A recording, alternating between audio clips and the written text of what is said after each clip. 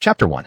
Thanks for the invitation. I've traveled through time and space, now awaking. Today was a special day. Ai-chan woke up earlier than usual. In front of the school gate on the asphalt road, vehicles flowed incessantly. Most were parents picking up or dropping off their children. Everything seemed no different from an ordinary urban area. However, the colorful, ferocious tigers that occasionally leaped into view and the fierce wild boars charging across the streets confirmed how extraordinary this world truly was. Hey, kid, your magic beast blocked my black spotted tiger, huh?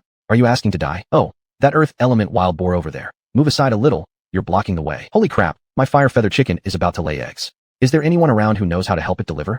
The occasional bickering voices in his ears reminded Ai-chan that he had indeed traveled to a rather unique world.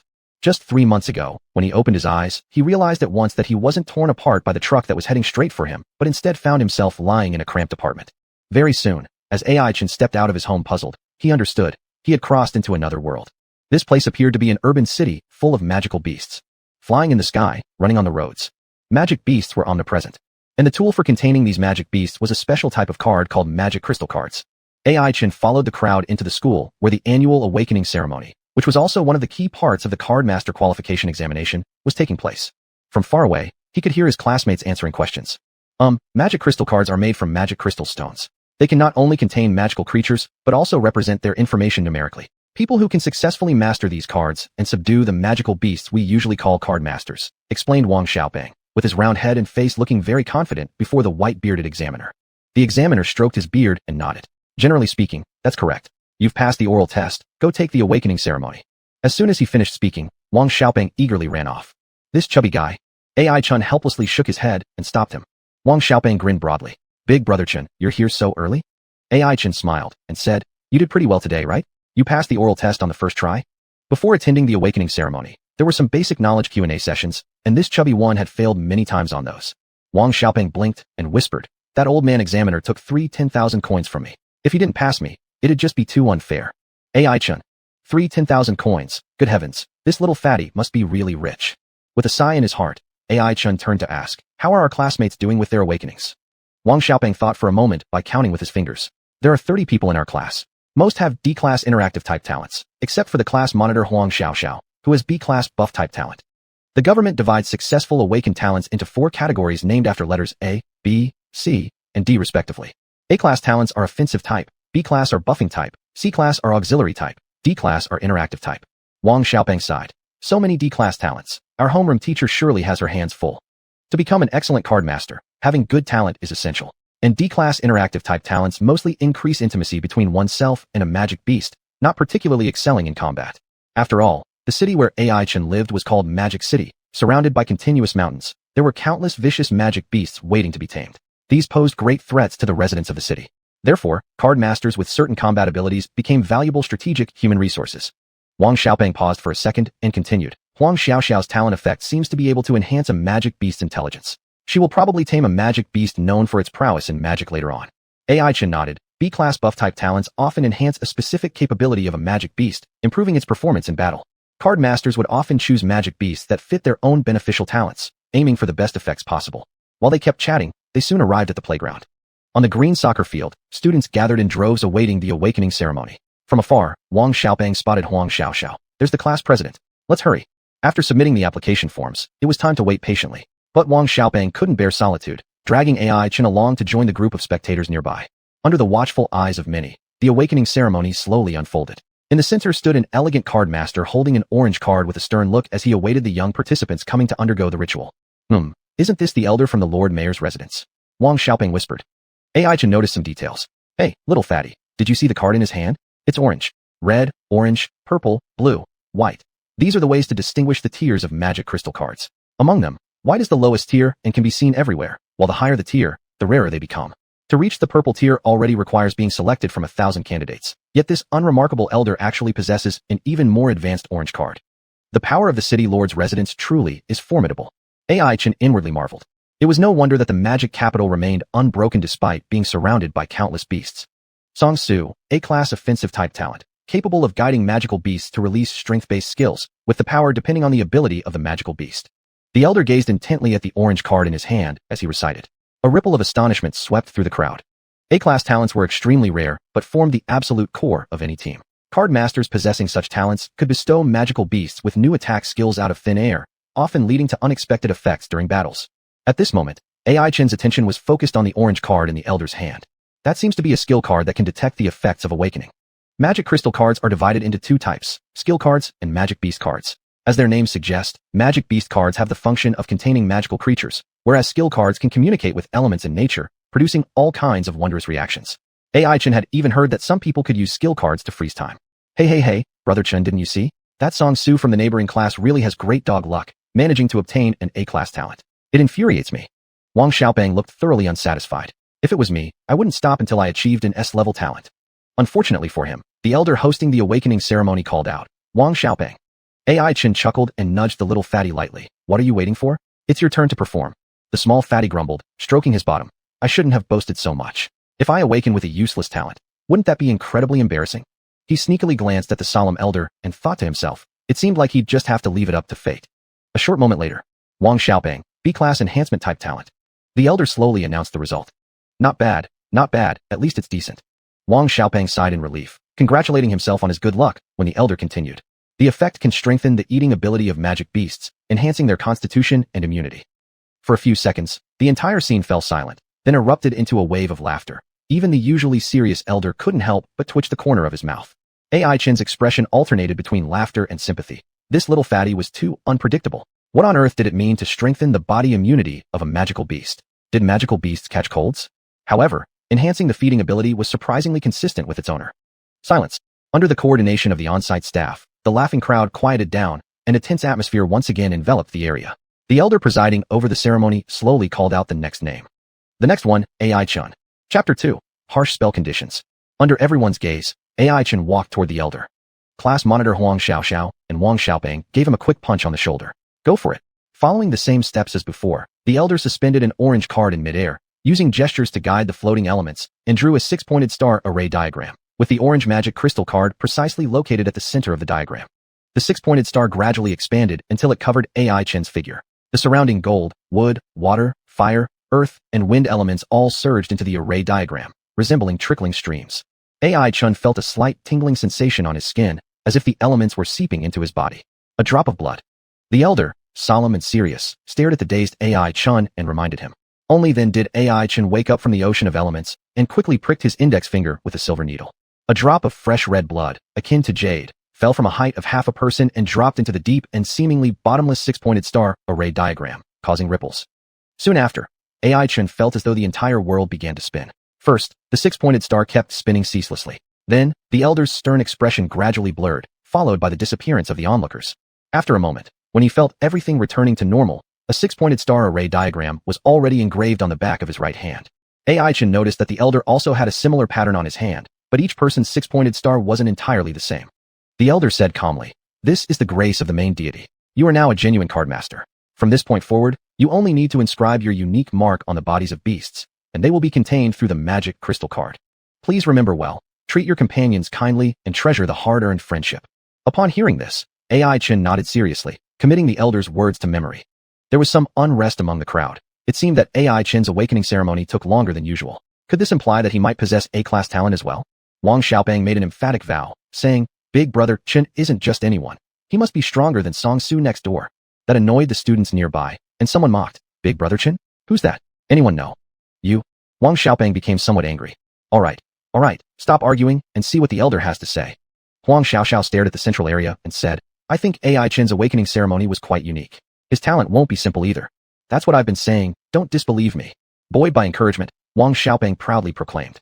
In the center of the crowd, AI Chin anxiously waited for the elder to declare the final verdict. "AI Chin, your talent is." The elder gazed at the orange card, hesitated briefly, and after pondering for a while, spoke. C-class auxiliary development type talent. Its effect is to boost the growth capabilities of magical creatures and assist in cultivation. C-class talent? Although not the strongest A-class fighting type, it's still better than D-class interactive, which means it seems tolerable. Slightly relieved in his heart, AI Chin's relief dissipated immediately as the elder's next words plunged him into despair like a winter chill. "However, your situation is rather special." Furrowing his brows, the elder read aloud the content displayed on the orange card. "Your talent requires the channeling of vast amounts of elemental force. In other words, only under specific spell conditions will your talent become effective." Gradually, the entire green lawn grew silent. A single question came to mind for everyone present. Spell conditions? What are those? How does this C-class auxiliary talent have a release condition? Doesn't this mean that without strong elemental force, the talent becomes useless? Swallowing nervously, Ai-chan cautiously asked, Elder, may I ask how powerful should be defined? The elder thoughtfully paused, contemplating how to phrase his explanation, and eventually sighed, saying, the powerful strength recognized by the orange card in my hand might need to match the same rank, and definitely should not be lower than the purple rank. Purple rank, same rank. Complete silence enveloped the green lawn. Wang Xiaopeng's mouth hung open, and Huang Xiaoxiao's eyes widened dramatically. In other words, the prerequisite for Ai-chan to activate his talent is to sacrifice purple rank level power. It's worth noting that among the 5 ranks, red, orange, blue, white, and purple is ranked 3rd. Throughout the magic capital, the number of purple cards wouldn't exceed 3 digits. Furthermore, talents require constant usage to grow. Would anyone willingly invest massive resources to nurture a novice high school student? Elder. Unconsciously lowering his head, Ai-chan softly said, Then, would there be any demon hunting guilds willing to accept me? Facing this question, the elder was at a loss for words, showing signs of embarrassment for the first time. He coughed dryly twice and quickly interjected. Cough, cough. Next. Why are you all standing around so dumbfounded? Haven't awakened yet. Wang Fong. Why yes, I'm here. Hurry up. Chenggu, I'll see you off here. You. Well, just relax and don't overthink it. Class C talent is pretty good. I heard you're the only one in the whole school with a Class C. Wang Xiaopeng hesitated for a moment at the subway entrance before finally speaking up.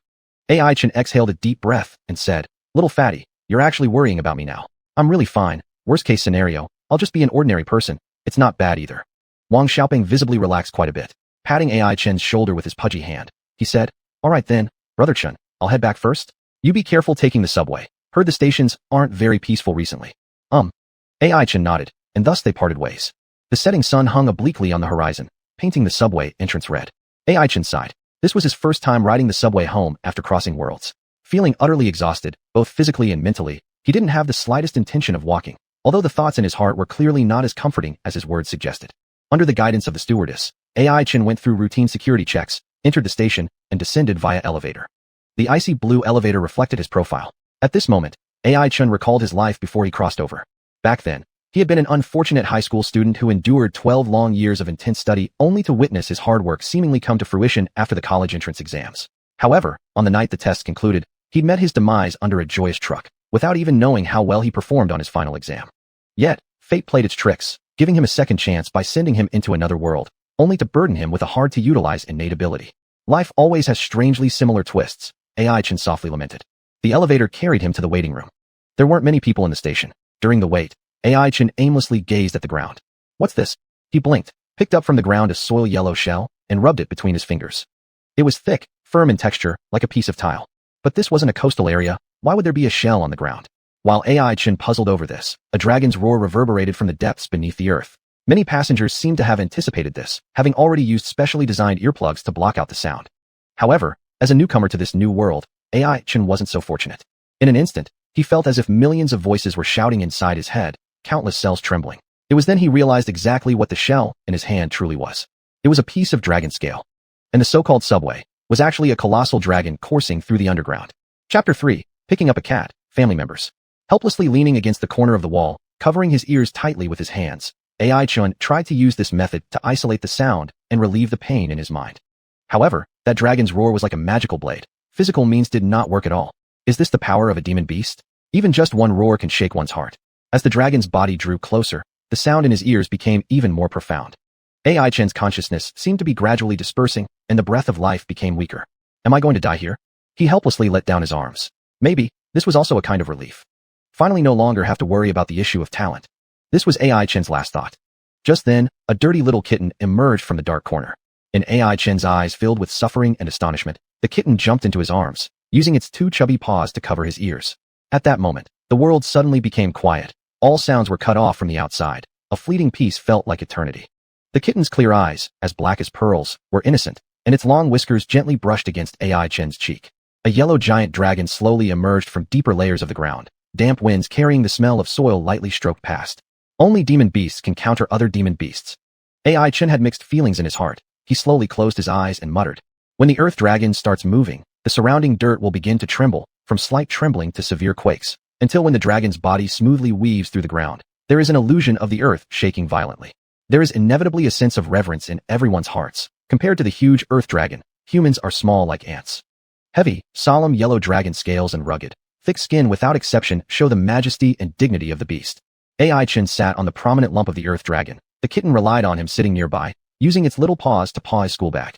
He took out unfinished breakfast biscuits from his bag, giving more than half to the kitten beside him. Man and cat ate cookies together on the back of the dragon. The wind in the underground passage was cold. AI Chin took a bite of the biscuit, chewed it, and the fragrant sweet taste spread in his mouth. The elongated dragon body stretched so far that neither head nor tail could be seen. The remaining might of the dragon's roar still echoed in his ears. Nearby people exclaimed, "This earth dragon spanning the entire magic capital should be worth an orange card at least." Somebody sneered after hearing that. Orange card? Are you joking? Who has the capability to subdue an earth dragon? As AI Chin knew, when a demon beast is accommodated, the magical crystal card would present different colors according to the highness or lowness of the demon beast attributes, among which red being the highest level, white the lowest. After being accommodated, demon beasts would become human partners, while wild demon beasts often tend to be irritable and unruly. Among them, the dragon race was the most extreme. A single wild earth dragon poses unimaginable threats to a city, and yet they were actually riding such an earth dragon. His previous experience where he almost lost his life in the dragon's roar made AI Chin break out in a cold sweat. Cheerfully grinning, the female conductor aboard the dragon explained appropriately, "Dear passengers, please don't worry. Although this earth dragon hasn't been subdued by a cardmaster, there is no safety hazard. In nearly 19 years, our journey has never encountered any accidents." Only then did AI Chin sigh in relief. Casually stuffing the rest of the biscuits into his mouth, he rubbed the kitten's head and said, "Hey, how about following me? I need a partner anyway." The kitten's whole body shivered. It stopped eating the biscuit, looking at AI Chin. Its small eyes showed some anticipation, but more suspicion. Someone nearby mocked, "Kid, are you dumb? Looking at you. You're probably a novice card master? No wonder you feel compassionate. Do you even know how weak this cat is?" Seeing AI Chin's confusion, the person continued, "Look at the capabilities of this stupid cat. There's a reason why it roams around here." AI Chin gently picked up the kitten, his right hand placed against its forehead, and the six-pointed star mark on the back of his hand gradually radiated light. This was the exclusive six-pointed star inscribed by the elder after he completed the awakening ceremony, allowing him to check the properties of demon beasts. The kitten somewhat resisted by wriggling its body, its little claws almost scratching AI Chin, but its inherent kindness prevented it from doing so. This wasn't the first time someone was examining it, but each result always brought it immense disappointment. "Be good, don't move too much, it'll be trouble if you fall." AI Chin gently consoled it. The kitten gradually calmed down, its bright, transparent eyes staring at the young man who shared his biscuits with it. Would he be someone different? Through the magical six-pointed star formation, AI Chin saw the kitten's properties. Fire meow. Rank white. Star level, 1 star. Element, fire. Vitality, 10. Growth vitality, 3. Strength, 10. Growth strength, 4. Intelligence, 3. Growth intelligence, 2. Agility, 7. Growth agility, 3. Talent skill, meow fireball. Fire meow gathers magical energy, then spits out a highly threatening fireball in the specified direction. Summary, a feline with fire elemental magic. It has an adorable appearance, but a fiery temper. Usually, it boasts high magical attack and power while having a fragile body. The person standing nearby seemed to be eager to see AI Chin's embarrassed expression, so they jeered. "Kid, do you still want this stupid cat?" To be honest, many people have checked it, but its absurd attributes have deterred everyone. A magical cat renowned for using spells only has an intelligence of 3. Its intelligence growth ability is merely 2. Do you know what that means? Even if it advances from a 1-star white rank to a 3-star white rank, its intelligence won't surpass 7. Isn't it just pure garbage? Fire Meow slightly turned its head, as if it could understand what the man was saying, or at least guessed a little. Anyway, all the evaluations it had heard about itself were similar. AI Chin remained silent, looking at the fire cat that had been rejected countless times, seeing his own reflection in it. The person continued, "Kid, I'm kindly warning you because you're new. For demon beasts, the hardest thing to change is their growth capability. If you pick this stupid cat, you'll probably not even qualify to join a hunter group later." Amidst overwhelming doubt, the fire kitten lowered its small head in sadness. Drumming up some courage, it quietly glanced at AI Chin but found him deep in thought. Is it going to end up like this again? Instantly, the cookie in the fire kitten's mouth became tasteless. The earth dragon stopped, and the howling wind in its ears grew lighter. It obediently shoved the unfinished cookie back into the box, preparing to jump off the dragon's back to continue its exile journey. However, it saw AI Chin stand up first. Thank you for your advice." AI Chin sincerely thanked the person, holding the fire kitten as he walked towards the subway station exit under its astonished gaze. "Let's go home." In the distant dragon's roar, AI Chin said these words. Chapter 4, Roundstone, a turning point. On the way home, AI Chin took a look at a nearby convenience store and bought some daily necessities there. When it came time to pay, AI Chin fumbled through his pockets only to realize he didn't have a single coin on him. "Great, I forgot again. I'm just a student who traveled here." AI Chin gave an awkward smile to the boss and asked if he could pay later. The boss, who had promised a discount earlier, suddenly pulled out a baseball bat from somewhere, making it clear that this discount actually meant breaking bones. In a hurry, AI Chen revealed the 6-star array pattern on his hand, indicating he was a card master. The previously aggressive boss froze for a moment, his attitude doing a complete 180-degree turn. He quickly treated AI Chen as a guest of honor, not only allowing him to owe the money, but also forcing 2 large bags of cat food into his hands before he left. Is being a card master really this useful? Walking down the road with the 2 heavy bags of cat food, AI Chen muttered to himself. He suddenly remembered that the capital was surrounded by many mountains where wild magic beasts were rampant. It was entirely up to the card masters to maintain the safety of the citizens. Hence, these simple-hearted people harbored heartfelt respect for the card masters. The card masters who protect the city. A flash of melancholy crossed AI Chen's face as he felt somewhat uncomfortable inside. Could he count as a qualified card master? After opening the door with his key, the familiar old room came into view. 1 bedroom and 1 living room, a rudimentary bathroom, a narrow balcony, and no kitchen. This was where AI Chen lived alone. However, from today onward, he finally had company. Picking up the showerhead, AI Chen gave Firecat a hot water bath. Perhaps due to its fire attribute, Firecat wasn't afraid of the heat and wasn't picky about the water temperature.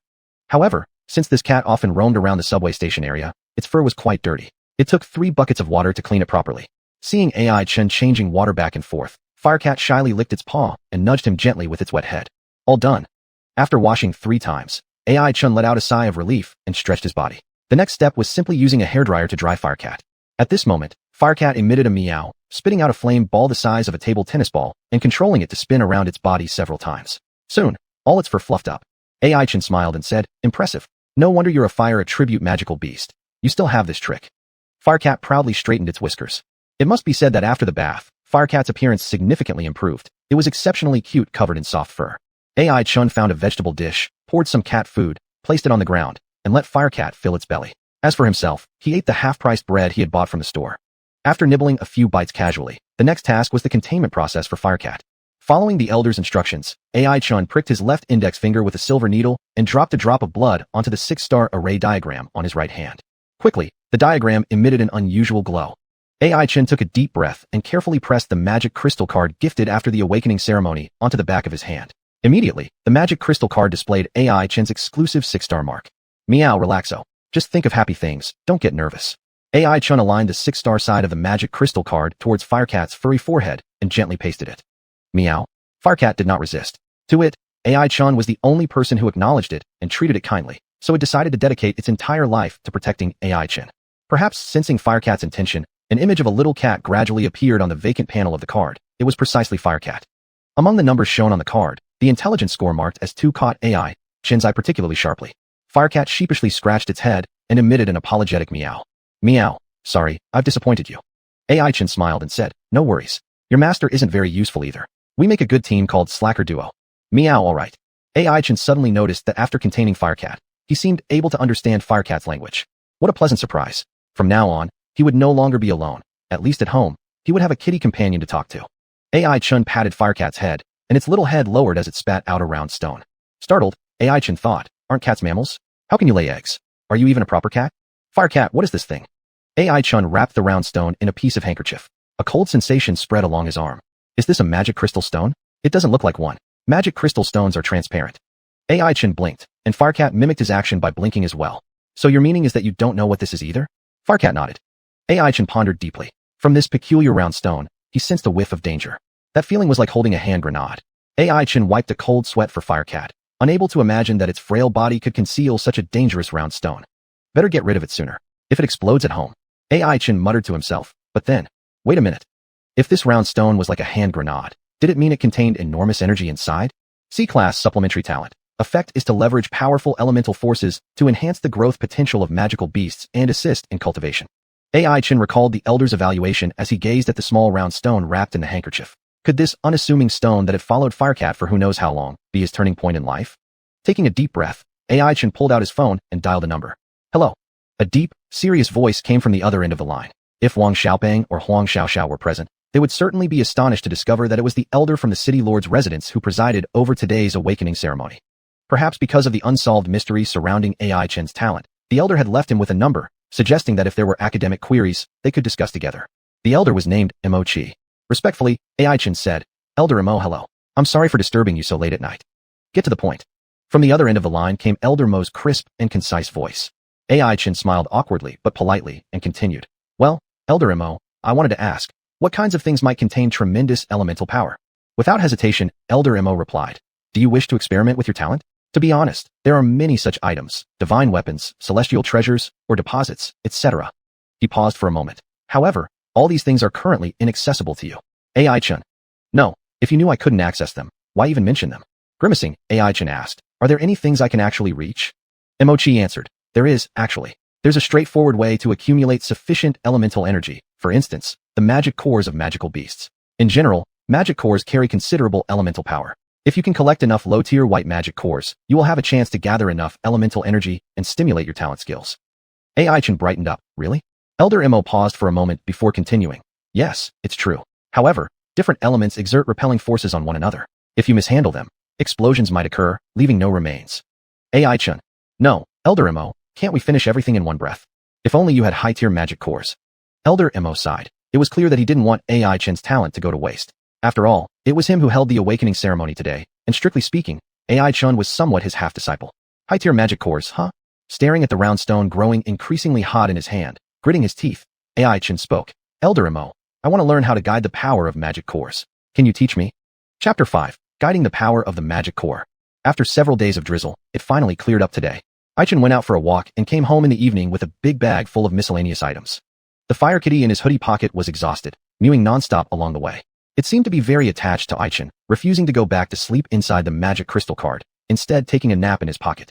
When Aichin got home, he placed the fire kitty on the sofa and rummaged through the plastic bag to find a pack of dried fish. As soon as he opened it, the fire kitty woke up instantly, raising its head as if switched on. "Here you go, eat up." Aichin placed the dried fish in the fire kitty's dedicated small bowl and then went on with his own business. Ever since he consulted with Elder Mo, Aichin made up his mind and borrowed several reference books all at once. Over these past few days, he has greatly improved his understanding of magic crystal cards and magical beasts. By comparing the images and texts, he confirmed that the round stone was indeed a genuine magic core, and it was absolutely not low class. It might even have reached the purple tier level. Similar to magic crystal cards, a magic core can also serve as a container for elemental power, displaying different colors according to the strength of the energy contained within. Red, orange, purple, blue, white, from high to low. The value of a single purple tier magic core would certainly not be less than that of a magic crystal card of the same tier. And such a rare treasure was hidden deep within the body of a stray kitten, given as a gift from heaven to the most compassionate cardsman. I must seize this opportunity well. Aichin carefully wiped the magic core with a handkerchief, feeling the cool, smooth texture transmitted through his fingertips. Having been busy preparing these few days, he successfully missed the high school organized strength evaluation test.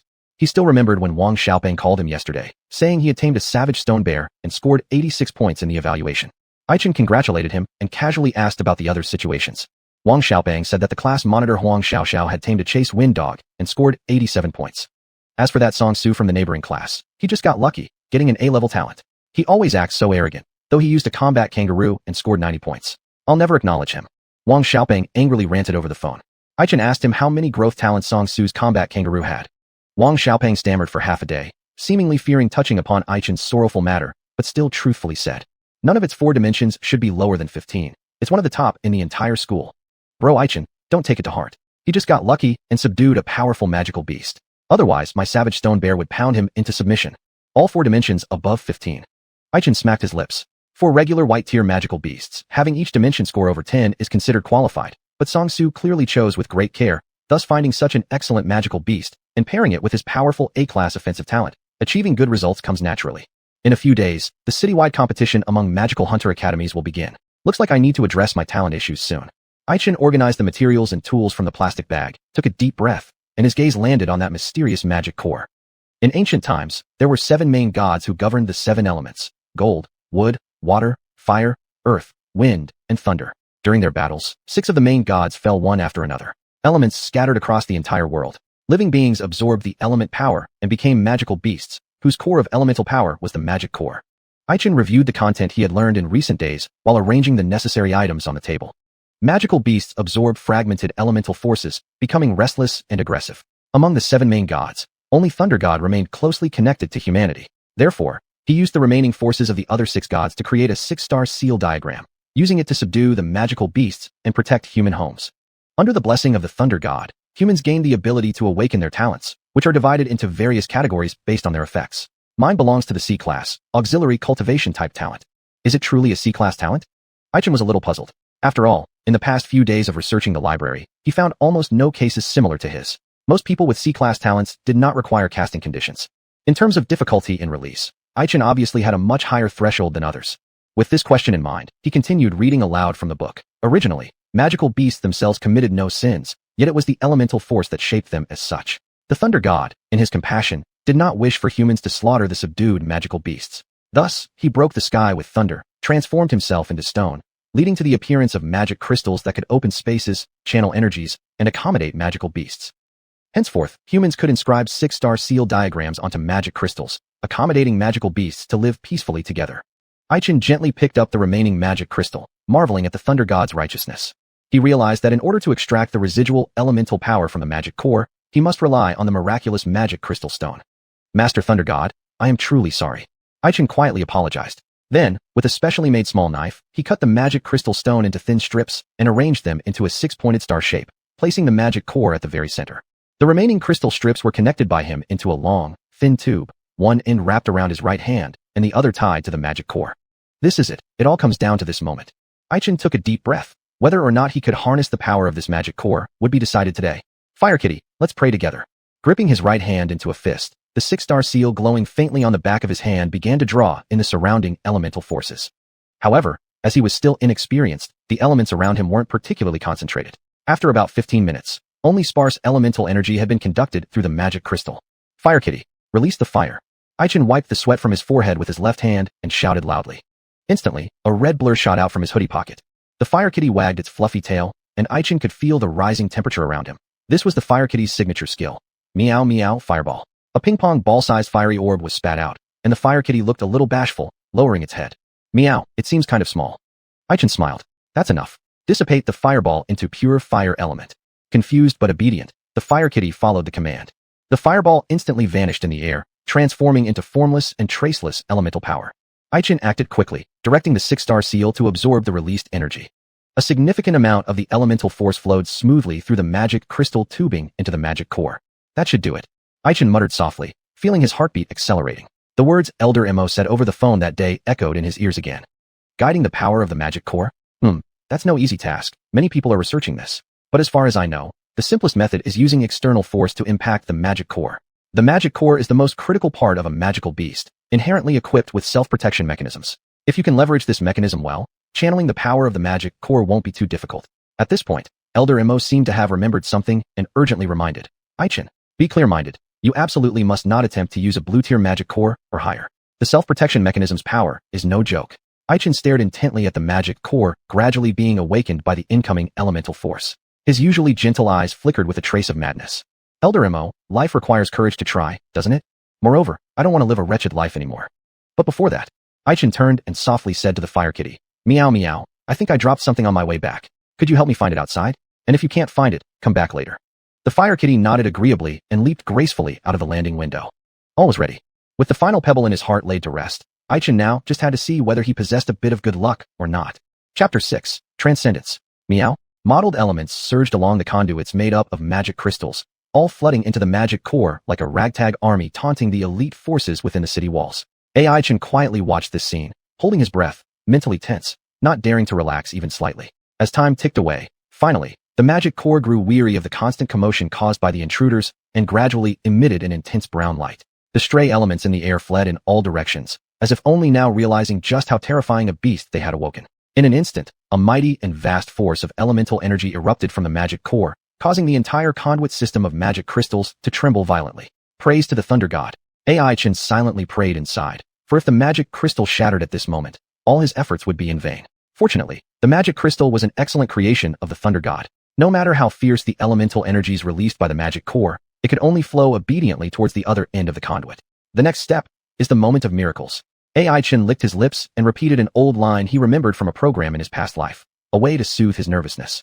He adjusted his right hand slightly, aligning the 6-pointed star with the direction of the surging elemental power, and waited quietly for the flood of energy. Soon, the chaotic elemental energy coursing through the magic crystals, unable to find an outlet, rushed entirely into Aichin's hand. Pain. Excruciating pain. Leaning against the wall, Aichin's connected right hand shook uncontrollably, feeling as though the terrifying elemental power swept through his body, purging his soul. Huge beads of sweat poured from his forehead, and with his left hand, Aichin fetched a pre-prepared towel, putting it in his mouth and clenching his teeth tightly. Time flowed slowly, the night descended, and occasionally the mournful cries of birds could be heard outside the window. AI Chen was almost exhausted. The energy from the magic core seemed inexhaustible. Even with all his effort to absorb it, it was like a drop in the bucket. The persistent, bone-chilling agony was nearly driving him mad. He thought he might die there. And at that point, the encircled magic core had only begun to show its full potential, unleashing an even more ferocious surge of elemental power toward AI Chen. Unable to withstand it anymore, he was nearing saturation. AI Chen collapsed onto the floor, his body swelling. But now he lacked the strength to sever the connection between the magic core and his body. His trembling body made him recall inflating a balloon, which, while expanding, inevitably faced the moment of bursting. It seems letting Fire Meow leave earlier was the right decision. I obviously don't have such luck. AI Chen chuckled bitterly, muttering to himself. He clearly felt his body growing larger, but this was definitely not good news. Blinking his heavy eyelids, AI Chen unexpectedly saw a familiar figure. It was Fire Meow. AI Chen was filled with mixed feelings as Fire Meow, unable to abandon him, had returned early. However, his current situation wasn't optimistic. The elemental energy inside AI Chen's body was on the verge of explosion. Fire Meow, go! With all his remaining strength, AI Chen shouted hoarsely. Yet Fire Meow, as if she hadn't heard, leapt quickly through the floor-to-ceiling window and flew toward her master, who was in mortal peril. This stupid cat. AI Chen sighed helplessly. Seeing Fire Meow's urgent desire to save him, she hurled herself into AI Chen's arms, her furry face full of anxiety, instinctively rubbing her forehead against AI Chen's swollen right hand. At that moment, the six-pointed star on Fire Meow's forehead resonated with the one on AI Chen's hand. The saturated elemental energy in AI Chen's body appeared to have found an outlet. Gradually, the swelling sensation disappeared from his body, and strength returned to his limbs. I see. This is how talents are used. AI Chen felt elated, immediately hugging Fire Meow and standing up, bringing his right hand closer to her forehead. Following this, an endless stream of elemental energy flowed from his hands, transforming into divine power, completely remaking Fire Meow. This time, I must succeed.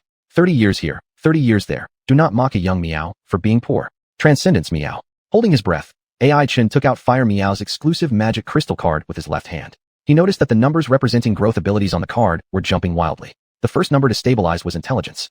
Before AI Chen's hopeful eyes, Fire Meow's intelligence growth ability increased from 2 to 28. Next were agility and stamina growth abilities, both raised from 3 to 20. Finally, strength growth ability increased from 4 to 30. Additionally, Fire Meow promoted twice in rank, causing her overall attributes to change dramatically. Thus, Fire Meow's before and after stats were as follows. Fire Meow, rank white, stars, 1 star, element, fire, physical strength, 1050, growth physical strength, 320, strength, 1070, growth strength, 430, intelligence, 359, growth intelligence, 228, agility, 747, growth agility, 320, talent skill, Meow Fireball. Fire Meow gathers magical power, spewing out a highly threatening fireball in the designated direction. Overview, a magic cat with fire attributes. It appears gentle, but has an explosive temper. Typically, it has high magical attack and magical power, but a fragile body. It's done. AI Chen stared at the transformed Fire Meow, 2 hot tears unconsciously rolling down from the corners of his eyes.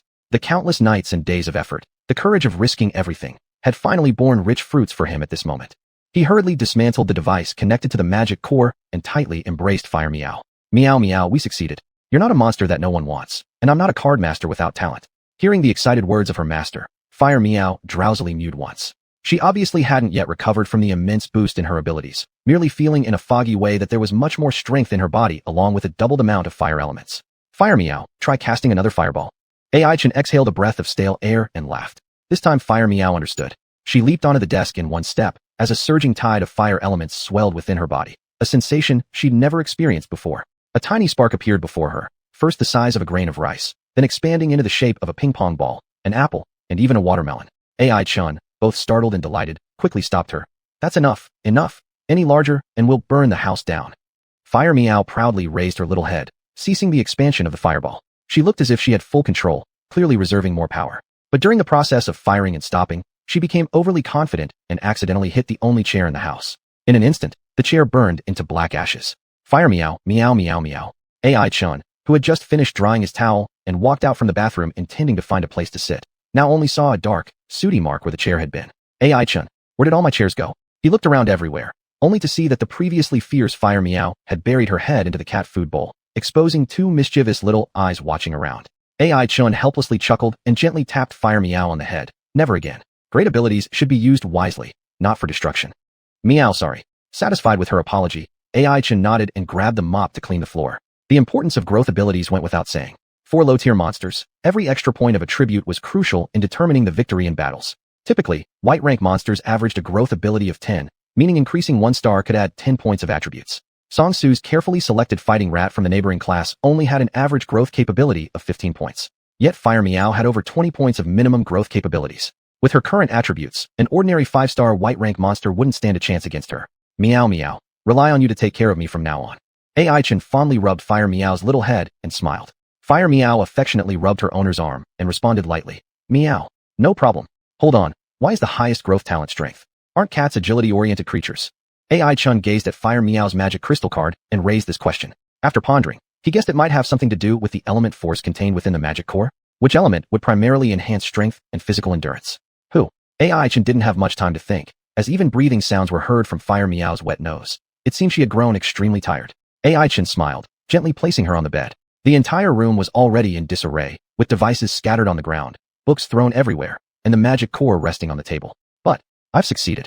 AI Chen didn't bother too much, lying down contentedly on the bed. He felt he could sleep well tonight. Chapter 7. You call this fair? The campus after the awakening ceremony became much quieter, as many D-class interactive talent card masters were not qualified fighters and therefore had automatically given up their chance to participate in the Demon Hunter Academy competition. In the graduating 1 class, only 2 B-class talent card masters sat lonely in the classroom. They didn't even meet the minimum number of participants required for the competition. Wang Xiaobang, with a worried face, complained to the class president Huang Xiaoxiao. President, what should we do? A team requires at least 3 people, so who can we find for this remaining spot? I've already paid the fees. I can't be stopped here, right? Huang Xiaoxiao glared at him, annoyed, and said, You're asking me, but what can I do? Can I conjure someone up for you? They looked at each other, then silently shifted their gaze away. The same name simultaneously surfaced in both their minds, but quickly dimmed. If only Brother Chen were here. Little Fatso muttered. Suddenly, a voice came from outside the door. Brother Chen, why are you always thinking about that guy? In my opinion, he will never gather enough elemental powers in his life. Wang Xiaopeng turned around and saw that the person speaking was Li Chao, also from the neighboring class, rumored to be recently following Song Su. Sure enough, Song Su stood behind Li Chao, wearing a leather jacket, acting like a veteran big brother. Pose. Just because you have an A-class talent, why do you have to show off? Little Fatso cursed under his breath, muttering, Oh wow, what strong wind has brought the great gods from the neighboring class over here? Song Su smiled falsely and said, Hey little Fatso, is your talent still useful? I heard you can enhance a beast's ability to eat. TSK, haven't been bankrupted by it yet. This hit Wang Xiaopeng's sore spot, causing him to counterattack immediately. Is it any of your business? My father has plenty of money. It's none of your concern. Li Chao knew that this kid was rich, but couldn't stand Wang Xiaopeng's sarcastic attitude. He yelled, Little Fatso, don't act so arrogant. We came to give you guys a chance to join our team as a favor. He mocked. Everyone knows your class only has 2 B-class awakeners, and you can't even enter the competition.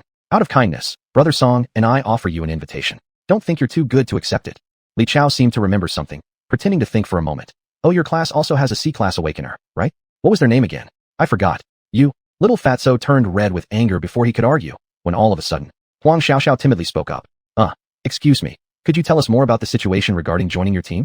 Class president. Wang Xiaopeng froze, shouting out instinctively. Huang Xiaoxiao gave him an apologetic smile. The Demon Hunter Academy competition is the top event participated by all middle schools in the city, and also the primary standard used by the Demon Hunter Corps to select excellent card masters. If one performs exceptionally well during the competition, there's even a possibility of being recruited into the city lord's residence. Naturally, Huang Xiaoxiao did not want to let go of this once-in-a-lifetime opportunity. Wang Xiaopeng sighed, realizing he couldn't stop her. Song Su immediately put on a polite face. Certainly, Miss Xiaoxiao, right? I'm Song Su, the temporary captain of the neighboring class. We should all know each other. Our team currently consists of 3 members, but competition rules require 3 to 5 people. If you'd like to join, we would very much welcome a B-class talent card master onto our team. He paused for a second, glancing at Wang Xiaopeng standing nearby with resentment, continuing, But our team isn't a waste collection station. We don't just take in any garbage.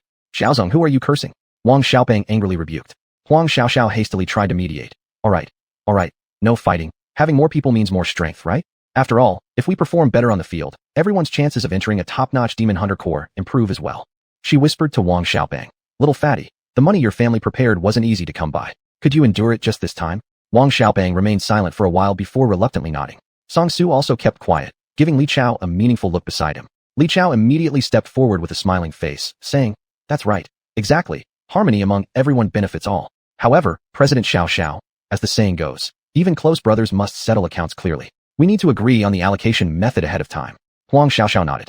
The rules of the Demon Hunter competition depended on points accumulation. Although it's a group cooperation-based event, the final ranking ultimately depends on individual scores. This rule considered that participating contestants are novice card masters just starting out.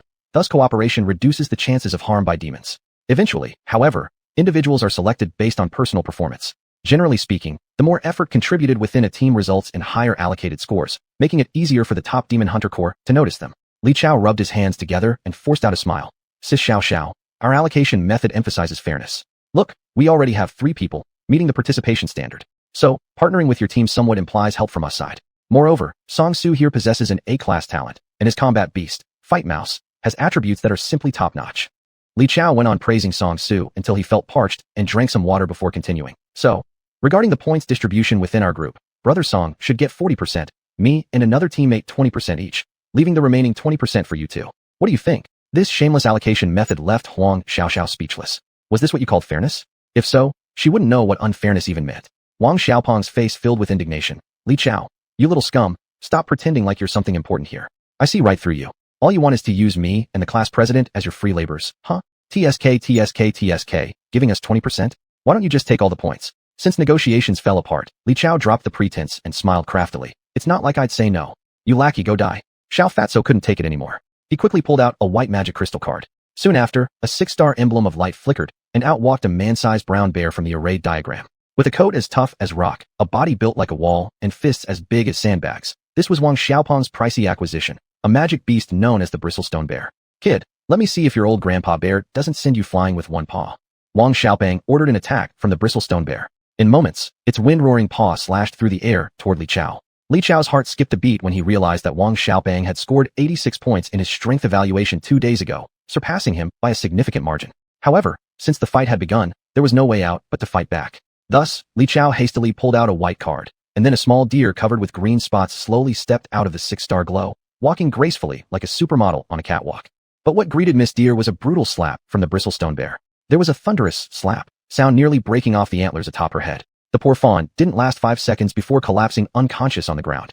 Damn, my would spirit deer. Li Chao's expression turned grim as all traces of arrogance vanished. Rushing forward, he awkwardly picked up the unconscious deer and hurriedly put it back into his magic crystal card. Typically, the magic crystal card serves as a holding area for magic beasts, containing residual elemental forces that can mend minor injuries effortlessly. Still, Li Chao's face was completely red with embarrassment now, glaring at Wang Xiaopeng like an aggrieved housewife. Cough. Little fatso, that was a bit too far. Song Su cleared his throat, adjusting the second-hand leather jacket he'd bought from the flea market, and coldly took out a white card. Out popped none other than his top-notch magic beast, the Fighting Mouse, with average growth attributes exceeding 15. Little Fatso's complexion changed instantly. Just as he tried to withdraw his Bristlestone Bear, a kangaroo with iron gloves bounced swiftly around and kicked the bear down from behind with a sweep kick. A flash of stern determination crossed Song Su's eyes. He decided to give these 2 stubborn guys from Class 1 a good lesson so they would be willing to work for him. Following Song Su's instructions, the Fighting Mouse launched new attacks. Solid, straightforward punches rained down heavily on the Bristlestone Bear's back, making it wince in pain. On the side, Wang Xiaopeng became increasingly anxious. He looked at Song Su coldly watching the show and his precious magic beast being mercilessly beaten like a punching bag. With teeth gritted, hearing every pitiful cry from the bear, Wang Xiaopeng rushed ahead, deciding to take the beating himself to protect his pet. Xiaopeng, are you insane? Huang Xiaoxiao tensed up. If the Fighting Mouse's iron fists landed on a person, they'd surely end up crippled or worse. She quickly pulled out her white magic crystal card, intending to summon Windchaser Dog. But it was too late. Wang Xiaopeng had already rushed over. Everyone held their breath as they saw the iron hammer-like fists about to land on his waist and break his bones. Closing his eyes in agony, Wang Xiaopeng braced himself, while Huang Xiaoxiao held her breath, thinking the outcome was already decided. Suddenly, a fierce and searing flame descended from above, startling the Fighting Mouse and forcing it back. The sudden turn of events stunned everyone present. The Fighting Mouse cautiously retreated to one side, clutching its metal gloves, only to find them melted into a bubbling puddle on the ground. What an intense heat! All of them exclaimed simultaneously. Looking back, a small fiery red kitten yawned lazily on someone's shoulder. Under the sunlight, a boy dressed in a black sweatshirt stood calmly beside them, smiling faintly with his hands tucked into the pockets of his upper garment. Long time no see, everyone. Chapter 8.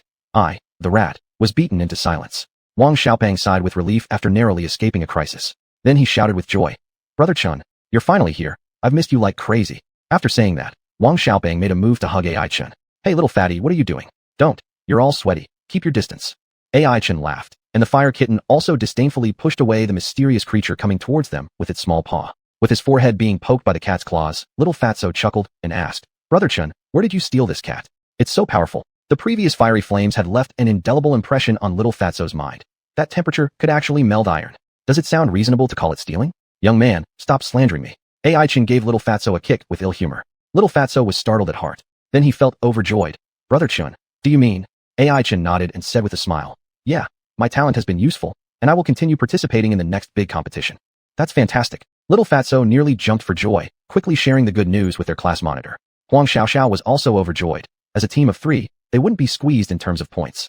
After all, who wouldn't want to achieve a good score in the Hunt Devil Grand competition?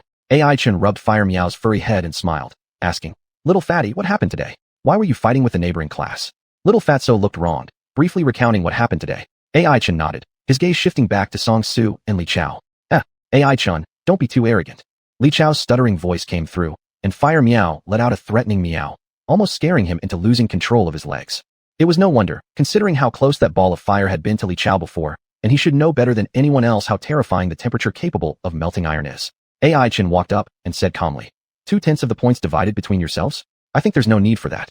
You might as well tell others we have enough people for the competition, so don't think about other schemes. His black leather coat gleamed with oiliness. Song Su shrugged, obviously unwilling to give up the labor candidates that were hard-earned. Thus, he taunted, AI Chun, do you really think taming a magical kitten with decent intelligence can stand against Class A awakeners? Identifying it as a magic mew from its appearance alone proved that Song Su's knowledge was sufficient, but he never imagined AI Chin's Fire Meow had attributes far exceeding decent. Seeing his leader speak, Li Chao gathered some courage and incited. AI Chun, that earlier attack was a sneak one and doesn't count. If you've got real skills, fight this cat against Brother Song's fighting mouse, or go crawl back wherever you came from. A peculiar smile appeared on AI Chin's handsome face immediately. A duel? He glanced at the fighting mouse. The latter stood steady with its tail, its strong arms revealed with prominent veins, clearly showing it was a force-driven magical beast. But if pitted against the reborn Fire Meow. Seeing AI Chin didn't react, Li Chao called out again. Why not we place a bet then? If you lose, hand over the 2 members from our class to our team willingly, and go home to sell sweet potatoes. If you win, we'll promise not to trouble you guys anymore. How about it, AI Chin? Dared you? Wang Xiaobang was immediately unhappy. His family ran a business, so how could he agree to such a bet? He immediately scolded. Li Chao, you're shameless. Who makes bets like that? Wanting all the good things for yourself, right? In my opinion, if you lose, give us some of the competition points for free, no more, no less, exactly 2/10. Dare you? After saying that, Little Fatso proudly held up 2 fingers. These were exactly the points that Song Su and his group had promised earlier while humiliating him in the class monitor. What dare isn't there? Song Su stretched his neck and said, I wanted to teach that stupid cat a lesson anyway, telling it that not everything can be burned indiscriminately. The place for the duel was in the shot-put corner of the playground. A large flat patch of sand surrounded by green grass, obviously intended for ball games. This was the duel site suggested by Song Su. He said he didn't want to damage the facilities inside the classroom, and AI Chin agreed. Staring coldly at Fire Meow, Song Su knew the other party's magical attack wasn't ordinary. In the earlier assault, Song Su noticed the flying speed of the fiery orb wasn't fast. For a fighting mouse known for strength and speed, there might be a chance to dodge. As long as I avoid once, I'll win. Song Su secretly planned. He called the fighting mouse beside him, whispering something softly. On the other hand, AI Chin was still playing around with Fire Meow using a stick. Little Fatso hesitated for a moment, but still spoke up. Brother Chun, shouldn't you do something? They're all preparing on the other side. Do you want to get ready in advance? Huang Xiaoxiao nodded. That was what she had been thinking too. Yes, you're right. Thus, under Little Fatso and Huang Xiaoxiao's astonished eyes, AI Chin stopped playing with the branch and seriously warned Fire Meow. Meow meow. Remember this. Don't fight too harshly. Just teach them a lesson. After all, we are all schoolmates here. Fire Meow, who had snatched the stick, let out a delighted meow. Meow understood. AI Chan was satisfied as he stroked its head affectionately. On the sidelines, Wang Xiaobang was dumbfounded. He wanted to tell AI Chin that wasn't what he meant. Moreover, the opponent was the only 90-point scorer in the school's evaluation. Brother Chin, are you really not nervous at all? If AI Chin could hear Wang Xiaobang's thoughts, he would definitely say, I'm very nervous. I'm afraid Fire Meow might kill them. So, in completely different preparation styles from both sides, a battle between A-class offensive awakeners and C-class supporting awakeners was about to begin. The fighting mouse placed its powerful fists in front of its body, stepping with rhythm as it prepared to launch, like an arrow drawn on a bowstring waiting to be released. Meanwhile, Fire Meow was gently placed on the ground by AI Chun, no bigger than one of its arms. The size difference was obvious, yet Song Su didn't dare to underestimate it even slightly. The scene of being scorched by flames earlier was still vivid in his memory. Certainly must avoid. Song Su took a deep breath and commanded the fighting mouse, go. The battle ignited instantly, the steps of the fighting mouse rapidly accelerating, its extended legs continuously stomping on the soft sandy surface, making quick motions in place that produced afterimages. Meow. Fire Meow looked at the frenzied opponent with confusion. What is this guy doing? Your legs move so fast, you should really consider pedaling tricycles instead. However, just as Fire Meow decided to end the fight by casually firing a fireball, Song Su suddenly shouted, lift the sand. Suddenly, the fighting mouse moved. It had previously used its rapid leg movements to confuse its opponent. Now it was showtime. In one swift motion, The fighting mouse kicked upward, scattering sand particles into the air, forming a natural yellow barrier between the two magical beasts. This completely obstructed Fire Meow's view. AI Chen nodded, understanding now why Song Su had suggested the sandbox as the battlefield. Clearly, he had planned to use sand to obscure vision. With clouds of sand swirling everywhere, the fireball naturally missed its target. Song Su, having waited patiently for a long time, seized the opportunity and called out. Now, A-class offensive talent, Meteor Step. The speed of the fighting mouse increased dramatically, utilizing powerful explosive power, leaping high and leaving deep footprints in the sand as it easily avoided the scorching fireball. Oh no! Huang Xiaoxiao and Wang Xiaobang exclaimed simultaneously. Song Su rejoiced and urged, quick, take it down. Immediately, the fighting mouse rushed toward Fire Meow. Before it could cast another fireball, the right fist delivered a devastating punch. Its innate skill, rapid thrust punch. The fast and precise strike tore through the air, emitting a somewhat sharp, low-pitched whine. Even without the reinforcement of iron boxing gloves, this punch carried immense destructive force. Fire Meow blinked its pitch-black feline eyes, but made no move to dodge. At this moment, the outcome seemed already predetermined. An excited Li Chao stole a glance at AI Chun, seemingly composed, and cursed in his heart. Just wait till you can't keep pretending. Trouble. Wang Xiaopang gritted his teeth, his complexion sour. And Huang Xiaoxiao had closed her eyes in discomfort, imagining the cruel scene that would follow. But the next scenario defied all expectations. Fire Meow extended its tender pink paw, absent-mindedly stroking its sand-covered whiskers, then pressing it against the incoming enormous punch. An unstoppable force caused the fighting mouse to lose balance, collapsing onto the soft sand. That sensation was akin to a giant whale pressing down on the edge of a small boat. In disbelief, the fighting mouse watched as its proudest attack was effortlessly neutralized. All of its painstaking plans proved ineffective against sheer, overwhelming power. Everyone present was stunned speechless, and the entire playground fell silent. Wang Xiaopang's mouth gaped open wide, unsure of what to say for a long time. Li Chao was bewildered, his gaze shifting back and forth between Song Su and the fighting mouse before finally blurting out, "Boss, isn't your fighting mouse suffering from kidney weakness?" Song Su's face turned livid as he clenched his teeth and swore, "Shut up." He couldn't understand why the fighting mouse renowned for combat was overpowered by a cute magic kitten in close-range fighting. On the sandy ground, Fire Meow, the victor, heeded AI Chen's advice and did not pursue the defeated opponent. It simply stood there quietly with its little hands in pockets, staring motionlessly at the fighting mouse. However, the fighting mouse never got back up. The spark in its eyes gradually faded away, and the seemingly inexhaustible strength it had just moments ago seemed to have completely disappeared. With an empty gaze, the fighting mouse watched as AI Chen picked up Fire Meow, dusted the sand off its body, and softly said, "You were told to be careful. Why did you send him into despair again?" The fighting mouse felt utterly disheartened. What kind of situation was this? Wasn't his opponent's magical cat drinking counterfeit alcohol, or something? Why did it have such incredible strength? Truly, this fight had left the mouse deeply traumatized. Chapter 9, The Score-Earning Squad. The sunset dyed the horizon red, and the dispute at school was drawing to a close. Song Su and Li Chao helped the spiritless martial rats slink away from the playground. Wang Xiaopang and Huang Xiaoxiao watched them leave, still not fully recovered from their shock. Hey, did you two turn into statues? If you really miss them, I'll call them back. We can form a team of 5. AI Chen placed the fire kitten on his shoulder and teased them. Wang Xiaopang shook his head at this point, letting his smart IQ regain control. He approached, looking at the fire kitten with longing eyes. Bro Chun, what star level is your magic kitty? AI Chen responded oddly, white stage 3 star. Could it be blue stage? The little fatty chuckled, revealing his confusion. Hee, Brother Chun, normally white stage magic kitties can't beat martial rats. This fire kitten seems far from simple. AI Chen now understood. This little fatty was trying to probe him. He smiled and said, "Little fatty, what kind of relationship do we have? Don't play games with me here. Do you want to know about Meow Meow's attributes?" Wang Xiaopang scratched his head awkwardly. AI Chen, however, was quite generous, handing over the white magic crystal card. "Here, take a look yourself." Hee, thanks, Bro Chun. Wang Xiaopang laughed stupidly as he took it, but after just seeing the numbers on it, he couldn't help but exclaim, "Holy crap, Brother Chun, you're too insane." Huang Xiaoxiao in the distance subtly perked up her ears. Wow, all 4 growth abilities are above 20, and the key intelligence growth for a magic kitten reached 28. The little fatty whistled, unable to believe it, and beside him, Huang Xiaoxiao also couldn't hide her surprise. The little fatty then sighed. Too harsh. The strength growth is actually 30. My homegrown strength-praising brute stone bear's current total strength attribute is still 20 points lower than yours.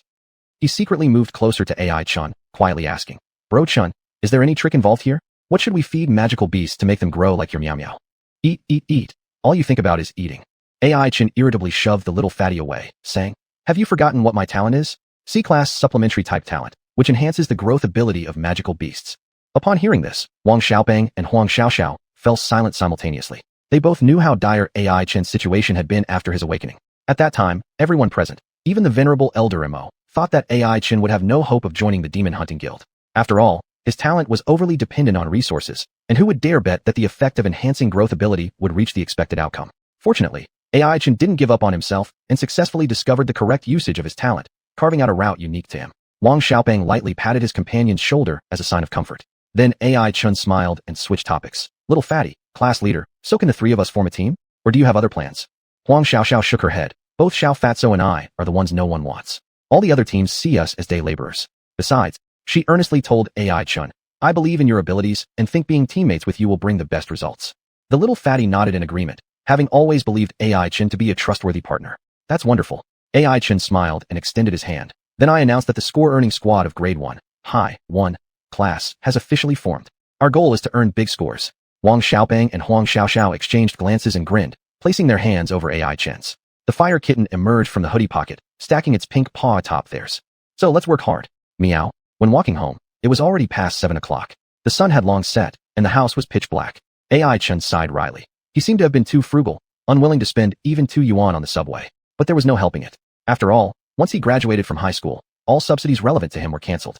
With no source of income and a cat to raise, life would be impossible if expenses weren't tightened. Perhaps only after joining the Demon Hunting Guild would things improve slightly.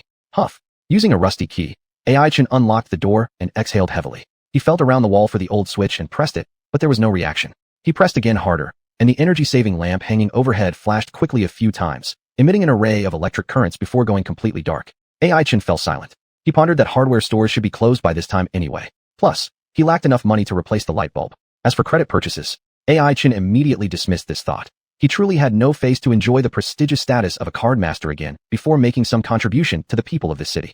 Thus, AI Chen could only venture into the darkness. He felt like a carefree bat, drifting in an endless night. Meow.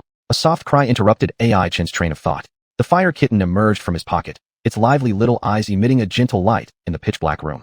Then, a perfectly warm fireball floated up in midair, resembling a small sun, followed by a second, a third.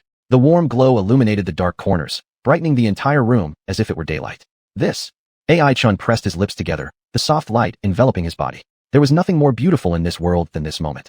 He wanted to say something, but meow meow, the ever-hungry competitor, had already buried her head into the cat food, producing the sound of gulping down her meal.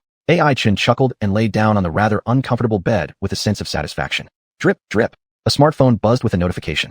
Upon checking, AI Chen saw that little fatty had sent him a message. Bro Chun, I feel a bit embarrassed asking, but do you think your talent that enhances abilities could be tried on my brute stone bear? Even if it doesn't boost him much, every little bit helps, right? If only we could increase this dumb bear's agility, fighting 10 martial rats would be a piece of cake. Then our team would absolutely dominate during the Demon Hunter tournament. City Lord's mansion, mercenary groups, all of them would quiver beneath us. This little fatty always spoke so nonsensically, and AI Chen couldn't help but smile as he replied. We can give it a try. The little fatty immediately responded with a funny emoji face. Bro Chun, did you see the deposit I sent you? Claim it quickly. Though our relationship is ironclad, I don't believe in free rides. You'll get every penny you deserve, don't worry. Upon seeing these words, AI Chen paused, scrolling back through several messages until he noticed there really was a transfer record. The amount on the screen was enough for him to comfortably navigate the tough times before joining the Demon Hunting Guild. Thank you. AI Chen remained silent for a moment, muttering these words to the fire kitten, to Wang Xiaopeng, and to this strange yet warm world. Chapter 10, Waning Chamber of Commerce. When the morning sunlight streamed through the curtains into the room, AI Chen woke up from his dream.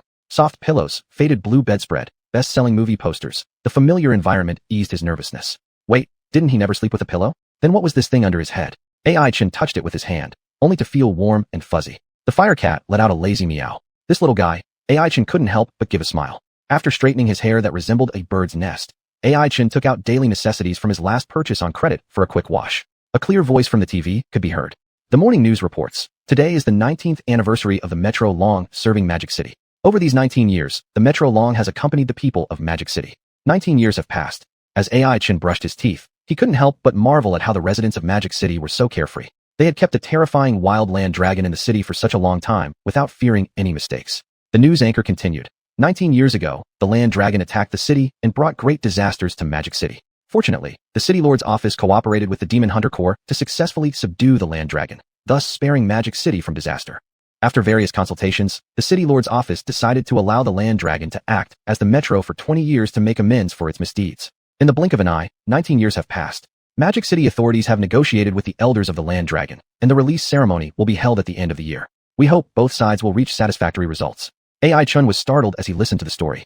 There actually was such a history. Originally, the land dragon serving as a metro was imprisoned. No wonder it cried so miserably when working underground.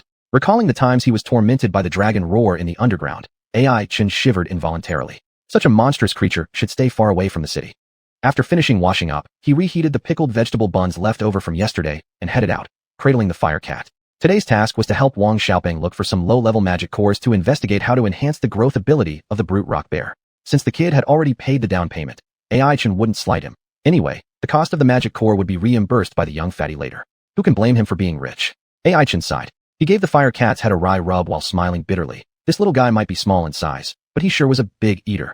2 large bags of cat food had already been reduced by 1/4 in just a few nights. If it weren't for the financial support of the young fatty, he'd have to resort to eating dirt at home. Having replenished the money he owed to the shop where he made the last purchase on credit, AI Chen casually asked the owner where he could find some low-level magic cores. Magic cores? Those things aren't very common. I've rarely come across them. Let me think. Generally, the Demon Hunter Corps would collect some magic cores to sell at the Chamber of Commerce. You could go ask nearby chambers of commerce. The owner replied to AI Chen's question while polishing the baseball bat with a handkerchief until it gleamed, not knowing which other debtor would be visiting soon.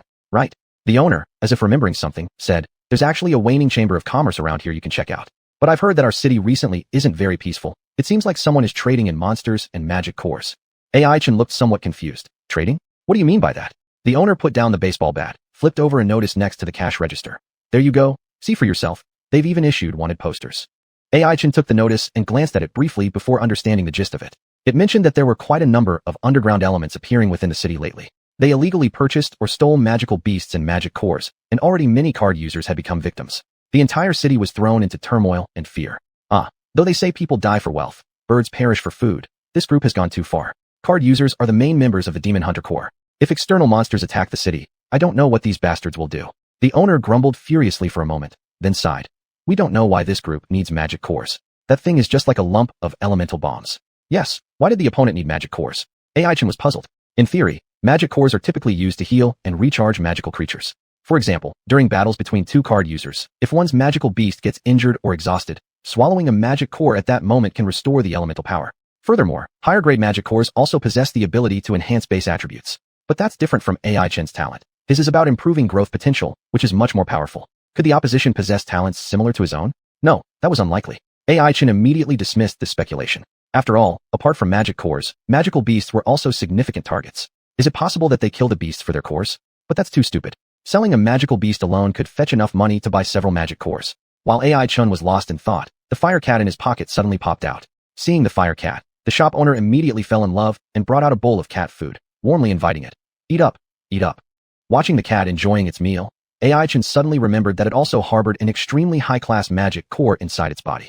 Could this be related to those causing trouble in the city? Unable to figure it out, AI Chen returned the notice to the owner, paid for the fire cat's meal, and then left. On the road, cars and motorcycles drove by from time to time, and there were no shortage of commuting magical beasts as well. One particularly striking type was a green-colored horse. As AI Chen knew, these magical creatures were called kuma, which were wind attribute, fast, and had excellent endurance, making them specially suited as transport tools. They were especially common throughout the city. However, compared to taxis, riding a kuma was much more expensive, certainly not within the budget of someone like AI Chen, who was essentially broke. But today, it seemed that the subway was out of service, perhaps as part of the celebration for Metrolong's 19th anniversary. TSK, hardworking souls suffering just 1 day off per year. AI Chen clicked his tongue. The fire cat nestled in his arms let out an appropriate meow to express agreement. With no subway to ride, he could only walk. Following the map's index, AI Chen quickly located the Wanning Commerce office. True to its reputation as one of the top trading venues in Magic City, the foot traffic rivaled the awakening ceremony site. Elegantly dressed middle-aged men and women, elders draped in long robes exuding authority, members of the Demon Hunter Corps with bloodstains on their clothes. All sorts of unfamiliar faces passed before AI Chen's eyes, leaving him almost numb. Quietly, the fire cat slipped into AI Chen's magic crystal card. It always showed signs of social anxiety. Finally managing to escape the crowded masses, AI Chen found a secluded spot and sent a message to Wang Xiaopeng. Hey, fatty, what are you doing? If you're free, send me the information about your brute rock bear so I can think about the specific way to upgrade it. After sending the message, AI Chen sneezed, and his previously congested nose cleared up instantly. He smelled the scent of disinfectant, realizing he'd been standing outside the restroom for quite some time. Excuse me, pardon me. A man wearing a sun hat squeezed past him. Dressed entirely in black, his fashion sense evidently aligned with AI Chen's, and his clumsy stumbling suggested he was nearly bursting to get somewhere. AI Chen hurriedly moved aside to let the man through, but unfortunately, they collided head-on as the man also tried to maneuver around him. Sorry. The man quickly apologized to AI Chen before rushing toward the restroom again. At this moment, AI Chen's expression grew slightly serious. He noticed the skeletal face beneath the sun hat and the man's eagle-like hand, which seemed to have reached out earlier, searching for something on him. Chapter 11. The Water Cat for Sale. Chen quickly checked the items on him. Spirit crystal card, mobile phone, keys. All important things were there, and Chen couldn't help but let out a sigh of relief. He then glanced at his phone. Wang Xiaoping hadn't replied to his message yet, probably still sleeping in. Chen could only continue wandering around the guild, but that excessively thin face still lingered in his mind, refusing to leave. Could it be that the person's target wasn't the stuff on me, but me myself? A sudden chill ran down Chen's spine as if he had just thought of something. He immediately summoned Huomiao from the spirit crystal card and earnestly instructed. Boys need to protect themselves when they're out. Huomiao looked baffled at its unfortunate owner, Miao. Chen didn't explain much to it and went straight to the market for spirit core transactions. Sure enough, it was livelier here. Compared to merchants who were adept at calculations, those engaged in spirit core trading were often the burly men of demon hunting teams. They were carefree and unrestrained. With most of the spirit cores they sold freshly taken from demons they had slain. Many were still tainted with the bloodiness of their previous owners. Of course, some top demon hunting teams would place their harvested cores at sales points and hire others as agents. For example, the Tianxin demon hunting team under the city lord or the Huiyang demon hunting team from the city mercenary group. The dazzling array of colorful spirit cores dazzled Chen's eyes, while recent knowledge reviewed kept surging into his mind. This large, high-temperature white stage spirit core is probably fire attribute.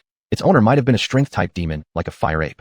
This smaller blue stage core feels damp. It may have been owned by a water attribute mage-class demon during its lifetime. Chen continued picking up and choosing from stalls without buying anything, causing several shop owners to look at him unfriendly. Chen hastily stopped what he was doing, gave a forced laugh, hugged Huomiao, and dodged aside. You're too stingy. Chen pouted, muttering. It wouldn't hurt to feel the goods. This is called comparing among sellers. Huomiao nodded in agreement. Meow, exactly. Chen petted Huomiao's head, making the necklace hanging on the cat's neck swing back and forth. On the necklace hung the mysterious spirit core which, after Chen borrowed it once, had always been around Huomiao's neck. This could be considered returning it to its rightful place. Chen lightly sighed. In these few days, through studying all sorts of materials, he finally determined that this mysterious spirit core belonged to the earth attribute, and its original owner should have been a powerful demon above the purple stage. It was unknown what kind of coincidence led to Huomiao swallowing this priceless spirit core and coming to Chen's side. Perhaps everything was destined. Chen smiled, took out his phone, and finally received the attributes of the Savage Stone Bear from Little Fatso. Savage Stone Bear. Rank, White. Star rating, 3 stars. Element, Earth. Vitality, 60. Growth Vitality, 18. Strength, 50. Growth Strength, 16. Intelligence, 5. Growth Intelligence, 2. Agility, 14. Growth Agility, 3. Talent Skill, Iron Mountain Thrust. The Savage Stone Bear uses its body as an attack weapon, channeling all of its power to crush everything before it with overwhelming force. Description: a thick-skinned, tall earth attribute demon with a gentle temperament, usually high vitality and strength but slow reactions. Well, an idiot with only 5 intelligence points. Chen smacked his lips. Judging from the attributes, the Savage Stone Bear was undoubtedly a typical strength-type demon, but fortunately, its combat effectiveness had little relation to its intelligence. One merely needed to make up for the agility deficiency. He thought about it. According to the book, wind attribute demons typically moved faster and reacted quicker, so to enhance agility growth in the choice of spirit cores, wind attribute would be the preferred choice. The Savage Stone Bear is a strength-type demon, but there aren't many wind attribute demons known for their strength, so I'll try to choose relatively balanced wind attribute spirit cores. This way, I can also help our dumb bear improve its brainpower a bit. Chen chuckled and immediately took action. So he spent the whole day in Wanning Guild. Aside from 2 hours for lunch, during which he ate a bowl of noodles, Chen didn't leave the spirit core market all day. He practically turned the place upside down, but ended up purchasing only 5 relatively qualified white stage wind attribute spirit cores. Alas, still short. Guess I'll come back tomorrow. Chen massaged his weary eyes, somewhat regretfully saying. In the hoodie pocket, Huomiao let out a listless meow, obviously finding today extremely boring. After tidying up his belongings and carrying the package towards the exit, Chen's attention was caught by a water blue colored cat. Is this a water attribute magical cat? Chen identified it with his experience. The water cat was gracefully dozing off on a stall, with a cup of pearl milk tea placed by its side. It would sip the milk tea and then close its eyes for a nap, looking quite at ease. When the water cat saw Chen coming, it gave him a contemptuous glance. Chen only then noticed that this seemed to be another stall selling spirit cores, just at the entrance where he had missed it before. He glanced around. Most were low-ranked water attribute spirit cores. Wait, there are wind attribute ones too. Chen blinked. He thought he saw several blue stage wind attribute spirit cores neatly lined up under the spot where the water cat was lying down. Wind attribute spirit cores are light, and touching them gives a floating sensation as if you're lying on clouds. This little water cat sure knows how to enjoy itself. Chen muttered in his heart, thinking about getting Huomiao a similar bed someday. But the pressing matter now is, Meow, where's your owner? I need to have a word with you. Could you maybe get up and change your sleeping place? Chen took a deep breath and squeezed out what he considered a friendly smile, slowly approaching the water cat. The water cat just looked at him disdainfully, licked its paw lightly, and then threw a water ball at Aichin. Aichin wiped the water stains off his face, thinking this water cat wasn't very friendly. He paused, though somewhat irritated, reminding himself not to quarrel with a magical beast over trivial matters. After all, they were here for a deal. Harmony generates wealth. As long as he stayed gentle, surely this water cat, known for its mild disposition, wouldn't treat him unfairly. So, Aichin forced out another smile, stepped forward again, and received yet another water ball. Cough, cough. Aichin coughed out the water from his throat, and this time he couldn't hold back any longer. Gently tapping the soft feline head in his hoodie pocket, Aichin waved his hand. Meow go. Chapter 12, The Battle of the Two Cats. A fiery red figure suddenly leaped out, and the fire cat proudly stood on the ground, glaring at the water cat across from it in a rather unfriendly manner. Water cat, you still have time to apologize to me. Otherwise, you'll end up crying. With a cold face, Aichin issued the final warning, and the fire cat emitted a threatening meow accordingly. Meow, surrender now. The ice blue water cat disdainfully looked down upon the fire cat, then arched its body gracefully like a noble woman, stretching lazily. Its expression seemed to be saying to the fire cat, "What commoner are you? Do you dare challenge me?" Then, another water ball flew towards Aichin. Fortunately, this time there was the fire cat nearby. It spat out a similarly sized fireball into the air, which soon intercepted the water ball in flight at greater speed and evaporated it with high temperature. A hot cloud of steam slowly rose in front of Aichin. Surprise flashed on the proud little face of the water cat for the first time. It had not expected that a common fire cat encountered casually in the market would have such strength. Just give it a slight lesson. Don't use heavy hands.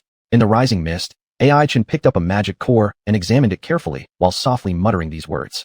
The water cat arrogantly flicked its tail. It almost burst out laughing at Aichin's words. After all, it was a magical cat with top-notch growth ability, and its master doted on it immensely. It certainly did not think that it would be outmatched by some unknown common cat. The water elements gradually gathered in the air, and the water cat decided to form an enormous water ball to secure victory. And on the other side, the fire cat stood silently waiting for the water ball to take shape.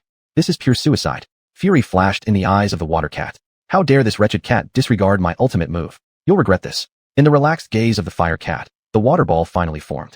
Then, as the water cat chanted, a water ball as large as a stone stool hurtled towards it. Too slow and too small. This was the fire cat's direct evaluation. It thought that after so much preparation, its opponent would have given it a surprise, but instead, it was quite ordinary in power. Without hesitation, the fire cat started chanting. In a few breaths, a much larger fireball quickly took shape. Meow, meow, meow. Before the water cat could even express astonishment, the irresistible fireball came rolling towards it. Very soon, in the presence of the huge, scorching fireball, the carefully prepared move of the water cat crumbled instantly, dissipating into white mist in the air. Immediately afterwards, towering flames enveloped it. Meow. Help! The water cat immediately collapsed onto the stall, its tear-filled eyes brimming with pitifulness. The fire cat, feeling sympathy, pulled the flames back. But the water cat remained prone, refusing to get up. The fire cat stepped over with a catwalk and poked the spine of the water cat with its pink cat paw. At this moment, the water cat erupted instantly. Under the shocked and confused gaze of the fire cat, its sharp claws moved swiftly and ruthlessly toward the ladder. Now you're dumbfounded. A victorious smile emerged on the water cat's lips. It remembered its master once said that its growth in strength and agility ranked among the best among magic-type beasts. If you face a beast stronger in magic than you, just claw at it. The water cat remembered its adorable master saying this once. So, detestable fire cat, surrender. The dignity of the nobility cannot be violated by your likes. But soon, the fire cat taught it through action what true speed and power meant. The swiftly approaching claws appeared before the fire cat, like slow motion. After all, its agility had already reached 47 points, which rivaled low-star blue-grade beasts. While the fire cat wondered if this was an attack or a greeting, it noticed the alternating grim and smug expressions on the water cat's face, finally figuring out the answer. This guy actually wanted to go hand-to-hand combat with me. A trace of a human-like smile appeared on the corner of the fire cat's mouth. Didn't it know that I sent a combat rat into self-isolation just a few days ago? Only to see the fire cat casually deflecting, turning the water cat's meticulously planned attack into nothing. Then, with a massive advantage in strength, one of the fire cat's paws pinned the water cat against the rack. The entire body of the water cat felt as if both of its claws were clamped by a pair of iron tongs. Amidst the pain, it couldn't help but wonder, why does it have so much strength? The poor water cat competitor surely didn't know that, after the baptism of a mysterious earth attribute magic core, the fire cat's strength had already reached 70 points. Or else, with 10 more lives lent, it wouldn't dare to engage in close combat with the fire cat. Meow. Let me go. Meow. Common stinky cat. The water cat was suppressed on the shelf, incessantly shouting. The fire cat was still seething with anger from the other party's sneak attack and questioned. Meow. Do you yield or not? The water cat turned its head away, refusing to answer. The fire cat slapped its paw on the water cat's fluffy buttocks and asked, Meow. Do you yield or not? Thus, a scene of the fire cat spanking the water cat's bottom unfolded in the marketplace, and it was truly a sight too terrible to bear. Aichin, having finished studying the magic core in his hand, walked over unhurriedly. Seeing this, the water cat thought its savior had arrived and quickly sought help. Meow. However, AI-chan simply glanced at the busy fire cat and said, move over. Go hit somewhere else, you're blocking me. Then, AI-chan casually took the wind attribute magic core beneath the water cat. The water cat could only stare speechlessly. It realized that none of them were normal. They were all devils. Under dozens of spanks, the water cat felt its tail area go numb. If it continued, it would never be able to sit properly again. Finally, it tearfully surrendered. Meow, I was wrong. The fire cat stopped its action, let the water cat go, and trotted over to AI-chan, lightly rubbing against his shoulder to indicate that its mission was complete. AI-chan smiled and patted the fire cat's head as a reward. His hoodie had been soaked by the water balls, still a little damp. The fire cat thought for a moment and summoned another fireball, evaporating the moisture, but some stains still remained. Guess I'll have to wash it when I get home. AI-chan sighed softly and placed the magic core he'd picked up down as well. During the two cats' fight, he had examined the wind attribute magic cores at this stall, but didn't find the type he needed. Looks like today's task wouldn't be completed. He would have to come back when he had time.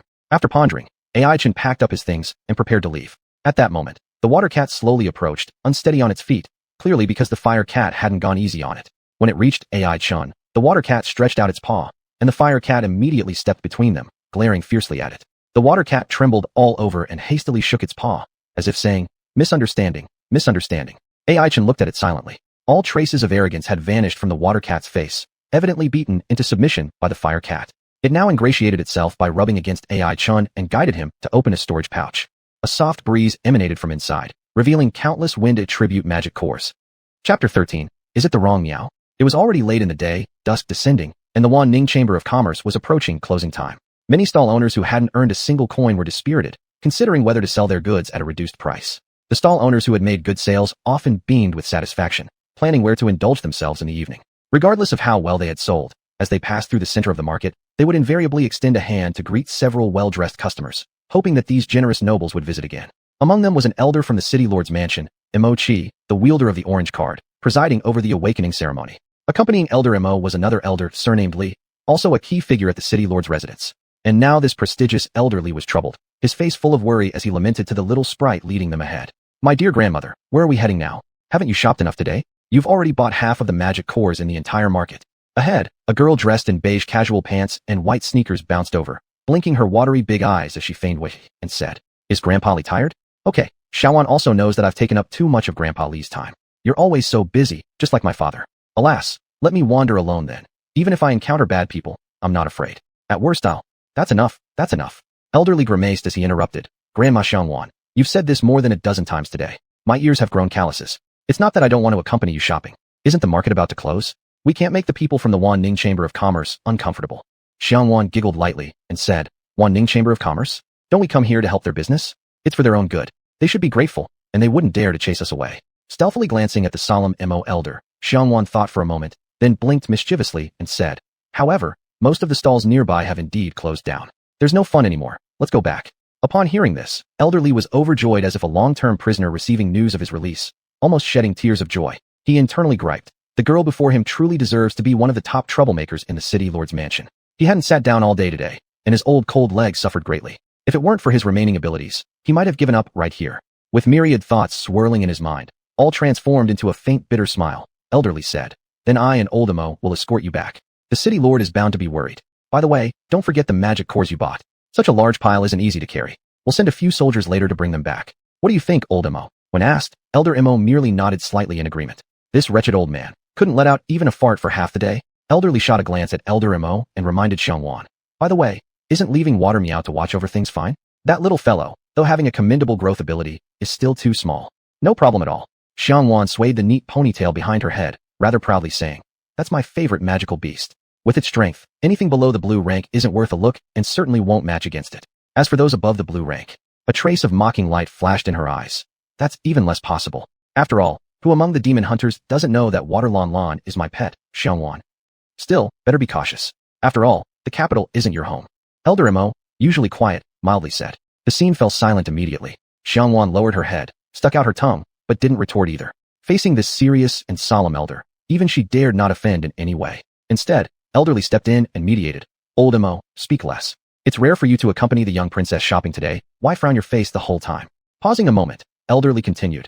In my opinion, although Water Meow is a bit small, its strength is certainly formidable. As long as no blue rank beast interferes, it's absolutely foolproof guarding our items. Hearing this, Xianhuan's eyes twinkled like little stars. Exactly. What Grandpa Li said is absolutely correct. Moreover, Water Lanlan has strong combat capabilities. It only recognizes me. If others approach, it won't care about niceties and will just throw a water ball directly. Is that so? Elder Mo paused, gesturing forward. Then what's going on over there? Xianhuan and Elderly turned around to see their supposedly powerful Water Lanlan. The water meow who only adored its owner, quietly crouched to one side with its hands tucked in, guiding a plainly dressed youth rummaging through boxes at their stall. Everyone present fell silent, especially Xianhuan. Her little face was instantly flushed a deep red, and everyone knew it was out of anger. Elderly hesitated for a moment, tentatively asking, could there be some mistake? Perhaps this is just a water meow that looks like Water Lanlan. He might make a mistake, but as the owner, Xianhuan certainly wouldn't. Only to see this sweet-looking girl take a deep breath, slightly calm herself down, then wear an even sweeter smile as she walked step by step toward the stall. Elderly, seeing this sweet smile, shivered. He knew something was about to happen. The last time he had seen this girl smile so sweetly was yesterday, after which he was dragged to the Wan Ning Chamber of Commerce, where he sat in detention all day, nearly walking his legs off. TSK. This young man, things aren't looking good for him. Elder Mo, you should go take a look. Don't let the Lord's daughter cause too much trouble. Elderly said. But beside him, Elder Mo seemed not to hear at all. He simply stared intently at the plainly dressed youth. The youth sat quietly at the stall, with a red and a blue cat obediently crouching next to him, only to see the youth pick up a magic core, examine it for a while, then hand it over to the red cat to orderly place aside. Then the blue cat picked up another magic core and handed it to the youth, allowing him to inspect it again, repeating this process continuously. Elder Mo felt like he had seen the youth somewhere before, back when the youth hadn't yet possessed such ease and confidence. This was the confidence one gains upon finding their own path. Elder Mo's heart trembled slightly, recalling something. This youth seemed to be named AI Chun, a rare awakening talent of Class C, due to his restricted casting conditions. He had even come to ask questions, which Elder Mo could not answer, so he left his phone number. Elder Mo still remembered AI Chin's polite inquiries on the phone and his bold attempts, the kind of audacity seldom seen. Was the feat of detonating the magic core truly successful? Elder Mo sighed with a bit of relief, gazing at the low-hanging sunset at the horizon, his thoughts swirling with myriad reflections. Chapter 14. Like a bull? What bull? In the slightly quiet market, AI Chun was sitting at a stall, examining one magic core after another. This one is from a strength-based water attribute magic beast, blue grade. Nuaw, fire meow, place it on the right. This one is a wind attribute magic core, leaning towards mage class, we don't need it. Water meow, put it on the left. AI Chun was searching for specific magic cores, while helping the stall owner organize the types of magic cores. Clearly, he had imagined Water Meow's owner as an ignorant middle-aged man who knew nothing about classification. After all, to pile up the magic cores for sale all in a storage bag, that sort of thing was unheard of. Just consider it as doing a little favor, hoping the boss could give me a discount. AI Chun muttered to himself. Fire Meow also let out a positive meow. Meow yes. On the side, xuanhuan kept tilting her small head, peeking at Fire Meow. The pride she once had was now completely gone, replaced by a kind of affection. If Fire Meow turned its head, it would surely find the twinkling stars in xuanhuan's eyes. But it was busy working hard for its owner and didn't have time for such trivial matters. Moreover, Fire Meow even let out a threatening call to xuanhuan, signaling her to speed up and not be lazy. Xuanhuan called out pitifully, then dared not sneak peeks at Fire Meow anymore. The class hierarchy among magic beasts was so strict, the victor being the king. This was a rule carved into their bones, especially more evident among the same species of magic beasts. Correspondingly, the admiration for the strong was also a symbol flowing in the blood of magic beasts. While carrying magic cores with her mouth and constantly passing them to AI Chun, xuanhuan was lost in reverie, even pondering whether the color of cat pups should be red or blue. However, a crisp voice filled with anger woke her from her dream. Oh no, it's that woman. Xuanhuan's body trembled, and immediately buried her head in the magic cores, her beautiful blue fur trembling. Wow, you're busy, boss. Your magic cores are truly beautiful. AI Chun turned his head, only to see that the owner of the voice was a girl with high ponytail, sweet appearance, and elegant attire. Seeing that the other party had mistaken him for the stall owner, AI Chun hurriedly waved his hands. Misunderstanding, I'm just a customer buying stuff. Seeing the boss isn't here, I started selecting items already. Upon hearing this, Xianhuan slightly nodded her head, her anger reduced by 1%. Now she excluded the possibility of him being a thief. Xianhuan took a look at AI Chun without making any sound. Judging from his simple clothes and somewhat foolish expression, she basically confirmed that he belonged to the most ordinary type of people, someone who could pose absolutely no threat to her. But there was one strange thing. How did this guy manage to bypass Water Meow, enter inside the shelf, and stay peacefully without any issues? She gave xuanhuan a fierce glare, but still politely extended her hand. Hello, Xianhuan. AI Chun was startled. He had both magic cores in each of his hands, then suddenly saw a very sweet girl greet him. His brain went momentarily blank. He carefully placed a magic core on the slender hand of the girl and asked doubtfully, like a bowl? What bowl? Where's there a bowl? The scene fell silent for a moment. Xianhuan took a deep breath and withdrew her hand. The finger holding the magic core applied a little force, fine veins were clearly visible on her smooth backhand. Even Fire Meow sensed the awkward atmosphere. It flicked its tail, jumped out, and let out a cry toward the uninvited guest, ready to deal with the mess left by its owner. Xianhuan glanced at the nimble Fire Meow, then looked at the water stain on AI Chen's cheap sweatshirt. She roughly understood the beginning and end of the incident. It must be that this bastard's pet defeated her own xuanhuan, which resulted in the two elders seeing her disgraced on her way back. Not only that, this jerk also insulted her by placing a magic core in her hand during their handshake. Where had the little princess pampered by the entire mansion endured such indignity? Xianhuan firmly decided that today she absolutely couldn't let this guy off lightly. After some thought, although xuanhuan was one of her top-notch magic beasts, despite only being white grade 3-star, her growth potential was exceptional. She wondered what sinister tactics the opponent used to win against her. Anyway, chances to directly confront and overpower were slim. Therefore, Xianhuan decided to use wit, and her beautiful face transformed, showing a smile sweet enough to break loss. She blinked her eyes and said to AI Chun, "Big brother, what are you busy with? I happen to have nothing to do either. Let me accompany you waiting for the boss to come back. Is there anything I can help you with?" AI Chun raised his head in confusion. Though he didn't understand why this pretty girl wanted to be so enthusiastic towards him, since she wanted to help, AI Chun wouldn't be shy. So he pointed upward and said, "Then, can you help take down that box? Water Meow said there are magic cores in it too. It's troubling you." Xianhuan looked up at the wooden box above her head in deep thought, feeling that even if she jumped, she might not be able to reach it. But since the words were already spoken, and she didn't want AI Chin to become wary if she backed out now, Xianhuan could only glare fiercely at xuanhuan for speaking out of turn, then found a stool. Clenching her teeth, she took down the box. "Put it there." AI Chun casually pointed to a spot without even turning his head, continuing to stare intently at the magic core in his hand. Heavy. Xianhuan stretched her sore arms, marveling at how many magic cores she had ended up handling. She glared furiously at AI Chen's back, inwardly ranting nonstop. What an idiot, actually daring to order her around, and after she was done, he didn't even say thank you once. Did he know who she was? In the entire magic capital, no one dared to offend her. Truly, overbearing beyond limit. However, AI Chen was utterly oblivious to the surging anger in the girl's heart. Quietly, he continued taking out the magic cores from the box, sorting them according to attributes and ranks into different storage bags. Only the wind attribute one stayed on the ground.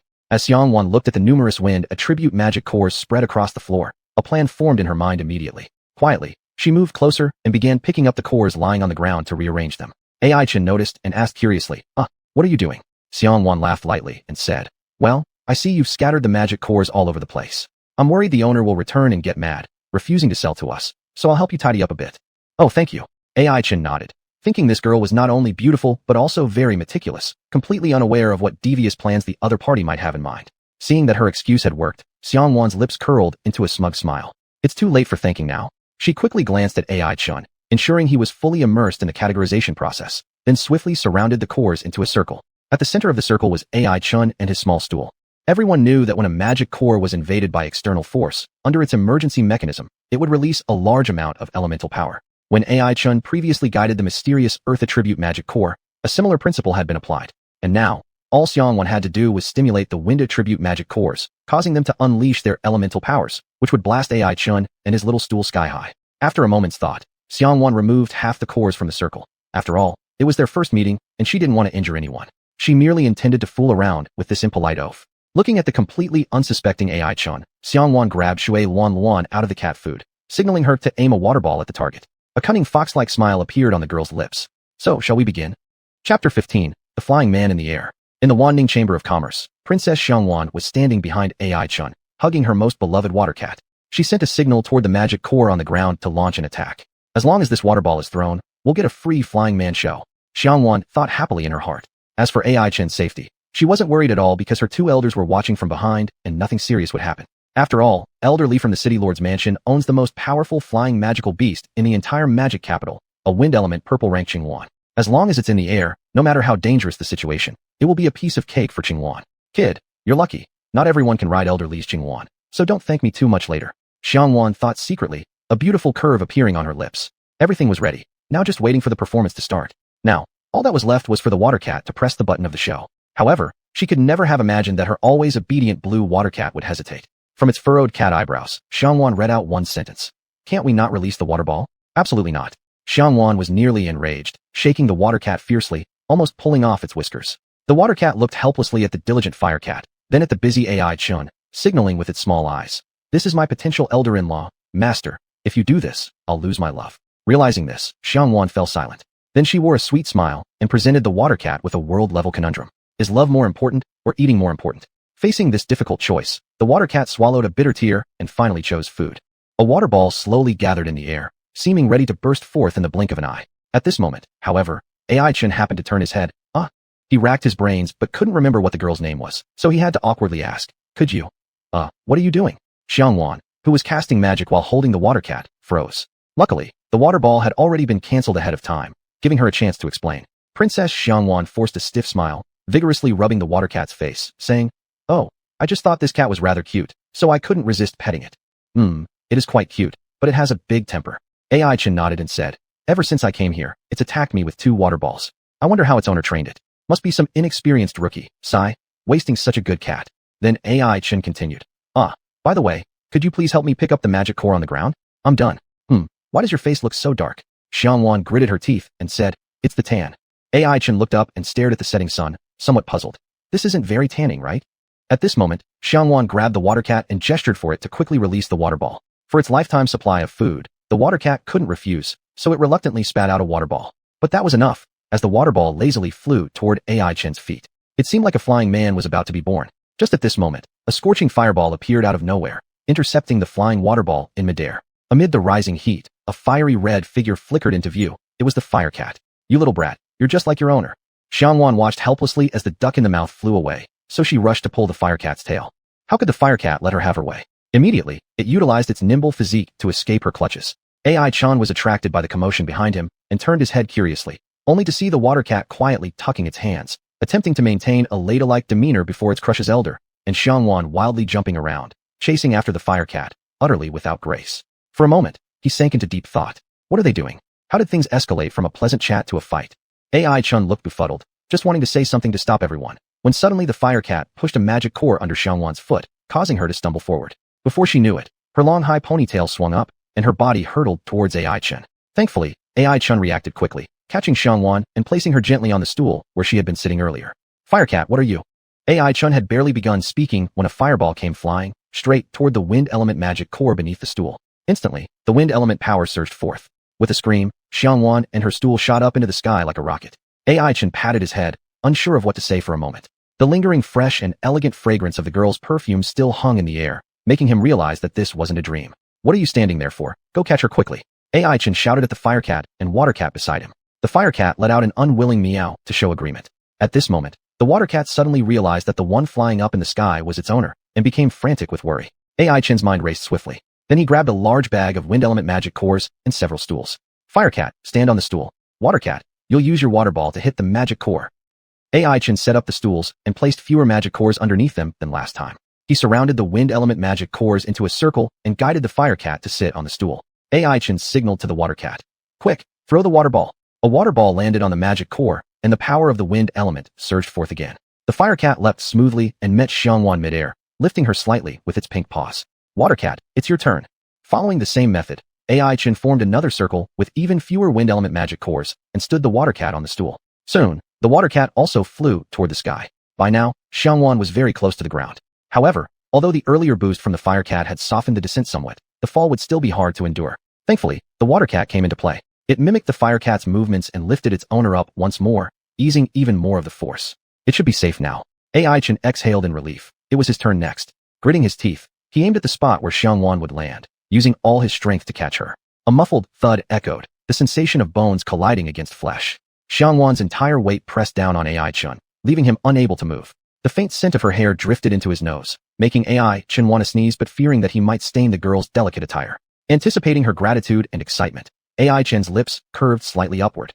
However, what awaited him was a row of neat, gleaming white teeth. "Girl, why are you biting me?" Amidst cries of pain, the fire cat and water cat gently landed as well. They glanced at each other, seeing something unspoken in each other's eyes. On the other side, Elderly retrieved his rarely used reading glasses, staring intently at the 3 stools on Xuanhuan's back, lost in deep thought. Chapter 16, Re-Encounter. The market had closed, and the busy staff of the Chamber of Commerce were hard at work cleaning up. Aichen lifted a full package and headed towards the exit. Ferlin was dozing on his shoulder. The sun had already set. Gazing at the horizon, a large blue bird broke through the night sky, flying off gracefully. "Indeed, she's no ordinary person," Aichen muttered to himself. The girl from earlier had departed riding this blue bird. It seemed her elders had come to pick her up. At least it was a purple-grade magical beast. Aichen guessed the rank of the blue bird secretly. Purple-grade magical beasts were already rare, but ones with aerial abilities were even rarer. That bluebird might be one of the top magical beasts in all of Demon Capital. Hey there, young man, don't get dumbstruck. That's the city lord's house mount. The people on it? They're the city lord's prized daughter Xianhuan. An attendant packing up the stall saw Aichin lost in thought and couldn't help but tease him. That girl is named Xianhuan. She's the little princess of the city lord's residence. Aichin gave a bitter laugh. It seems he had inadvertently offended the most untouchable person in the entire Demon Capital, even accidentally launching her into the air earlier. Although it wasn't Aichin's intention, it was still the truth. He rubbed Ferlin's head and couldn't help but feel a bit relieved inside. Thankfully, he hadn't injured Xianhuan, or he might not have been able to leave Ning Chamber of Commerce alive. This world is indeed full of danger. You can even bump into the daughter of the city lord while strolling on the street. Exhaling a breath, Aichin weighed the heavy package in his hand. It was given to him by Xianhuan. Perhaps it was a gift for saving her life? But Aichin felt it more like a gag order. He remembered how the girl had glared at him with gritted teeth, emphasizing repeatedly that this matter mustn't be told to anyone else. Miss, you wouldn't want others to know about this either, would you? So Aichin ended up receiving a large bag of demon cores. The chubby one's brute stone bear will benefit greatly. It should perform admirably during the demon hunting competition. Aichin chuckled. Today's harvest was beyond his expectations. He didn't spend a single penny but gained so many demon cores, a clear profit. While marveling at the wealth of the city lord's residence, Aichin couldn't help but sigh. When will he no longer have to hustle for a living? Join the Demon Hunters Guild first. Aichin made up his mind quietly. Not far from the Ning Chamber of Commerce was a snack street, where shops lined the two sides of the road neatly. The aroma of fried skewers, roasted meat, and baked pancakes could be smelled from 2 streets away. Ferlin was starving, its belly making gurgling sounds. It lightly pawed at Aichin's hoodie, indicating its desire to eat. All right, let's buy something delicious for our great hero. Aichin smiled, then found a shop selling grilled squid, and ordered 2 charcoal grilled squids. The store clerk dressed in a gray work uniform took an iron spatula and pressed the squid flat before sprinkling seasoning, allowing the fragrance to seep into the soft, tender flesh. Ferlin's mouth was almost watering. Aichin quickly grabbed a napkin to calm it down. Don't rush, wait just a moment, it'll be ready soon. Only then did Ferlin quiet down, dismissing the idea of immediately pouncing to feast heartily. Aichin chuckled, casually throwing the napkin into the trash bin nearby, but out of the corner of his eye, he spotted an unfamiliar yet familiar face. Aichin's body froze stiffly, as a gaunt face reappeared in his memory. It was him. Aichin unexpectedly met the man who had collided with him at the restroom entrance once again. What's going on? Was this man also finishing up after visiting the Chamber of Commerce, and now here for a late-night snack? Swallowing, Aichin pretended to reach for Ferlin, taking the opportunity to glance back again, but this time, the man had disappeared without a trace. Receiving the squid skewer, Aichin handed one over to Ferlin. Both sat on the plastic chairs in front of the stall to enjoy their meal. Soft, juicy squid laced with the aroma of pepper slid down his throat, yet Aichin's thoughts were restless. This can't be a coincidence. Aichin recalled the man searching for something when they had collided earlier. In this encounter, the sharp gaze of the man kept inspecting both Aichin and Ferlin, like a fierce eagle observing a weak lamb. Aichin gently wiped away some food remnants from Ferlin's lips and whispered to himself, "We're in trouble." Ferlin tilted its head, seemingly understanding, and nudged its master's shoulder with its head, emitting a comforting call. "Meow, don't worry, I'm here." Suddenly, someone tapped Aichin on the shoulder. Aichin instantly tensed up, shooting straight up from the stool. "Young man, don't be so excited." A familiar voice came from behind, and Aichin turned around to see Elder Emo Chi with a solemn expression. The stiffness in his body gradually eased. "Fire Kitten, relax." Aichin gently calmed the fire kitten that was baring its teeth and getting ready to attack, then greeted Elder Emo. "Who would have thought I'd run into you here?" Aichin smiled, naturally not forgetting the help Elder Emo had given him during the talent test. Finding a plastic stool, Aichin invited Elder Emo to sit down, then turned to the boss for 3 more orders of charcoal grilled squid. "Elder, can you eat spicy food?" Aichin asked with a smile. Elder Emo nodded. So, in no time, 3 steaming servings of grilled squid were placed on the table. Taking a bite of the savory spicy squid, Elder Emo sighed lightly. "Once in a while, I should try the tastes of the younger generation, or else this old man might fall out of touch." He seemed interested and unusually cracked a joke with Aichin. "Kid, I thought I'd never see you again. After all, detonating a magic core is practically suicidal." Aichin pressed his lips together and laughed. "There's nothing to be done about it. If I didn't do that, I'd be destined never to join the Demon Hunters Guild." Then, Aichin recounted how he trimmed the magic crystals, manufactured crystal pipes, and guided elemental power to stimulate his talents. Elder Emo listened with great interest, providing corrections and suggestions at key points, eventually patting Aichin on the shoulder. "Good lad. You're much stronger than those arrogant young lords." Aichin was startled for a moment. He suddenly remembered that Elder Emo seemed to be a member of the city lord's house, and he had just sent the little princess of the city lord's residence flying into the air. Aichin wiped a bead of cold sweat. Could it be that Master Emo was here to seek revenge for the princess? Elder Emo obviously saw through Aichin's concerns and smiled, saying, "Xianhuan isn't a bad girl, just too mischievous. As long as there are no injuries, no one will interfere in your little squabbles." Aichin nodded, and only then did he let out a sigh of relief. However, the next words from Elder Emo still made Aichin tense up again. "But this earth attribute magic core of yours has indeed attracted too much attention." Chapter 17, Ghost Sheep? Deal. Earth Attribute Magic Core. AI Chin gave a forced laugh, picked up the heavy package, and asked tentatively, Elder, are you referring to the magic core inside this package? Speaking of which, these magic cores were gifts from the young princess. No wonder she is a noble of the city lord's house. She really gives generously. Elder Mo glared at him and said, young man, stop your nonsense. I'm talking about the Earth Attribute Magic Core around your beast's neck. AI Chin gave an awkward laugh. Elder Mo continued, don't think everyone is blind. Although this magic core seems to have its shape suppressed by some special means, the elemental power within cannot fool me. He frowned as the concentration of elemental power emitted by the magic core suggested it should be of high quality, at least purple tier or higher. Yet, it was excessively small and could easily be mistaken for an ordinary pebble if not scrutinized closely. He wasn't sure who had managed such a feat. A shadow of seriousness crossed Elder Mo's face. One must know the core's internal structure thoroughly. Shrinking a magic core rashly leads to certain death due to the wild elemental energy contained within. Could there be a true master backing this boy? Staring intently at AI Chun, Elder Mo seemed lost in thought. AI Chun sighed helplessly, seeing that hiding it was useless. He ultimately revealed everything to Elder Mo about the mysterious origins of the magic core. So you also can't figure out where this magic core came from? You just know it was hidden inside Fire Cat's body, and that it would automatically expel once tamed. Elder Mo remarked, somewhat surprised. AI Chin nodded. The situation was indeed dramatic but undeniable, and there was nothing more to say. Elder Mo gazed at AI Chun and felt the honest boy wasn't lying, so he sighed. Seems like it's truly a blessing from the sovereign god. Since then, make good use of this magic core and strive to join the demon hunting course soon. Speaking here, Elder Mo seemed to recall something and warned. By the way, the city isn't peaceful lately. Take care when going out. You understand the saying about not showing off wealth. AI Chin vigorously nodded his head, but immediately showed a look of hesitation on his face. Elder Mo astutely caught on to this and asked with a furrowed brow, what's wrong? AI Chin hesitated a bit longer before finally confiding in Elder Mo about the mysterious stalker. A thin man. Elder Mo appeared to be recalling something, then suddenly slapped the table with his bony hand, startling Fire Cat, who was enjoying squid. I've realized, that person, or rather that creature, is most likely. Elder Mo paused for a moment before uttering an obscure name. Ghost Sheep. AI Chin was slightly confused. Was Ghost Sheep a person's name? Why did it sound so much like some livestock animal? Elder Mo explained. Ghost Sheep is the name of a magic beast. They are mischievous by nature, adept at mimicry, and able to transform into human form. It is said that in ancient times, their ancestor violated a taboo, angering the gods. As punishment, they were stripped of their bloodline power, slowing down their reproductive rate. I assumed this race would become extinct eventually, but recently they've been rampaging in Devil Capital again. I heard that the cause behind all the recent turmoil in the city involving magic beasts and illegal smuggling of magic cores is precisely the Ghost Sheep. Glancing at AI Chun, Elder Mo sighed. The city lord has deployed large forces for extermination, but Ghost Sheep naturally possess the ability to disguise themselves as humans and have strength comparable to low-ranked purple-tier magic beasts. For now, there seems to be no good strategy against them. You being targeted by the Ghost Sheep certainly puts you in grave danger. Upon hearing this, AI Chin's heart trembled, instantly feeling unwell. He looked at Fire Cat, then at himself, and asked tentatively, Elder Mo, do you think what are the chances that Fire Cat and I together can defeat a Ghost Sheep? Elder Mo didn't answer AI Chin's question directly, but calmly sipped his Coca-Cola from a cheap plastic cup, taking a full glass first, gently blowing over it before drinking. AI Chin stared silently. This little old man was still as infuriating as ever for his half-hearted explanations. Forcing an ingratiating smile, AI Chin grabbed the Coca-Cola bottle and filled Elder Mo's cup with diligence.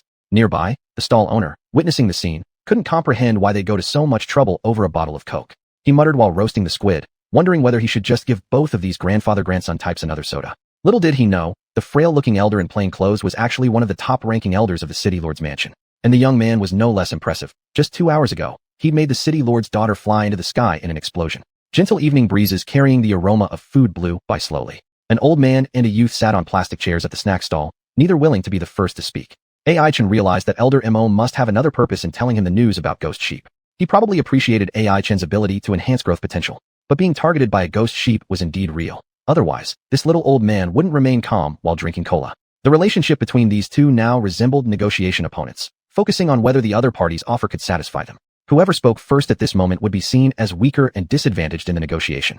However, AI Chin faced life and death crisis, and one wrong move might result in losing both his life and wealth. Of course, he couldn't maintain the same composure as the deeply scheming Elder Mo. After gulping down a big glass of Coca-Cola, AI Chin finally spoke first. Elder Mo, I wonder if you have any good countermeasures against Ghost Sheep?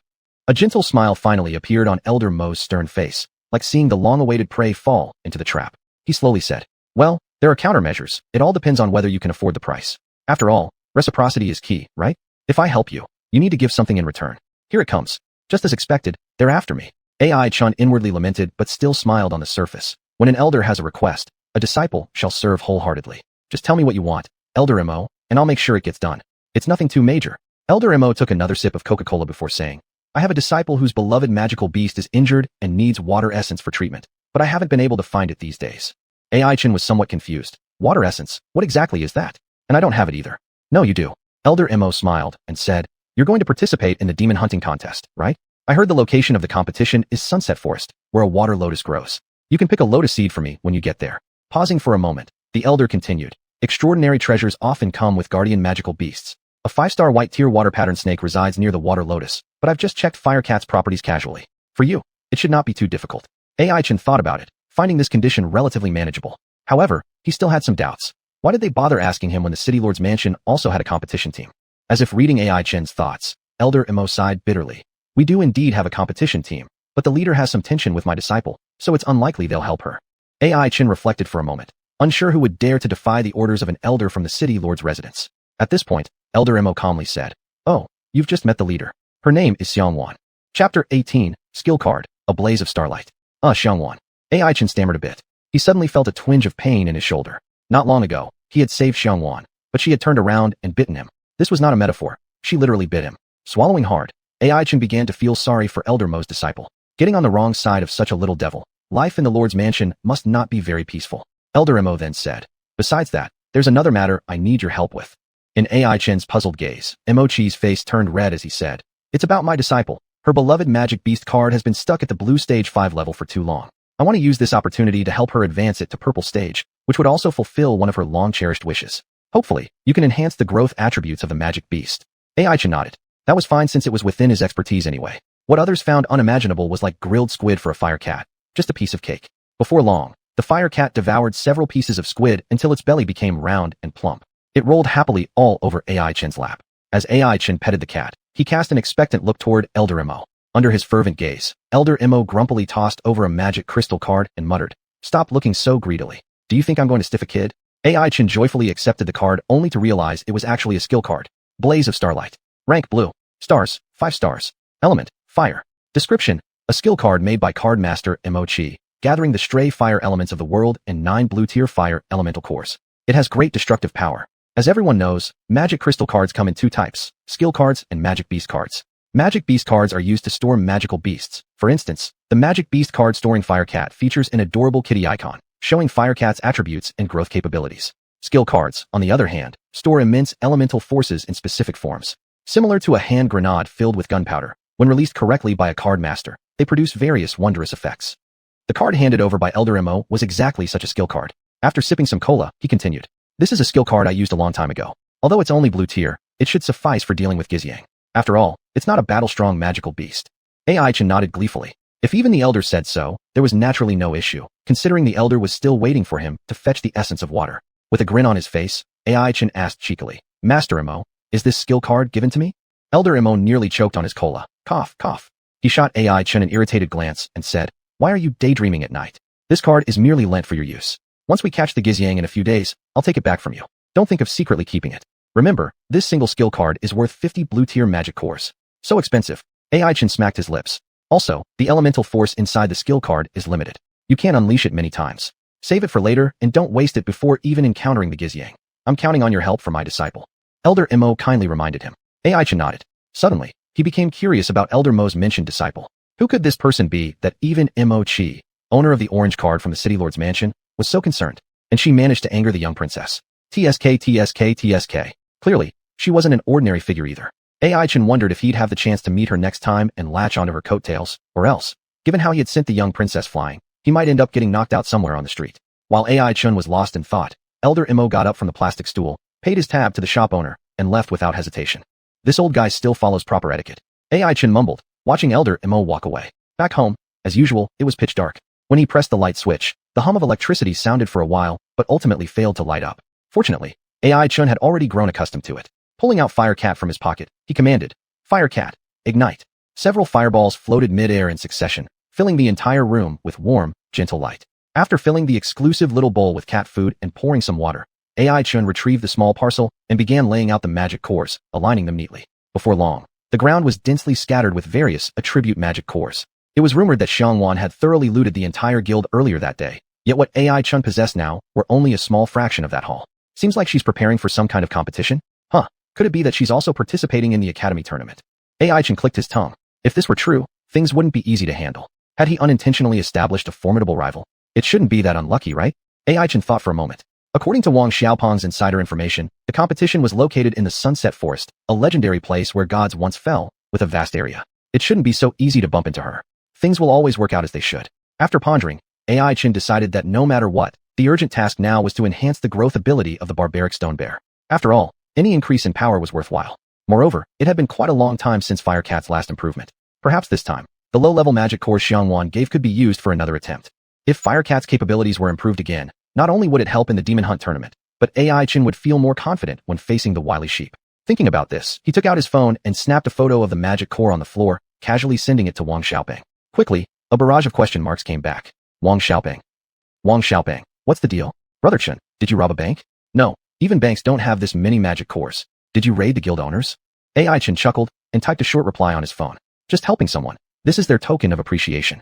The image of xuanhuan puffing her cheeks and threatening him resurfaced in his mind. This should count as a form of gratitude, right?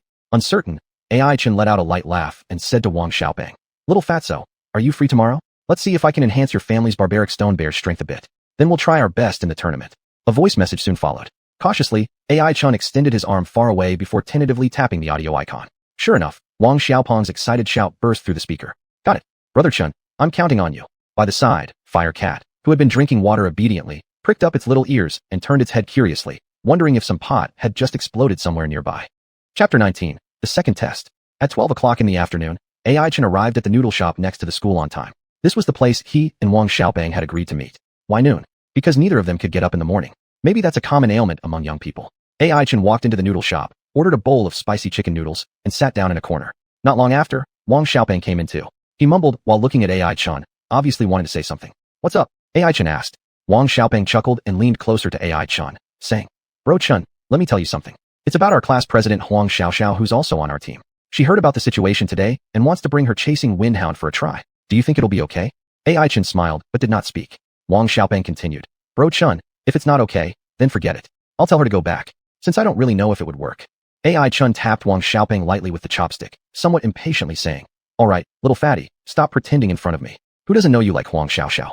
If you think it's fine, just ask her to come over. We're on the same team anyway. Consider this as me drawing the red thread of fate between you two. The little fatty beamed and immediately went for a bear hug towards AI Chun, but was pushed away by Huang Miao, who seemed uninterested. Unbothered by this rejection, the little fatty ran out happily to invite his crush. Just then, a steaming bowl of spicy chicken noodles was served. The fiery red chili oil poured over tender, flavorful chicken, paired with aromatic handmade noodles and garnished with chopped green onions. It looked perfect. AI Chun asked a server for a small bowl, lined it with a plastic bag, and gave some portion to Huang Miao. One human, one cat. They began eating in the noodle shop. Not long after, Wang Xiaopeng brought Huang Xiaoxiao inside. AI Chun nodded at her with a smile, while Huang Xiaoxiao looked quite embarrassed. Sorry for troubling you.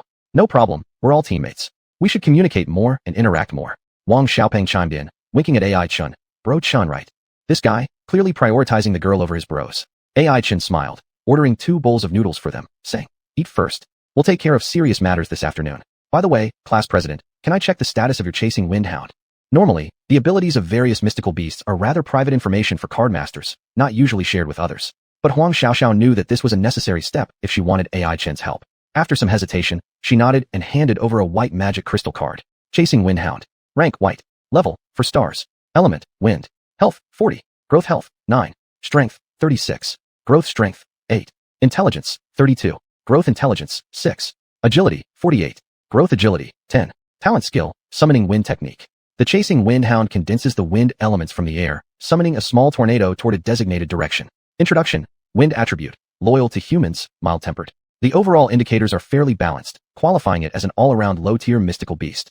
How does it look? Huang Xiaoxiao asked with a mixture of anticipation and unease. After returning the magic crystal card, AI Chun thought for a moment before speaking.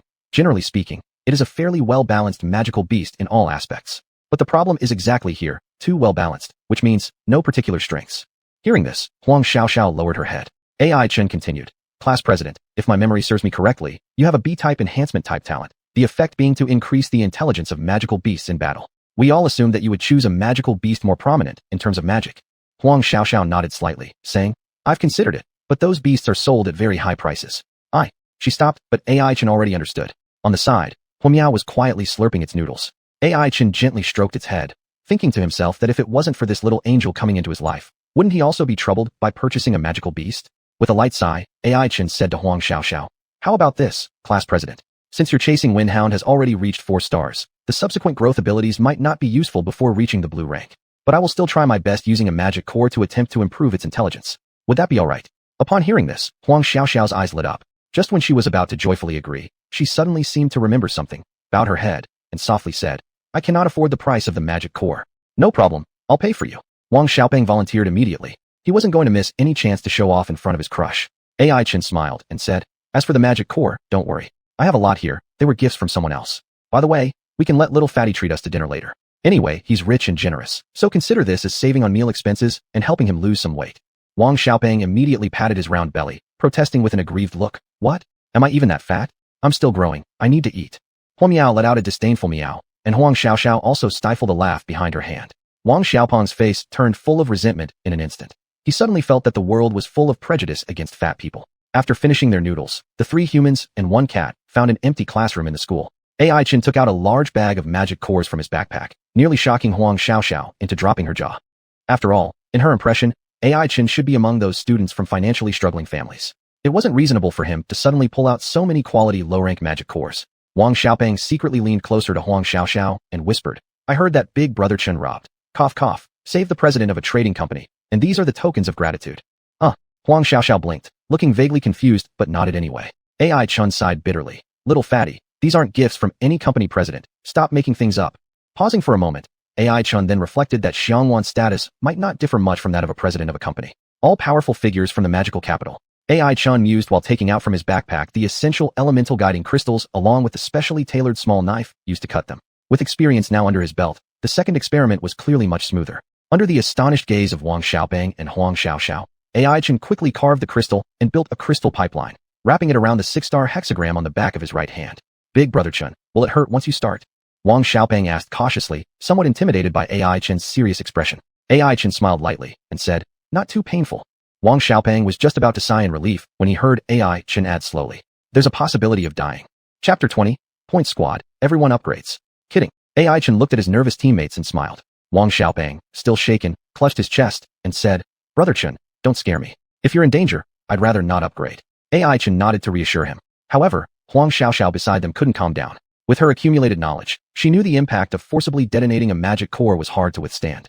Thinking about it, she looked anxiously at AI Chen. At this moment, AI Chen had already started his process. Placing a wind attribute magic core carefully, he spread his right hand to reveal the complete 6-pointed star array diagram. This guided the stray elements from the world to rush into the magic crystal stone channel and stimulate the magic core. "Fire meow, set fire." AI Chen frowned. Soon, a fireball appeared before AI Chen out of nowhere. The scorching heat reached his nose. AI Chen took a deep breath and commanded, "Now disperse." Under AI Chen's instructions, Fire Meow disintegrated the fireball, turning it into many stray fire elements. Just like last time, AI Chen channeled these numerous fire elements into the magic crystal stone channel and directed them towards the wind attribute magic core. Before long, the wind attribute magic core began trembling gradually. Under everyone's tense gaze, blue-green elements surged forth, flowing back along the channels. Wang Xiaopeng, release your mighty stone bear. AI Chen gritted his teeth as he shouted while using the 6-star diagram to contain the wind elements.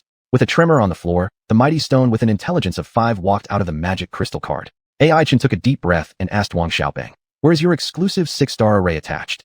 Wang Xiaopeng paused for a moment before realizing what AI Chen meant. He then turned the might stone bear around to reveal the 6-star pattern on its back. "Not too bad, brother Chen." Wang Xiaopeng watched as AI Chen's face turned greenish, swallowed nervously, and cautiously questioned, "No worries, it's just the wind element." AI Chen explained why his face was tinged with a bluish color. He then took a deep breath and placed his right hand on the mighty stone bear's back. The entire classroom fell silent as both Wang Xiaopeng and Huang Xiaoxiao held their breaths waiting for the final result. As the flow of wind elements progressed, AI Chen gradually felt some miraculous changes occurring within the beast's body, finally putting his heart at ease. Seems like using lower-grade magic cores is much easier. Muttering quietly to himself, another thought suddenly struck AI Chen. Perhaps Fire Meow's mysterious internal magic core was of a higher grade than he imagined. "Little fatty, change the magic core. This one's used up," said AI Chen. In upgrading the mighty stone bear, AI Chen chose a balanced wind attribute magic core, which could make up for low intelligence and agility that typical brute force type beasts suffered from. Next, for Zhui Feng Dog, AI Chen selected the magic core from a magical type beast to increase its intelligence, allowing Huang Xiaoxiao to better utilize her B-class enhancement talent. For Fire Meow, AI Chen applied the leftover wind attribute magic core to slightly enhance its speed. Notably, all three beasts received a boost in their star ranks during the process. Overall results were quite satisfactory. Mighty Stone Bear. Rank White. Stars, for stars. Element, Earth. Stamina, 60-78. Growth Stamina, 18. Strength, 50-66. Growth Strength, 16. Intelligence, 5-15. Growth Intelligence, 2-10. Agility, 14-29. Growth Agility, 3-15. Natural Talent Skill, Iron Mountain Strike. Mighty Stone Bear uses its body as an attack tool, mobilizing full strength, destroying everything before it like a mountain toppling over. Description: a thick-skinned earth attribute monster, towering figure, gentle nature, generally possessing high stamina and strength, but slower response. Xuanhuan Dog. Rank White. Stars, 5 stars. Element, Wind. Stamina, 40-49. Growth Stamina, 9. Strength, 36-44. Growth Strength, 8. Intelligence, 32-50. Growth Intelligence, 6-18. Agility, 48-58. Growth Agility, 10. Natural Talent Skill, Whirlwind Spell. Xuanhuan Dog condenses the stray wind elements in the air and summons a small tornado towards the specified direction. Description: wind attribute, loyal to people, gentle nature, well balanced across various indicators, making it a pretty versatile lower-class monster. Wow, Brother Chun, this is amazing. You're my god. Upon receiving the magic crystal card, Wang Xiaopeng's smile broadened. Waving his chubby fists, he exclaimed, wow, agility nearly reaches 30. Now we'll see how Song Su's that martial arts rat can compete with me. Humph, if that guy pretends in front of me again, I'll have my bear slap him back home. Compared to the rambunctious little fatty, Huang Xiaoxiao was much more reserved. Still, her small eyes were slightly red too. Clutching the magic crystal card, she wanted to say something but couldn't quite get it out. In the end, all that came forth was her most heartfelt sentence. Thank you, AI-chan. AI-chan patted her on the shoulder in an attempt to comfort her. He also knew that the class president's family circumstances were likely not much better than his.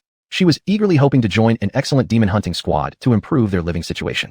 The burden of survival had been placed far too early on this girl who wasn't yet 20 years old, but today, at least, she had glimpsed a ray of hope. Thank you. Huang Xiaoxiao sobbed as she stretched out her arms, planning to give AI-chan a friendly hug. The wrong person.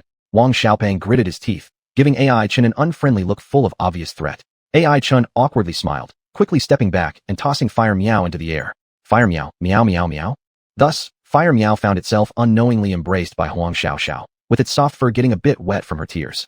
Only then did Wang Xiaopeng let out a sigh of relief, patting AI-chan's shoulder appreciatively and said emotionally, this is what a true friend should be. AI-chan. Wang Xiaopeng then tried to embrace him shamelessly, but AI-chan kicked him away. After tidying up the classroom, it was already quite late. The little fatty planned to escort Huang Xiaoxiao home, and thus hurriedly sent AI-chan off first. AI-chan. He slung his bag over his shoulder, walked alone out of the classroom, and fell into deep thought. Today he definitely felt like a pure tool man. However, at least some labor fee had been received. Looking at the increasing digits on his phone screen, AI-chan's mood improved quite significantly. Wang Xiaopeng might have forgotten his friends for a pretty face, but in other aspects, he was quite generous. This time around, he hadn't taken advantage of AI-chan for all the consumed magic cores. He fully reimbursed everything. AI-chan, being magnanimous, even offered a 30% discount, saving some funds for the little fatty's date budget. Everyone left happy. Additionally, Fire Meow's attributes had also increased somewhat. Fire Meow. Rank White. Stars, for stars. Element, Fire. Stamina, 50-70. Growth Stamina, 20. Strength, 70-100. Growth Strength, 30. Intelligence, 59-89. Growth Intelligence, 28-30. Agility, 47-77. Growth Agility, 20-30.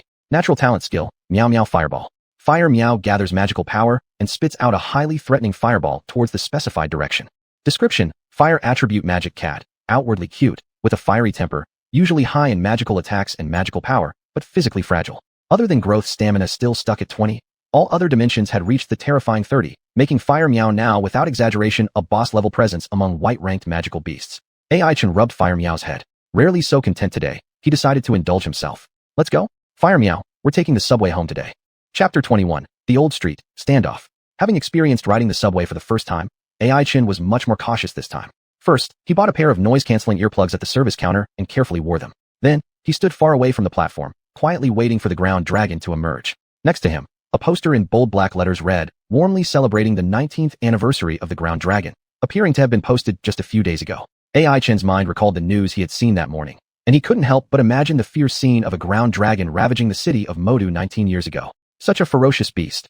I wonder how the city lord's mansion managed to subdue it. AI-chan remarked lightly. Just then, a station attendant overheard him and laughed, saying, the Tianxin Demon Hunting Corps under the command of the city lord's mansion is renowned across the entire continent. Of course, they could handle a single ground dragon. AI-chan nodded. Countless students participating in the academy competitions ultimately aspired to become members of the Tianxin Demon Hunting Corps. The young attendant continued. It said that when the ground dragon attacked our city, no one reacted in time except for Huiyang mercenary group, which issued a warning beforehand, reducing Modu's losses significantly. Or else. The attendant shuddered with lingering fear and said, many more people would have died otherwise. Looking somewhat serious, Ai-Chen couldn't help but ask, why did the ground dragon appear in the city? The attendant shook her head, replying, this I don't know, or rather, even now the city lord's mansion hasn't provided much explanation. It was merely proclaimed as the plot of wild magic beasts outside the city. Ai-Chen lightly nodded. There were large numbers of feral magic beasts gathered outside Modu, even forming armies around their powerful leaders. If the ground dragon was sent by the magic beast army, it somehow made sense. I've always thought that this ground dragon didn't seem too smart, running to Modu all alone. Isn't this suicide? The attendant timidly complained, suddenly noticing the fire kitten in Ai-Chen's pocket. She couldn't help but feel surprised. Oh, this cat seems to frequently loiter near the metro entrance. I've been wondering why I haven't seen it recently. It turns out you've tamed it. Ai-Chen smiled slightly and gently picked up the fire kitten. Thinking about their first meeting, Ai-Chen felt some sentimentality. Fate was such, sometimes just a coincidence could lead to mutual salvation. You've taken good care of it. The young attendant affectionately rubbed the fire kitten's little head and sighed. The fire kitten didn't resist this time. Before it met Ai-Chen, it used to wander aimlessly at the subway station, where quite a few staff members fed it regularly. The color of its fur has brightened so much compared to before. You've truly given it a blessing. The attendant couldn't help but praise. In the distance, the ground dragon emerged slowly with a thunderous roar from deep beneath the earth. Ai-Chen gave a small smile to the attendant. No, encountering it, I am the one who is lucky. As the humid and sticky wind coming from underground gradually subsided, Ai-Chen lifted the fire kitten and leaped down beside the platform. Seeing the densely packed crowds like lice jump off the massive sandy yellow body of the ground dragon, Ai-Chen once again felt how insignificant humans were. Perhaps due to the rush hour after work, at this time there were many passengers taking the subway. Therefore, Ai-Chen could only sit near the dragon's head. This also led to Ai-Chen sensing the murky, dark yellow eyes of the ground dragon watching himself upon landing on the platform. Maybe it was curious about that pitiful person almost scared to death by its dragon cry. Ai-Chen self-mockingly smiled, placing the fire kitten on his shoulder, then silently walked toward the exit. Not until passing through a corner did the terrifying sensation of being watched by a primordial monster begin to fade. A cold sweat broke out on Ai-Chen's back. He hastened his steps, quickly paid, and left the subway station. Only when the wind carrying the refreshing night dew brushed his cheeks did Ai-Chen finally let out a sigh of relief.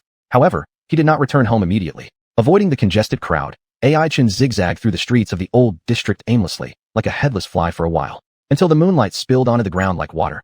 Ai-Chen arrived at an old street near the elementary school and stopped. By this time, the children had been dismissed for hours. There was no one on the old street, and even the streetlights were dim. The shadow of the trees swayed gracefully in the evening breeze. This street used to be a vegetable market, filled with small vendors or elderly people from nearby, setting up stalls to sell vegetables and fruits grown by themselves. But later it was considered unsightly, so the early market was abolished. Ai-Chen seemed to mutter to himself. It's heard afterward that it became a wine street, where neighboring shops sold wines brewed by themselves. I often came here for breakfast as a child too, but eventually, even my breakfast started tasting of alcohol. At this point, Ai-Chen paused and gently set the fire kitten down on the ground. The smell of alcohol is truly unpleasant. So, Giang, are you listening? Staring intently at a dark corner ahead, Ai-Chen held his breath, not daring to let his guard down for a moment. He knew he was about to face the thug who had been causing chaos in the city for a long time. With a mix of trepidation, Ai-Chen took a deep breath. He hoped that he might have judged incorrectly. At worst, he would just look foolish talking to thin air, but it wouldn't put his life in danger. However, the world often defies one's wishes. A slender figure emerged from the shadows, illuminated by the dim streetlights to reveal an incredibly gaunt face. None other than Giang, the killer who had targeted Ai-Chen multiple times. The fire kitten arched its back, its deep red fur on its spine, and tail bristling completely. Ai-Chen calmed the fire kitten and said, Mr. Giang, I've been waiting. Giang revealed his emaciated hands from beneath the sleeves of his black jacket and asked calmly, Is this the burial place you led me around for so long? It doesn't seem particularly satisfactory. Ai-Chen remained silent, merely watching him. Bored, Giang shrugged and said, I'm more curious how you found me, rather than where you brought me to fight. Ai-Chen smiled and replied, Because I could smell lamb odor from far away.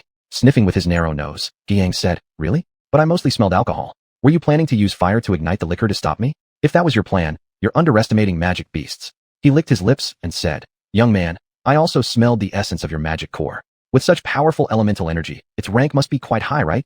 Extending two twig-like fingers, Giang slowly said, Choose one, your magic core or your life. The decision is yours. The leaves of the plane trees along the street rustled softly in the wind. Ai-Chen pulled out a magic crystal card from his pocket and smiled. Mr. Giang, compared to these two options, what I'd rather take is your life. Chapter 22, Night, Fire, Sheep. I don't know whether to say you're incredibly brave or completely overestimating yourself. Giang chuckled and pointed at Aichin's side where Fire Meow stood. Surely you don't think that a white stage magical beast could stop me, right? After saying this, he flicked his jacket back slightly, once again vanishing into the darkness. The next voice came from all around, as if rushing into Aichin's ears. Young man, I forgot to tell you. I'm almost at the violet stage. The violet stage. Aichin swallowed hard, his mood unavoidably becoming heavier. Perhaps this was the most powerful opponent he had clashed with since awakening. Taking a deep breath, Aichin shouted, Fire Meow, unleash fire. Soon, 9 fireballs rose in the air, scattering everywhere. The street cloaked by the night became bright as daylight. Giang realized there was no place for him to hide, so he simply decided to strike. With a slash, his claw brought along the sound of the wind, charging straight towards Aichin's chest. After being baptized by the wind a tribute magic core, Fire Meow's agility had greatly increased. It reacted swiftly, instantly appearing in front of Aichin, blocking Giang. The battle between magical beasts, the clash of strength against strength. Both sides simultaneously abandoned magic, choosing the most primitive method of combat. How is this possible? Where does this magical cat get such strength? Sensing the force coming from the cat's claws, Giang inwardly startled, only now realizing that the Aichin in front of him was no soft touch. Stepping back on his own initiative, Giang rubbed his arm, 3 bloody scratch marks horrifyingly clear. As for Fire Meow, there was no major issue on its side. After all, the opponent wasn't a magical beast renowned for combat prowess, and also hadn't expected the magical cat to possess such remarkable strength. Due to negligence, it actually managed to gain an advantage. A good shout rang out internally, but the caution on Aichin's face didn't decrease even slightly, for he knew well that what followed would be the difficult part. After suffering this setback, Giang surely wouldn't choose physical combat again, and what worried Aichin the most was precisely Giang's unknown innate skills. Fire Meow, fully concentrate the fireball. Aichin decided to strike first. He picked up a small wine jar from the roadside and flung it at the flame illuminating the sky, seeing the clear bright wine spill onto the ground, turning momentarily into streams of fiery snakes. Aichin kept picking up wine jars from the roadside, creating more flames in the same way. Soon, these fiery snakes combined to form a wall of fire, isolating Giang on the other side. Using Aichin's distraction, Fire Meow took the opportunity to guide fire elements, attempting to condense an enormous fireball never seen before. The scorching heat roasted the surrounding sycamore leaves, making them sizzle audibly. The gradually enlarging fireball resembled a colossal sun, silently looking down upon everything below. Under the searing glow of the fireball, Giang's shadow stretched long across the ground, like a nightmare enveloping Fire Meow. An ancient low hum emerged from his mouth, akin to a demon whispering closely beside one's ear. Fire Meow felt the approach of the darkness, causing its entire body hair to stand on end as it assumed a defensive posture. However, all efforts were in vain. An irresistible drowsiness swept over it, and soon after, Fire Meow fell directly onto the ground. The fireball, which carried their hope for victory, ultimately failed to fall. Aichin hastily picked up Fire Meow and questioned Giang through the wall of fire with red eyes. What did you do to it? Giang chuckled, waving his hand. In an instant, the massive fireball on the horizon dissolved, transforming into sparks glittering like scattered fireworks under the night sky. He stepped out from the wall of fire, walking directly to Aichin's side, lightly tapping the specks of embers off his jacket, inhaling deeply, then said with a sigh, That was really good wine. Unfortunately, you've wasted it all. What have you done to Fire Meow? Facing Giang's thin face, gritting his teeth, Aichin asked again. Giang shrugged and said, Let it sleep for a while. It'll wake up soon. But now, I think we can have a chat. There's nothing to talk about between me and you. Aichin coldly replied. Is that so? Giang stretched lazily and said, It seems like you've made another mistake in the choice between life and death. Before long, a pair of sharp claws charged towards Aichin's chest, a smirk curling up at the corner of Giang's mouth, as he had already imagined the sensation of his fingertips piercing through the skin. Perhaps, this was a bit of punishment for those who remained obstinately ignorant. After all, he had once given them the chance to choose. But the next moment, his smile froze. There stood Aichin facing the fatal attack, not retreating but advancing, ramming his left shoulder toward Giang's sharp claws. Deep crimson blood dripped onto the street, mixing with the clear wine water. Yet, this wound was far from fatal, meaning Aichin still had the ability to move. Under Giang's incredulous gaze, Aichin coldly smirked, gently attaching a magic crystal card with his right hand to Giang's body. It's over, Mr. Giang. Under the calm night sky, Aichin stated it thus. Following this, scorching flames erupted like a fire dragon from the magic crystal card, completely enveloping Giang. This was precisely the skill card Mochi had given to Aichin for self-defense, spreading starfire. The terrifying heat reignited the spilled wine on the street, transforming the entire old street into a sea of flames. Good thing no one lives here anymore. Otherwise we wouldn't know how many casualties there would be. Aichin, holding his injured shoulder, gazed at the sea of fire and marveled at the power of the skill card. He had already retreated with Fire Meow to the side, and now it was time to wait patiently. Sniffing lightly through his nose, he caught the aroma of wine in the air, mixed with the distinct smell of mutton. A strange smile flickered across Aichin's face. So, Giang, you aren't even a real sheep, are you? Now there's nothing left to argue about. As the sky-filling flames gradually subsided, Aichin cautiously approached the edge. Not far away, the burnt jacket still lay smoldering on the ground, but Giang was nowhere to be seen. Of course he escaped. A nearly violet stage magical beast truly isn't easy to deal with. With a solemn expression, Aichen bent down and lifted the jacket. The ground revealed charred flesh, evidence that Giang had used the drastic measure to stop the spreading flames, showing quite a bit of courage akin to severing an arm to save oneself. From the remains of the charred flesh, it was clear that Giang had suffered serious injuries and wouldn't return for revenge anytime soon, at least not in the short term. Taking a slight breath of relief, Aichen supported his aching left shoulder and squatted beside Fire Meow. Picking up some nearby wine water, he soaked a piece of cloth and gently wiped Fire Meow's small round face. Soon, a lazy and feeble meow echoed softly. At this, Aichen finally put the last stone in his heart to rest. He picked up Fire Meow and, enduring the piercing pain occasionally radiating from his arm, made his way into every wine shop, leaving behind several magic cores as compensation for using their wine. The floating fireball in the sky had already extinguished, and Fire Meow, still recovering from the battle, had temporarily lost its fighting capability. Thus, under the dim yellow lamplight, Aichen carefully placed the magic cores in each shop. In a fleeting glance over his shoulder, Aichen noticed a pair of emerald green eyes flashing with a mysterious glow lurking in the shadows not far away. Chapter 23, Disqualification? Giang. He's actually still here. Aichen's heart shuddered, clearly recognizing the owner of those eyes. After swallowing hard, Aichen subtly slipped the magic core into the wine shop and quickened his steps, deliberately avoiding Giang's line of sight. Only when he felt those terrifying eyes move away from him did Aichen slump to the ground, as if out of strength. The wound on his left shoulder was still oozing bloody red, with numb waves of pain occasionally coming. Aichen used a scorched pottery jar to scoop up a little alcohol and swallowed it in one gulp. The fiery liquid slid into his mouth, yet a rush of heated blood coursed through his body, gradually calming his emotions. Huomiao is injured and can't join the fight now. If I use the skill card again, Giang will certainly be prepared. I wonder if it will work. Leaning against the wooden door of the shop, Aichen weighed the cards in his hand, pondering how to deal with the strong enemy not far away. However, what he didn't know was that just 2 shops away, another wooden door saw Giang leaning there, dragging his broken body, also picking up a broken wine jar, sipping some strong liquor. Thus, under the old street at midnight, man and sheep, these 2 sworn enemies, unintentionally leaned on doors, drank alcohol, and planned in their minds how to put each other to death. Huomiao's weak cry broke the silence. It stared at Aichen with its pitch-black little eyes, indicating that it was hungry. Aichen smiled.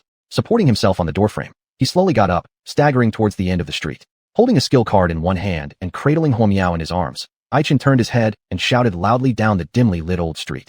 Giang, you gave me a choice, and now I give you one.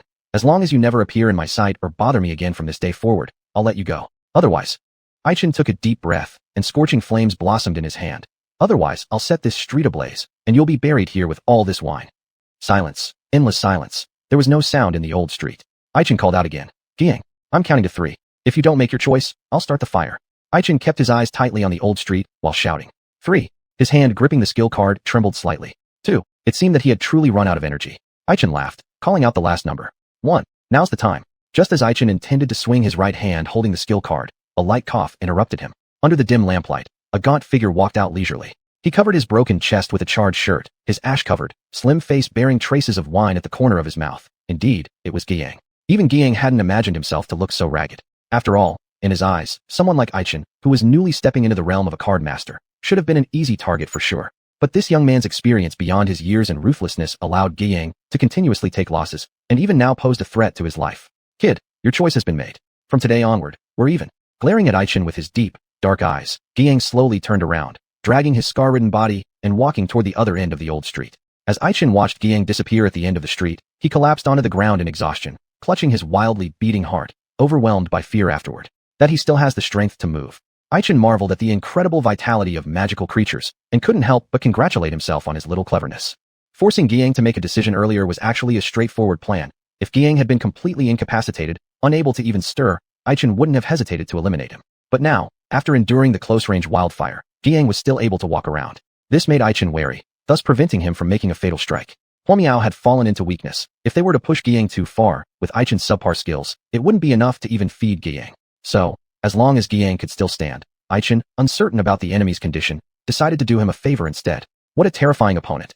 Aichen pursed his lips, feeling hungry as well. He wanted to find a barbecue place and devour some lamb kidneys. But before that, he needed to treat the wound on his shoulder first. Recently, the streets of the magic capital had become much livelier, even visibly more street vendors setting up stalls on the sides of roads. Drivers on the road had recently become somewhat uneasy because, at any moment, a rare magical creature seldom seen might dart past them. The walls of schools and malls were also painted with large red words in paint, proclaiming the great competition of the Hunter Mage Academy, heralding the grand annual event that was approaching. Naturally, the organizers were the city's main rulers, the City Lord's Mansion. Essentially, all Demon Hunter high schools were invited to participate, making it a significant event covering the entire city. After all, everyone has children. Who wouldn't want their child to become an exceptional card master with immense combat power and esteemed status? Moreover, the annual academy competition was also the primary source of fresh recruits for the Demon Hunter Guild, directly tied to the city's safety. Therefore, this match could never be emphasized enough. Aichin clearly felt this enthusiasm sweeping through every corner of the magic capital. Even in his old neighborhood, the breakfast shop owner had kindly given him an extra bowl of warm red bean porridge in the morning. Taking a bite of the chewy fried dough stick, Aichin ordered another plate of deep-fried dried fish for Huamiao. It had been nearly a week since the last injury, and his shoulder had healed significantly. It would recover fully very soon. Looking at Huamiao nibbling away at its food, Aichin figured that the little creature must have recovered from the aftermath of the fierce battle. Since that night, Giang hadn't reappeared either, as if he too were keeping his promise, bringing the matter to a temporary end. However, Aichin took another bite of the fried dough stick. Over the past few days, he had carefully observed, but the news of smuggled magic cores and magical beasts continued without pause. This meant that the mysterious organization collecting elemental forces had yet to stop its activities. This world isn't as safe as it seems. Gently patting Huamiao's head, Aichin resolved to achieve a good result in the competition and join an excellent demon hunter team. That way, when danger struck, he would be able to protect himself. Buzz buzz. The smartphone on the table vibrated suddenly. Aichin picked it up absent-mindedly. It was a call from Wang Xiaopeng. That little fatty was awake so early today? Aichin blinked and slid his finger across the screen to answer the call. Hey, what's up? Bro Chun. On the other end of the line came Wang Xiaopeng's anxious voice. Something huge has happened. Your qualification for the competition might get cancelled. Chapter 24. The Only Zero Scorer. Take your time. I'm listening. Ai-chan was gripping the fried dough stick in his hand tightly. Wang Xiaopeng had indeed brought him a bolt from the blue. It's like this, Brother Chun. Wang Xiaopeng paused for a moment before continuing. Do you remember the power evaluation that was held in high school? Ai-chan thought for a moment. It seemed there was such an event, but at that time he was busy studying his talents and didn't go. Wang Xiaopeng continued. This year's demon hunting competition is different. It uses an Jifun system, meaning that hunting demons or collecting resources in the competition will be calculated as points. The person with the highest score at the end wins. Hearing this, Ai-chan looked confused. What you're saying, I already know. What does this have to do with me not being able to participate? Wang Xiaopeng sighed. That's just the problem. All contestants will start with a base score, which is the score before the competition begins. Just now, they issued our team's scorecard, and I secretly took a look. That's when I realized. Ai-chan cautiously asked, how many points do I have? Wang Xiaopeng hesitated for a moment, seemingly reluctant to tell Ai-chan the result, before finally speaking. Brother Chun, because you didn't participate in the previous power evaluations, they don't have your data. Your base score is also 0 points. Unable to bear torturing Ai-chan any longer, Wang Xiaopeng sped up his speech, finishing in one breath. Because there are a lot of people participating today, considering the size of the venue and personnel safety, the City Lord's residence has set a rule. Participants below 60 points lose their qualification to participate. Ai-chan fell silent, unsure what to say. This ridiculous scoring mechanism. Why wasn't he informed earlier? On the other end of the phone, Wang Xiaopeng sighed, saying, I am helping by talking to some people at the City Lord's residence. Brother Chun, don't be too upset. There might still be hope. Ai-chan paused for a long while before quietly saying, thank you. He simply couldn't accept this outcome. After all, he'd prepared for the demon hunting competition for a long time. After paying for his breakfast, Ai-chan walked on the road, getting more and more angry. He decided to turn around and eat another meal, deciding to stuff himself till he burst. The breakfast shop owner curiously stared at Ai-chan, who had returned after leaving, then served him another steamed bun basket. Only good food could comfort Ai-chan's hurt heart. He wolfed down the food, muttering to himself. What a strange scoring method. Can't the City Lord's office organize another evaluation? That's right, the City Lord's office. A flash of insight struck Ai-chan, reminding him of something. He pulled out his phone and dialed a familiar number. I can ask Elder Mo myself. Why didn't I think of that? After all, he did send me on an errand. How could he possibly not help me? Ai-chan smiled. Such a simple thing, and yet he hadn't thought of it first. The phone rang a few times before being answered. Ai-chan greeted Elder Mo and quickly explained everything that happened. However, there was no sound from the other end. Elder Mo, are you listening? Ai-chan asked, puzzled. Suddenly, the phone emitted a string of clear laughter, clearly from a girl. Ai-chan suddenly felt that this laughter sounded familiar. Ha ha ha, it's you. Asking Elder Mo for help? Gotcha. Come to the City Lord's office to find me. Otherwise, I'll tell my father about this matter. Hearing the voice and tone from the other side of the phone, Ai-chan was completely shocked. It turned out to be Xianhuan. The City Lord's residence was located in the city center. Taking the express subway line, Ai-chan then walked about 500 to 600 meters before finding a nearby fried chicken store. Xianhuan was wearing a beige hoodie with a hood, sporting a baseball cap. She stood in front of the shop, nibbling fried chicken slowly. Spotting Ai-chan from afar, she waved her hand. Over here. Ai-chan moved slowly, without saying anything, only staring at Xianhuan, pondering why the call intended for Elder Mo ended up being picked up by her. You're so slow. Xianhuan rolled her eyes at him and threw the fried chicken box over. I couldn't finish, so here you go. Ai-chan caught it, and casually gave a bite to Fire Cat perched on his shoulder. Wrinkling his brows, he asked, "Miss Xiang, what's going on?" "What's going on?" Xianhuan's eyes twinkled like little stars. "The situation now is, your backdoor call to Elder Mo was unintentionally intercepted by me. So, as a righteous messenger, I need to punish you." She patted AI Chen's shoulder and laughed so hard she couldn't straighten her waist. "Tell me, how can someone be so unlucky, having no data and thus getting a big 0 on the evaluation score, and then trying to pull strings and still getting caught?" "Ha ha ha." AI Chen gave a bitter laugh and said, "Miss Xiang, please don't mock me anymore. Let's get straight to the point. I still need to discuss things with Elder Mo." Xianhuan lifted the brim of her cap and eyed up and down the young man in front of her with her lively eyes. His simple attire betrayed his plain background. It was hard to believe that such an ordinary person could somehow connect with Elder Mo Chi and even talk to him. And Xianhuan glanced again at the Fire Cat on the young man's shoulder, which was devouring fried chicken. It was this unassuming little creature that had convincingly beaten their city lord's mansion hand-picked water cat last time. At this thought, Xianhuan suddenly came up with a great idea. She blinked her eyes and revealed a sweet smile as she said to AI Chun, "You want to obtain the qualification for participation, don't you? Why bother Elder Mo Chi? I'll help you." Wouldn't that be inappropriate?" AI Chun looked at the mischievous girl, recalling how the last time she smiled like this, she intended to blow him off into the sky. Could he really trust her now? Xianhuan immediately scowled and flicked her ponytail behind her back, threateningly saying, "If you don't agree, I'll go tell my father, and we'll see if Elder Mo will still help you. Oh, and by the way, my father is someone who detests scheming people. You should be careful." Hearing this, AI Chun could only sigh bitterly. "Do I have any choice left?" "Very sorry, none." Xianhuan smiled satisfied and commanded AI Chun, "Come on, call a carriage. Let's go earn you some points." AI Chun sighed once more and waved to stop an empty passenger carriage on the street. This kind of wind-attributed magical beast, similar to a taxi, was swift, enduring, steady, and could run for hundreds of kilometers without breathing heavily. Hence, they were quite common within the city and usually served as transportation for the upper class. You pay for what you get, and the fare of the passenger carriage was certainly not cheap. For someone like AI Chun, even taking a subway would already be considered luxurious. He'd never dream of riding a passenger carriage. But since the daughter of the city lord had given the order, there wasn't much room left for him to choose. AI Chin boarded the carriage with Fire Cat in his arms, and instantly, the wind began roaring in his ears. He stole a glance at Xianhuan's delicate side face, but instead pondered, will she foot the bill? Chapter 25, Huiyang Arena. It has to be said, the only disadvantage of expensive things is their price. Before AI Chin could even sit down comfortably, they had already arrived at their destination. He climbed down from the horse's back with Huomiao in his arms and glanced at his phone. Goodness, it had only been 2 minutes since they started, and he couldn't help but marvel. How many runs can you make in one morning? You must be making a killing. However, he was mistaken on this point. After all, in Macho, only a select few could afford the services of passenger horses. The most business they'd get in a day was 7 or 8 rides at best. Thus, the rates would also be a bit steeper. Upon hearing the price quoted by the driver, AI Chin's face turned green as he frantically looked toward Xianhuan for help. Xianhuan blinked innocently and asked in confusion, "Why are you looking at me?" AI Chin struggled for half a moment, not knowing what to say. The manly pride in him stopped him from speaking up, so he paid the fare reluctantly with tears welling up in his eyes. As the passenger horse trotted away silently under his watchful gaze, AI Chin felt that the driver had taken something along with him. What exactly did he take? AI Chin reflected that it must have been his dream of accumulating wealth. Beside him, Xianhuan could no longer contain herself and bent over laughing. "Ha ha, you're killing me. How come paying the fare feels like you're giving your life?" AI Chin turned his head and shot her an irritated look. How would someone like you, who hails from a wealthy family, understand the romance of living by the pinch of pennies? At this very moment, the little Huomiao atop his shoulder chirped appropriately. "Meow. Bad woman. It's not my fault either. I never carry money when I go out. Others always pay for me. Judging by that, you're actually quite lucky," Xianhuan stated matter-of-factly as she shoved her hands into her pockets. AI Chin questioned her. "Then how did you buy fried chicken earlier?"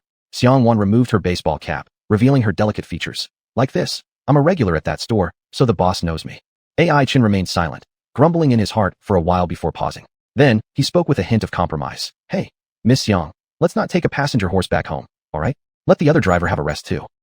Xianhuan exaggeratedly wrapped her arms around herself as if defending against an attack. "Go back together? Are you suggesting you want to come to my house?"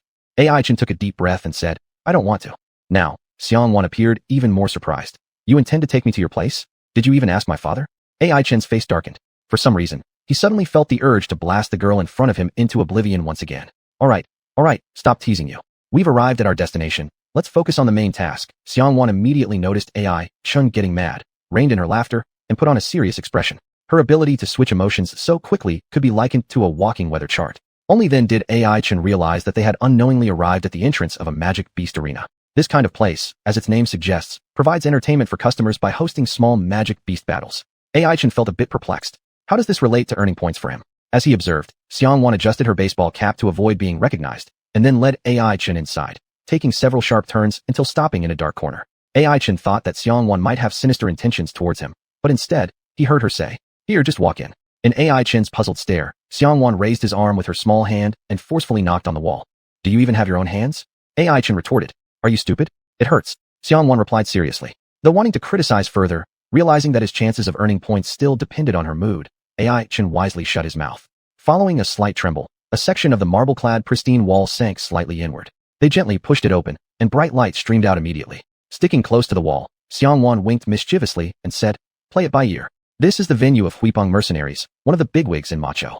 After entering through the hidden door, the space inside proved much larger than expected. The dazzling corridor was occasionally crossed by elegantly dressed, obviously affluent men and women. The air was faintly fragrant with flowers, and near the sofa in the distance were pots of blossoms in full bloom during this season. On the table were assortments of fruits and snacks. Huamiao jumped off from within AI Chen's pocket, tore open a bag of fishtails, and enjoyed them wholeheartedly. "What do you think? Am I mistreating you?" Xianhuan couldn't help but laugh proudly. AI Chen sighed and remarked, "Miss Xiang, did you bring me here for a date? Is there going to be a KTV room ahead? Will a group of scantily clad girls emerge later?"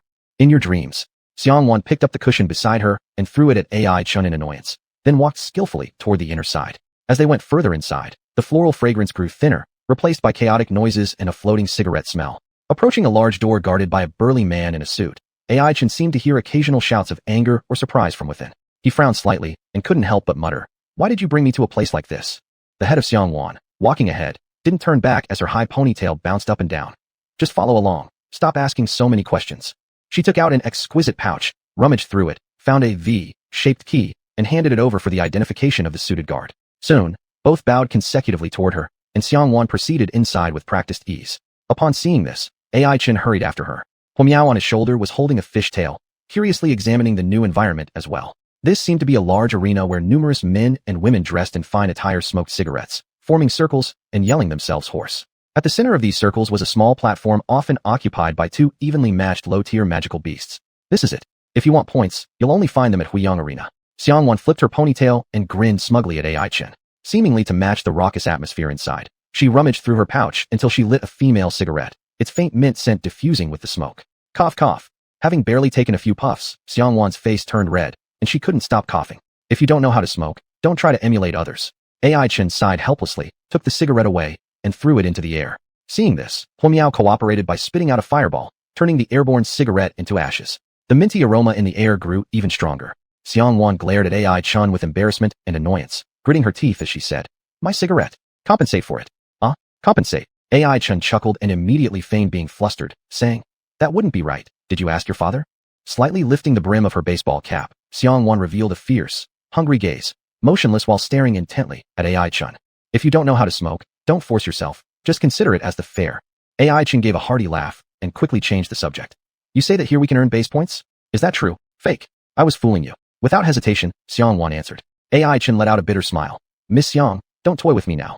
If I can't get points and join the Hunter Devil team, I won't even be able to afford eating dirt in the future."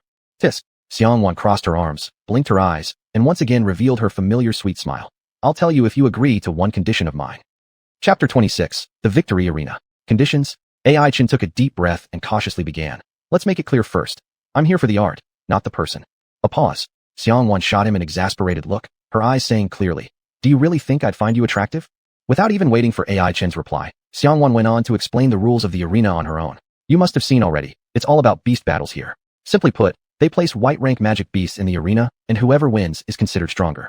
For instance, here, she gave AI Chen a pointed glare before continuing. Like when your fire cat beat my water cat. That just means I wasn't good enough, no complaints there." "Is that so?" AI Chen looked sheepishly at Xianhuan, sensing she still seemed unsatisfied, as if ready to take a bite out of him any moment. "By the way, where's water cat? I haven't seen it today." AI Chen suddenly asked, confused. This brought up a touchy subject, making Xianhuan flare up again. She glared at both AI Chen and his fire cat beside him. "You have the nerve to ask. Since that last time when Water Lon Lon got beaten up by your fire cat, she's been acting weird, constantly going on about finding it again. Probably has some sort of infatuation, so I've placed her under house arrest." AI Chen, what a tyrant. He swallowed nervously, looking Xianhuan up and down, wondering if one day, when she fell head over heels for someone, would the city lord similarly confine her to solitary confinement. Seemingly noticing AI Chen's gaze, Xianhuan gave him a sweet smile, but her expression carried an ominous undertone. "What? You're planning to thrash me too? To make me fall in love with you?" Upon hearing this, AI Chen remained silent and glanced upwards at the whitewashed ceiling, sighing. What a fine weather we're having. TCH. Xianhuan rolled her eyes and cleared her throat, resuming their earlier conversation. Moving on, let's talk about beast fights again. So what's the difference between the outdoor and indoor arenas? With her elegant forefinger raised, she adopted a teacher-like tone, explaining. The main differences lie in the stakes and gameplay. Outside, people fight purely for fun. Winning or losing doesn't matter much. But inside. She paused momentarily, glancing provocatively at AI Chun before concluding teasingly. Losing even once could leave you bankrupt. As expected, upon hearing this, AI Chen's fervor immediately vanished. He blinked and cautiously asked, well, if I have nothing to lose, then what? Xianhuan was utterly exasperated, thinking how could someone be this poor and actually say such a thing? Annoyed, she tapped him on the shoulder. Can you be more ambitious? Don't think about losing before it even starts. A passerby who heard them burst into laughter. Kid, if you're truly afraid of losing, you could always wager her here. AI Chen looked at the man uneasily, marveling at his audacity. Had he known whom he was joking about, it might keep him awake at night. Fortunately, Xianhuan didn't even respond, just maintaining a look of disdain on her face, exactly like that water cat from before. In short, don't lose. If you can maintain consecutive victories, any reward here can be yours. Once you earn enough points, I'll achieve my goal too. Thinking about it, Xianhuan gave a contented smile. AI Chen couldn't help but feel puzzled. Your goal? What is it? Xianhuan tilted her chin up proudly, directing AI Chen's view towards a crowd dressed in suits gathered upstairs watching casually. People from Huiyang? AI Chen guessed tentatively. Exactly them. She nodded. Her demeanor then slightly darkened. 2 weeks ago, one of my favorite wind attribute magic beasts lost here and had its wings broken. So this time, I want you to win it all. Upon hearing this, AI Chen finally understood why, when he last saw Xianhuan at the Wanning Chamber of Commerce, she had bought a whole basket full of wind attribute magic cores. Looking back now, those were likely used for treating her injured magic beast. Looks like the cruelty of these animal battles won't be low. He sighed. After all, even being the young princess of the city lord's residence, with high social standing within the magic capital, her cherished magic beast still ended up with broken wings. Recalling this, AI Chen gazed at Fire Cat hesitantly. At that moment, Fire Cat stopped its playful struggle with the small fish snack and came over, rubbing its wet nose against AI Chen affectionately, emitting a confident meow. Meow, don't worry, meow, I can handle it. This thoughtful little thing apparently understood the two people's conversation and also knew of AI Chen's difficult situation at the moment. As the most loyal partner, Firecat obviously wouldn't give up easily. After all, it knew that the unremarkable young man before its eyes was the one who had taken it away from the cold, damp subway station and gave it a home. AI Chun patted Firecat on its head, heavily nodding. All right, I trust you, but if we really can't win, just run back. Don't push yourself too hard. After some thought, AI Chin felt with Firecat's high agility, even if they weren't a match for their opponent, as long as they didn't stay to fight unnecessarily, there shouldn't be a problem. Compared to Xianhuan's high expectations, he merely hoped that his partner would return safely. As for this, the young Princess Xiang didn't say much else. She simply adjusted her cap and said, now that you've decided, follow me. Our goal for today is raising hell. Xianhuan smiled sweetly, giving AI Chin a chill down his spine. He knew someone was going to suffer. The two came one after another to the central arena. Here seemed to be the liveliest place in the entire arena. It took great effort, but AI Chin finally squeezed through the crowd and made it to the registration counter, where he received the guarantee form. A boldly dressed young lady at the front desk threw a flirtatious glance at him, which scared the socially awkward Firecat so badly that it shivered and clutched onto AI Chin's arm tightly. Gently calming Firecat, AI Chin picked up the paper document on the table and carefully read it over. TSK tisk tisk. AI Chin clicked his tongue. The rewards mentioned were quite generous. Participants in the consecutive victory stage would receive gifts from both the opponent and the host after each victory. Even after 10 straight victories, they'd gain initiative rights to challenge the top 10 resident star players under the organizer's banner, demanding resources necessary as long as the requests weren't too unreasonable. The host would grant them until the champion loses. Looks like I'll need at least 10 straight wins to earn the basic points. After pondering a bit, AI Chin signed his name on the document, handed it to the front desk, and indicated his intention to join. 1 magic crystal stone. The front desk girl's red lips parted, uttering a price that blackened AI Chin's vision. Can I pay later? AI Chin awkwardly chuckled, hoping the receptionist would be as accommodating as a store owner.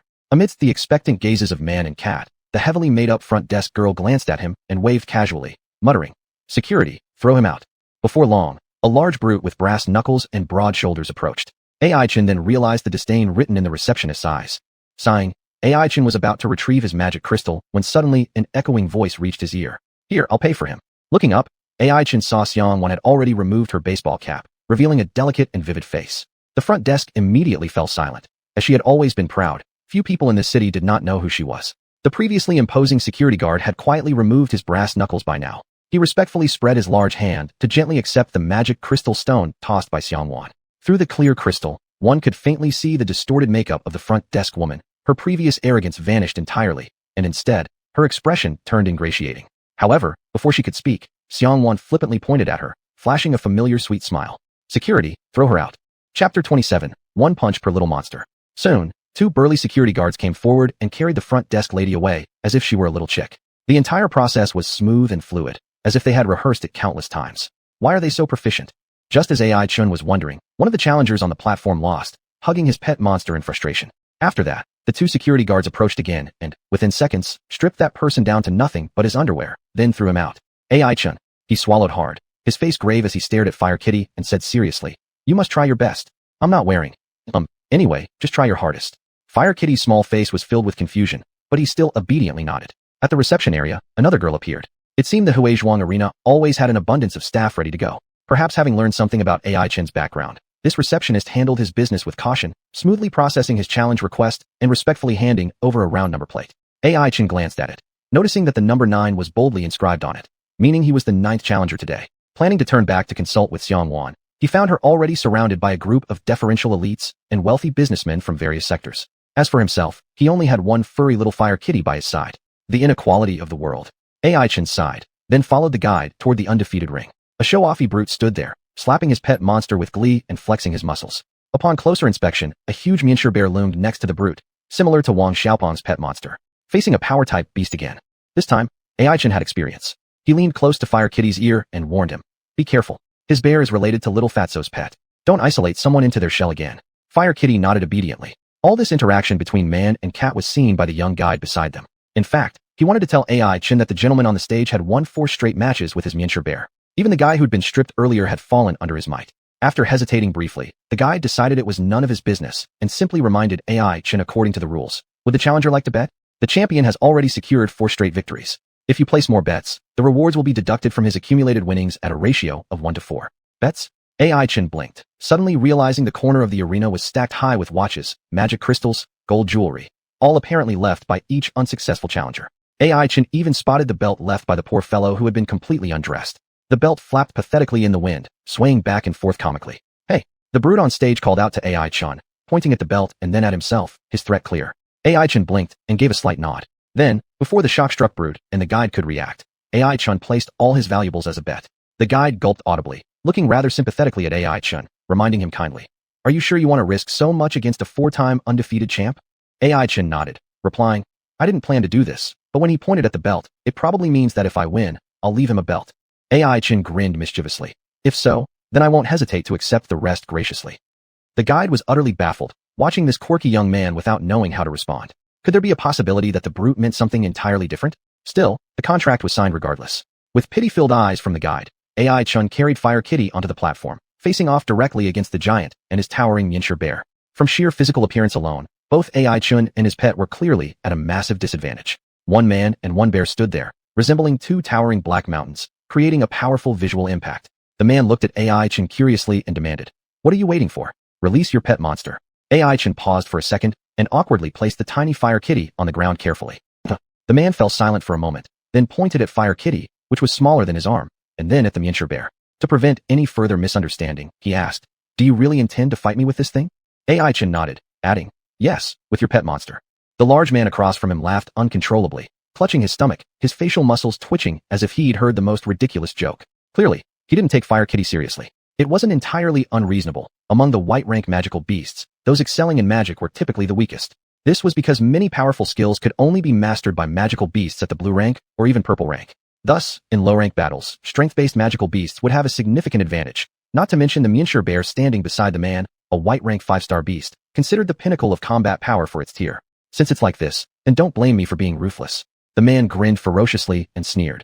"Looks like there are plenty of overconfident fools today. You want to lose everything except your underwear? I'll grant your wish." Before long, he signaled for the miniature bear to attack. In the gasps of the onlookers, the enormous miniature bear lumbered forward with heavy steps towards AI Chin. Its massive paws struck the platform with a dull resonance, making the steel floor shake violently, showcasing its terrifying strength. Moreover, AI Chin was astonished to find that the bear's speed wasn't slow, matching even Wang Xiaopeng's evolved miniature bear without any difficulty. Apparently, a high-agility miniature bear. It explains why he's been on a winning streak. AI Chin's expression turned solemn. He told Fire Kitty, "The opponent is formidable. The original plan is cancelled. You may use 70% of your strength." Meow understood. Fire Kitty chirped an obedient response before lightly flexing its tail and hind legs, leaping nimbly into the air. Its speed was so fast that afterimages seemed to appear. In the shocked gazes of the spectators, Fire Kitty became a fiery cloud moving incredibly fast toward the miniature bear. It delivered a punch to the bear's chest in one swift motion. Upon seeing this, the man erupted in unrestrained, mocking laughter. Ha! Are you joking around? A magical cat dares to fight a strength-based magical beast in close quarters? Just say if you want to give up and surrender your money. However, before he could finish his sentence, the miniature bear stumbled and crashed onto the platform. Its sturdy back collided with the hard steel ground, producing a thunderous sound that reverberated through the entire arena. At once, the whole stadium fell silent. Whether it was those already watching or other customers enjoying themselves elsewhere, everyone cast curious and surprised glances. The man collapsed semi-paralyzed on the ground, hugging the miniature bear tightly and refusing to let go. It's fine, he just passed out, Ai-chan said softly as he handed over the belt as consolation. Then he turned around and shouted toward the impeccably dressed manager upstairs. Next. Chapter 28. Exposing Dominance, Seeking Death. Smoking was prohibited on the second floor of Huiyang Arena. This was an unwritten rule. Even newly hired staff members had to keep this point firmly in mind. However, at this moment, wisps of tobacco fragrance were seeping out from one of the private rooms on the second floor. Outside the door, a beautifully dressed waitress in a xianxia was waiting by the door with 3 bottles of mineral water, her whole body trembling and her pale complexion barely concealed by blushed cheeks. Water. A calm voice came from inside the room. She took a deep breath, slightly calming her mind, then swayed her figure, pushed open the door, and neatly placed the 3 bottles of water on the table. Across from her sat a man in a white tailcoat, about 30 years old. He was impeccably groomed from head to toe, looking like someone who cared deeply for cleanliness. He held a cigarette in his hand, something strictly forbidden on the second floor of the arena. However, this man had special privileges because he was the owner, xuanhuan. The misty smoke blurred his face as he sequentially picked up each of the 3 bottles of mineral water, observing them carefully, as if admiring a piece of art. Suddenly, he asked, "Where did you buy this water?" The waitress's whole body trembled as she forced out a coquettish smile. "By your lordship's order, I bought it from nearby convenience stores, changing stores after each bottle." Xuanhuan lightly nodded, spun the dazzling gemstone ring on his finger, and said, "Then I am rather curious. Why have the caps been opened on all 3 bottles of mineral water?" The waitress gave a coy laugh, somewhat embarrassed, saying, "Because I didn't want to trouble you, boss, so I took the initiative." The scene suddenly grew silent. The bodyguard guarding the door seemed to curse under his breath. "Idiot." The waitress held her breath, lowered her head, seemingly not daring to look at xuanhuan, but her real intention was to showcase the curves beneath her xianxia. Rarely does anyone care enough to do this. xuanhuan finally smiled, and the atmosphere in the entire private room seemed much more congenial. The waitress showed a sultry smile and complained, "Boss, you scared me half to death." Xuanhuan patted the empty space beside the sofa, gesturing for the woman to sit next to him. Thus, the waitress naturally wrapped her arms around his neck. Xuanhuan smiled again and lit another cigarette. The hazy smoke wafted onto the waitress's meticulously made-up cheeks, where she smelled a scent that was somewhat intoxicating. At the thought of soon clinging to such a powerful figure, her mood immediately brightened. It wasn't a waste of the large sum of money she'd spent to wrangle information from the manager that their boss would be arriving today. "Do you know why smoking is forbidden on the second floor?" Xuanhuan suddenly asked. Confused, the waitress shook her head and edged closer to the boss. But xuanhuan didn't hesitate, extending his hand towards her as he casually explained, "It's not because I hate the smell of smoke. It's possible that smoke may contain poison. You see, I deal with poisons, and I fear being poisoned by others most."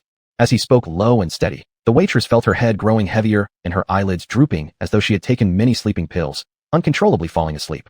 Just before closing her eyes, she saw the cold side profile of the boss and heard his last words. "So, water with open caps could also contain poison. Fool." Xuanhuan threw the unconscious woman aside, stood up from the sofa, and kicked over the crystal table. The 3 bottles of mineral water crashed to the ground, splashing water everywhere. 2 bodyguards quickly moved in to clean up and carried the soft, limp body of the waitress out. "Call the manager here." With xuanhuan's command, a middle-aged man in a well-tailored suit rushed in. Upon entering, he knelt down on both knees. "Boss, you called for me?" Xuanhuan glanced down at him and asked, "I heard the young miss from the city lord's mansion came looking for trouble?" "Yes." The young princess Xianhuan came from the city lord's residence, aiming straight for the undefeated platform, apparently intending to shut our operation down. The manager respectfully answered. "Unbeaten platform." Xuanhuan rubbed his forehead. In his memory, the undefeated platform was indeed a project that could cost the house heavily, but how dare Xianhuan, with her mediocre skills, step onto the stage again? He heard the manager continue. "Not long ago, Master Shan, in a burst of excitement, disabled Xianhuan's Feng Yunhe. Today, that girl probably came specially to seek revenge. Strangely, she hasn't gone on the stage herself, but sent one of her subordinates." "Subordinate?" Xuanhuan looked somewhat puzzled and asked, "Is this person from the city lord's mansion?" The manager struggled to recall Ai-chen's shabby appearance and replied, "I don't think so. He can't even pay the registration fee himself and had to have Xianhuan cover it for him. It seems like someone she just picked up as a retainer somewhere." Xuanhuan nodded slightly. "That should cause no significant ripples. Let it go. Just inform me if there's anything unusual."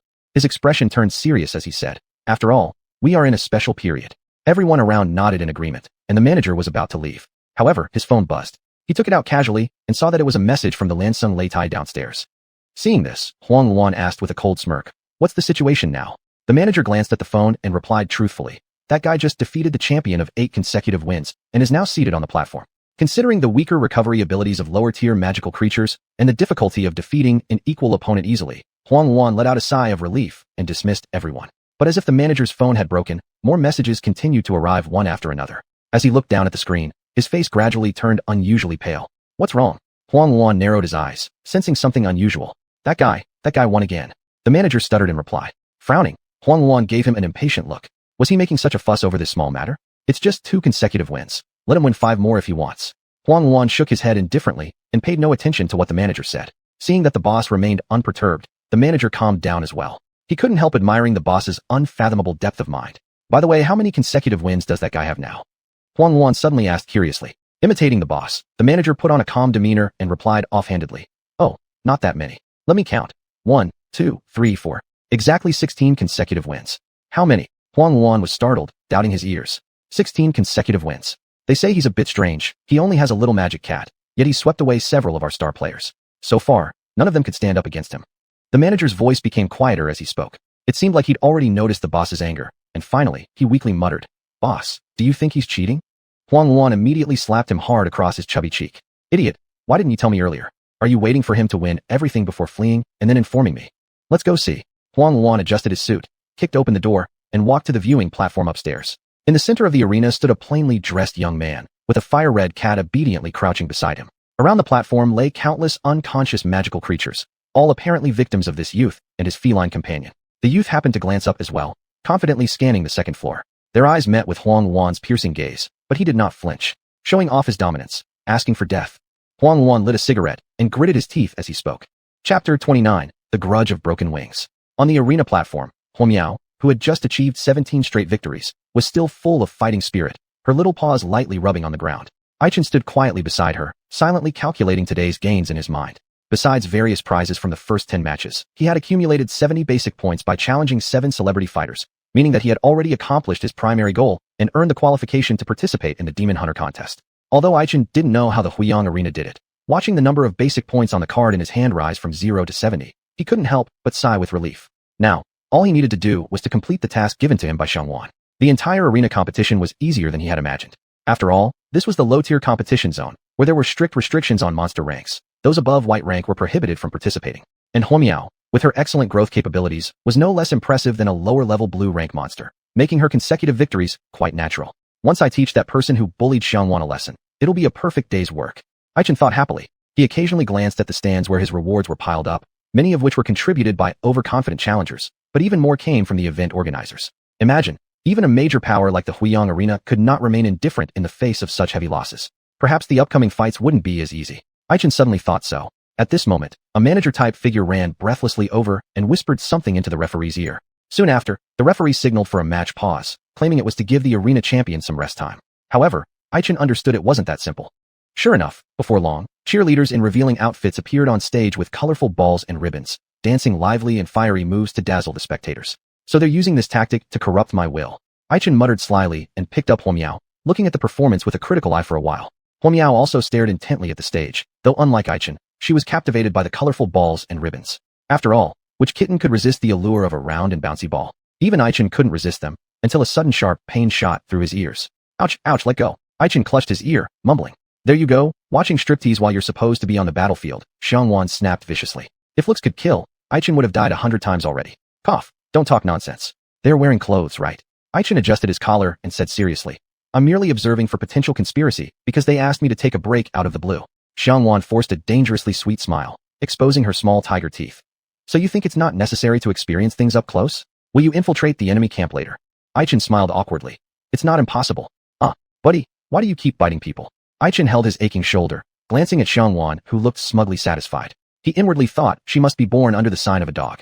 After venting her frustration, Xianxuan felt much better. She gave Aichen a pat on the shoulder, encouragingly saying, All right, considering your decent performance today, I'll let it slide this time. But if I catch you misbehaving again, it won't be this easy. Aichen muttered. You hit exactly where you bit me earlier. Oh, it was intentional. Xianxuan grinned triumphantly. Looking at the girl before him with an air of a big sister boss, Aichen fell silent. He suddenly remembered the white-suited middle-aged man he saw upstairs. That guy seemed to have the demeanor of a real gang leader. And someone like Xuanhuan, prone to biting, probably should be sucking on colorful lollipops rather than cigarettes. As the intense dance continued on stage, the atmosphere of the entire arena reached its peak. Aichen asked curiously, "What's Huyang Arena hiding? Do they really think a dance show can send me away? It might be enough to deal with someone like you." Xuanhuan gave him an exasperated glance and said, "I think they're calling someone." "Calling someone?" Aichen froze. Xuanhuan nodded, her delicate little face flashing a hint of seriousness. "Last time when I was on a winning streak, they also made an excuse to delay for a bit, then." She clenched her teeth tightly. "Then Huangshan showed up and crippled my xianxia." Huangshan. Aichen hadn't heard of this name before. Sensitively, he realized this likely involved disputes within the upper echelons of the magical city. He often watched the morning news and knew a little about the Huyang Arena. In the entire magical city, there was no doubt that the city lord's mansion was the absolute ruler. However, Huyang Mercenary Group, as a mighty giant, did not fall much behind in combat strength, leading to constant frictions between the two sides. Years of accumulated resentment naturally passed on to the next generation. It was likely that Xianhuan's special trip to the Huyang-affiliated arena was also aimed at provoking for similar reasons. The leader of Huyang Mercenary Group is called Huang Tianyi. His younger brother, Xuanhuan, manages the Huyang Arena. On the surface, the two organizations have their separate businesses, but in reality, they are from the same lineage, inseparable. Moreover, any dirty or tiring work is handed over by Huang Tianyi to his younger brother, while he himself hides in the shadows, making it hard for people to find his faults. Xianhuan played with the magic crystal stone in her hand, masking her complex emotions, and continued. Huanghuan has a son named Huangshan, meaning that it was the crown prince of Huyang Arena who crippled xianxia. I think their delay here is probably because they are looking for Huangshan to deal with you. The crown prince of Huyang. Aichen knitted his brows tightly. He felt the situation was becoming tricky. After all, offending such a figure without background like him would undoubtedly be catastrophic. Xianhuan noticed his distress, which seemed to be the first time this strange and unusual youth had shown such an expression. He had always been extremely composed in the past, indicating that when entangled with truly influential figures, even the bravest might experience some hesitation and confusion. Though Xianhuan was playful, she was not evil-hearted. She knew the consequences of dragging Aichen into this matter. Thus, she pursed her lips and said in a seemingly relaxed tone, "Puffed, I think we've already had enough fun today, so it wouldn't hurt to call it a day." With determination, she clenched her small fists and said, "After all, we've won a lot today. We can't clean them out entirely, right? Running away after winning isn't bad either. But remember, you owe me half of the prizes." At this point, tears were already forming in the girl's bright eyes. She suddenly remembered a firework night when she overheard her father complaining in the study. Huyang Mercenary Group is getting more and more out of line. That guy Huang Tianyi, I don't know what tricks he is having Huanghuan play. The rule of the city lord's mansion has become increasingly precarious these years. This was what her father with wrinkles all over his head said. Thus, she took the initiative to come to the Huyang Arena, attempting to offer her help in her own way. However, her passionate and sincere hopes ended at 14 consecutive victories. When that cold man stood before her, commanding the monster to break Finjian's wings, it seemed like he had broken her dreams along with it. And now, she didn't want the simple young man in front of her to go through the same pain. "Hey, what are you thinking about?" Aichen's warm smile reflected in Xianhuan's eyes. She heard the young man in front of her confidently say, "In fact, I was just thinking whether I should give Huangshan a bit more face. After all, he's the young master. It wouldn't be good to win too fast." "This guy?" Xianhuan laughed. Aichen stretched lazily. He redirected his gaze to the platform. "Anyway, I won't forget what I promised you." Chapter 30, The Earth-Splitting Ape. Afternoon, the 18th battle had yet to begin, and AI Chen guessed that the opponent hadn't made adequate preparations. After all, in Xianhuan's description, Huanghuan, as the boss of Huyang Arena, never fought unprepared. He was like a venomous snake waiting for the right moment. Only when he was sure of a fatal strike would he act decisively. After a morning of fighting, Hu Miao's stomach was already empty, making gurgle-gurgle noises. It tugged at AI Chen's sleeve, expressing its wish to eat. So AI Chen decided to take Hu Miao to the canteen inside the arena, but Xianhuan stopped him. "If you don't want to die, then follow me outside to eat." Xianhuan pulled him and ran out. AI Chen looked reluctant. "No, I just checked the prices, the things inside are much cheaper. A bowl of 3 liang noodles only costs 10 yuan. Where can you find such good value for money stores?" Xianhuan's face darkened. "Do you know what Huanghuan does? Isn't he the owner of the arena?" AI Chen blinked, looking puzzled. Xianhuan gave him a glare and said irritably, "Huanghuan used to be a killer under his brother's command, excelling in using poison. Especially the green anaconda he keeps is a purple tear snake king. If you want to die inexplicably here, I won't stop you, but don't bother me when it's time to collect your body." This was so ruthless. No wonder, at mealtime, those eating in the canteen were all the staff of the arena, and the customers all went towards the exit without fail. AI Chen inwardly clicked his tongue and put away the idea of having cheap noodles. Following Xianhuan, they walked to a food street outside, turning left and right until they reached a chicken pot restaurant. They decided to have lunch there. Unsurprisingly, AI Chen ended up paying the bill again. When he tried to ask the boss for a discount and made a face because of the pain in spending, Xianhuan dragged him away. "You really can eat. I've never seen someone eat a chicken pot costing triple digits." While calculating how many days he could live with his money on one hand, AI Chen complained miserably. Xianhuan patted AI Chen's sore shoulder indifferently. Hey, when inviting a girl to dinner, you should be more generous. By the way, it was my first time eating chicken pot. The dining environment may not be great, but the taste is surprisingly good. AI Chin sighed with worry. Of course it's good. Miss, you just ate 3 bowls of rice with a clack clack clack sound. Stunning, even Hu Miao. It thought you might be a pig in disguise. Of course, AI Chin only dared to think this inside his mind. If he had said it aloud, he suspected that his other shoulder would also bear heavy consequences. But Xianhuan seemed to sense his thoughts. Soon, she pulled AI Chin to a store and bought a bottle of drink, naturally, still at his expense. Taking a sip of the juice contentedly, Xianhuan said seriously, "You see, in today's world, there are too few women who care only about your money. Many women want your money while demanding exclusivity from you. So cherish encounters with pure ones like me." AI Chin suddenly felt her words made a lot of sense. If it weren't for the fact that she could casually toss a magic crystal stone to cover his debt, he almost believed her. Thus, after being full and quenched, the two slowly strolled back to the entrance of the arena. AI Chin was about to walk straight in when Xianhuan pulled his hoodie sleeve. What's wrong? AI Chin noticed the girl was applying quite a bit of strength, causing him slight concern. After all, this hoodie had been with him for nearly 2 years. If it got torn, that would be troublesome. Even if it was a bargain purchase online for 29.9, they say every little bit counts. However, Xianhuan paid no attention to AI Chin's various random musings. Instead, she took a deep breath and whispered, "Look over there." Curious, AI Chin turned around. He saw an eye-catching carriage parked by the gate, and out came a seemingly expressionless young man. He said nothing, silently tossing a magic crystal stone to the carriage driver. Just then, he seemed to notice AI Chin staring at him, so he slowly turned his head. Their gazes met in the air. Both fell silent. The man seemed to have realized that Xianhuan was nearby, so he forced a smile that could scare children, making a throat-slashing gesture, and then stepped into the arena door without looking back. That person is Huangshan. Recalling the previous Tuan defeat, Xianhuan spoke with lingering fear. AI Chin nodded. That was also his conclusion. Huangshan has several white-tier skill cards. Last time, my wind and cloud crane suffered a hidden disadvantage and was thus seized by his earth-splitting ape, suffering grave injuries. Xianhuan worriedly reminded. White-tier skill card. No wonder he's so arrogant. Thinking of this, AI Chin stuck his hand into his pocket. There, lying quietly, was also a skill card, emanating a melancholy blue light. It was named Raging Starfire. He gave an indifferent smile, signaling to Xianhuan not to be nervous. No rush. Didn't that guy just make a scratching motion? Since he's itchy, I'll help him with that.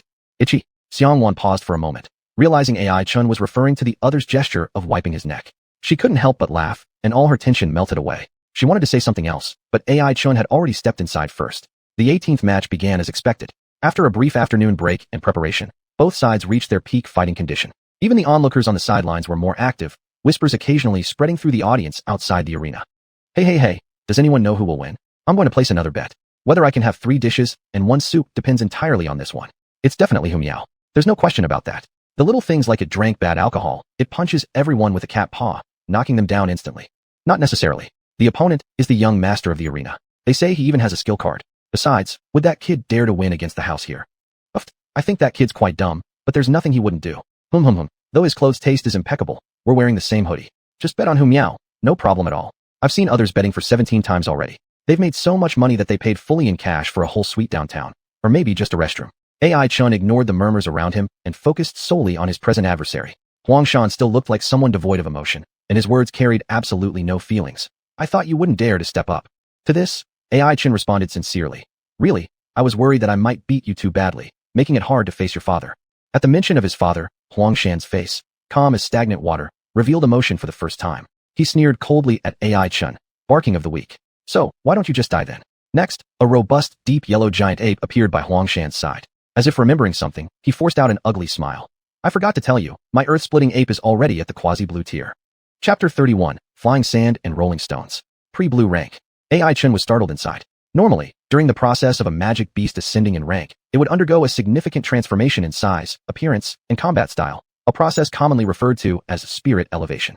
Completing this spirit elevation isn't just about accumulating elements. It also requires constant exploration and battle, finding a path that better showcases the magic beast's capabilities. And those white-ranked magic beasts stuck at the spirit elevation stage with their elemental power nearing overflow are called pre-blue rank. Therefore, strictly speaking, the cleaving ground ape wasn't violating any of the arena's rules. Thinking of this, AI Chin couldn't help but feel disheartened.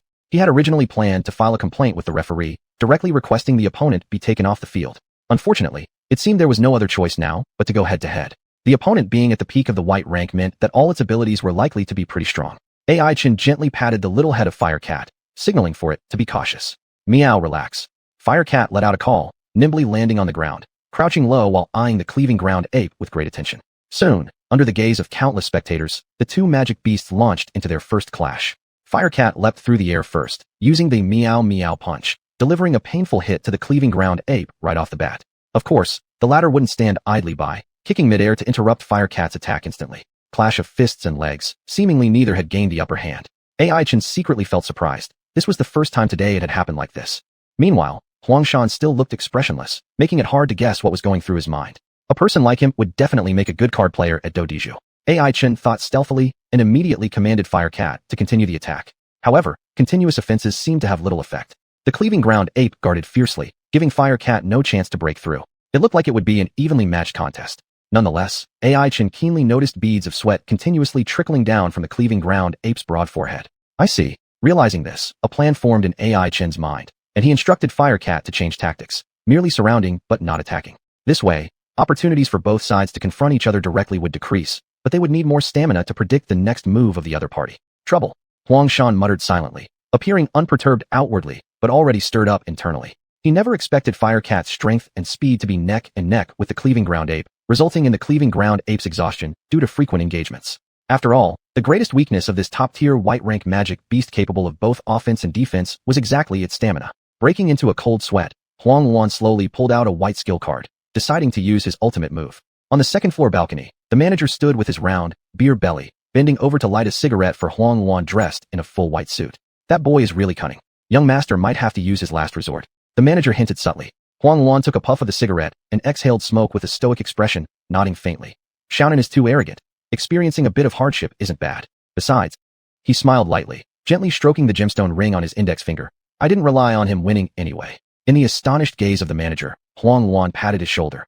Do you think I prolonged the pause for Xiaonan? Watch carefully. The next match is the focus. The manager humbly bowed his head, understanding the personality of his boss, not making noise unless he shocks everyone, which accurately described Xuanhuan. Like the competition 20 years ago, no one could have imagined that the Huang brothers would become the ultimate winners. Ai-Chen on the stage also gradually reined in his smile, realizing that Huangshan was about to unleash his full potential. Given the cleaving ground ape stamina would not support long combat anymore, the upcoming period would truly be the fierce part of the fight. Huangshan gave a ferocious laugh, then retrieved a white crystal magic card, his hoarse voice resounding. Burst speed. Subsequently, the cleaving ground ape seemed pumped with steroids, moving as if wind were under its feet, with its agility drastically increasing to possibly even blue rank levels. Ai-Chen felt alarmed, hurriedly directing Firecat to exert itself fully. One red and one yellow blur crossed paths in the center of the arena, indistinguishable from one another, locking in a deadlock. Ai-Chen exhaled in relief, thankful that when assisting Wang Xiaopong's stone bear, he incidentally enhanced Firecat with some wind elemental core. Otherwise, this battle would likely have ended up disadvantageous for him. But Huangshan certainly did not have such ease in his heart. Clenching his teeth, his eyes bloodshot, he couldn't believe that even after using the skill card, the cleaving ground ape's speed couldn't crush the opponents, not even gaining a slight edge. There's not much time left. Huangshan understood clearly that neither the duration of the skill card nor the cleaving ground ape's near-depleted stamina could sustain him to keep enduring. Gritting his teeth, he revealed the exclusive six-pointed star on the back of his right hand. As the light flashed, the cleaving ground ape's aggression noticeably increased by a large margin. Even though it was somewhat expected, Ai-Chen still raised his caution and commanded Firecat to temporarily avoid the sharp edge. He knew that this was Huangshan's Class B enhancement-type talent, Strength Boost. Under the dual enhancement of strength and agility, the cleaving ground ape seemed to have transformed into a god of war. Huangshan felt that even if there were a blue-rank magical beast standing before him, it could be shattered with one punch. With a cold sneer, Huangshan roared, cleaving ground ape, flying sand and rolling stones. Subsequently, the earth elements in the air coalesced into chunks of stones of various sizes, swirling around the cleaving ground ape. The stones occasionally struck the steel-cast arena platform, creating deep holes. If they hit flesh, the damage would be unimaginable. Xianhuan below the stage couldn't help but hold her breath, her shining eyes filled with 3 parts anger and 7 parts worry. Last time, Huangshan had used this move to knock her windstorm crane out of the sky, cruelly breaking its wings. Ai-Chen, you must endure. She took a deep breath and prayed silently. On the stage, Ai-Chen slightly stepped back, his eyes tightly focused on the gaps left amidst the sand and stones. He knew that theoretically, due to Firecat's size advantage, there existed a perfect way to break the deadlock. So now is the time. Firecat, go! Ai-Chen seized the moment, giving the command. Firecat immediately sprang like an arrow leaving the bowstring, dashing forward with resounding echoes. Looking for death, Huangshan gritted his teeth and shouted while commanding the cleaving ground ape to summon the stones toward Firecat. The sky was filled with stones resembling meteors as people watched in awe. Firecat, agile like a ballet dancer, dodged each incoming attack one by one. By the time the audience's eyes caught up with Firecat's movements, its sharp claws had already slashed through the cleaving ground ape's chest. Bang!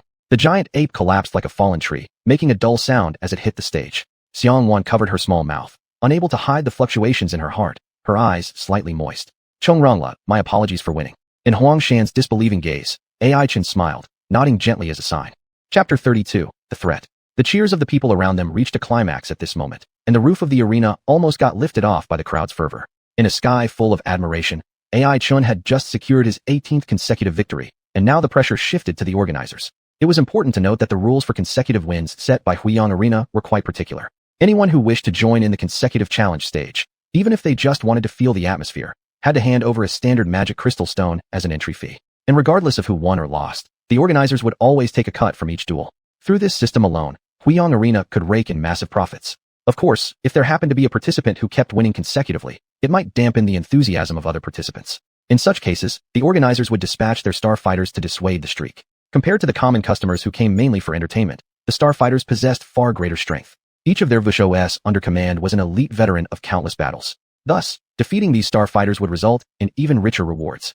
Besides being able to choose a material item as a reward, winners could also increase the rewards they had already gained by 50%.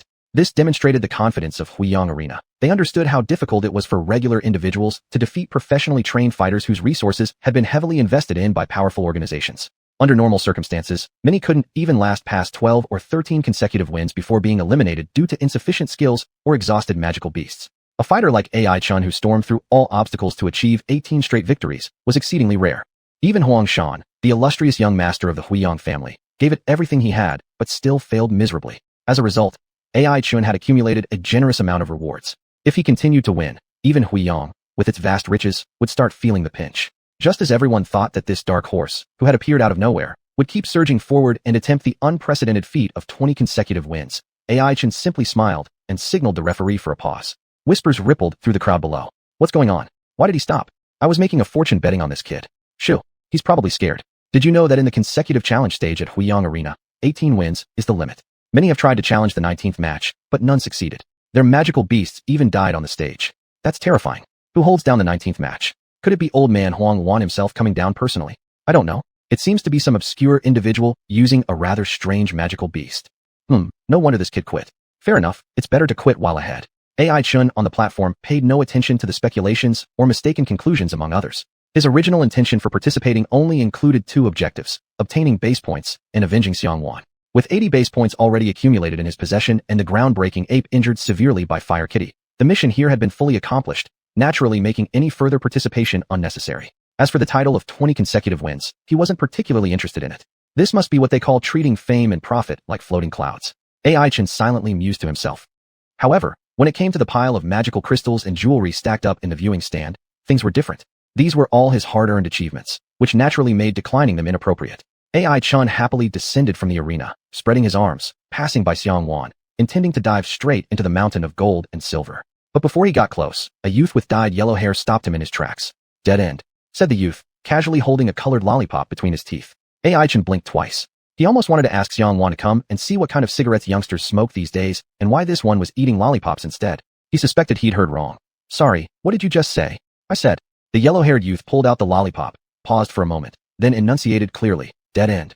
A manager walked over too, explaining, this is the 19th challenger. Ai Chen nodded but remained puzzled.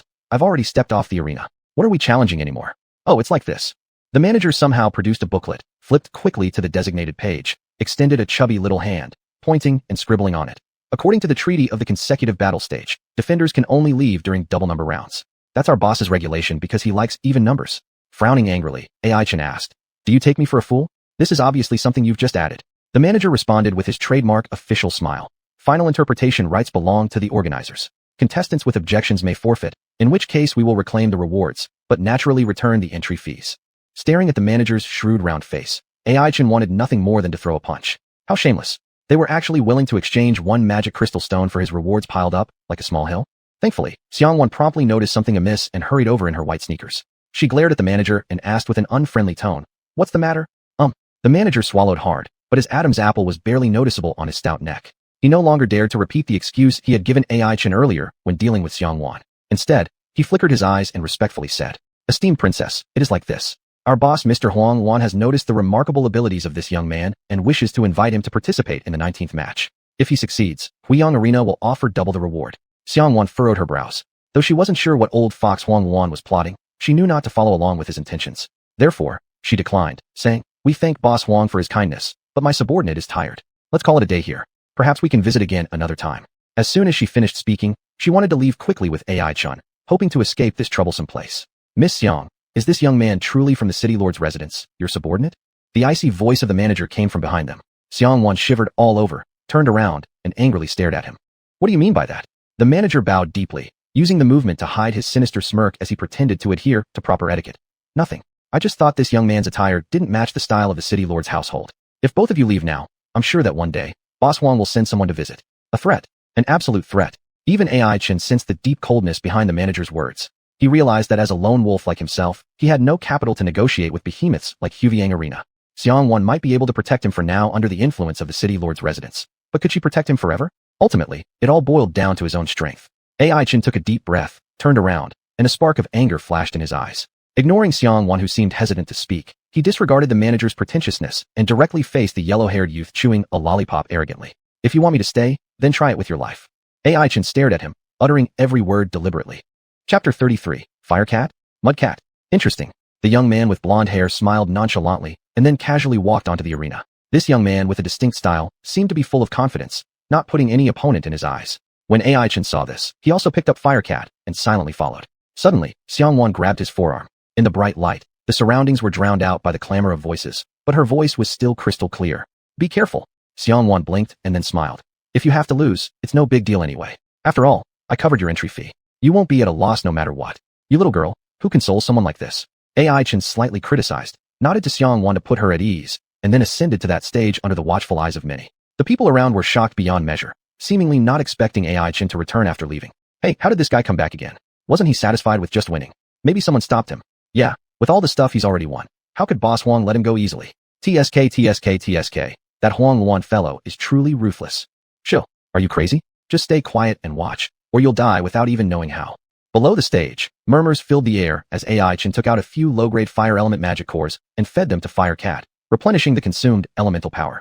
The blonde-haired youth opposite had a lollipop in his mouth, gazing upward toward the second floor, clearly not giving AI Chen a second thought. AI Chen followed his gaze and only saw a middle-aged man in white upstairs standing calmly with folded arms and a smile on his face. That must be Xuanhuan. AI Chen guessed inwardly. At this point, the referee stepped in. 18-match champion AI Chen versus star contestant Shi, match starting now. As soon as the command was given, the two contestants engaged in combat. It was then AI Chen learned that the blonde youth's name was Shi. An odd name indeed. AI Chen secretly stayed vigilant, observing his opponent's movements. He watched Shi put his hand into his jacket pocket, fumbling around as if summoning a beast through a magic crystal card. AI Chen sighed in disbelief. Why couldn't this guy just directly summon the beast instead of acting so sneaky? Would Firecat steal it from him or something? Having ridiculed Shi devious actions, AI Chen signaled Firecat to prepare for battle. Soon, a drop of murky mud fell on the arena floor, producing a dull thud. Where is this muddy water coming from? AI Chen was confused. He looked up. The rooftop above shimmered under the sunlight, clearly indicating no leaks. Subsequently, more mud appeared out of nowhere, one drop after another, falling continuously onto the arena. Is it a skill card? AI Chen became more cautious. The means of his opponent turned out to be much more bizarre than expected. The mud continued splashing onto the arena, but seemed preset to cover only the area in front of Shi. Just as AI Chen was pondering why the other party was keeping them guessing, Shi began muttering incomprehensible incantations. Then, masses of mud coalesced together, quickly forming a wet clay cat like the creation by Nuwa, a goddess in Chinese mythology. This peculiar mud cat was exactly the same size as Firecat, its facial features almost identically matched. None of the spectators down below were left unfazed. Everyone gaped in astonishment, including Xianhuan, who had seen much in the world, remained puzzled about the origins of this mud cat. Only Xuanhuan on the second floor wore a composed smile on his face. Suddenly, the mud cat swung a splash of mud towards its target, Firecat. Watch out. Move quickly. AI Chen hurriedly called out. Fortunately, Firecat was agile enough and swiftly avoided this surprise attack. From this point forward, AI Chen realized his adversary in this battle would be this sticky and gooey mud cat. With Shi order, the mud cat pursued Firecat at an astonishing speed. The claws made of mud fiercely swiped toward Firecat. AI Chen realized the mud cat was nearly identical to Firecat. Its speed and strength were not inferior in any way to the original version. Worse still, the body of the mud cat consisted of sticky mud. Even when Firecat delivered a punch, there was no effect whatsoever, as all its strength was absorbed by the soft, damp earth. Meanwhile, the attacks from the mud cat posed a genuine threat to Firecat. As circumstances shifted, Firecat's impending defeat was inevitable unless something changed. Troubling.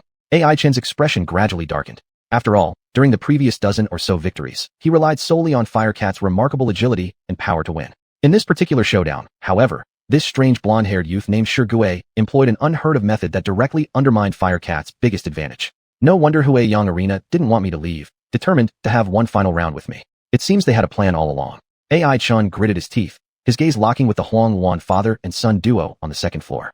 Xuanhuan looked at him expressionlessly, as if to say, "Kid, you're too inexperienced to rival me." Even Huangshan, who had just suffered a crushing defeat, wore an expression of malicious joy and made a throat-slashing gesture toward AI Chen. Xianhuan below also cast a worried look up at the arena. On the stage, the battle between Firecat and Mudcat continued. They exchanged blows back and forth, seemingly evenly matched for the moment. But AI Chen knew this was just an illusion. The Mudcat was like an inexhaustible fighting machine. No matter how fierce Firecat's attacks were, it would respond methodically. In contrast, Firecat was gradually growing fatigued from relentless assaults. This was an inevitable outcome. Even though Firecat had a stamina growth of 20, it couldn't withstand fight after fight without rest. It could be said that for AI Chen, the battle had already swung entirely into an unfavorable direction. Firecat, use fire. AI Chen clenched his teeth, deciding to attempt a magical beast talent skill that Mudcat couldn't replicate. Firecat emitted a somewhat weary meow, then a watermelon-sized fireball hurtled toward the Mudcat. But unfortunately, Mudcat, with its replicated agility of 77, leaped aside effortlessly and evaded the fireball. The flames only dissipated in one corner of the arena. Troubling. AI Chen silently watched Firecat struggling valiantly, feeling a pang of compassion in his heart. He wished he could personally leap onto the arena and shatter that muddy creature with a single punch. Meanwhile, Shi still had a lollipop in his mouth, casually gazing skyward as if he already knew victory was assured. Gritting his teeth again, AI Chen reached into his hoodie pocket. There, lying quietly, was a blue skill card. It was carefully crafted by Elder Mochi using 9 top-tier fire magic cores and was classified as a 5-star blue stage, spreading starfire card. After repelling the ghost sheep earlier, AI Chen estimated the remaining fire element within the card was enough to barely support one more use. He had originally intended to keep it for potential retaliation after leaving Xuanhuan Arena, but now it seemed he would have to expose his hidden ace prematurely. AI Chen took a deep breath, as if he could feel the fiery heat dancing on his fingertips. Not far away, mud splashed onto his cheek, the icy touch momentarily clearing his head. Wait, mud? Fire? A sudden realization struck AI Chen. It seemed he had found the way out of this deadlock. Chapter 34, One Punch to Oblivion. Firecat, ignite the flames. AI Chen shouted excitedly, realizing that the power of fire lay not only in its explosive bursts but also in its enduring and scorching heat. And now, it was time to showcase the allure of fire.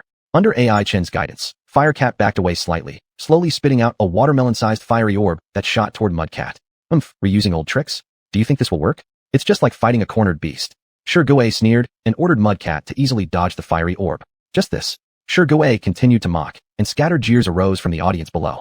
The champion is weakening. The fireball missed earlier, so what's the point of trying again? Probably out of tricks. That blonde fellow has too many mysterious skills. Such a pity. I thought he could create a miracle, but he stumbled at the last step. Wah, I'm in deep trouble. I just placed 200 bets on him. Now I'll probably have to run around in my underwear. TSK, my condolences, buddy. Here, take this plastic bag to cover yourself later. With such a small bag, where should I even start covering? Your face. At this moment, whether it was the spectators gathered outside the arena or the organizers watching from the second-floor balcony, everyone instinctively thought that AI Chen's defeat was just a matter of time, and the outcome of the match was already decided. However, Firecat, continue. Ignite the flames. Facing the overwhelming doubts, AI Chen showed no sign of discouragement, continuing to instruct Firecat to release fireballs one after another. Just as before, with high agility, Mudcat easily evaded each fiery attack. Boy, are you joking around? Shi laughed. But at this point, everyone was shocked to find that Mudcat seemed to be moving slower than before. This was especially noticeable from the upper viewing stand. Huanhuan frowned deeply, remaining silent. The impatient manager cursed loudly. What's going on? Why is Mudcat getting slower and slower? Did this kid cheat? AI Chen let out a relieved laugh. Of course, he hadn't cheated. Although the fireballs expelled by Firecat were still being deftly avoided by Mudcat, something had changed. The fireballs did not dissipate mid-air upon missing their target. Instead, they lingered in various corners of the arena. Thus, the scorching flames emitted stifling heat, enveloping the entire area, madly evaporating the moisture inside Mudcat's body. At this point, Mudcat's mud-composed body had partially solidified into clods of soil. The situation suddenly reversed itself. AI Chen's face revealed a composed smile. From the very beginning, he had never planned to hit Mudcat with fireballs, but rather took advantage of Shi lack of vigilance to create a prison of flames. And now, it was time to close the net. Damn, the carefree expression on Shi face finally turned flustered. He couldn't believe that a bird in hand had managed to fly away. In a panic, Shi plunged his hand back into his pocket, attempting to recondense mud to reverse the declining situation. However, clearly, AI Chin would no longer give him the time. Firecat, go for it. AI Chin gave the command and stepped forward toward Shirgue. With a leap, Firecat pounced ferociously onto Mudcat. By then, Mudcat's entire body had already hardened into brittle clumps of earth, leaving it unable to move. Under the watchful eyes of all present, Firecat delivered a fierce blow with the mighty Meow Meow fist, striking against Mudcat's softened body. Instantly, Mudcat crumbled apart like shattered jade, scattering dirt everywhere over the arena. Seeing this, Shirgue's complexion drastically changed. Hurriedly, he closed his eyes and muttered rapidly. AI Chun leisurely approached, delivering a straight right hook directly to Shirgue's chest. With a muffled sound, Shirgue fell limply to the ground, his blonde hair resembling wilting autumn grass. AI Chin's cold voice rang out, akin to final judgment, pressing down from above. So you lose.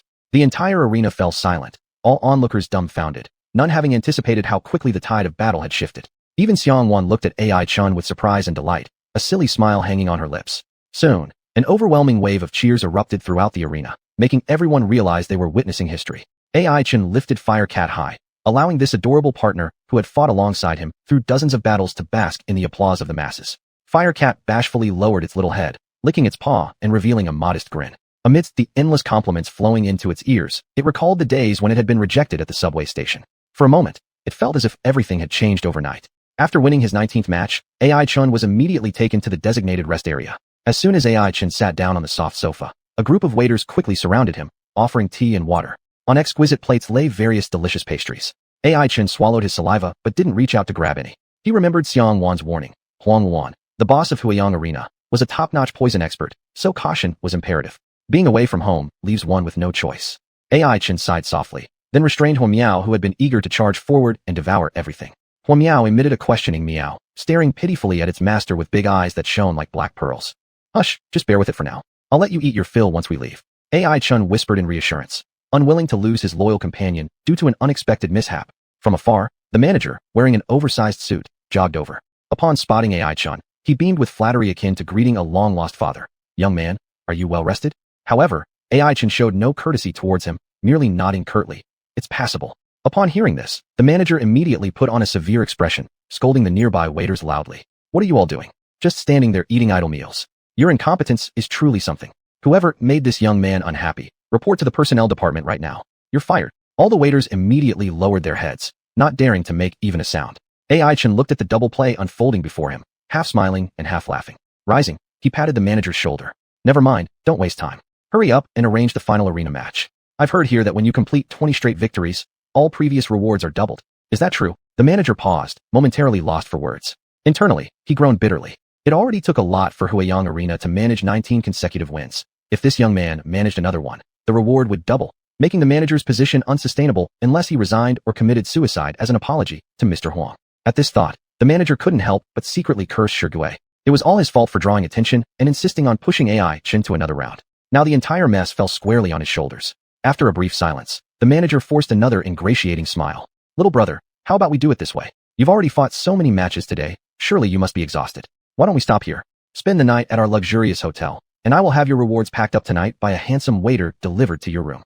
The manager wiggled his lecherous little eyes suggestively at AI Chun, conveying a rather explicit meaning. AI Chun cast a disdainful glance at him, feeling nearly nauseous. This man, how quickly his face changes. AI Chun inwardly spat. He hadn't forgotten how this sycophantic manager previously relied on Huiyang Arena's clout to forcefully compel him into participation. And now, because of his success, they suddenly changed their tone? Too late.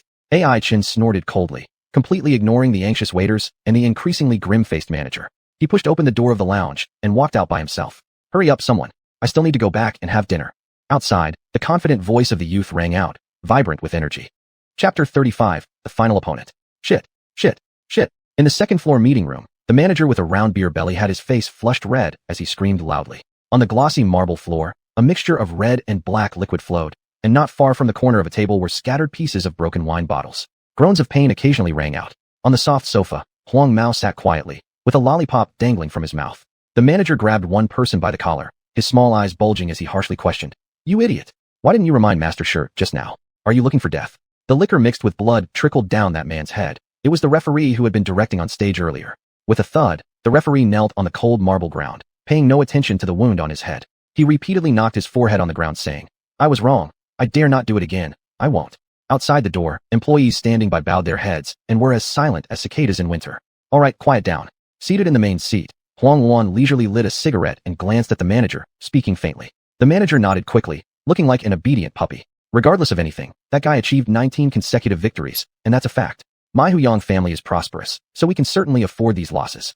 Xuanhuan said this without showing anger or happiness. The manager continuously agreed.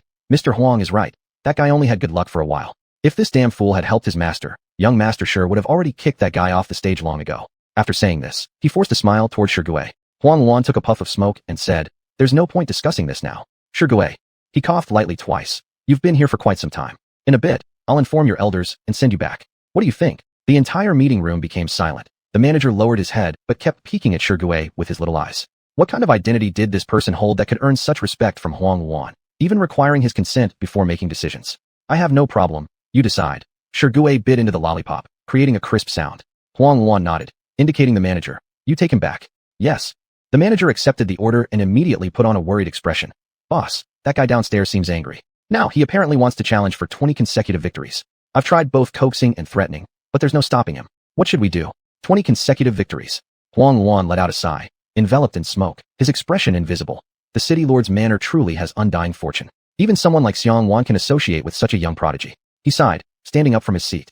The hexagonal star array revealed itself, and a giant snake emerged, coiling around the chair's legs. It was a purple-tier magical beast, the magic python. "You don't need to worry. I'll make arrangements myself." Xuanhuan gently tapped the cigarette, but, white ash sliding from his fingertips past a pair of green, deep snake-like eyes before falling slowly to the ground. "Understood." The manager wiped sweat with a handkerchief and stopped asking more questions. Shigue, chewing on a lollipop beside him, turned his head curiously looking over. Xuanhuan smiled and gestured to the manager. "Go clean up, then take young Master Shi home later. Try to finish everything today." The manager nodded and eyed the referee groaning painfully on the ground with the corner of his eye. "Then what about this guy?" Xuanhuan was sorting through his cigarette box, without lifting his eyelids once. "Just replace him. Metropolis never lacks people." "Receive." The manager clapped his hands and walked to the door, softly shouting, "Security, come in to mop the floor." Meanwhile, Ai-chan moved towards the arena again. Fire Meow stood on his shoulder, licking its paws every now and then. Envious and respectful glances were frequently thrown from the stands. Everyone present knew that possibly tonight, the consecutive win history of Huyang Arena might be rewritten entirely. The first ever 20 consecutive victories are about to happen. By the stands, Xianxia shook her high ponytail, her eyes sparkling like tiny stars, clearly in great spirits. She couldn't wait to pull out her phone and decided after pondering to share this good news with her master Elderly. On the screen appeared Elder Li's ancient avatar that obviously didn't conform to modern aesthetics. "Ai-chan? 20 consecutive victories? Is it that kid who blew you up?" Xianxia. Her good mood disappeared instantly. Biting her silver teeth, Xianxia decided she had to get something out of Ai-chan anyway. After all, the guy had won so many rewards. Even if the city lord's residence was well-funded, they couldn't easily ignore it. "It's my compensation for bullying me." Xianxia displayed a mischievous smile. As for whether Ai-chan could defeat the final opponent and successfully achieve 20 consecutive victories, it was no longer in her consideration.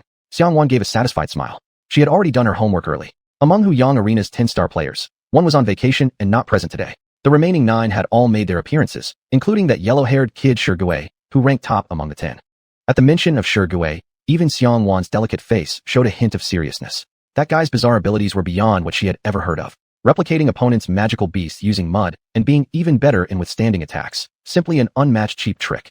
Xianxia admitted to herself that if faced with such a move, the only option would probably be surrendering. However, Ai-chan managed to withstand the pressure and come up with a brilliant idea by utilizing temperature to solidify the mud, eventually reversing the situation. Who would have thought, looking so ordinary normally, he can still be pretty smart when it matters? Xianxia spat lightly. She suddenly remembered that Ai-chan would also join the demon hunting tournament. The thought of encountering such a formidable rival on the battlefield naturally dampened her spirit. Phew, this is troublesome. Xianxia tilted her head. If only she hadn't brought this guy along to earn basic points. This was clearly aiding the enemy. But it wasn't necessarily bad. A sweet smile spread across Xianxuan's face. As long as Ai-chan joined her team, wouldn't that solve everything? Being the precious pearl of the city lord's manor, making slight changes to the grouping arrangement was child's play. Worst case scenario, she could shed a few tears and appeal to Elderly. And Ai-chan? Sorry, he has no say. If he dares to refuse, prepare to get crushed. With this in mind, Xianxia winked at Ai-chan on stage, pretending to be an innocent girl. Ai-chan sensed Xianxuan's ill-intentioned gaze and felt a sudden chill run down his spine. What scheme was this girl hatching again? Nevertheless, this wasn't the time to dwell on these thoughts. Banishing various distractions from his mind, Ai-chan fixed his eyes on the staircase corner. He knew that his ultimate opponent would emerge from there. The Huyang Arena was powerful, no one knew what kind of ace they held. Therefore, Ai-chan understood that he couldn't afford any carelessness. There was no retreat now. One small misstep and he'd fall into an abyss. Next, please welcome the competitor for the 20th match. The new referee stood in the center of the arena, shouting out somewhat mechanical words loudly. The whole venue held its breath. That staircase corner seemed like a movie screen capturing everyone's attention. A middle-aged man slowly walked onto the arena from the corner, standing opposite AI Chen. White suit, a refined smile. AI Chen swallowed hard. In his wildest dreams, he hadn't expected the opponent for the 20th battle to be Xuanhuan. Chapter 36, Hostility. Xuanhuan actually stepped onto the arena himself. How could this be possible? At this moment, this question inevitably arose in everyone's mind. The big boss behind Huixiang Arena had made an appearance, and his opponent was a young and relatively unknown ordinary youth. To anyone's understanding, this was unprecedented, and the entire venue instantly erupted in commotion. What's going on? Why is Mr. Huang on the stage? Is he giving out the award early? Probably. After all, there aren't any suitable competitors left at Huixiang Arena. Nonsense. Are you blind? Didn't you see that Mr. Huang has the challenge armband on his wrist? He plans to lead the charge himself. Whoa, so it's really true. Doesn't that mean the kid is in deep trouble? Not necessarily. After all, both sides can only use white rank magic beasts. That kid's Firecat is like a baby dragon. Who will win is still up for grabs. Yeah, you're rooting so hard for Firecat. Are you betting money on it? Speak up. Haha, this lowly one isn't capable enough. I've just bet a small magic crystal stone. How come it's so little? Oh, I lost more in the last round. This one came from a search through my underwear. The surrounding area was packed with people eager for entertainment, but Xianhuan stood out with her tightly strung expression. Every corner her eyes darted to cause joke-telling spectators to immediately shut their mouths. Everyone knew it wasn't the time to offend this lady. At this point, Xianhuan was fixated on AI Chen standing on the platform, her heart leaping into her throat. After all, she knew better than anyone else how formidable Xuanhuan was, the person opposite him. Even her all-powerful father would be cautious when facing the Huang brothers. Huang Tianyi is like a fierce wolf licking its wounds in the dark, while Xuanhuan is a venomous snake waiting for the right moment. Xianhuan still remembered her father's warnings to her, and now, this venomous snake had extended its long tongue, slowly slithering out of the dark damp corner, its sharp triangular eyes unwavering as they stared at AI Chen, as if ready to devour its prey at any second. Thinking about this, Xianhuan's delicate face turned pale. She suddenly regretted perhaps involving the physically weaker AI Chen in this dispute. But obviously, it was too late. With the referee's slow, yet heavy voice coming from the center of the arena, everyone knew the battle was now inevitable. Whether it was the audience on the sidelines or those on the second-floor viewing platform, all eyes were focused on the two men, one black, one white, on the arena. Gui, munching on a lollipop, muttered thoughtfully, "Seems like Mr. Huang doesn't plan to let him off easy." The manager hadn't quite gotten over the shock of the boss stepping onto the arena, only wiping the sweat off his face and unconsciously asking, "What?" Gui didn't pay much attention, chewing on the lollipop which he crushed audibly, stating with finality, he won't make it through tonight. Regardless of the outcome, the host Huixiang Arena takes no responsibility for any injuries or deaths after the contestants leave the arena. Now, the duel officially begins. As the new referee finished reading the final rule, AI Chen's decisive battle commenced. He gently picked Firecat from his shoulder and placed it on the ground, subsequently watching Xuanhuan intently with his bright eyes. "Make your move, Mr. Huang." AI Chen spoke in a low voice. Xuanhuan smiled, looking quite like a transcendent sage with his pristine white suit. However, AI Chen knew that beneath this man's immaculate attire lay countless hidden blood and death stories. Facing such an influential opponent, whose every word and action could cause turmoil in the magic capital, AI Chen couldn't afford the slightest mistake. "Perhaps it's impolite to say, but you seem a bit nervous." Xuanhuan's calm voice resonated. AI Chen remained silent, staring at him without uttering a word. He knew that a rash response might trap him into an abyss where there's no redemption. Seeing that AI Chen didn't speak, Xuanhuan chuckled idly, muttering to himself, "Actually, I'm a bit nervous too. After all, you've secured 19 consecutive victories and have become the main contender. On my side, since my subordinates weren't up to par, and with no one willing to fight, I couldn't help but step in myself to see what kind of hero has cut down all 9 of our top fighters." While speaking, he habitually took out a pack of fancy cigarettes from his pocket and offered them to AI Chen. "How about one?" AI Chen shook his head. He didn't have the habit of smoking, not because of anything else, purely because he was a pauper and simply couldn't afford it regularly. Xuanhuan didn't seem bothered and leisurely took out a lighter, igniting a dark green cigarette with an air of nonchalance. Soon, a faint botanical aroma filled the arena. AI Chen truly wanted to seize this unparalleled opportunity to order Firecat to attack, but since Xuanhuan hadn't even summoned his magic beast, AI Chen naturally couldn't take the victory in such an unfair manner. However, it seemed as though the opponent had no intention of engaging in battle, only silently smoking. "How much longer do you plan to smoke that cigarette?" AI Chen frowned as he asked, and Firecat aptly let out a threatening meow. Upon witnessing this, Xuanhuan paused momentarily, even stopping the motion of exhaling rings from his hand. After a while, he chuckled lightly. "It's been a long time since anyone has spoken to me like that. You remind me of my late wife." AI Chen narrowed his eyes, wondering internally what old memories this man was recollecting. "My wife didn't like me smoking either."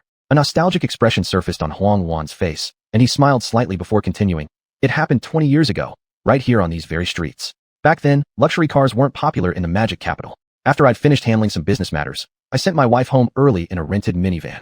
The situation in the magic capital back then was far more complicated than it is now. TSK. Various groups were either merging or being absorbed by others, chaos reigning supreme like a boiling pot of stew. Only the city lord's mansion held firm as the undisputed leader, untouchable by anyone. At this point, Xuanhuan took another deep puff of his cigarette. Back then, my brother and I led a minor force, what you could call an early version of xianxia. No manpower, no resources, just living off leftovers and waiting for our demise. But on that day, because of a trivial matter, my wife got ambushed on her way home. Pausing briefly, Xuanhuan stepped closer to AI-chan, holding the burning cigarette, completely ignoring the warning meows from Firecat. Later, well, actually, a year after that, my brother and I followed the clues about my wife's incident, unraveling them bit by bit until we purged all the major and minor forces across the magic capital. TSK. What a bloody era that was. So many leaders who once strutted arrogantly ultimately ended up just like watchmen, dry bones. 2 decades have passed, and now there are only 2 major powers left, the City Lord's Mansion and xianxia. As he spoke, he drew nearer to AI-chan, exuding an increasingly powerful sense of pressure. So, a puff of smoke enveloped AI-chan like a dim gray sky, thoroughly encircling him. Xuanhuan's ethereal voice resonated like a prophecy, echoing from somewhere untouchably distant. Do you still intend to stand against me? Chapter 37, Hypnosis. The sharp words, like needles hidden in cotton, launched a fatal attack when AI-chan's mind was momentarily dazed. The pale white smoke grew thicker, seeping into his lungs through the nostrils. AI-chan felt his eyelids getting heavier and the surroundings growing increasingly blurred. The cheers and jeers from the stands, the worry in xuanhuan's eyes, the smugness on the manager's face, all replayed endlessly in his mind like scenes from a movie. At that moment, he was almost about to sink into the nightmarish haze and succumb to Xuanhuan's bloodstained conspiracy. I admit, before the last word could leave his lips, AI-chan had already envisioned Xuanhuan's victorious expression. But just then, Huomiao, who was also caught in the confusion, unexpectedly woke up. In front of Xuanhuan's astonished gaze, Huomiao stretched lazily, emitting a disdainful meow, and with a single fireball dispelled the smoke that had long troubled AI-chan. As the mist in his vision gradually dissipated, the long-lost fresh air flooded his brain, giving him a sensation akin to a drowning man finally grabbing hold of the other shore. By the time his consciousness fully returned, AI-chan realized he had fallen for Xuanhuan's trick. This old fox is truly unpredictable. He cursed under his breath, knowing that while listening to the other party weave a tale, he had unknowingly fallen into a trap without even starting the fight, nearly losing before it began. If it weren't for Huomiao awakening early and saving him, he might have become the unluckiest loser, missing out on all the rewards for the winning streak. Truly cunning. AI-chan growled at Xuanhuan. The latter hadn't planned to win using a magical beast. After all, Huomiao's strength was evident to everyone. Xuanhuan knew it would be too difficult to find a comparable magical creature at the same level. So he adopted a strategy of open diversion and covert advancement. However, despite Xuanhuan's intricate scheming, he never anticipated Huomiao's strong resistance to the smoke. This was the hallmark skill of the purple-tier magical beast Moran. Perhaps it's the effect of that mysterious magic core. AI-chan thought, and deduced inwardly. After fashioning the magic core into a pendant and hanging it around Huomiao's neck, it had been identified by Guiyang and Elder Machi consecutively. Since then, AI-chan learned to let Huomiao swallow the core again, only retrieving it for use when necessary. Perhaps that magic core had secretly played a protective role. This explained why, aside from being a little thin and dirty when they first met at the subway station, the stray kitten had no other ailments. Maybe, this is its compensation. AI-chan affectionately patted Huomiao's head, then looked at the slightly stunned Xuanhuan and said seriously, "Summon your magical beast, Mr. Huang, or I will take action." Xuanhuan stubbed out the dark green cigarette, stepped on it with his leather shoe, shrugged, and smiled. Then, to everyone's disbelief, he applied to the referee to admit defeat. The audience below erupted immediately. What's going on? What's going on? Can someone tell me what's happening now? Are you blind? Mr. Huang surrendered. The 20-game unbeaten champion has appeared. What else do you need me to say? It's outrageous. Mr. Huang, even 20 years ago, back in those days, he didn't ever give up easily. There's nothing we can do about it. That kid's Huomiao is too overpowered. After this, I'm also going to look for one at the market. Don't want any other magical cats. Only Huomiao. Uffed. Do you think every Huomiao is this strong? You'd better use this time to sleep in. After all, dreaming during the day isn't good either. In the center of the arena, Xuanhuan reached into his suit jacket pocket, pulled out a pack of opened Baisha cigarettes, and motioned for AI-chan to come closer. The referee was there as well, and AI-chan knew that this was for signing the results of the match, a process only triggered when one side conceded. After some thought, AI-chan approached. He recognized that the pack of cigarettes in Xuanhuan's hands was a common high-end brand available everywhere. Its color and appearance were regular, unremarkable white, bearing no special characteristics. It should be fine. AI-chan encouraged himself silently and pressed his fingerprint on the document amidst the faint smell of tobacco. Next, Xuanhuan extinguished the cigarette, with a light smile, quietly leaving the scene. The new referee loudly announced, lifting AI-chan who was holding Huomiao aloft. He declared that this newcomer, AI-chan, the dark horse making a sensational debut, was the undisputed champion of the day. The audience below instantly went berserk. The thunderous applause lasted endlessly, eventually leading them to chant AI Chen's name together. AI Chen smiled, cradling Huomiao, declaring to the crowd that this was all thanks to it. Thus, the crowd quickly transitioned from praising AI Chen to commending Huomiao. Huomiao always the goat. Indeed, if you gave me a magical beast like that, I could do the same. Who wouldn't? That kid just got lucky. Raid to steal cats, 1 out of 100. Goodness, these people changed their minds quicker than blinking. AI Chen tugged at the corners of his mouth, suddenly feeling the world was declining and hearts were growing cold. At least there was still a pile of treasures to warm his cold and wounded heart. Thinking about this, AI Chen couldn't help but reveal an entranced smile. TSK, what are you daydreaming about, smiling so perverted? Xianhuan happened to lean over, disdainfully asking with a scornful tone. After pondering for a moment, AI Chen replied, "Oh, I was thinking when you'd pay me back for the horse rental fees, and I couldn't help but smile. Che, money obsessed, you owe me your entry fee too." Xianhuan shot AI Chen an annoyed glare, then followed it up with a spoiled demand. "No matter what, I helped in this victory, so I'm taking my share." AI Chen and Huomiao simultaneously cast a skeptical glance her way, as if to say, "Miss, what exactly did you contribute?" I did. Xianhuan shook her little head, pretending to think deeply, like, "I ate with you guys. Are you some kind of third companion?" AI Chen helplessly smiled. Even though he had already planned to give Xianhuan a portion of the spoils, her reasoning was too laughable to resist. AI Chen gazed at Xianhuan with a sly smirk, curious what trick she might pull next. Xianhuan then reined in her mischief, displaying a sweet smile. "So, are you going to give it or not?" Seeing that dangerous grin again, AI Chen swallowed hard, gesturing towards the mountainous pile of prizes by the stands, speaking magnanimously. "Take your pick." "Really?" Xianhuan gleefully jumped, her eyes practically twinkling with joy. Of course, AI Chen's expression was earnest, for in his mind, 10 girls as slim as Xianhuan couldn't possibly carry much, let alone the heavy hauls of spirit crystals and jewelry. It would be impressive if she managed to grab even 1% of it. However, AI Chen soon realized things were far more complicated than expected. As a newcomer who'd only crossed over half a year ago, he naturally hadn't known about the existence of spatial pouches, an unscientific yet real object. Thus, after returning from the restroom, he stood staring at the now empty prize area, lost deep in thought. Chapter 38, The Favorable Wind Bird. What's going on? I had such a huge pile of stuff here.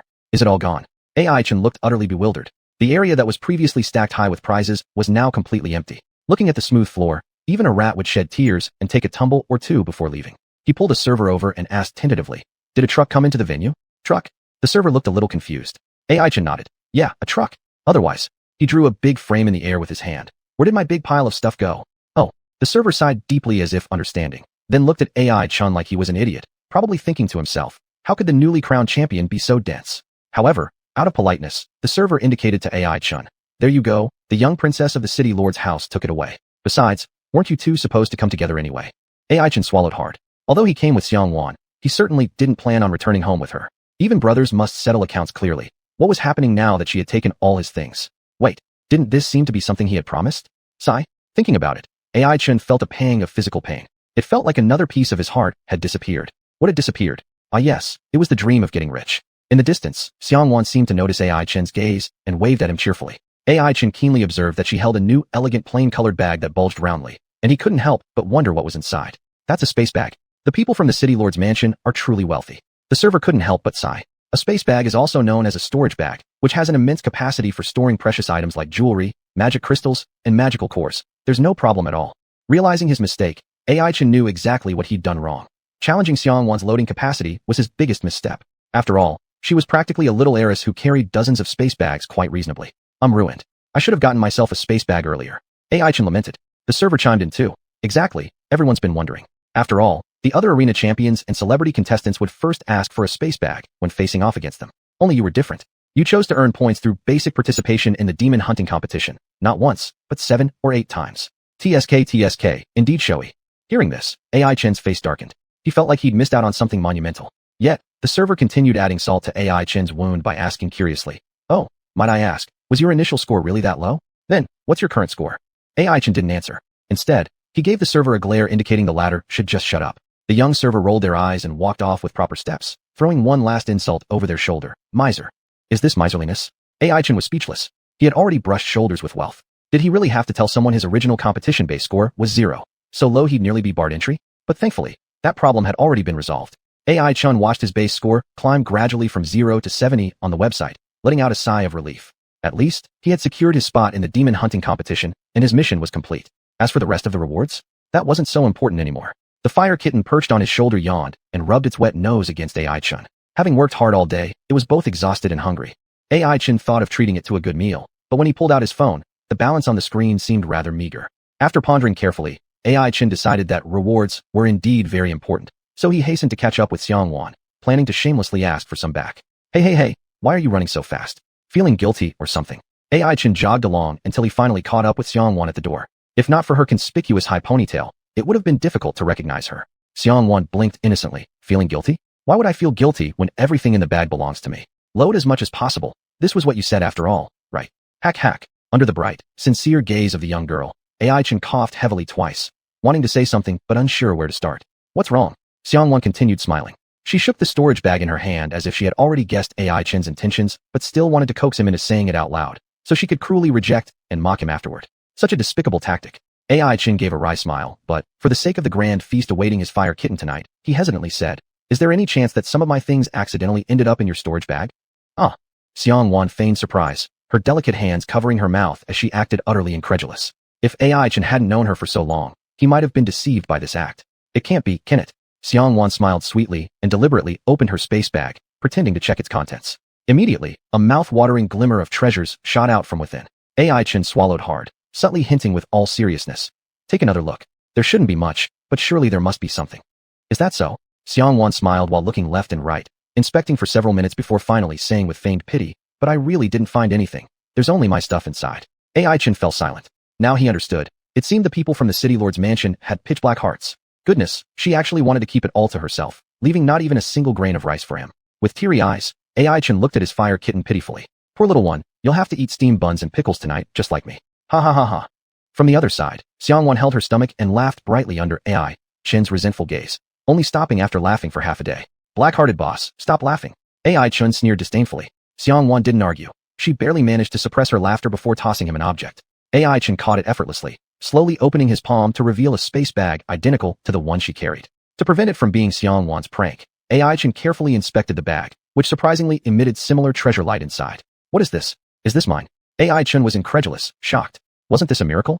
TCH, I was just playing around with you. Your performance of misery was excellent, AI Chin. Fine, here's half of the reward for you, Xuanhuan said smugly, crossing her arms triumphantly. Could there possibly be another reason besides selling my sympathy? And what about the satisfied smirk on her face? Isn't this thing originally mine? Shouldn't we say this is returning property? Plus, why am I only getting half? AI Chin thought wildly, though it was hard to deny. He found this moment Xuanhuan exceptionally beautiful. Thanks. AI Chin murmured softly. Xuanhuan nodded, her high ponytail bouncing up and down as she said, Not bad for today. Keep up the good work.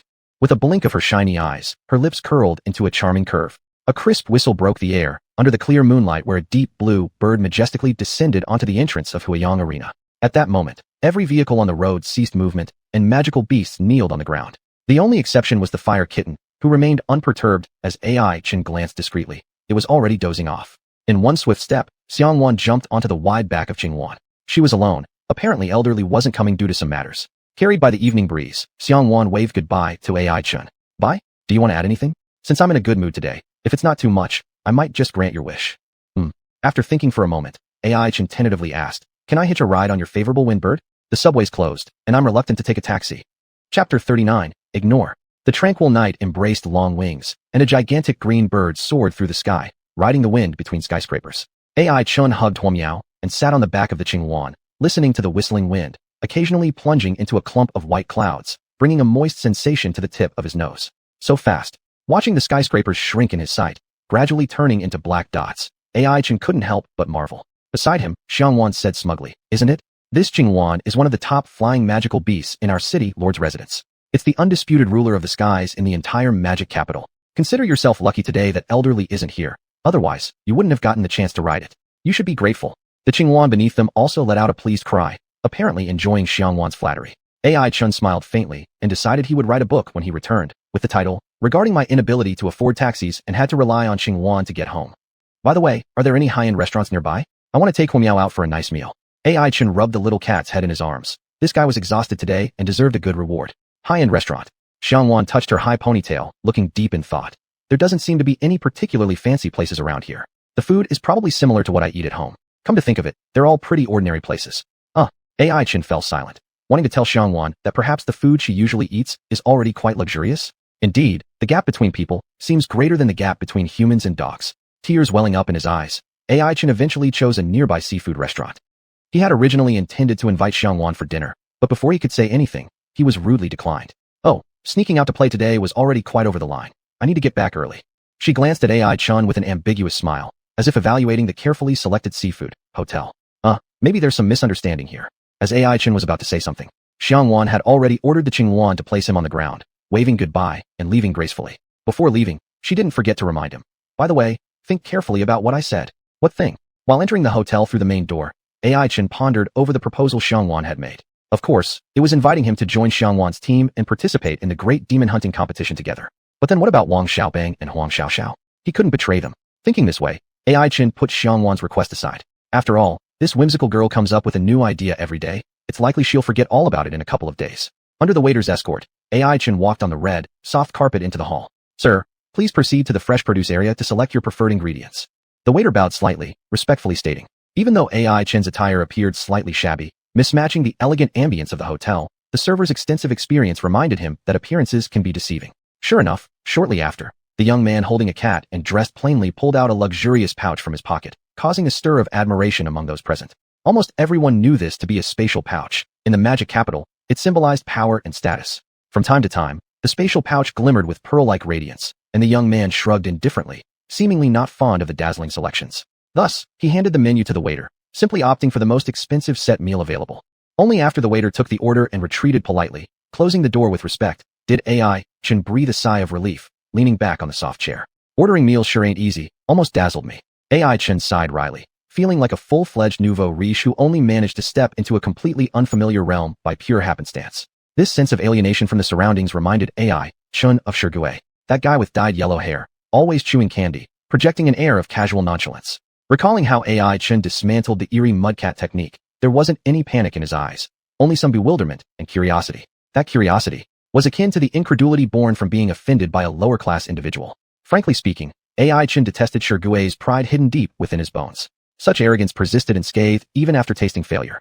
Who is this person? Where does he come from? And what exactly were those bizarre techniques? AI Chun mused alone for a while, but no answers came. Huomiao softly called out, indicating hunger. AI Chun summoned a waiter to bring a bowl of rich, fragrant millet porridge for Huomiao to drink first.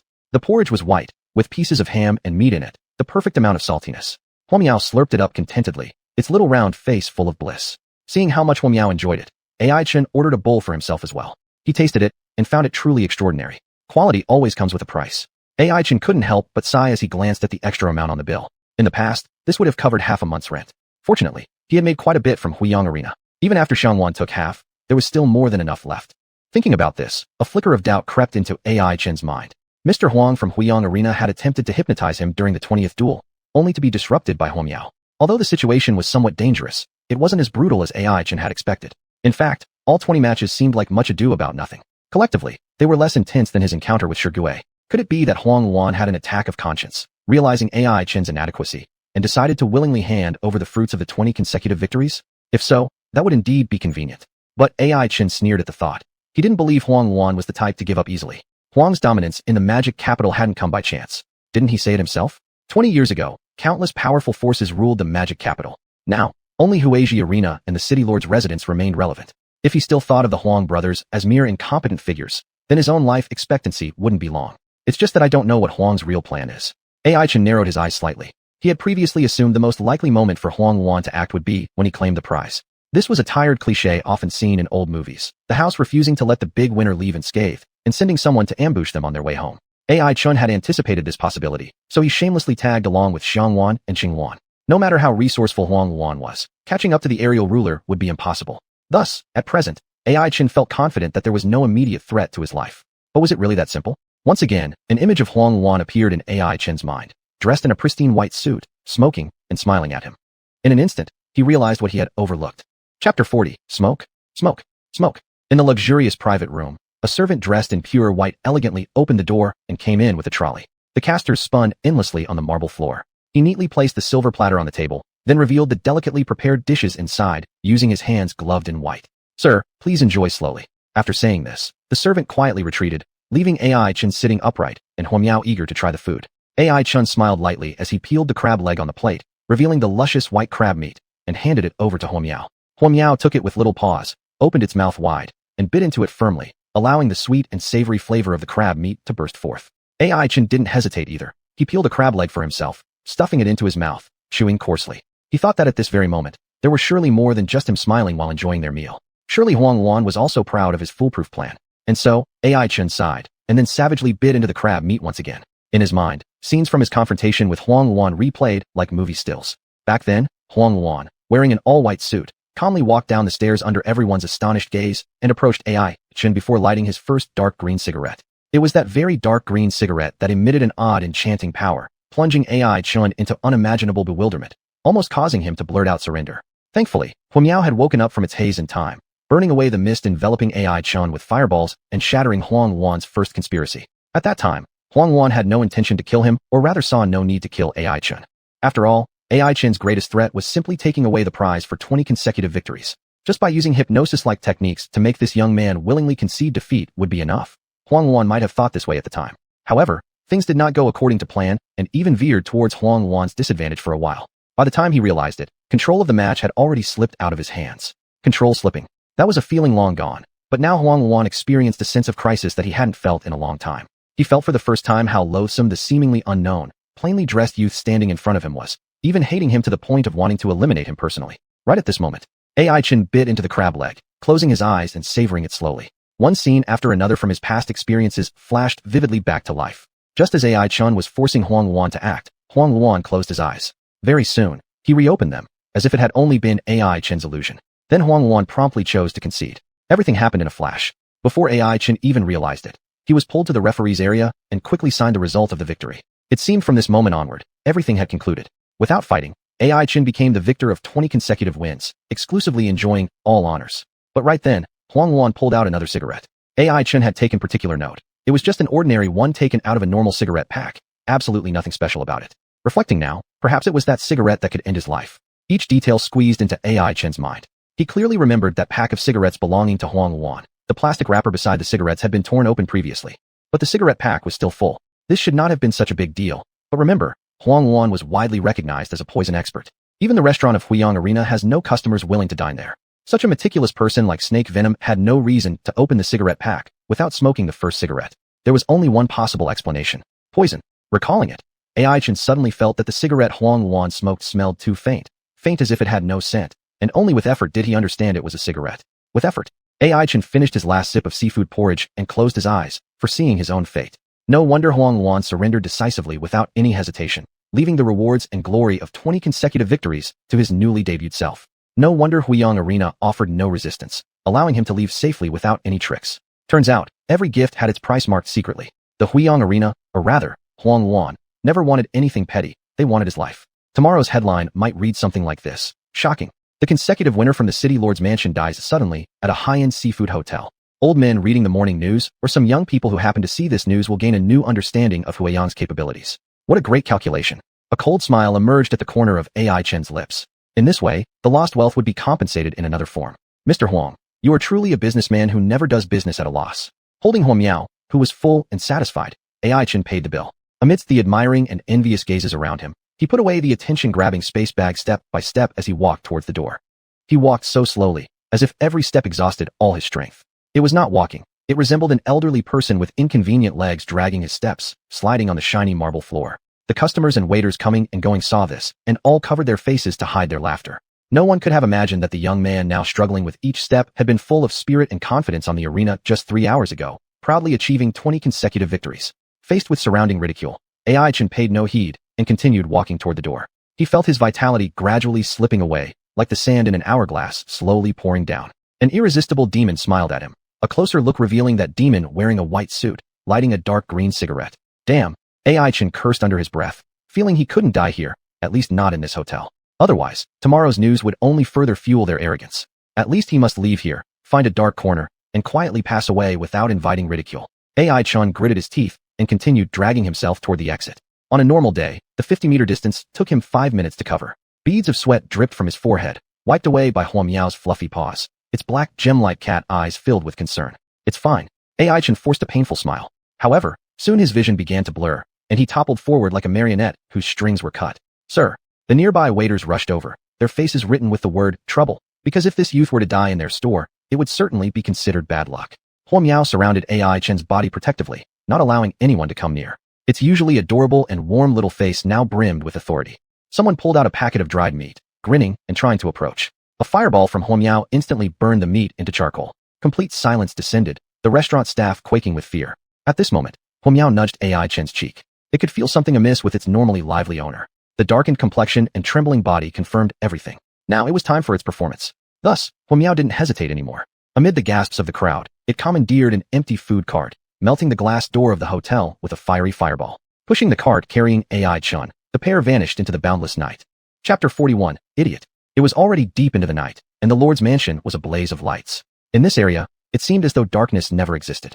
The city lord said this was to set an example for the people of the demon capital, and also to tell the beasts outside the city that the Lord's mansion was always here.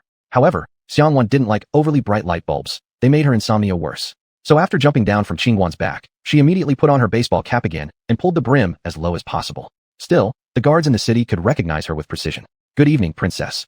Good evening, princess. May the princess be safe. Amidst all these greetings, Xianhuan hurriedly responded, feeling rather awkward about it. After enduring all the pleasantries, she finally entered the room and sighed in relief. On the sandalwood table, there were neatly arranged warm dishes, which indicated that her father had been home. Xianhuan instantly felt happier. She took off her baseball cap and tiptoed toward the study. The door to the study was open, and inside, her father was wearing a beige trench coat and gold-rimmed glasses, busying himself with something. Xianhuan paused for a moment, a mischievous gleam flickering in her eyes. Then she jumped out from the side of the doorway, arms outstretched in a grotesque monster-like manner. What? Xianxia looked up and only saw his daughter's cute face, which couldn't help but make him smile. Oh, isn't this our little princess Xiang? Did you finally decide to come back? Xianhuan stuck out her tongue, knowing she'd been caught sneaking out. But her father seemed to be in a good mood today, so as long as she behaved obediently, it would probably be easy to get away with it. With that thought, Xianhuan immediately feigned a pitiful expression, poking at her fingertips in front of her chest. I just wanted to go out and play. Staying indoors all day is going to drive me crazy. Her father gave her a severe glare, but under her puppy-eyed offensive, his gaze quickly softened. He waved helplessly. Don't let it happen again. Dad is the best. Xianhuan couldn't help but jump in excitement. This girl? Xianxia smiled helplessly and then said, just don't let your mother find out. Be more clever, okay? All right. Xianhuan obediently replied, then moved closer, shaking her father's arm curiously while eyeing the work by his hand. Dad, what are you busy with? On the desk were some documents that looked quite old. Judging by their age, Xianhuan hadn't even been born when these files were released. An old photo among them stood out particularly, showing what seemed to be ruins. From the rough outline, one could vaguely identify it as the past demon capital, but it had been completely destroyed beyond recognition. While Xianhuan was wondering who could have been so heartless, another photograph offered the answer. It was a dragon, a huge brown dragon. Earth Dragon. Xianhuan recalled the name of the dragon, now known as a subway line directly managed by the Lord's mansion. Xianxia packed away the photos and nodded. That's right, the Earth Dragon. This year will be its last year of service. There's some transfer work that needs to be completed within the year. Transfer? Xianhuan was puzzled. Are we going to release the Earth Dragon? It caused so much destruction to the demon capital. We should lock it up forever if we're lucky. Locked up forever. Xianxia sighed with helplessness. He'd prefer it too, but obviously the other party wasn't one to sit idly by either. He rubbed his daughter's head and said, go to sleep now. Things are more complicated than you think. You always say that. Xianhuan fumed. Every time she wanted to interfere in her father's affairs, he would always refuse her with various excuses, as if not wanting her to understand the worries of adulthood too early. I'm not a kid anymore. Xianhuan thought bitterly. Suddenly, she had an idea and said slyly, hey dad, let me show you something. Under Xianxia's 7/10 curious, 3/10 confused gaze, Xianhuan pulled out a space pouch. Then, brilliant gem light emitted from inside. Even Xianxia couldn't help but click his tongue in admiration. Where did you get these? Have you robbed the treasure vaults of the Lord's mansion? Upon seeing her father's reaction, Xianhuan smirked triumphantly. Not at all. I earned them myself. I've milked Huiliang Arena's profits. Oh, when hearing Huiliang, Xianxia suddenly became alert. He grabbed a chair and gestured for Xianhuan to sit down. You should tell dad exactly what happened. And thus, Xianhuan recounted the story of how she happened upon Ai Chun and went to Huiliang Arena. In her tale, despite Xuanhuan's attempts at treachery and deceit aiming to undermine the two of them, thanks to her wit, they avoided danger time and time again, ingeniously managing crises and ultimately achieving 20 straight victories. It sounds like it's all you're doing. Xianxia took a sip of tea and watched Xianhuan with an amused smile. Xianhuan's face turned red as she defended herself. No, my companion also put in the effort. Let's say it was a 50-50 split. Xianxia chuckled lightly and sighed. Truly, heroes emerge from the young. When I have time, I would indeed like to meet your so-called companion. Upon hearing her father's generous praise, an unconscious curve appeared on Xianhuan's lips, yet her words showed no leniency. He is nothing more than an ordinary idiot. The night had grown deep, but under the cool moonlight, wisps of smoke occasionally rose here and there. This was the small street vendors preserving a shred of warmth for those who work night shifts. One after another, exhausted figures emerged from companies or factories, ordering a serving of fried rice, squatting by the roadside, and savoring their meals, enjoying a brief moment of peace. This was precious downtime. They had already worked for 5 hours, and in another 5, they could take the earliest subway home to sleep through the entire day. But today, the subway entrance seemed unusually noisy. Someone tugged at their companion's sleeve nervously and said, "Look, what is that?" "What?" The companion turned around, only to see a cute little cat pushing a food cart with a sleeping young man on it, running wildly down the street. Young people these days fall asleep wherever they please, the first person remarked thoughtfully. The companion shook his head, clearly baffled. "What's going on here? Is this cosplay?" They asked the vendor, but he replied that he didn't know either. It just appeared suddenly earlier. No one can find them now, though some said they saw them near the subway entrance earlier. Now who knows where they've gone? The vendor flipped the spatula while muttering to himself. The questioning person made a reasonable guess. Could they have gone into the subway station? The companion immediately shot down the idea. Impossible. Nobody doesn't know what's underground. That place is. At this point, a look of terror crossed his face, as if something bad came to mind. He wiped his mouth, paid, and rushed back to the factory. Even those who remained on the scene fell silent, all remembering what was inside the subway station. It was a dragon. Such an idiot. The vendor scooped the egg-fried rice into a plastic box, sighed, and ended the conversation. Let's hope that guy didn't go in there. It's a 9-to-1 death scenario. Chapter 42. A plea for help. The subway station was pitch black in the dead of night, with the usually crowded pedestrian walkway now only swept by the cool breeze. A brownish-black rat crawled on the ground, pressing its nose against the icy tiles to expand its search range. On this path, passengers often accidentally or deliberately dropped food crumbs. These would often provide a nice meal for the little rodent. During the day, the subway station's foot traffic was undoubtedly high, so naturally, there were plenty of fallen food items on the ground. By nighttime, it became a rat's paradise. Actually, there hadn't been any rats here originally. While munching on the soft bread it had just picked up, the brown rat thought back.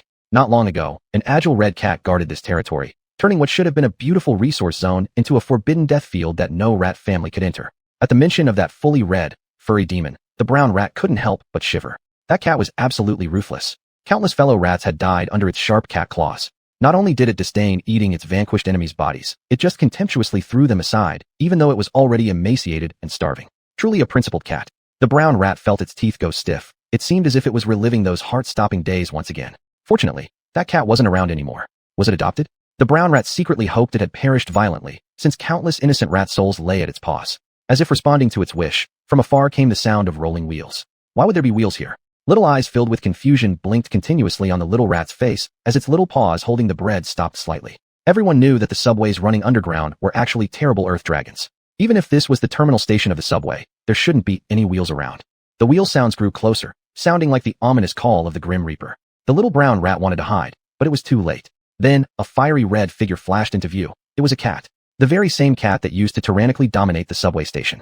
The brown rat's muscles went rigid, and soon, the fur-covered cat paw rapidly loomed larger in its sight. With a smack, before it could react, it was already slapped against the cold wall. Tears fell silently down the corner of the brown rat's eye. It cried out with all its might. I, Rat, met such a terrible end.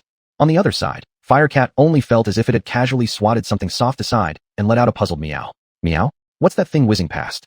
It wanted to turn its head to take another look, but then remembered how dangerous AI Chen's situation was and suppressed its curiosity. Just a while ago, it had pushed AI Chen in a cart it stole from a hotel, through dozens of intersections, shocking hundreds of passersby, until it finally arrived at the easternmost subway station of M-City. Here was also where the Earth Dragon slumbered. Thinking about this, Firecat swallowed hard, and its pitch-black feline eyes flashed with a hint of fear. Glancing back at its sleeping master on the trolley, Firecat clenched its paws, as if giving itself encouragement, before continuing forward again. Following the route from memory, it zigzagged through passages resembling an underground maze. The iron wheels of the trolley slid noisily over the shiny marble floor until Firecat finally came to a stop in front of a massive iron door. Peering around cautiously after poking its small head out from behind the iron door, Firecat sighed with relief. There was no one guarding. That's what it thought. They were never around because they also feared that dragon. Who wasn't afraid of that dragon? Firecat blinked its eyes, then made a nimble leap and easily opened the huge iron door. The creaky noise of the rusty iron gate opening was harsh and unpleasant, but Firecat managed to push both the trolley and AI Chen inside. Inside was a barren land surrounded by waist-high weeds. Given Firecat's height, it clearly didn't have much advantage, but thanks to its outstanding memory, even with the vision obscured by tall grass, it still kept moving forward in the right direction. Man and cat walked along the grassland unknowingly for a long time. Mosquitoes flew near AI Chen's sleeping body, seemingly mistaking him for a fat midnight snack. Firecat threatened them away with its claw. Under the protection of its dependable partner, the journey went peacefully. In his unconsciousness, AI Chen moved out of the grassland and onto a barren stretch of sandy land, getting closer to a primordial beast he could never have dreamed of encountering. It was a dragon. Its murky dragon eyes were like a giant mirror of water, its long whiskers hard as steel. Its faint exhalation stirred up dust everywhere. Under the indifferent gaze of the earth dragon, AI Chun and his trolley seemed as insignificant as ants. Firecat immediately jumped forward, blocking AI Chun, and prostrated itself before greeting the dragon. They knew each other, perhaps not friends, but at least they were both magical creatures struggling together in the subway station. Firecat thought that on this point, they shared a common understanding. Unfortunately, the cruelty and suspicion of dragons shattered Firecat's illusion. The earth dragon opened its massive jaws, lunging towards AI Chun with breathtaking speed. Even if AI Chun had been awake, he would have been unable to evade the attack. Now, lying there like a dead man, his situation was dire. The fake dead man was about to become truly dead. At this point, any words would be futile. During the dragon's rest, disturbing it by intruding was bound to result in fury and death. It made perfect sense. Firecat also understood that verbal explanations were too feeble, so it decided to express its attitude through action. In one leap, Firecat jumped onto the cart, standing close to AI Chun. Its small eyes radiated determination as it prepared to guard AI Chun's last remaining vitality with its life. Under the shadow of the colossal mouth loomed a glowing fiery orb, faintly emitting light and warmth. That fireball was like the final flicker of hope in darkness, brimming with promise. The earth dragon seemed to perceive Firecat's emotions and unexpectedly retracted its assault. The overwhelming pressure vanished instantly, and the bright moon above, along with the cool breeze of the wasteland, informed AI Chun and Firecat that they were still alive in this beautiful world. Firecat immediately prostrated itself on the ground, showing gratitude for the earth dragon's mercy. The earth dragon maintained its cold demeanor, its murky eyes devoid of emotion. It appeared that it wasn't moved. It simply found Firecat and AI Chun useful. Useful? That was a vague term. Throughout the earth dragon's long years, how many people could bear such an adjective? Firecat didn't know. It just opened AI Chun's precious spatial bag, revealing the towering treasures inside, and neatly arranging them before the earth dragon. Firecat pointed at the spatial bag, then toward AI Chun who lay unconscious on the cart, conveying its meaning clearly. Meow, save him. The earth dragon slightly turned its gaze, quivering its whiskers, and astonishingly spoke human language. This is not enough. Chapter 43, Repayment Day. Not enough. Meow was holding its head, trying hard to understand the meaning of the word. After pondering for a moment, it pulled out a packet of snacks from somewhere under its fluffy fur and gently placed it beside the spatial bag. Then, with a pitiful gaze in its gleaming eyes, it looked at the earth dragon. The earth dragon remained silent, only expressing disdain through its slightly trembling whiskers. Soon, Meow took out more packets of snacks. 1, 2, 3. If AI Chun were awake now, he would definitely recognize that all these packets of snacks had been stolen from the Huyang arena. Back then, Xianhuan's true identity hadn't been exposed yet, so there was no need to worry about poisoning. But now, because of toxins, he lay unconscious. Meow. Seeing the earth dragon uninterested in these delicious snacks, Meow became anxious. It pushed the food cart closer, placing it near the pile of snacks. There were also 2 wrapped crab legs on top of the cart. Meow stared earnestly at the earth dragon. This represented everything it owned along with its poor master. If this still wasn't enough, then AI Chun would have no choice but to go straight to hell. However, the crab legs meant nothing to the earth dragon, not even worth filling its teeth gaps. It gave Meow a glance with hazy eyes, neither speaking nor directly hinting, but as if signaling something profound. Under the calm gaze of the earth dragon, something seemed to click in Meow's mind. It suddenly looked knowingly at the dragon, as though uncovering one of its great secrets. Quickly, Meow opened its mouth slightly, flipped its tiny tongue, and a round stone floated into the air. An immense and terrifying elemental force radiated outward from around the round stone, a high-level earth attribute magic core. Upon seeing this magic core, the earth dragon relaxed like confirming an answer, releasing a deep sigh of relief. Meow stretched lazily, emitting a meow. Meow, is this enough now? The earth dragon locked its eyes onto the magic core, its expression cautious and tender. For a long time, it reluctantly turned its gaze away, and finally said the line Meow had been waiting for. Enough. The Huyang arena was brightly lit, appearing to be another sleepless night. Xuanhuan, in a white suit, sat high up, leisurely playing with the red wine glass in his hand, occasionally taking a sip. On the chair below, the manager with a round belly squeezed out smiles and bowed incessantly. Is everything taken care of? Xuanhuan asked seemingly absent-mindedly. The manager hastened to confirm. Yes, sure. Young master left the city under cover of darkness. No one saw him. Recalling this point, the manager lowered his head, remembering Shi Gui with his blonde hair and lollipop in his mouth, an odd-looking youth. That peculiar young man disappeared like a fish returning to the sea as soon as he left the city. The manager wanted to say hello or curry favor, but never got the chance. What a strange person, and who knew where he came from? But since the boss showed him so much attention, could he possibly be related to the Huang family? The manager pondered secretly, but as if sensing his thoughts, he heard Xuanhuan chuckle and warned. Don't ask what you shouldn't, don't say what you shouldn't, and don't think about what you shouldn't. The manager froze momentarily before quickly nodding his agreement. He never dared to slack on tasks assigned by the boss. It was the survival rule of being a first-rate sycophant. The manager knew he was a sycophant, and he willingly accepted the role of a dog for the Huang family.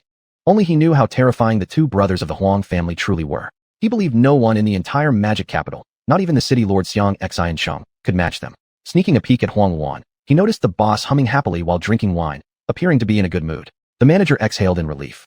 He thought xuanhuan might get angry due to tonight's setback, but it seemed the boss mentality was much better than expected. Indeed, even if that brat won the prize for 20 consecutive victories, in xuanhuan's eyes, it was ultimately just a minor matter. Moreover, that kid might not even have the lifespan to enjoy it. Thinking this way, the corner of the manager's mouth also curled into a faint smirk. He felt that the boss had already arranged everything well, so he could leisurely sip fine wine with confidence in the outcome.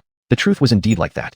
Of course, xuanhuan also knew that under the intense toxic smoke of a purple-rank mystic python, a nobody like Ai Chen would only end up dead. Even if he had remarkable luck, he wouldn't see the next day's sun unless some higher power intervened. And was that even possible? xuanhuan shook his head, a flicker of annoyance suddenly rising in his heart. He suddenly felt that some things might start slipping out of his control. It had been 20 years since he last felt this way. Since he and his brother had steadily claimed dominance over the magic capital, he'd never once felt himself entangled in trouble like this. Yet today, because of an ordinary young man, he'd repeatedly experienced this long-forgotten discomfort. So xuanhuan sneered coldly. Therefore, that youth must die, and he would certainly make sure of it. He took a gentle sip of the crimson wine in his glass, then licked his lips. Pulling out his phone, he glanced at the calendar on its screen. The day is drawing near. With a soft sigh of reflection, xuanhuan realized the approaching significance of that specific day. This urgency felt much like a destitute gambler anxiously counting down to repayment day. There are so many things to put on the schedule, xuanhuan muttered to himself. Though adorned in a splendid suit and drinking costly fine wines, at this moment, he resembled nothing more than a gambler dreading the arrival of his repayment day. Facing the grand force of time, all struggles seemed frail and powerless. There was less than a year left. Closing his eyes, xuanhuan silently calculated. In less than a year, that damned fool dragon would return to the embrace of the beast world. Surely within the mountains outside the capital of Magic City, there awaited many beasts welcoming its return. After all, with its coming back, many truths would come to light. Even inside the city itself, perhaps many people hoped for its return. For instance, at the Lord's mansion, xianxia. But, opening his eyes, xuanhuan's gaze shot forth with sharpness that would surely pierce anyone who met it. 20 years ago, I did not lose, and this time I will not lose either. Earth Dragon, you must die. And indeed, you were always meant to. Lifting his neck, xuanhuan gulped down the exquisite wine in one swallow, then smashed the glass onto the ground as if finalizing his resolution. The radiant glass shards sparkled under the light while the manager knelt nearby, soaked in cold sweat through his shirt. Call Huangshan here. Tell him to find someone. I believe, with that person's assistance, in the next demon hunt competition, we'll secure what we desire. The devilish whispers of Huang Wan resonated. Shaking violently, the manager received 2 photographs handed by the boss. One showed a gorgeous 4-colored flower, while the other depicted a strikingly handsome man. Chapter 44. A Talk with Long E. Ai Chen opened his sleepy eyes and rubbed them with his hand. He felt a softness in his back, as if he were sleeping on a Simmons mattress. Warm and moist breezes occasionally blew by his cheeks. Was he possibly on a beach holiday? Stretching with all his strength for a comfortable yawn, Ai Chen then opened his eyes in satisfaction, only to see an imposing giant dragon. The magnificent body was straddling the sandy ground, surrounded by dense weeds. Ai Chen lay among the weeds and stared at the dragon, even feeling its steady and heavy breathing. What is this terrible scene? I must still be asleep. Under the unpredictable gaze of the great dragon, Ai Chen swallowed his saliva and immediately decided to close his eyes again, forcing himself to continue sleeping. Anyway, one would die, better asleep than in pain. This was the only thought in Ai Chen's mind. As for running away, that's a joke. That's a mountainous-sized dragon capable of swallowing a house in one bite. His skinny arms and legs wouldn't even fill the dragon's tooth gap. Where could he run to? Huomiao looked at her unambitious owner, immediately covering her face in embarrassment as if unable to show her face. After a while, she thought that this couldn't continue, so she crept forward and secretly patted Ai Chen's head. Shoo! Pretending to be dead, don't disturb. Ai Chen babbled nonsense, but soon realized the presence in front of him was Huomiao. Relieved, Ai Chen quickly put on a serious face and quietly reminded, it's a dragon. Run before it spots you. Seeing her owner act cautiously, Huomiao felt puzzled. Were earth dragons really that scary? Glancing at the massive form beside her, Huomiao pondered. Alright, it does look a bit terrifying. However, things were already fine now. Though embarrassed, Huomiao mumbled out a long explanation.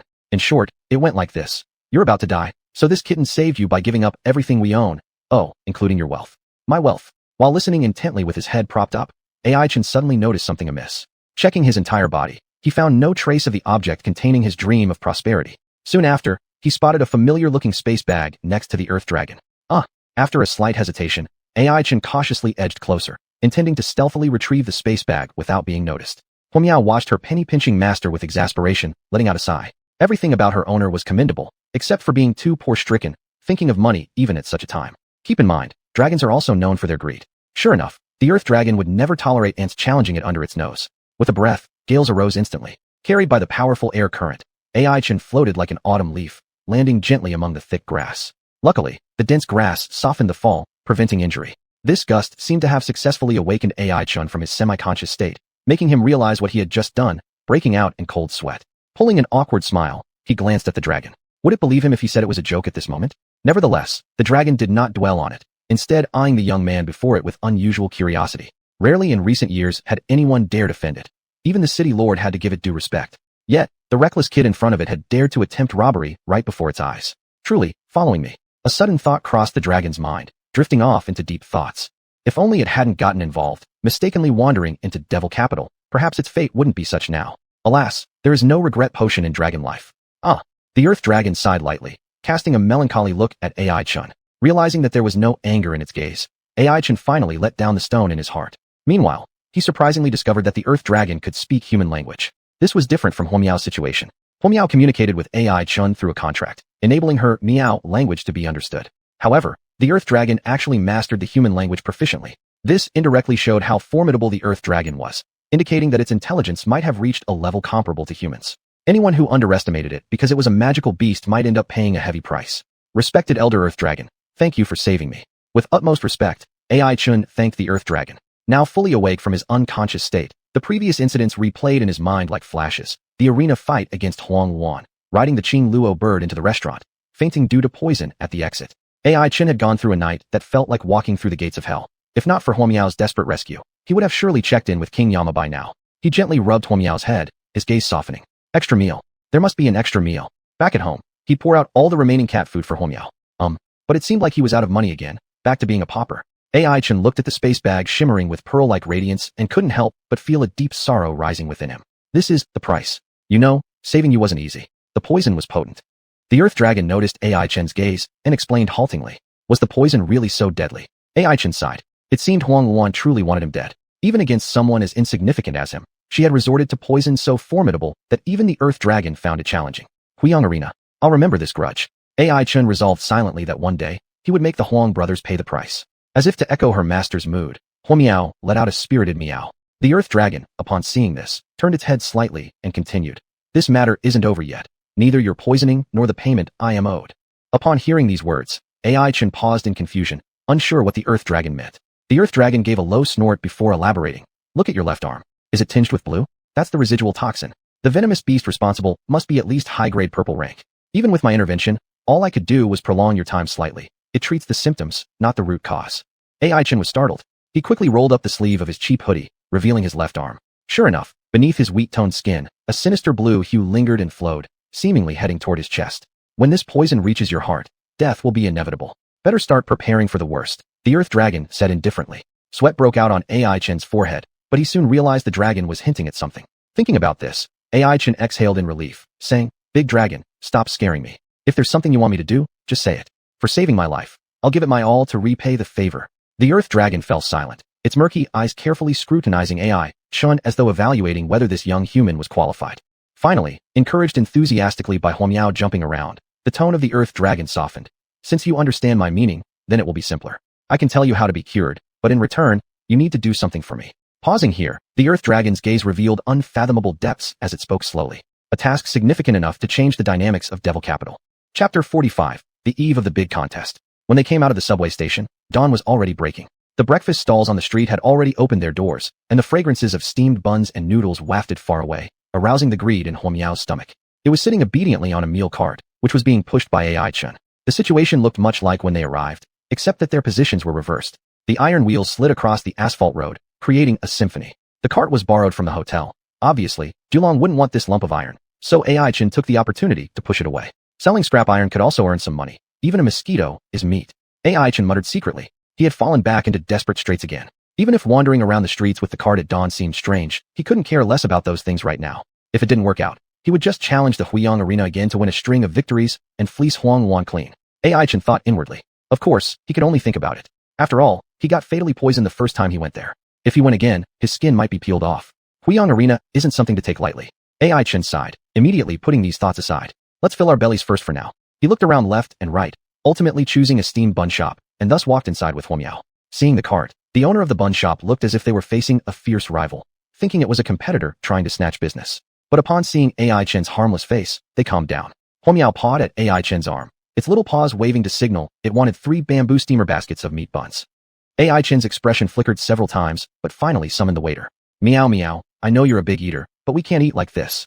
AI Chen felt as though his heart was bleeding. It seemed like days of eating dirt weren't too far away. Huomiao, as if realizing its impoverished owner's thoughts, pulled out a gold necklace with its furry paws while eating the warm buns. AI Chen's eyes widened as he looked at Huomiao and then at the golden chain. He realized that when Huomiao handed over the space pouch to Julong, it had kept this as a secret stash. This is truly touching. With tear-filled eyes, AI Chen embraced Huomiao, moved by how understanding the little one was. It really was. I'm crying my eyes out. Umph. After wallowing in sentimentality for a moment, AI Chen snapped back to reality, clearing his throat twice in an attempt to maintain his dignity as the owner in front of Huomiao. However, considering what he'd done earlier, his moral code had already hit rock bottom multiple times. This doesn't matter anyway. After all, he has a thick skin. So AI Chen solemnly took the gold necklace from Huomiao, leaving behind a comment of, I'll keep it safe for you, before drinking the millet porridge with a look of nonchalance. The warmth of the soup sliding down his throat invigorated him immediately. After paying the bill, he found a scrap store and sold the heavy lump of iron for about 70 or 80 yuan. He then bought some instant food, added 3 large bags of cat food, and set off on the way home. Holding a load of things as he walked home, AI Chen suddenly began to miss that cart, realizing he may have sold it too early. No matter what, after being busy for a whole day and night, Master AI finally returned to the long-missed dilapidated little house. Even in the daytime, he still pressed the switch of the light bulb habitually. As expected, it didn't light up exactly as anticipated.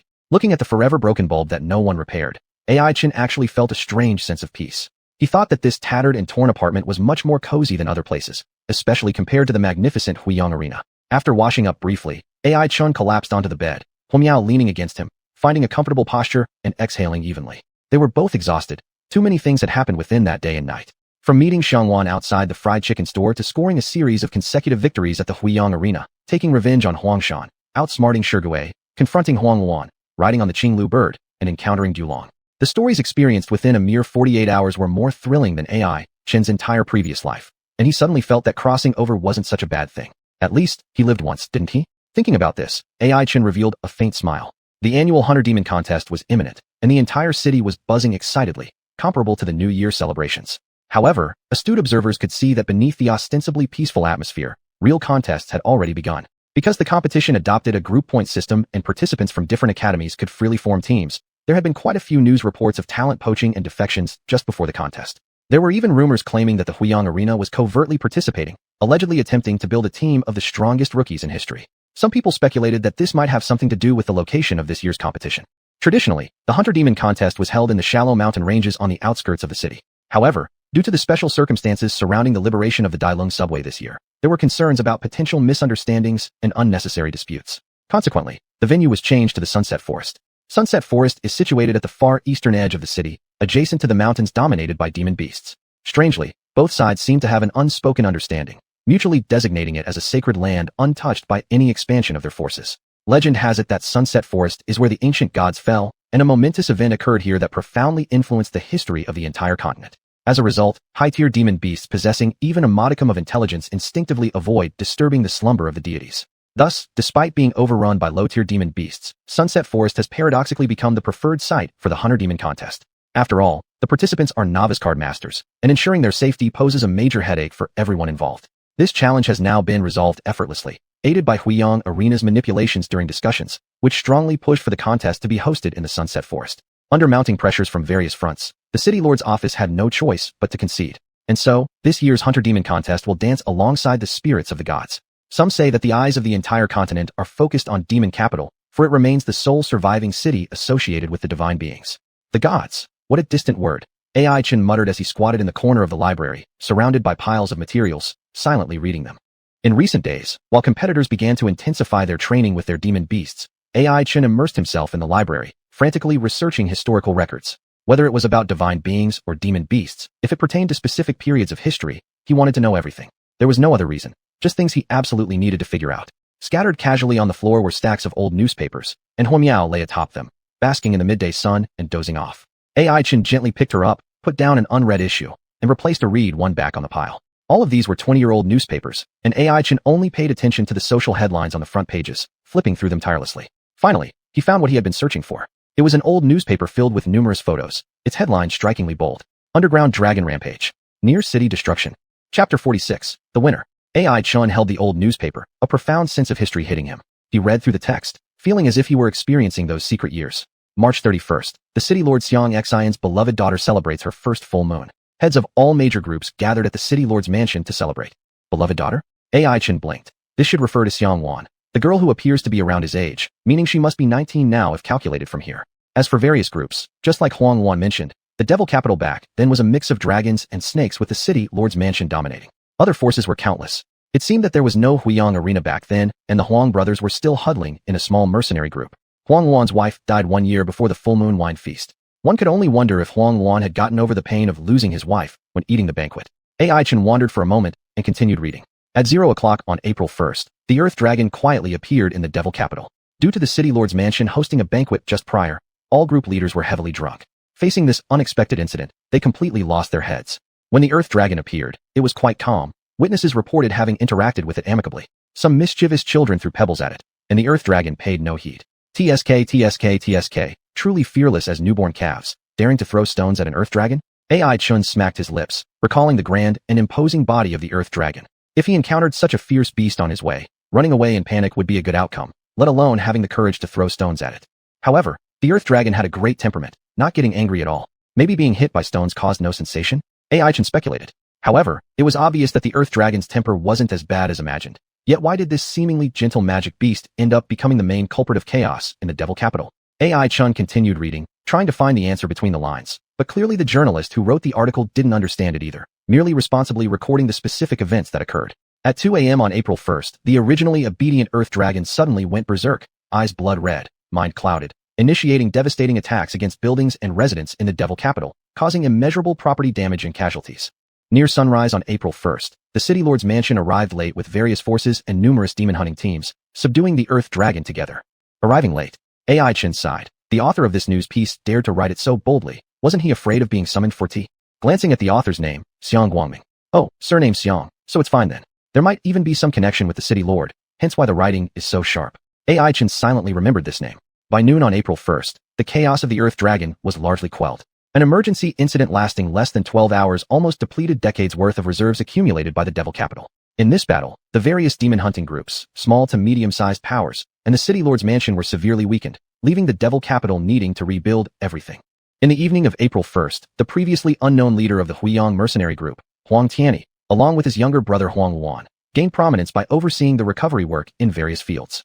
Opinions varied on the appointment by the city lord's mansion, but overall, it was agreed that Huiyang mercenary group had preserved its strength during the turmoil of the Earth Dragon and perhaps even enhanced, making them capable enough to undertake this task. At this point, the article ended abruptly, as if the author still had much more to say, yet due to certain restraints, was unable to put it down in writing. At the end of the newspaper, there were several clear photos attached. The first photo showed the Earth Dragon lying quietly in the street before going berserk, drawing curious glances from passersby. Some playful children even sat on its tail, much like the present subway station. The Earth Dragon at that time appeared at peace. Perhaps it never imagined that its life for the next 20 years would be spent in a dark, sunless subway station. If it had known the consequences of its actions ahead of time, it probably wouldn't have caused such trouble. Ai Chun murmured, but the next photo made him realize he was mistaken. The second photo depicted the scene of the Earth Dragon going berserk. Its blood-red dragon eyes were grotesque. A single sweep of its broad dragon tail caused nearby tall buildings to collapse instantly like sand castles. The Earth Dragon at this moment obviously lost its senses, attempting to destroy all visible targets within its vision. Helpless people fled in all directions. Heart-rending screams of panic and mournful cries of grief seemed to come through the photograph, reaching Ai Chun's ears. He turned over the newspaper, unable to bear looking at this inferno of human suffering any longer. The third photo showed the scene where the city lord's mansion united with various organizations and hunting teams to subdue the Earth Dragon. In the picture, the Earth Dragon was covered in wounds, bleeding profusely, clearly having suffered serious injuries. But in its hazy dragon eyes, there was not a hint of emotion after the defeat, neither the pain of being defeated, nor the anger of being injured, nor the regret of making mistakes. None of that existed. What lingered in its eyes was merely an endless void, a void like being half asleep and half awake, as if everything that had happened before had not been retained in memory, but was just a dream. The expressions and appearances of the other people in this photo were also quite intriguing. The authoritative man standing at the forefront, who looked to be less than 30 years old, was riding a handsome ice blue Kirin. He must be the city lord xianxia. From his furrowed brows, Ai Chun caught a glimpse of a shadow of Xianhuan. A family of beauties, Ai Chun muttered quietly under his breath. However, It was clear that the handsome city lord in the photo was not in a good mood, which was understandable. After all, such a major disturbance happening during his tenure would definitely give anyone a headache. Next to xianxia and Xiang were two middle-aged men dressed in robes, who must be the younger versions of Elder Mo and Elderly. Apparently, these two had already been key figures in the city lord's mansion from that time onward. Behind the delegation from the city lord's mansion stood the heads of various small and medium-sized forces and demon-hunting teams, all with extremely sullen faces. Many of them were even crying. That was understandable, for the newspaper clearly stated that in this battle, all the hard work they had put into building their forces over the course of decades had suffered heavy blows. If anyone could still force a smile on their face at this point, that would truly be strange. AI Chen's gaze swept over the sorrowful faces, stopping suddenly at one peculiar spot.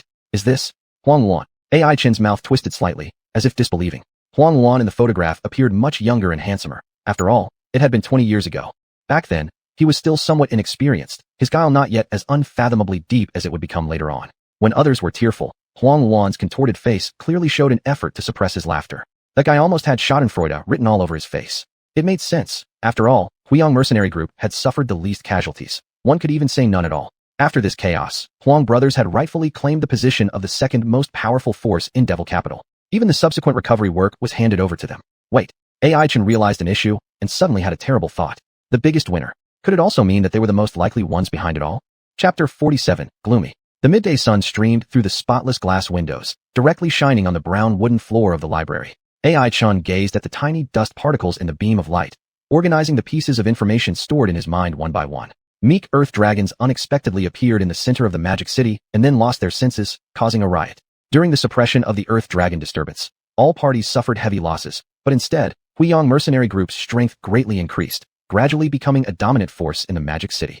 If this whole incident had nothing to do with the Huang brothers, AI Chen would absolutely not believe it. He looked at the last photo on the newspaper. In the picture, Xuanhuan, full of confidence, was wearing a white suit, stepping on shiny leather shoes, raising a wine glass, elegantly toasting the guests below. At the main table, there sat an intermediator who looked like Mithriya Buddha, smilingly eating quietly. On the other hand, the people beside were sitting stiffly, too scared to move a single chopstick.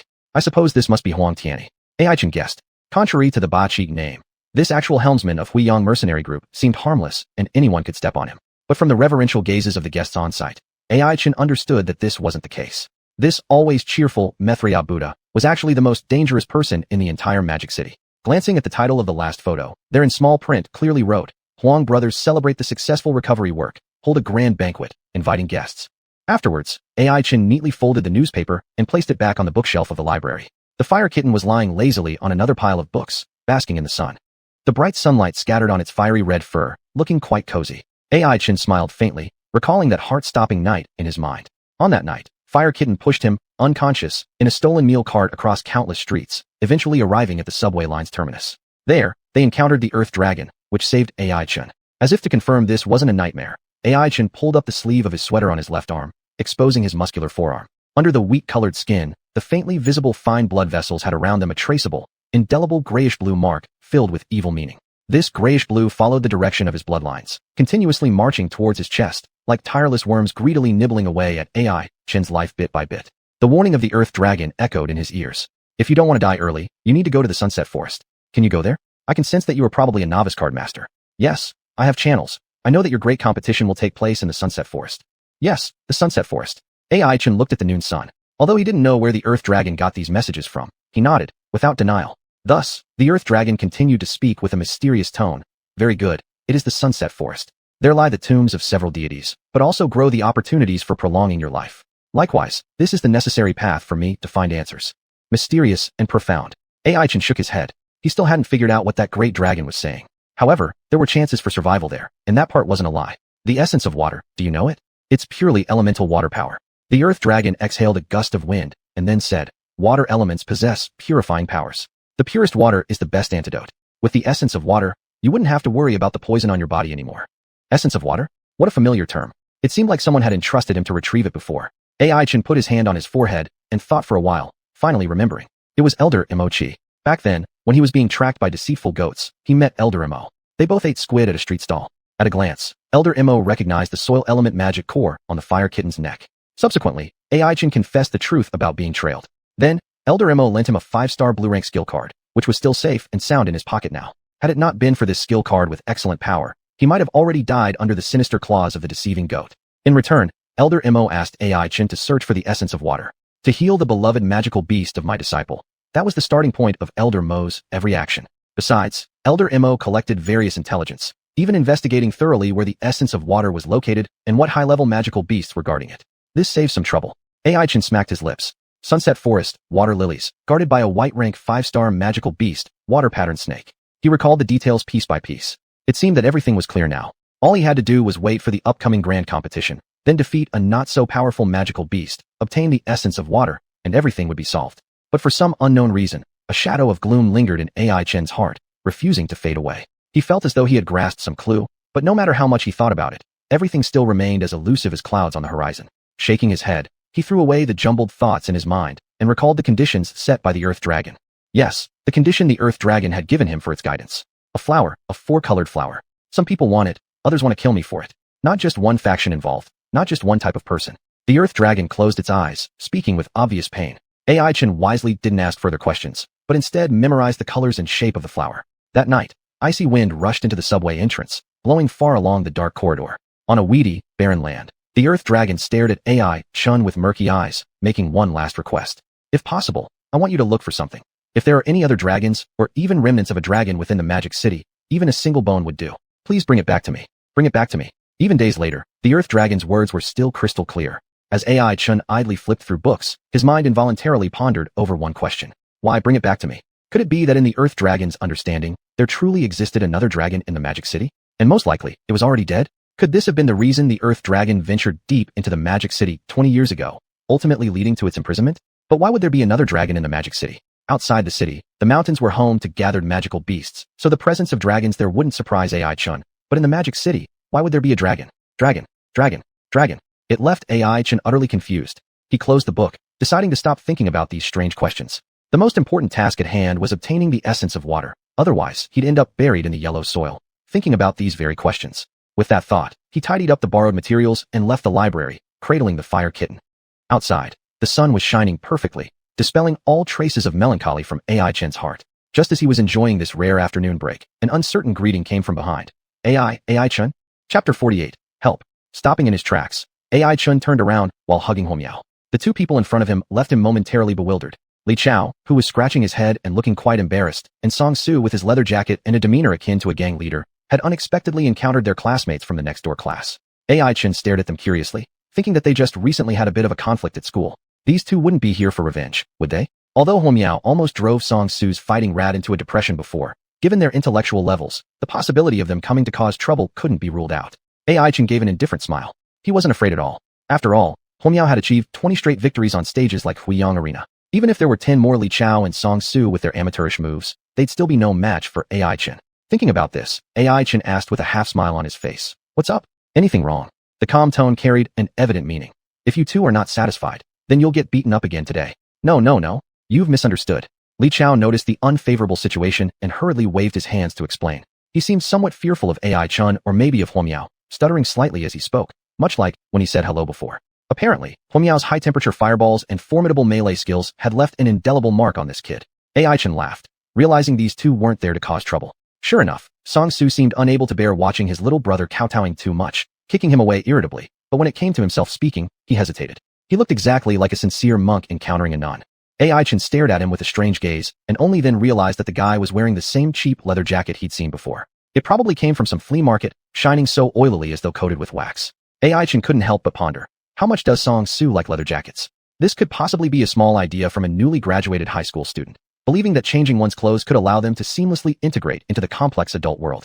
But truly important people aren't like that. AI Chen narrowed his eyes. He once again recalled the figure of xuanhuan. Whether it was 20 years ago, or even after 20 years, that person always dressed in white suits, with a faint smile perpetually hanging on their lips. Having witnessed a bit of the world, AI Chen couldn't help but chuckle, stepping forward and patting Song Su on the shoulder.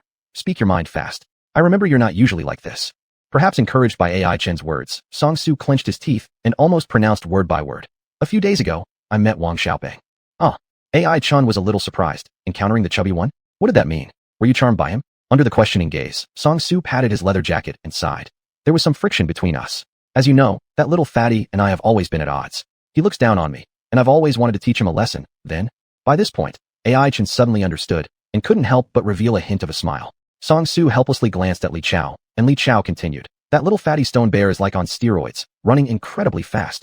It doesn't even seem like a power-type magic beast. It thoroughly disciplined my fighting rat first, and then slapped my wood spirit deer into the air with one palm. Tears welled up in Li Chao's eyes as he sobbed. My poor Miss Deer. She barely lasts 5 seconds every time she appears, getting slapped into the box immediately afterward.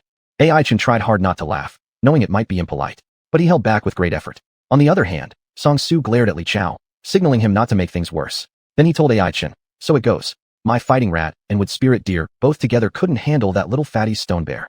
Sighing, Song Su added, since the last time my fighting rat was traumatized by your fire meow, it's been depressed. After countless attempts, I finally persuaded it to fight its old rival, hoping it might gain a little confidence. However, even though the sentence remained unfinished, AI Chen already grasped the meaning, offering 3 silent seconds of condolence for the poor fighting rat. Unfortunately, this rat really had bad luck. Initially, a superior magic beast with average growth surpassing 15, it didn't expect such a quick display of power. In one battle, it was subjugated by Fire Meow, a standout powerhouse. Just as it managed to crawl out of the shadow of failure and mustered the courage to confront a former subordinate, the stone bear, after being enhanced by AI Chun, had changed significantly. As a result, the once arrogant fighting rat faced consecutive crushing defeats, shattering its Taoist heart utterly. TSK. Come to think of it, this matter seems closely related to me. AI Chun muttered to himself. He silently glanced at Song Su, eagerly awaiting the latter's continuation. Sure enough, Song Su took a deep breath as if gathering courage, and said seriously to AI Chun, both Li Chao and I aren't dumb. We know that within a short period, even with rigorous training, a stone bear couldn't possibly make such an incredible improvement. So, only you, AI Chun, could have achieved such a turnaround. Am I right? Li Chao, standing behind Song Su, promptly added, AI Chun, you have C-class supplementary type talent, don't you? The effect is enhancing the growth potential of magic beasts, isn't it? We've misjudged you. Song Su closed his eyes. Once upon a time, he believed his A-class talent would earn him sufficient honor, but now, consecutive failures ruthlessly told him how naive that thought was. There's always someone stronger. The world has always been like this. Facing their open-hearted confession, AI Chen roughly anticipated it, yet he was genuinely surprised that Li Chao still remembered the classification and effect of his talent. Truly, those who understand you best are often your rivals. Is it really a C-class talent? AI Chen whispered. According to the records and books, C-class talents with spellcasting conditions were extremely rare. For no apparent reason, he suddenly recalled the blonde youth from Huyang Arena, Shigue, who chewed on lollipops all the time. Was that mudcat also one of his talent skills? After all, AI Chen had never seen him use any magic crystals, neither for beast cards nor skill cards. What a strange guy. AI Chen sighed. Hey, are you listening? Song Su gave him an annoyed glare, clearly dissatisfied with AI Chen's distraction. Li Chao timely tugged at the leader's sleeve and reminded softly, Leader, mind your attitude. We're asking for help. Thus, Song Su fell silent, swallowing back his words. AI Chen looked at them teasingly, and said indifferently, I get what you two mean. It's basically about wanting me to improve your magic beasts too, right? That's certainly no problem. Instantly, both Song Su and Li Chao lit up with joy. However, AI Chen's next sentence plunged them into contemplation. But, under the sunlight, AI Chen revealed a grin that unmistakably hinted at expecting something in return. Why should I help you guys?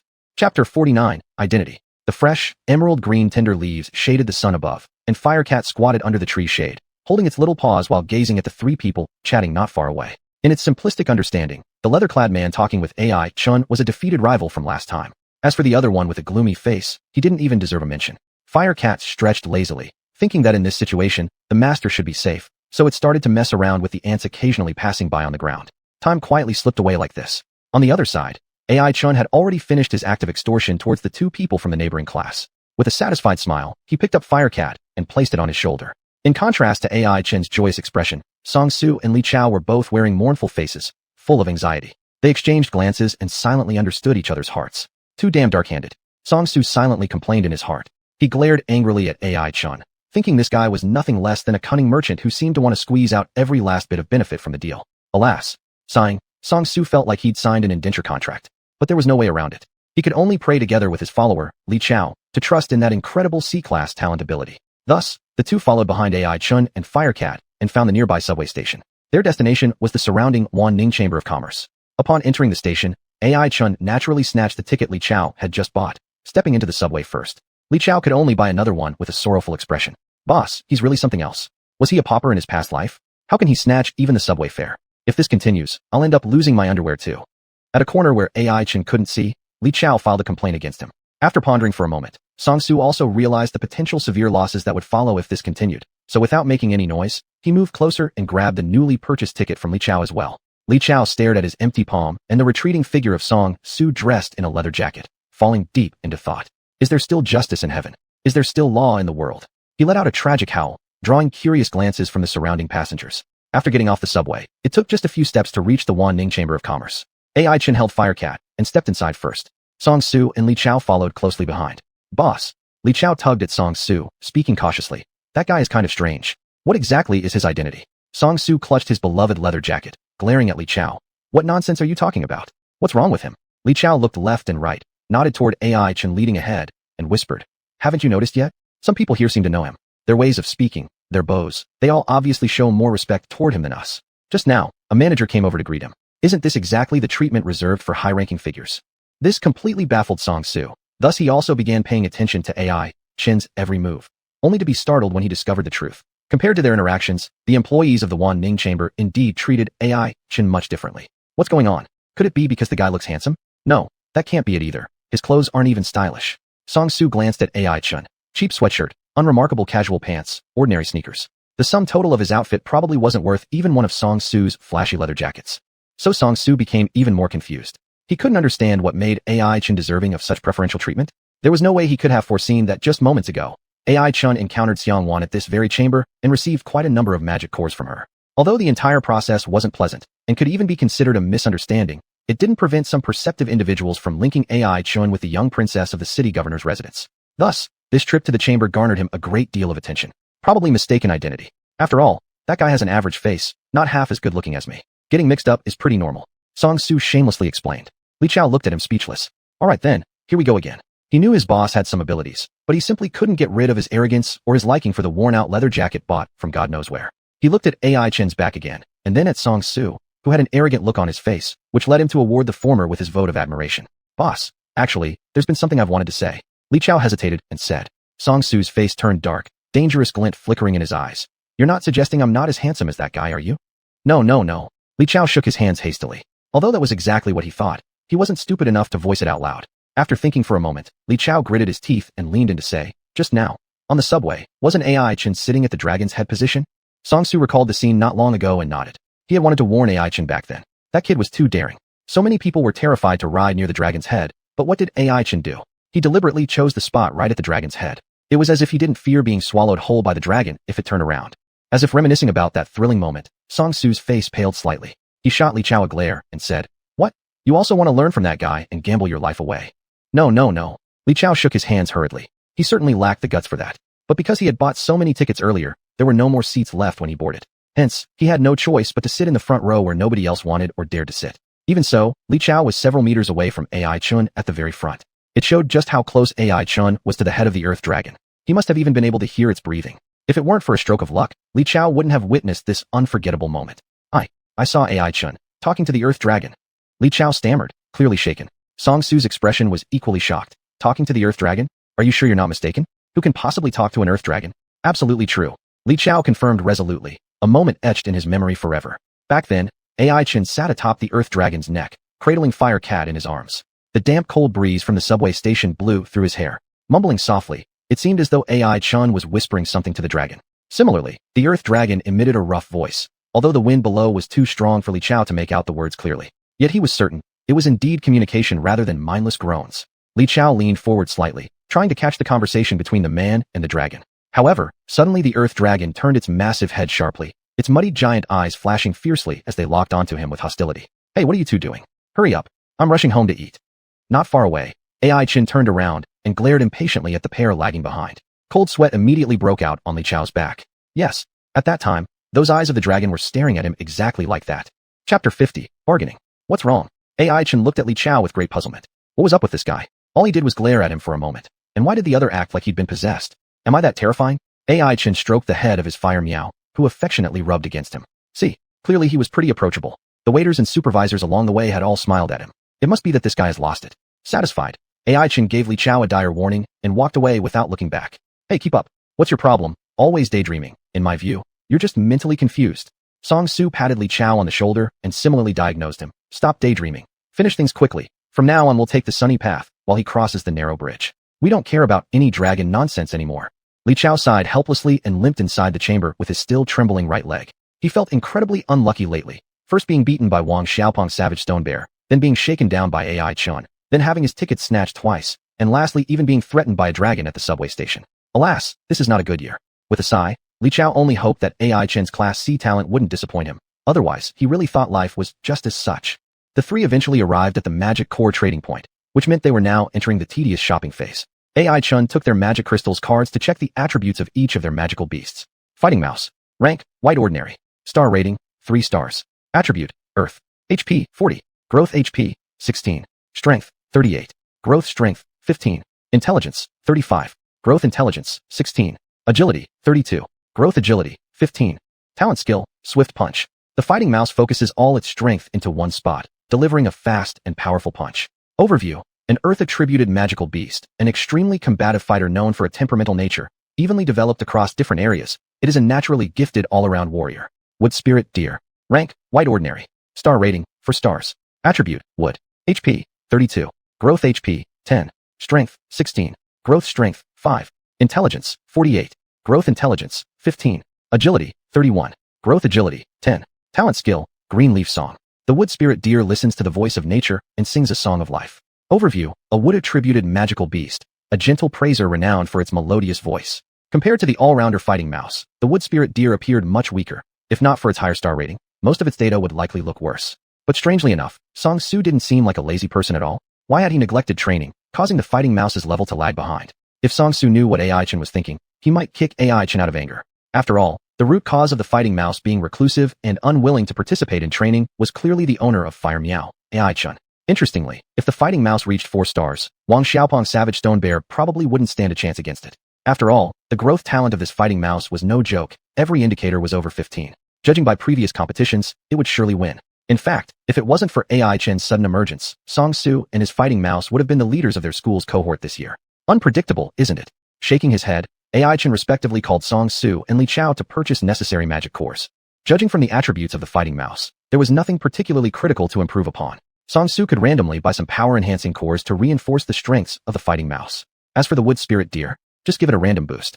After all, Li Chao always followed his boss around like a shadow, so with someone covering him, he'd have fewer chances to participate in battles anyway. When it came to purchasing the funding for the magic cores, AI Chen certainly wouldn't contribute a single penny. Joking, he was originally broke. If he padded them with money, how would he live? Not only that, AI Chen would even collect service fees from them. Well, you could call it working part-time, or supplementing household expenses.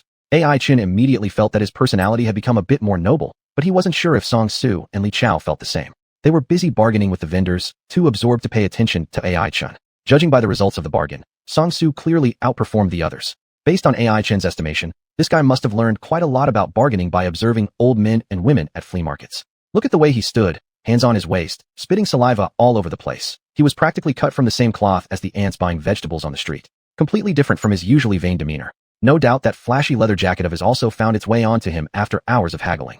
But it had to be said, this guy's method of bargaining was actually quite practical. All he did was stand by the door and chatter endlessly, driving the shop owner mad until they ended up selling the item at a semi-gifted price just to get rid of him. AI Chen stroked his chin in agreement. He decided to stealthily learn from Song Su so that next time when he went out for a meal or something, he could save a lot more. Maybe this is the survival philosophy of a pauper. AI Chen suddenly welled up with tears. In stark contrast to Song Su who haggled over every penny, Li Chao came across like a clueless young master, perfectly fitting the image of a freshly graduated high school student. After great difficulty, he finally managed to utter, "Could you give me a discount?" Then he stood there like an idiot. He was as stiff as a wooden post, not saying a word, simply staring straight at the stall owner in an attempt to move them with his gaze and make the price of the magic core drop on its own. AI Chen almost couldn't bear to watch. He prepared to step in and use his silver tongue to recover some losses for Li Chao, but the guy had already crumbled under the stall owner's gaze and obediently paid up. AI Chen glanced at the amount, and sure enough, it was an outrageous price. TSK. If there were more people like Li Chao in this world, I'd definitely go into business. AI Chen smacked his lips and couldn't help but sigh that the young man was still too inexperienced. Thus, under Song Su's efforts and Li Chao's abject failure, the entire bargain battle concluded. AI Chen observed for the whole afternoon, nearly falling asleep, in a daze, almost raising Song Su's hand to declare him the champion. "Can we start now?" Song Su, holding a bag of magic cores, asked with wide eyes. As for Li Chao, he was busy staring at the lonely number on his phone screen and wiping away tears. It was a scene that felt all too familiar. AI Chen blinked and said, "All preparations are complete. We're only waiting for the wind. Students, let's go home." Home? Go back to whose home? Song Su wore a puzzled look, but soon he understood what AI Chen meant by home. After walking for a while, They arrived at a district with a rather vintage style. Twisting and turning through several bends, they finally reached AI Chen's place. Looking at the pitch-black room and the light bulb that was perpetually broken, the two fell into deep thought. They sympathetically glanced at AI Chen, and all their guesses about his mysterious identity disappeared instantly. The reason was simple. No important figure would have a room with a broken light bulb. AI Chen smiled sheepishly, then picked up Fire Meow, gesturing for it to provide lighting.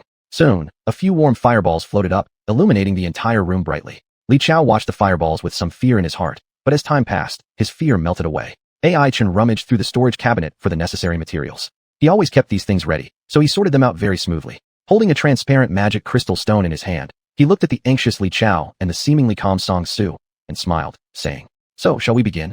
Chapter 51, The Reclusive Rat. Song Su and Li Chao exchanged glances, seemingly boosting each other's morale. Immediately afterward, they both took out their magic crystal cards and summoned their own magic beasts. The six-pointed star magic array flashed as the somewhat dim-witted wood spirit deer gracefully leapt out first.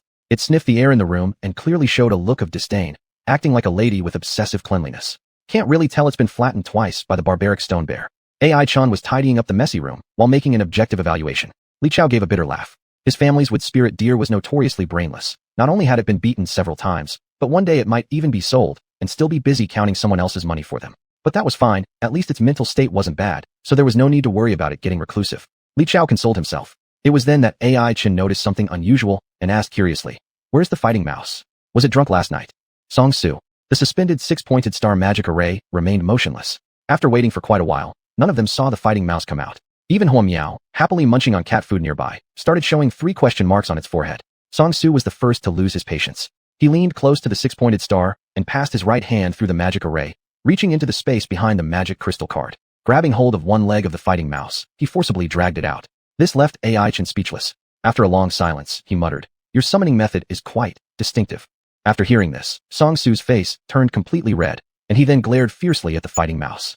As for our little rat, it looked utterly detached from worldly matters. Its tiny eyes were lifeless, exuding a meaning akin to life as a rat doesn't get much better than this.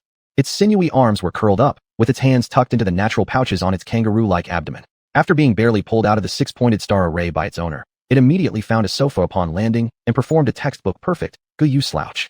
Its ease and fluency in this gesture made even AI Chen feel inferior, who couldn't help but start doubting whose house he was in. In summary, the entire sequence of actions by the fighting mouse revealed one thing. I'm not playing anymore. I'm taking a break.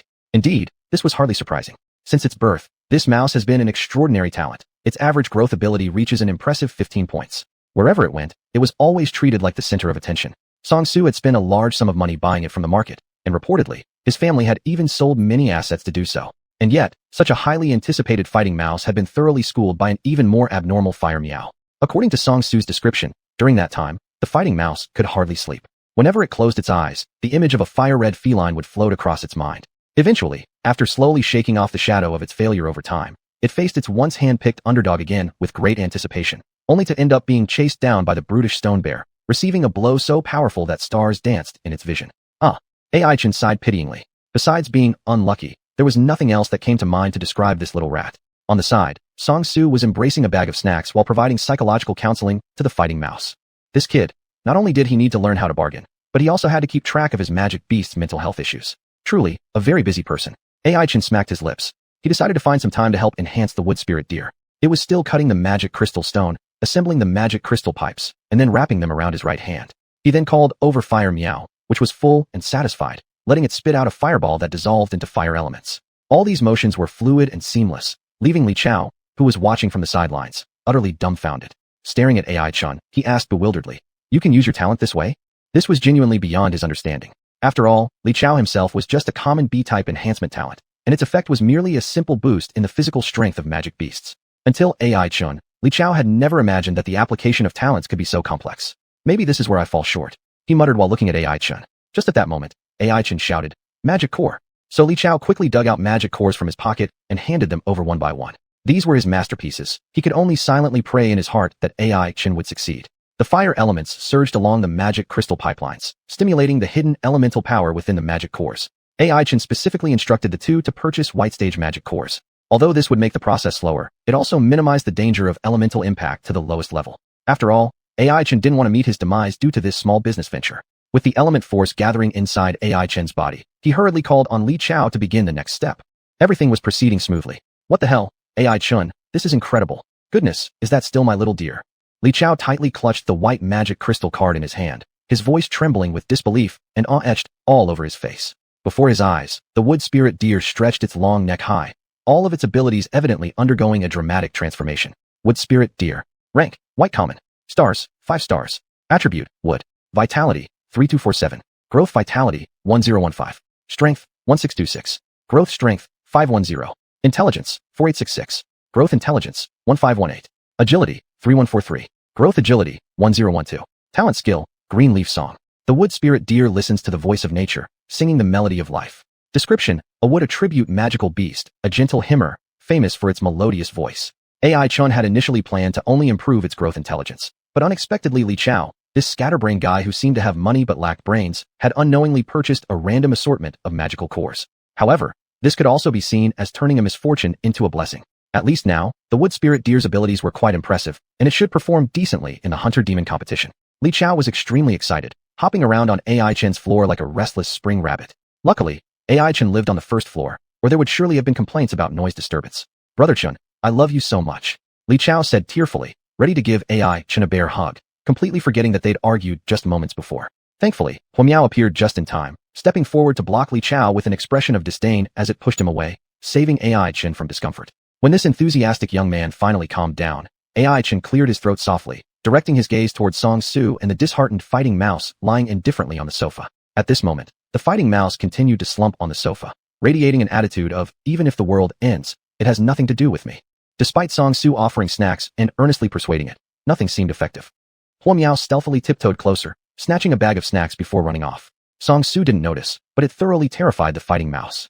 The fighting mouse, which had been peacefully lounging on the sofa pondering its rat existence just moments ago, suddenly jolted awake. It looked like it had seen some kind of fiery red demon, immediately burrowing under the table and refusing to come out no matter what. Huo Miao, holding the snacks, was astonished. It tilted its head, looking at AI Chan with a puzzled gaze, as if asking, "Am I really that scary?" Meow. Song Su had given up by now, slumping dejectedly on the couch, the shiny leather jacket he wore appearing to have lost its luster. AI Chen paused for a moment, then calmly approached. He extended his hand toward the fighting mouse, which trembled fearfully beneath the table. Chapter 52, The Nail. The fighting rat in the shadow looked even more pitiful, its cautious demeanor a far cry from the confident and spirited appearance when they first met. Its tiny eyes stared at the helping hand AI Chen extended, hesitating visibly on its face. At this point, it had already recognized that it was this young man who used Fire Meow to shatter its pride. "Come out first, alright? You're about to collapse the table. This is the only one I've got at home," AI Chen said helplessly. After some thought, the fighting rat felt that since it was already in such a state, it shouldn't bother others, so it obediently crawled out from under the table. It couldn't face its master, so it kept its head bowed, avoiding the caring gaze of Song Su. Alright, why are you putting on a sob story like this? Now listen to me," AI Chen said in a tone that brooked no refusal. He pointed at the fighting rat. Aren't you just knocked down once or twice? How big a deal is that? My initial talent was even considered trash by everyone. So now, I'll use this so-called trash talent to heal another trash like you." He paused for a moment, then rebuked Song Su. "Start heating water in the pot." "Wait, that's not right. It's get the magic core, prepare to start the work." Soon enough, Song Su began to move too. Busy with his own tasks, he suddenly felt that AI Chen seemed quite leadership-oriented after all. Why wasn't this guy the class president of the neighboring class? Thinking about it, Song Su couldn't figure it out. If he had known earlier there was such a figure in the other class, perhaps he wouldn't have gone looking for trouble either. It was also partly due to having been blinded by Type A talents. Song Su sighed as he handed the magic core over to AI Chen. Now came the crucial moment. If the fighting rat continued to escape, no one would be able to save it. Fortunately, Li Chao timely approached with the wood spirit deer, pointing to the transformed mist deer, then at AI Chen, subsequently giving a thumbs up. He seemed to be telling the fighting rat in this very primitive way of communication that the young man before them was trustworthy. Thus, the fighting rat gazed intently at the reformed wood spirit deer, a flicker of anticipation lighting up in its eyes. Of course, AI Chen would not let its hope go unfulfilled.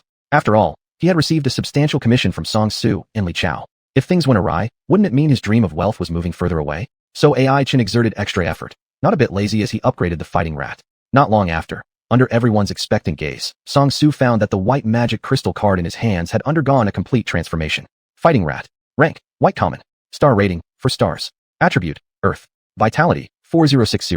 Growth vitality, 1620. Strength, 3863. Growth strength, 1525. Intelligence, 3551. Growth intelligence, 16. Agility, 3247. Growth agility, 15. Talent skill, swift piercing fist. The fighting rat gathers all its strength into one concentrated strike, delivering a quick and powerful punch. Overview. An An earth attribute magical beast, an extremely combative fighter. Characterized by being volatile, yet with balanced development overall, it's a natural all-rounder warrior. It was evident that Song Su had followed AI Chen's guidance strictly, purchasing magic cores mostly associated with strength and vitality. Consequently, these two critical abilities of the fighting rat underwent tremendous enhancements, especially strength, whose growth potential directly skyrocketed from 15 to 25. This means that each time it upgrades a star level in power, it will permanently increase by 10 points more than before, effectively raising the fighting rat's cap.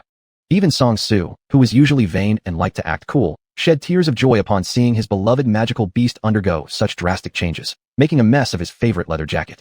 As for the fighting rat, it gripped its fists tightly, astonished by the power it had never experienced before. The feeling of rebirth made the fighting rat feel as though it could take down a bull with one punch. It glared provocatively at Fire Meow, the fire in its eyes unmistakably signaling its intent for battle. This creature truly was a born fighter, its belligerent nature meaning it wouldn't mind getting beaten 10 times a day. In response to the fighting rat's challenge, Fire Meow remained calmly munching on snacks, completely ignoring the opponent seeking to avenge itself. There was nothing that could be done. There was too much disparity between them. Fire Meow gave it a dismissive glance, not even deigning to speak a word. AI Chun timely stepped in front of the fighting rat and chuckled, saying, "Ahem, actually Fire Meow's strength has already reached triple digits.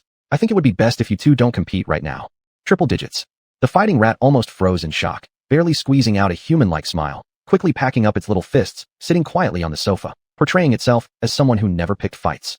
This guy finally cowed. Seeing the situation, AI Chun couldn't help but let out a sigh of relief. He didn't want to crush the fighting rat's confidence immediately after building it up. Otherwise, not only would Song Su's mission be unfinished, but it might even affect the progress of the demon hunting competition. With that thought, AI Chun wore a faint smile. His help for the two individuals from the neighboring class was not merely for petty material gain. Of course, money was needed to get through the immediate predicament of being unable to afford food.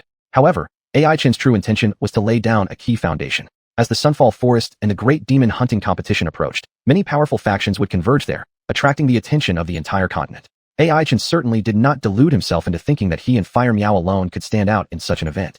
After all, this world was vast, hiding numerous talented individuals, among them strategists like xuanhuan, second-generation elites with terrifying backgrounds like xuanhuan, and even the mysterious Shirgui whose origins were unknown and whose methods were unconventional. To defeat countless masters, win the championship, and earn recognition from the top demon hunting teams, it was crucial to have as many trump cards as possible. Song Su and Li Chao thus became one such surprise that AI Chin prepared for others. Following their enhancement, both the fighting rat and the wood spirit deer had become significant forces in the competition that could not be ignored. Especially the fighting rat, if improved to 5 stars, would definitely possess the strength required to rank among the elite. With their promised assistance, AI Chin's journey would indeed be much easier. Night had fallen deep, and in the humble room without a kitchen, AI Chin naturally did not invite his two guests to stay for dinner. Song Su and Li Chao were unconcerned. They had already gained much on their journey. Pleased, they turned around to bid farewell. At the narrow threshold, as they gazed at the fireball inside illuminating the room and AI Chin busying about, everything seemed like a dream. "Hey!" Unable to contain himself, Song Su called out. Turning his head toward him, AI Chin inquired what the matter was. Song Su hesitated for a moment before finally saying, "It was great working together. I'll be sure to lend you a helping hand at a critical moment, definitely."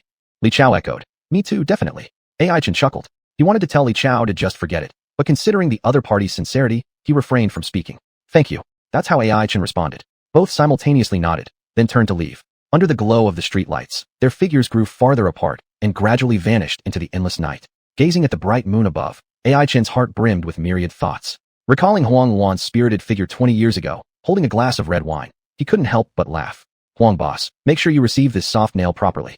Chapter 53, The Power of Space. It was another sunny day, as if the sun overhead knew that these were important times, and thus remained steadfast in its post, ensuring no rain would disrupt the flow of events. However, this wasn't a mere coincidence. In a world filled with magical beasts and cards, influencing the weather was child's play. Ma Chi, draped in his hemp robe, stood on the city walls, gazing intently at the moisture dissipating from the sky. Not until the last traces of water vapor had turned into raindrops, which then fell into a mysterious array, did he finally retrieve the spinning magic crystal card suspended in midair. As expected, it was a skill card. The Ma Elder of the city lord's residence was renowned for the vast array of skill cards he possessed, each with unique functions. It was rumored that every card developed under his supervision was a rare treasure everyone fought to possess. Of this, AI Chun had the most authority to speak. After all, he still had a blue skill card quietly tucked away in his pocket. That Starfire Spread card had genuinely saved his life. Otherwise, AI Chun would already have become a lost soul under Gui Yang's hands. Speaking of Gui Yang, that man had indeed kept his word, not showing up since his defeat. AI Chun thought about it for a moment, stuffing his hands into his hoodie's pockets, and with Huang Miao, Fire Cat, by his side, he weaved through the bustling crowd. waving at Elder Ma Chi, standing on the wall. The area around them was packed with participants ready for the grand competition, and among the throng, Ai Chun was the least noticeable one. He never expected Elder Ma to notice his casual greeting. But surprisingly, it seemed like Elder Ma had been watching Ai Chun all along. With a slight shake of his hemp robe sleeves, Elder Ma's right hand grasped a blue magic crystal card. Just as Ai Chun started to wonder, he instinctively took a step forward with the crowd. Instantly, his mind swirled in dizziness. When the sensation subsided, Ai Chun found himself standing on the wall next to Elder Ma, facing him directly. What? What just happened? Ai Chun was utterly shocked. Hadn't he just been below, struggling against the crowd? How had he ended up on the city wall in an instant? Firecat's pitch-black little eyes were equally surprised, tightly gripping its master's sleeve, refusing to let go. A minor trick, utilizing some space powers. Elder Ma replied calmly, offering a brief explanation while flashing a faint smile. Space powers. Ai Chun repeated, grabbing onto the topic. He'd only read about this concept in ancient books and didn't understand it well, so he humbly asked for clarification. Elder Ma continued without looking at him. In ancient times, there were 7 elemental gods who governed gold, wood, water, fire, earth, wind, and thunder. Do you know that? Ai Chun nodded, already aware of this fact. Moreover, he remembered that during battles, the first 6 elemental gods perished, while only the thunder god survived by chance. After recounting these fragmented pieces of knowledge, Ai Chun gave a somewhat embarrassed smile. Instead of dismissing him, Elder Ma nodded approvingly. That's already quite good. These days, fewer young people bother to learn about the past. Pausing briefly, he then shifted tones smoothly, speaking in a calm voice. Elemental gods were immensely powerful, but their adversaries were formidable too. According to records, they engaged in life and death struggles against the 4 Lords of Daos. Lords of Daos. Ai Chun was startled. It was the first time he'd heard this title. It seemed too ancient, having long been forgotten amidst the tides of history. But Elder Ma clearly remembered, nodding solemnly. Yes, Lords of Daos. Unlike elemental gods, they govern time, space, light, and darkness. Taking a short pause, Elder Ma went on. No one knows what triggered the conflict, but the 4 Lords of Daos initiated the confrontation, battling the 7 elemental gods. They fought fiercely, culminating in the final blow dealt by the thunder god. After that battle, the principles returned to the world, elements saturated the continent, and humans and magical beasts gradually rose to prominence, becoming masters of the new environment. Pointing at the magic crystal card in his hand, which shimmered brilliantly under the sunlight, releasing beautiful blue beams of light, Elder Ma said, "This magic crystal card is the result of absorbing the power of space." Nodding silently, Ai Chun didn't know what to say. It seemed that even farther back in time, there was such a profound battle between the Lords of Daos and the elemental gods. At that time, neither the Lords of Daos nor the elemental gods could have foreseen how their shattered bodies and remaining powers would construct such a world for future beings. The morning light fell softly on Ai Chun's cheeks as he saw Elder Ma point toward a distant, lush, and deep silent forest. Solemnly, he said, "Over there, it is where I gather the power of space, and also the place where the gods met their end, the sunset forest." Ai Chun nodded. He understood that the grand hunt for demons was about to begin there, and whether or not he could continue surviving in this beautiful yet dangerous world would have to be determined in the sunset forest. Glancing at his left arm without a word, he saw the wicked gray-green discoloration spreading over his wheat-colored skin, like a venomous snake devouring his life step by step along his veins. Ai Chun realized time was running out for him. "Do not forget the essence of water." Elder Ma spoke softly, glancing downward as he reminded Ai Chun. Surprisingly, Ai Chun gave the elder a look, realizing Elder Ma had summoned him upstairs using space powers, not merely for reminiscing or sharing secrets, but solely to remind him not to overlook something important. There was nothing wrong with that, though it did indeed amplify Ai Chun's doubt. Just who was Elder Ma's disciple? How could someone make such a significant elder in the city lord's residence so concerned?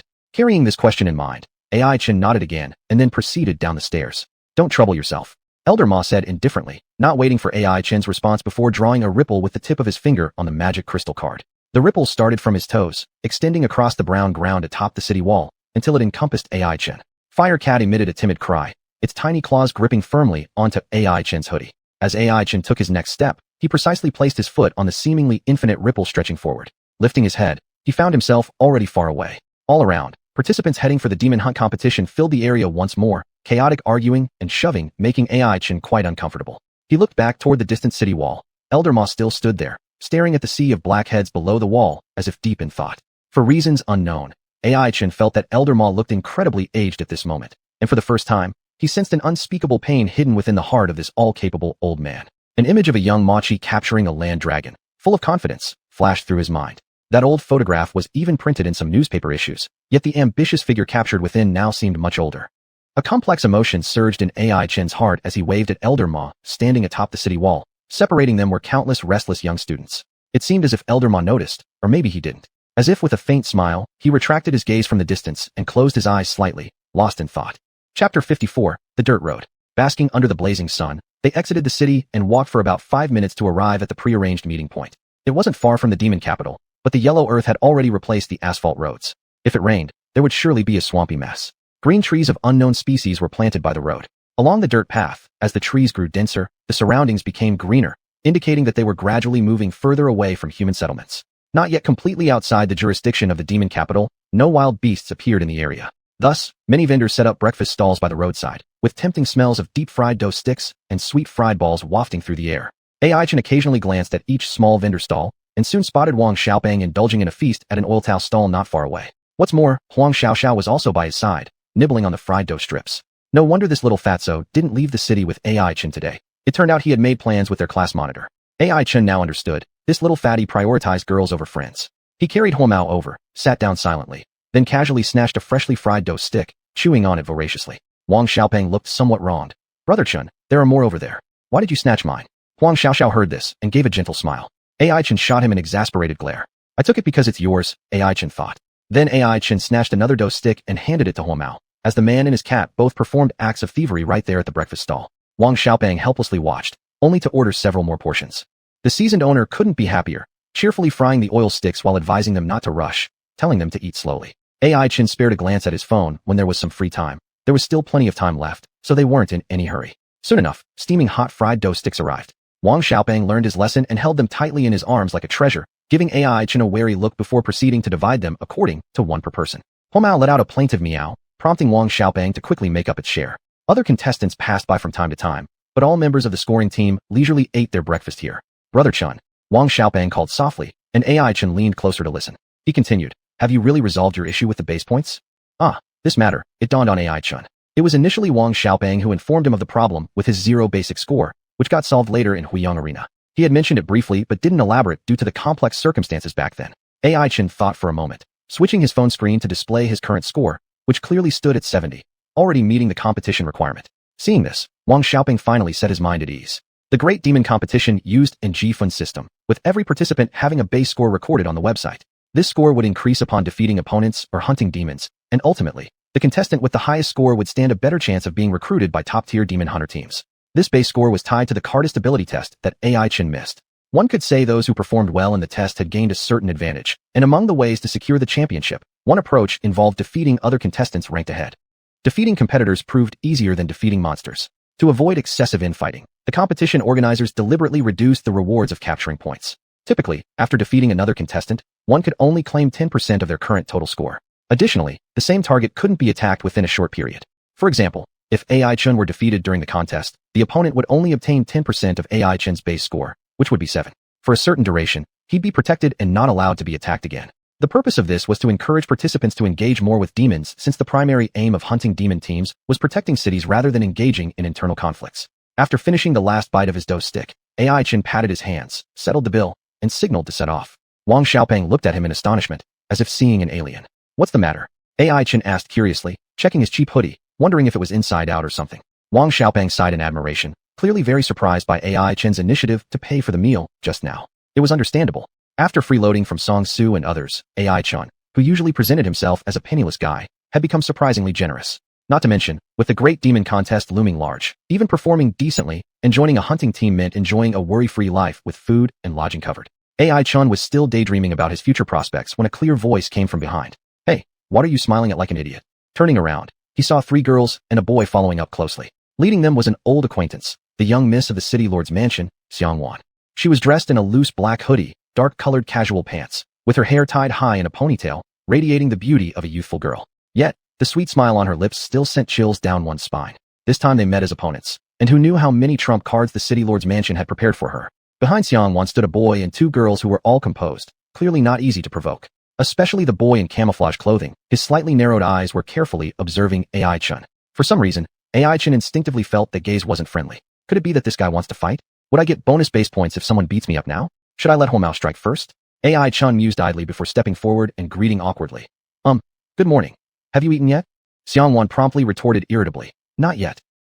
Ai-chan hesitated a moment, then took 2 fried dough sticks from the breakfast stall, offering them to her as a gesture for her to eat. But instead of taking them, Xianhuan gave him a scornful look. Eat. Eat. Eat. That's all you know. In the face of their almost flirtatious banter, Wang Xiaobang and Huang Xiaoxiao exchanged puzzled glances. They had no idea where this pretty girl had come from or how she knew AI Chen. After all, at school, AI Chen's social circle only extended within a 2-meter radius of his desk. She must not be from our school, murmured Huang Xiaoxiao. As a girl, Huang Xiaoxiao was somewhat more perceptive, immediately noticing that every piece of the young girl's attire was expensive, and her speech and mannerisms clearly put her in a different league from them. So how could such a wealthy and highborn girl be acquainted with AI Chen? It wasn't just them who harbored doubts. The boy and 2 girls behind Xianhuan were even more surprised. Being outstanding students from the direct affiliate middle school of the city lord's mansion, they were gathered from various classes to assist Xianhuan, clearly aware of the noble identity of this young miss. Now seeing this plainly dressed, ordinary-looking boy so familiar with Xianhuan, naturally they found it hard to accept at once.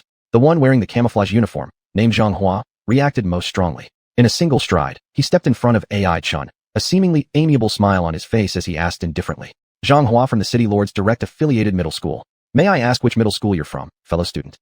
Chapter 55, Opening Ceremony. Lord of the City Direct Reporting Middle School. AI Chen thought for a moment. He had just arrived in this world through transmigration and truly knew nothing about the glorious history of this middle school. Judging by its name, it probably had close ties with the Lord of the City's office. Anyway, in M City, anything that bore the Lord of the City's name was bound to be decent. This might be the source of Zhang Hua's confidence, but AI Chen simply nodded lightly and replied casually, "East Flow First High, AI Chen." Upon hearing the full name of the high school, the smile on the other party's lips became even more pronounced. AI Chen understood. It wasn't a smile of tolerance, but one laced with deep disdain. Xianhuan nodded. "East Flow First High? I've heard a little about it. But I wonder, is there a West Flow First High? Or maybe a South Flow First High? Huh, these names sound a bit like those from Mahjong."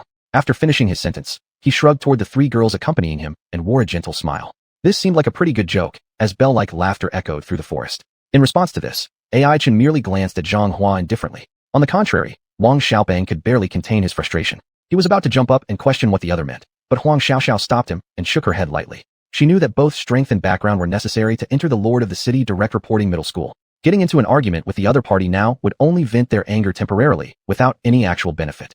Instead, a female classmate from Direct Reporting Middle School stepped forward and smoothed things over, saying, "All right, regardless of which high school we're from, we'll all become opponents on the competition field. Please take care of us." Zhang Hua also nodded and looked towards AI Chen, chiming in, "Exactly, don't hold back. Give it your all." AI Chen quietly nodded, unmoved by such provocation. Anyway, in the end, everything came down to strength. Let's just wait and see how things turn out. Xianhuan, on the other hand, showed great interest upon hearing this. After all, she herself had been a witness to AI Chen's terrifying prowess. That 20-match winning streak at Huyang Arena was hard-fought, step by step, every single match won with solid effort. Don't underestimate AI Chen just because he usually seems amiable and peaceful. If things went sour, his fire cat alone would give anyone quite a headache. But Zhang Hua wasn't a simple character either. He was chosen and promoted by Direct Reporting Middle School as an A-class talent possessor. Rumors said that all those who fought against him ended up battered and bruised. Xianhuan wondered how he'd fare when fighting AI Chen. Thinking about it, Xianhuan immediately broke into a sweet smile. She loved watching drama, not to mention she had plenty of cards up her sleeve, so it was fine to just have some fun. However, Xianhuan blinked her eyes. She still hadn't figured out exactly what AI Chen's talent was, or even which category it belonged to. This guy was as obstinate as a piece of wood. If you didn't ask, he wouldn't offer anything willingly. Annoyed, Xianhuan shot AI Chen a glare, making him look completely perplexed. This made Xianhuan even angrier. She wasn't dumb and naturally understood the subtle barbs embedded within Zhang Hua's earlier remarks. Yet, based on her personality, she chose not to intervene. More than that, she secretly wished they'd throw down right then and there. Unfortunately, AI Chen's calm reaction shattered her hopes. This guy was too cool-headed, continuing to hold his cat while eating a fried dough stick as if nothing unusual was happening. Eat, eat, eat. She wanted to scream at him. Will you just eat yourself to death?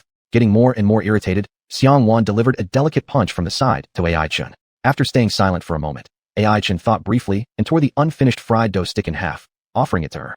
"Do you want some?" Darkening her face, Xianhuan remained speechless, almost wanting to kick this dull man away. AI Chen sighed inwardly before shoving the fried dough stick into the fire cat's mouth instead. The fire cat couldn't have been happier, sitting atop AI Chen's shoulder and nibbling away delicately. Crumbs from the fried dough stick fell onto the black hoodie, and annoyed, Xianhuan brushed them off by hand, using it as an excuse to strike AI Chen's chest again with her fists. Ow! AI Chen gave a bitter smile. Having let off some steam, Xianhuan felt much better, her high ponytail swaying happily behind her. At this moment, her peripheral vision caught a glimpse of Zhang Hua behind her, wearing camouflage clothing. Seeing the interaction between her and AI Chen, his face turned sour in an instant. Blinking, Xianhuan suddenly had an idea. She smirked wickedly, intentionally leaning closer to AI Chen beside her. Too close. What are you doing? AI Chen frowned and tried to avoid her. She was so close that he could already smell the pleasant scent of shampoo coming off Xianhuan. Xianhuan didn't care, behaving as though they were good buddies walking together forever, missing only the act of slinging her arm over his shoulder. AI Chin kept dodging left and right, but since the path was narrow, no matter how hard he tried, he couldn't escape, so he could only let her have her way. Bright sunlight filtered through the shadowed tree leaves, and as they walked, AI Chin suddenly felt a chill run down his spine. It was the intense, gloomy gaze from someone standing nearby. With a sigh, AI Chin knew well enough whose piercing eyes were on him now. It was none other than Xianhua's. If looks could kill, AI Chin reckoned he should have died 10,000 times over. Hey, Missy, you're just using me as a shield, aren't you? Pretending to be close with a random passerby to ward off unwanted admirers. That's an ancient plot line. AI Chin muttered under his breath. A shield? Ancient plots. Xianhuan's delicate face furrowed with a hint of confusion. What on earth was this guy talking about? All she wanted was for them to start a fight. There wasn't even any issue regarding pursuit or rejection. But being as sharp as she was, Xianhuan quickly realized that AI Chun had misconstrued her intentions. She decided to play along and clung to him even more tightly. Even the two twin sisters trailing behind exchanged glances, suspiciously speculating about AI Chen's identity. Wang Xiaopeng and Huang Xiaoxiao, too, regarded AI Chen's back with unparalleled admiration. They must have assumed their captain had unknowingly charmed the daughter of some bigwig in the city. Thus, everyone harbored ulterior motives while walking steadily for quite a distance. The trees on both sides of the path grew increasingly lush, thickets of grass gradually engulfing their feet. The air carried the scent of earth. Street vendors had disappeared at some point without a trace, leaving only contestants walking with heads bowed. The closer they got to Sunset Forest, the more evident it became with every step they took. Soon, AI Chun and the group saw the lineup ahead. It was the opening ceremony held for the participants by the capital city. As the demon hunting guilds and various factions appeared one after another, Xianhuan stuck out her tongue and maintained a respectful distance from AI Chun, ensuring there would be no further misunderstandings. This allowed AI Chun, who had been on edge throughout the journey, to finally breathe a sigh of relief. He knew well that many of the prominent figures from the city gathered up ahead, and most of them were acquainted with Xianhuan. If anyone noticed the Lord's Mansion princess associating with an unknown lowlife, the consequences wouldn't be pretty. Getting flayed alive would already be considered lenient. Seeing the moment the pair distanced themselves, Xianghua couldn't help but feel a surge of joy internally, while Wang Xiaopeng gave him lewd glances and suggestive winks. To all of this, AI Chin maintained his usual expressionless grimace. He'd already concluded, whenever he encountered Xianhuan, things always turned south. Looking ahead, there was the towering tree line composing Sunset Forest. In front of the forest, a clearing hosted several staff members, most of whom were from the Lord's residence. Xianhuan passed through, greeted warmly by those surrounding her. In an instant, AI Chun and his team became the focus of everyone's attention. No way around it. Such was their fate. Wang Xiaopeng wiped a bead of sweat from his forehead and quietly pulled AI Chun aside, asking, Chun, what exactly is that girl's background? Why does everyone seem to know her? AI Chun shot him a glance, thinking, isn't this obvious? They're all people from the Lord's house. Knowing the little princess was only natural. Repeating these words to Wang Xiaopeng confirmed the small, fat man's worst fears. Now he understood who their fellow traveler truly was, the pearl of the Lord's mansion. Swallowing nervously, Wang Xiaopeng felt nothing but relief that he hadn't crossed her. Moreover, he now respected AI Chen all the more. At the center of the clearing, the participants had gathered in sufficient numbers, and then a familiar figure appeared in the sky atop a xuanhuan bird. It was Elderly, whom AI Chen had once briefly seen during the occasion when he accompanied Xianhuan home from the waning business chamber. All AI Chen remembered about the old man was that his eyesight was poor, and he doted on Xianhuan excessively. He was also a significant person within the Lord's household, so his appearance to preside over the beginning ceremony demonstrated the importance placed on this grand competition. On the xuanhuan bird's back, Elderly recited the ceremonial speech, a statement repeated countless times, while AI Chen took advantage of the opportunity to observe the variety of distinguished guests in the clearing. Among them stood the captains and deputy captains of different demon hunting groups, solemnly erect, lending an aura of gravity to the commencement ceremony. AI Chen knew the demon hunters were the true protectors of the magical metropolis. Unhesitatingly giving their lives, they used their blood to safeguard the peace of the city, receiving heartfelt adoration from its residents. As for the demon hunting tournament, it was meant to select qualified card masters among the younger generation to inject fresh vitality into the demon hunters' ranks. Gazing at these ironclad warriors standing like statues, memories of late-night convenience store visits flashed in AI Chen's mind. Back then, having just attended the awakening ceremony, he still didn't understand how to harness his talent. His mood could rightly be described as despondent. However, even someone as disheartened as himself showed pride when revealing his cardmaster status to the shop owner. And immediately, the previously aggressive boss smiled kindly and even gifted him 2 bags of cat food enthusiastically. Naturally, both bags of cat food ended up in Firekit's belly. A glint of amusement twinkled in AI Chen's eyes as he gently rubbed the furry little head of his Firekit, silently resolving to make a name for himself in this grand competition and join the Demon Hunter's corps to protect the warmth this city had given him. The Firekit on his shoulder seemed infected by its master's enthusiasm, stretching and letting out a spirited meow. Beside him, Xianhuan glanced at the overly excited duo with a tinge of confusion. She wondered what this pair was up to, but couldn't help being drawn to AI Chen's eyes that shone with warmth and resolve. TCH. Xianhuan snorted, forcing herself to look away. She admitted, if only to herself, that at this moment, AI Chen looked somewhat handsome, but just a little, still far behind her old man. By the way, where was her old man? Had he not shown up for the Demon Hunters competition? While she was looking around everywhere, elderly atop the Qilin bird finally finished reciting the content of his speech. To be fair, it probably wasn't a good idea entrusting this task to an elderly man like Elderly. His memory was poor, his vision not great, taking forever to read one sentence, and occasionally needing to get closer to the paper to confirm he hadn't misread anything. After all that, half an hour passed before he stumbled through the speech to completion. AI Chen let out a wry smile, feeling as though he'd returned to the early mornings of his previous life spent listening to the nagging principal speak. This should have been left to Elder Imo. AI Chen muttered under his breath, but then realized something odd. Hadn't Elder Imo even showed up here? He turned his head to search, but indeed, there was no figure in hemp robe to be seen. Reluctantly, he gave up. During the search, he accidentally made eye contact with xuanhuan, who was also peeking around. Immediately, they both looked away. Is she also looking for someone, perhaps the city lord? AI Chen pondered silently, wondering where the city lord and Elder Imo might be right now. In the center of the clearing, applause broke out as representatives from various factions and notable figures from the business community gathered there. Sure enough, xuanhuan came into view amidst the crowd. xuanhuan, dressed in a white suit with a faint smile on his face, seemed to notice AI Chen's gaze and turned his head toward him. Their gazes met in the air, causing xuanhuan's smile to falter slightly. After exhaling a breath, xuanhuan gave AI Chen a long, penetrating look before withdrawing his gaze. In response, AI Chen merely smirked coldly. It appeared even the ever-victorious Huang boss could miscalculate. That fleeting inability to mask his emotions revealed that his composure wasn't as serene as it seemed. Xuanhuan must have thought AI Chen was dead already. There was no way he could have anticipated seeing him at the Demon Hunters competition. After all, the lethal venom of a purple-grade python beast certainly wasn't easily treatable by anyone. Even a ground dragon could only alleviate the symptoms temporarily, unable to cure them thoroughly. And AI Chen had been correct in his assumptions. Xuanhuan truly placed full confidence in his pet beast, assuming AI Chen's body had been abandoned in some wilderness. It never occurred to him that someone extraordinary stood behind this seemingly ordinary youth. But who had saved him? Someone from the city lord's house? Xuanhuan lowered his head slightly, twirling the gemstone ring on his thumb as he slowly contemplated.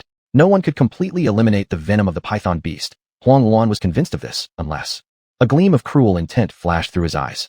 Whoever pulled you back from the gates of death, since you dared to appear in my sights again, your fate is sealed today within the sunset forest. Resting with the gods, what a bargain for you. Xuanhuan raised his head once more, his face now plastered with calm smiles. Under the media flashes shining upon him, he neither dodged nor avoided, allowing the cameras to capture his figure freely. From afar, AI Chen silently observed this scene, akin to a hunter waiting to pounce at the opportune moment. The essence of water. Both Xuanhuan and AI Chen simultaneously thought of this term, locking eyes once more, as an invisible blaze of warfare ignited in the air between them. Chapter 56. Long time no see. Perhaps due to the demon hunting competition, today's subway station was unusually quiet. Because of the sparse number of passengers, the workload of the Earth Dragon had significantly decreased. After completing its last run, its mission of connecting the east and west of the demon capital would be successfully concluded. However, for the last ride, 2 special passengers boarded the dragon's back. They wore identical black robes and remained silent after sitting down. Over nearly 2 decades, countless people had ridden on the broad back of the Earth Dragon. Among them were hurried white-collar workers, financially strapped students, and bargain-seeking elderly men and women. One might say that the Earth Dragon observed humans at all times. This was also one of the ways it passed the time during its boring journeys through the underground. Under the Shili, baptism, of long years, it gradually perceived the hypocrisy and reality of humans, understanding both their mediocrity and greatness. It had met people with whom it conversed happily and encountered those involved in sinister plots. It traveled through the moist soil beneath tall buildings, growing older year by year amidst the cheap flavor of life. Without a doubt, the Earth Dragon was one of the demons most familiar with humans, but it could not understand these 2 passengers at all. From the starting station, they sat down and went through one platform after another without any intention of getting off. A gentle breeze blew through the underground, and the Earth Dragon moved slowly but determinedly, looking no different from a steel-built subway train at this moment. The 2 uninvited guests sat in the position closest to the dragon's head, remaining silent for a long time. Even the slight breaths exhaled by the Earth Dragon could reach their ears, and similarly, the sound of their heartbeats seemed as if the Earth Dragon could clearly hear them too. This was the same seat that AI Chen had once used when conversing with the Earth Dragon, but now, times have changed. These 2 mysterious visitors concealed their figures within their black robes, making their faces, and even their genders and ages, impossible to discern. Compared to the relatively weak AI Chen, these 2 enigmatic visitors obviously posed a much greater threat. The Earth Dragon could subtly sense the dangerous aura emanating from them. The platforms approached in order from a distance, and while the Earth Dragon stopped and continued driving according to procedure, it secretly lamented its misfortune. It hoped that 1 or 2 ordinary passengers would board the train along the way to ease the current deadlock.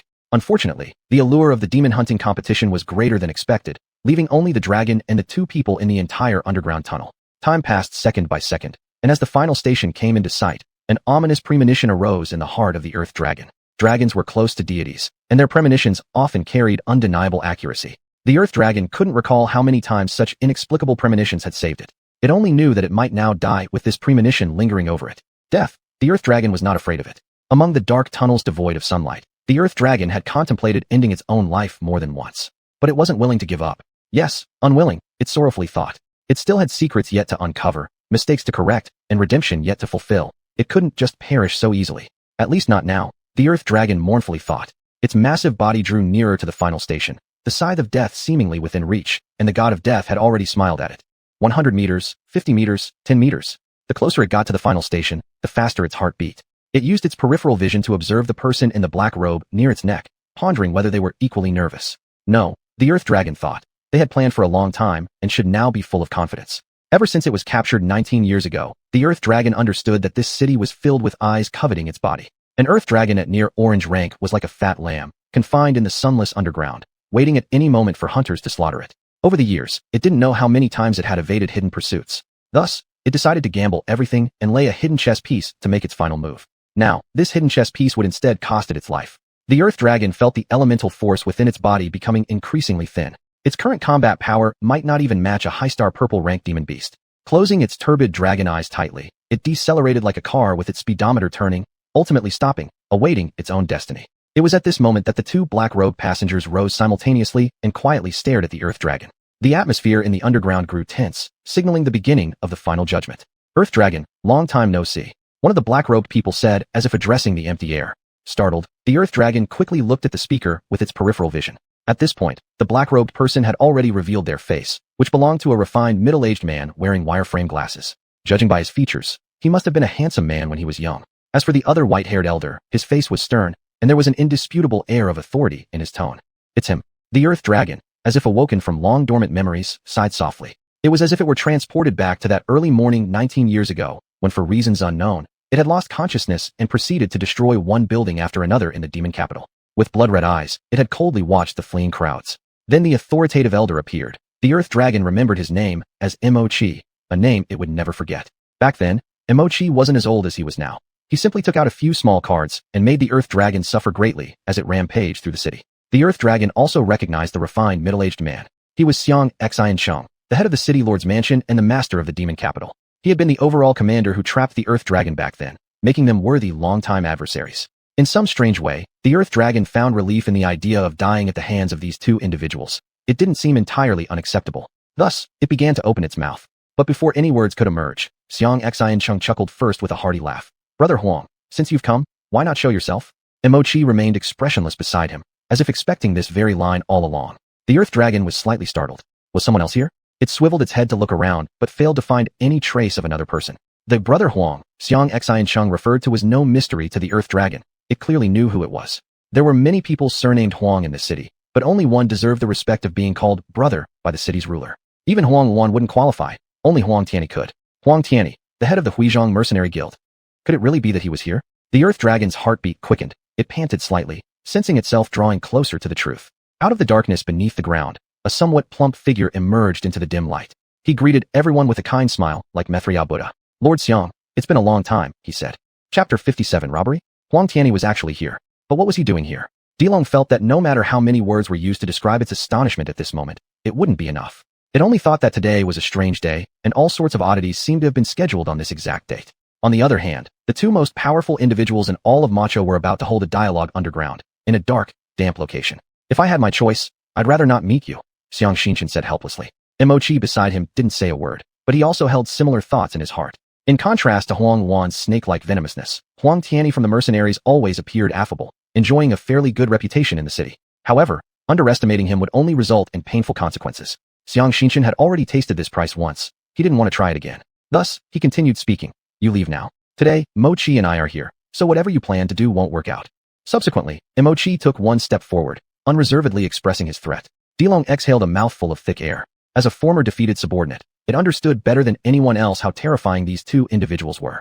Even just one of them was enough to cause full-strength Dilong regret, and with the two of them teaming up, even Huang Tianyi probably could only retreat. However, Huang Tianyi stepped forward as well, still wearing the smile of sunrise on his chubby face. Mayor, please. These three simple words reverberated through the underground cavern like an ignited fuse, making it clear that a fight was about to break out. Xianxia smiled slightly too, and between his pale fingers, a card was already pinched. Dilong noticed that the card emitted an alarming orange color. Then let me pass along greetings from Water Qilin to Brother Huang. As a resounding roar shook the hearts of all present, an icy blue Qilin walked out from among 6 star points. At this moment, the temperature of the underground environment plummeted by several degrees. The wind in the air seemed coated with a fine layer of ice shards, while Huang Tianyi gave out a hearty laugh. Behind him, a winged ferocious beast landed on the ground. It was a xianxia, another orange-tier monster. In all of Macho, there were very few entities stronger than Dilong. Yet here, 2 of such creatures had gathered. Stretching his body lazily, Huang Tianyi mounted the black spine of the xianxia and darted off toward the deeper parts of the underworld. Seeing this, Xianxia followed without haste aboard the Water Qilin. One after the other, they gradually disappeared into the darkness. Mo Qi remained silent, observing the scene intently without either hindrance or assistance. He recalled the contemplative look in the mayor's eyes when he left earlier and instantly realized there was still something more important for him to accomplish. So, come out already, Mo Qi said firmly. Just as Dilong was thoroughly confused, unknown figures began emerging one after another from various hidden places. They were members of the Huiyang mercenary group, Dilong guessed. After counting, it found that there were nearly 10 purple-tier monsters present alone, each of which would have been more than sufficient to take down its weakened state. So they definitely intended to kill me outright. Dilong sighed faintly. Now, it finally understood who had been watching it from the shadows all this time. Not only did the entire Huiyang mercenary group come out in force, but they had been spotted beforehand by the city lord's office and preemptively intercepted. 19 years ago, the strongest opponent who captured it now transformed into the last ally Dilong could rely upon. The lead burly man smirked cruelly and signaled the monsters to charge all at once. Mo Qi remained silent, skill cards neatly arranged in his hand. Facing the overwhelming numbers, the elder with silver hair seemed to display a sense of tragic decline. A surge of anger arose within Dilong. Its cloudy dragon eyes stared at those monsters which, not long ago, seemed so weak before it. A fiery battle spirit began to burn. Want my life? Then come and take it. Letting out an earth-shaking dragon roar, Dilong swung its massive tail and launched the first attack. At this moment, it wanted to show everyone that even in a weakened state, the dignity of the dragon race was not something anyone could trample upon. The 8th one. Amidst a dense forest, Aichin carefully collected the magic cores inside wild monsters' bodies while placing a white skill card onto the fresh core. Once the number displayed on the skill card increased from 140 to 150, he stopped. Senior Mo is indeed talented. To think he has managed to develop crystal cards specifically for the demon hunting competition. Aichin couldn't help but marvel. The skill card in his hand, recording the participant scores, was Senior Mo's creation. Each participant in the demon hunting competition could receive an identical card based on their basic score provided by the website. After killing a monster or defeating an opponent, the card automatically scored itself by absorbing the dispersed elemental energy from the magic core, growing points faster with higher tier cores. Since entering the Sunset Forest, Aichin had already defeated 8 wild magical beasts with Fire Meow. Although they were all low-star white-tier beasts, it still increased his personal score to 150. I wonder how little Fatty and the Monitor are doing. Aichin muttered to himself. Indeed, despite being from the same group, the 3 of them had been separated. According to the organizer's explanation, this was for testing the individual combat abilities of the participants, so their starting positions had been intentionally scattered. Fortunately, though members of the same group might be at different locations, their distances weren't far from each other. Under normal circumstances, by evening, they could all arrive at a nearby gathering point. Aichin looked at the map. There was only one gathering point around him, located to the east, which didn't seem too far away. Lifting his head, he saw the slanting rays of the sunset pierce through dense leaves and sprinkle the final beams of light on the grass. Aichin realized it was getting late. He then put the magic core into the storage bag, walking leisurely amidst the uneven patches of grass. Fire Meow swiftly climbed onto his shoulder from behind and started licking its paws leisurely, as if the previous battles were nothing but child's play. Aichin smiled gently and stroked its head affectionately, making Fire Meow emit a sound of laziness. So the boy and the kitten walked along like that through the woods. As they went, Fire Meow's stomach began to rumble. It shyly nudged Aichin, indicating that it wanted some food. Aichin understood immediately, searching through the storage bag and finding just an assortment of spices. However, this would be enough. After thinking about it, Aichin hid together with Fire Meow behind a thick tree of unknown species. The wind blew quietly by. Not long after, a sandy yellow rabbit hopped over, looking for the freshest young leaves. It instantly spotted Aichin and immediately perked up its ears warily. For this forest intruder, the sandy yellow rabbit retained the inherent caution of a wild magical beast. Perhaps realizing that Aichin posed no threat when alone, the rabbit decided to teach this intruder a lesson with an aggressive look, making Aichin feel the danger of the forest. However, upon rushing forward on stiff legs, it noticed that not far away stood Fire Meow, ready to spring into action. Rabbit. And so it went. Aichin continuously captured 4 wild rabbits and successfully extracted their magic cores. But due to their excessively low rank, the elemental force within the magic cores was almost negligible, and the magic crystal card registered no points. thus only satisfying their taste cravings. AI Chin pulled out a purchased military knife from his storage bag and neatly skinned the rabbits. Subsequently, Fire Meow spat out a fireball at an appropriate temperature, igniting the pile of dry grass collected. AI Chun broke off a branch of wood, placing the plump rabbits on the fire to roast, applying oil and cumin at regular intervals among other seasonings. Before long, enticing fragrances emanated from them. AI Chin recalled organizing outdoor picnics with the school in a past life, where his barbecue skills had been honed. Back then, quite a few female classmates surrounded in a circle waiting for AI Chun to grill batch after batch of delicious barbecue. It was clearly his life's peak. Unfortunately, after eating the barbecue, the female classmates left, leaving only AI Chin alone to clean up the mess. A very pitiful end. Meow. Fire Meow swallowed hard and emitted a call signifying it couldn't wait anymore, dragging the melancholy master back from reminiscence. AI Chin laughed, sprinkled the last seasoning, and finally placed the first roasted wild rabbit on a clean banana leaf. The skin was golden yellow, shimmering with mouth-watering oil, looking both aromatic and crispy. Fire Meow stared intently at the rabbit meat, then anxiously gazed at AI Chun, its pitch-black eyes expressing clear meaning. AI Chin laughed again, tore off a hind leg, kept the rest for Fire Meow, and gestured for it to dig in. Thus, the boy and the kitten indulged themselves under the twilight-tinted forest. While chewing on the fragrant rabbit leg, AI Chin slowly roasted the other prepared rabbits near the fire. The fragrance wafted further and further, occasionally drawing curious magical beasts. But seeing Fire Meow, they all ran off without exception. It was helpless. Previously, Fire Meow wreaked havoc in this area, causing widespread fear, resulting in many magical beasts choosing to avoid it altogether. AI Chin thought carefully. It seemed indeed time to change locations. Always staying at the forest edge, the magical beasts were too low ranked to speak of, and there was also a risk of leaks. One needed to quickly make it to the gathering spot and meet up with Little Fatty and the monitor there to achieve something grand together. Stretching lazily, AI Chin naturally wasn't worried about Wang Xiaopeng's safety. Since the Great Stone Bear and Swift Wind Dog received their enhancements, their strength had certainly improved considerably. Not long ago, Wang Xiaopeng even called to say his magical beasts had advanced to white tier 5 stars. AI Chin guessed that as long as they weren't extremely unlucky and ran into 2 blue tier magical beasts, they should be able to return unharmed without issue. Taking another big bite of the rabbit leg, AI Chun felt that his stomach was almost full. He then waited for Fire Meow to finish eating, planning to continue on his way. However, a stammering voice from not far away interrupted his train of thought. Stand still, I'm robbing you. Chapter 58, Neurotic Girl. Robbery? AI Chun was momentarily stunned. He knew there was competition among the participants, but he didn't expect to be targeted so soon. However, judging from the voice of the other party, it seemed they lacked confidence. Under AI Chin's puzzled gaze, a girl who looked quite demure jumped out from behind a nearby tree. She held a small knife in both hands, her eyes shifting nervously, but she still insisted, "Don't move, our robbery." It seemed the smell of roasted rabbit had attracted her, as she unconsciously swallowed her saliva, and her stomach let out a gurgling sound. Meow nibbling on the rabbit meat made a mischievous noise, causing the girl's cheeks to flush red. The hand holding the knife seemed to lose strength. Seeing this scene, AI Chin couldn't help but laugh. He raised the rabbit leg in his hand. "Hey, Master Bandit, why don't you eat something first and talk about the robbery later? Is this something that can be postponed?" The girl blinked. She had never heard of robberies having breaks. In TV shows, bandits always succeeded instantly. Why was it different in her case? Nevertheless, AI Chin's suggestion was indeed tempting. Originally attracted by the aroma of food, eating a bit beforehand wouldn't be bad. After thinking for a moment, the girl carefully put away her knife and came closer. She warmed her hands by the fire and stared at the remaining rabbit leg without blinking. AI Chin laughed again. He thought this girl was quite naive. Didn't she worry that he might be a villain, tricking her into lowering her guard and then launching a surprise attack? Still, no proper young lady would even think of robbing people. Shaking his head helplessly, AI Chin cut off another rabbit leg sizzling with oil, wrapped it in tender green leaves, and handed it over. The girl didn't hesitate to accept it, muttering a soft, "Thank you," before taking tiny bites. "My name is AI Chun. I'm from Donglu No. 1 High School." He introduced himself. The girl managed to tear her eyes away from the rabbit leg and said, "Lulin No. 1 Middle School, call me Chio Chio." Chio Chio, what a nice name. As for Lulin No. 1 Middle School, he hadn't heard of it. It must be similar to Donglu No. 1 High, not a very well-known school. AI Chin smiled and cut another half rabbit, offering it to her. Chio Chio thanked him again and continued eating. This time, her pace was clearly much slower. She must have been very hungry earlier. Wasn't this girl prepared with any food?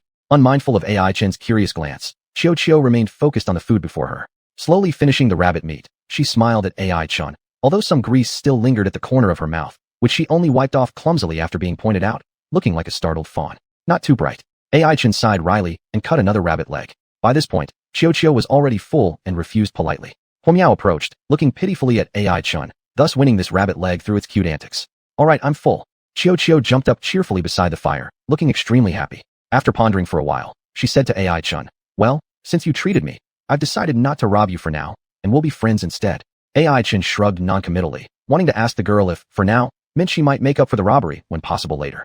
The flickering flames illuminated the girl's posture. Only now did Ai Chen notice that Xiao wore a pink dress that didn't reach her knees, exposing her smooth calves. This girl is really reckless. Doesn't she know this is a forest where poisonous mosquitoes are everywhere? Ai Chen broke a sweat for her. Surprisingly though, Xiao's smooth skin bore no signs of insect bites. Her exposed arms and legs shone like fine porcelain under the firelight, radiating round and luminous brilliance. Hey, Xiao noticed Ai Chen's unreserved gaze and blushed, threatening him. Even though you treated me, if you keep staring like this, I'll still get angry. Shaking her head, Ai Chen became aware of his impolite behavior, managing only an awkward smile. Xiao picked up a mostly charred stick and muttered, and anyway, didn't your girlfriend tell you? You shouldn't stare at unfamiliar girls randomly. Girlfriend? What is that? This was outside of Ai Chen's comfort zone. Whether in his previous life or this one, Cupid clearly hadn't aimed a shot of love his way. Thus, Xiao looked at him in surprise, as if she'd discovered some strange wild beast. Really? You're already this old and haven't fallen in love yet.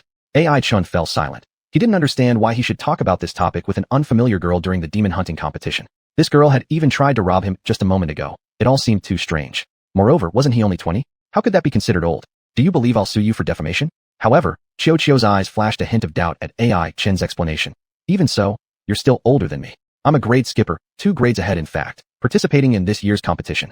A grade skipper? Ai Chen was slightly surprised, only now realizing that the seemingly clumsy girl before him might not be as simple as she appeared. And Xiao propped her chin on her clean hand, sizing up Ai Chen as if trying to penetrate something with her bright eyes. Her eccentric manner was quite reminiscent of a charlatan. She was a girl who embodied both cuteness and peculiarity, thought Ai Chen. Then, as if gathering her courage, she took a deep breath, her puffed cheeks somehow adorable. But the next word sent shivers down Ai Chen's spine. Xiao proclaimed, and I feel your age is somewhat strange, like 20 but also 18. 18? 20? Confusing the two, I simply added them together to get 38. So let's call you uncle. Ai Chen drew in a sharp breath, and suddenly felt a coldness creep along his back. 18. That was the age after he took his college entrance exam in his previous life, which was precisely when his soul traveled to this world into the body of a 20-year-old man. Could this girl have sensed his greatest secret? Well, I was just kidding. Xiao blinked innocently. Did you really believe me? How petty of you. It seemed she merely added her age to Ai Chen's age and naively got the number 38. Relieved, Ai Chen forced himself to accept her explanation. He suddenly felt that the satiated Xiao seemed more complex than before when she was hungry and dazed. Could this girl have 2 different faces? Ai Chen became slightly more vigilant, withdrawing his warmth. After putting out the fire, he prepared to leave with Huamiao in his arms. Seeing this, Xiao quickly caught up. What are you doing? Ai Chen asked, frowning. Blinking her flawless eyes, Xiao answered candidly. I'm following you. Faced with such a straightforward reply, Ai Chen remained silent for a moment. He continued walking forward, ignoring the girl who followed closely behind like a shadow. Hey, does this cap belong to you? It looks so cute. Can I touch it? Xiao asked eagerly. Glancing at her, Ai Chen refused. It said no. How do you lie? It hasn't spoken a word. I communicate with it telepathically. One person led ahead while the other trailed behind, stepping through the overgrown grass in the forest as the sky grew darker, heralding the approach of a rather frightening night. Pouting unhappily, Xiao asked, are we heading to the gathering point? Without looking back, Ai Chen replied, no, I plan to find a place to finish you off. Instantly, 3 small question marks popped up in Xiao's mind as she cautiously stared at Ai Chen, trying to gauge whether he spoke the truth or lied. Nodding resolutely as if determined, Xiao abruptly sprinted away. She deliberately ran past Ai Chen towards the distance, shouting excitedly while escaping. Haha, got away from you, dummy. Try to catch me. Ai Chen silently watched Xiao's bouncing figure disappear, reaffirming that the girl wasn't exactly smart. Shrugging, he picked a tender leaf, feeling its cool veins, then leisurely continued on his way according to the map. As he walked, he suddenly heard cries for help nearby. Hey Ai Chen, are you there? Help, I'm dying. Chapter 59, Tough Opponent.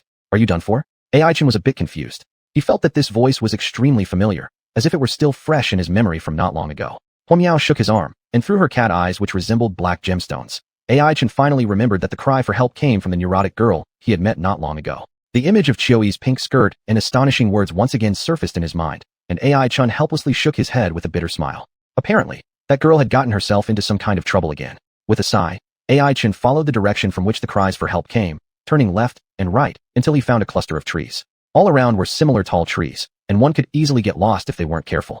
Fortunately, the girl's cries for help were loud enough and frequent enough that even when Ai Chen got disoriented, he could still find his way back to the correct path. If her fighting strength had half the intensity of her noise, she probably wouldn't be crying for help, would she? Ai Chen thought silently to himself. Very soon, an old cliché scene from TV unfolded before him. A pitiful pink-skirted girl helplessly leaned against a big tree, her skirt flapping in the breeze. Not too far away stood 3 menacing bullies, short, tall, and fat. The short one was glaring with both eyes wide open, looking absolutely furious. In his hand was a roasted chicken, half of which appeared to have been torn away by someone. The other two didn't seem very angry. They just sighed and looked at the girl helplessly. As for Chioi, she looked innocent. But Ai-chan keenly noticed that in her hand was the remaining half of a roasted chicken. It bore an uncanny resemblance to the half already held by the short guy. You there? The tallest one among the trio opened his mouth, his tone laced with slight exasperation. Do you know this girl? She stole half our roasted chicken while we weren't paying attention, and now she's attempting to rob us. Ai-chan fell silent. He shot a glare at Chioi, thinking how could there be such strange girls in the world?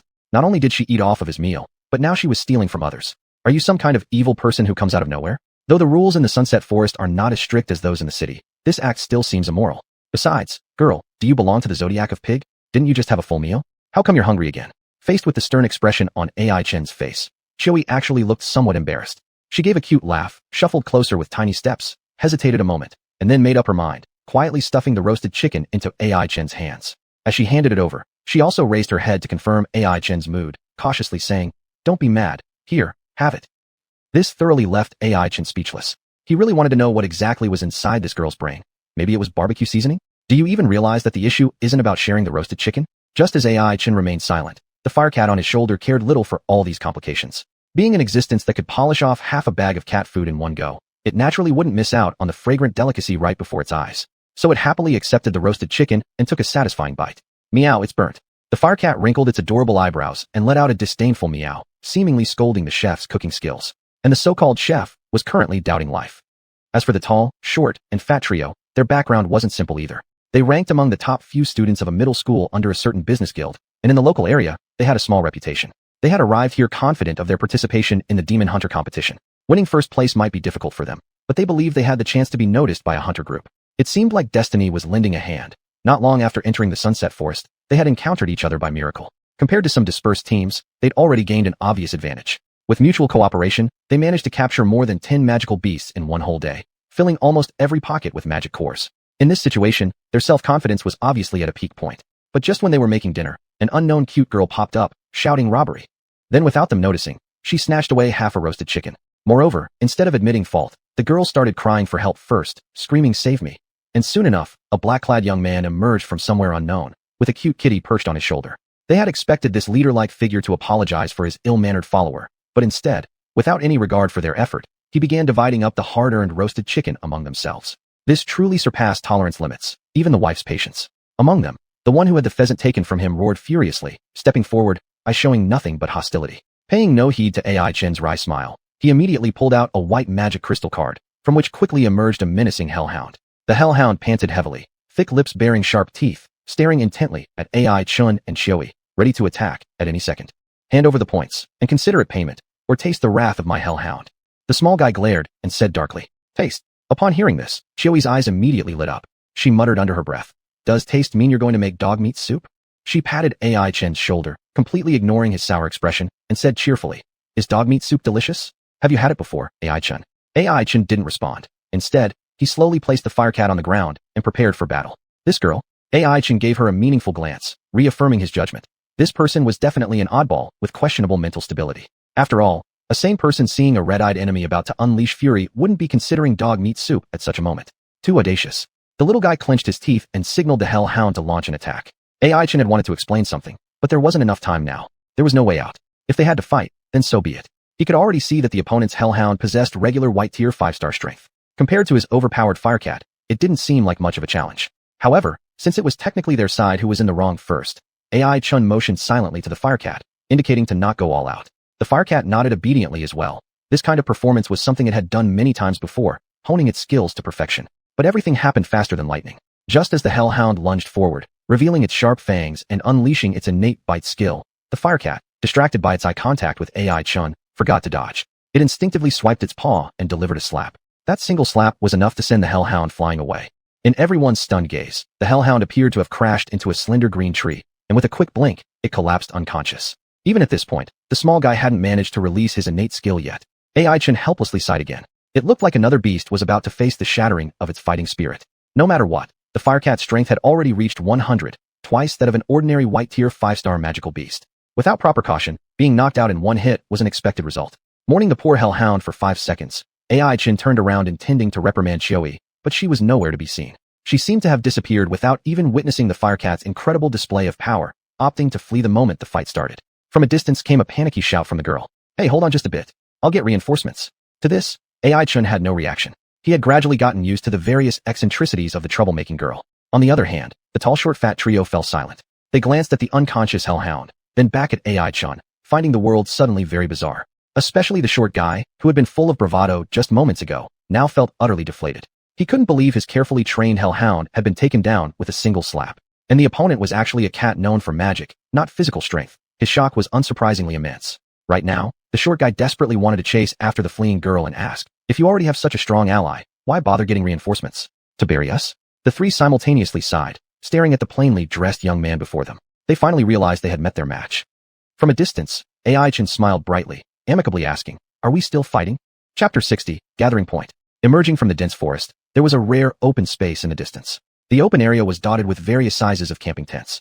On the deep green grass, bonfires would occasionally rise, radiating soft light under the tranquil starry sky. In the distance, the warm aroma of food wafted through the air. It turned out that some contestants with a touch of childlike innocence were roasting wild fruits over the fire. The mix of fruit fragrance and the scent of smoke wasn't unpleasant at all. "Brother Chun, over here." A familiar call came from nearby, and AI Chun turned his head to see Wang Xiaopeng waving at him, looking across 3 or 4 bonfire piles. Little Fatso had a backpack on, seemingly having just finished setting up his sleeping tent. Beside him stood Huang Xiaoxiao. It appeared these two had arrived first, delayed by that girl Qiuqiu. AI Chin chuckled bitterly. As their captain, he was the last to arrive, which seemed rather improper. Fortunately, neither of his teammates minded. After tasting an apple offered by Wang Xiaopeng, it was both fragrant and crisp, sweet, seemingly not wild-grown. When AI Chin looked at it curiously, Wang Xiaopeng had already opened his backpack, which was packed full. A look inside revealed quite a lot of food. From fruits to canned goods, everything was available. By quantity, it was enough for 3 people to stay in the wilderness for a week. "I'm scared of being hungry, so I brought more stuff." Wang Xiaopeng scratched the back of his head awkwardly and smiled heartily. Huang Xiaoxiao also giggled while covering her mouth. Then she looked at AI Chun, seeming to wonder why he looked so unburdened, as if carrying nothing. "It's this." AI Chin smiled and took out a delicate little bag from his pocket, shaking it so that the small clasp made a crisp collision sound.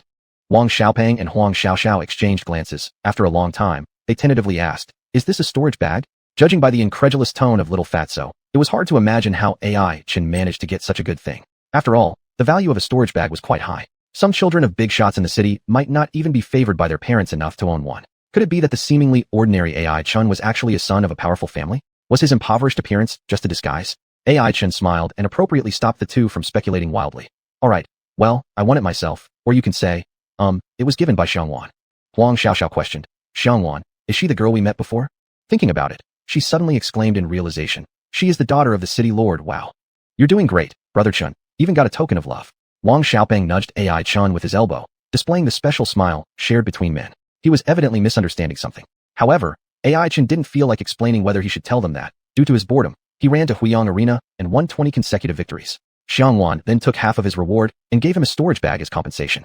After pondering for a moment, AI Chin still felt that the matter was too complicated, involving Huang Yuan and the Earth Dragon. These issues were too distant for the current pair, so he did not specially correct their misunderstanding. As a result, Wang Xiaopeng looked at AI Chun with greater admiration, his mind thinking when he could beg his old man to provide a proper token of affection for his sweetheart. At least it should look decent, even if it's not as good as Brother Chen's. Thinking about it this way, Wang Xiaopeng glanced at Huang Xiaoxiao, making the girl blush slightly and shyly turn away. Caught between them, AI Chun and Huang Yao were utterly confused, wondering how they ended up eating dog food, meaning indirectly witnessing a romantic moment.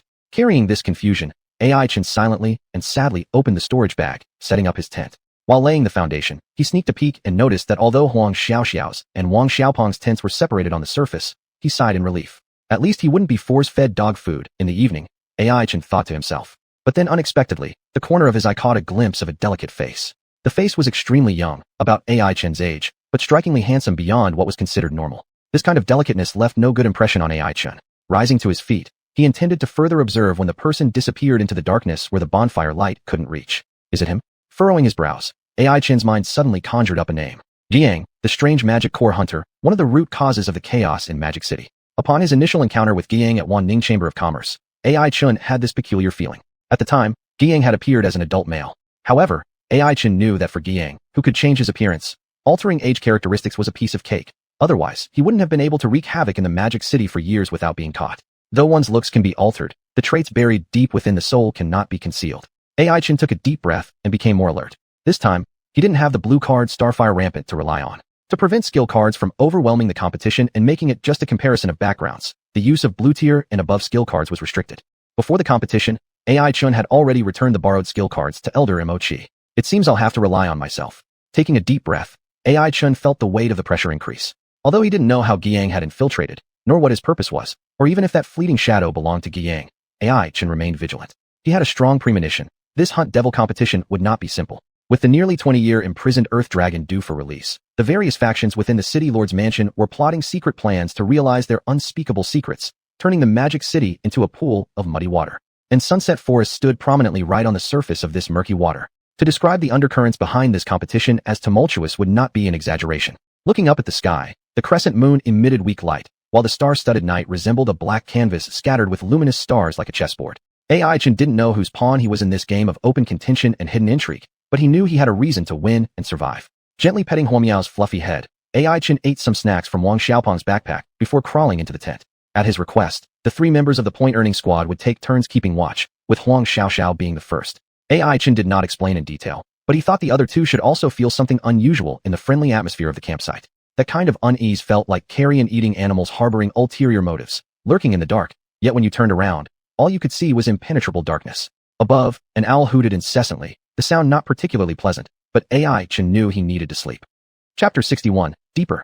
At dawn, AI Chen woke up, picked up the drowsy fire meow, and lifted a corner of the tent, allowing weak sunlight to filter through the particle-filled air. Nothing special happened last night. Not even the wild magic beasts attacked the camp. AI Chen thought for a moment and decided that they were still in the outer part of the Sunset Forest. Most nearby magic beasts were below white rank 3-star, so they didn't dare to act rashly where there were many card masters gathered. Moreover, on the first day entering the Sunset Forest, many competitors hunted the wild magic beasts, with those around the gathering point being especially unfortunate.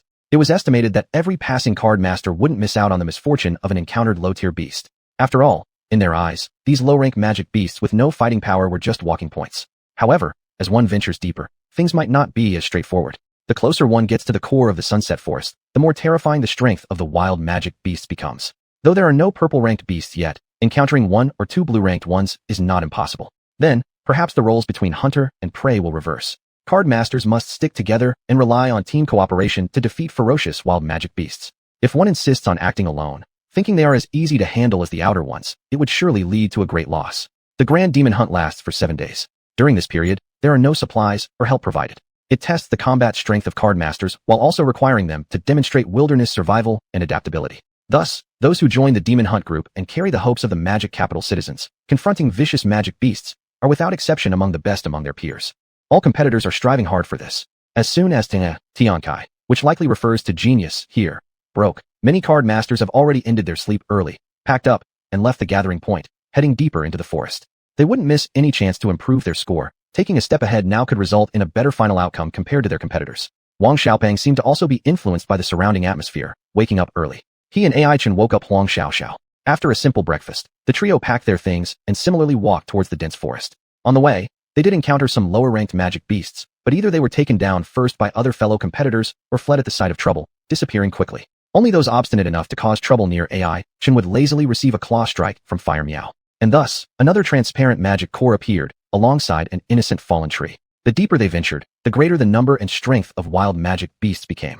Many competitors struggled to cope, slowing down their pace. The overall tempo of the large group slowed as well, dividing the mixed crowd into several tiers. AI Chen's group naturally remained at the front position. At this time, Wang Xiaopeng and Huang Xiaoxiao had summoned their man-stone bears and chase wind dogs respectively. Together with Fire Meow, they escorted the trio smoothly forward. Under such strict protection, shadow-dwelling poison spiders and opportunistic wild dogs could only end up frustrated. Such a smooth hunting operation naturally drew attention from quite a few competitors. They guessed the origins of AI Chen's group while dealing with the savage wild magic beasts in front of them. Where do those 3 come from? How come they're so strong, appearing so effortless even this far in? Yes, their magic beasts are too powerful, especially that chase wind dog, incredibly versatile. It seems all its abilities are top-notch. It's truly a masterpiece. I think the chase wind dog isn't even worth a hair from the man-stone bear. Didn't you see that strange bear? Despite being a strength-type magic beast, it runs faster than anyone else. Its furry legs move like wind-powered wheels. I don't know how it was trained. Why do I think Fire Meow is the strongest? Look, it knocks out anything with one paw swipe. Wait, is this a magic cat? How come it has such high power? Am I seeing things? With this remark, everyone finally realized that the cute kitty seemed to be the real boss. With just a swing of that tiny cat paw, one fierce wild magic beast met its end. As for its owner, The crowd cast their gaze over and couldn't help but feel somewhat disappointed. A completely unfamiliar face, just a plain-looking young man. His black sweatshirt wasn't anything expensive either. Instead, it looked like something easily found at a flea market. Cheap junk. I thought he was someone's rich kid. Turns out, he's unknown. He must have gotten lucky to find a capable cat. I haven't seen him either, doesn't know where he popped up. All I can say about this lucky contestant is that luck doesn't get you far. Shouldn't the most powerful person around here be Miss He from the Wanning Chamber of Commerce? I think I saw her once. It's said that she is well prepared this time, aiming to compete with Xiao Princess Xiang from the City Lord's residence and Master Huang Shan from the Huiyang Arena. Of course, it's just for us to watch the competition among big figures in the city. Anyway, it's none of our business. We'll just try to kill more low-rank magic beasts, make a bit of a name for ourselves, and be satisfied if we're chosen as reserve members by the Demon Hunt group. Hold on, you mentioning the Huiyang Arena reminded me. Wasn't that guy in black clothes also there? I saw him. He was the only one with 20 consecutive victories. A trembling voice sounded, surprising everyone, who then turned around in realization, but AI Chen's group had already disappeared into the tall trees. The 15th, 16th. In the shaded area covered by leaves, Wang Xiaopeng counted the magic cores on the ground with his fingers. He thought for a moment, kept 5 for himself, gave another 5 to Huang Xiaoxiao, and handed over the remaining 6 to AI Chen. What? You're giving me the largest share. Startled, AI Chen couldn't help but chuckle. Wang Xiaopeng scratched his head. Big brother Chen, you contributed the most anyway. Take more points and show them what we're capable of. Let them know Dong Lu number 1 high has strength too. AI Chen smiled slightly and didn't decline further. He knew that the chubby fellow looked amiable, but he had pride inside. He must have been hurt by Xianghua's mockery before. Xianghua. Suddenly, AI Chen thought of Xianhuan and her group. How were they doing now? How many magic cores had they obtained? And what about their scores? As a school under the City Lord's mansion, they might receive some tips, such as where is good for hunting wild magic beasts, where is safer, or even places where lost treasures might be found. After all, this place is the battlefield of the gods. Elder Mo mentioned that 7 elemental deities and 4 principal lords had fought in earth-shattering battle in the Sunset Forest. Well, no point thinking so much. I'll focus on improving the score first. AI Chen shook his head and pressed the white Qifun card against the magic core. The number on the card soon increased continuously, finally stopping at 270. The wild magic beast killed this time was ranked white level 4-star. Compared to AI Chen's yesterday's harvest in the outer part of the forest, the elemental force contained in a single magic core was denser, and the increased points per core were significantly higher. Based on this estimate, a white level 5-star magic core should provide about 30 points, while white level 3-star and below only pitifully offer 10. Looks like I wasted my whole day yesterday. AI Chen sighed and shook his head again. He stretched lazily and was about to start a fire to cook something when he heard rustling sounds not far away. Puzzled, he looked over, hearing that unmistakably familiar cry for help. Help! I'm being robbed. Chapter 62, Treasure Hunting. Upon hearing the all-too-familiar tone, AI Chun and Fire Cat simultaneously sprouted 3 black lines on their heads. They exchanged a glance, and without exception, an image of the girl in the pink skirt popped into their minds. Leave it alone. Absolutely do not get involved in other people's affairs again. AI Chin took a bite of his cookie and said to himself, forest, robbery, young girl, rescue. These strange keywords could only be related to one person, Qiuyu, the neurotic girl.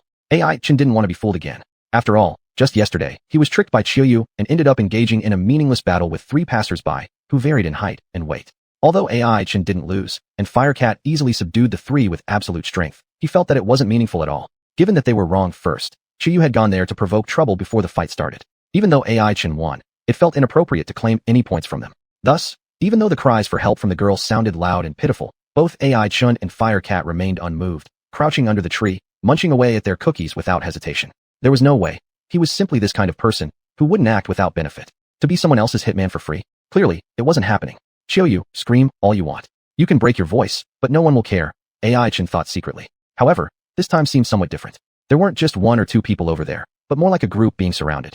The cries for help from the girl had to bypass some sort of barrier to reach AI Chin's ears. After a brief moment of silence, AI Chin felt his head was about to explode. Sigh, I'll believe you one more time.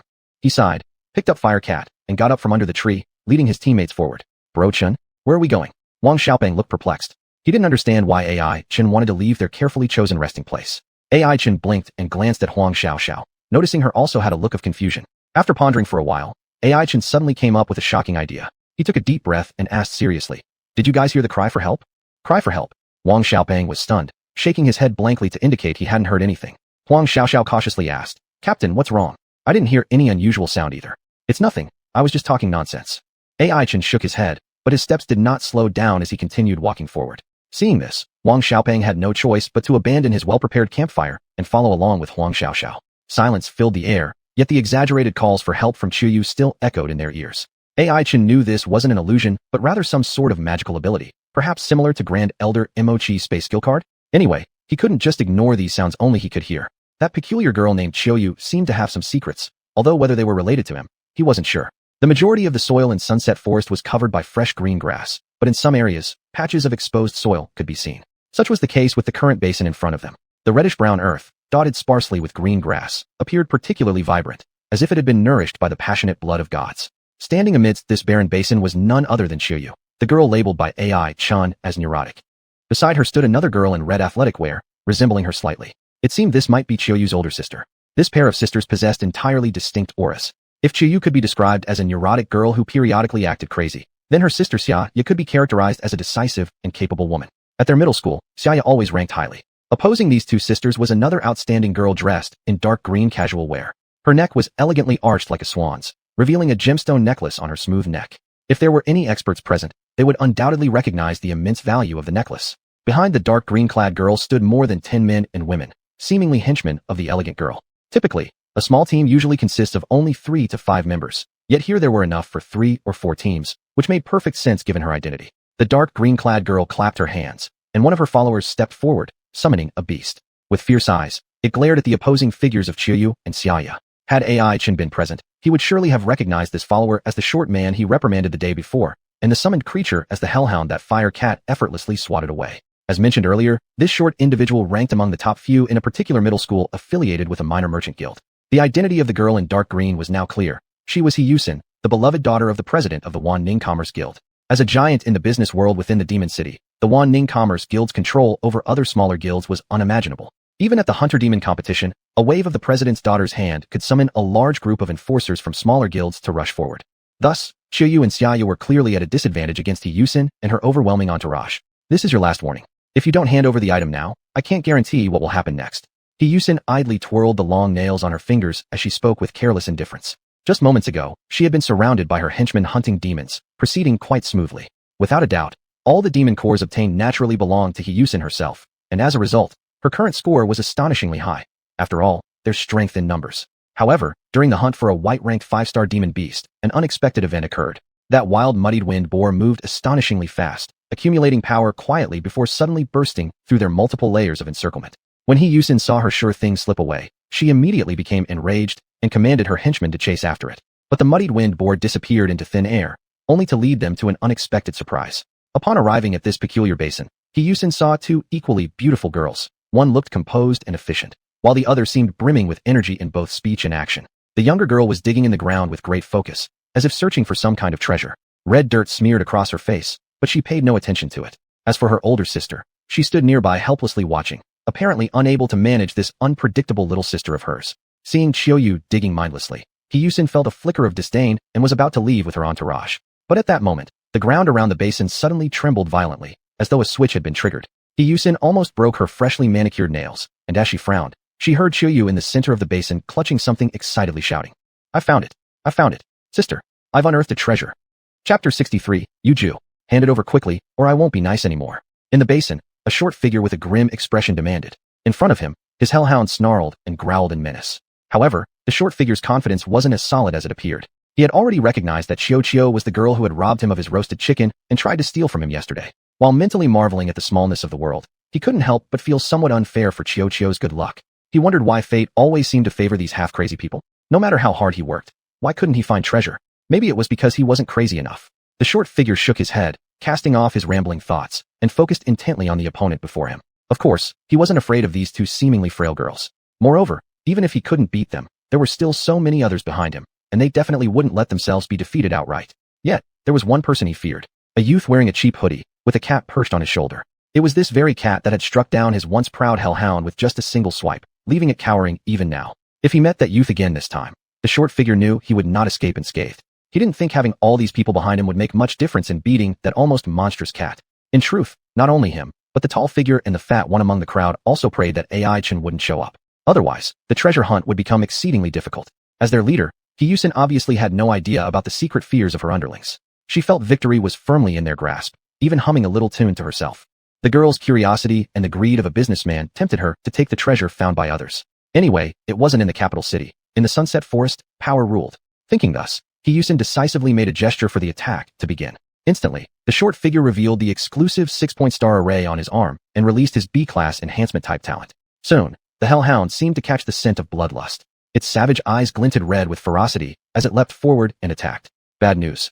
They're fighting. Sister, let's run. Seeing the opponent almost within striking distance, Xiao finally realized the situation. She tugged urgently on Xiaoya's sleeve, suggesting they retreat. But of course, it was far too late now.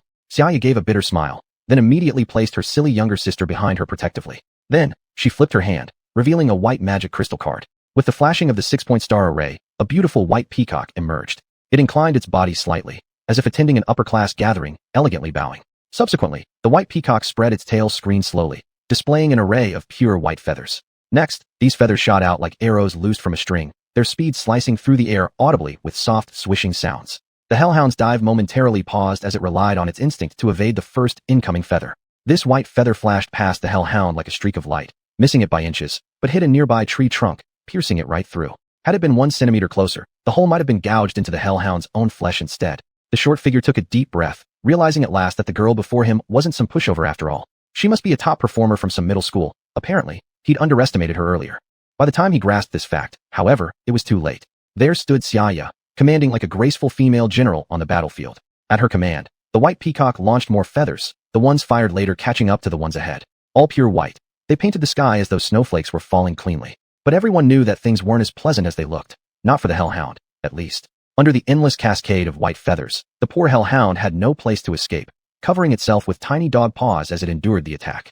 With each painful scream, its body revealed large and small bloodstains, the sight chilling. The short figure's plan backfired badly. Never did he dream that this beautiful girl would strike without mercy, severely injuring the hellhound. It seemed his demon hunt competition journey could end prematurely. The hellhound could no longer participate in any further battles, forcing a withdrawal application. Amazing, amazing, my sister is amazing.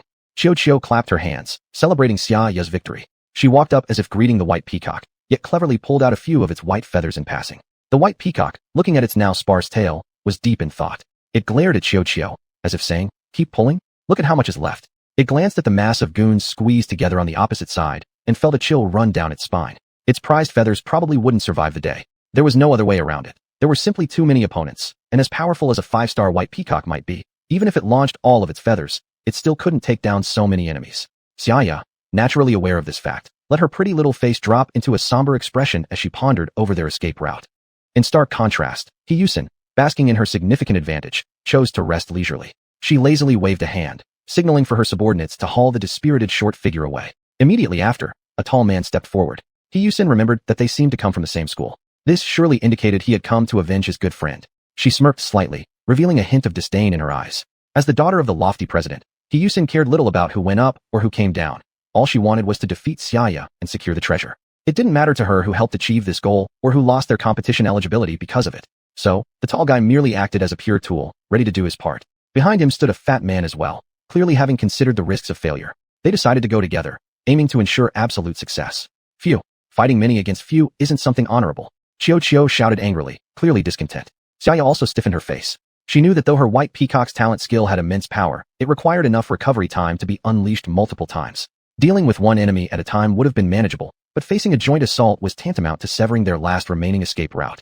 At this moment, Xiaoya even entertained the thought of handing over what Xiao had found. However, seeing her younger sister's hopeful gaze, she couldn't bring herself to utter those two words, give up. Therefore, she could only lament inwardly her own inadequacy. The opponents nearby wouldn't offer Xiaoya the chance to come up with a perfect solution. Suddenly, 2 6-point stars flickered as 2 combat mice, both lifting massive fists, lunged forward together. Combat mice, these versatile magical beasts, were quite favored by participants during the competition, and these 2 in particular were champions among their kind. Now attacking shoulder to shoulder, they were determined to secure victory. Xiaoya clenched her teeth slightly, exposing the 6-point star formation on her palm. It was her unique C-class supplementary type talent. Under the cleansing light, new plumage began slowly sprouting from the white peacock's bare tail, although the process was not quick. Letting out a despairing cry, the bird flew off what remained of its wings, leaving it transformed into a pitiful bald creature. Yet this final attempt brought about no tangible effects. Combat mice were born boxers. Moreover, under the B-class talent enhancement of the tall and fat figures, they became even faster and stronger, rendering them nearly impervious to the damage inflicted by a few feathered projectiles. The combat mice then split ways. One headed toward the bare white peacock, seemingly intending to wound it gravely to avenge the hellhound. The other charged toward Xiao and Xiaoya, seemingly trying to capture them alive. As the shadows of the combat mice raising their fists loomed larger in sight, Thoughts churned unknowingly within Xiao's watery eyes. Meanwhile, Xianxia and the white peacock had resignedly closed their eyes, reluctantly accepting their failure. Suddenly, an exasperated voice echoed through the air. That voice was incredibly familiar, causing Xiao to cheerfully clap her hands. AI-chun, I guessed right. I knew you'd show up. Is there a reward? Off in the distance, AI-chun stood under the shade of a tree, still wearing that same look of resignation on his face. I must say, you sure know how to stir up trouble. Chapter 64, Weakness. When the tall man and the fat man saw the familiar face of the youth under the tree's shade, they were instantly startled. They immediately wanted to call back the fighting mouse that had already made a move, but it was too late.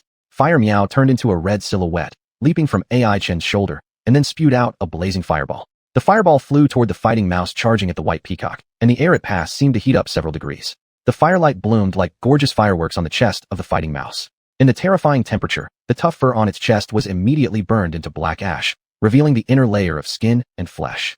A smell of grilled food spread through the air. As for the other fighting mouse attacking Xianxia and Xiao, it was blocked by Fire Meow, who swung a claw, leaving it disoriented. In the blink of an eye, the two white-rank 5-star fighting mice were defeated. This was still the result of Fire Meow holding back. Otherwise, they would have already reported to King Yin by now. Even so, it would be impossible for them to regain their fighting ability in a short time. The tall man and the fat man carefully put the fighting mice in a magic crystal cards, and then looked at AI-chun with complicated expressions. Even though they knew the gap between them and AI-chun would be great, they didn't expect they couldn't even exchange one move. Sighing deeply, they didn't even bother greeting Hiyusin, the leader, before turning around and leaving. What do you mean? Hiyusin, who seemed to be playing with her nails absent-mindedly, raised her head and questioned the two who were leaving. The tall man paused, turned his head, and a bitter expression appeared on his face. Young boss, we're useless already, aren't we? Staying here would just add more ridicule. Hiyusin coldly said, stop talking nonsense, stay, and watch how they will lose next. Lose. The tall man chuckled bitterly. He didn't think AI-chun would lose. Even if this chamber side had many people, he always had a kind of intuition that nothing could stop the other party's progress. I see that you are frightened, Hiyusin said indifferently. Although she had been somewhat surprised earlier and guessed where this plain-looking youth came from, this didn't mean she thought AI-chun alone could snatch the prey out of her trap. Hey, you want to oppose me? Furrowing her long, thick eyebrows, Hiyusin glared at AI-chun and questioned him rather strictly. There was an authoritative tone of high society in her voice. An ordinary person would probably want to raise a white flag and surrender upon being asked such a question. However, AI-chun merely shrugged and smiled, saying, not really. I just can't stand watching the outnumbered get bullied. Besides, he pointed at Xiao who was laughing foolishly and helplessly said, I know that girl. I can't possibly just sit aside and ignore her, right? Humph. Hiyusin let out a sneer and said indifferently, whatever. You certainly have some skills, but with all these people behind me, are you sure you can handle them? As if trying to discourage AI-chun, Hiyusin completely discarded her pretense. This time, I'm not going to fight one by one. The air fell silent for a moment as AI-chun quickly calculated the number of opponents. Even if he excluded the tall, short, and fat trio who had already lost their fighting ability, there were still nearly 10 people left, equivalent to 3 small teams' strength, and adding this arrogant girl in front of him dressed extravagantly, it looked like this battle wouldn't be simple. With only himself and Fire Meow, they might easily falter if they weren't careful. But AI-chun smiled and said, you're absolutely right. Just myself, indeed, is a bit insufficient. However, who told you I don't have teammates? To verify his statement, a sturdy stone bear and a swift wind chase dog walked out of the 6-star flash. Naturally, Wang Xiaopeng and Huang Xiaoxiao stood behind them. Brother Chun, the first big battle of the Striving Points team is against such powerful opponents. Thrilling. Wang Xiaopeng said excitedly. Ever since his stone bear reached 5 stars, he hadn't encountered a worthy opponent yet. He couldn't wait to see how strong the stone bear had become after improving its growth ability. Compared to Wang Xiaopeng's arrogance, Huang Xiaoxiao was evidently much more cautious. She observed the number and characteristics of the opponents and started thinking about ways to deal with them ahead of time. As AI-chun revealed more of his trump cards, Hiyusin's expression became slightly serious, and she fell silent, seemingly weighing the pros and cons. And Xiao seemed to have already seen victory waving at her. Excitedly, she shouted, AI-chun, good job.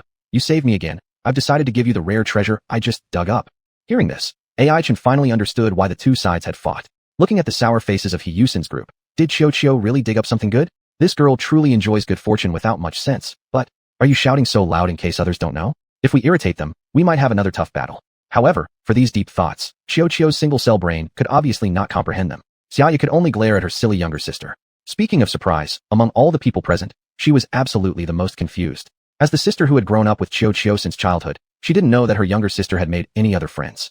After all, as the one and only neurotic girl in school, no one in the entire school liked Xiao. Even the stray cats downstairs avoided her. The principal just wanted her to graduate quickly and thus approved her taking part in this year's Demon Hunter competition by skipping 2 levels. Under such circumstances, where did Xiao recognize any other friends, let alone someone so talented who would stand up for her under pressure? Xianxia shook her head.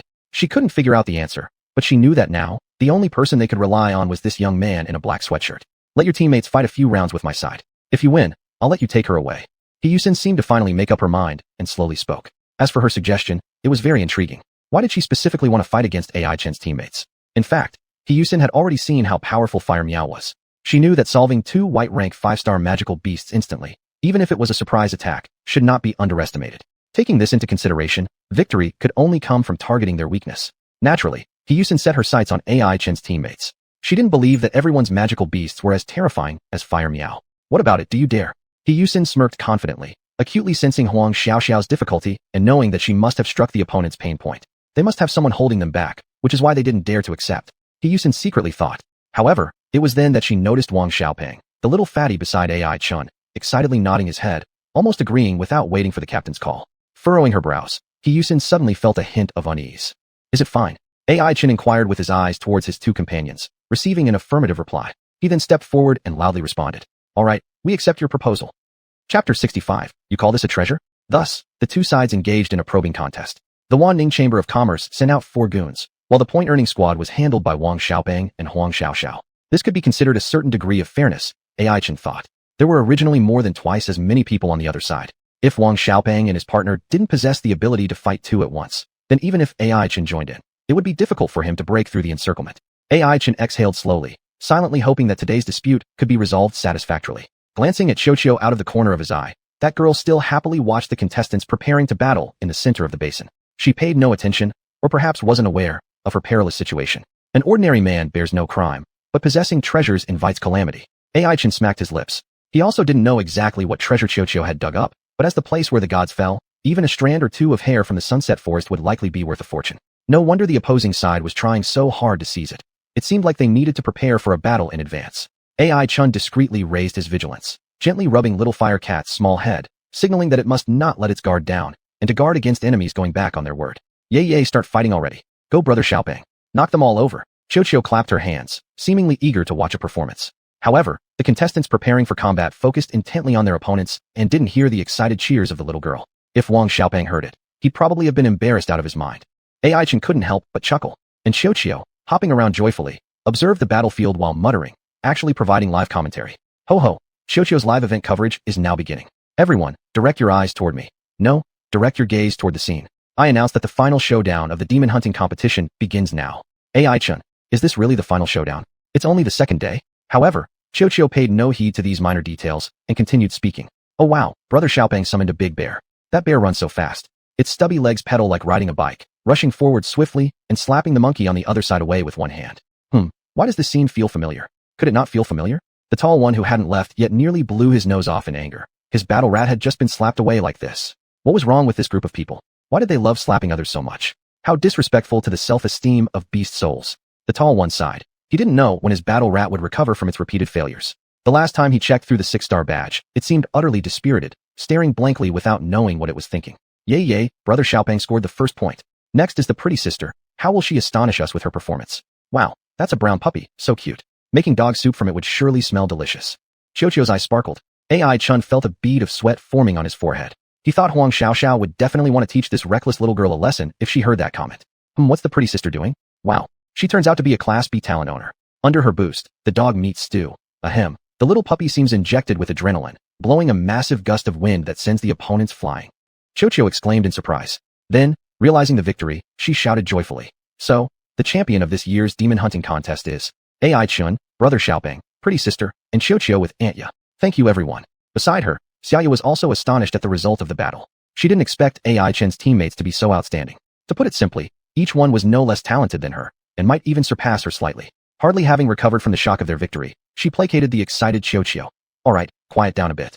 Winning doesn't mean making loud noises, otherwise, it might irritate others. Xiaoqiu nodded as if understanding something. Okay, then I'll make quieter noises. She winked at AI Chun, her appearance unexpectedly adorable. AI Chun smiled and said to Hiyusin and her group. So, can we declare the results now? Silence, a heart-stopping silence.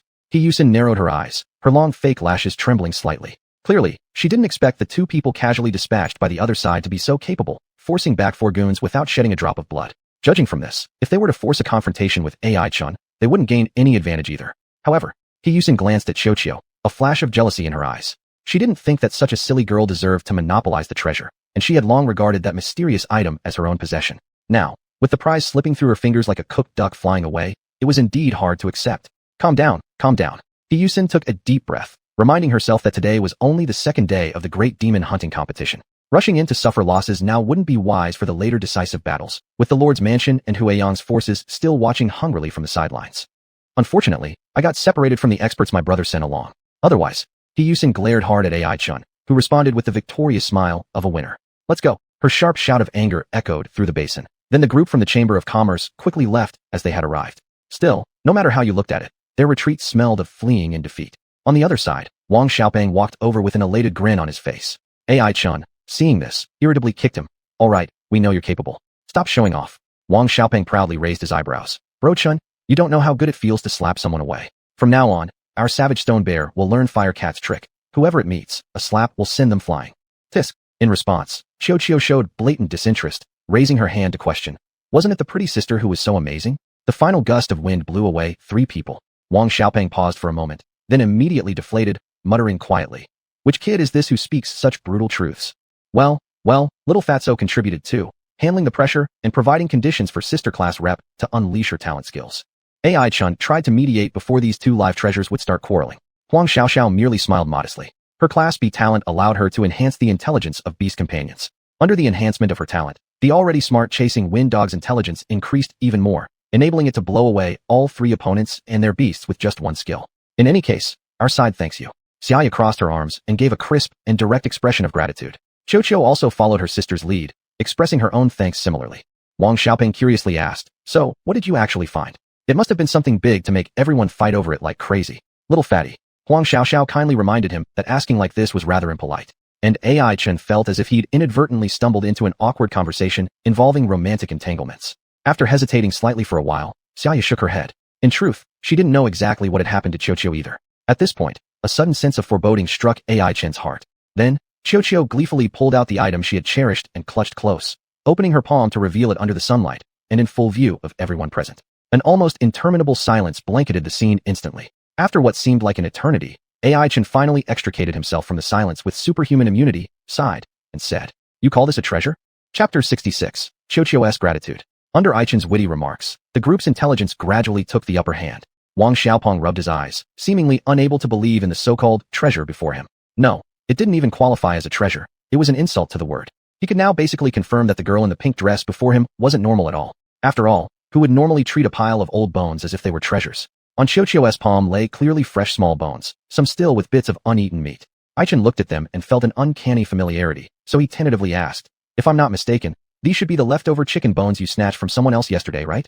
Qiu's face was full of shock, showing a not bad, you figured this out expression. Ai-chun frowned blackly, feeling no joy whatsoever at having seen through the other person's trick. Even Xiaxia was surprised, unsure what new antics her younger sister was up to. It's actually like this. Qiu tried to defend herself bashfully. I just wanted to play a joke on sister. So, I pretended to find some treasure on the ground and planned to tease you with chicken bones. But suddenly, a group of people appeared and insisted I found something precious. She shrugged confidently. So, it ended up like this. Everyone was struck dumb by her simple and unembellished thought process. Even Huo Miao opened its little mouth wide, failing to make its usual mewling sound. Ai-chun helplessly shook his head, thinking that if Hiyusin knew the treasure she failed to acquire with much effort turned out to be leftover chicken bones, how shocked she must be. But the worst off ones were definitely the trio, tall, short, and fat. They had gone through great efforts, even sacrificed their competition eligibility for the treasure, which, it turned out, was the roasted chicken they lost yesterday. They probably never dreamt this would be the result. Ai-chun sighed bitterly. It truly was a case of overthinking backfiring. Everyone had been fooled by this quirky little girl. Still, it was alright as long as no one got hurt. Ai-chun sighed in relief and chose to regard the matter as a misunderstanding. However, Xiaxia frowned and questioned. Qiu, that's not right. When you claimed to have found the treasure, there was a tremor throughout the basin. That's precisely why they surrounded us, right? Tremor? Ai-chun furrowed his brows. In fact, the 3 of them had also sensed a subtle vibration at the time, but instinctively assumed it was caused by someone nearby hunting a magical beast. Therefore, they hadn't paid it much attention. Now it seemed this strange tremor covered a wider area than he imagined. Tremor. Qiu looked completely baffled before she nodded as if suddenly understanding, saying, Oh, I remember now, but that should have been an earthquake. Digging for chicken bones wouldn't cause any tremors, right? Xiaxia looked deeply at Qiu, falling silent. Ai-chun also seemed to realize something, but did not say more. He simply smiled, gestured to the silent Wang Xiaopeng and Huang Xiaoxiao, and prepared to leave. Nodding slightly to Xiaxia, Aichin picked up Huamiao and walked lightly toward the exit of the basin. They still had plenty of things to take care of, needing to cherish every valuable moment. Just as Aichin and others were about to disappear into the bushes, Xiaoqiu's clear voice stopped them mid-step. The girl, swinging her pink skirt, came running up. Perhaps due to a lack of exercise, fine sweat appeared on her pale face. Aichin pondered for a moment, tore off a broad, round green leaf, and handed it to her to wipe the sweat. But Xiaoqiu didn't accept it, just staring straight at him. Aichin was a bit confused, but subconsciously thought this peculiar girl had something to say to him. Thus, Huang Xiaoxiao led the skeptical Wang Xiaopeng ahead, leaving space for the two to talk alone. Oh, wait. There was still a Huamiao perched on Aichin's shoulder, its little eyes filled with curiosity as it stared at this unexpected visitor. Without a word, Xiaoqiu scrutinized Huamiao for a while before slowly speaking, once assured this creature wouldn't interfere with their conversation. Aichin, you're a good person. Huh. Aichin was startled. Something unpleasant stirred in his memory. Seemed like in his past life, when he talked to a girl, she'd once said this to him with 3 parts compassion and 7 parts mockery. At that time, this act was called issuing a good guy card. Aichin didn't know what he'd done wrong to receive a good guy card from a quirky girl 2 years younger, whom he'd only known for 2 days. But judging from her serious expression, she truly believed he was a good person. Thank you. So, Aichin responded in this way, not knowing if he should thank her or not. However, Xiaoqiu didn't have so many ulterior thoughts. She earnestly said with an unprecedented seriousness, Hey, do you think I'm deceiving you? Aichin was puzzled again. Xiaoqiu shrugged. Isn't it always like this? Your friends must have suspected the same thing, right? Even my sister thinks I'm tricking you, intentionally hiding so-called treasures from myself. Probably everyone thinks that way. Aichin paused for a moment and then spoke. It's true, I did think that way. However, I consider such thoughts as something perhaps common to everyone. Anyway, as long as it's yours, neither my buddies nor I will snatch what belongs to others. You can rest assured about that. Do you promise? I promise. Are you sure? Absolutely sure. As if testing its master's thoughts, Huamiao also emitted a meow of unwavering conviction. Meow, definitely. Oddball. Xiaoqiu shook her head. At this moment her gaze was sharp as ever, as though able to penetrate through every lie in the world. So can I go now? Aichin smiled. Xiaoqiu shrugged and shoved what she had in her palm toward Aichin. What is this? He asked in confusion. Stretching her body, Xiaoqiu looked as though she had laid down some sort of burden before answering lazily. Something that will save your life. Aichin had lost count of how many times he was left confused by her. This girl seemed to always be unfathomable. Blinking, Xiaoqiu returned to her eccentric demeanor. Weren't you about to die? I'm helping you. Consider this as my way of returning the favor for all the help you've given me.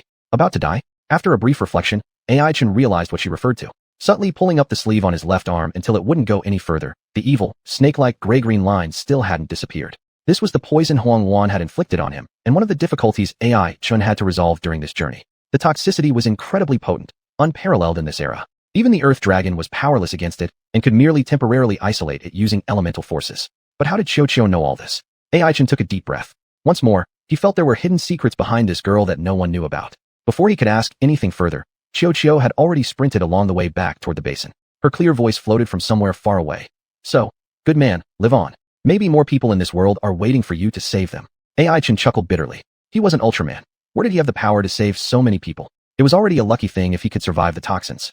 There was still no news about the essence of water, nor any sign of the guarding beast that Elder Emochi mentioned. Aichin sighed and slowly opened his palm. There lay the treasure Xiaoqiu had handed him. A crystal-clear pendant shimmering with an extraordinarily dazzling light under the sunlight. Chapter 67. The Traveler. After leaving the basin, Aichin and his group ate a bit of food and continued advancing deeper into the forest. The deeper they went, the fewer 3-star white stage magical beasts there were, gradually replaced by 4-star ones.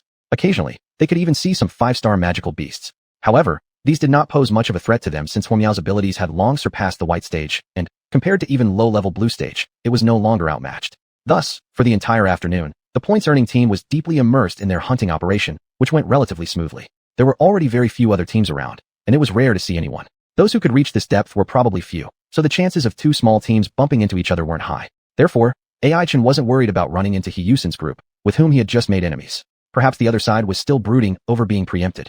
Aichin sighed wryly and took out a magic core, extracting a thread of elemental power from it using the point card. The score on the card had reached as high as 500. At this pace, achieving a respectable result would certainly not be difficult. However, Aichin was distracted. He had more important matters to attend to, something related to his life. Lately, he had increasingly felt that the toxin slumbering within him was becoming impossible to suppress. The Earth Dragon itself was struggling, so its ability to assist Aichin was also quite limited. By today, the gray-green lines on his left arm had spread along the blood vessels up to the upper arm. If it progressed further by a few inches and entered his chest, then Aichin would have no hope of salvation. Water essence. This term flashed subconsciously through Aichin's mind. However, even Elder Emochi could not confirm its exact location, so all AI Chin could do was wander around aimlessly like a headless fly. Unfortunately, time was running out for him. He gripped the cool pendant in his hand. It was the thank you gift from Xiaoqiu, who claimed it could resolve his immediate troubles. AI Chin didn't know if he should trust the somewhat neurotic girl, but under the current circumstances, he had no choice but to take things one step at a time. What complicated matters further was that Xiaoqiu hadn't disclosed how to use the mysterious pendant. Given its crystalline and transparent appearance, it likely shouldn't be swallowed directly, right? AI Chun helplessly shook his head. It seemed he was stuck in a deadlock.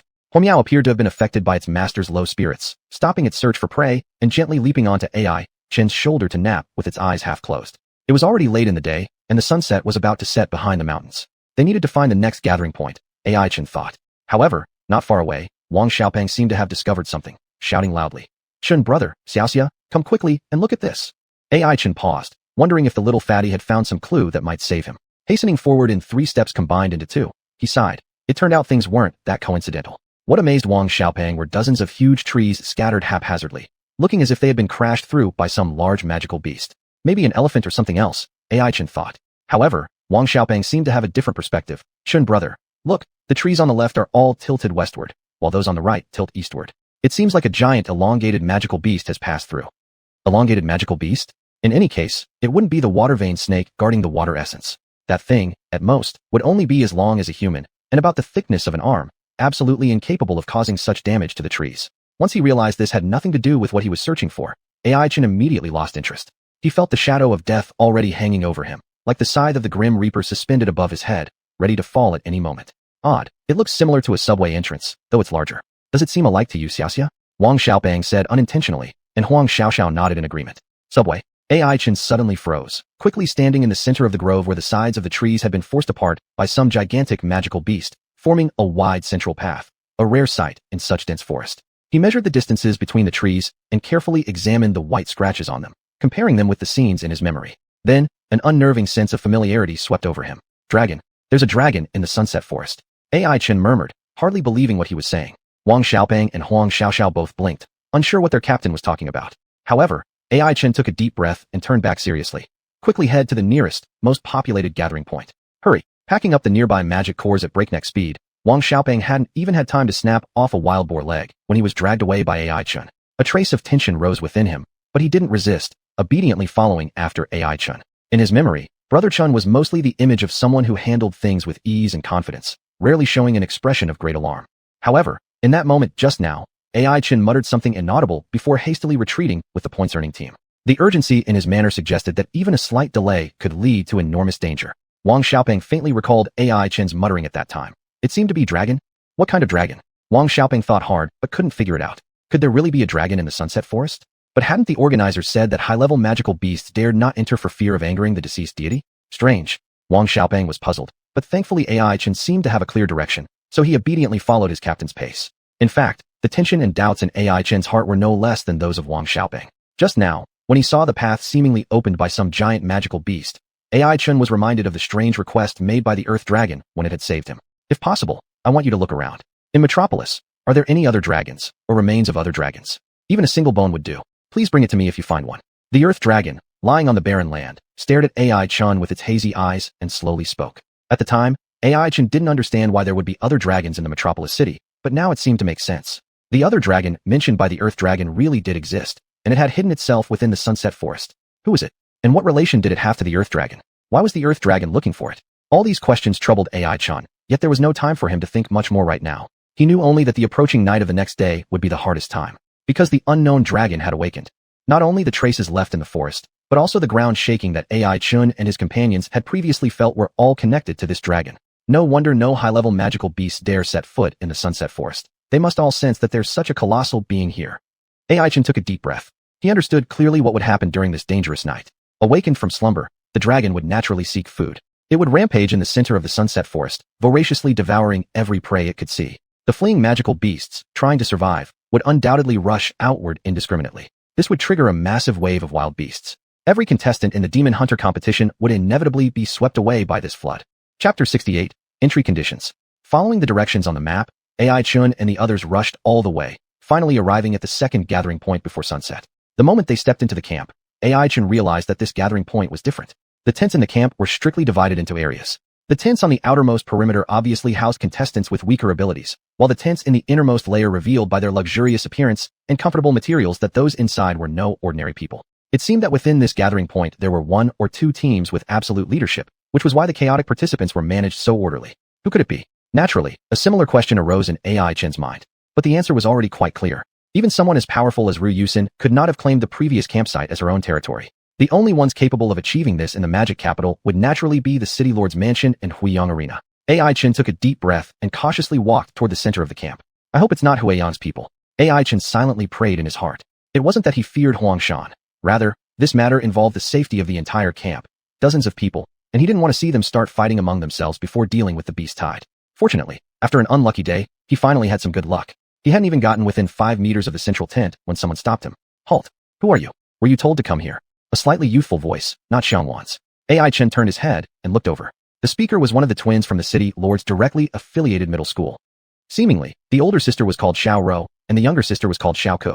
This one in front of him should be Xiao Ku, right? Anyway, Xiao Ku had blocked him, but when she saw AI Chen's face, she hesitated for a moment, recognizing this young man. Then, when Wang Xiaobang and Huang Xiaoxiao showed up, Xiao Ku already remembered that AI Chen was the boy who appeared to be very close to the little princess. Find Xianhuan and tell her it's urgent. AI Chen said quickly. If it were someone else asking, Xiao Ku wouldn't bother at all. After all, the little princess also had her own matters to attend to and couldn't meet just anyone. But this person. She gave AI Chen a meaningful glance, categorizing him into the group worth seeing, so she turned around, planning to inform Xianhuan. However, a gentle voice interrupted her actions. Xiao Ku, is something wrong? Turning her head, she saw Xianghua dressed in green camouflage. He still carried that smile like spring breeze brushing past, with 3 big, brutish-looking men following behind him. Xiao Ku recognized them. They were members of the Haichao gang. The so-called Haichao gang was actually salt vendors. Although the magic capital was far from the sea, there were several brackish lakes nearby, with the largest being controlled by the Haichao gang. Since salt was a daily necessity, the Haichao gang's business was always thriving, doing a highly profitable trade. Over time, they became a rather wealthy force, and even established their own middle school. The 3 people behind Zhang Hua were contestants from the Haichao gang's affiliated middle school. These 3 followed Zhang Hua without hesitation, because this guy was the son of the Haichao gang leader. He had apparently pulled some strings to enter the City Lord's directly affiliated middle school. However, his strength wasn't bad either, and he knew how to socialize. Plus, his family had money, so he enjoyed considerable influence at school, even joining Xianhuan's core team. Still, Xiao Ku couldn't bring herself to like this guy. How to put it? Although he always seemed gentle and acted confidently, even her elder sister Xiao Ro liked him. Xiao Ku felt that something was hidden beneath his pleasant exterior. As for what exactly was hidden, Xiao Ku couldn't see clearly yet, but she believed that she would uncover the truth sooner or later. With this mindset, her attitude toward Zhang Huan naturally wasn't friendly. She didn't even speak, merely nodding toward AI Chen with her mouth, using that as a response. However, Zhang Hua was evidently no fool. Seeing AI Chen, he roughly guessed the ins and outs of the situation. Hey, isn't that a friend from Donglu number 1 High? From Donglu number 1 High, right? My memory sure needs work. I almost forgot. But what brings you guys over to our side? With a carefree laugh, he greeted warmly, as if meeting a long-lost old friend. Yet, the fleeting cold glint in Zhang Hua's eyes didn't escape AI Chen's notice. Even Hou Miao detected a hint of displeasure, its fiery red fur on its back bristling slightly. AI Chen gently patted Hou Miao and ignored the subtle barbs in Zhang Hua's words. He hadn't come here to quarrel, but to discuss matters. Thus, with patience, he said, "Please find Xianhuan for me. I have something to discuss with her." Hearing this, Zhang Hua's smile grew even wider. He replied with, "All right, I'll go tell her." But in the next moment, he subtly signaled to the 3 members of the Haichao gang behind him. Before long, the leading bandana-clad man stepped forward, blocking AI Chen's path and showing his yellow teeth. "Hey, who do you think you are, kid? Do you have the right to call Xianhuan? How did you get in here? Did you report to anyone?"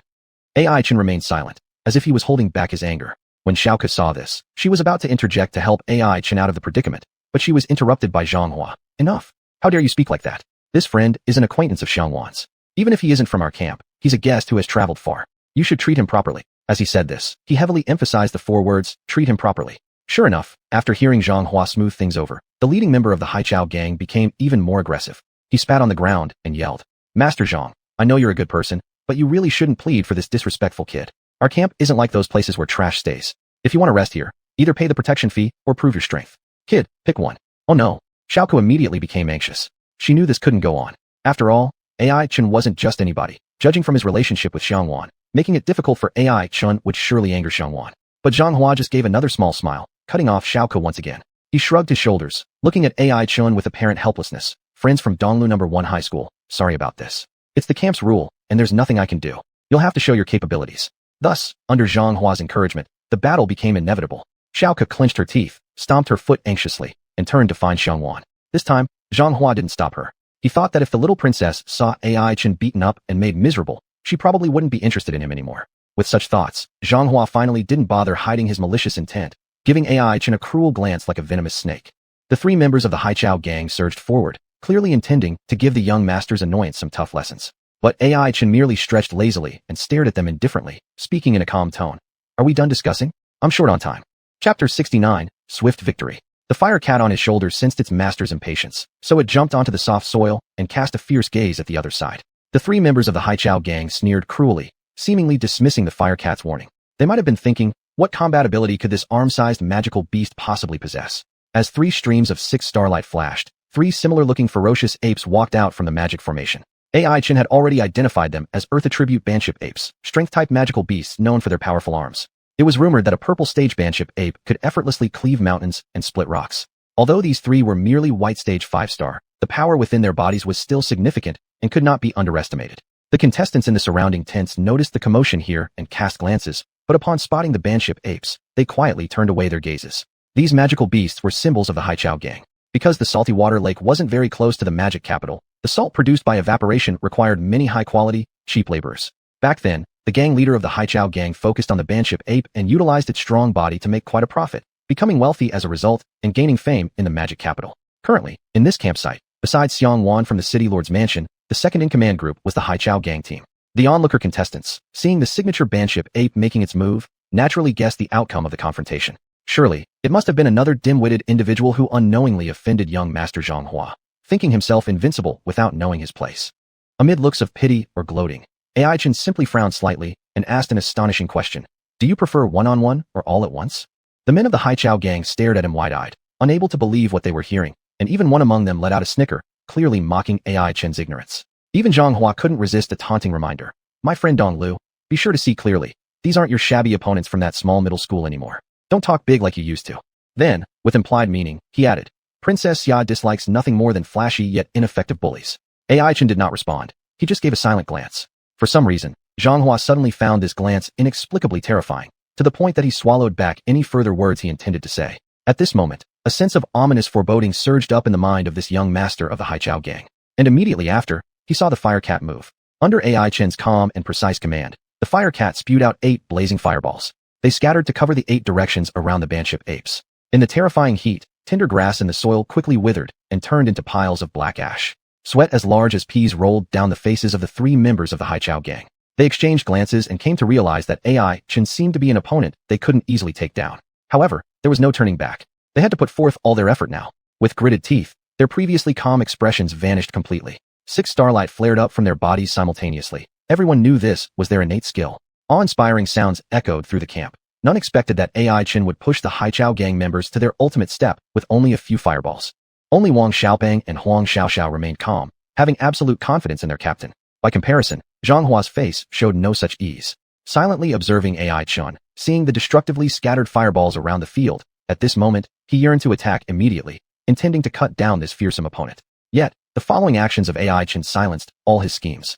Fear was the only thing left flowing in his blood. Facing the imminent release of the Haichao gang trio's innate skills, AI Chen appeared nonchalant, as if he'd anticipated this. Thereafter, under his command, the fire cat retrieved the scattered fireballs and concentrated them into a single spot.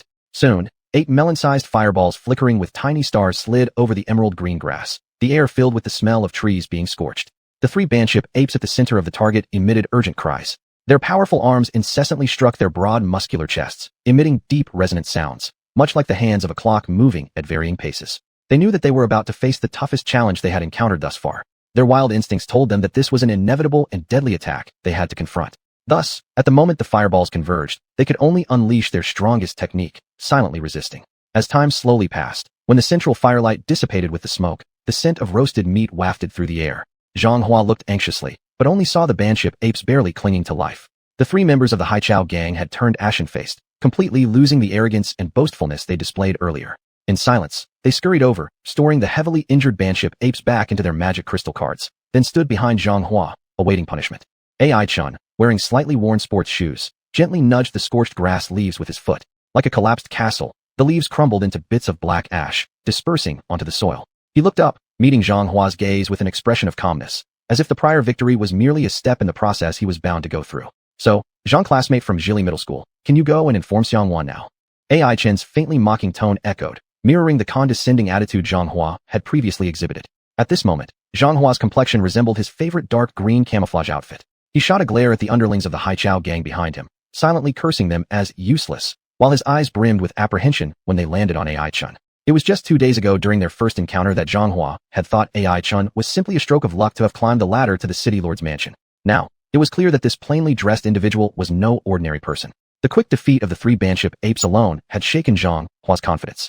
No matter how arrogant or dismissive he was toward those from civilian schools, Xuanhuan could not claim that he himself would be able to safely withstand such an attack without harm. Such a formidable opponent. This thought crossed Xuanhua's mind as he realized that normal tactics wouldn't suffice against AI Chen anymore.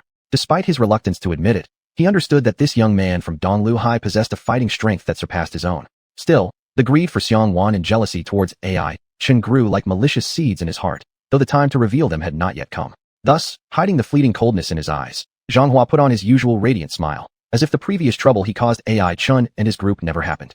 Come along, I'll introduce the guests from Donglu High to Princess Xia, Xuanhuan said with a smile. I think there's no need. AI Chen suddenly interrupted, having already spotted the girl standing before Xiao Ku in the distance. She too wore a black hooded sweatshirt, but its fabric and design were far more refined than the one AI Chen bought from a street stall. A sweet smile adorned her delicate face. AI Chen knew this smile indicated that Xianhuan was concocting some mischievous plan, yet this time, he felt a strange warmth radiating from it. Chapter 70. The Beast Flood. Xianhuan seemed to not notice AI Chen at all, skipping over in her beige sneakers with boundless energy. Behind her, Xiao Ke followed helplessly. Only when she passed by AI Chen did Xianhuan seem to suddenly become aware of his presence. She turned around, blinked her shiny eyes, and feigned curiosity as she asked, "Handsome guy, who are you?" AI Chen. Following behind her was also xuanhuan, the same cat that AI Chen had scolded not long ago during the shopping trip at the Wanning Chamber of Commerce. Compared to before, the aura surrounding Shui Miao, Shui Lanlin's pet name, had clearly grown much stronger. It appeared that the closed-door training session at the city lord's residence had been quite effective. However, despite this significant improvement, upon seeing Huo Miao, Fire Cat, she still shivered a little. Just as AI Chen assumed this shiver was a reflexive reaction out of fear, Shui Miao instead blinked her watery eyes and moved closer, rubbing herself against Huo Miao, who was looking at her with disdain on its face. On closer inspection, there was an undeniable air about Huo Miao akin to a domineering male lead from a Korean drama. The people around were utterly bewildered, observing these 2 cats, one male, one female, showing affection publicly in broad daylight. Of course, Xianhuan's 2 teammates reacted with even more color. Xiao Ke stuck out her tongue and looked at AI Chen with admiration in her eyes, apparently convinced that he was determined to become the son-in-law of the city lord, even pursuing the princess's pet. Xuanhuan, however, wasn't so amused.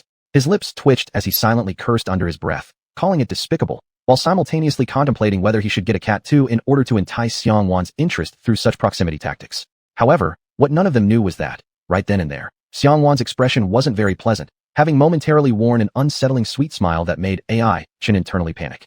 It wasn't until Shui Miao, with her neatly trimmed little paws, started scratching Huo Miao's back affectionately, that Xianhuan couldn't restrain herself anymore. Instantly stamping down hard in her sneakers, she yanked up Shui Miao by her scruff. Still lost in her fond interaction with her dream feline paramour, Shui Miao abruptly found herself hanging mid-air with her soft neck being firmly gripped. Turning her head around, she unexpectedly saw her owner's near-terrifying smile. "Shua shua shua," cried Shui Miao in confusion. Xianhuan almost ground her teeth as she questioned Shui Miao angrily. "Did I trim your claws so you could scratch some other smelly cat?" After hearing this, Shui Miao tilted her head in thought. In fact, she believed it was fine to scratch her beloved cat, but naturally, her inexperienced owner wouldn't understand the beauty of such an act. At this point, Shui Miao actually cast a look of pity towards Xianhuan. How could I be disdained by my own pet? And it's a cat I raised no less. Xianhuan grew angrier the more she thought about it. She shot a fierce glare at Shui Miao and immediately assigned her a tiresome task as punishment: clean up the traces of battle. After Huo Miao fought the 3 Banshan apes from the Haichao gang, or rather, after the 3 apes were beaten senseless in a one-sided fight, most places in the camp were left with the scorch marks of flames. The dark black spots tarnished the beauty of the place. Hence, Shui Miao's next mission was to use water balls to wash away the stains. At home, Shui Miao frequently handled similar chores. Every time Xianhuan spilled tea or broke plates, it was Shui Miao's job to clean up after those messes. Yet, staring now at the large camp area, she fell into deep contemplation. How long will this take? Sighed Shui Miao, thinking to herself that she shouldn't have angered her owner. After all, the fury of a single dog couldn't be endured by anyone. After meting out slight punishment to Shui Miao, Xianhuan's mood improved noticeably. However, upon encountering the teasing gazes of those around her and the strange expression on AI Chen's face, anger bubbled up once again within her. What did that guy mean? In Xianhuan's perception, the expression on AI Chen's face was just like someone who said triumphantly, "My family's pig has ruined your family's cabbage." Grinding her silver-white teeth, if not for the number of people present, Xianhuan really wanted to take a bite out of AI Chen to show him exactly how powerful the young lady of the city lord's residence truly was. Reflecting further, Xianhuan was even more convinced that whenever she encountered AI Chen, nothing good ever happened. The first time they met, she had inexplicably been blasted high into the sky. Moreover, Xianhuan had a strong premonition that this unexpected visit by AI Chen would definitely bring bad news. Without question, her intuition was incredibly accurate. AI Chen surveyed his surroundings. Faces of everyone flickered past his mind. Wang Xiaobang and Huang Xiaoxiao who were anxiously nervous, Xiaoke who bore a trace of suspicion, Zhang Hua smiling falsely, members of the Hai Chao gang appearing like strays, and finally Xianhuan whose expression was faintly absent-minded. Taking a deep breath, AI Chen then announced word by word, "Tonight, a beast flood will come. We must prepare ahead of time, otherwise there won't be any survivors." A beast flood is a term far from unfamiliar in the magic capital, Mo-Du. Every winter, the surrounding continuous mountain ranges are covered in snow. What was originally a verdant paradise for magical beasts quickly transforms into a white battlefield for dueling beasts. As the leaves and branches withered, the herbivorous magic beasts became famished. Driven by instinct, they would launch an attack on the nearest food storage area. Unfortunately, the place coveted by many of these beasts was none other than the magic capital. This is what is known as the winter beast flood, composed mainly of large herds of herbivores, though it is not the most terrifying disturbance. The true nightmare comes slowly with the arrival of spring. When the snow melts and all things awaken in early spring, the carnivorous magic beasts that had been hibernating would wake up from their long slumber, and with their empty stomachs, carry out the greatest plunder against the magic capital. Unlike the relatively weaker herbivorous magic beasts, carnivorous ones, constantly drawing elemental power from flesh and blood, have a destructive power that can be described as horrifying. If we compare purely based on numbers, one carnivorous magic beast could easily take down 3 herbivorous magic beasts of the same level. And so, the brave warriors of the Demon Hunting Guild must face such a group of cruel and powerful ferocious beasts in the embrace of spring. This is the bloodiest of the spring beast floods. However, it was now April, with summer slowly approaching. Where would there be a beast flood? After hearing AI Chen's explanation, everyone fell into deep contemplation. The first to speak was Xiao Rou, who had just arrived. As the older sister of the twin sisters, she was clearly much steadier than her younger sibling. Her question hit the target directly. AI Chen, you mean there's a huge creature in the Sunset Forest, and it's probably a dragon. This dragon has awakened and is heading towards the forest center to look for food, which might very well trigger a beast flood outward. Are you sure about this? All eyes gathered on AI Chen, but naturally, he couldn't bring himself to mention the Earth Dragon. He simply nodded. I am 70% certain. 70%. It wasn't very high, but compared to the lives at stake here, even if it turns out to be a false alarm, it wouldn't matter. This cost-benefit analysis should be clear to anyone. Yet, following Zhang Hua's subtle indication, one of the members from the Hai Chao gang, whom AI Chen had earlier disciplined, stepped out and pointed at AI Chen to question him angrily. What if there's no dragon scaring the piss out of you? Huh? Can you make up for the time we waste and the scores we lose because of you? The whole camp lapsed into silence as this thought echoed in everyone's mind. Indeed, they weren't playing house. They were participating in the grandly watched annual Demon Hunter contest. If they miss out on scoring tonight, or worse still, if those few points keep them from the opportunity to join the Demon Hunter Guild, what then? Thus, the atmosphere at the gathering point became subtly tense. Wang Xiaobang appeared somewhat anxious, immediately intending to offer some defense, but AI Chen stopped him. Shaking his head, AI Chen used eye contact to indicate that people from the score-gaining team shouldn't take the lead now. Since the prediction came from AI Chen himself, it would seem suspicious if his teammates were also to strongly support him. Meanwhile, Zhang Hua resembled a venomous snake trying to seize on this suspicion, biting into them for personal gain. Even though he knew AI Chen might be right, he had to do this regardless. So AI Chen took a deep breath and cast his gaze towards xuanhuan. She was leisurely playing with Shui Miao in front of an elegant tent, her calm demeanor suggesting she had already made her decision from the start. Seeing that the argument had subsided, she revealed her signature sweet smile and said, "Are you done arguing? If there's nothing else to say, let's begin preparing for the beast flood." It seemed like she completely ignored the 3 members of the Hai Chao gang, regarding their words as mere barking of stray dogs. At this moment, Zhang Hua's previous smile of ease had vanished without a trace, replaced by a cold expression devoid of any emotion. AI Chen, on the other hand, let out a relieved sigh. He knew that his first step had already succeeded. Chapter 71, The Underground Kingdom. Every team needs a leader, even if it's just a nominal one, which is better than being a disorganized mess. And as the direct heir of the city lord's mansion, Xianhuan clearly had more qualifications for this role than anyone else present. Thus, after AI Chen's proposal was approved by her, everyone present fell silent. Even the 3 men from the Hai Chao gang who had been shouting earlier could only quietly shut their mouths. None of them were fools. They all knew what the consequences would be if they offended Xianhuan here. Regardless of the vast power backing her, the city lord's prepared contingency plans for her alone were far beyond what they, weakened by AI Chen, could oppose. Seeing that his subordinates had fallen quiet, Zhang Huan naturally couldn't say anything further. He was like a venomous snake whose fangs had been pulled, and he lapsed into an icy silence for a moment. After all, No matter how much he disliked AI-Chun, on paper, he was still Xianhuan's subordinate, and he couldn't possibly defy the captain's decision. Moreover, Xiao Rou and Xiao Ke certainly wouldn't stand by him. His fists clenched tightly at the cuffs of his camouflage sleeves, veins protruding on his swarthy skin. Xuanhuan realized at that moment that he'd unwittingly become utterly isolated. The reliable subordinates he had once relied upon were easily defeated by AI-Chun in a 1-against-3 battle, greatly reducing his fighting strength. And the originally friendly teammates now retracted their smiles, replacing them with indifference and estrangement. And all of this was caused by the ragged figure right in front of him. Xianghua's hatred towards AI-Chun reached its peak, nurturing wicked plans within his narrow mind. Beast flood? Trash. Since you're so fond of the beast flood, why not be torn apart by it completely? Naturally, the people present had no idea what Xianghua was thinking. In fact, quite a few bystanders liked this gentlemanly young master of the city lord's mansion. To some extent, this goodwill even helped Xianhuan convince others more quickly. Soon, after a brief but effective arrangement of troops, the camp defense tasks were neatly divided. Each squad took up their positions, each performing their respective duties, making everything seem orderly and proper. AI-Chun couldn't help but marvel. He hadn't expected that Xianhuan, who looked like nothing more than a troublemaker, had such capabilities. When tasks were assigned to her, he even found himself somewhat absent-minded. "Hey, did you hear me?" Daydreaming. Xianhuan, holding an ice-blue water cat, asked with wide eyes. AI-Chun stood beside her like a statue, with a fire cat lazily dozing on his shoulder. Seeing her beloved pet close by, the water cat wriggled excitedly in her owner's arms, trying to stretch its neatly trimmed paws towards the fire cat, only to be coldly rejected by Xianhuan. "Hey, what if I tell you right now that dragons and the beast flood are entirely made up by you? I might have to kill someone."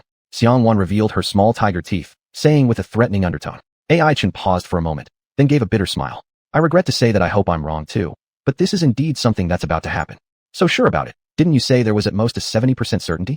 Xianhuan frowned slightly, clearly not wanting to face the ferocious beast flood either. AI-Chun sighed and explained, "The previous 70% certainty was because I hadn't noticed this." With that, he immediately crouched down, pressing his ear to the ground, looking like a fanatical geologist conducting field research.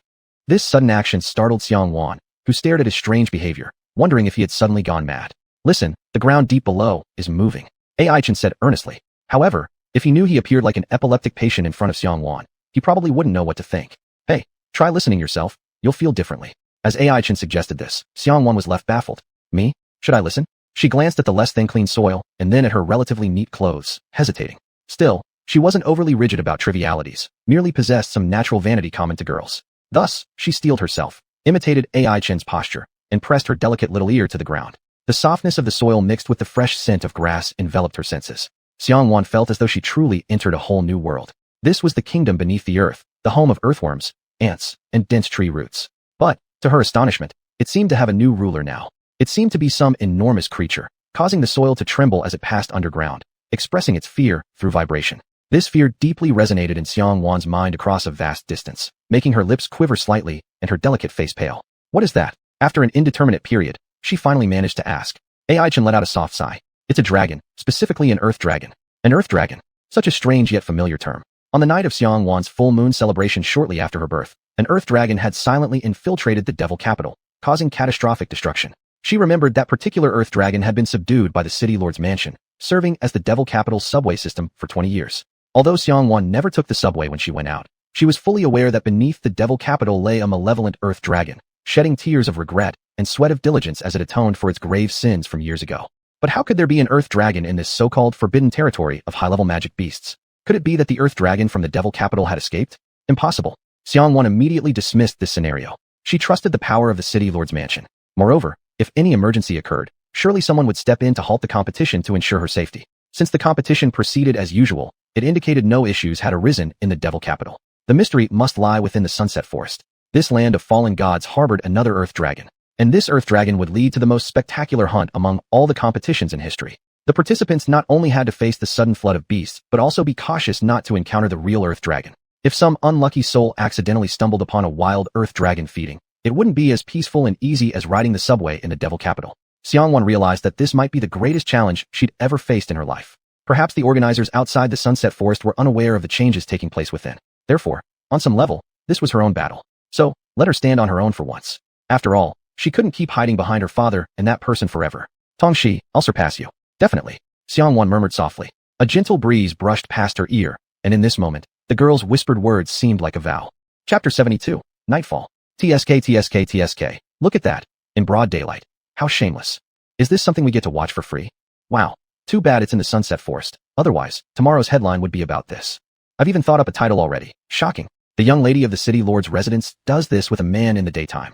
You're good at coming up with headlines. The cacophony of gossiping voices buzzed like bees. Xianhuan only snapped back to reality when she noticed a crowd had gathered around them, all watching the spectacle. And she was sprawled on the ground ungracefully, her ear pressed against the soil, wearing a complex expression. Beside her, a boy lay in the exact same position. The atmosphere at the scene was unbearably awkward. Xianhuan's face turned as red as a burning cloud, and instantly she jumped up. After thinking for a moment, she delivered a kick to Ai-chun. Ai-chun.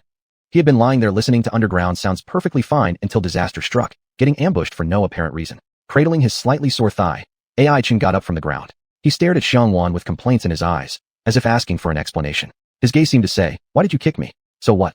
Are you not convinced? Everyone else is busy preparing for the beast tide, but here you are taking a nap while lying down. I tried to reason with you, and you wouldn't listen. Now look, people are laughing at us." Xianhuan took a deep breath, calmed herself, then broke into her signature sweet smile, which was clearly meant for blame shifting. Ai-chun immediately picked up on the hidden meaning behind her smile. It was like a warning. If you dare to argue, expect to be thrown out and fed to the monsters afterward.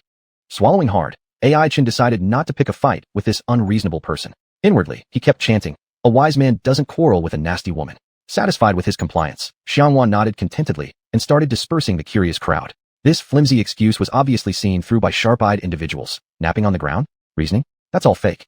Who in their right mind would choose to sleep flat on the ground when tents were nearby? It must have been some couple's peculiar hobby. Tut tut tut, they're playing things rather extravagant. Wang Xiaopeng quietly sighed while winking and gesturing suggestively towards Ai-chun, casting an amorous glance. Huang Xiaoxiao beside him also seemed to imagine something inappropriate, blushing faintly as she muttered under her breath, calling someone improper. Apparently, the serious image that Captain Ai-chun had built over several days was utterly shattered in just one moment. As for Xiao Rou and Xiao Ku, two sisters among them, they shot Ai-chun looks full of reprimand, acting like parents who warned their son not to go too far. And most shamelessly, Xianhuan feigned the image of being pitiful, as if bullied, portraying the typical lovesick mindset of, even though I know it's not right, I just can't help loving him.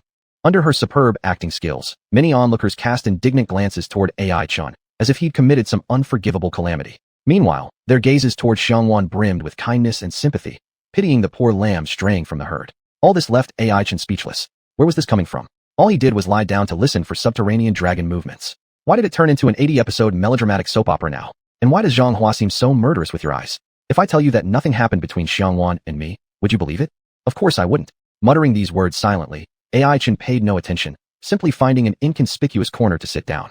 He pulled out the leftover roasted rabbit leg from last time and began enjoying it with Firecat. Today relies on you again, huh? Ai-chun smiled as he affectionately rubbed Firecat's fluffy head. Firecat chewed the rabbit meat in big bites, licked its tiny paws, and let out a confident meow. Meow, leave it to me. Then it nuzzled against Ai-chun, looking completely tame. But once Watercat came closer attracted by both the affection and rabbit meat, Firecat immediately restored its usual poised self, pretending none of that previous coquettish rubbing ever happened. Meow. Watercat looked at the greasy rabbit leg, then glanced at Ai-chun, emitting a cute coo. Ai-chun chuckled helplessly, unable to resist its charm attack, and handed over half the meat. As Watercat nibbled delicately on the rabbit meat, Ai-chun suddenly recalled their first meeting. At that time, Watercat was much prouder. Looks like love really changes cats. Or perhaps it was due to that beating by Firecat. Ai-chun thought, though not ruling out the possibility, still disapproving of domestic violence, of course. Hey, what are you eating? Let me try some. Before he could finish his thoughts, Xianhuan approached, grabbing the half-rabbit Ai-chun had just taken out from his storage bag without any ceremony and starting to eat voraciously, completely ignoring propriety. Ai-chun was outright shocked, wondering if the Lord's residence had a background in banditry. Could it be that Lord Xiangcheng is the chief of some bandit stronghold? That would explain the presence of this bandit's daughter. Tooting disapprovingly, Ai-chun poked around his storage pouch again, but it was empty. All he could do now was watch Xianhuan delicately nibble on the fruits of his labor. Smells great. Wow, it's been so long since I've eaten anything this delicious. Xianhuan's cheeks were puffed out as she mumbled through a mouthful of food, not caring about the grease on her hands, or perhaps deliberately using Ai-chun's clothes as an eco-friendly napkin. She then gave his shoulder an hearty slap. The gesture mimicked a warlord boss praising his newly pilfered cook with satisfaction and a toothy grin. However, compared to a warlord, Xianhuan surpasses in both status and looks, so despite her mischief, others couldn't find it in themselves to hate her. Ai-chun could only bitterly smile, considering it a reward for her wholeheartedly supporting his proposal. At least my clothes aren't worth much. Ai-chun silently thought to himself, figuring if necessary, he could just buy 10 or 20 more from a flea market. If they turned out too expensive, he might even ask Song Su to help haggle prices. Wasn't that kid trained in the flea markets to have unparalleled bargaining skills? He probably wouldn't refuse Ai-chun's request. After all, how often does Song Su get a chance to show off his expertise? As these thoughts swirled in his mind, AI Chen snapped back to reality only to find Xianhuan rummaging through his storage pouch. Her self-assured demeanor and justified hand movements made it look like she was searching for her own things. Alright, maybe it really was hers, but still, must she dig through everything? All my little secrets are exposed. Before AI Chen could stop her, he heard Xianhuan exclaim in surprise. Heavens, why do you carry so many barbecue seasonings? Are you here for camping? Inside the storage pouch, apart from the recently collected magical cores and essential water supplies, there were stacks upon stacks of barbecue seasonings, cumin, chili powder, salt, and pepper, everything one could imagine. To the uninformed, it seemed as if AI Chun had looted an entire barbecue stand. Isn't that normal? Otherwise, why would the rabbit meat taste good earlier? AI Chen sincerely replied, as if it was completely logical to him. Xianhuan was utterly defeated by this straightforward reasoning. Other participants carried large packs stuffed to the brim with water and medical supplies. But this guy, after receiving a spatial pouch from her, used it entirely for barbecue seasonings. Xianhuan felt as if the precious sword she sharpened for a decade had been repurposed into a firewood stick. She wanted to say something more when she noticed AI Chen's expression suddenly grew solemn. The refracted light of the setting sun vanished completely at this moment, plunging the depths of the forest into suffocating darkness. Around the campfire, shadows of tree branches danced flickeringly in the glow. With a soft sigh, AI Chen remarked, "Night has fallen." Chapter 73, The Ripple. The moment night had completely fallen, the entire camp fell into a deathly silence like still water. A trace of solemnity lingered on everyone's face, an unshakable weight from the fear of death. And the beast tide? It was often a synonym for death. In the devil capital, every winter-spring transition brought two massive beast tides, barriers that citizens struggled to overcome. At such times, the warriors of the demon hunter group would step forward, defending their last patch of pure land with blood. Cruel confrontations, life and death duels took place during the stalemates with attacking demons, burying countless card masters in the process. The casualties reported on television seemed only like cold numbers. But when this pressure truly landed on the shoulders of those involved, it filled them with heart-pounding fear. AI Chun and his companions waited in this state of anxiety for the arrival of the beast tide. The night had grown deep. That mysterious earth dragon was about to start feeding. AI Chun could almost picture the massive brown body of the earth dragon emerging from the ground, its nostrils flaring as it inhaled the first breath of the cool night air of the forest. A little deer bounced happily out of the nearby grasses, skillfully evading the surveillance of its predators and using the cover of night to feast. As it nibbled at the tender leaves on low branches, a gaping maw swallowed it whole. The poor creature never got the chance to use its strong legs before its whole body vanished into endless darkness. Immediately after, the earth dragon in the sunset forest, with cruel and greedy eyes, blew off some small, unstable trees with a dissatisfied snort, continuing its path of hunting. Unlike the urban subway dragons, its wild nature couldn't be tamed. Only through endless slaughter could it satisfy the hunger in its belly and the thirst in its blood. Birds scattered throughout the forest, emitting ominous cries into the dim sky. In their nests, the lions gathered, taking turns staying awake at night. They sensed something unusual. The sharp senses of one predator warned another. This night was not going to be ordinary. Indeed, with the vibrations underfoot where the grass-covered soil trembled, a monstrous dragon head tore through the ground, its roar striking terror into everything around. Faced with such a tremendous fiend, none of the demons dared approach, and they fled in all directions. Behind them, the agonized groans of their kind and the crazed roars of the earth dragon still echoed in their ears. Overcome by fear and panic, the demons raced towards the outer parts of the forest. Their innate survival instinct robbed them of rational thought. They destroyed everything in sight, whether the forest that sustained their lives or neighbors they were once close to, even allies with whom they'd stood side by side. The inner part of the forest was thrown into chaos like a pot of boiling porridge. Like ripples spreading across the surface of the water, this disturbance quickly reached the outer layers. However, the contestants stationed around the gathering point hadn't realized it yet. Xianhuan believed in AI Chen more than anyone else. She also lay prone on the ground, listening to the language of the soil, knowing that the earth dragon was responsible. She understood this would be a sleepless night.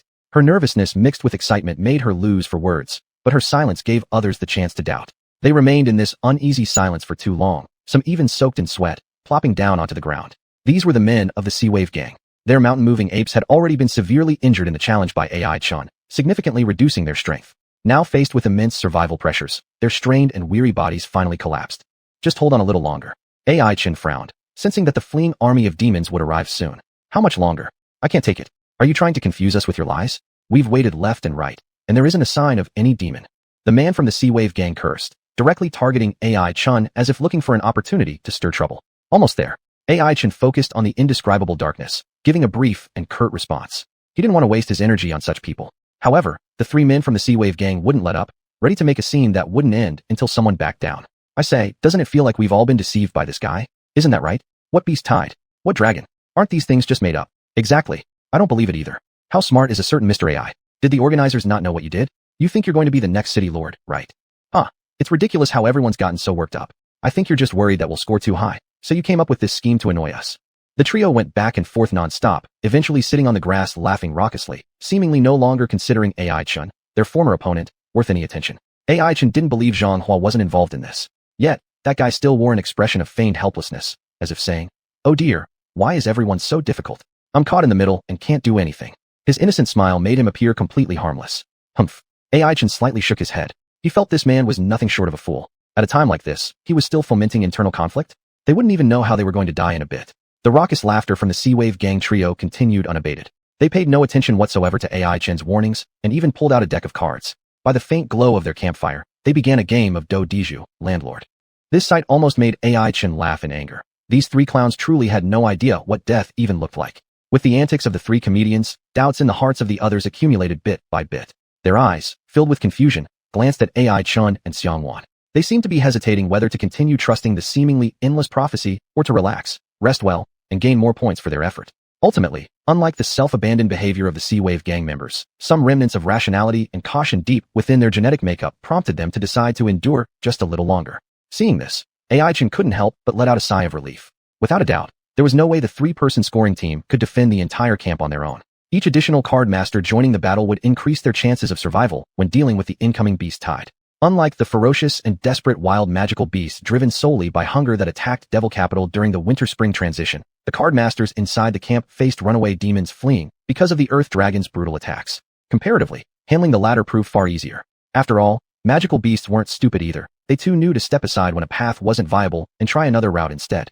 AI-Chen figured that after enduring for a period, once the chaos dissipated, Sunset Forest would settle down again.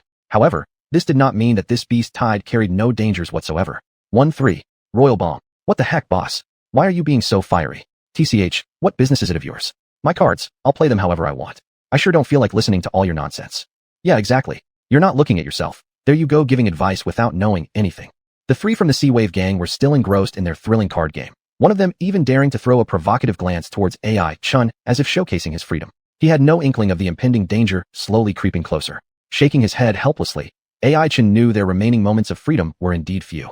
Chapter 74. The Rush of 100 Beasts. Sure enough, from the impenetrable night emerged a gray wolf with a snow-white tail, leaping toward the most arrogant man of the Haichao gang. And at this moment, he was still immersed in his seemingly unbeatable hand of cards. TSK, a perfect flush, 2 bombs too. I wonder how you plan to compete with me. What's wrong with your faces? The card player paused, oblivious to the predator lurking behind him, its fangs gleaming. His two companions tried to warn him, but could only gape, their throats dry and bitter, unable to utter a sound. From their terrified eyes, he sensed something extraordinary. Suddenly, fear spread across his body like ivy climbing a wall. Paralyzed by fear, he felt as weak as an insect ensnared in the meticulously crafted trap of a venomous spider. Calm down, calm down. He was drenched in sweat, feeling the playing cards in his fingers slick and slippery, impossible to hold. Turn around, turn around. As if he were a cheaply wounded wooden doll, he turned his neck slowly and laboriously, trying to identify the source of the chilling sensation behind him. However, all he saw were 2 blood-red eyes, cold and devoid of emotion, filled solely with the lust for killing. Then suddenly, something sharp pierced into his neck. It felt like being forced to get an injection as a child. A nurse in white smiled, saying, "Little one, it's time for your shot," while the shiny needle pierced into him. In that instant, he found her smile unnaturally cold. That memory gradually blurred, eventually merging with the merciless face of the gray wolf. Bang!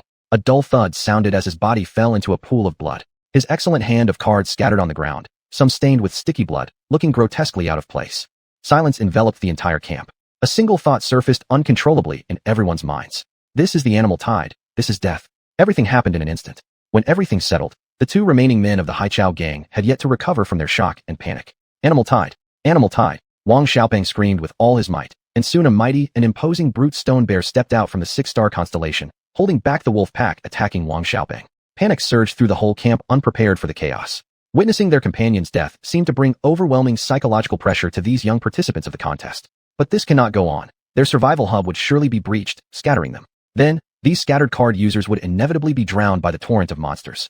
Xuanhuan also realized the gravity of the situation and now understood just how accurate AI-Chen's prophecy was and how foolish it was to have incited his followers to cause trouble. AI-Chen gave Xuanhuan a cold look, as if mocking the incompetence of this hypocrite, before stepping forward on his own initiative. He intended to repay them in kind, using their own blood to awaken the morale of his teammates. The fiery kitten on his shoulder seemed to understand its master's thoughts. It immediately leapt, pouncing on the previously blood-stained gray wolf that was preparing to continue its hunt against the last 2 members of the Haichao gang.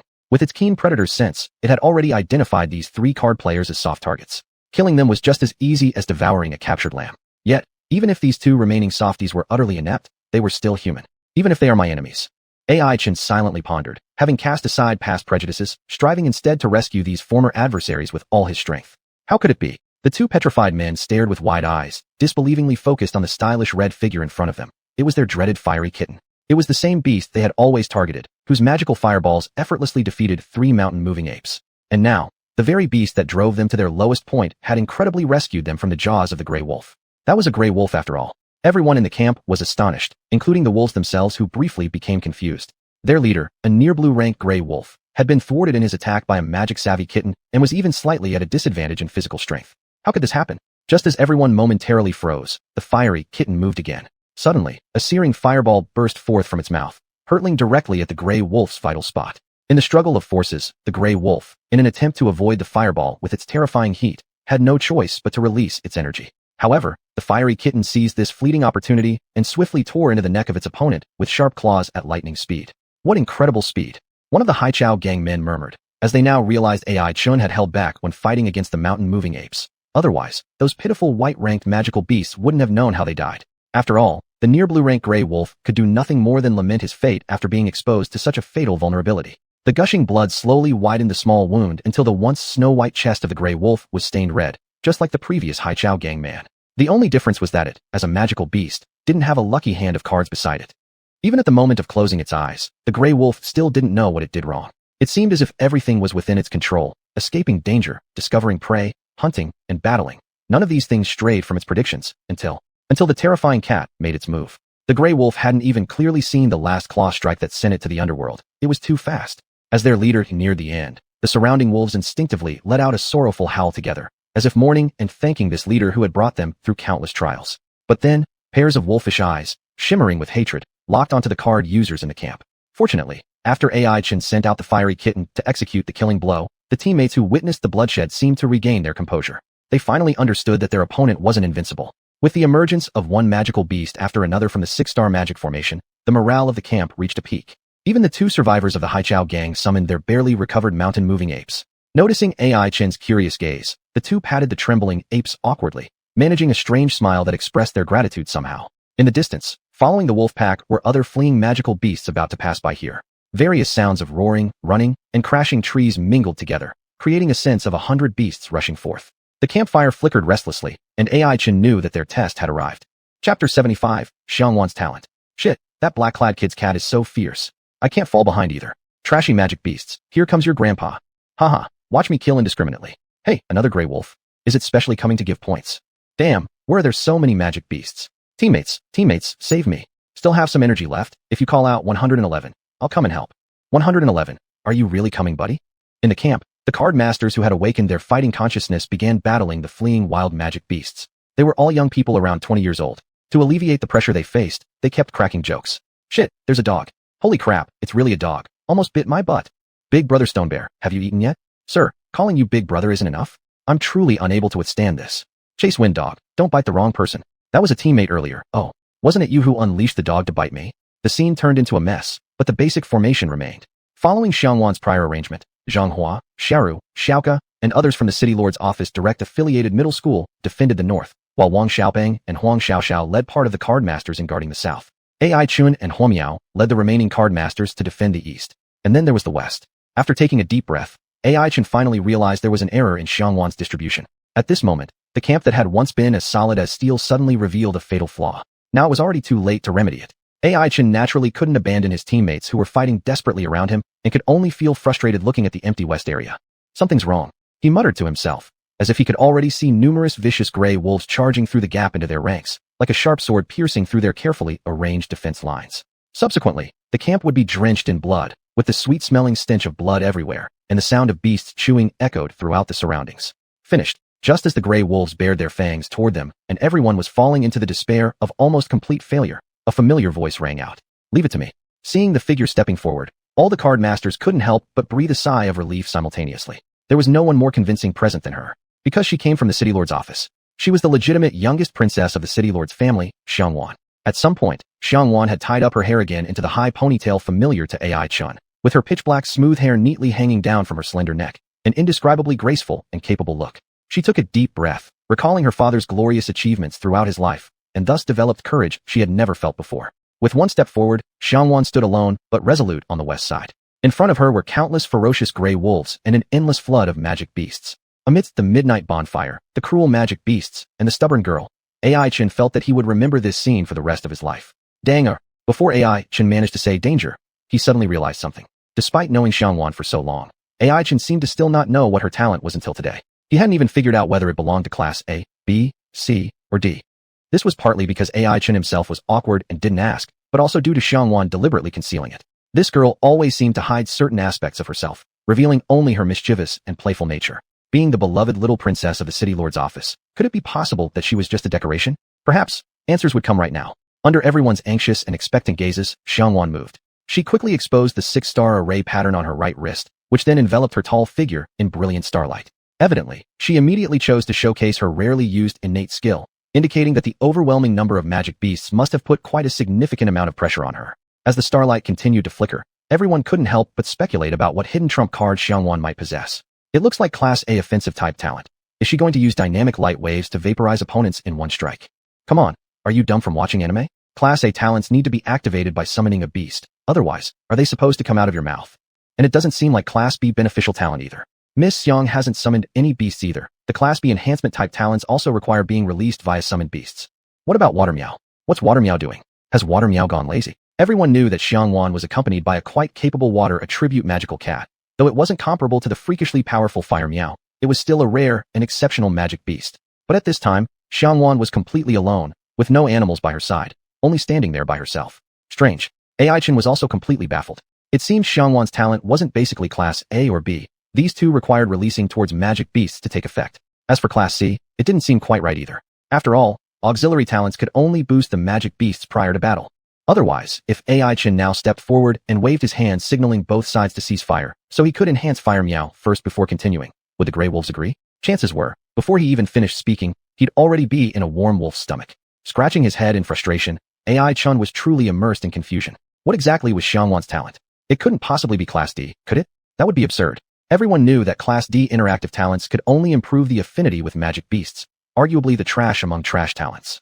Even the first step of the Hunter Magic core selection process was to reject those with such talents. Thus, those unfortunate ones who awakened with Class D talents parted ways with their dreams of becoming Hunter Magicians the moment they walked out of the awakening ceremony. Among them, those unwilling might still do some simple tasks like raising magic beasts and continued associating with them, while others who lost hope long ago had sought alternative paths. At this critical moment, if Xianhuan went out alone, merely intending to sing a lullaby to the wild magic beasts hoping to tame them with her Class D talent, it would truly be ridiculous. Most people would likely feel deceived. I took off my pants just to see this.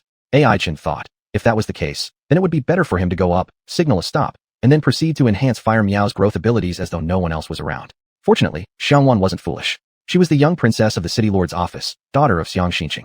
It was rumored that on the day she was born, auspicious omens descended from heaven.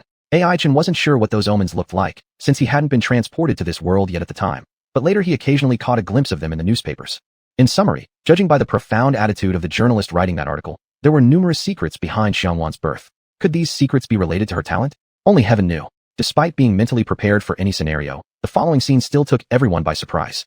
Chapter 76, Overwhelming Waves. The air in the camp seemed much damper, and a layer of mist condensed on the leaves of the trees. You could feel the tension with every breath. AI Chen knew that Xianhuan's talent was very unusual, or rather, it went beyond the ordinary person's understanding. At this moment, the battles to the east, south, and north of the camp had all unconsciously slowed down. Both the wild magic beasts and the card masters fighting them were curious and focused their attention on the west where Xianhuan was located. Everyone knew that the next move by this girl would directly decide the outcome of the battle. Could the direct descendant princess from the city lord's mansion shoulder the most difficult responsibility and protect the card masters who were cornered? No one knew the answer. They could only silently pray in their hearts. But the city lord's mansion would never let down the people of the magic capital, not in the past, not now, and not in the future. Xianhuan took a deep breath. The 6-star hexagram continuously flowed around her tall figure, illuminating the pitch-black forest like ink. With large, determined steps, she marched forward resolutely until she faced the fierce wolf pack head-on. The solemnity on her delicate features didn't waver, even slightly. Everyone held their breath and stared intently at the scene. The girl, without any protector nearby, stood alone against the wild magic beasts, armed only with extraordinary courage. Each step she took forward made the wolves retreat backward hesitantly. Hiss! The newly selected alpha wolf bared its fangs and let out a threatening hiss, as if warning this naive young girl not to challenge their limits again. However, AI Chen knew that the wolf pack was afraid. With a faint smile, he felt that Xianhuan had already succeeded at this moment. Regardless of what she was trying to prove, her courage right now was already the best answer. Then, Xianhuan moved. She extended her delicate right hand forward. On her fair, round skin, which resembled fine porcelain, was an exclusive 6-star array diagram. A dazzling and radiant light instantly enveloped the entire camp. Compared to it, the campfire flickering beside the tents seemed like feeble fireflies. As the wolves had no place left to retreat, they naturally charged forward under the leadership of the alpha wolf. At this point, the magic beast from the west simultaneously launched a fatal attack on the unarmed Xianhuan. Everyone's heart was hanging on a single thread. However, the next scene could only be described as surreal. All one could hear were scattered noises. Someone looked curiously and found water elements in the air gathering toward a specific point. Even the damp moisture in the air gathered incessantly, like a river forming a concentrated mass. Several nearby big trees saw their lush green leaves turn yellow in an instant. All the water surrounding the camp was clearly and purposefully searching for their master. And the deity orchestrating all this was none other than Xianhuan, with her high ponytail and a solemn expression. Many were awestruck by the grand spectacle put on by the girl. Many saw in her the grace of the city lord. AI Chen's admiration was no less than anyone else's, yet there was still a lingering doubt in his mind. Carrying this doubt, he witnessed an unforgettable moment. The ferocious giant wolves shook their snow-white tails, their muscular limbs clawing the ground as they prepared to lunge forward, like arrows released from strings racing towards Xianhuan. Xianhuan neither dodged nor avoided. She merely stared at the ferocious beasts radiating killing intent with calm eyes. It was important to note that the water elements on her arms had reached their peak, and the 6-star array revealed a never-before-seen icy blue column of light. Under the illumination of the light sphere, everything in the camp seemed to be covered with a thin layer of frosty fog. Soon, an overwhelming wave erupted from the light pillar, sweeping towards the wolf pack with unstoppable momentum. In the pale eyes of the wolves, the overwhelming waves expanded endlessly, eventually enveloping their bodies. At this moment, not a single wolf wouldn't want to turn back and run, but alas, they couldn't. If given the chance to speak, all the wolves would likely regret ever initiating such a rash offensive. They couldn't have imagined that this girl, who appeared so fragile, concealed awe-inspiring courage and incredibly terrifying power within her. Even Xiao Rou and Xiao Ku, who had traveled alongside Xianhuan, couldn't believe that the princess who always favored them was actually the biggest hidden boss behind the scenes. And the members of the other teams had already burst into thunderous exclamations. Holy crap, Princess Xiang is just too strong. With one move, she cleared out all the magic beasts in the west while we've been working hard for ages and almost couldn't manage. It's true, comparing people kills you, but who cares? I'll play it safe and fight one magic beast at a time. Just having fun. Shoo, lower your voice, or our laziness will be discovered. Slacking off? You little guy, you really should be ashamed. Hey, there's a river over there. Aren't you fond of slacking off? Go on then. At this moment, a broad river had already appeared to the west of the campsite. On the flowing water surface, several dazed gray wolves floated aimlessly. Xianhuan stood by the source of the river, her high ponytail swaying in the night breeze. The crowd stared blankly at this scene, as if they were witnessing a miracle. However, the head wolf that narrowly escaped from doom resurfaced from the shallow waters of the river and charged towards Xianhuan, who seemed lost in thought, her feet barely touching the moistened bank. Oh no! Xiao Rou and Xiao Ku's faces changed abruptly. They had been immersed in shock and admiration and did not notice that a cunning alpha wolf still lingered. Now, this surviving ferocious wolf would make the nearby humans pay for their mistakes. Princess moved fast. The spectators fixated on Xianhuan's slender figure, silently praying she could hear them. But at this moment, Xianhuan stood like a statue, silently gazing at the seemingly endless flow of the river. She seemed lost in deep thought, completely ignoring the imminent death before her eyes. Fortunately, there was another one deep in thought besides her. A pair of strong arms pulled her aside, successfully evading the gray wolf's desperate charge. Immediately afterward, Fire Meow leapt forward and dealt with the snarling gray wolf in just a few swift moves. Come on, the fight isn't over yet. You can't collapse now, our pillar of strength. Holding the girl's soft arm, AI Chen said helplessly. It seemed only at this moment that Xianhuan came back to reality, but all she did was smile faintly at AI Chen. AI Chen felt that this smile harbored an aching sorrow. He knew that Xianhuan was a girl with secrets. Her inner world was far from as simple as she showed on the outside. Even the talent she revealed puzzled AI Chen. Controlling water vapor, gathering giant waves, and evolving rivers. What kind of power was this? AI Chen did not directly ask Xianhuan, but suddenly, another familiar name popped into his mind. Chapter 77, Savage Ox. The previous scene replayed in his mind like a movie montage. AI Chen clearly and unequivocally noticed that Xianhuan's condensation of water vapor required no external force. Naturally, there was no appearance of a magical beast. Xianhuan had even deliberately put her usual companion, Water Meow, back into her magic crystal card to avoid it breathing outside. As for skill cards, none were used either, not even the lowest white tier ones. This meant that Xianhuan could control elements solely by her own power. What kind of great force was this? Was she still just an ordinary person like us, with the same blood flowing through her veins? AI Chen didn't know the answer. But at this moment, a figure suddenly surfaced in his mind. Shirgui, the 19th opponent he encountered during the consecutive match tournament at Huyang Arena. AI Chin remembered the guy with his embarrassingly dyed yellow hair, chewing on a cheap lollipop, rarely speaking, yet wielding abnormally bizarre techniques. At that time, Shirgui also summoned an earth-based mud cat out of nowhere, without relying on any magical beast or skill cards, nearly defeating AI Chin. Mud cat, earth element, water vapor, water element. In this regard, Xianhuan and Shirgui shared a startling similarity. Could this suggest they might have a common origin? And does the city master, xianxia, know about his daughter's special abilities? How does he feel about them? Besides, why did Shirgui appear beside xuanhuan? What connections exist between them? Moreover, earth element. A different scene abruptly emerged in AI Chen's mind. Back then, he stood amidst the barren land near the subway station, holding a covert conversation with Earth Dragon. Earth Dragon also belonged to the earth element, and the other dragon it asked AI Chen to investigate was of the same type. Even more surprising, AI Chen suddenly realized that the mysterious high-level magic core within Fire Meow was also of the earth element. Earth, earth, earth. The earth element was tangled up in countless conspiracies and calculations, as if being forged by a giant hand into a colossal closed cage, enveloping the entire magical capital. Under the shadow of this cage, the magical capital had endured innumerable springs and autumns. Even the mighty Earth Dragon was merely a small piece on this chessboard. AI Chin took a deep breath and felt he had glimpsed the hand that had been manipulating the magical capital for nearly 2 decades. But perhaps this hand was larger than he could possibly imagine. Nevertheless, AI Chin believed that one day, he would certainly uncover the truth behind all these mysteries. With such firm belief, his fingers tightened slightly, causing Xianhuan, whose arm he had gripped, to feel a bit of pain. That pain transformed her back into the mischievous girl familiar to AI Chun. Hey, you're being a pervert, huh? Don't let go, or I'll shout. Xianhuan pouted and threatened him.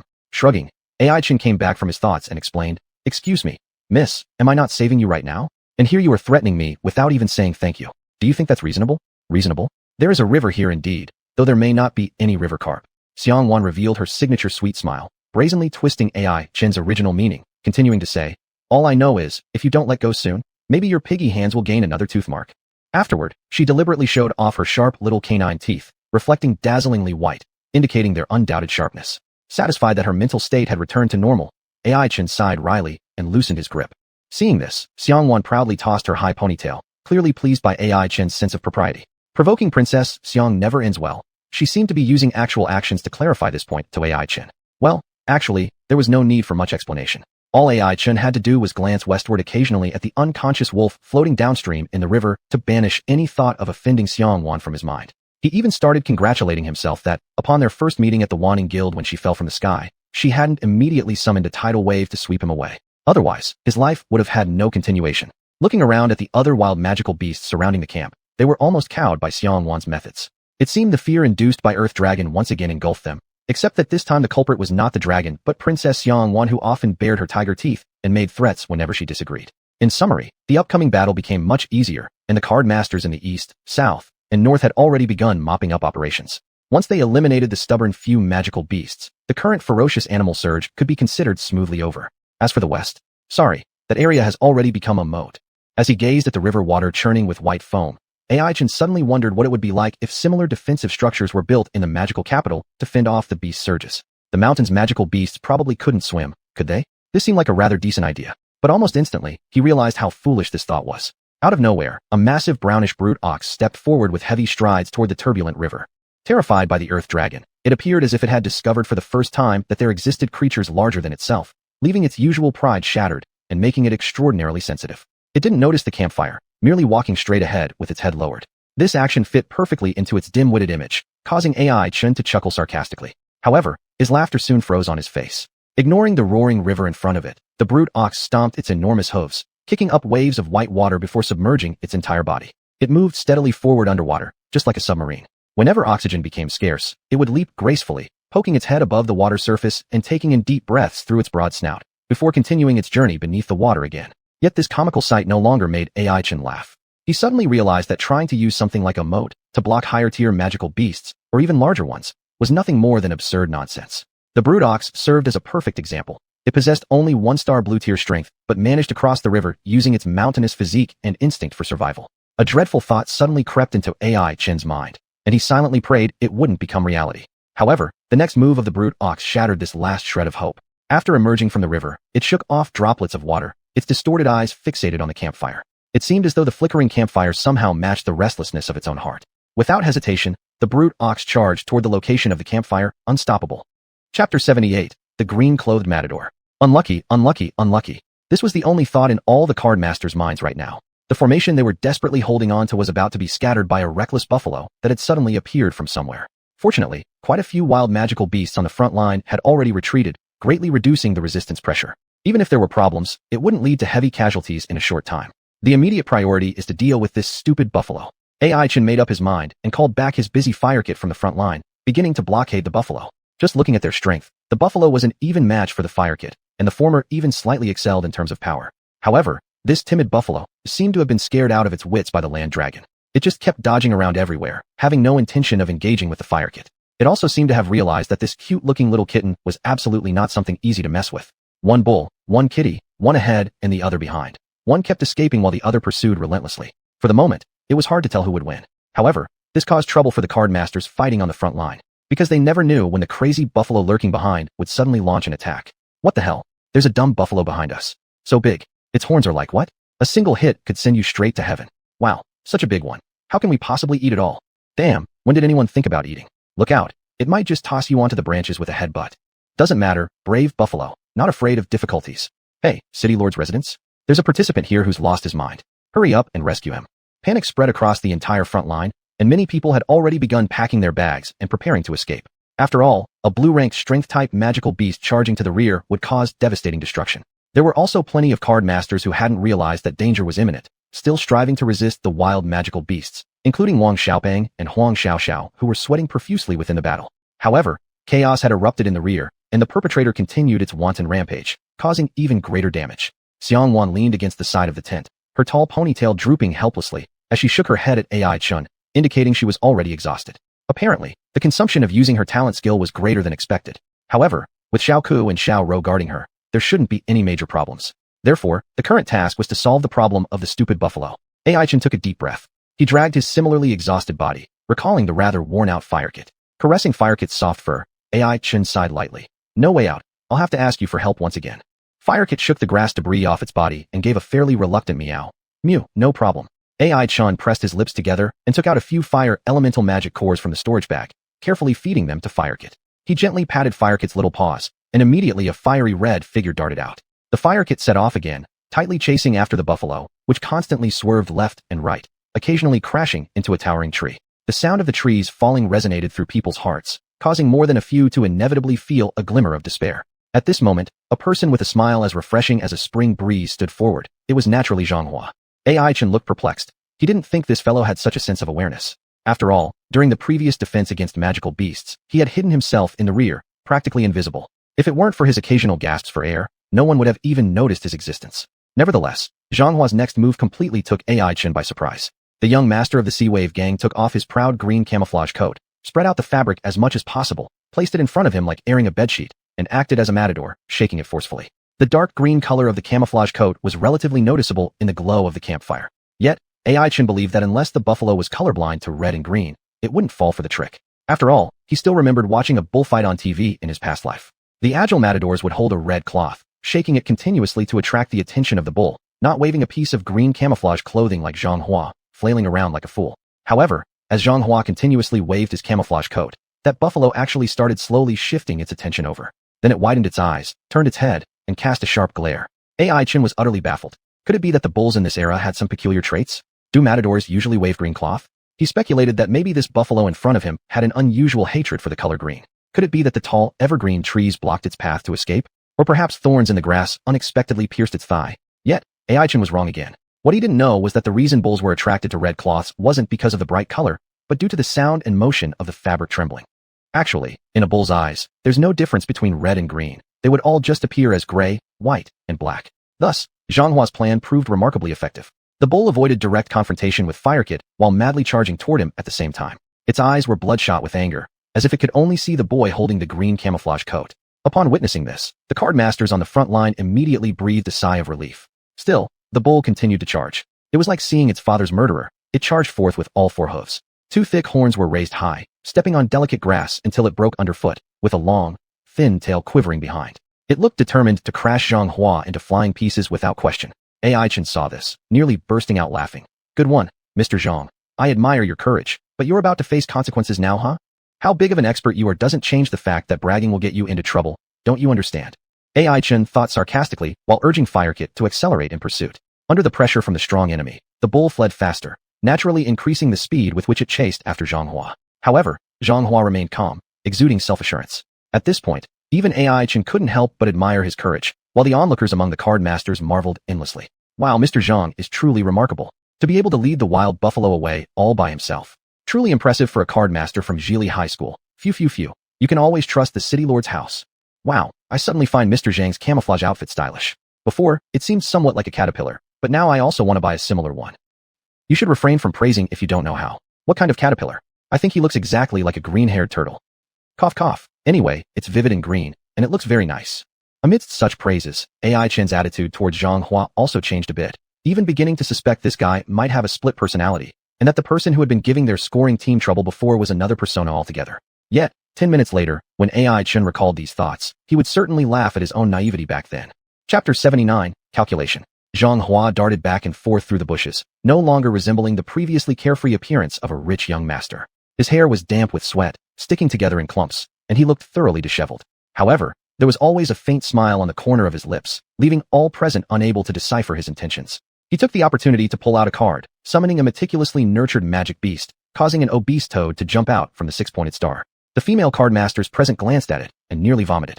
The toad appeared somewhat underdeveloped, its cheeks puffed up neither too large nor too small, exuding an aura of lewdness. The most crucial detail was that its skin was entirely green, truly worthy of being Xianghua's magic beast. Even their style matches perfectly. AI Chen remarked with a touch of humor. Had the situation been appropriate, AI Chen might have jokingly held up a microphone to interview Xianghua about whether he and his beloved toad had come here to shoot a jungle adventure. Nevertheless, Man Yo wouldn't indulge their cinematic dreams, so he attacked fiercely, charging with his hoofs. If Xianghua hadn't run fast enough, he would surely have ended up with a bloody wound on his buttocks. Despite this, his most cherished camouflage uniform was still torn in large patches. Xianghua's face turned pale for a moment as he shouted in pain. He then guided the green toad to emit a cloud of ink-black gas. After the muscled bull inhaled it, its speed noticeably slowed down. He actually used poison. AI Chen muttered to himself. Throughout the previous attack-defense battle, Xianghua had seemed to conserve energy, not even summoning his magic beast until forced by Man Yo. Only then did he reveal a portion of his hidden cards. The toad appears to be only a white-ranked 5-star magic beast. It probably wouldn't stand a chance against Fire Meow. AI Chen contemplated silently. Since their encounter before the competition, Xianghua had never been friendly toward him, and AI Chen knew better than to let his guard down. In fact, if Man Yo could force Xianghua to use his innate skill, it would be ideal. That guy's full of hot air. I bet his innate ability isn't half bad. AI Chen quietly heightened his vigilance. Still, after this wave of beasts ends, he needed to continue looking for water essence. It should mean minimal intersection with Xianghua, right? After all, the latter was Xianhuan's team member and also the young master of the Haichao gang. Unless absolutely necessary, AI Chen preferred not to form enmity with such people. Speaking of which, why does trouble with wealthy offspring always seem to find him? First, he blew Xianhuan away, then offended Huangshan and Xuanhuan. Recently irritating He Yusin of the Wan Ning Chamber of Commerce, and now tangling with the Haichao gang again. Fine, AI Chen felt like there was no point staying in the City of Magic. Perhaps he'd be better off finding a hole to hide in. With a self-deprecating laugh, AI Chen continued to focus on the chase within the camp between one man and one bull. Yet, Xianghua apparently had no intention of revealing his last ace, using his innate skill only to obstruct the bull. In other words, he had devised an alternative plan, a strategy he had preconceived for quite some time. One could even say he had deliberately jumped in front to attract Man Yo's attention, solely to execute this strategy. Suddenly, he twisted direction, purposefully leading Man Yo south, bypassing a group of card masters, directly heading towards the predetermined target. It was the location of Wang Xiaobang and Huang Xiaoxiao. AI Chen suddenly realized the flash of cruelty in Xianghua's eyes when he passed by earlier. Apparently, this rival had never changed. He remained fundamentally at odds with the score-chasing team. Rather than stepping back, he was willing to risk the great danger of distracting Man Yo, just to drag AI Chen and others into his schemes. Man Yo maintained his relentless pursuit, attacking any obstacles in his way with sharp horns. A distracted card master, unprepared, was instantly pierced through the arm by a horn from behind, emitting a scream of agony. Unashamed, Xianghua even feigned concern, shouting, "Hurry, danger! I'm running out of strength. I can't hold on much longer." Then, he continued darting around the camp, chasing the retreating figures of Wang Xiaobang and Huang Xiaoxiao. A flicker of madness crossed Xianghua's eyes. The tension of someone chased by death itself alternated with the pleasure of revenge. Panting heavily, a cruel grin plastered across his face, he cast a glance backward toward AI Chen, his mockery palpable without needing to say a word. Then he pursued Wang Xiaobang and Huang Xiaoxiao further, with Man Yo, eyes red, closely following behind. Wang Xiaobang, lacking physical training, was soon out of breath, clearly having no more energy to flee. He pushed Huang Xiaoxiao aside with his hands, turning to face the wicked Xuanhuan and the looming horn about to pierce his body. Damn it! Wang Xiaopeng was panting heavily, muttering unclear curses. By now, he had no strength left to resist, not even his only reliance, the brute stone bear, which had been injured in a battle with wild magical beasts and was currently resting inside the magic crystal card. In just a few breaths, Xuanhua grinned and rushed to Wang Xiaopeng's side. At this moment, the chubby boy had his eyes closed, the flesh on his face quivering as he waited for the fatal blow that was about to come. Fortunately, AI Chen arrived just in time with Fire Meow. Fire Meow swiped its paw, temporarily intercepting the muscled bull. But this was like trying to put out a wildfire with a teacup of water. After a long night of fighting, Fire Meow was almost completely exhausted, whereas the muscled bull was still in an angry state. It was ready to fight anything, even a ground dragon if it dared. When Zhang Hua saw AI Chen arrive, he wore a smile that revealed he had expected this all along. I knew it. You would never abandon your teammate, right? The great captain from Donglu High School. Zhang Hua's voice carried a faint sarcasm. AI Chen realized he had unknowingly fallen into Zhang Hua's trap. It seemed from the beginning until now, this hypocritical guy had been waiting for him to step in. He wasn't trying to divert the muscled bull to win everyone's approval, nor was he trying to injure Wang Xiaopeng or Huang Xiaoxiao. His target had always been AI Chen, this young man with whom he had met only a few times but already hated to the bone. In fact, I really envy you. Why is it that someone so humble, wearing a cheap sweatshirt from who knows where, can win Xianhuan's affection? Zhang Hua continued speaking in a tone only AI Chen could hear, expressionless. Even more infuriatingly, you have such good luck to encounter a firecat with such monstrous powers, making my carefully cultivated toad seem insignificant. With gritted teeth, he said, So kid, why don't you just die? Then Zhang Hua turned around, facing both the muscled bull and AI Chen. The six-pointed star on his arm started to glow, revealing his Class A innate skill. Subsequently, the toad leaped forward and spat out a clump of reddish-brown mist. This mist floated lightly, resembling pink cotton candy, but AI Chen knew that what came out of the mouth of a wood attribute, poison-focused toad wouldn't be anything good. But by then, there was no time for him to dodge. He could only helplessly watch as the ominous mist enveloped both him and the bull. Kid, this is the consequence of messing with me. Got it. At the sight of this, Zhang Hua's face returned to its ever-so-friendly smile, yet his whisper now sounded like the devil's murmur. Chapter 80, Coma. The reddish-brown mist uncontrollably entered the nostrils, making its way down the trachea and into the lungs. AI Chen felt as though he was enveloped in a soft cloud of cotton candy. Gradually, his entire body went limp, and he found himself wanting to fall backwards. Beside him was the startled bull, Man Yo. If he were to collapse unconscious right now, he'd certainly be flattened by Man Yo's thick hooves. Yet, AI Chen could feel his strength slipping away little by little. The reddish-brown discoloration spread from his throat towards the trachea, as if trying to invade his whole body. Damn, AI Chen cursed inwardly. At that moment, the grayish-blue lines on his left arm suddenly spread like a small snake, consuming the reddish-brown discoloration piece by piece. This allowed AI Chen to regain some strength. Using this last bit of remaining energy, he took a gamble. Biting his teeth, AI Chen lunged forward with a powerful thrust of his legs, managing to leap onto the startled Man Yo's back. Man Yo seemed momentarily stunned, allowing this set of actions to go relatively smoothly. Feeling the firm skin beneath him and breathing the air at a higher position, AI Chen relaxed slightly, assured that he wouldn't be crushed into meat paste by the panicked bull. Then, fatigue washed over him like a flood, and unable to resist it, AI Chen closed his eyes. Everyone was shocked by what had just transpired. What happened? Why did Zhang Hua suddenly act? And how did he accidentally harm AI Chen? Oh no, did AI Chen pass out? He's still riding on the bull's back. That's so dangerous. Too cool. I'd call AI Chen the sleeping bull knight. Even Zhang Hua, who was the root cause of everything, couldn't figure out the situation. What does it mean? How could AI Chen move after being hit by his innate skill? Shouldn't he have gone straight to sleep, and then been crushed by the bull? Moo. Suddenly, the dim-witted bull snapped out of its daze, apparently not understanding why there was extra weight on its back. Without hesitation, it moved away from the approaching reddish-brown mist and continued charging toward Zhang Hua. Seeing the bull charging with its two huge and sharp horns heading straight for him, Zhang Hua dared not feign anymore. He quickly commanded the toad to exert all its strength, spewing out a skyful of greenish mist. The bull paused slightly, clearly realizing now that the boy it had chased for a while wasn't an easy opponent.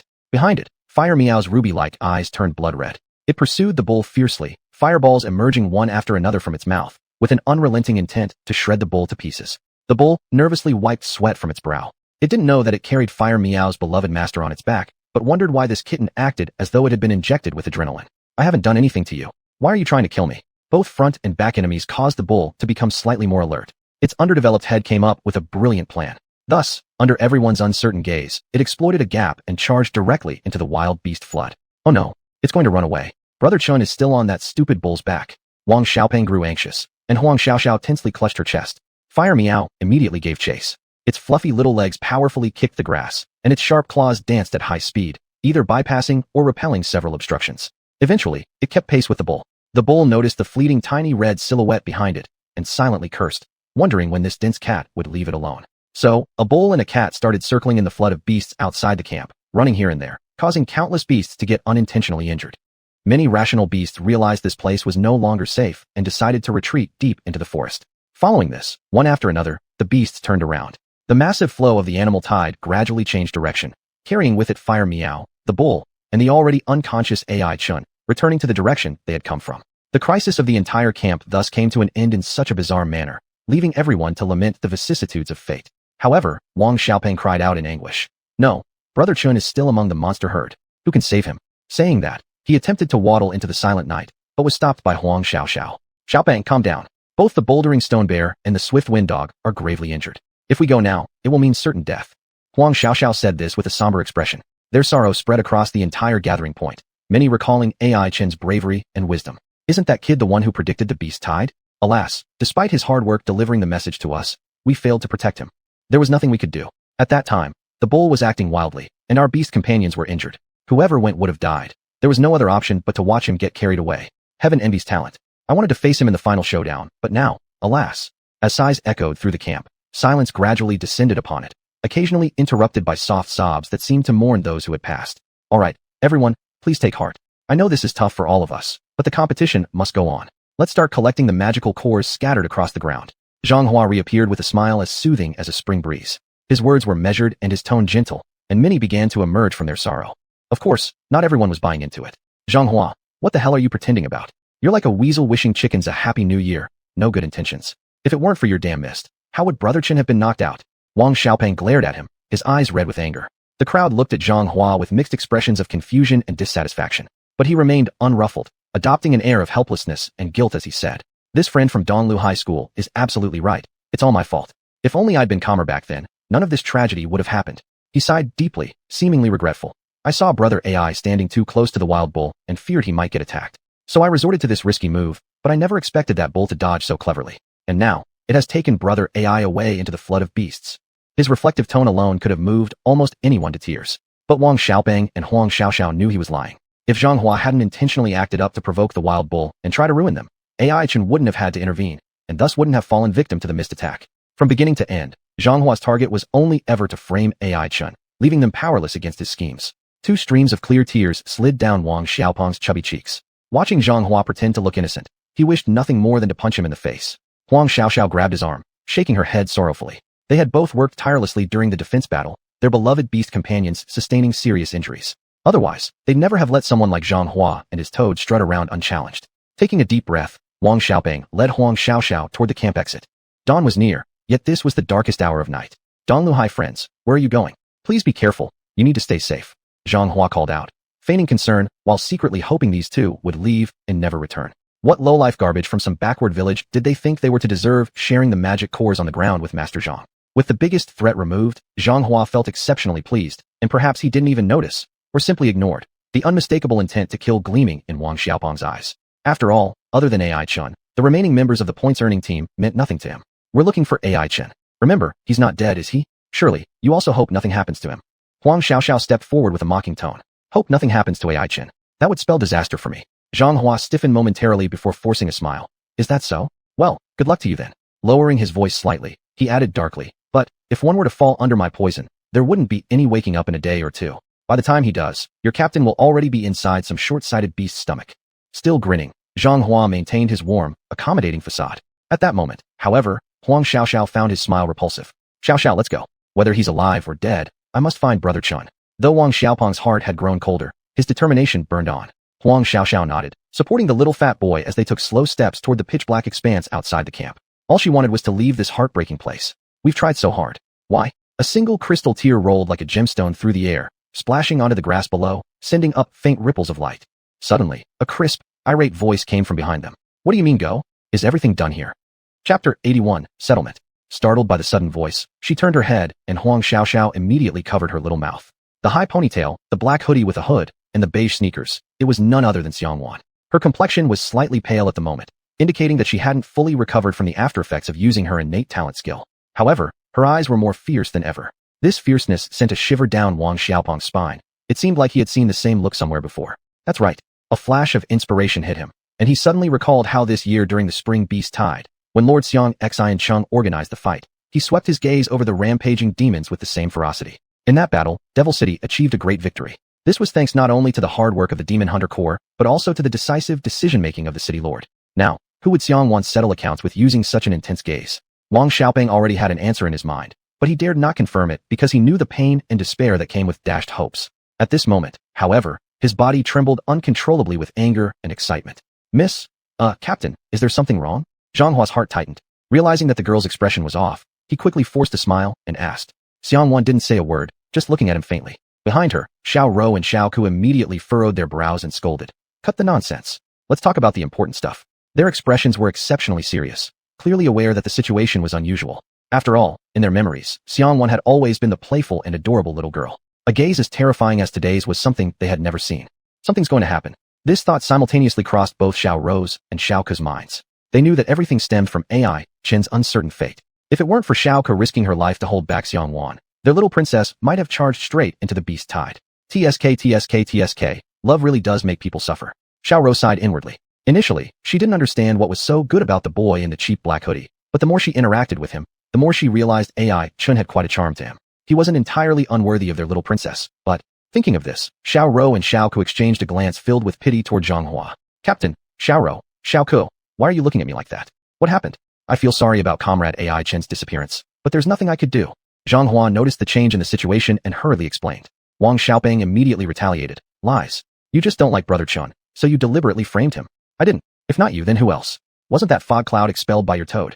The argument drew the attention of the other card masters in the camp, and this reckoning had now become an event covering the entire gathering point. And Zhanghua had been waiting for this moment.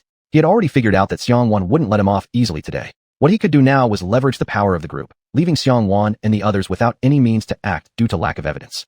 As long as my actions remain hidden, no one can find out anything. So isn't shrugging it off enough? Zhanghua thought secretly. He'd already prepared his defense and slowly began. Everyone, I know you may all harbor some misunderstandings about me, but allow me to add one thing. At that time, I only wanted to save student AI Chun, so I acted decisively without realizing how close he was to Man Yo. If there's anyone to blame, it's my oversight under stress. When saying this, he intentionally raised his voice to demonstrate his sincerity and innocence. After finishing, he lowered his head, appearing full of remorse.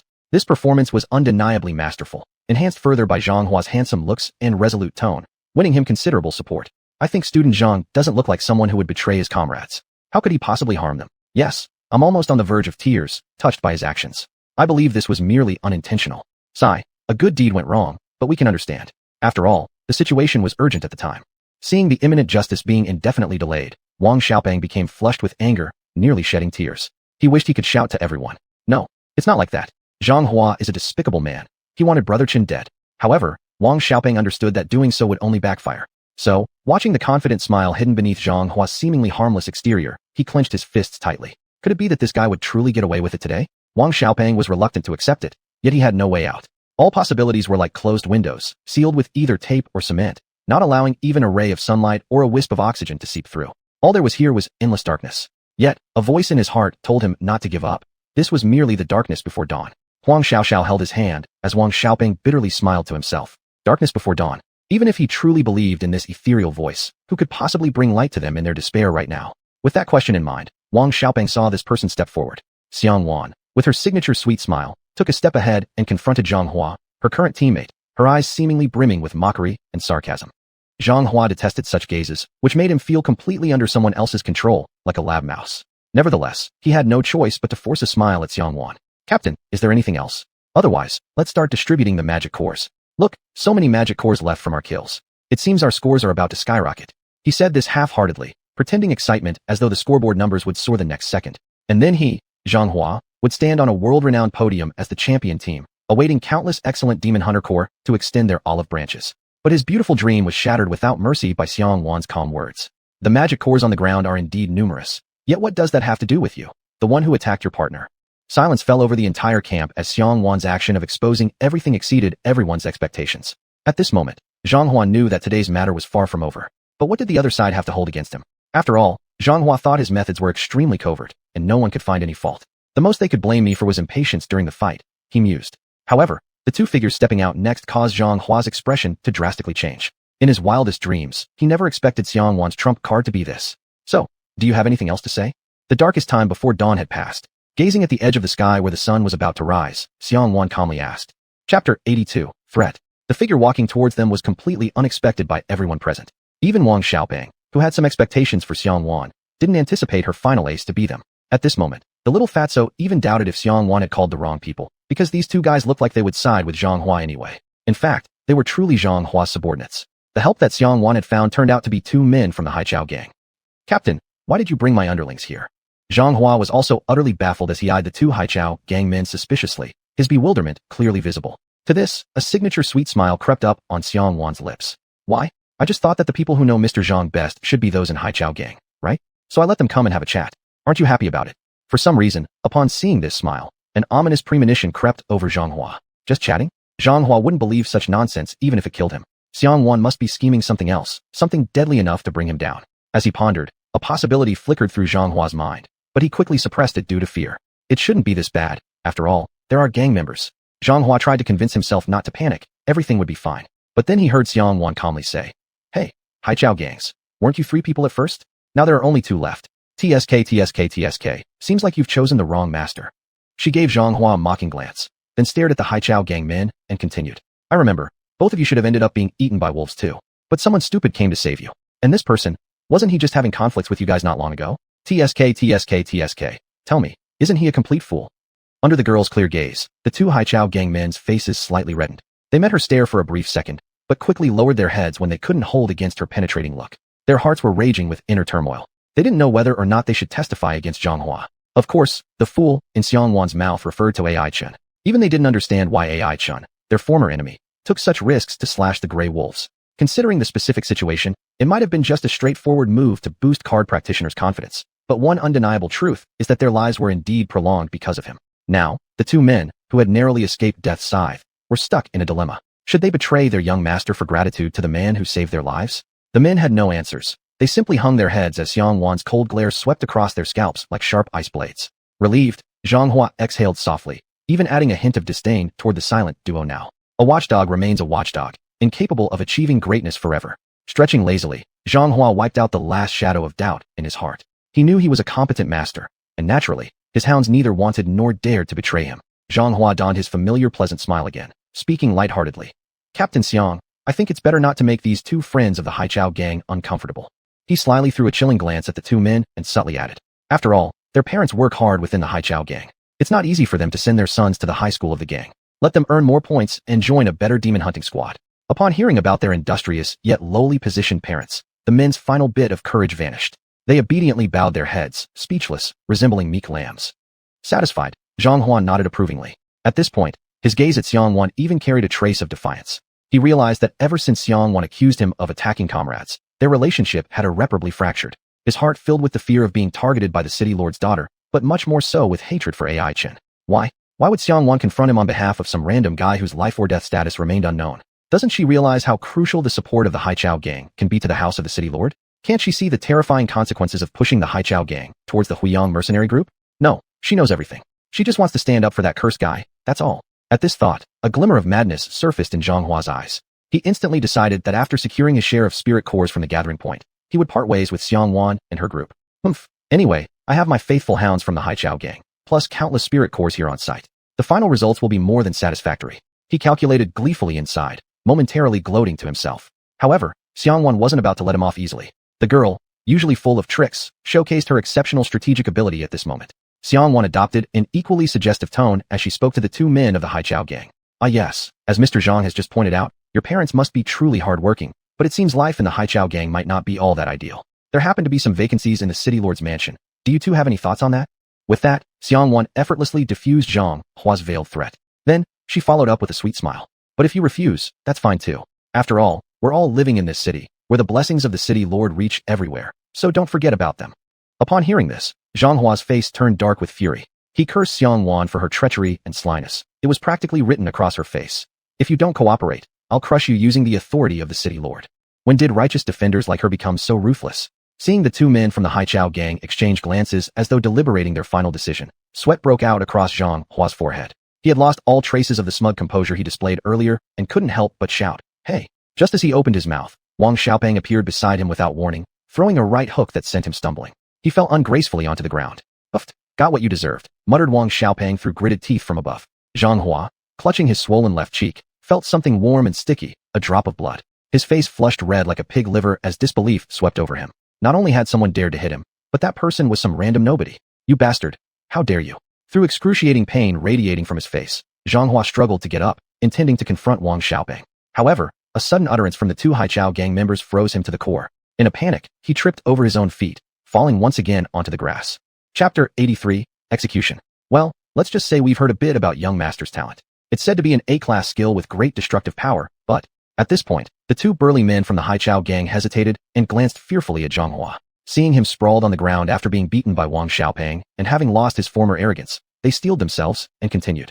But strangely enough, once someone saw the young master use red mist against a berserk bandship mountain ape, and it had no effect at all. Not until the master's toad spat out green mist did the mountain ape fall poisoned, which means... Here the man paused for a moment, before shouting out his thoughts. Which means, young master's talent has absolutely no effect on magical beasts. It's specifically designed to target humans. Just now, he was trying to kill classmate AI Chun with no other possible reason. Hearing this stunning claim, the crowd of card masters widened their eyes in disbelief. Everyone had witnessed AI Chin's unconscious state. Xianxia had revealed his 6-star pattern diagram and activated his innate ability, causing the toad to release reddish-brown mist. That mist caused AI Chin to become unconscious, falling onto the back of the brood ox. But the brood ox easily dodged the red mist, seemingly completely unaffected. At that time, everyone simply assumed that the brood ox had reacted quickly, avoiding this fatal attack. Now, considering what the Haichao gang members had revealed, could it really be true that the red mist only worked on humans? That's right. Now I remember, Xianxia always lets the toad spit out green mist when he normally hunts magical beasts, but this time, it was different. Xiao Rou exclaimed, as if she'd solved a mystery that had been bothering her. Xiao Ku immediately glared with round eyes and shouted angrily, "Goodness gracious! Now I understand why Zhili Middle School didn't eliminate you when they were forming the strongest team. So everyone who fought against you was deceived by this mist. You damn son of a gun, actually harbored harmful intentions while participating in a friendly match." Her words sparked uproar within the camp, and everyone realized that Xianxia had relied on despicable tactics to join Xianhuan's team.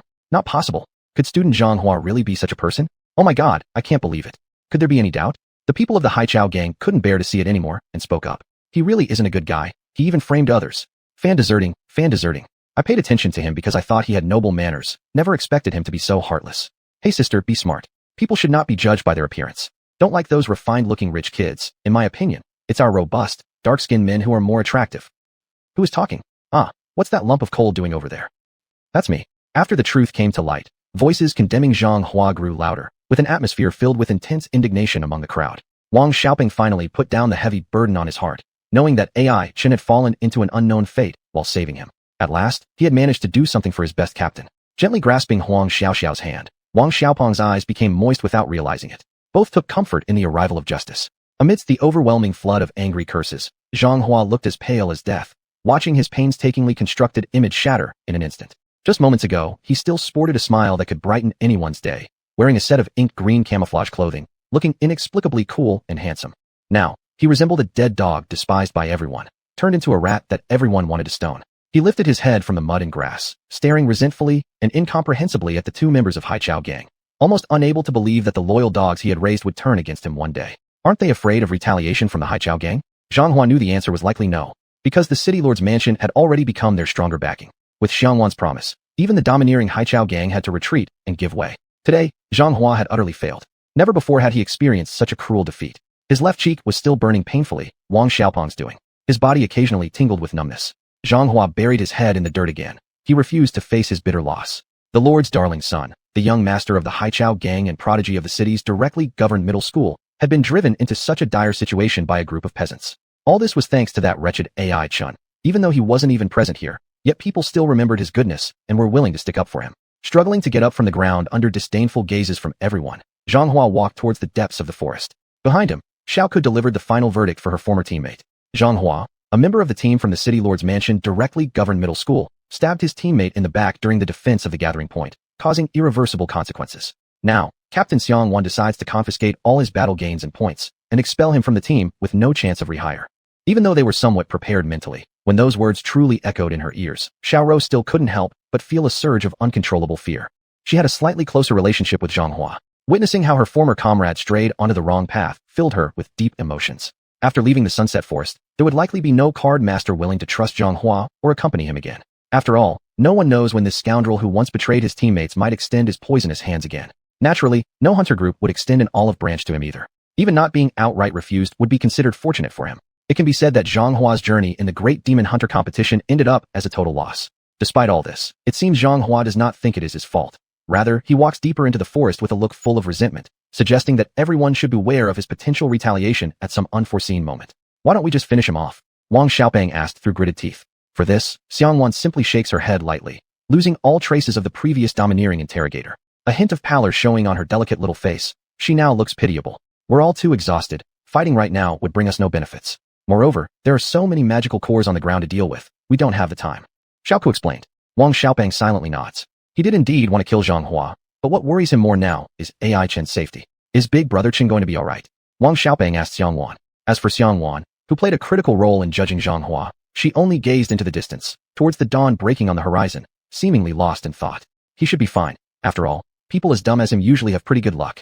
The golden morning light bathed the girl's fair skin, and she smiled faintly, resembling a celestial maiden. Chapter 84, Follow Brother Nyo. AI Chen had a dream. In the dream, there were no card masters or magical beasts, only the town where he lived as a child. Back then, the streets weren't paved with asphalt yet, and from time to time, a slow-moving truck would rumble by. The truck usually carried 1 or 2 large trees destined for transport, placed diagonally on the cargo bed, with their roots near the front and leaves trailing at the back.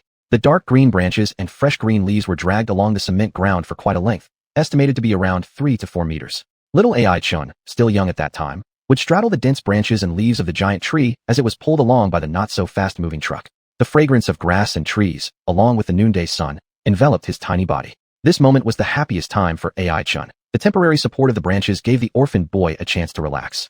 He would daydream endlessly, from the cartoon contents he heard classmates talk about during breaks to the fantastic adventures recorded in books. AI Chen felt as if he had become the protagonist of the story, and what was supporting him wasn't the densely packed branches, but a dragon soaring in the sky. The dragon opened its murky eyes, looking at him with a gaze filled with Song Song, and sadness. That was Earth Dragon.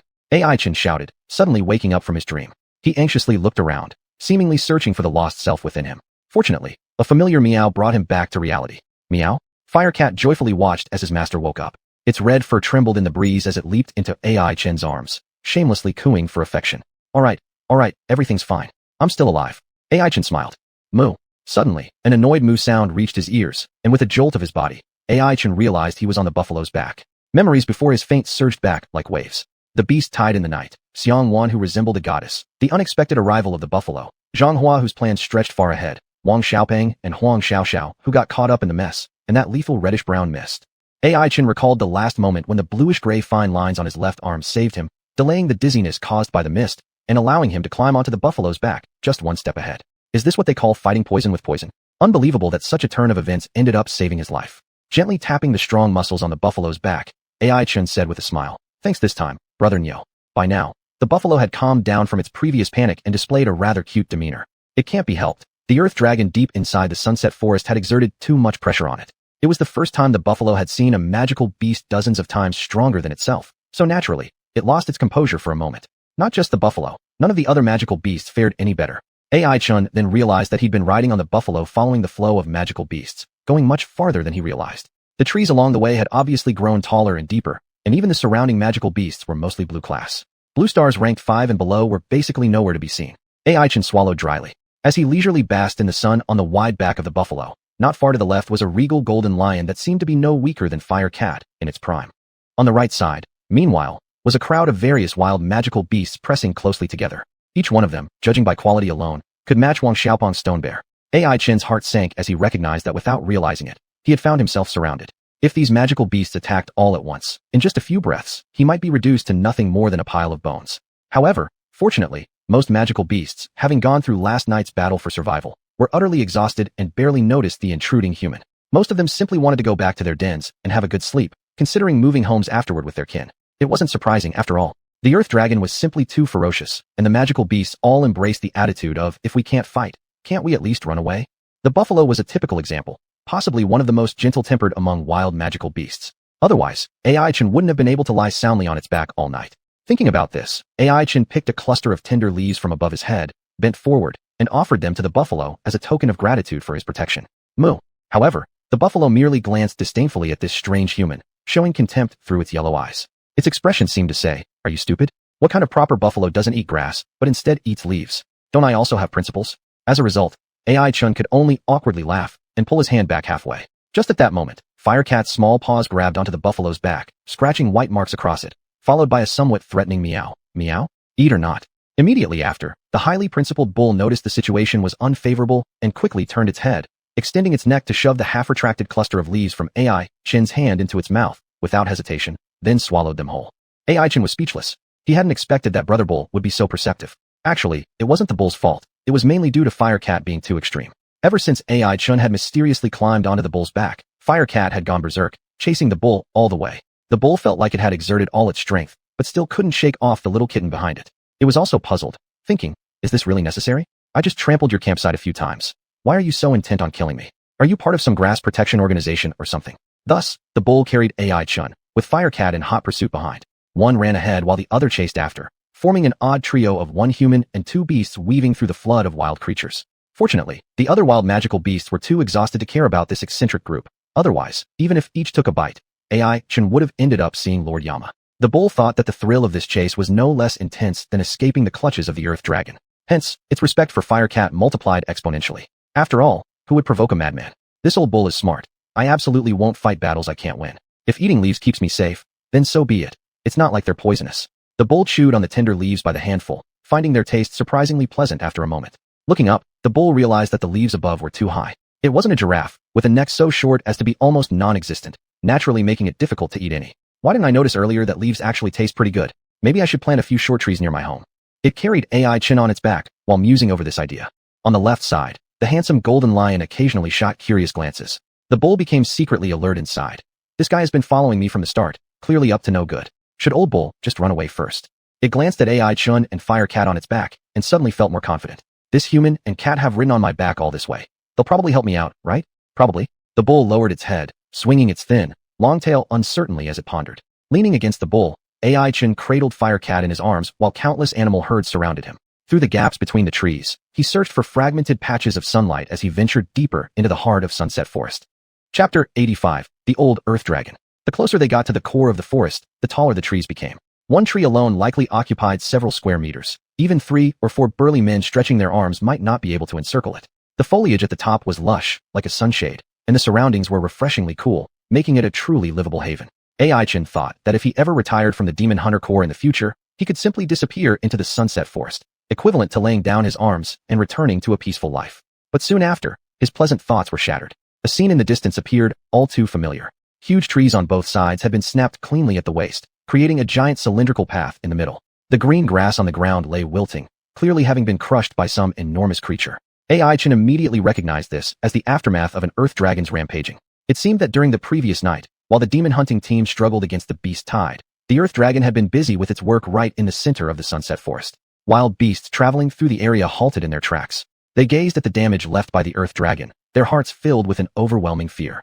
The buffalo, in particular, showed significant signs of distress. AI Chun could feel its body trembling slightly under him, a reaction caused by the psychic shock transmitted from mind to body. Wiping off the fine sweat breaking out on the buffalo's hide with the leftover leaves, AI Chun consoled him.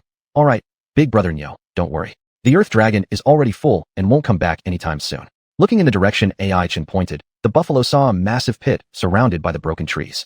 The pit was oval-shaped, roughly as wide as an entire buffalo, seemingly where the Earth Dragon had burrowed underground to continue sleeping. Indeed, sleeping. AI Chin guessed that the reason the City Lord's mansion hadn't detected the Earth Dragon here was because it frequently fell asleep, thus avoiding detection. As for why this particular Earth Dragon kept falling into deep slumbers, whether intentionally or unintentionally, it was something AI Chin couldn't determine. Recalling information gathered from newspapers, he knew that if this Earth Dragon hadn't avoided the thorough inspections, the magical metropolis would probably have gained another subway line. After all, the 3 great figures of the City Lord's mansion, City Lord xianxia, Elder Mo, and Elderly, were none of them people to be trifled with. Perhaps only the Huang brothers of Huizhong could rival them. Speaking of Huizhong, AI Chin realized only now that since entering the Sunset Forest, he hadn't yet encountered any members of the xuanhuan team. This wasn't unexpected. After all, many teams had entered the competition, and there were countless gathering points set up, so meeting by chance was unlikely. However, as they delved deeper, weaker card masters would quickly be eliminated, and their opponents along the way would become increasingly stronger. A confrontation with the Huizhong group was inevitable. What was that young Huangshan doing right now? Still fooling around with his ground-splitting apes? AI Chin chuckled softly and shook his head.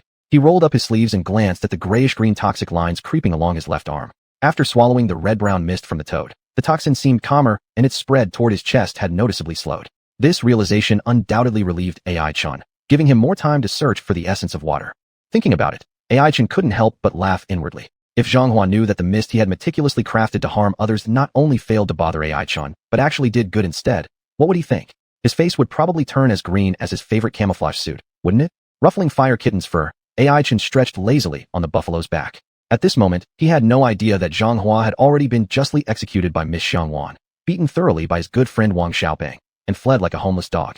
All AI-chan felt now was gratitude for having survived one more day as he signaled the buffalo to move forward. Seeing that the earth dragon wouldn't wreak havoc for the moment, the buffalo mustered its rare courage and shakily took a step forward. Fire Kitten disdainfully tapped its back, prompting it to speed up a little. Passing the dragon pit, AI-chan spotted something fleeting and immediately signaled the buffalo to stop. Holding Fire Kitten, he leaped gracefully from the buffalo's back and landed unceremoniously on the soft grass below. Moo. The buffalo looked puzzled at him, question marks appearing on its forehead. He wondered what was wrong with the human. Was he upset about something? Or maybe Fire Kitten poked her owner, who seemed less bright than usual. Smelling the faint scent of earth beneath his nose, AI-chan suddenly realized that he'd been poisoned and spent the entire day lying unconscious on the buffalo's back. Strictly speaking, he was still a wounded individual. Clearly, you shouldn't act tough when you're lacking in strength. Muttering under his breath, AI-chan massaged his sore thigh and struggled to get up. It was only then that he noticed he had inadvertently drawn the attention of several wild beasts in the vicinity. As AI-chan watched the weirdly shaped magic beasts casting a look at him like they were looking at a fool, his face involuntarily flushed red. He immediately gave 2 heavy coughs to cover up his embarrassment. Subsequently, he reached his hand into the dragon pit and carefully felt around for something in the inner layer. Unconsciously gazing into the pit, what he saw was not the expected deep abyssal hole. The tunnel left by the previous earth dragon's traversal had already been leveled by soft soil, leaving behind only a rather wide large pit. However, AI-chan did find some strange things. His hands continued rummaging in the pit, trying to dig out that object. The group of wild beasts could only helplessly watch this strange human as he poked around on the ground. They couldn't help but marvel at the vastness of the world where wonders never cease.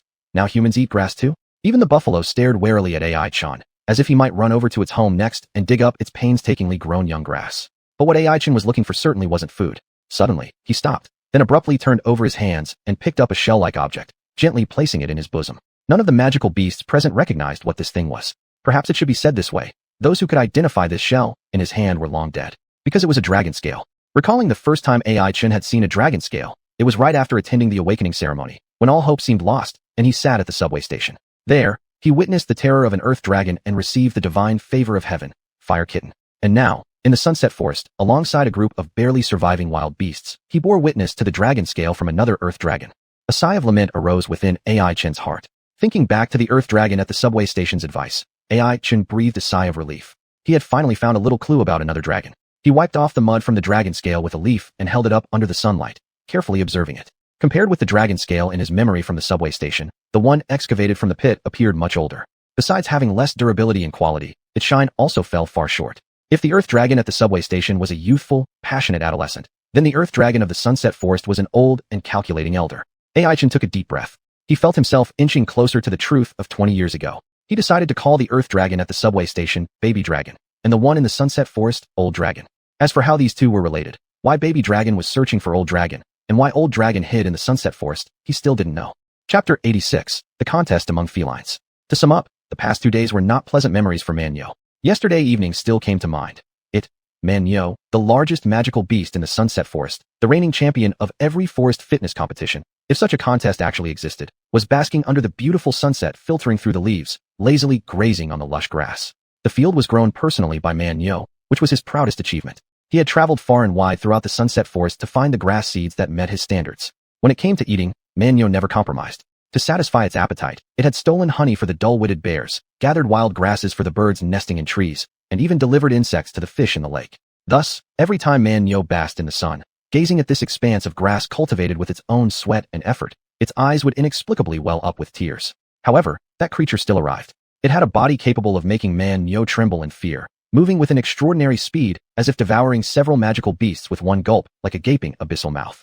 Even the wind from its breath was enough to make Manyo wobble. Escaping magical beast said it was a ground dragon. What kind of being a dragon was, Manyo didn't know nor had seen before this moment. But now it understood. If it wanted to survive, it needed to run immediately. So it abandoned its painstakingly cultivated green field and fled toward the outskirts of the Sunset Forest. Faster and faster it ran until it saw the flickering campfire ahead, thinking it had evaded disaster. But misfortune was just beginning. First, a poorly dressed boy provoked it with a tattered cloth, followed closely by a powerful feline who relentlessly chased after it. Man Nyo managed to break free from the encirclement with all its might. On its way home following the flow of magical beasts, it encountered another formidable opponent, the gold lion. Man Nyo could no longer recall when the accursed lion started stalking it. Vaguely, it remembered lions claiming to be kings of beasts, so it guessed that the gold lion aimed to prove its absolute dominance by defeating the largest magical beast in the forest. Thinking about it, Man Nyo couldn't help feeling utterly despondent. It wished it could use its moo-moo cries to tell the lion, "Big brother, the largest thing in the forest right now is that ground dragon. Please don't bother me." Nevertheless, Man Nyo knew this was futile. The law of the jungle is survival of the fittest. If the gold lion had any intention of letting it go, it wouldn't be standing there in front of Man Nyo right now. Fortunately, Man Nyo seemed to have found a pretty decent ally. Of course, this unlucky fellow was none other than AI-chun. While they were heading deeper into the forest, the gold lion continuously eyed AI-chun. There was naturally some confusion over his human identity, but AI-chun realized most of the gaze was filled with scrutiny as a hunter's probe. The gold lion apparently took the fire kitten already cradled in AI-chun's arms as Man Nyo's companion, and subsequently sought ways to eliminate this hindrance along the hunting route. Therefore, it selected a perfect opportunity to launch an attack. That was precisely when AI-chun accidentally discovered the dragon scale and held it under the sunlight for inspection. The gold lion located an ideal angle, then suddenly pounced from behind the bushes. With a powerful thrust from its robust hind legs, splinters of grass flew everywhere, and its entire body rushed forward with irresistible momentum. None of the wild magical beasts present failed to tremble, knowing very well that within the forest, even at the same level of power, a lion reigned supreme. It was a born hunter. You could never anticipate from where the next ambush would come. Hence, in the eyes of all magical beasts, AI-chun had already turned into a still-breathing corpse. It seemed in the next moment, the ferocious lion's claws would tear his face to bloody shreds, while its sharp fangs pierced his throat, devouring the last ounce of life from the prey. At the thought of this scene, even Man Nyo swallowed audibly, shielding AI-chun behind him while preparing to slip away. Yet, the big cat present wasn't only the gold lion. Cats are also natural-born hunters. In the blink of an eye, Huomiao moved agilely in front of AI-chun, spewing out a scorching large fireball, hurling it forcefully towards the gold lion. Sensing the impending lethal strike, the gold lion was startled, seemingly not expecting this little cute-looking kitty to have such a move, so it hastily retreated a couple of steps. The fireball struck a nearby tree trunk, burning a hole as big as a watermelon. After quickly glancing at AI-chun, who was temporarily safe, Huomiao issued a threatening cry at the gold lion. "Meow, back off." And the gold lion responded without backing down, roaring a voice that shook the whole forest. The two feline creatures, one large and one small, faced off. Huomiao's bright fur was completely bristling, indicating its heightened alertness. It knew that the opponent it faced now was an absolute strong enemy, and the gold lion was no less impressive, its mouth curling back to reveal sharp fangs gleaming with white light. It also clearly understood that the little cat in front of it must not be underestimated. Moo. From a distance, Man Nyo, hiding behind AI-chun, let out a conciliatory moo, as if it wanted to play the role of peacemaker and turn hostility into peace. AI-chun clutched his wildly thumping chest, seemingly just regaining his senses from the attack.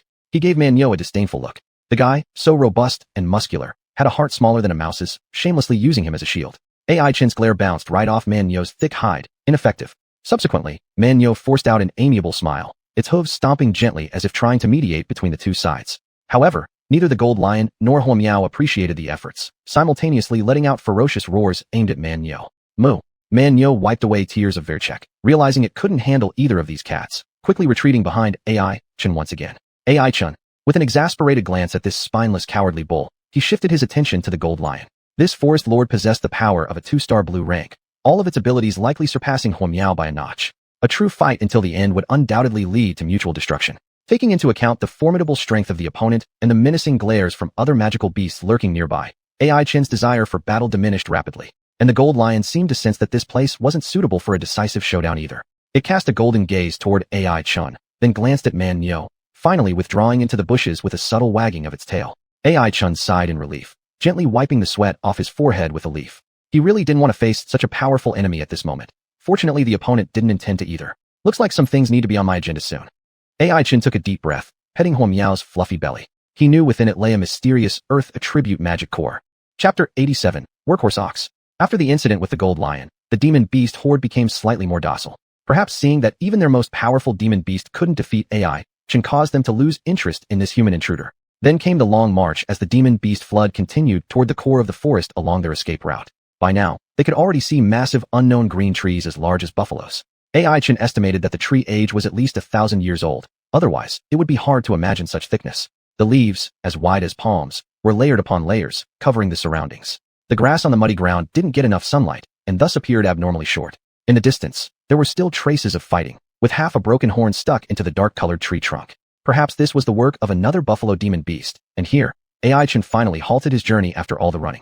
Though, it wasn't very tiring for him, since he had been sitting on the buffalo's back enjoying the ride all the way. This must be the punishment for the ox selling out its teammates earlier, Ai-chan thought. Walking up to here, the originally massive horde of demon beasts had become increasingly thin. Many wild demon beasts had left the group along the way towards the forest's core and returned to their respective territories. The buffaloes were one of the last batches. As the largest demon beasts in the Sunset Forest, they naturally got to enjoy one of the richest lands. Weaving through many exhausted demons, the buffalo confidently entered a cluster of dense woods, turning east and west until before them lay a colossal rock. There weren't many trees here, but instead, the grass grew exceptionally vigorously. The buffalo carefully avoided a patch of grass it had meticulously nurtured, yet ruined by the earth dragon, and finally stopped near the enormous rock. Its heavy hooves tapped lightly on the grass, and a tingling sensation from the bottom of the hooves began to spread upward. The buffalo froze momentarily, having not realized how far it had run, causing it to pant heavily on the way home. Contrastingly, Ai-chan looked completely energetic and composed. Seeing this scene made the buffalo bristle with anger, ready to charge at this ignorant kid, if not for Fire Meow watching over nearby. Ai-chan did not take notice of the buffalo's petty grievances. Otherwise, he might have to think about whether to eat grilled beef or marinated beef tonight. His gaze was drawn by the colossal rock ahead. Though called a giant rock, it looked as big as a small hillock. Even a sturdy buffalo next to it seemed like a chick in comparison. Ai-chan looked up at the top of the rock, marveling at the infinite power of the creator, while also pondering where this giant rock might have come from. Could it be the result of tectonic movement? Using the poor geography knowledge he had acquired in his previous life, Ai-chan gave an explanation but quickly rejected this theory. After all, this was a world filled with demon beasts and cards, wasn't it? Ai-chan was more inclined to speculate on the origin of the giant rock using a magical perspective. He recalled the secrets of the Sunset Forest that Elder Mo-chi had once told him. The four rulers of the Tao initiated conflict, battling against 7 elemental gods. They fought fiercely in the Sunset Forest, concluding with the final strike of the Thunder God. Contemplating the battle of ancient times, Ai-chan wondered if this rock could be a relic from that great war. He approached it, placing his hand near the surface, feeling the slightly cool touch. Tapping on it, the texture was solid, no different from any ordinary hill. Ai-chan then laughed wryly, realizing he was speculating too far. Resting aside, the buffalo snorted with disdain and moved closer, showing off its strong muscles and tough horns to Ai-chan. In a moment, it kicked its leg, rushing toward the giant rock. Boom! With a loud sound, a boulder the size of a man was dislodged by the buffalo's horns, falling to the ground and creating a pit in the mud. At this moment, Ai-chan felt a faint tremor. Swallowing nervously, he again realized the terrifying strength of demon beasts. The buffalo seemed quite pleased with the look of astonishment on Ai-chan's face, proudly lifting its head and temporarily forgetting the pain coming from its horns.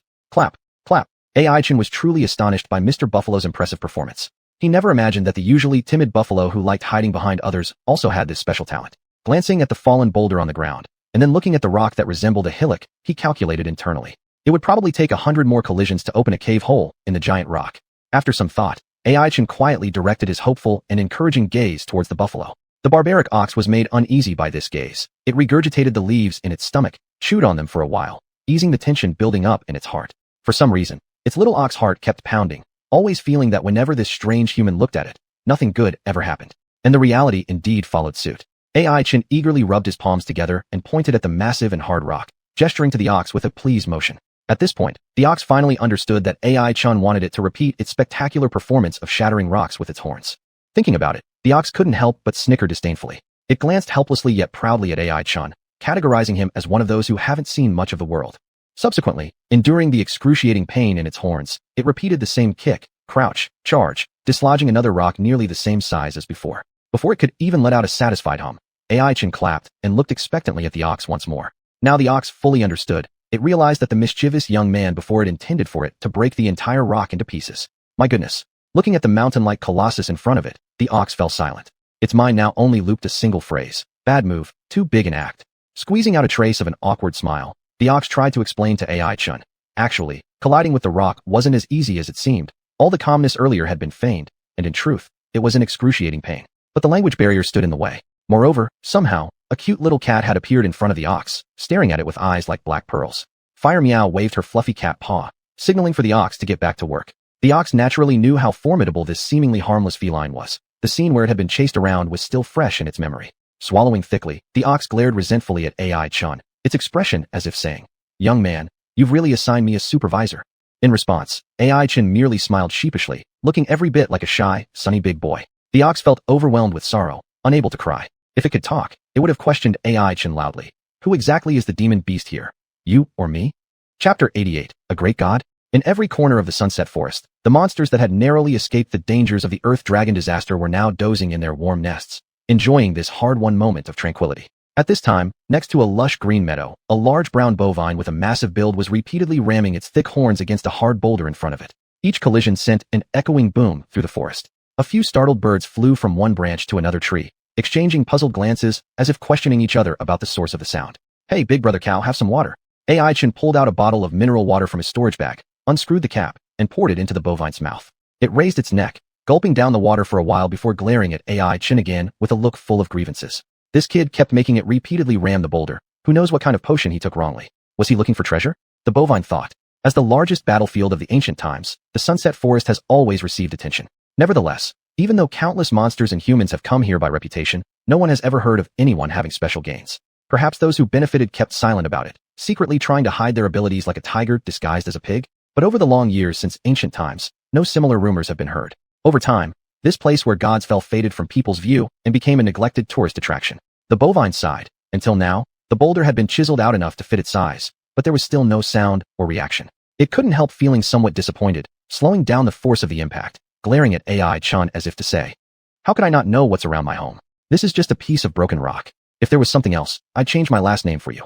Of course, AI Chan didn't care about its complaints, instead smiling and raising the fire kitten high, with a clear thread in his action. The fire kitten was basking in the sunlight, showing a relaxed and comfortable expression. Upon seeing the dumbfounded, immobile bovine, it immediately changed its attitude, glaring sharply, accompanied by an unfriendly mew. Meow, get back to work. And so, the bovine had no choice but to continue its task. Looking at how diligent and uncomplaining it was impossible to see any sign of laziness. Seeing this, AI Chin clicked his tongue and once again felt the convenience of having a strong partner by his side. He thought for a moment and decided to further enhance the fire kitten once again. Up to this point, the fire kitten had already been upgraded twice, once during the first talent experiment and another time when helping elevate the whole learning team. AI Chin discovered that using innate talent wasn't without restraint. One must also consider the monster's level of training. If enhancements are done indiscriminately, it may lead to adverse effects such as unstable foundations. Just as an infant can only use a spoon effectively, even with higher level tools available, it would not necessarily be better utilized and might only add unnecessary burdens. Since achieving 20 consecutive wins at Huyang Arena, the fire kitten had experienced numerous trials, with battle experience and elemental control clearly matching up to the enhancement speed. AI Chin remembered how, during the fire kitten's first upgrade, it struggled to control the abundant fire element within it, burning the only chair at home into ashes. He had mourned the loss for quite some time. To prevent such incidents from happening again, he deliberately slowed down the pace of the fire kitten's upgrades, aiming to enhance its talent only when it could stabilize its current capabilities and showed signs of being able to take a step further. And now, it was obvious that the fire kitten was qualified for an upgrade. This cute cat was AI Chin's first monster companion, and he still remembered their first meeting at the subway station. At that time, filled with despair, they coincidentally found each other, him being abandoned by hope and the kitten abandoned by people, accidentally completing a mutual redemption. Since then, AI Chin was no longer a useless card master dragged down by ineffective talents, and the fire kitten was no longer a homeless stray cat scorned in the subway station.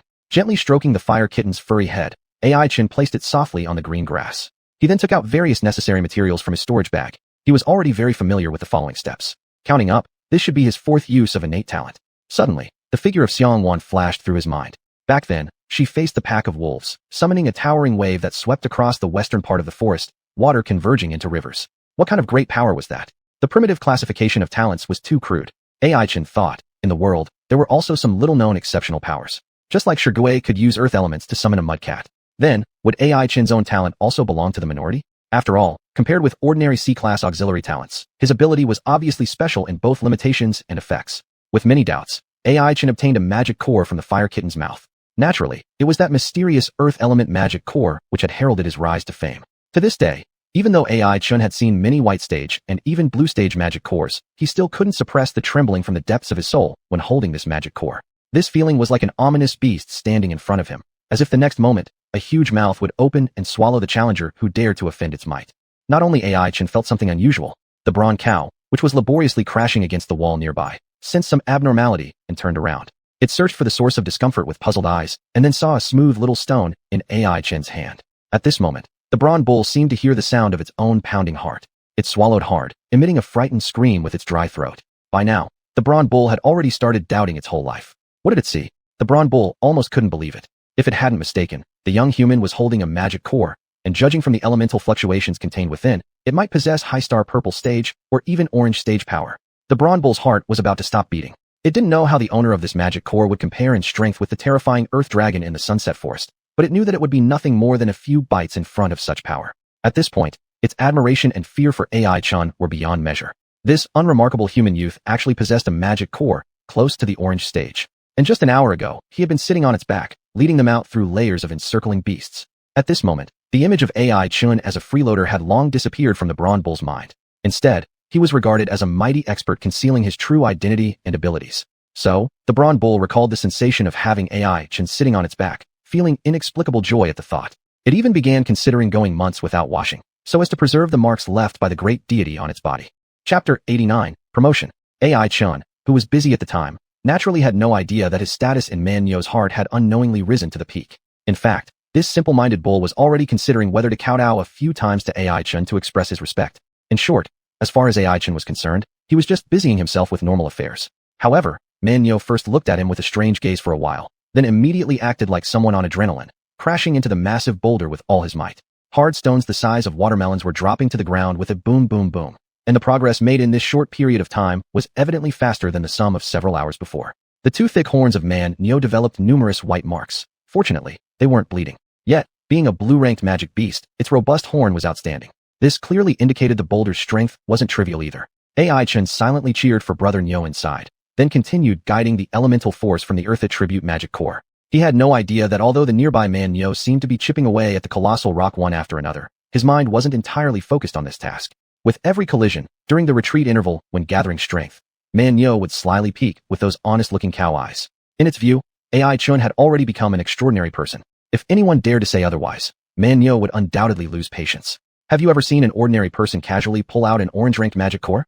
Man Nyo sighed, his small eyes unwaveringly staring at every movement AI-chan made. Immediately after, Man Nyo witnessed a scene it would never forget in its life. It watched as AI-chan used a transparent crystal bar to wrap around the magic core, then summoned the six-pointed star formation on his right arm. Man Nyo had seen the array before. It appeared to be something card masters used to subdue magic beasts, but why was AI-chan using a six-pointed star aimed at the magic core? AI-chan's next action startled Man Nyo. Under Man Nyo's astonished gaze, AI-chan wrapped the other end of the crystal strip around his own right wrist. Fire Meow, release fire. The sound echoed through the quiet forest. Next, Fire Meow proficiently spat out a fireball, which then dispersed into pure fire elements, and guided them along the conduit formed by the crystal to surge into the interior of the magic core. He intends to unleash the elemental forces inside the magic core.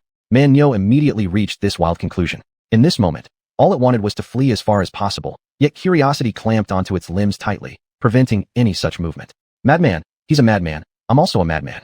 Man Nyo cleared its nearly smoking throat, swallowing painfully dry saliva while unblinkingly observing AI-chan's seemingly suicidal actions. Its heart thudded, the sound transmitting clearly into Man Nyo's ears. Drenched in cold sweat, beads of perspiration as large as peas slid down its broad back. At this point, the pulsating pain from its head and horns seemed to dissipate without a trace. As the largest magic beast in the Sunset Forest, Man Nyo could claim to have lived in the wild world its entire life, and none knew better than how powerful the element force released from a high-rank purple stage or even orange stage magic core could be. Since the magic core is the power nucleus of a magic beast, its protective mechanism is also exceptionally outstanding. Inside a magic beast, the magic core is tightly interconnected with various parts of the body. Attacking the magic core means to withstand the counterattack of all the elemental forces within the magic beast's body. When outside the body, the power of the magic core diminishes significantly, but if mishandled, it's still akin to being unprotected against a fierce strike from the original master of the core.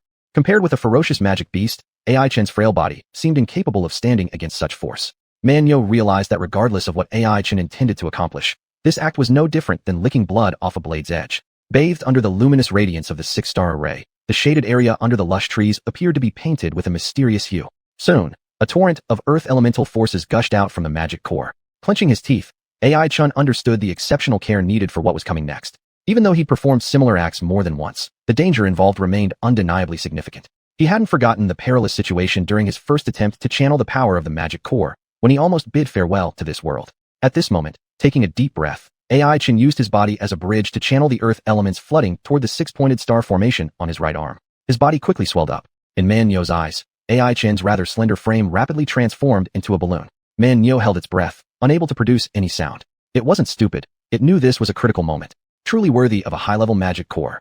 With his cheeks puffed up, AI Chen forced out this comment. Previously, when enhancing Wang Xiaobang and Song Su et al., he used white stage or blue stage magic cores, thinking nothing of it. But now, he was reminded of the fear induced by the mastery of the elements.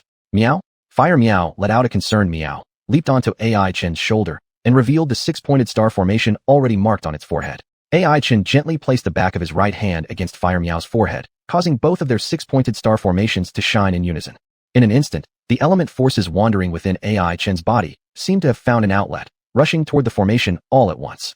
AI Chen felt the uncomfortable swelling sensation inside his body gradually dissipating, while on his shoulder, Fire Meow closed its eyes tightly as its momentum steadily climbed. Fire Meow. Rank, White Ordinary. Stars, 5. Attribute, Fire. Stamina, 70100. Growth Stamina, 2030. Strength, 100140. Growth Strength, 3040. Intelligence, 89124. Growth Intelligence, 3035. Agility, 77112. Growth Agility, 3035. Talent Skill, Meow Meow Fireball.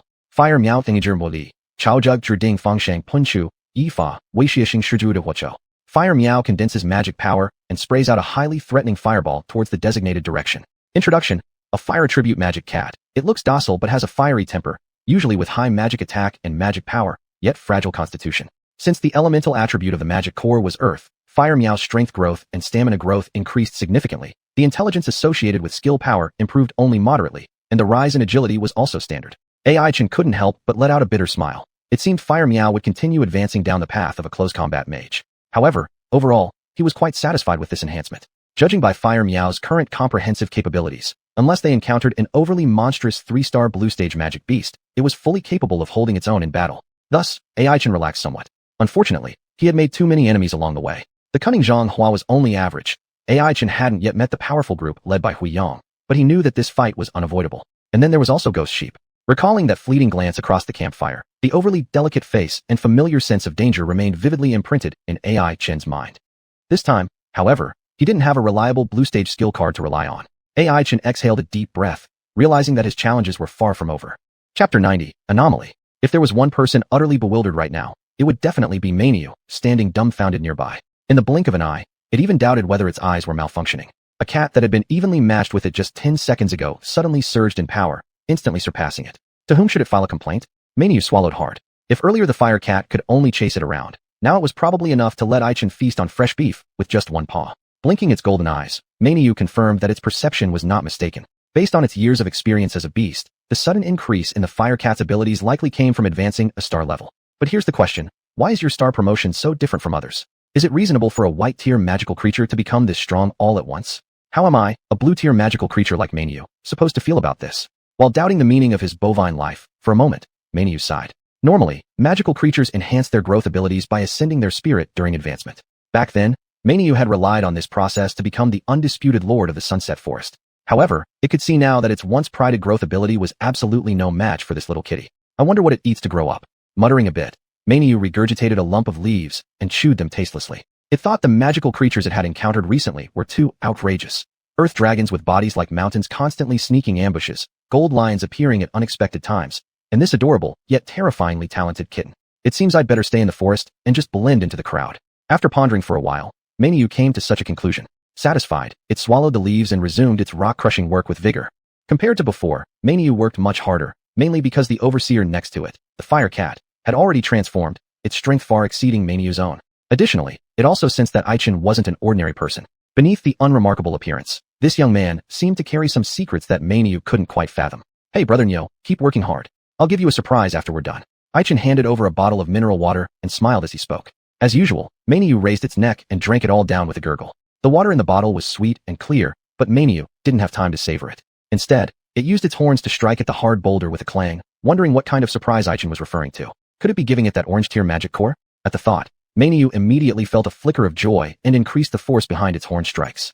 But the pain upon impact brought it back to reality. How could it be possible? Meiyu chuckled bitterly. Even if given an orange tier magic core, it wouldn't have the capacity to use it. Thinking back to how Aichen had awakened the elemental forces within the magic core, Meiyu admitted to itself that it didn't have the guts to pull off something similar. Or, perhaps he wanted to kill me, old ox, and eat my meat? This thought sent chills down Meiyu's spine, causing cold sweat to break out across its back. Seizing a moment of respite, it stealthily glanced at Aichen. The latter was leaning against a thick tree, gazing pensively at the sky. Warm sunlight cast a confident and serene light on his slightly youthful face. Meiyu shook its head. It believed the youth before him wasn't the kind who would burn bridges once they served their purpose. Otherwise, it wouldn't have risked bringing him here to its home. Magical creatures have an innate sixth sense, a vague instinct that helps them seek benefits and avoid harm. This sense had saved Maniou multiple times in life and death situations, and it felt that this time, it wouldn't misjudge the situation either. Crack. Just as Maniou was lost in its musings, the point of collision suddenly produced an unusual sound of breaking. This was entirely different from the previous sounds of rocks shattering when they hit the ground. Maniou's heart jumped in alarm, even suspecting that its supposedly indestructible horns might have snapped inside the rock. With trepidation coursing through its veins, Maniou slowly pulled out its horn, crouching low on the grass and carefully feeling it with its front hooves. Only when it confirmed its horn was intact did it finally breathe a sigh of relief. Next, it leaned forward toward the strange movement deep within the rock, hoping to uncover the mystery. However, at this moment, Aichin stepped in first, a faintly solemn expression crossing his face as he said, "Brother Nyo, there may be danger inside." Under Maniou's puzzled gaze, Aichin picked up a pebble and tossed it toward the opening in the rock. The pebble flew out of the shade of the trees, crossed through patches of sunlight, and finally disappeared into the large hole carved by Maniou. Strangely, it didn't make a single sound. This unsettling silence was as if the pebble hadn't hit the rock that was supposed to be there, instead falling into an endless abyss of darkness. Moo. Maniou also noticed the abnormality inside the rock at this point, involuntarily letting out a startled cry. It broke out in a cold sweat. Just a second ago, it had rashly wanted to go in and investigate, fortunately stopped by Aichin. Otherwise, it might have been in grave danger by now. After a moment of thought, Maniou summoned up its courage again, placing Aichin behind it as it had done before. Seeing the big ox hiding behind itself like a coward, Aichin couldn't help but let out a somewhat amused sigh. This guy was bigger than anyone else, yet braver than no one at all. Exhaling a bit of breath, Aichin stepped forward, observing carefully from afar the unusual movement deep within the rock. Seemingly determining that there wouldn't be any immediate threat, he turned around and said with a smile, "Brother Nyo, you've done a great job so far. We're more than halfway through. How about I give you the surprise now?" Maniou's face filled with confusion at first, then showed an anticipatory expression. From morning until now, it had spent the whole time crashing into the stone over and over, exhausted not only physically but emotionally. Not to mention, it had barely escaped a dangerous collision with some unknown strange entity lurking inside the rock. If Aichin didn't provide something good, Maniou believed this boy owed him. However, Aichin's next words caused Maniou's heart to pound. "Brother Nyo, I can also perform an enhancement on you, much like how I increased Firecat's growth abilities, okay?" Aichin spoke casually, as though asking, "Would you like me to bring you a piece of fried dough sticks for breakfast?" Yet, these simple words sparked a massive ripple within the relatively undeveloped mind of the mighty bull. What was this boy talking about? Enhancing growth ability? Isn't that something only achieved when magical creatures ascend star levels? Trembling, with eyes full of doubt and expectation, Maniou's complex feelings were obvious. At this very moment, Firecat perched on Aichin's shoulder, using its fluffy little head to nuzzle against its master, seemingly verifying his statement. Seeing this, Maniou finally gave a strong nod, knowing well that an opportunity of a lifetime was almost here. In response, Aichin merely smiled faintly. Compared to enhancing Maniou, his focus was completely absorbed by another matter far more perilous and difficult. Shifting his gaze toward the darkness deep within the rock, Aichin clenched his palm, sensing the faint coolness transmitted from it. There, lying quietly, was a crystal-clear pendant given as thanks by Chiyu. Currently, the pendant trembled slightly, resonating perfectly with the frequency of the unusual disturbance deep within the rock. Chapter 91, Surprise. By now, the sky had grown dark. It had been exactly 3 days and 2 nights since Aichin entered the Sunset Forest, yet his Jifun panel remained stuck at 500 points. As contestants ventured deeper into the forest, they encountered many powerful magical beasts, causing many participants to be eliminated. However, a small number of well-prepared and deep-rooted card masters stood out. Aichin speculated that some of the top performers might have already far surpassed him, perhaps even accumulating thousands of points. But Aichin was not discouraged. He knew everything was just beginning.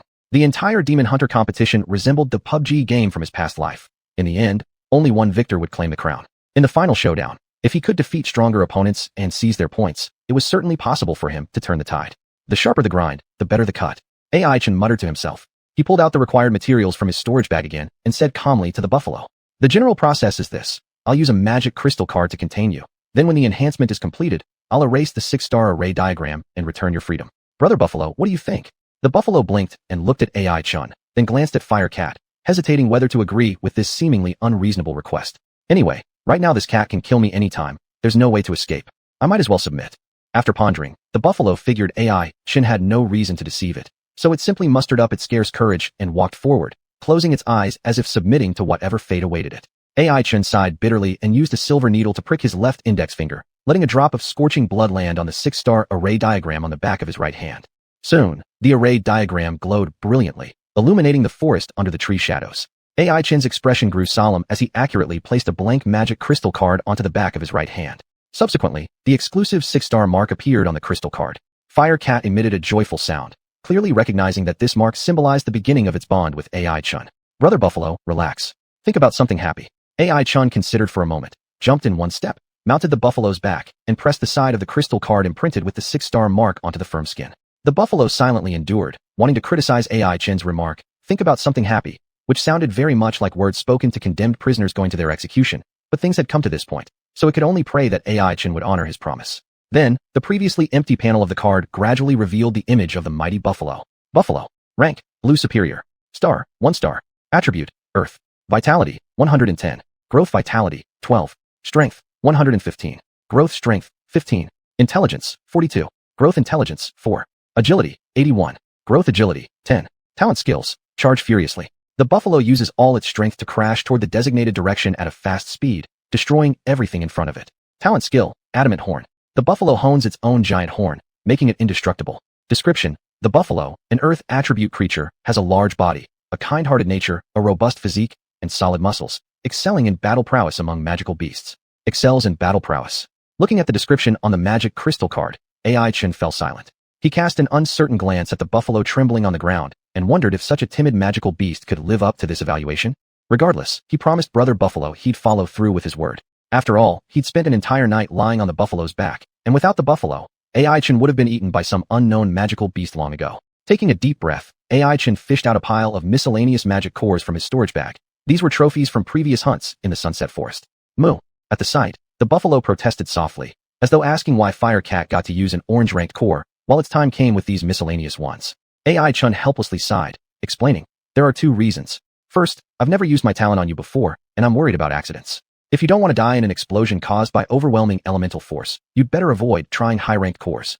Recalling the scene where AI Chun was nearly burst like a balloon due to the elemental force, the buffalo immediately discarded any further thoughts of resistance. Yet AI Chin's next words took it completely off guard. Secondly, the power of higher-ranked cores is precious and diminishes with each use, so naturally, I'm reserving them for Fire Cat. As AI Chun rubbed Fire Cat's head, he spoke straightforwardly without hesitation. For some reason, the buffalo felt this was the main reason. It glanced at AI Chun with resentment once more, yet inexplicably felt at ease. Perhaps it was AI Chin's honesty that touched it. Unexpectedly, the buffalo, looking at Fire Cat sleeping peacefully in its master's arms, felt a tinge of envy.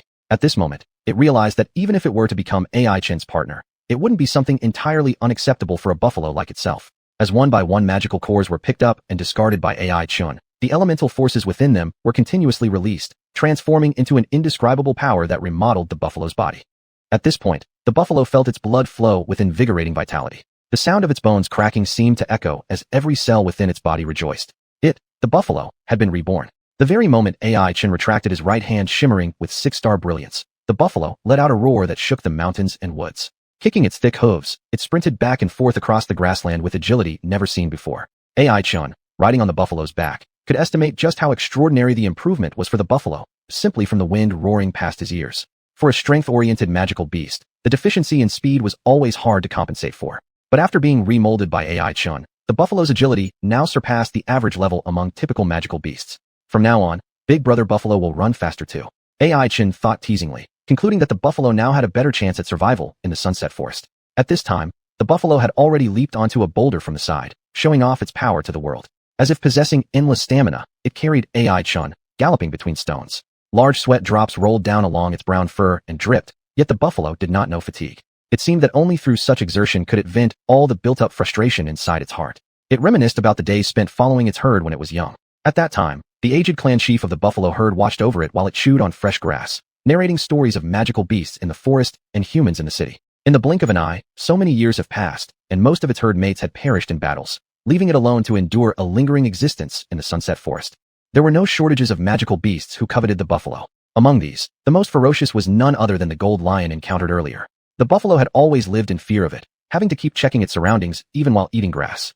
However, today, it had transformed. Shaking the sweat off its body, the buffalo gave out a satisfying cry, moo.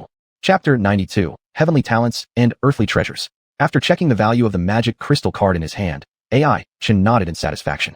Bronze Bull. Rank, Blue Quality. Stars, 2 stars. Attribute, Earth. Stamina, 110-125. Growth Stamina, 12-15. Strength, 115-133. Growth Strength, 15-18. Intelligence, 42-50. Growth Intelligence, 4-8.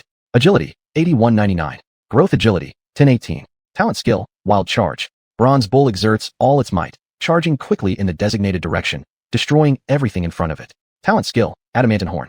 Bronze bull polishes its giant horn, making it indestructible. Description, bronze bull, earth attribute, enormous in size, gentle in nature, with a strong body and solid muscles, is a beast known for its combat power. After AI Chin exhausted all the demon cores he had collected since the demon hunt competition, the bronze bull successfully ascended from 1 star to 2 stars. In addition to this, its various abilities received a certain enhancement, among which the growth agility improved most significantly. It's no wonder AI Chin felt that riding on the bull was much faster than before. Seeing the spirited demeanor of the bronze bull, AI Chin couldn't help but feel a bit strange. Seemed like other contestants were fighting or killing wild beasts in the forest, yet why had his relationship turned into friendship instead? Stretching himself, AI Chin sighed helplessly. He followed the previous agreement and placed the magic crystal card on the bronze bull's back again, erasing the already covered exclusive 6-pointed array diagram. The bronze bull's yellow eyes watched as AI Chun worked busily, an emotional attachment arising in its heart. With a wry smile, it shook its head and chose silence over the impulse to speak. The mark was successfully erased, and the bull pattern on the magic crystal card slowly disappeared. The lost freedom returned to the bronze bull's body once more. It stretched its powerful frame, confirmed everything was correct, and gave AI Chin a deep glance. This glance contained a special emotion. The bronze bull thought perhaps this was what humans called friendship. After pondering for a moment, the bronze bull plucked a large bunch of fresh grass from its cherished meadow, stacking it in a pile on the ground as a way to entertain their distant guest. It looked at AI Chun with hopeful eyes. This was the most heartfelt gift it could offer. AI Chun smiled bitterly, wanting to refuse with a shake of his hand, but ultimately couldn't resist the enthusiasm of his brother, thus selecting some slightly cleaner tinder grass to put into his mouth. After chewing cautiously, an expected bitterness spread through his mouth. So bitter. As AI Chun was about to complain about how any creature could be foolish enough to eat such things, a unique aroma of fresh grass immediately swept across his taste buds. Subsequently, it seemed like gentle energy flowed out between the fibers, nurturing his body from the outside inward. This, AI Chin chewed unconsciously, marveling at the delicious juiciness of the grass. He couldn't resist grabbing a few more pieces to stuff into his mouth. By the side, Fire Kitten was startled by his action, gazing at AI Chun with bewilderment as 3 question marks popped up on its tiny forehead. Could it be that their master has also turned into a herbivore? While thinking about this, AI Chun grabbed a clump of grass and shoved it unceremoniously into Fire Kitten's mouth without hesitation. Fire Kitten showed resistance at first. After all, in its eyes, eating grass was an insult to feline hunters. However, as the delectable juice flowed down its throat into its stomach, Fire Kitten silently began chewing with big bites, revealing no sign of dissatisfaction. What exactly is this? Why does it taste so good? The same question echoed in both AI Chin's and Fire Kitten's minds. In fact, they didn't know that as a total foodie, the bronze bull had extremely strict requirements for grass. These seemingly ordinary-looking blades of grass were actually rare varieties that the bronze bull had gone through great lengths to obtain. In terms of taste, these grasses were as different from common grass as heaven is from earth. Since this was a world filled with elements, AI Chin hadn't completely shed his identity as someone who just crossed over from another world.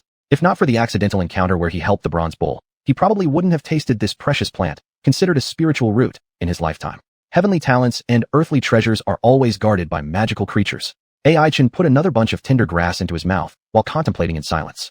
He recalled the mission Elder Mo Chi entrusted him with. There was a water vein snake hidden near the essence of water. However, hilariously ironic was the fact that what the bronze bull guarded turned out to be nothing but a seemingly plain patch of green grass. It couldn't get more down to earth than this. AI Chin smacked his lips. If the bronze bull hadn't informed him beforehand, he likely would never have guessed that this piece of grass was something everyone would fight over. Both the man and the cat ate half of the pile of grass completely. AI Chin stuffed the remaining half into his storage bag, planning to take it back for his buddies to taste. This is good stuff. It would be a shame if Wang Xiaoping and the others don't get to eat some. AI Chin muttered to himself. He suddenly thought of Xianhuan, her image instantly popping up in his mind, with her high ponytail standing straight, unwilling but still obediently eating grass. Unconsciously, a kind and amiable smile appeared on the corner of his mouth. Bronze Bull caught this smile, cold sweat continuously dropping from its forehead. Its instinct as a magical beast told it that this guy was definitely not thinking about anything good. Soon after, AI Chin cast the same amiable smile toward the Bronze Bull. Moo. The Bronze Bull let out a timid question. Then it saw AI Chin pointing at the green meadow, then at himself. The Bronze Bull immediately understood his implication. This guy actually had his eyes on its other patches of grass. Shaking its head vigorously, the Bronze Bull signaled an absolute no. Very quickly, AI Chin smiled again, revealing his bright teeth, and made one last offer. Brother Bull, we'll help you deal with Gold Lion. How does that sound? At the mention of the Gold Lion, the Bronze Bull trembled all over. Even though it had gained strength, the fear planted deep in its heart by that terrifying lion refused to fade away. And at this moment, AI Chan was like a devil tempting the bull down the wrong path, hearing him use a sinister tone saying, Brother Bull, surely you wouldn't want to return home each time only to be stared at by the Gold Lion? Perhaps he's already set his eyes on your pasture, just waiting for the day you leave for a long journey, so he can ruin every single blade of grass here. Could you possibly stand for that? Hearing that there was a risk of its meadow being ruined, the bronze bull lost its composure. Fire Kitten saw its hesitation and fanned the flames by letting out a call. Meow, he's bad, beat him up. Upon witnessing this, the bronze bull also felt that continuing to tolerate the gold lion forever wasn't the way either. Thus, it finally made up its mind, trading a heap of fresh grass in exchange for AI Chin's promise to intervene. Hugging a full bundle of lush tender grass, AI Chin grinned, so wide his mouth almost twisted sideways. Delighted, he stored it carefully in his storage bag, then waved his hand grandly. Alright, let's go find that lion.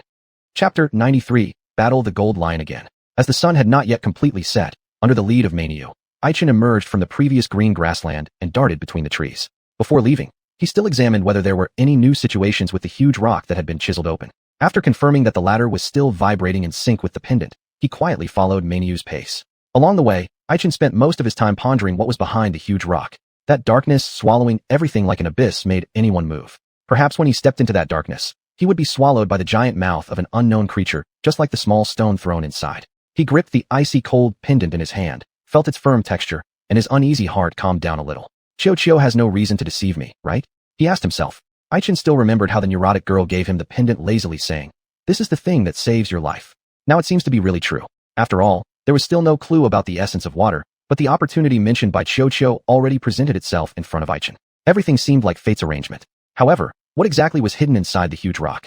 Aichin felt a familiar vibration, but could not identify it. Just like the tangled threads when sewing clothes, he did not know where to start talking. With a deep sigh, Aichin threw out all the jumbled thoughts in his mind and refocused on the present matters. At this moment, he was sitting on Meiyu's back, heading towards the lair of the gold lion. Meiyu's nose hummed tunes leisurely, and its little tail swung back and forth, obviously in high spirits. It had waited for this day for who knows how long. Ever since it became the largest monster in the Sunset Forest, that damn gold lion kept causing trouble every now and then. First hiding in the grass, spying on it secretly, then showing up at its home occasionally, acting like a crazy fan. Because of this, Meiyu had changed resting spots countless times. Whenever it thought about how it was forced to carry valuable green grass seeds in its mouth, abandon its homeland, and find a new secluded corner to cultivate wasteland due to the gold lion, Meiyu's eyes unconsciously became wet. It was too hard. Even though it had now upgraded from a 1-star blue class to 2-star, it still lacked the courage to challenge the gold lion. In other words, the gold lion had left a psychological shadow on Meiyu's young mind. However, times are different now. Meiyu chewed the cud of the grass smugly, thinking that it had relied on a very strong leg. All the characteristics of Aichin showed that he was no ordinary person. After all, who had seen a beginner card master whose moves were orange-class magic cores, effortlessly enhancing the growth ability of magical creatures? Thinking of this, Meiyu instantly felt assured of victory. Even if it was not a match for the gold lion, it could still call for help. That's called those on the righteous path gaining abundant support. Thinking along these lines, even the tune humming from its nose became more lively. The journey was not long, and Meiyu acted exceptionally familiar, as if it had walked through countless times. Under Aichin's amazed gaze, Meiyu shyly avoided the eye contact. After all, they were enemies. One needs to know oneself and the enemy to be invincible in 100 battles, Meiyu thought. What it did could not be called sneaking around, which was fundamentally different from that obsessed gold lion. It just wanted to keep track of the opponent's movements. After convincing itself, Meiyu blushed thick-faced and dived into a dense forest. Not far away, there was a cave built with stones, apparently where the gold lion rested. In front of the cave was an empty ground, mixed with messy grass shreds exposing brown earth. There stood many dead trees around. Scratches and claw marks on the trunks indicated that they had suffered much torment from the gold lion. Aichin smacked his lips and felt that this lion was less particular than Meiyu. Judging from the living environment, it was too poor, even worse than a doghouse. Since the lair of the gold lion was too dirty and disorderly, Aichin decided to end this battle quickly and thus placed the fire cat on the ground swiftly. Fire cat also disliked the grass shreds on the ground, but still prepared for the battle. On the opposite side, the gold lion was lying lazily in the cave, seemingly ready to sleep. At the sight of Aichin, it blinked a few times first, blinking its golden eyes, as if trying to confirm if it saw things clearly or not.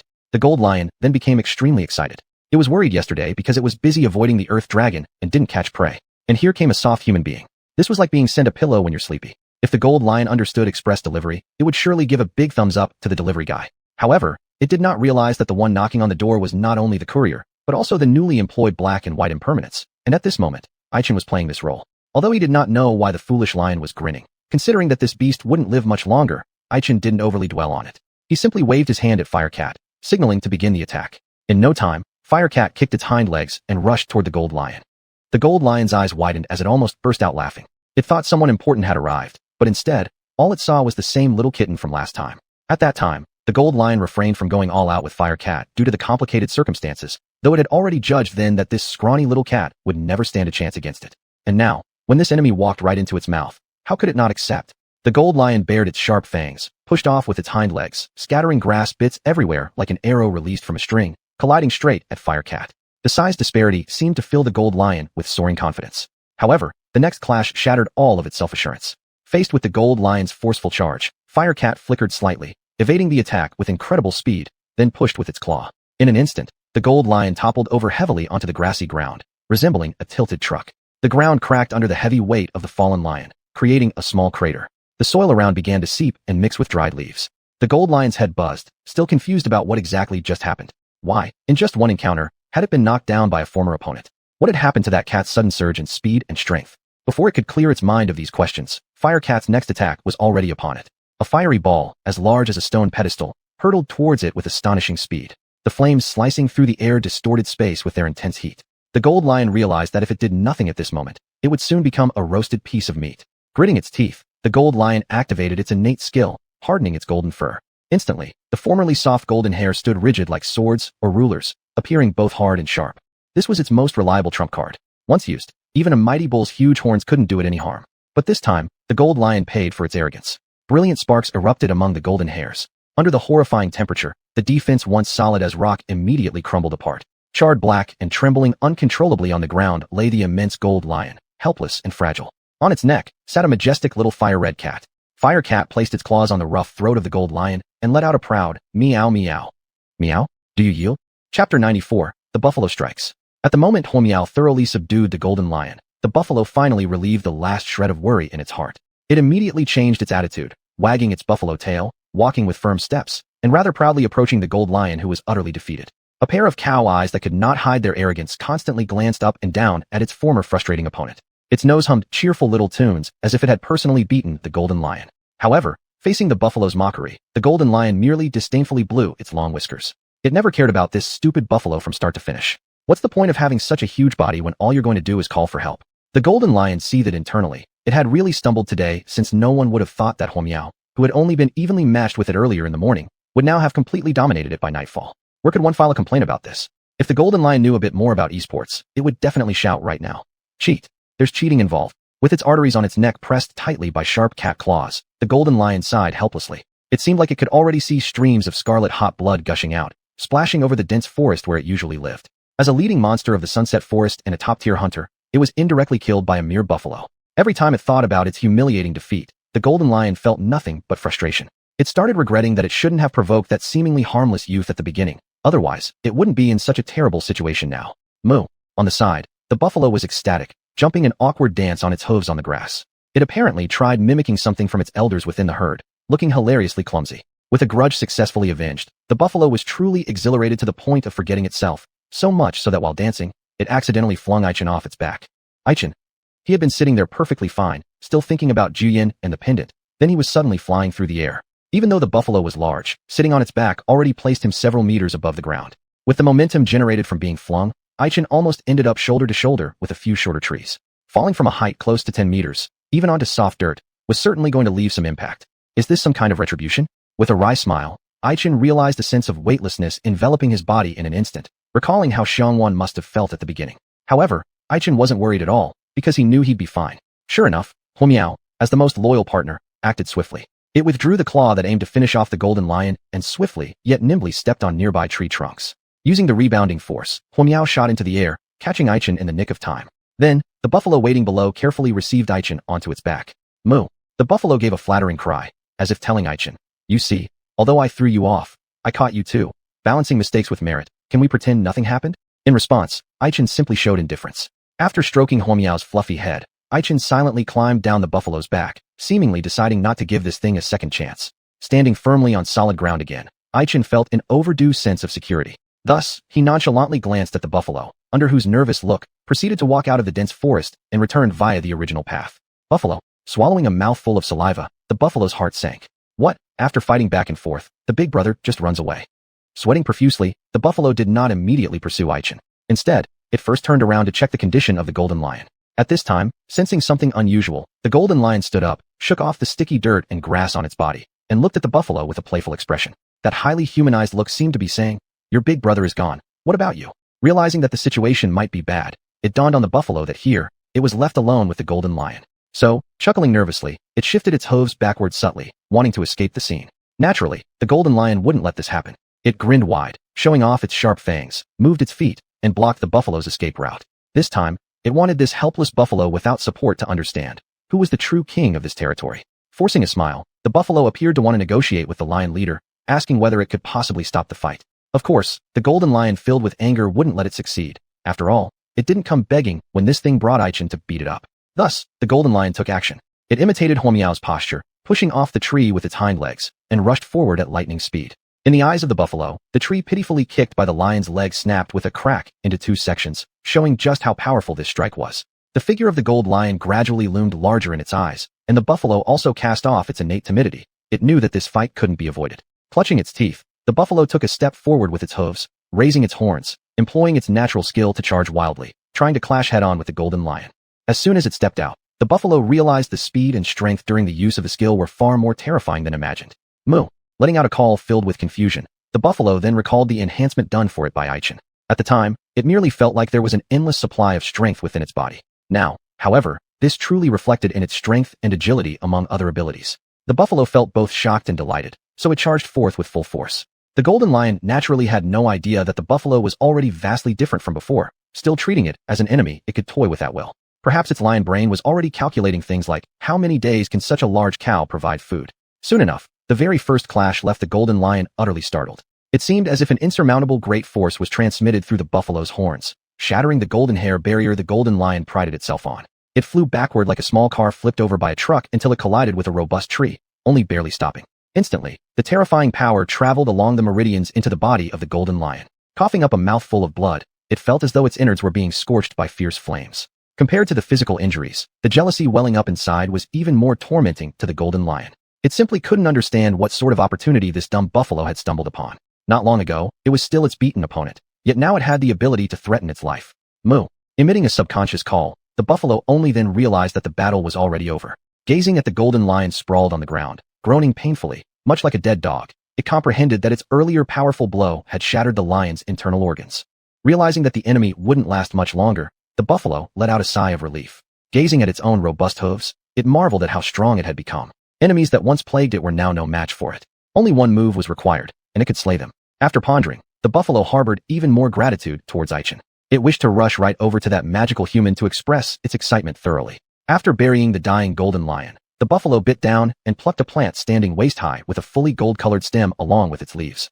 This was the rare treasure guarded by the golden lion, something countless magical beasts in the forest coveted. The buffalo never expected that one day it would end up in its possession. However, at this moment, the buffalo had decided to present this flower to Aichen, because the latter's favor of bringing it back to life was something it could never thank enough for. Under the cover of night, the buffalo held the flower in its mouth, enjoying the evening breeze, galloping cheerfully back home. It knew Aichen and Huomiao were waiting for it there. Just thinking about the previous antics of tossing Aichen sky-high made the buffalo smile awkwardly. Maybe that cat would scold it for it too, thought the buffalo. But when it entered the familiar residence, there was not a single sound anywhere, as if since it left, no living creature had stepped here. Could it be they got lost because they don't know the way? The buffalo speculated mentally, but instantly, it dismissed this assumption. Swallowing dryly, the buffalo saw the huge rock under the night's glow. The big hole carved by its horn still existed peacefully there, but the sense of trepidation that once emanated from it had vanished completely. Perhaps they'd been sucked into the abyss. Recalling the stone it had thrown in to probe the way, the buffalo allowed the fresh flower in its mouth to fall onto the grassy ground. Are they gone? The buffalo hesitated momentarily. Its heart sank heavily. All joy faded away immediately, leaving only profound worry.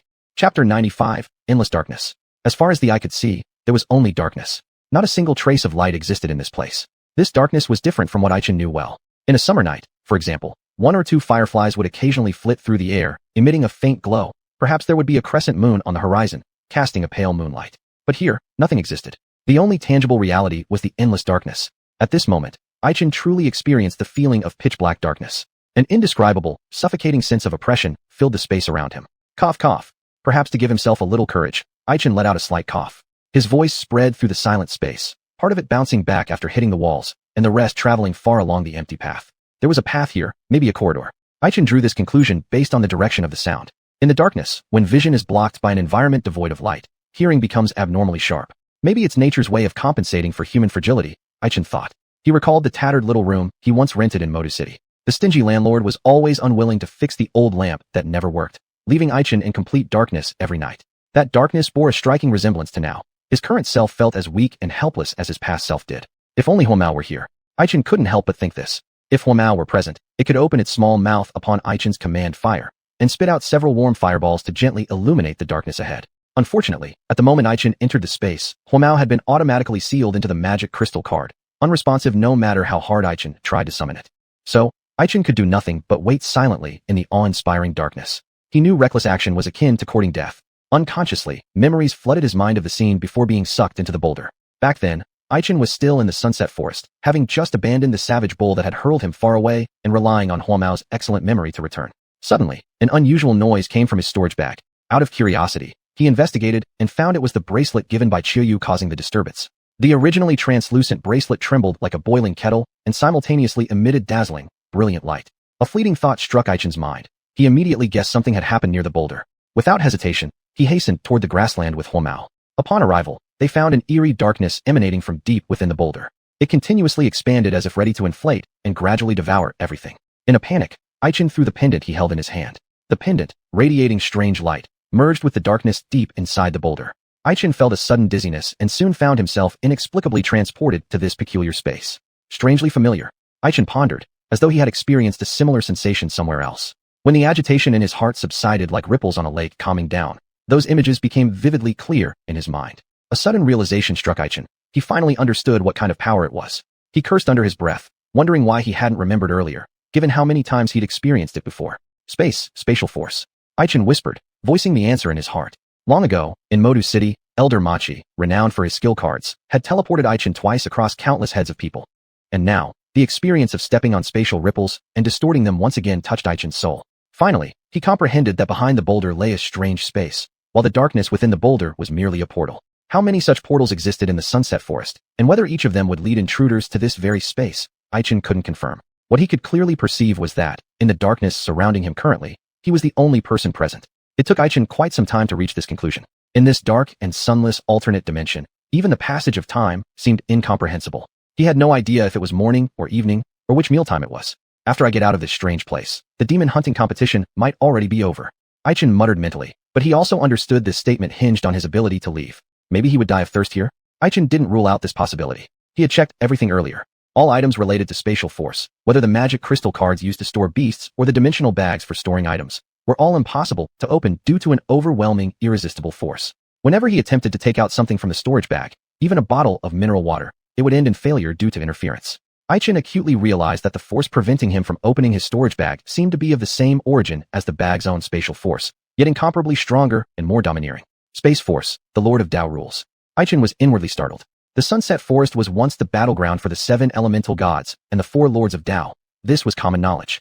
The only power that could be closely linked to the spatial force within the storage bag, while clearly surpassing it, had to be the residual strength of the Space Lord. Could it be possible that he'd inadvertently stumbled into a place where these ancient titans once clashed? Aichin swallowed hard, realizing that both the danger and opportunity here far exceeded his imagination. However, now wasn't the time to simply wait for death. Gathering his courage, Aichin embarked on his first action in the darkness. He extended his hand first, seeking to touch the barrier that was rebounding his sound. It seemed to be some kind of wall with an unusual texture. The wall felt cool and soft, like moist earth beneath his fingers. Aichin couldn't help but exhale in relief. If at this moment he'd touched something strange instead, it would have scared him to death. Humans were always fragile and sensitive in the dark, a truth Aichin understood all too well. Missing the days when he could see sunlight, he began walking forward by feeling along the wall with his hand. His sneakers made faint crunching sounds as they moved across an unknown surface, the steps echoing through the expansive darkness. Straight path, turn, straight path, turn. Aichin didn't know how long he walked, until exhaustion overtook him and his legs felt weak, forcing him to stop reluctantly. I think I'm going in circles. With a sigh filled with helplessness, Aichin realized his earlier efforts had been fruitless. An overwhelming sense of failure washed over him. He feared he might never leave this darkness for the rest of his life. Damn it, I can't keep this up. Sweat evaporated from his forehead, the moist coolness calming his restless heart bit by bit. He began reviewing every move he'd made since entering the darkness. First touch of the wall, walking straight along it, turning, walking straight again, turning. What little information he retained in his mind quickly became a jumble. Aichin even started to doubt whether there was an exit here at all. Suddenly, Qiuyu's neurotic demeanor came to his mind. Though Aichin didn't know why she gave him the pendant, there was no reason for her to intentionally harm him. Neurotic. Aichin suddenly had an unfounded idea. Clenching his teeth tightly, he shouted into the endless darkness. If that's the case, then let me go crazy once. Chapter 96, Redemption. The frantic shouts were like the starting gun of a referee, heralding the beginning of Aichin's wild actions. He forcefully inserted his fingers into the soft wall and pushed out the mud-like substance. Soon, a small pit slowly formed. If there were light at this moment, Aichin would certainly think how awkward it was to have this pit on such an even wall. However, now was not the time to consider whether it looked nice or not. Aichin deeply understood that he didn't have much time left. After circling countless times in the dark, Aichin had almost no energy left. Exhaustion wrapped around his body like vines. If it weren't for the repeated mental suggestion, perhaps the next moment he would drift off to sleep. Stay alert, stay alert. Aichin lightly bit his tongue with his teeth, and under the sharp pain, his consciousness gradually returned. He realized that sleeping at this moment meant leaving this beautiful world without bidding farewell. Recalling the frustration and bitterness of his past life, Aichin determinedly decided to live this life happily. Fortunately, the sensation at his fingertips told him and encouraged him that he had never stopped and was always moving forward. The idea of digging through walls did not come spontaneously, but from Xiuqiu's inspiration. That neurotic girl always made unexpected choices, and now Aichin also learned from her unconventional thinking style by viewing the problems before him from a different perspective. In the entire enclosed space, the only things Aichin could touch were the walls, the floor, and darkness. If moving along the path ahead didn't work, and there was nothing he could do about the solid floor and intangible darkness, then the only way out before him was the wall. Fortunately, the wall material was relatively soft, like the mud after rain, easily dug by hand. As he saw the opening in front of him grow larger, Aichin couldn't help but sigh in relief, feeling as if there was still hope. However, while digging, he noticed something was amiss. Clearly, he had dug deep enough to fit one hand inside. So why couldn't he see the end? This wall was too thick. Was this someone's load-bearing wall? Aichin took a deep breath. He knew that if he didn't go deeper and continued to dig around the entrance, it would be futile. Apparently, surviving in this darkness wasn't an easy task. Xiuqiu, you've really given me a tough problem. With a weak complaint, Aichin cautiously extended half of his body into the opening, extending his reach, and continued to dig further into the depth. Time passed slowly. Aichin's throat became dry and hoarse, and the overall speed grew slower. Just as expected from the very start, water was the main factor limiting human survival. A person can go a week without food, but cannot go 3 days without water. Aichin didn't know how long he'd been trapped here, but his throat was parched as if it was smoking. Dehydration seemed inevitable. Yet, he found no solution. It seemed this space was specially designed for torment. It had no light, no food, no water supply, just the oppressive silence and overwhelming darkness. Therefore, Aichin could do nothing but continue to dig relentlessly. He remembered the story from elementary school textbooks where they talked about quenching thirst by imagining sour plums. Hence, he constantly envisioned the sweet and sour taste of these plums, using the few drops of saliva he produced to moisten his parched throat, giving himself some psychological comfort. He clearly understood that this was merely a form of self-deception, but he needed false sweetness to soothe his bitter heart. Behind those beautiful lies lay a cruel reality. Aichin knew well the futility of his situation, but all he could do was raise his sore arms and keep digging deeper into the wall. Gradually, under the dual torments of fatigue and hunger, Aichin dug further and further into the cave. He recalled classic films from his previous life, where protagonists similarly navigated through sewer tunnels and ultimately attained redemption. Compared to movie protagonists who seemed to have protagonist halos protecting them, Aichin at present required continuous exertion from both hands to clear the soft obstacles in front. He didn't know if he could attain redemption, but all he could do was give his all and break through every obstacle in front of him. As more and more of the mud-like substance disappeared in the deeper areas, the tunnel behind him had already been blocked by piled debris, signaling that Aichin no longer had a retreat route. Anyway, retreating was not something he had planned on doing, either succeed or perish. This was the sole thought in Aichin's mind right now. Perhaps, due to exhaustion, he would collapse in the narrow passage and remain buried forever, unknown to anyone, lost in the dust of history. Perhaps he would dig through to find nothing but infinite darkness on the other side, tragically realizing that everything was merely an endless loop, making his previous efforts seem like a joke. But all these guesses, whether pessimistic or optimistic, were irrelevant. Aichin just wanted to keep digging, and he could only continue digging. His 2 arms were already exhausted beyond description. Although Aichin couldn't see them, he could imagine how the veins bulged out, and they hung helplessly. The 6-star array diagram on his right arm was probably covered by the mud-like unknown substance by now. How about the bluish-gray poison lines on his left arm? How close were they to his heart? Aichin gave a self-deprecating smile. He had come to this space to solve the poison from xuanhuan, but now he was caught in a desperate situation because of it. Truly, fate was unpredictable. Influenced by psychological effects, his left arm began to ache faintly. It seemed that the next moment, the toxins hidden in his meridians would burst out instantly, rushing along the blood vessels directly towards Aichin's heart, causing him to die from poisoning in an instant. At least I'm not dying of thirst or hunger, am I? Aichin muttered in his mind. His hands continued their work without stopping. His body, becoming thinner due to insufficient energy supply, still moved forward little by little. It was the yearning for life that let Aichin still act. He wanted to shout loudly. Everything is not over yet. Yes, everything is not over yet. Even though he was starving and thirsty, even though he was utterly exhausted, even though his body was poisoned, at least at this moment, he could still take a breath of oxygen and feel one heartbeat, right? The battle with death was not yet finished, and AI Chun was still moving forward alone in endless darkness. This time, he didn't rely on Fire Meow, his always reliable companion, nor did he depend on any extraordinary talent. The only thing he could count on was the stronger self deep within his heart, a self who never gives up and always loves life. Thus, AI Chun stretched out his right hand, clenched it into a fist, and struck hard towards the obstacle in the deepest part. There came a sound like that of a window paper being torn. An array of long-awaited light penetrated through the boundless darkness, shooting straight into AI Chen's vision. Bearing the intense pain from his eyes, AI Chen strained every effort to capture this precious beam of light. 2 streams of clear tears rolled down the young man's stubborn face. In this moment, it felt as if centuries had passed. Chapter 97. The Altar. With great effort, he pried open the cave entrance until it was large enough for his body to pass through smoothly.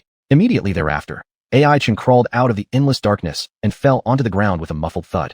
He collapsed on the cold floor, gasping for breath while opening his weary eyes wide to observe the surroundings behind the walls.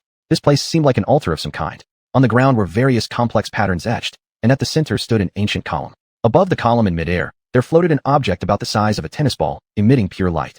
The ceiling of the altar was sealed, and though AI Chen did not know if sunlight entered this space, the only source of light currently appeared to be the mysterious object above the column.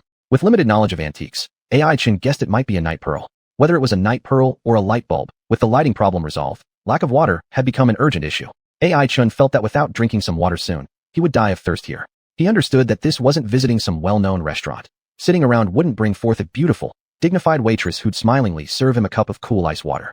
In this abandoned pocket dimension, everything would have to be discovered on his own.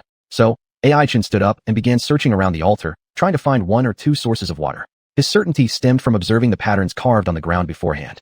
Time was short, and AI Chen couldn't explore their mysteries thoroughly, but even with a brief look, he could generally deduce that someone had been here before. Altars, patterns, and stone pillars didn't just appear out of nowhere. Someone must have built them in the past for basic survival needs. Holding such beliefs, AI Chen eventually found a well. Swallowing what little saliva he had left, AI Chen prayed it wasn't a dry well. He untied the rope bound to a stake, and with the dust-covered wooden bucket in hand, he carefully secured the hemp rope. Next, with almost devout reverence, he threw the bucket deep into the bottomless well. The thin rope grew longer in his hands as the speed increased, seemingly transporting the bucket to another world. AI Chen stood still anxiously, resembling a student awaiting teacher's comments on his homework assignment. What answer would the deep well provide? Ears perked up, AI Chen waited for the sound of the bucket touching the water surface, despite knowing that over such a distance, the sound wouldn't reach his hearing. Still, the tactile sensation of the bucket being buoyantly lifted came vividly through the lengthy rope into his hands.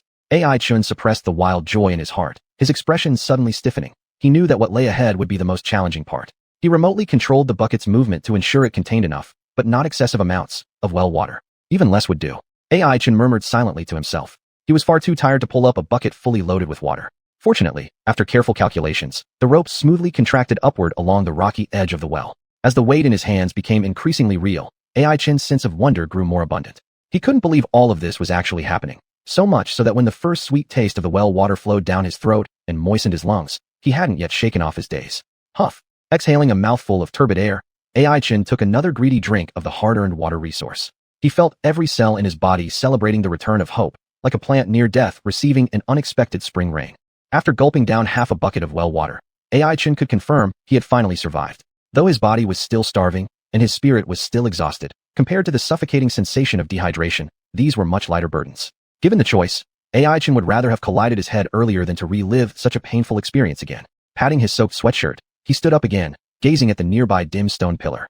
With the faint light emitted by the night pearl, AI Chen could vaguely make out the complex patterns etched on the ground of the altar, but understanding them was a different matter altogether.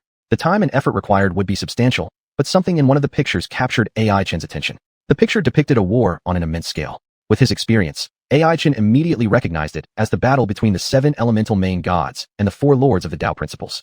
Even a fleeting glance at the patterns gave a glimpse into how fierce the battle had been. 6 of the elemental main gods died during this confrontation, and all 4 lords of the Tao principles perished. Only Lei Shun, the thunder god, managed to survive by chance. The scene then shifted and froze on Lei Shun. Back then, Lei Shun was full of spirit and vigor. He organized humans to bury the 6 main gods, shattered the void with his thunder, integrated himself into the Tao principles, forged magic crystals, and blessed the world. At the sight of this, AI Chen's heart was once again filled with admiration for the ancient gods. In the distant legends, it was one of the lords of the Tao principles who instigated the war that obliterated the entire continent. while the elemental main god stood up for the other creatures on the continent. Though he did not fully understand the specific reasons, AI Chen instinctively categorized the mysterious Tao lords as potential adversaries. Strictly speaking, I should be considered part of the elemental god faction, right? AI Chen muttered uncertainly to himself. After all, the six-star lightning formation created by Lei Shun was still engraved on his hand. Chuckling helplessly, AI Chen thought he was overthinking things. Those were all old tales from ancient times, long disconnected from the present-day world. He had only ended up in this strange space by a stroke of luck. At this point, AI Chen spared a glance at the toxic lines on his left forearm. The ominous bluish-gray color had inched alarmingly close to his clavicle, like a somber death god wielding a scythe waiting for him not too far away. "Where's the thing Chi said would save me?" AI Chen muttered to himself. He seemed to be running out of time. The information behind the patterns was also dull, and AI Chen just skimmed through them roughly. It mainly talked about a group of people seeking chances to enhance their strength in the Sunset Forest, which was the site where the gods fell. However, like AI Chen, they were accidentally teleported to this peculiar space. By the time clear and complete patterns disappeared, subsequent records became fragmented. It seemed as if a new carver had taken over, reducing the quality of the engravings considerably. AI Chen could only glean scattered fragments from the abstract inscriptions. From the slashes and crosses etched onto the ground, AI Chen deduced that there might have been a sweeping battle within the altar, involving everyone. And the purpose of the battle was none other than a round treasure depicted in the final patterns. Wait a moment. Swallowing hard, AI Chen's gaze suddenly shifted to the center of the altar. There, an object similar to a night pearl emitted faint yet pure light. Chapter 98, The Blood of the Gods. This? AI Chen blinked, hesitating as he glanced around. After confirming that the entire altar contained nothing but the round night pearl before him, he fell into deep thought. Was the designer of the altar really so careless? To place the most precious item right in the center for everyone to see. What if it got stolen quietly by a thief? AI Chen smacked his lips. To prevent any mishaps, he decided to personally protect this treasure. Saying no more, AI Chen immediately moved toward the center of the altar. At first, his steps were cautious. Realizing that, unlike action movies, there were no hidden traps or mechanisms triggered, he became more confident and took larger strides. In no time, he reached the stone pillar. AI Chen looked curiously at the glowing spherical object with a level gaze. Upon closer inspection, he discovered that the floating light source wasn't actually a night pearl as he had initially assumed. It's not something like a gemstone. AI Chen made this judgment. He could sense subtle currents flowing within the light source. Clearly, this was a luminous liquid. Divine blood. For some unknown reason, the term naturally came to mind, prompting him to blurt it out unconsciously. Swallowing hard, AI Chen was amazed at his own intuition. The more amazed he was, the more certain he felt that the slowly flowing, radiant liquid before him was indeed the blood of the gods. Whose among the elemental gods is it? Furrowing his brow, AI Chen began to speculate. The 7 elemental main gods all suffered great losses in the battle. 6 of them perished on the spot, while lightning god survived by chance, but sustained severe injuries. This drop of blood could belong to any one of them. After briefly recalling the patterns carved on the altar's floor, AI Chen realized that the people who mistakenly entered this space in the past fought fiercely over the divine blood, just as they had no knowledge of whose it originally belonged to, or who claimed it afterward. Shaking his head, AI Chen decided to secure it first and consider everything else later. Thus, he tentatively extended his hand towards the divine blood. Out of caution, AI Chen used his right hand adorned with the 6-pointed star magic array, hoping that the divine blood would accept him, given his lineage from the lightning god. However, as his right hand gradually neared the suspended divine blood, an inexplicable resistance at his fingertips grew increasingly noticeable. It was like cutting through a soft rock with a small knife. You never knew where it might get stuck. AI Chen took a deep breath, almost depleting his mental energy as he controlled his right hand, striving with all his strength to reach forward. Despite his efforts, he remained 1 inch away from the divine blood. An invisible barrier seemed to exist within this air wall, safeguarding the divine blood from external forces and resolutely repelling all invaders. Sighing, AI Chen finally understood why those who entered this space beforehand failed to obtain it. Apparently, they constructed the altar and proudly placed the priceless divine blood in the most visible location because they believed no one could penetrate that mere inch of separation. A mere distance comparable to half the length of a pinky finger separated 2 worlds, an insurmountable chasm dividing hope from AI Chen. Clenching his teeth, AI Chen felt somewhat frustrated, believing he'd already done enough. From crossing into another dimension, wandering through dark corridors, then breaking through the soft walls to find water, he'd worked so hard.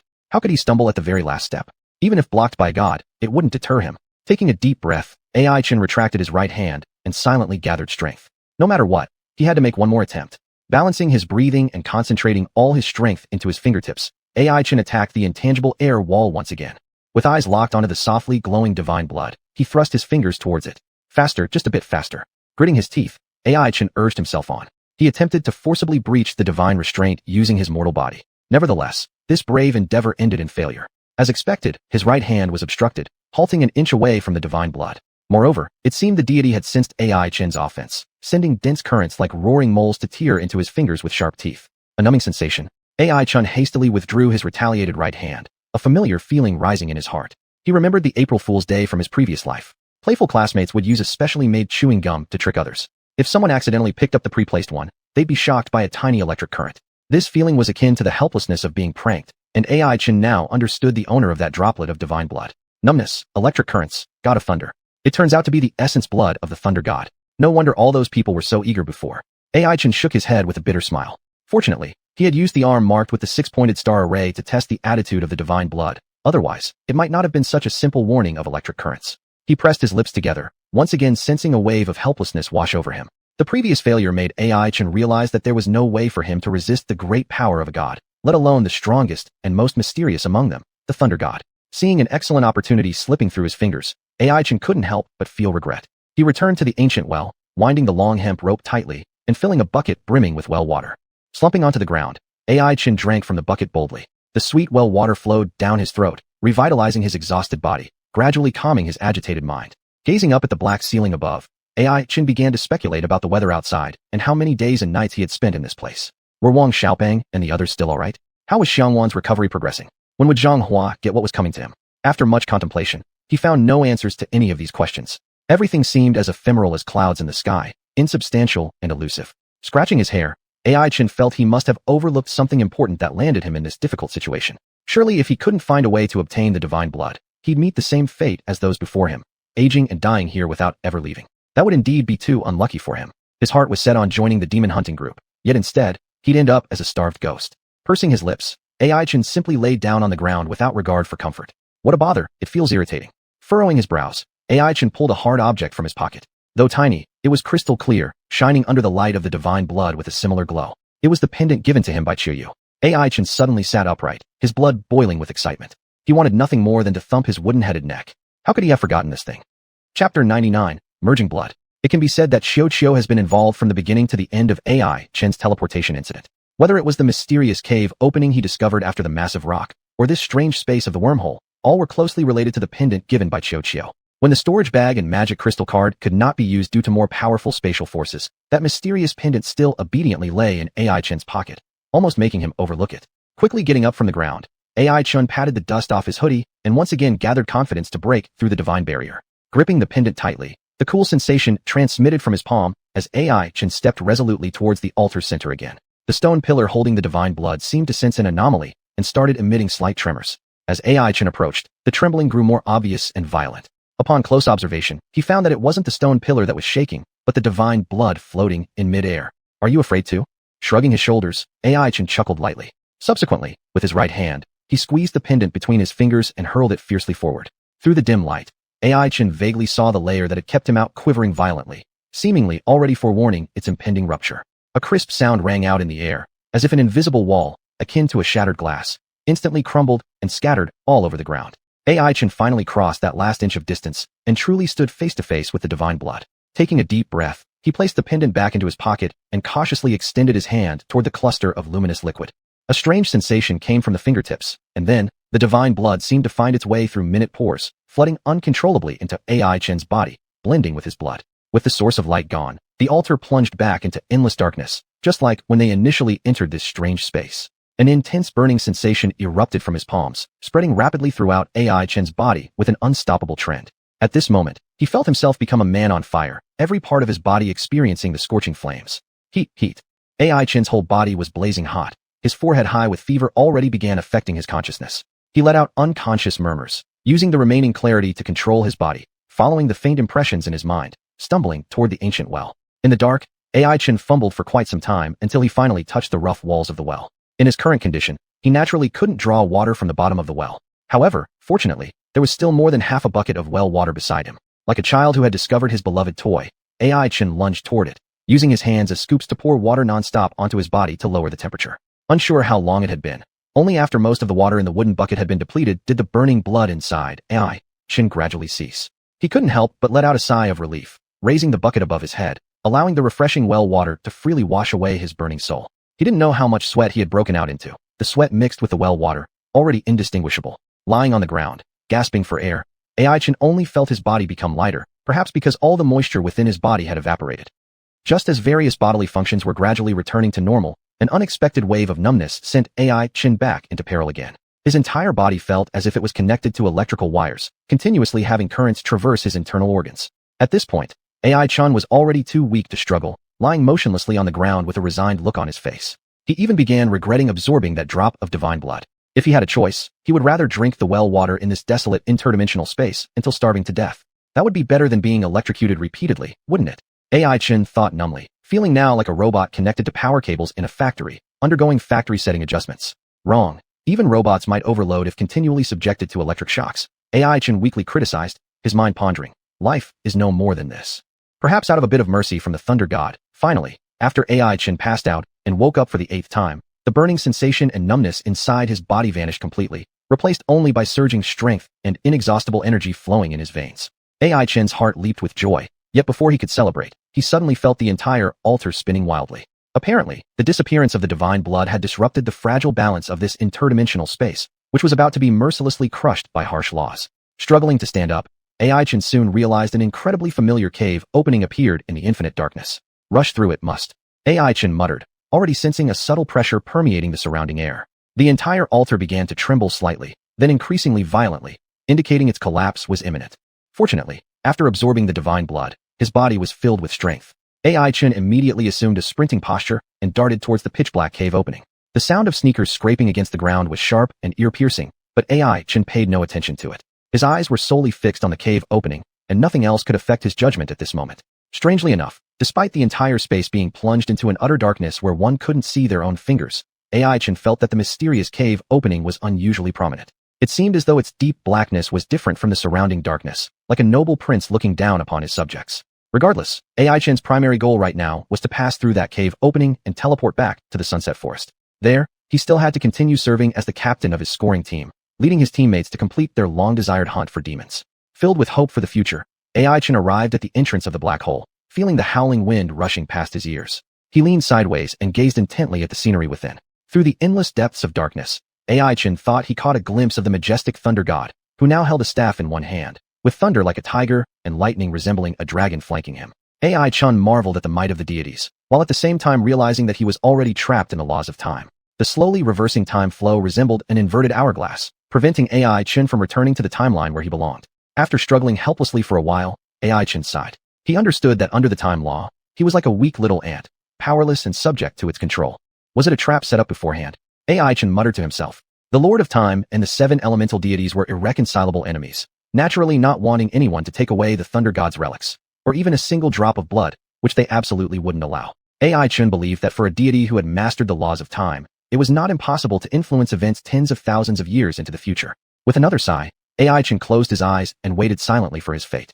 However, the distant Thunder God seemed to have noticed him trapped in his predicament. With a wave of his hand, a thick bolt of lightning struck down with enough destructive power to shatter the prison binding AI Chin completely. Once again, the black hole exerted its force, pulling his body into the space it was destined to lead him to. Opening his eyes in surprise and joy, AI Chin's gaze pierced through the vast expanse of time and space. On the other side of the riverbank, the Thunder God smiled warmly at him, giving a nod of acknowledgement. Chapter 100. Return. Thoughts seemed to ride a light boat flying towards the horizon, and AI Chin felt as if he had broken free from the constraints of his body, arriving in a space of unlimited freedom. However, the surroundings were still enveloped in darkness. Despite his attempts to see clearly, he remained shrouded in an illusory and intangible realm. Hey, wake up. Are you alright? A voice distinctly reached his ears, yet it sounded so distant that it was astonishing. Hey, AI Chin, can you hear me? Upon hearing his name called, AI Chin groggily opened his eyes, only to see a pair of somewhat puzzled eyes. The eyes looked familiar, but he couldn't remember where he had seen them. It wasn't until the person moved slightly further away that AI Chin realized it was Chio's older sister, Xianxia. Xianxia was still wearing her neat red athletic outfit, with her hair tied back and no makeup on, revealing her beautiful face with honesty. Standing beside her was a girl who was a half head shorter, not Chio, but presumably another teammate from the same team. This girl had a slim face, giving off a timid animal-like aura. She wore gray-framed glasses, a simple dress, jeans, and kept looking at AI Chin with a tentative gaze. Where am I? AI Chin rubbed his slightly aching head and asked the first question. With a look of surprise, Xianxia replied. In the Sunset Forest, where else? Li Wei and I just passed by and saw you fall out of a tree. Could it be that you fell and got confused? In response, AI Chin silently shook his head. After taking a brief look around at the towering trees, lush green grass, clear bird songs, and the occasional roar of beasts, These familiar signs indicated that he indeed came out from that terrifying alternate space. Just why didn't he return to the entrance? AI Chen felt puzzled. He clearly entered through a massive rock near the habitat of wild bulls. So how did he end up here inexplicably? It seemed like the entrance to the portal might not necessarily serve as the exit. His unexpected fall from the sky must have been due to this very reason. Stretching his arms, AI Chen stood up from the grass. Judging by the size of the surrounding trees, this area wasn't far from the true core of the forest, meaning the great demon hunting contest should be nearing its end. Thinking about this, AI Chen quickly asked, "Cough. Excuse me, what day is it today? Or rather, how many days have passed since the contest started?" Thrown off guard by the question, Xianxia quietly glanced at AI Chen again, confirming that this poor guy must have been badly injured during his fall to forget how many days had passed. Counting today, it's the 4th day. Xianxia responded as such. The 4th day? How can it be the 4th day? AI Chen was shocked inside, and he involuntarily shouted it out. He remembered entering the alternate dimension on the night of the 3rd day. Even adding the time he spent struggling in endless darkness and seizing divine blood, it should have amounted to at least 70 hours. Yet, Xianxia said it was merely the 4th day of the great competition. That meant, from the moment AI Chen entered the alternate space until now, it only took one night. It's the temporal law. AI Chen murmured to himself. Clearly, the Lord of Time had already set a trap in the Thunder God's treasure place. As a rule of the universe, time is eternally constant. Encountering an accident in one place while consuming time would leave traces behind. The Lord of Time manipulated the flow of time in the alternate space, aiming to disrupt the balance of those card masters within it, thus creating loopholes for him to manipulate. In other words, from the moment AI Chen stepped into that darkness, he was branded with the mark of time energy. And the Lord of Time, this god wielding the great power of the rules, intended to use the time AI Chen wasted to confine him in that space forever. Realizing this, AI Chen involuntarily broke out in a cold sweat. Phew, that was close. He expelled a long breath of stale air, thankful that the Thunder God wasn't someone to be trifled with either and had left a countermeasure behind. Otherwise, this trip truly could have turned out fatal for him. Recalling the vast river of time that seemed able to sweep everything away, AI Chen's heart couldn't help but tremble. If possible, he hoped to never have any dealings with the Lord of Time ever again. But with the Thunder God's help, things are different. Since I've absorbed his divine blood, I'm probably considered his semi-apprentice, right? Will the Thunder God intervene again next time? AI Chen let out a bitter laugh and shook his head, dispelling the mixed thoughts swirling in his mind before turning his gaze back to the real world. On the side, Li Wei adjusted her glasses, lifted her small head, briefly glanced at him, then cautiously pulled Xiaoyu aside and whispered, Big Sister Xiao, I don't know if this is inappropriate to say, but your friend seems a bit off. In her eyes, AI Chen, with his strange behavior and gestures, had clearly become a problematic youth. After all, in the worldview of normal people, no one could accept someone who fell from a tree, couldn't remember what day it was, and kept babbling about temporal power and god blood. With this in mind, Xiaoyu could only sigh helplessly and hastily spoke up for AI Chen in front of Li Wei, the most timid girl in the group, managing to prevent her from labeling him as mentally ill. Anyway, he probably got confused after the fall. He should be fine soon, Xiaoyu stated confidently. To this, Li Wei blinked her eyes, showing skepticism, but ultimately said nothing further. Xiaoyu sighed again, casting a concerned glance at AI Chen. She had always harbored good feelings towards this young man who had saved her and her sister. Even though she didn't know how Donglu Yiga, an unrenowned school, managed to train such an outstanding card master, his formidable strength was undoubtedly undeniable. So much so that even the Wan Ning Chamber of Commerce had to yield. And now seeing AI Chen falling out of the sky, Xiaoyu could only speculate that he had been sleeping on a tree. Indeed, geniuses are always different. She muttered, reflecting her thoughts. As for AI Chen, Xiaoyu's incomprehensible words left him utterly baffled, causing him to clear his throat and shift the topic. Where's Qiao? Is she not with you? Or has she gone off digging for treasures again? At the mention of her younger sister, a trace of sadness flickered across Xiaoyu's face as she sighed. The night before last, wasn't there a beast tied? That's when we got separated from Qiao. That girl is really too much trouble. We told her to stay behind us, but still she sneaked off on her own. At this point, Xiaoyu paused briefly, her mind replaying that dreadful night. An overwhelming horde of wild magical beasts had gathered into a tidal wave capable of destroying everything in its path. Every card master they encountered ended up as piles of white bones. If it hadn't been for Qiao insisting that their squad hurry to the rendezvous point early enough and making prompt preparations, their losses would have been far worse. Even so, Xiaoyu's team suffered 2 casualties, and at the last moment, if it hadn't been for Qiao courageously drawing away the remaining magical beasts, the death toll would have increased. Recalling Qiao picking up a flickering firebrand and walking into the darkness of the forest, Xiaoyu felt immense pain. She realized that behind Qiao's cheerful appearance lay an indescribable loneliness and sorrow. 2 streams of tears slid down the corners of this tough girl's eyes as AI Chen patted Xiaoyu's shoulder and consoled her. Don't worry, Qiao will be fine. Really? Xiaoyu asked, tears welling in her eyes. AI Chen nodded gently, gazing further into the distant sky, and said, I think so. Chapter 101, The Lightning Rune. The team deep in the forest was clearly stronger. AI Chen noticed that most teams had 1 or 2 near blue tier magical beasts as their core players. Combined with a few white tier 5-star magical beasts and card masters' exclusive innate skills, even regular blue tier 1-star or 2-star wild magical beasts would only meet their end when they encountered them. In contrast, Xianxia and Li Wei seemed to be at a disadvantage. However, according to what they said, these teams were actually temporary squads put together hastily. Because of the beast flood, everyone's teams have scattered here and there, so if we want to hunt more powerful magical beasts, we just have to form groups. Xianxia explained, looking straight at AI Chun with an obvious hint. Li Wei then also let out a soft hum. She naturally picked up on the captain's invitation.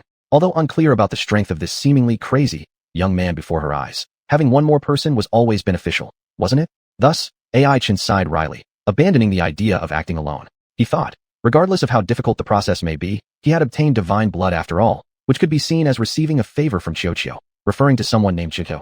So taking care of her sister was only natural. Moreover, there was no urgency in meeting back up with the other two members of the point-earning team. Wang Xiaopeng and the others should not worry about safety as long as they were with xuanhuan. And after experiencing the beast flood, Wang and Huang's scores must have already increased to a terrifying number. After all, just the gray wolves drowned by xuanhuan using a huge wave were already too many to count. Even if they could only retrieve a part of them from the river, the amount of magical cores collected still translated into an overwhelmingly large score. Thinking about this, AI Chen couldn't help but envy, smacking his lips. Up to now, his competition score remained stagnant at 500 points, untouched since the second night of entering the Sunset Forest until today. This was certainly related to his mindset of sharpening the axe won't delay chopping firewood. But with the competition halfway through, AI Chen couldn't help feeling nervous. After all, the final competition result directly determined whether he could join the demon hunting group. It seems accumulating points needs to be scheduled, he mumbled while holding the scoring plaque. At this moment, Li Wei happened to see the prominent 500 on it inadvertently. The girl immediately became thoughtful. As a slacker in the team, her points already amounted to a solid 800, while the captain, Xianxia, had reached 1200. This new teammate who just joined didn't even reach half of the captain's points. Therefore, AI Chen's importance plummeted in Li Wei's eyes, and she even started suspecting whether Xianxia wanted to find someone to distract attention and draw fire for both of them. The captain shouldn't be such a person. After some deliberation, Li Wei realized she was the second-ranking person in the team and immediately took upon herself the responsibility to protect the weakest member. Consequently, she trotted forward and walked ahead of AI Chun. AI Chun tucked the scoring card into his storage pouch and looked at the approaching girl in puzzlement. All he heard was Li Wei seriously and earnestly cautioning him. When the fight begins later, act opportunistically and don't move around recklessly. If need be, you can just hide behind me and Sister Xianxia. Upon hearing this, AI Chen nodded blankly. He guessed that they probably wanted to use this chance to train themselves and thus refused his assistance. After all, once Huan Miao appeared, any blue tier 1-star or 2-star beasts would become useless. With this thought, AI Chen smiled and even felt somewhat impressed by the spirited girl standing in front of him. Meanwhile, Li Wei naturally interpreted his encouraging smile as sincere gratitude. Her cheeks flushed slightly, thinking she had accomplished a good deed and taken up the responsibilities she hadn't before, making her inexplicably pleased. She was about to speak again, wanting to encourage AI Chen. She was probably going to say something similar to what she often heard before, like, although you can't help much now, don't lose heart. Work hard, and you will definitely get your chance later. But when the words came out, they turned into, huh, is that a tattoo? AI Chen paused, revealing his right hand. Oh, it's the exclusive 6-point star array diagram everyone has, why? But Li Wei shook her head. Not this side. Following her finger, AI Chen saw a blue-white wave-like lightning rune etched onto his left arm. When he gently touched it with his fingers, a faint tingling sensation followed. Divine blood. Swallowing saliva, AI Chen instantly understood that this was the transformation brought by the thunder snake blood to his body. The life-threatening cyan gray toxin that had haunted his dreams had already been severed by overwhelming thunder, leaving behind only a coin-sized circle on his wrist, resembling a giant coiled snake. But AI Chen felt it might never have the chance to overcome the mountain of thunder ahead. Xiao's words were indeed correct. My poison has truly been eliminated. AI Chen muttered to himself. It seemed the girl's prediction had indeed become a reality not long ago. You and Xiao seemed quite familiar with each other. Li Wei was somewhat surprised. In her eyes, Xiao was an unapproachable neurotic girl, yet AI Chen appeared as if he knew her well. However, AI Chen just shook his head. On the contrary, I know very little about her. Sticking out her tongue, Li Wei was just about to say that everyone was like this, but then recalling her identity as the second strongest in the team, she retracted her playful words along with her tongue and proceeded to feign profundity. I thought so too. Xianxia, walking at the front, turned around and looked at the two somewhat perplexedly. After all, in her understanding, Li Wei was a fighter with only 5 points of combat power, a slacker girl who would only run away in a fight, whereas AI Chun was an absolute expert who could slay gods and Buddhas alike with overwhelming force. How were these two chatting so harmoniously? Even more bizarre was that it was the fiercely unstoppable AI Chun who was attentively listening to weakling Li Wei imparting battle experience. It was as exaggerated as a powerful earth dragon seriously taking notes while an old ox told which side had better grass. Seeing this scene, Xianxia couldn't help but support her forehead, doubting whether it was too hot and she was seeing things. Wait a moment, let me release my magical beast first to let it breathe some fresh air. It doesn't like staying inside the magic crystal card. AI Chen smiled and temporarily interrupted Ms. Li Wei's patient teaching. In her dissatisfied gaze, there seemed to be a sense of this one cannot be taught. But AI Chen didn't notice and just pulled out his magic crystal card to release Huamiao. Soon, a fire-red furred cat pounced into AI Chen's arms, its wet little nose snorting against his face, seemingly reminiscing about the scent of its master. Seeing that Huamiao was as good as new, AI Chen also sighed in relief. It seemed that the interdimensional journey wouldn't affect the magic crystal card or the storage pouch, and spatial power wasn't as simple as big fish eating small fish. He held Huamiao in his arms and smiled toward Li Wei. All right, classmate, let's continue our discussion. Chapter 102, Protection Fee. Xianxia clutched her forehead. She wondered if AI Chen had mistaken Li Wei for an equally skilled expert, given his evident excitement and even issuing an invitation to discuss. In any case, the world was turning out more fantastical than Xianxia could have imagined. Just as she thought that ridiculous scene would replay, Li Wei's attention was entirely captured by Fire Meow. As expected, girls couldn't resist furry creatures. Xianxia blinked, barely resisting the impulse to scoop up Fire Meow, only to see Li Wei already cautiously edging closer. Dangerous. Recalling how Fire Meow with one paw, one fireball, had utterly annihilated 2 martial rats, Xianxia suddenly felt a pang of anxiety. She hurriedly wanted to warn Li Wei that this seemingly soft and cute kitten wasn't as simple as it appeared. However, she saw that Fire Meow was already purring in Li Wei's arms. Xianxia, gazing at the adorable cat lazily stretching above Li Wei's floral skirt, Xianxia admitted to herself that she'd slightly miscalculated. After pondering, she joined in, reaching out to touch Fire Meow's fluffy little face. Meanwhile, AI Chun was left on the sidelines, grimacing bitterly, appearing pitiful and lonely, a stark contrast to Fire Meow, who was surrounded by 2 beautiful young women. Is this a magical cat? So cute.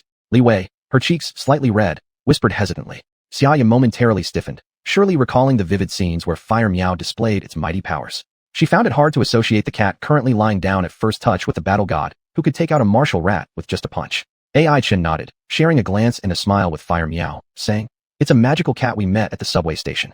Gently nodding, Li Wei rubbed Fire Meow's small head again, instinctively considering this beast more like a pet for display.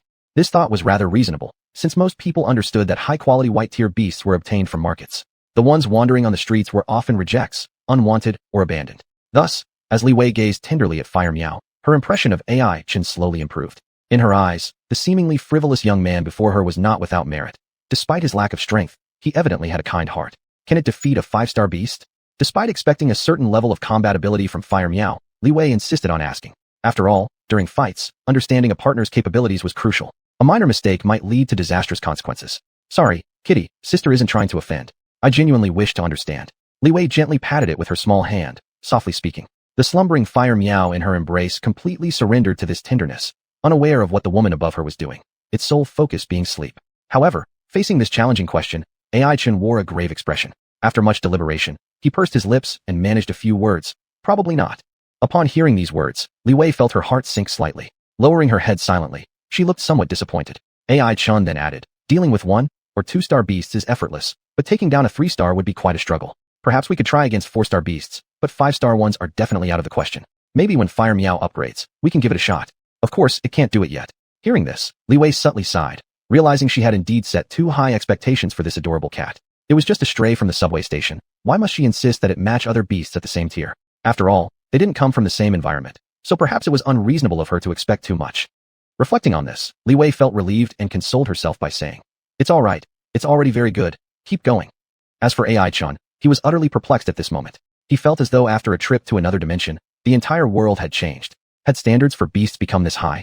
My Fire Meow hasn't even reached quasi-blue rank, and now you're asking it to fight a blue rank 5-star beast? With a click of his tongue, AI Chen snatched Fire Meow from Li Wei's arms, deciding not to let it be held by such a demanding woman. And beside them, Xianxia was thoroughly confused by their conversation. She felt puzzled, as if they were talking about the same thing but saying totally different things.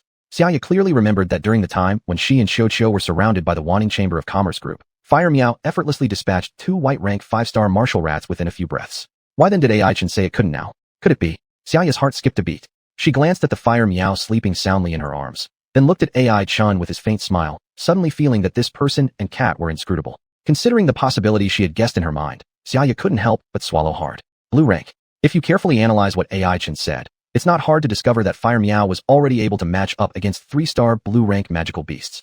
After accepting this fact, Xianxia felt even more the cruelty of this competition in the demon hunting tournament. Her side was still worrying about Bai Kongke advancing to the blue rank, while the students from Donglu number 1 high next door were already thinking about dealing with 5-star blue-ranked beasts. Alas. Sighing, Xianxia once again felt the disparity of the world and couldn't help but chuckle and cry for the simple-mindedly way. She wondered if this girl would find a crack to hide in when she discovered the truth behind all these events. Xianxia shrugged, throwing away all sorts of wandering thoughts, and continued on her way forward. Listening to her introduction along the way, AI Chen learned that so much had happened during the time he spent with Man Yo. First, as card masters continually ventured into the core areas of the Sunset Forest, the encountered magical beasts became increasingly stronger, often leaving their teams weakened from previous hunts or so-chal battles. As a result, authoritative forces would reorganize new teams. Trust among the members of these newly formed small teams was guaranteed by the respective forces, but at the same time, they had to pay protection fees to these forces. What a complicated system. AI Chen listened and was thoroughly confused until Xianxia explained several times. Only then did he understand its meaning. He asked, does this mean that whenever the rebuilt teams hunt magical beasts, they must pay certain points to those so-called powerful forces? Xianxia nodded. That's right. There's no basis for trust between team members from different schools. Deceit and trickery are rampant. Even without reaching extremes, mutual cooperation is inevitably fraught with suspicion. Clearing her throat, she went on. Therefore, taking into account the unpredictable arrival of a magical beast wave, some top-tier teams from major factions have come forth to organize loose card master groups into brand new teams, demanding a certain commission, in this case, points. Upon hearing this, AI Chen imagined points flowing like water into others' pockets. Thinking about the number of card masters participating in the demon hunting tournament, he couldn't help but wonder just how profitable it all was. He clicked his tongue and sighed. What a greedy idea. I'm envious, scratching my teeth. Which forces came up with this brilliant scheme? Xianxia smiled faintly and gave what seemed to be the naturally expected answer. The City Lord's Mansion and the Huiyang Mercenary Group. Chapter 103, Sawtooth Crocodile. Upon hearing this, AI Chen fell into silence as well. In the Devil Capital, City Lord's Manor and Huiyang represent absolute strength, so it is understandable that the teams under their command guide the overall direction of the entire hunt demon competition. Clicking his tongue, AI Chen had already anticipated how many points Xianhuan's and Huangshan's small team would gain in this major operation. In this act akin to shearing sheep, it was hard not to make a substantial profit. Looks like I need to work hard. He clenched his fists, giving himself some encouragement. Li Wei heard from the side and quietly consoled. It doesn't matter, as long as everyone is safe. Xianxia. Anyway, under the eerie atmosphere, these 3+1 little cat encountered a fierce battle. On an expansive open space, several card masters were surrounding and attacking a snow leopard with nimble movements. Under the powerful attacks, the snow leopard retreated step by step, on the verge of death, until it let out a long roar, and a group of wild beasts immediately appeared from the depths of the forest. Banshan apes, sawtooth crocodiles, firefeather chickens. There were more than a dozen ranging from quasi-blue rank to blue rank 1 star. It seemed that feeling the impending crisis of being eliminated one by one, they now united together, trying to counterattack the card masters that came to surround them. However, the card masters weren't weak either. After all, their deep penetration into the core area already proved their extraordinary strength. In their eyes, the wild monsters ahead brandishing claws became moving points. Thus the Great War began. Nearly 100 card masters fighting against wild monsters turned the entire place into utter chaos.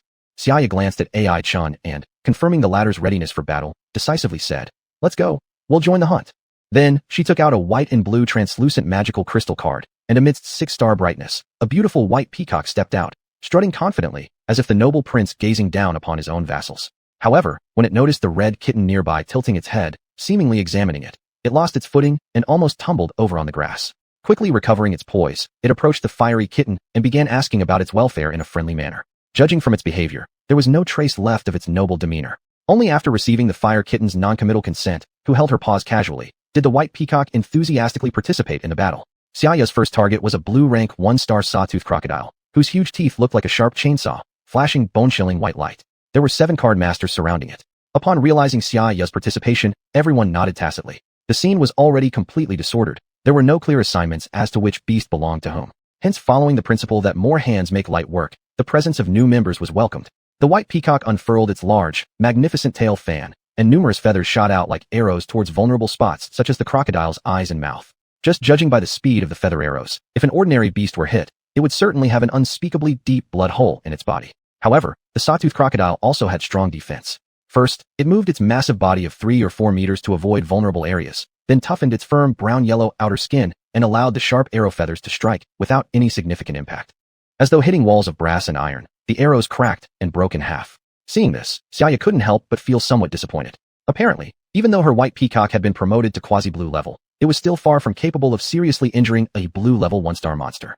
However, the attack from the white peacock gave the teammates plenty of time. Everyone took advantage of the sawtooth crocodile's repositioning gap and charged the beast together, inflicting considerable damage. Great job, White Peacock, great job. Li Wei stayed far away, watching the fight at a safe distance, occasionally clapping to cheer the captain's pet. In response, Xianxia just shook her head with a bitter smile. She knew that if AI Chen's fiery kitten acted, the mighty and showy sawtooth crocodile would already be a corpse by now. Nevertheless, the innocent Li Wei didn't realize this. Not getting affirmation from her captain, she again glanced at AI Chen, who was smiling faintly, and finally focused on the fiery kitten observing leisurely with folded paws. There you go, meow meow, learn from the White Peacock. One day, you can be just like it. Li Wei apparently assumed the role of an elder adult, lecturing solemnly. Hearing this, the fiery kitten opened her eyes wide as if suddenly awakened, incredulously looking at her for a moment, seemingly unable to understand what the girl wanted to convey. Learn from the White Peacock? The fiery kitten licked her paw. Did she mean having sympathy for wild monsters? After all, they are lives too, so they shouldn't be instantly wiped out easily? The fiery kitten might think this way for now, but she didn't agree with Li Wei's statement. After all, every one of her opponents was extremely ferocious and vicious. Even a moment's carelessness could lead to an irreversible disaster. So, the fiery kitten stretched lazily, leaped gracefully onto AI Chen's shoulder in feline strides, ignoring Li Wei's kind-hearted advice. The girl and her kitten quietly observed the hunt on the open ground, appearing serene and at peace. Li Wei stood there, arms crossed and cheeks puffed out in anger. She thought it rude that the fiery kitten walked away without a word, regardless of how adorable it was. Thus, Li Wei concluded that AI Chen and his cat hadn't yet witnessed her prowess, hence their disregard for her words. If she showed them her battle level worthy of 800 points, they would surely change their perception of her. Clutching her little fists tightly, Li Wei drew out a magical crystal card and summoned her monster. Then, a cute little red rabbit popped out from the shimmering 6-star light and bounced onto the grass. It glanced around and sniffed the green grass beneath, seemingly unperturbed by anyone else as it indulged in its feast heartily. Li Wei quickly scooped up the fire rabbit and pointed towards the sawtooth crocodile, issuing the command to attack. With grass still crunching in its mouth, the fire rabbit saw the crocodile baring its teeth and instantly swallowed hard. There was a trace of panic in its eyes like black pearls.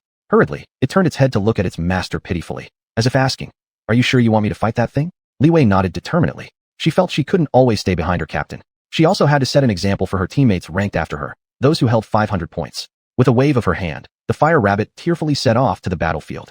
As it ran, the fire rabbit wondered whether it had offended its master somehow, or if the master was about to replace it with a new rabbit, making it go fight such a fierce crocodile.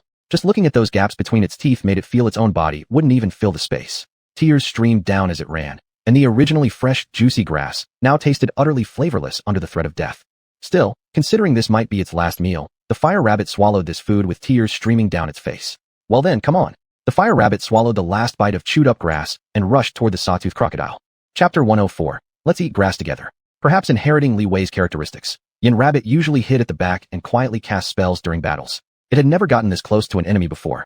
Despite its heart pounding wildly, it still suppressed the fear in its veins and used its signature skill. It saw Yin Rabbit knock its head on the ground, and the grass directly in front began to smoke as the temperature continuously rose, and a cluster of sparks gradually formed. Yin Rabbit continued to control this group of sparks, allowing it to spread forward along the grass until it turned into a fiery snake. Then, it surged toward the sawtooth crocodile. Upon witnessing this scene, many magical beasts hastily moved aside, allowing this fiery snake to precisely surround the sawtooth crocodile without deviation. Humph. Li Wei secretly glanced at AI Chan, pretending to cough unintentionally, as if reminding the latter that this splendid offensive was completed under her command. However, before she could properly admire the admiration and worship soon to appear on AI Chen's face, a scream rang out amid the flames. Li Wei initially thought it was the sawtooth crocodile begging for mercy, and was just about to marvel at her extraordinary progress when she realized that the sound was eerily familiar. Damn! Xiaoya's expression hardened as the team leader, shouting involuntarily. On the battlefield, the one being chased was naturally the unfortunate Yin Rabbit, which was comfortably casting spells from behind and didn't expect any miraculous effects. Unfortunately, the other magical beasts mistook it for a powerful opponent, clearing a path to allow it to fight the sawtooth crocodile alone. Now, the sparks hitting the brown crocodile skin hadn't even injured a piece of meat, but instead enraged the sawtooth crocodile. This surrounded crocodile was already furious, and now seeing that even a white tier 5-star rabbit dared to interfere, it couldn't help but chase after Yin Rabbit with its mouth wide open. Fortunately, rabbits have a natural speed advantage, so Yin Rabbit narrowly escaped death. Otherwise, it would have met its end right there. However, there is a significant gap between blue tier 1 and white tier 5. Even though agility isn't the sawtooth crocodile's strong suit, it received some compensation during the advancement process from white tier to blue tier. Coupled with its outstanding stamina, swallowing Yin Rabbit in one bite was merely a matter of time. Seeing the situation worsening, Li Wei's complexion instantly turned pale, and her frail figure appeared even more helpless and panicked. Xiaoya gritted her teeth, commanding by Peacock to shoot arrows one by one.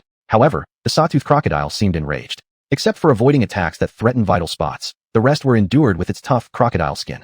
Its eyes were solely fixated on the annoying little rabbit that was desperately fleeing. The sawtooth crocodile opened its blurred yet cruel eyes and vowed to rip its prey apart alive. Soon, its opportunity arrived. Exhausted from intense escape efforts, Yin Rabbit's speed gradually decreased. Panic-stricken, its two hind legs frantically kicked the ground. Unfortunately, it tripped over wild grass and stumbled onto the ground.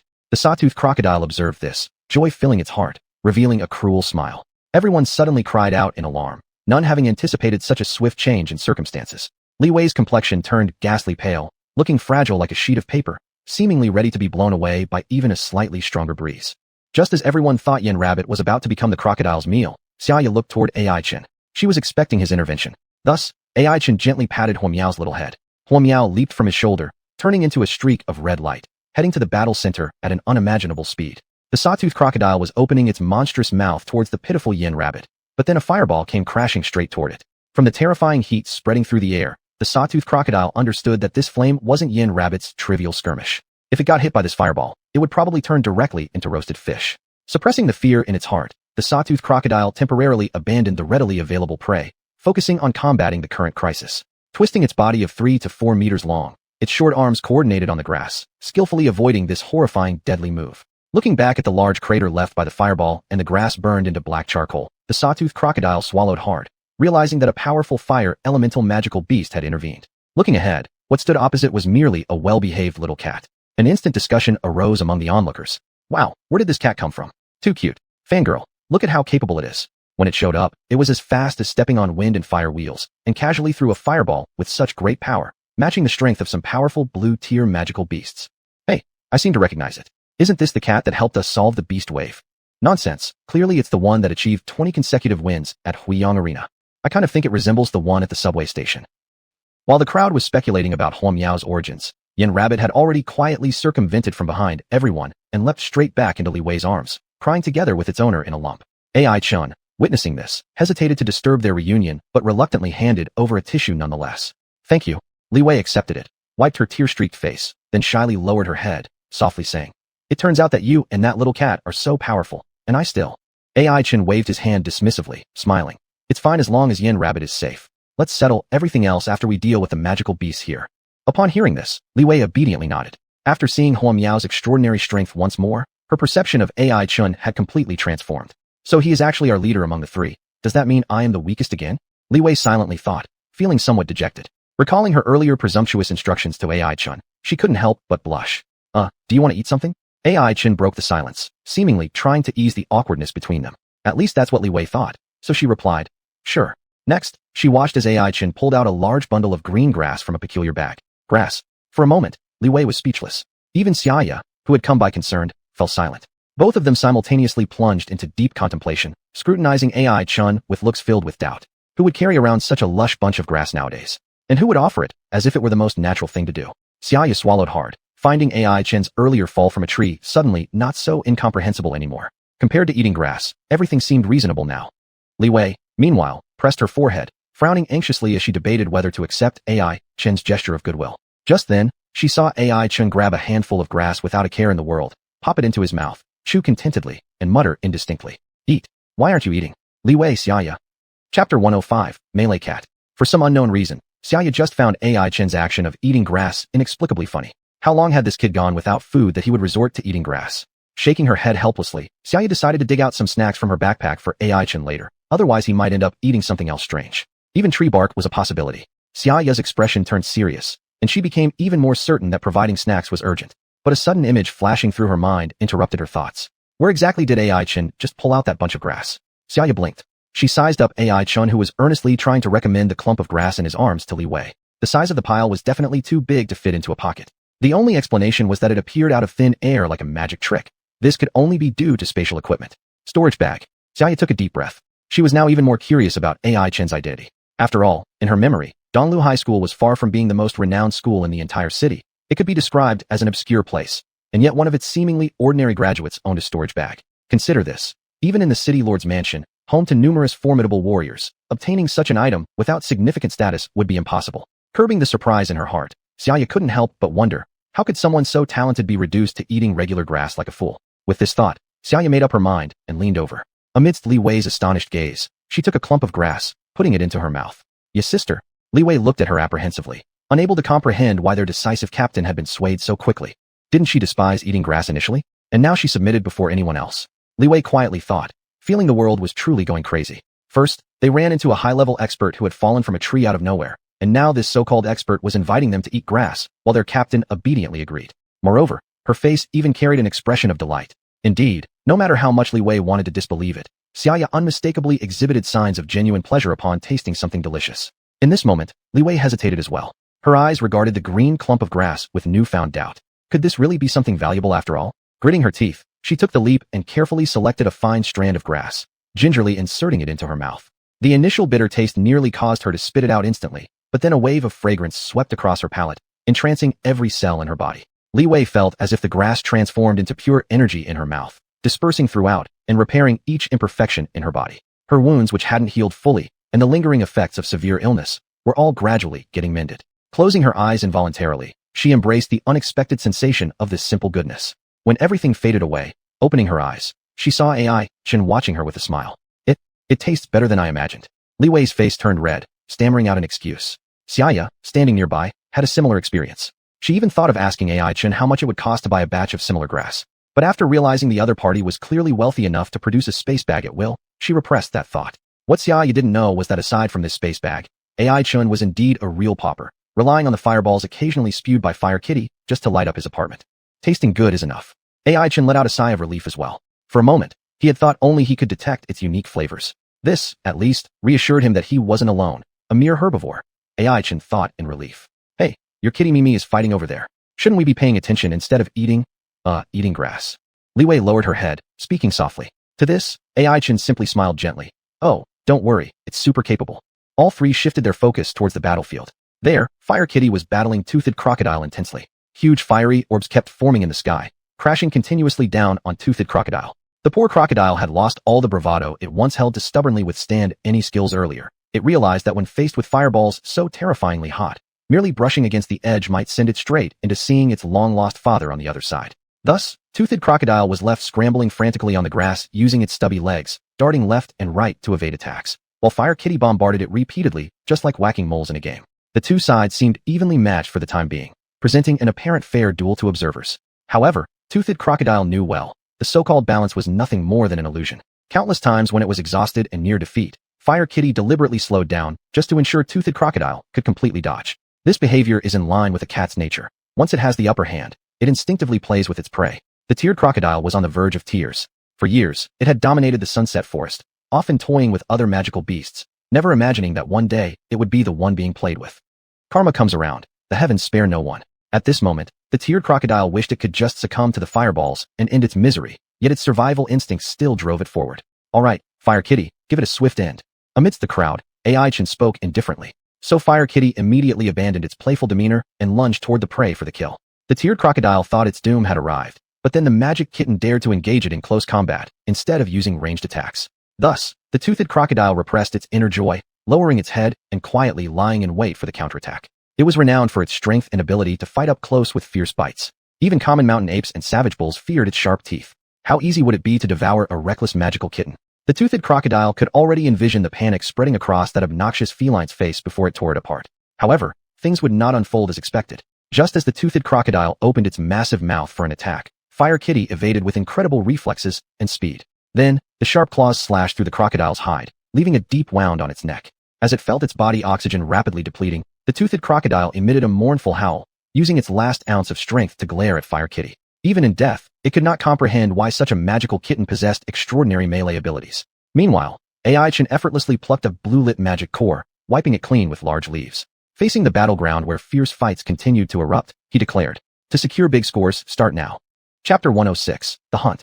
Li Wei, hugging the frightened flame rabbit tightly, watched silently with the captain as the fire cat gave an impressive performance. Just moments ago, the sawtooth crocodile that everyone had struggled to overpower was easily dealt with by the fire cat within mere minutes. And this was even under circumstances where the latter had intentionally held back. Otherwise, the battle might have ended even sooner.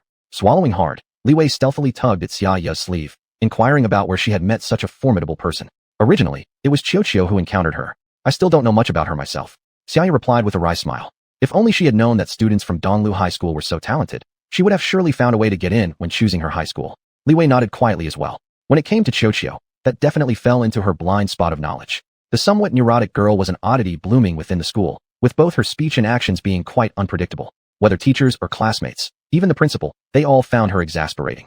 If it weren't for some family connections and Xianxia stepping in to mediate as her older sister, she probably would have been forced to drop out long ago. Even so, the principal, frowning and rubbing his bald head, had already decided to send this pest away early.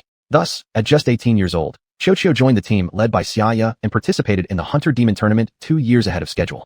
Strange person, Li Wei soothed the flame rabbit in her arms, muttering silently to herself. She didn't particularly like Xianxia, nor did she dislike her. She just found her hard to approach and difficult to understand. It was as if her body was hidden behind a transparent, yet strong barrier. Xianxia was there, visible to anyone through the invisible barrier, yet no one could reach out and touch her. And even, Li Wei shook her head. Even until today, she didn't know what Xianxia's talent or abilities with magic beasts were. Since entering the Sunset Forest, Xianxia had never once taken action. An aura of mystery surrounded this neurotic girl. Li Wei thought that, in a sense, Xianxia bore a resemblance to AI-Chun. Both concealed secrets, both were unfathomable, and both acted unpredictably. Thinking of the scene where AI-Chun fell off the tree made Li Wei involuntarily smile slightly. Beside her, Xianxia looked somewhat perplexed by her teammate's enigmatic smile. She was eating the grass left for them by AI-Chun and, seeing Li Wei's expression, assumed the other was making fun of her.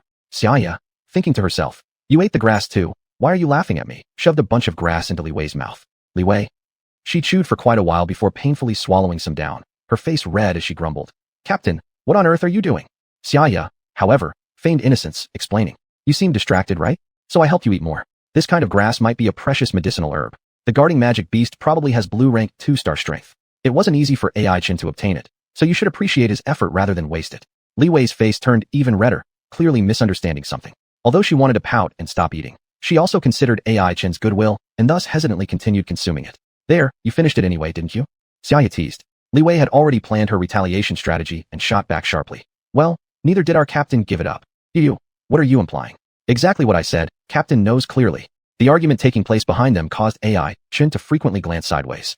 However, the two girls playfully quarreling didn't know that he had not put much effort into obtaining the grass. After all, collecting seeds, planting, cultivating, and harvesting were all thanks to Man Yo. AI-Chin merely collected them into his storage pouch. Oh, and also beat up a dim-witted gold lion along the way. AI-Chin smiled, placed a strand of grass into his mouth, chewed, and savored the delicious taste spreading throughout his oral cavity. In front of him, on the empty ground, the temporarily assembled group of card masters were fiercely battling wild magic beasts. Since delving deep into the forest core region, these wild beasts possessed significant power, far from being those harmless creatures near the forest edges. Thus, it was uncertain who exactly was the prey and who was the hunter. Various combat scenarios had reached impasses, and several card masters couldn't hold their ground, causing additional stress for their teammates and even endangering their lives. Not too far away, a fire feather chicken, roughly ostrich-sized, opened its full crimson wings and spat out a splendid ball of flame which swept toward 5 card masters and the beasts beside them. When the card masters emerged from the flames, they realized they were completely unscathed, without a single piece of clothing burnt. "What's going on? Did I just achieve invincibility?" One of them, feeling his skin, asked curiously. His teammates were sure and made the judgment. "I think it seems that the fire feather chicken is losing its power. Even the fire it spits out feels weak." This statement was approved by most people. Just as they sighed in relief, thinking that the next fight would be easier, one of them suddenly screamed, "Where's Little Wong?" Everyone was stunned for a moment and then checked with each other. Only 4 card masters had successfully escaped unharmed, and one of their temporary teammates called Little Wong was missing. They quickly shifted their eyes to the flames which hadn't completely dispersed yet. They saw the fire feather chicken proudly walking out from what seemed like a terrifying, but actually harmless sea of fire. On its sharp beak, it held a panic-stricken man. Exactly the missing Little Wong. So cunning. Somebody clenched his teeth and cursed. At blue rank, many wild magic beasts possessed intelligence on par with ordinary humans. Under natural selection, those magic beasts that survived smoothly could easily grasp some conspiracies and tricks. This fire feather chicken was a prime example. It first created an illusionary fire display to confuse everyone, and then swiftly acted, capturing one person. Its perfect performance of deception amazed everyone, who turned pale and began regretting their carelessness. However, the fire feather chicken certainly wouldn't bother about their feelings. Now, it only wanted to wash away its own anger with human blood. Thus, it revealed its sharp beak, intending to stab it into the throat of the offender, just like a pin penetrating into a sponge. Helpless Little Wong painfully closed his eyes, while the people around didn't have time to lend a hand. However, at this moment, a red figure swept past like the wind. People only saw Little Wong flop down onto the ground with a thud, and the nearby fire feather chicken stood there dazedly with wide-opened eyes, motionless like a wooden sculpture. No one knew that its chest had been cut open by a small slit. In fact, during the blink of an eye, a pink cat claw had already reached in and taken away the fire feather chicken's magic core, bringing its life to an end. At the same time, AI Chun swallowed the last blade of grass in his mouth, casually taking the magic core offered by the fire cat and stretching his arms, counting. The 13th. Chapter 107, Dividing the Spoils. The card master known as Little Wong, who had been rescued by Fire Meow, was trying to get up from the grass. First, he nervously glanced at the motionless fire feather chicken. After confirming that it seemed inactive, he hurriedly scrambled to a safe position. The onlookers were astonished. A bold man stepped forward and cautiously poked the hard beak of the fire feather chicken. Unexpectedly, this once mighty magic beast collapsed like a lifeless wooden statue with a dull thud. This thing seems dead, the man said in surprise to the crowd behind him. Following this, he recalled something and disregarding any dirt, began to pry open the area where the fire feather chicken stored its magic core, only to find a smooth and even wound, along with an empty core wall. The magic core is gone too. The man gritted his teeth and shouted. This immediately sparked murmurs among the card masters. A woman stepped forward and coldly questioned, "Hey, what do you mean gone? Are you trying to keep it all for yourself?" Another man dressed in a black jacket also added, "Yeah, Big Zhuang, don't lie. How could the magic core just disappear?" Feeling pressured by both, the man could only manually pry open the wound of the fire feather chicken, causing a splash of fresh blood. Now everyone clearly saw it. Their much-desired magic core had indeed vanished into thin air. "What's going on?" The man in the jacket muttered under his breath. At this point, the other team members started whispering amongst themselves, completely losing the semblance of a team. As for Little Wong, who almost risked his life, he trembled quietly on the side, with no one paying attention to him. They were originally a temporarily assembled team, unfamiliar with each other, some not even knowing the names of others. They had simply gathered for the purpose of earning points by hunting magic beasts.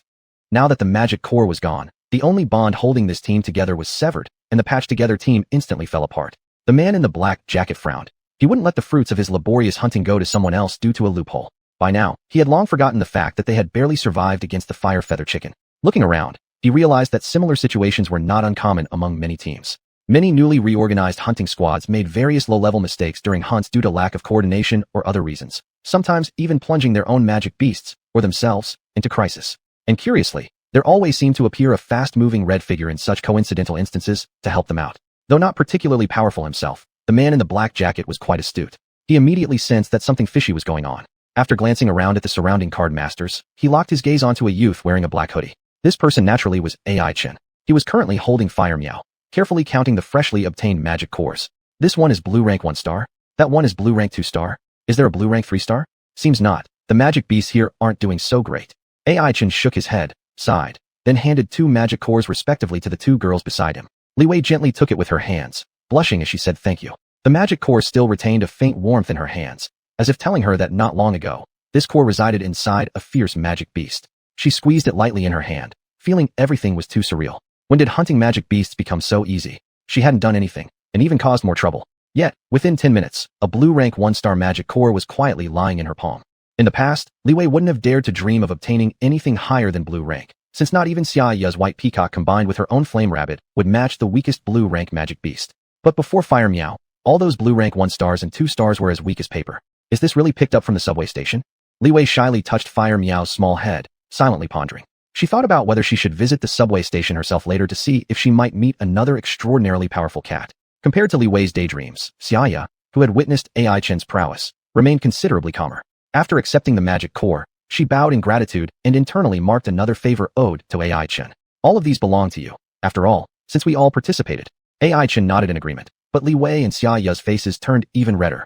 Especially Li Wei, she wished she could find a crack in the ground to hide in. If sending a fire rabbit to be cannon fodder was considered helping, Li Wei really didn't know how to define the term slacker in this world. By her side, Xiaya was much more carefree. She patted Li Wei's shoulder and teased with a sly grin. If you feel too guilty, why don't you offer yourself as compensation? Li Wei gritted her teeth and lightly punched the team leader, but said nothing more. Meanwhile, AI Chen hadn't noticed this exchange at all. He simply continued organizing the magic cores on his own. Neither Li Wei nor Xiaya nor AI Chen knew that. While they were dividing the spoils, a man in a jacket was already seething with anger. The man in the jacket felt he had never been so furious. What had he witnessed? The one who had stolen their team's spoils through despicable means was now shamelessly flirting with a girl. No, 2 girls. At this moment, the man in the jacket wished he could kick AI Chen to death right then and there. He imagined it should have been him standing in that spot, elegantly extracting the magic core from the fire feather chicken and generously allocating it to the female members of his team. Following which, they would fall in love at first sight, live together, get married, and soon bear children. Cough cough. With a heavy couple of coughs, the man in the jacket realized he may have gotten a bit carried away, but still felt that his general direction of thought was correct. The conclusion was simple. The magic cores in AI Chen's hands belonged to their team. Although he didn't know how the guy in the black hoodie managed to acquire so many magic cores, The man in the jacket instinctively assumed these must have come from some underhanded or even thievery-like activities. This realization only made him angrier, believing he had transformed into a righteous warrior preparing to judge the evil thief. Thus, he rallied his teammates and marched proudly toward AI Chen's location. Confused and unsure what had gotten into their comrade, his teammates hesitantly followed. However, they were aware that the last person who had walked with such a swagger ended up being the motionless fire feather chicken lying lifelessly on the ground. Chapter 108. What is shameless? AI Chen was sitting on the ground, tidying up the magic cores, just planning to convert them into real points when he heard an angry reprimand in his ear. Hey, stop that.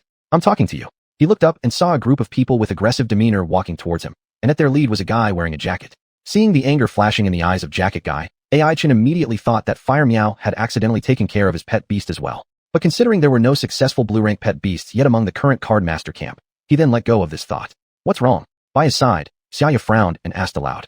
Wei Li was like a frightened little deer, quivering in fear while hiding behind AI Chen. It's none of your business. I'm looking for this guy, Jacket Guy said impatiently. Xianxia tried to mediate but received a setback. She then fell silent with nothing to say. She quietly appraised AI Chen and Jacket Guy opposite her, thinking about what trouble had arisen this time. However, not only Xianxia was confused.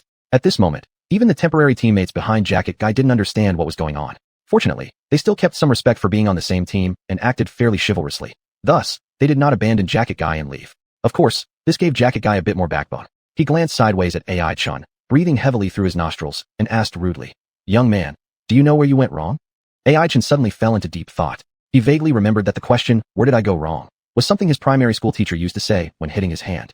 He never thought that in this day and age, he would hear such an outdated line from a sprightly young man in his 20s. However, fortunately, he didn't need to answer the other person's foolish question. After all, those who ask, "Where did I go wrong?" often don't truly want you to admit your mistake. They are merely looking for an excuse to cause trouble. Realizing this, AI Chen got ready for battle instead, calling over Fire Meow to his side, and slowly put the magic core into the storage pouch. Unexpectedly, an action that seemed quite ordinary to him dealt Jacket Guy a great blow. Jacket Guy was completely dazed. His usually nimble tongue almost got tied in a knot inside his mouth. In a flash, he lost his ability to speak, broke out in cold sweat, and wished he could give himself a slap. He wasn't startled by the sight of the Fire Kitty before him. After all, except for its outstanding performance during combat scenes, the Fire Kitty in normal state was just an adorable, soft, and cuddly little cat. No different from Big Orange or me at a neighbor's house. And there was no way it could make Jacket Guy scared witless. What made Jacket Guy realize that AI Chen was not someone easy to provoke was the storage bag in AI Chen's hand. After all, any normal person with an IQ higher than 5 would understand that a palm-sized bag cannot possibly fit over 10 fist-sized magic cores. Thus, when AI Chen put the first magic core into the bag, Jacket Guy sneered mockingly, thinking, no matter how many you can fit in, eventually you'll have to hand them all over. However, as AI Chen put the second and third magic cores into the bag, Jacket Guy's smile began to freeze. When the fourth and fifth magic cores went in, Jacket Guy started sweating profusely and told himself repeatedly, "It's probably just a bigger bag than it looks, no need to panic." Yet, when the sixth and seventh magic cores disappeared into the bag's opening, Jacket Guy's face turned deathly pale, and he wanted nothing more than to kowtow to AI Chen. Once 11 magic cores were placed in another space inside the storage bag, Jacket Guy even began contemplating how he might die. Calm down after a while. Jacket Guy suddenly recalled the red shadow that had instantly killed the fire feather chicken. In a split second, that red shadow overlapped with the fire kitten staring at him, hands in its pocket. Swallowing hard, Jacket Guy suddenly felt pain in his neck and chest. So, what exactly do you want from me? AI Chen was almost losing patience. What did this jacketed man mean?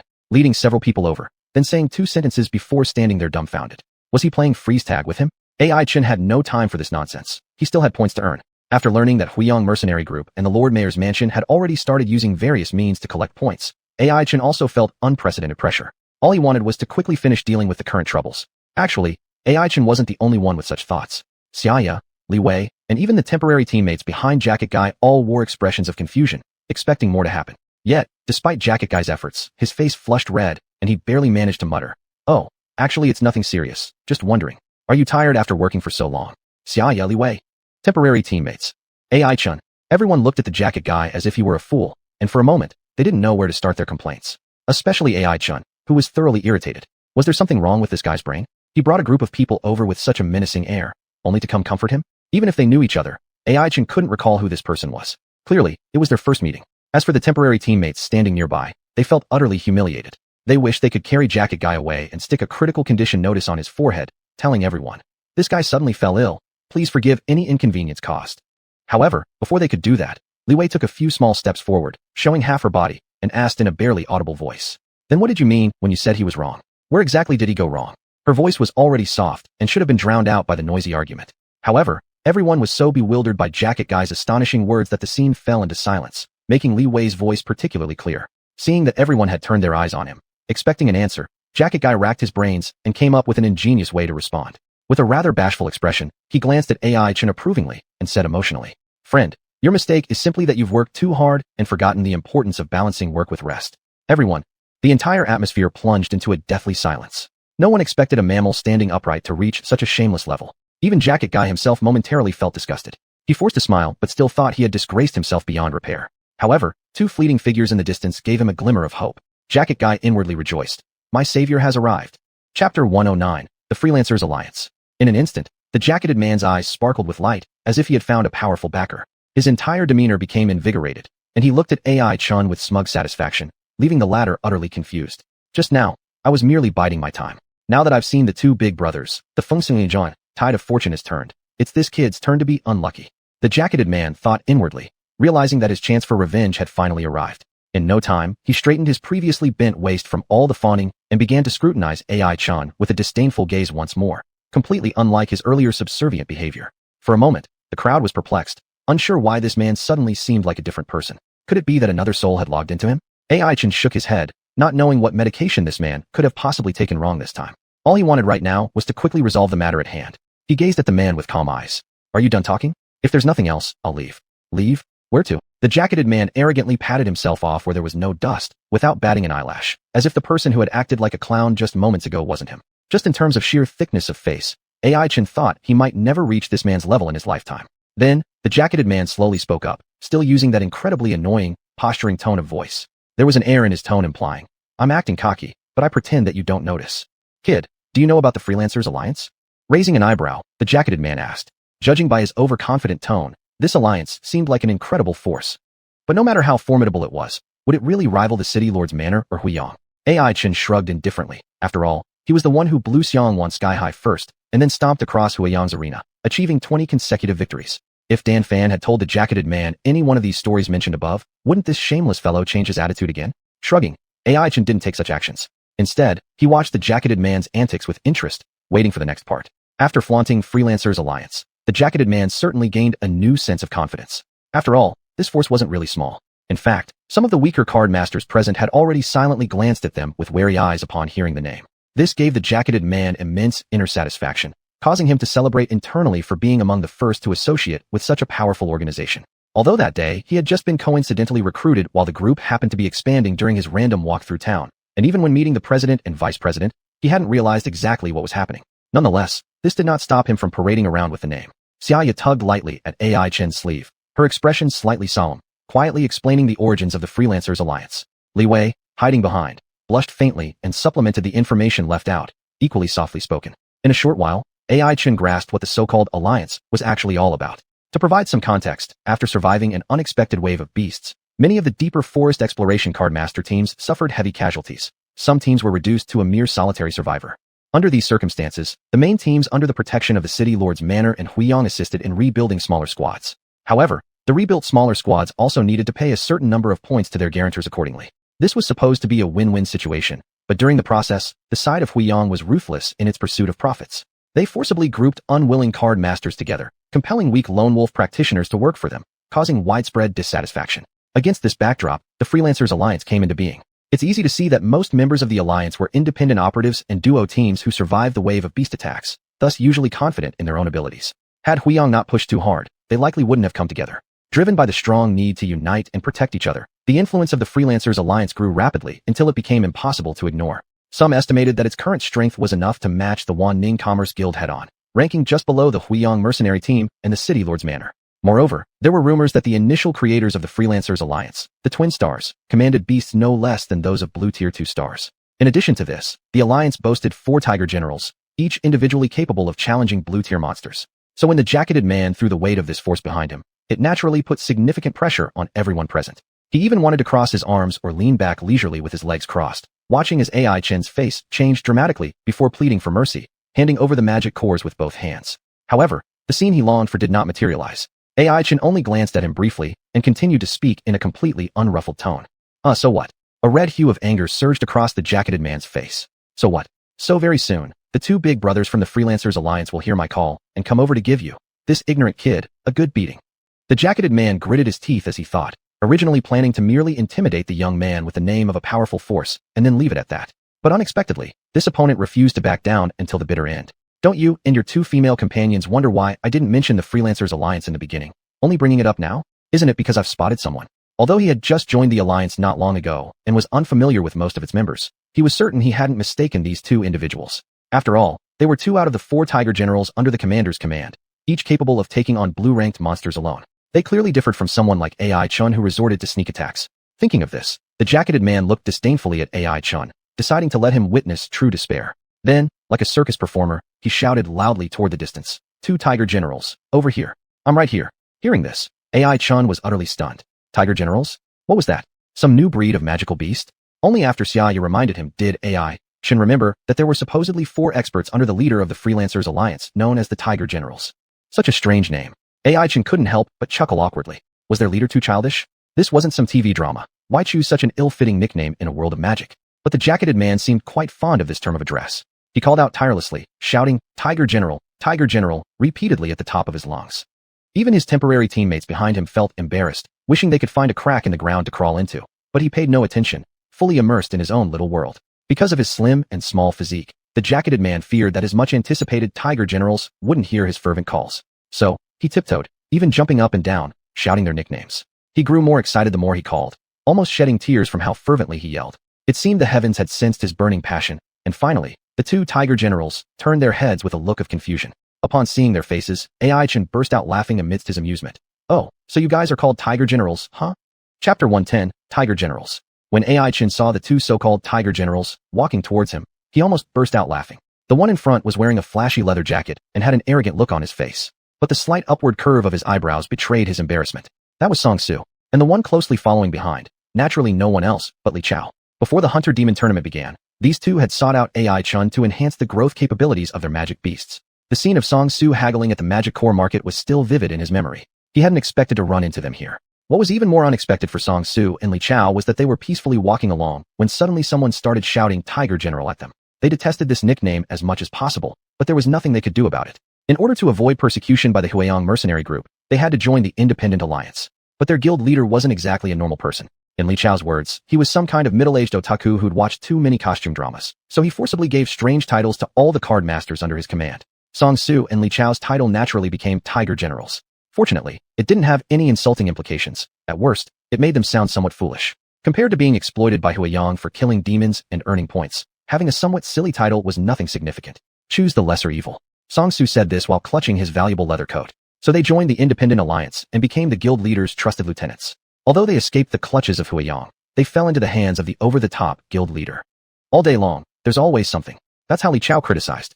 Due to the influence of martial righteousness and brotherly affection, the guild leader established all sorts of bizarre rules for the Independent Alliance. Rules like you can only go up together, and if running away, no one should be left behind. Those were still acceptable. What was the most outrageous was that the guild leader demanded mutual help among every member of the alliance. Even if you didn't know the other person at all, if they begged for help, regardless of whether it was reasonable or not, you must immediately stop whatever you're doing and offer assistance. This directly led to the far-reaching fame of the righteousness of the Independent Alliance. Their influence kept growing larger and even had a dominating trend in the Sunset Forest. However, this put some people within the alliance in quite a bind.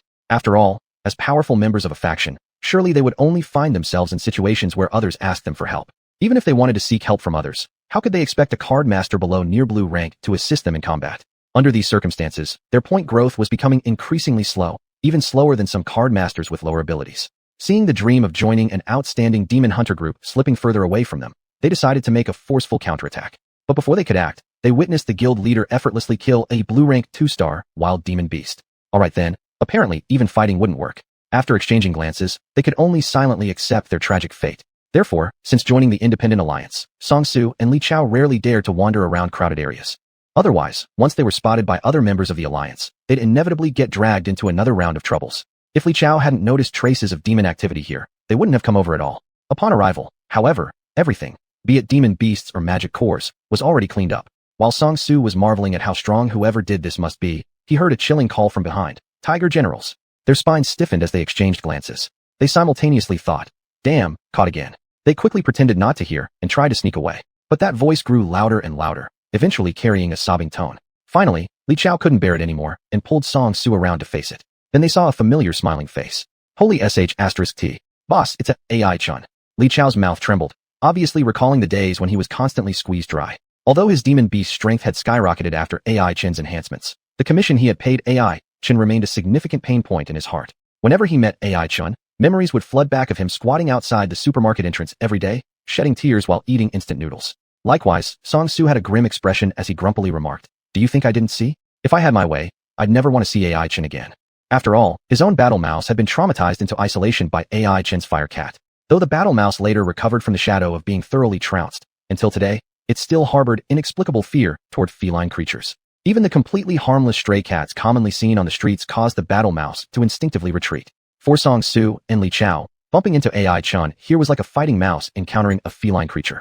Li Chao even subconsciously covered the Jifan card in his pocket, as he certainly hadn't forgotten that during the Hunter Demon tournament, it was possible to plunder other card masters' points. Song Su, although not as overt as Li Chao, still stiffened slightly. However, after seeing the faint smile on AI-chin's lips, they relaxed both body and mind.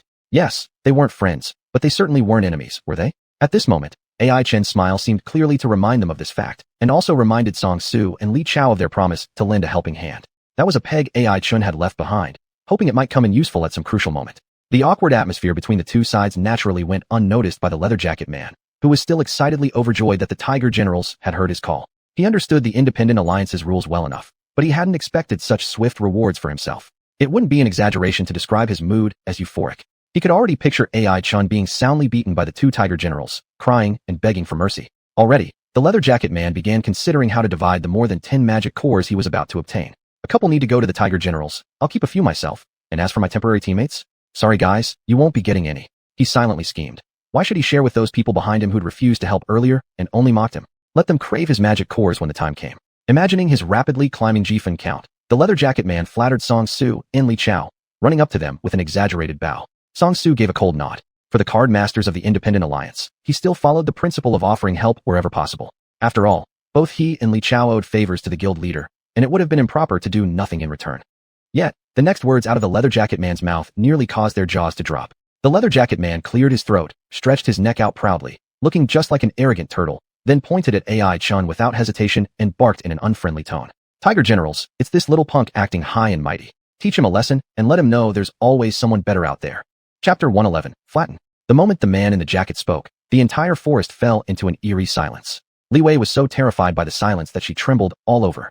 Instinctively, she thought the two Tiger Generals in front of them would rush forward to beat AI-chun. Taking advantage of the fact that the other side hadn't made a move yet, she quickly tugged at AI-chun's sleeve, asking if they should retreat first. However, AI-chun shook his head calmly and looked at Song Su and Li Chao with a composed demeanor. 5 seconds. 10 seconds. Time passed slowly, and the atmosphere around remained unbearably tense, still trapped in silence. Tiger General, why aren't you speaking anymore? It was the jacketed man who could no longer hold his breath. He put away his arrogant tone and cautiously sounded out the situation. He keenly sensed that something was wrong with the atmosphere on the scene. After he had spoken, the originally smiling Tiger Generals turned their faces dark, looking unusually grim, especially the one in leather clothing, whose face looked heavy enough to drip water. It seemed like the jacketed man was referring not to a young man called AI-chun, but rather to some living Yama, a fearsome deity. What was going on? Could it be that even the Tiger Generals were no match for this guy? This realization startled the jacketed man. In a fluster, he tried to communicate with them by gesturing that they could all gang up together. Two people couldn't possibly lose to one, right? But despite the frantic gestures from the jacketed man, nearly shouting hoarsely, Song Su and Li Chao continued to stay silent, unable to speak a word. They just gave him a look filled with pity. The jacketed man was unnerved by their gaze. For him, Song Su and Li Chao were now his only support. There couldn't be any errors. But the highly anticipated Tiger Generals stood as motionless as wooden sculptures, making no moves. What exactly is going on? Is it because the payment isn't enough for you? I promise, if we knock this kid down, the money will be split 50-50 between us. No, 70-30. At that point, even with more than 10 magic cores, I'll take only 3 parts, and the rest will be yours. The jacketed man, in a panic, quickly offered huge profits. Yet, Song Su continued to glare coldly at him. This guy still didn't understand. It wasn't a matter of how many people would attack or what percentage of spoils they'd divide.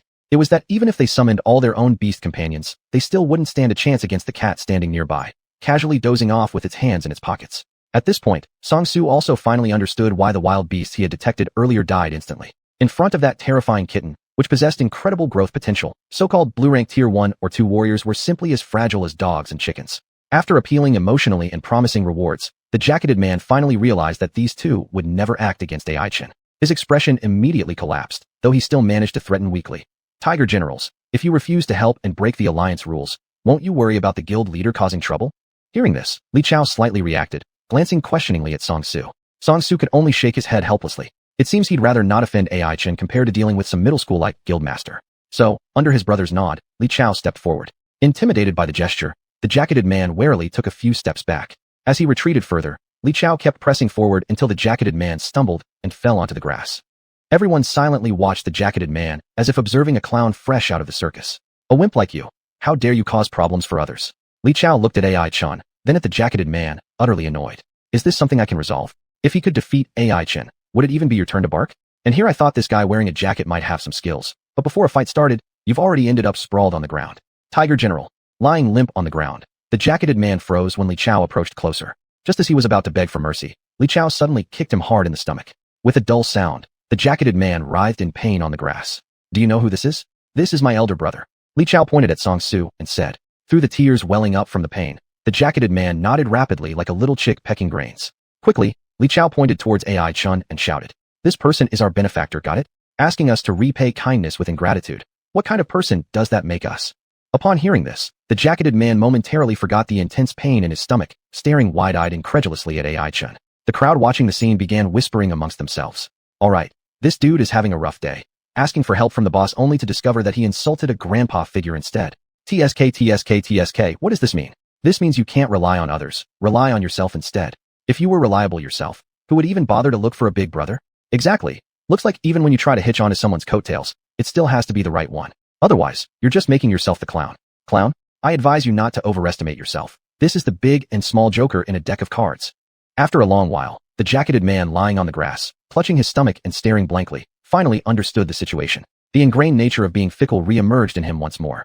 With his knees pressed into the ground, he crawled forward dozens of steps directly toward AI Chen. Everyone was startled by his actions, thinking that this kid had finally gained some backbone and was no longer planning to rely solely on the person he'd brought along, but was now preparing to step into the battle himself. Li Wei was so alarmed by the jacketed man's movement that she jumped back as if she were a frightened little rabbit hiding herself away.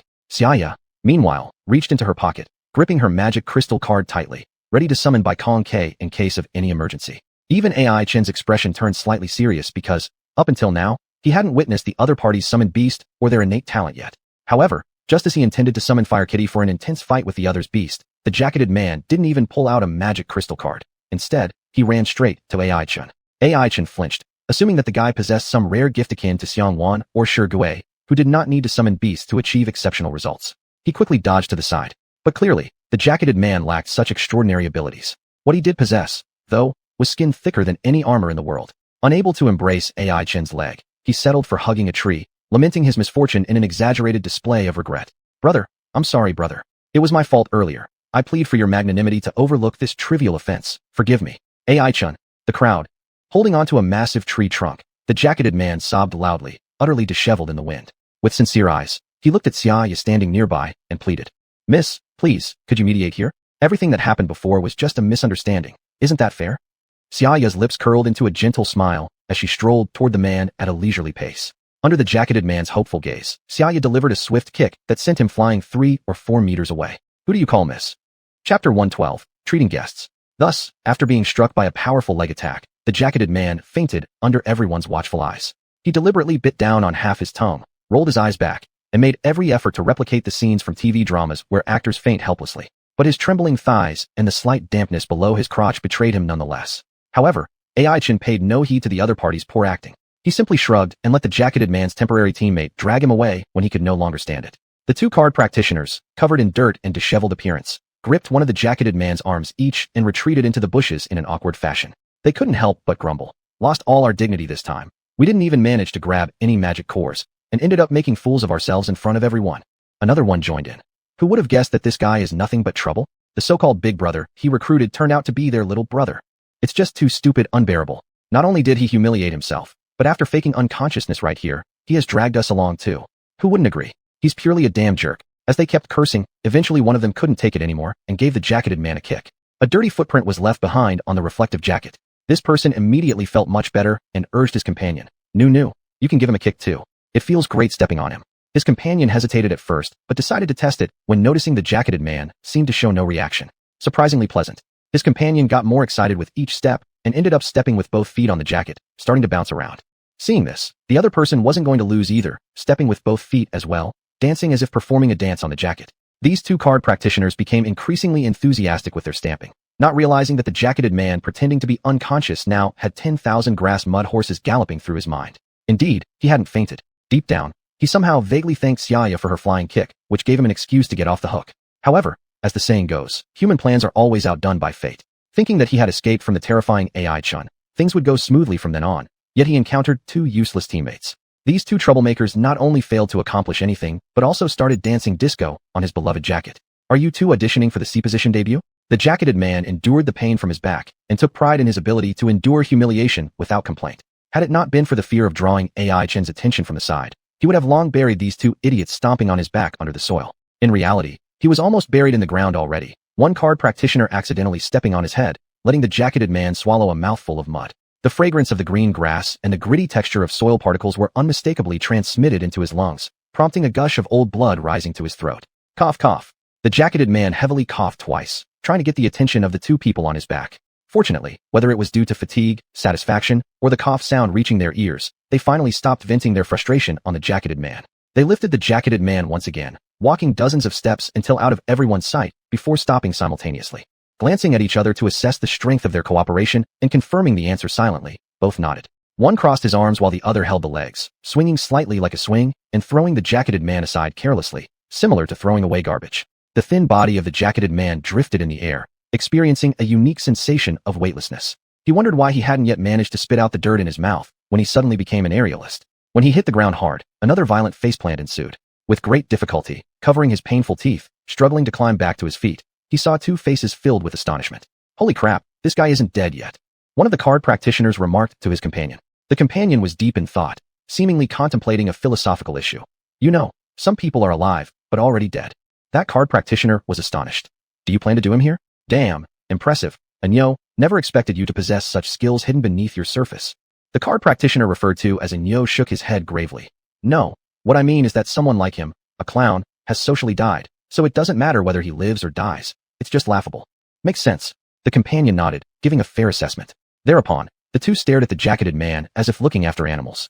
And the repeatedly battered jacketed man who had just barely managed to escape from AI Chen's clutches was mocked by his former teammates once again.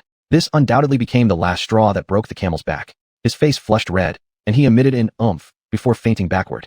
Of course, this time it wasn't a laughable act. It was a solid, real faint without any pretense. At the sight, Anyo silently moved forward without a word, with the card practitioner trailing behind. Hey, are we just going to leave him here like this? What nonsense. Why should we care about some dead man? Shouldn't we at least bury him? Are you planning to start a funeral home, or what? Hee, not impossible. After sending the jacketed man away, the crowd of onlookers dispersed, minding their own business. AI Chun and xianxia tidied up the aftermath, and in passing blocked two people attempting to flee. Hey, where are you two tigers off to? AI Chun said this with a mocking smile. The figure of Song Su, who had been preparing to escape, froze instantly, stopping his hasty departure. Pretending to look at the scenery, he absent-mindedly rubbed his precious leather jacket. As for Li Chao, he was nudged forward by an unknown kick from somewhere. He cast a resentful glare at his leader and then offered a wry smile to AI Chun. Big brother Chun, stop teasing us already. How could anyone in front of you dare to call themselves a tiger? With a sly glance at the fiery feline licking its claws nearby, Li Chao couldn't help but think. The true tiger was right here. Even though both his and Song Su's beasts had reached the near blue rank and were capable of defeating one-star blue rank wild monsters head-on thanks to their excellent growth potential, compared to the fiery cat, they paled in comparison. Glancing around at the enormous pile of carcasses, Li Chao felt a chill run down his spine. How fast must the fiery cat be to have slaughtered so many wild monsters in such a short period of time? Swallowing hard, Li Chao watched as AI Chun conjured a kitchen knife out of nowhere, moving deftly between the animal corpses like a top chef examining ingredients. The blade carved into flesh smoothly, and AI Chun cheerfully cut off a pig's hind leg. He clapped his hands and smiled, saying, "You two don't rush off. I'll treat you to a barbecue feast today." Chapter 113, Silence. After gathering the branches from the ground and stacking them neatly, a fireball vomited by Fire Meow ignited them, and thus a campfire was born. In every pitch-black night, fire is always mankind's most faithful companion. As the smoke gradually rose, the residual moisture in the branches hissed while being burned. Through the flickering flames, AI Chin vaguely recalled the Wilderness Adventure program aired on TV in his previous life. In over 40 minutes of documentaries, experienced explorers would be dropped off in uninhabited wildernesses, often completely naked, by helicopters. Among these were barren Gobi deserts, small islands surrounded by crocodiles, cold and damp canyons, and naturally, deep and silent forests. Just like the current forest, Ai-chun, holding a branch that was half-burned black, muttered to himself. However, regardless of the type of perilous environment, the explorers would invariably light up a campfire. It seemed that with this fiery substance providing warmth, it could console the heart enveloped by darkness and coldness. Just like now. Stretching lazily, Ai-chun sliced a few large cuts on the pig's hind leg, then took out dozens of jars of seasonings from his storage bag and placed them all beside the tent. Everyone was rendered speechless by this action. Xianxia especially widened her eyes and stared at Ai-chun as if she was looking at some strange creature. Pointing at the densely packed barbecue seasonings, Xianxia covered her forehead, not knowing what to say. Having such a valuable storage bag, how could one bring so many useless things? With spare space, why not carry some essentials? You see, every card master had to live 7 days and nights in the forest where supplies were scarce, where water sources, various foods, and even vitamins were essential. And there actually were people who spent a great deal of time and effort organizing a complete set of barbecue seasonings. As the captain, Xianxia simply couldn't understand. Finally, she couldn't help but ask, Ai-chun, do you just use your storage bag for this? Of course not. How could this be enough? Ai-chun smiled and denied Xianxia's claim. Then, he pulled out a big pile of kitchen utensils from his storage bag as if performing magic, including casserole dishes, iron pots, and shovels, which left everyone dumbfounded. Yet, Ai-chun proudly said, are you guys reassured now? Everything's ready. All of you just wait for a delicious meal. He smiled and waved the shiny new ladle in his hand. This was what he specially went shopping for at the supermarket before the hunt against demons began. Since his home didn't have a kitchen, the lack of cooking utensils was always Ai-chun's pain. But back then, due to financial constraints, even the money to cover Fire Meow's cat food needed to be gathered from everywhere. So moving into a nice house to make good meals wasn't something within reach. Now, with slightly more financial freedom, Ai-chun seized the opportunity to purchase an entire set of kitchen utensils and seasonings, finally bidding farewell to the days of eating hard bread and preserved vegetable buns every day. Slowly applying the required seasonings evenly onto the pig's hind leg, Ai-chun smiled, revealing bright white teeth, without noticing everyone's speechlessness.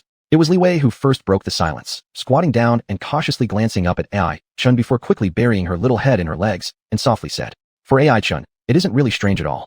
This statement resonated strongly with Li Chao, who tearfully stared at Ai-chun, already realizing where his contribution went. He originally thought that Ai-chun enhancing the monster abilities for him, and Song Su was for some more important purpose. But no matter how much he calculated, he never expected that such a huge sum of money would end up buying a bunch of kitchen utensils and seasonings, landing in the pocket of the department store owner. Looking at each other, both he and Song Su sighed bitterly. At least some of it will end up in my stomach. Thinking about his share of the upcoming dinner, Li Chao helplessly shrugged his shoulders. Oh right, forgot to mention. These two are my high school classmates, and these two are friends I met in the forest. Ai-chun introduced both sides while handling various ingredients. Upon hearing this, everyone greeted each other amicably. Among them, Song Su's performance made Ai-chun strangely surprised, prompting him to marvel that this guy also had moments when he wasn't showing off and talked sensibly. Wang Xiaobang, did they get eliminated? Looks like your performance during the beast wave wasn't impressive, huh? Song Su noticed the mockery in Ai-chun's eyes and retaliated without conceding. Ai-chun sighed wryly, understanding now that this Song Su guy was still the same as ever, and responded, no, we got separated. They should have found someone else to rely on, so they shouldn't have any immediate safety issues. Hearing this, both Song Su and Li Chao nodded their heads. As alumni of the same high school, even if there were some conflicts in school, once outside the campus, no one would hope for the early elimination of the other side. After all, wherever they went, they represented different facets of each other. Are all the students of Donglu No. 1 High School so capable? Xianxia, upon hearing this, sighed with mixed feelings. As one of the top students of the local high school, she naturally understood the struggles of an ordinary school. Even its top students paled greatly in comparison to those from the City Lord's Mansion and Huizhuang Academy. By the time they reached the core area of the forest, Xiaoya's high school only had her team left, aside from Qiu, whose whereabouts were unknown. Just her and Li Wei remained. Witnessing the fully staffed team of Ai-chun and the formidable abilities of Song Su's group, Xiaoya truly felt what it was like to be overshadowed by superiority. Actually, it's not really like that. It's not the problem of the high schools. Li Chao stammered as he tried to explain. He surreptitiously glanced at Ai-chun and noticed the latter silently placing the pig's hind leg over the campfire to roast. He too fell silent. As for Song Su, he was carefully stroking his leather jacket, gently wiping off the dust on it, seemingly unaware of the ongoing conversation. As the silence spread among them like flowing water, the aroma of roasted meat began to waft into their noses like a tantalizing lure. However, Xiaoya wasn't interested in indulging. She furrowed her brows slightly, her lively young face tinged with worry. Her innate female intuition alerted her to secrets lurking behind the impressive strength of Donglu No. 1 High School's participants. It seemed that lifting that mysterious veil would reveal all truths laid bare before her. Yet, despite appearing within reach, the veil eluded her grasp. Fire Meow rolled over near Ai-chun's legs, clearly unable to wait for a bite of the first savory roasted meat. Ai-chun smiled, wrapped a piece of juicy pork hind leg in tender green grass, and fed it to Fire Meow. Savoring what appeared to be an exquisite taste of culinary perfection, Fire Meow gleefully raised its tail and squinted its eyes into little stars. AI Chin smiled and broke the profound silence. Everyone dig in. Chapter 114, Stimulant? Upon hearing the host speak, Li Wei cautiously used green grass to pick up a small piece of hind leg pork, slowly putting it into her mouth to avoid smearing her newly applied lipstick. In comparison to her, Xianxia was much more carefree as she casually picked up the pig leg bone that had been carved up by a knife. Tilting her slender neck, she chewed on the scattered bits of meat with a rather casual demeanor. After every bite, she grabbed a handful of green grass and stuffed it in her mouth, glaring at AI Chin from time to time as if reproaching him for hiding something from her. AI Chin could only laugh helplessly and hastily pulled out several bottles of colorful drinks from his storage bag, placing them before Xianxia to placate her. Firecat stood up straight, her front paws reaching AI Chin's knee, looking at him pitifully. Under this cute attack, AI Chin decisively surrendered, rolling another piece of roasted meat in green grass, then feeding it to Firecat. The two girls and one cat were all eating with great relish, their chewing sounds subtle but exceptionally clear in the silent night. Song Su and Li Chao exchanged glances, both looking utterly baffled. Li Chao pointed at the large bundle of verdant green grass on the ground, then looked at Xianxia and the others, appearing hesitant to speak. What's going on? Is today grass-eating Memorial Day or something? Why aren't they eating the perfectly good roasted meat, but are instead messing around with piles of grass? Okay, the cat eating it is fine. After all, it's just following its abnormal owner, but why are you two pretty girls learning such behavior? Swallowing hard, Li Chao's eyes flashed with a hint of panic. He muttered darkly to himself, it seems being near AI Chin will get you infected, turning people abnormal. Eat. Why aren't you eating? It's quite delicious, you know. AI Chin laughed while beckoning them, but in Li Chao's eyes, this was clearly the smile of a demon tempting others to corruption. Taking a deep breath, considering that he wouldn't be able to fight against them anyway, Li Chao resorted to a detour strategy. Forcing a smile, he stuttered. Didn't expect everyone to be so mindful about mixing meats with vegetables. Song Su silently nodded too. Unlike the panicked Li Chao, he, as a man who loves vanity, naturally wasn't afraid of grass, but neither did he find it dignified. As such, Song Su's gaze towards AI Chin involuntarily carried an extra tinge of mockery. His expression seemed to say, look, the girls following you can only eat grass. Thinking like this made Song Su feel even better inside. After patting his precious leather jacket, he somehow felt his character become nobler. It's no use talking so much. Just taste it, and you'll know. While he was lost in thought, Xianxia approached and shoved a small bundle of grass along with some roasted meat into Song Su's mouth. Song Su immediately waved his hands, the refusal obvious on his face. He didn't want his noble esophagus tainted by what cows and sheep ate. But Xianxia's insistent invitation couldn't be refused easily, especially since she was a high beauty girl. To a single dog with no dating experience, the temptation of food shared by a beautiful girl was unimaginable. Thus, Song Su had no choice but to surrender, obediently stuffing the grass-roasted meat combination into his mouth. As he chewed on the strange mix in his mouth, his eyes fixed on Xianxia's smiling face, Song Su felt the flavor in his mouth mysteriously become delightful. Could this be the taste of love? Song Su wondered, shocked. If AI Chin knew what Song Su was thinking right now, he would definitely give a harsh yet decisive reply. No, this is the power of a heavenly treasure. To shatter the other's baseless musings. How is it? Delicious, right? Xianxia grinned radiantly, evidently having already forgotten her earlier irritation thanks to the wonderful food. And Song Su merely nodded slightly with a red face, fumbling aimlessly at imaginary dust on his leather jacket. On the side, Li Chao was utterly stunned. He stared disbelievingly at his boss, suspicion and terror swirling in his eyes. What's going on? Our invincible leader, capable of everything, has fallen? Defeated by a woman in mere moments. Becoming a vegetarian animal? SSS. He couldn't help but suck in a cold breath, once again recognizing the terror of assimilation. Indeed, as long as one stays in an environment filled with differences, various factors are bound to influence them. At this moment, a flood of complex philosophical thoughts surged through Li Chao's barren brain. Soon after, AI Chin's mild voice sounded beside him. Why don't you try? Song Su has already eaten it, so why not give it a shot? He held Firecat and said it with a smile. In Li Chao's eyes, however, AI Chin's words had turned into, hurry up and eat. Your leader has already eaten it. If you still don't eat, I'll make Firecat hit you. Taking another deep breath, Li Chao decided there was no way out. Thus, he dutifully wrapped a fragrant piece of roasted meat in emerald green grass, tightly holding it and solemnly setting it before himself. A serious look crossed his face as he glanced at AI Chun and Firecat, who were watching him kindly from the side, then briefly looked at Song Su, who was lost in the tenderness of the moment. Seemingly confirming that there was no hope for him, Li Chao gritted his teeth, with a look of self-sacrifice, and stuffed all the roasted meat in his hand into his mouth. In what seemed like a perfect synchronization with the script, just like an actor playing along, he neatly fell to the ground, tilted his neck, stuck out half his tongue, clearly imitating the supporting roles in TV dramas who die from poisoning. AI Chun was at a loss for words, unsure what trouble this guy was up to. Even 3 little question marks popped up on Firecat's tiny forehead.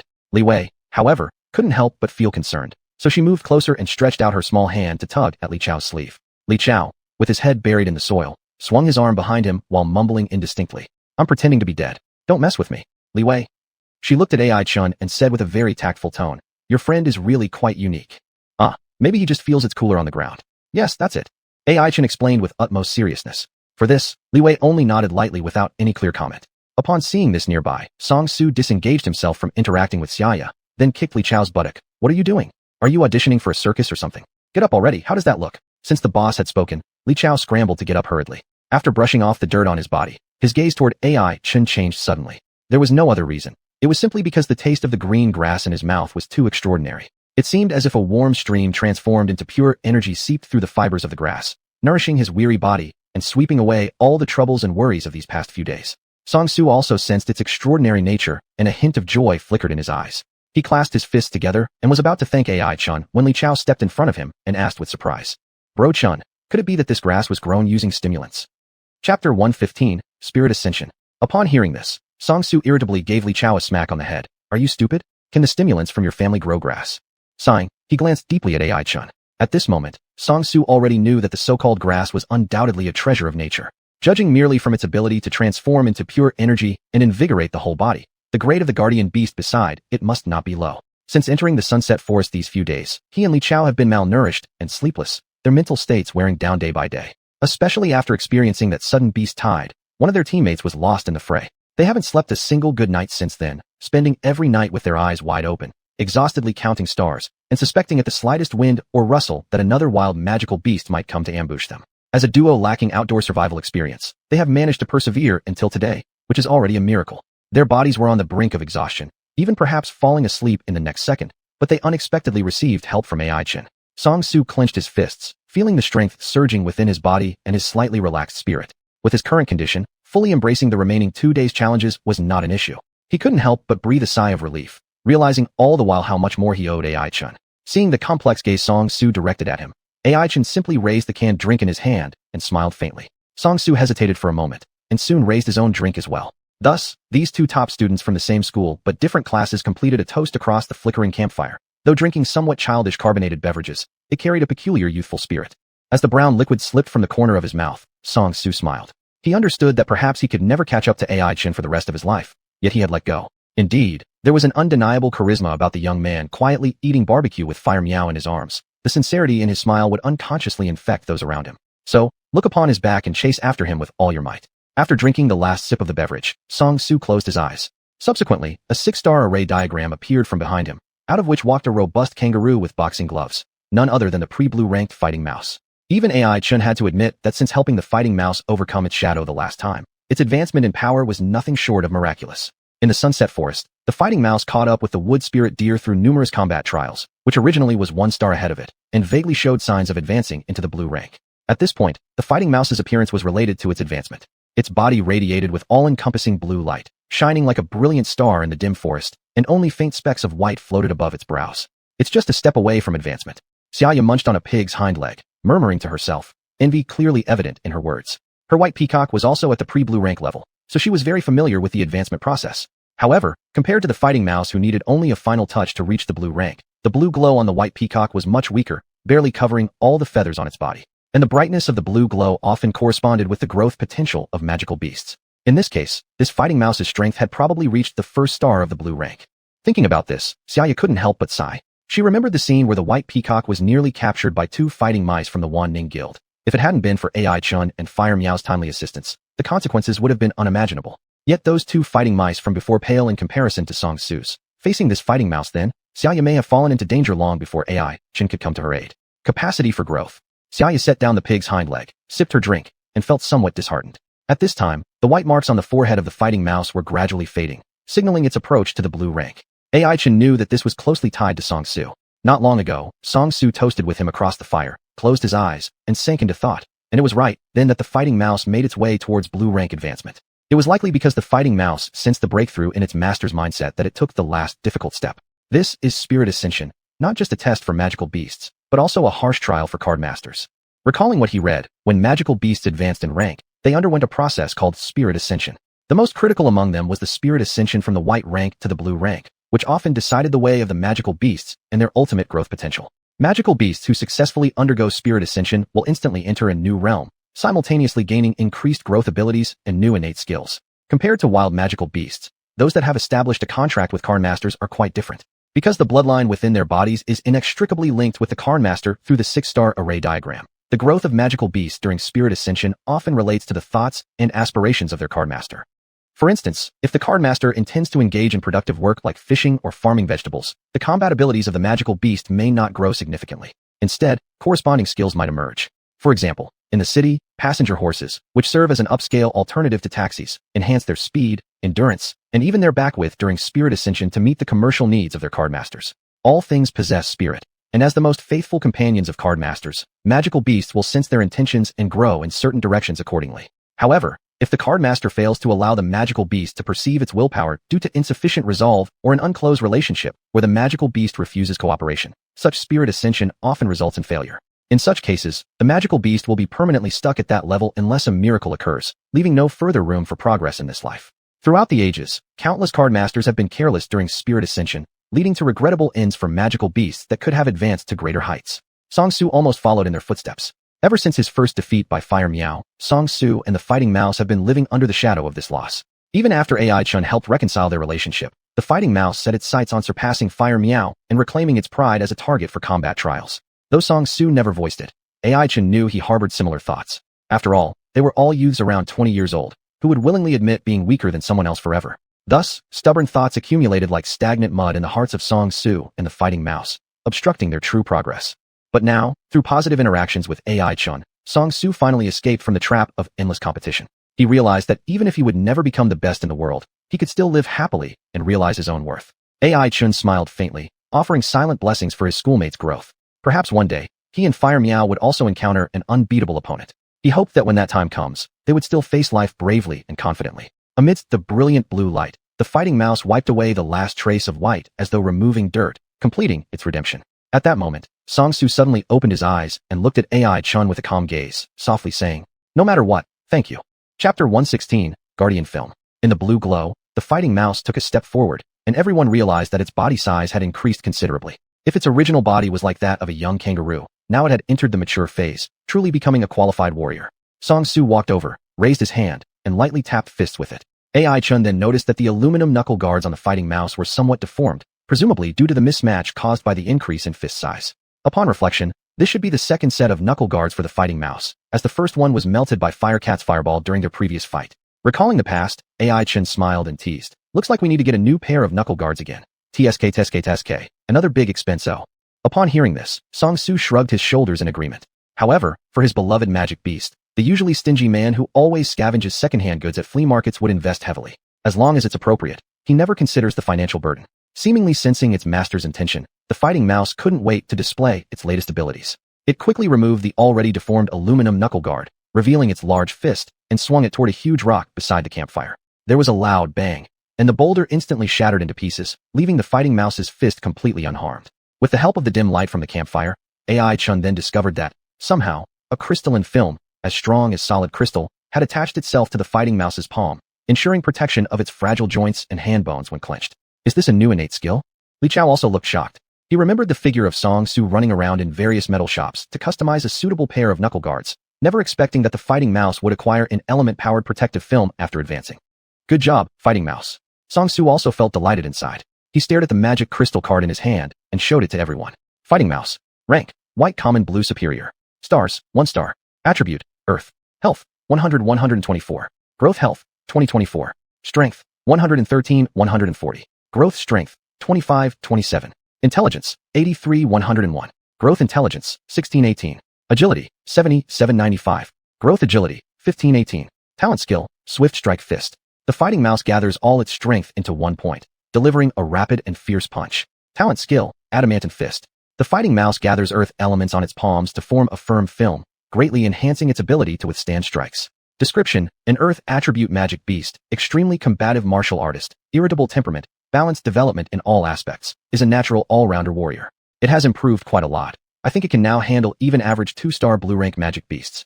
Ai-Chun nodded and gave an objective evaluation. The changes brought by the Fighting Mouse's spirit promotion were significant. Not only did each growth capability see certain improvement, but overall power surged rapidly, vaulting into the top tier of fighters in the Demon Hunter competition.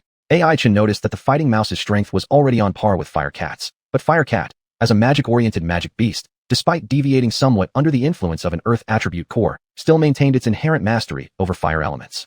Unreasonable strength combined with terrifyingly hot fireballs makes Firecat capable enough to contend against regular 4-star blue rank magic beasts, which means that currently, the fighting mouse isn't yet a match for it. The fighting mouse naturally understood this, so it didn't act arrogantly in front of Firecat. Instead, it awkwardly waved its paw, seemingly expressing friendliness in its own unique way. Firecat, a gentle-natured kitten, having lived as a stray in subway stations for years, knew how to genuinely treat its companions well. It meowed once, then carried a bunch of green grass and some fragrant roasted meat to the fighting mouse. The fighting mouse gazed at the roasted meat for a while in contemplation.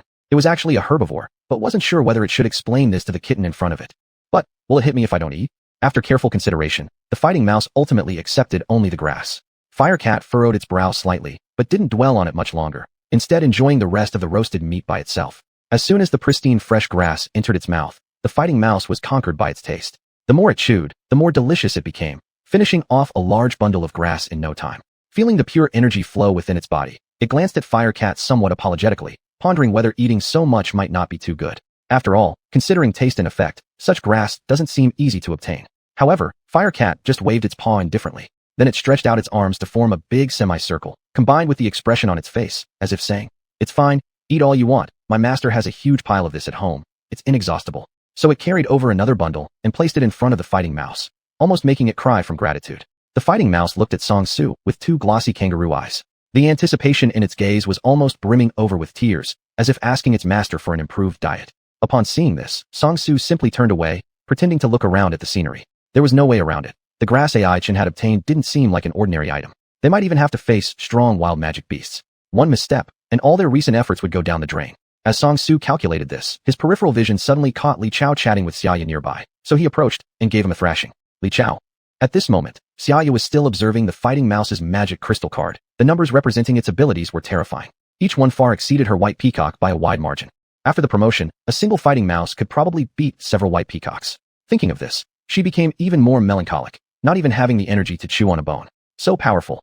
Li Wei cautiously peeked over from the side, widening her eyes in shock at the astonishing high stats of the fighting mouse, then seemed to notice the gazes directed at her. Her cheeks reddened, and she darted off like a frightened little rabbit.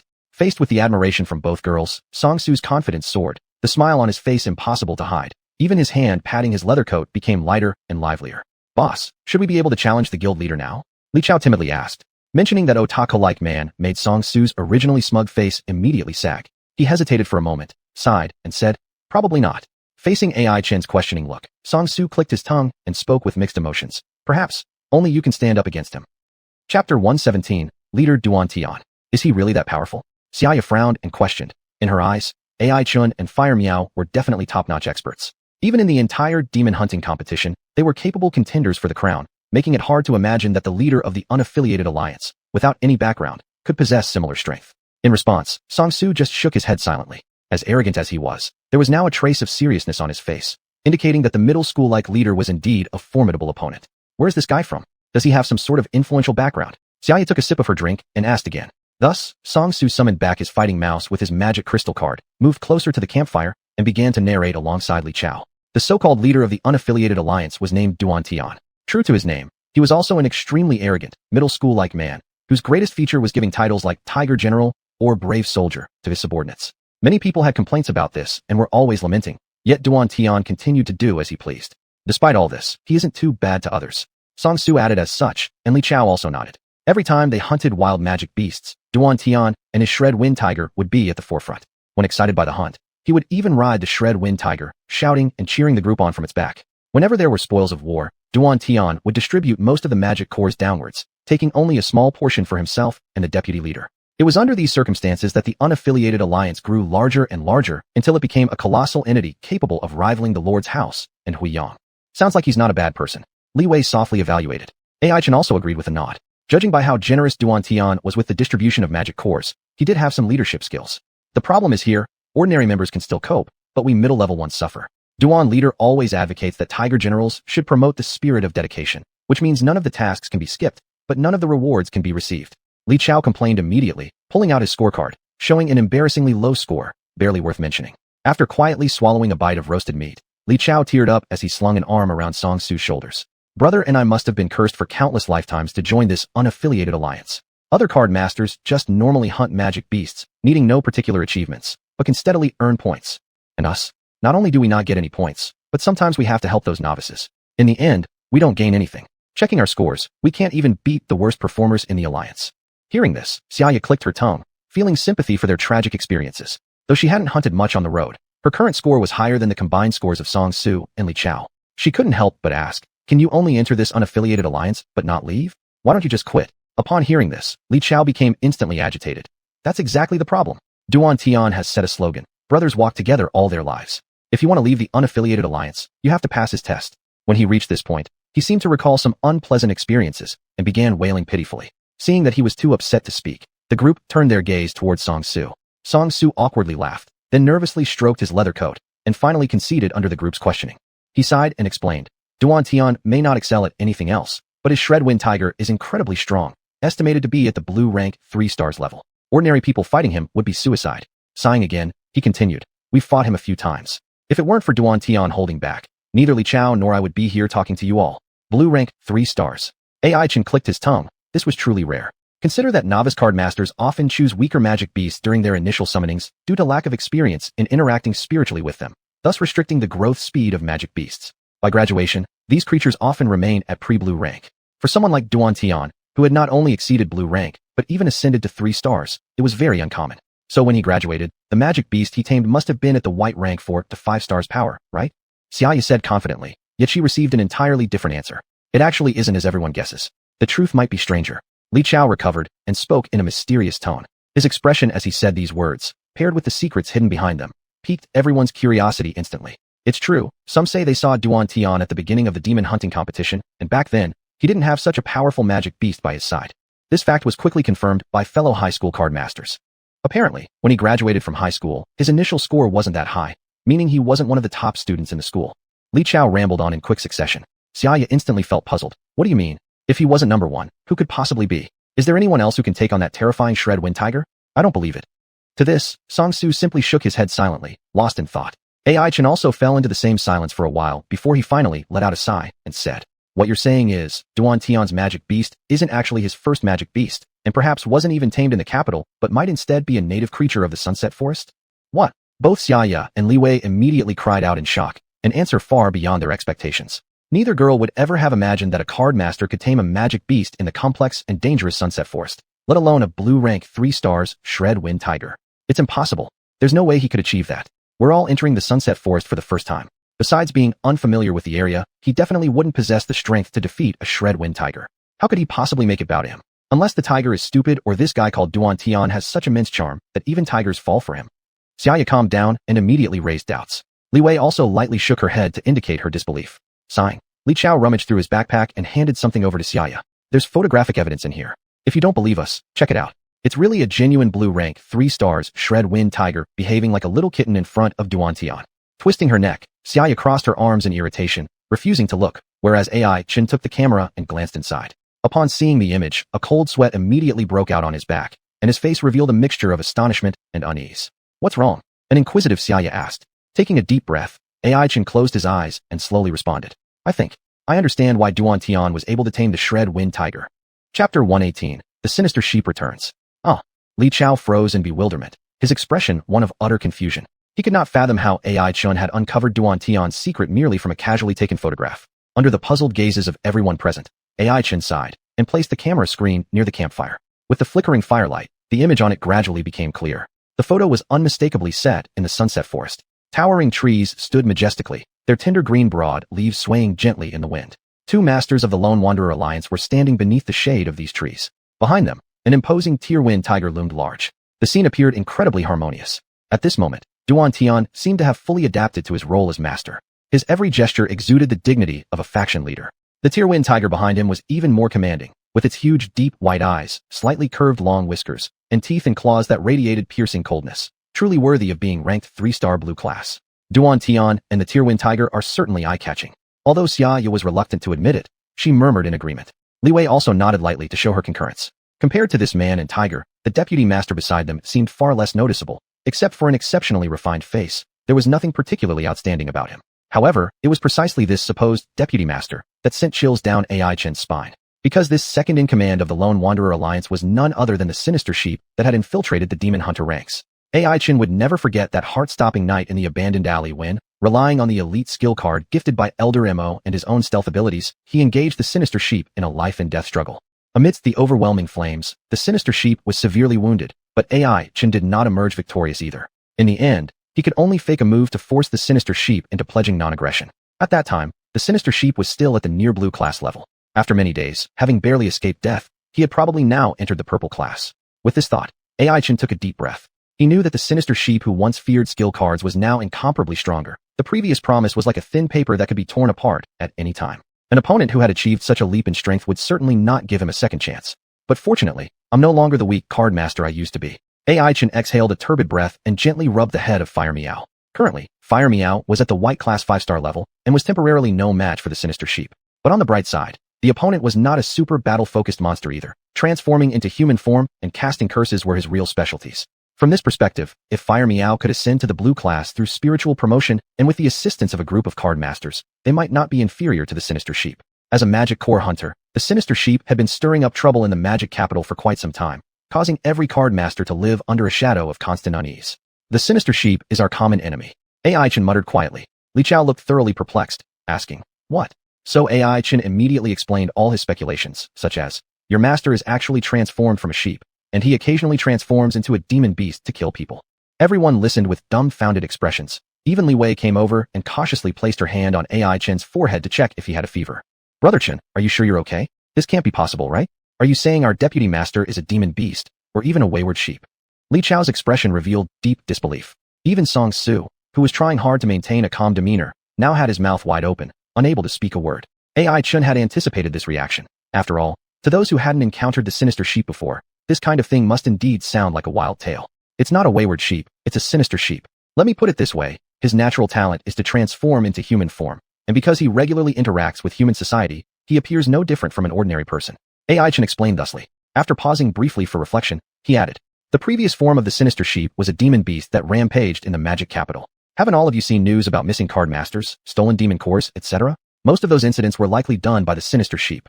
Everyone listened attentively, and upon recalling past events, realized there had indeed been such occurrences within the magic capital city. Suddenly, Song Su slapped his palm against his thigh and appeared to have reached an epiphany. "What?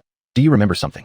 AI Chin asked tentatively. Song Su took a deep breath, his face suddenly turning very pale. He swallowed hard, gently stroking his leather jacket again and again.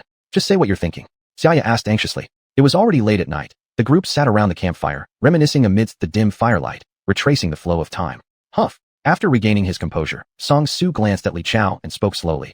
"Little Chao, do you still remember how members of the Lone Wanderer Alliance kept disappearing without reason?" Seeing Li Chao nod tensely, Song Su continued. "Just after the alliance was formed, less than half a day later, members went missing that very night. Later, more people vanished during hunting missions. At first, we all thought they couldn't stand our middle school fantasy-like guild master and found an excuse to leave the group. But then I reconsidered it carefully and realized something strange might be going on. After AI Chun revealed the true identity of the deputy master, I connected these two events together and found some chilling coincidences." Noticing Song Su's serious expression, everyone involuntarily held their breath. He sighed and said, "Since both me and Little Chao are core figures in the alliance, we often lead some less powerful members on hunting missions. Work that usually turns out to be thankless, but hard. At first, we assumed it was Duan Tian's well-meaning but one-sided efforts. He was always eager and willing to help others for the sake of brotherhood, right? But later, I began noticing something odd. It seemed that our seemingly quiet and unassuming deputy master also tried hard to organize and participate in hunting operations. And strangely, in every team he personally led, members would inexplicably go missing. At this point, Li Chao also chimed in, his face deathly pale as he added, "I remember now, it really happened every time. Every group the deputy master led had fewer people afterward, and no one ever knew why.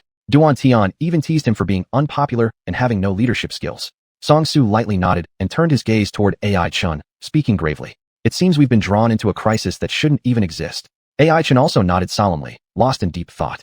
Seeing the seriousness on everyone's faces, clearly not joking around, Xianxia and Li Wei finally decided to believe them a little bit more, but they quickly followed up with a question. "Does Duan Tian know about the real identity of this deputy master?" Chapter 119, The Four-Colored Flower. Upon hearing Xianxia's question, AI Chin's expression slightly tightened. He remained silent for a while before speaking. "In fact, I'm not certain, but it's clear he benefited from the Guiyang." He paused briefly and then began to explain. "If Li Chao is correct, Duan Tian's strength in their middle school was not particularly outstanding, so it's unlikely that his first summoning was the Torn Wind Tiger. However, After entering the sunset forest, he may have just encountered a xiang disguised as a human. The xiang, for some purpose, needed a puppet who could stand in front of others to satisfy its need for manipulation from behind the scenes. Thus, its gaze fell on Xuanhuan. As you've described him, this person isn't malicious but has a touch of teenage naivety, perfectly fitting for the role of an ally leader. Therefore, at this point, Xianxia suddenly understood and finished AI Chen's sentence for him. Therefore, the xiang persuaded Xuanhuan to form a massive power group to assist in collecting magical cores or perhaps do other tasks. But given Xuanhuan's lack of strength, which would not command respect, it helped him subdue a more powerful beast. Hearing this, AI Chen nodded. Yes, that unfortunate creature must be the torn wind tiger. Although its strength permanently caps at blue tier 3-star, even within the entire sunset forest it ranks near the top of the food chain. In front of the already elevated purple tier xiang, it appears somewhat weak. Under the lure of survival, it had no choice but to submit. After taking another glance at the camera image, AI Chen pointed toward the torn wind tiger in the picture. This formidable wind attribute fierce beast currently bared fangs that were impossibly sharp, yet with careful scrutiny, one couldn't help but notice a trace of deep-seated fear hidden within its enormous eyes. That fear was akin to some poison etched into its very bones, constantly eroding the torn wind tiger's blood, making it timid and willing to compromise. Beside it, a seemingly innocent young man, his face marked with a faint smile and a bashful demeanor, became evident as the source of all this mischief. Apparently, Xuanhuan still doesn't know the truth, because his behavior around the vice president hasn't seemed unnatural. Li Chao stuttered in adding, evidently deeply impacted by this revelation, unable to recover immediately. Song Su also nodded, agreeing with Xiao Chao's statement. In both their eyes, Xuanhuan appeared like the type of straightforward, simple-minded man. If he harbored any other thoughts or suspicions about the xiang, those sentiments surely would have surfaced.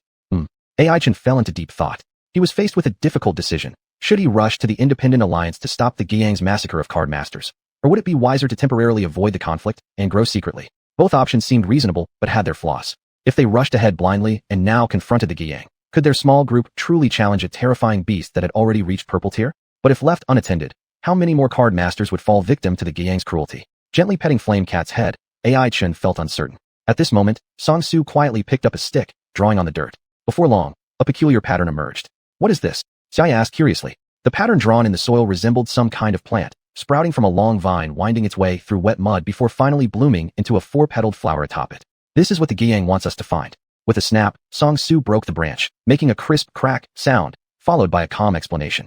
Li Chao added further explanation nearby. Since the founding of the Independent Alliance on day 1, the vice leader issued orders for all members to search for a 4-colored flower, roughly similar to the one the boss drew. It just lacks coloration since we can't reproduce it accurately. Song Su continued confidently. It matches perfectly.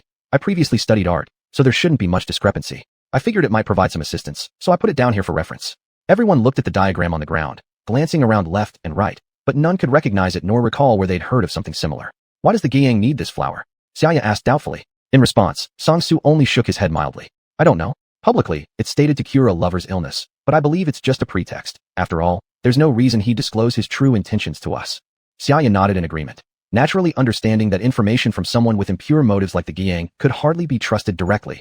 Thus, everything must be inferred from subtle clues. However, none of them noticed that AI Chen had been struck by profound shock akin to thunder. Staring fixedly at the 4-colored flower pattern on the ground, for a time, he felt an uncomfortable dryness and bitterness rise in his throat, as though his airway had been severed. His breathing became labored and difficult. Meow. Flame Cat let out an anxious meow, quickly fetching a canned drink and handing it to its master.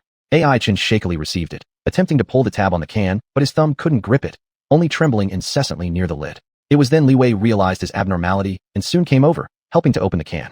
AI chunned down the entire beverage in one gulp, panting heavily a few times before regaining some composure. What's wrong? Song Su looked intently at him, seemingly feeling that AI Chen had found some clue regarding the 4-colored flower. However, AI Chen silently shook his head.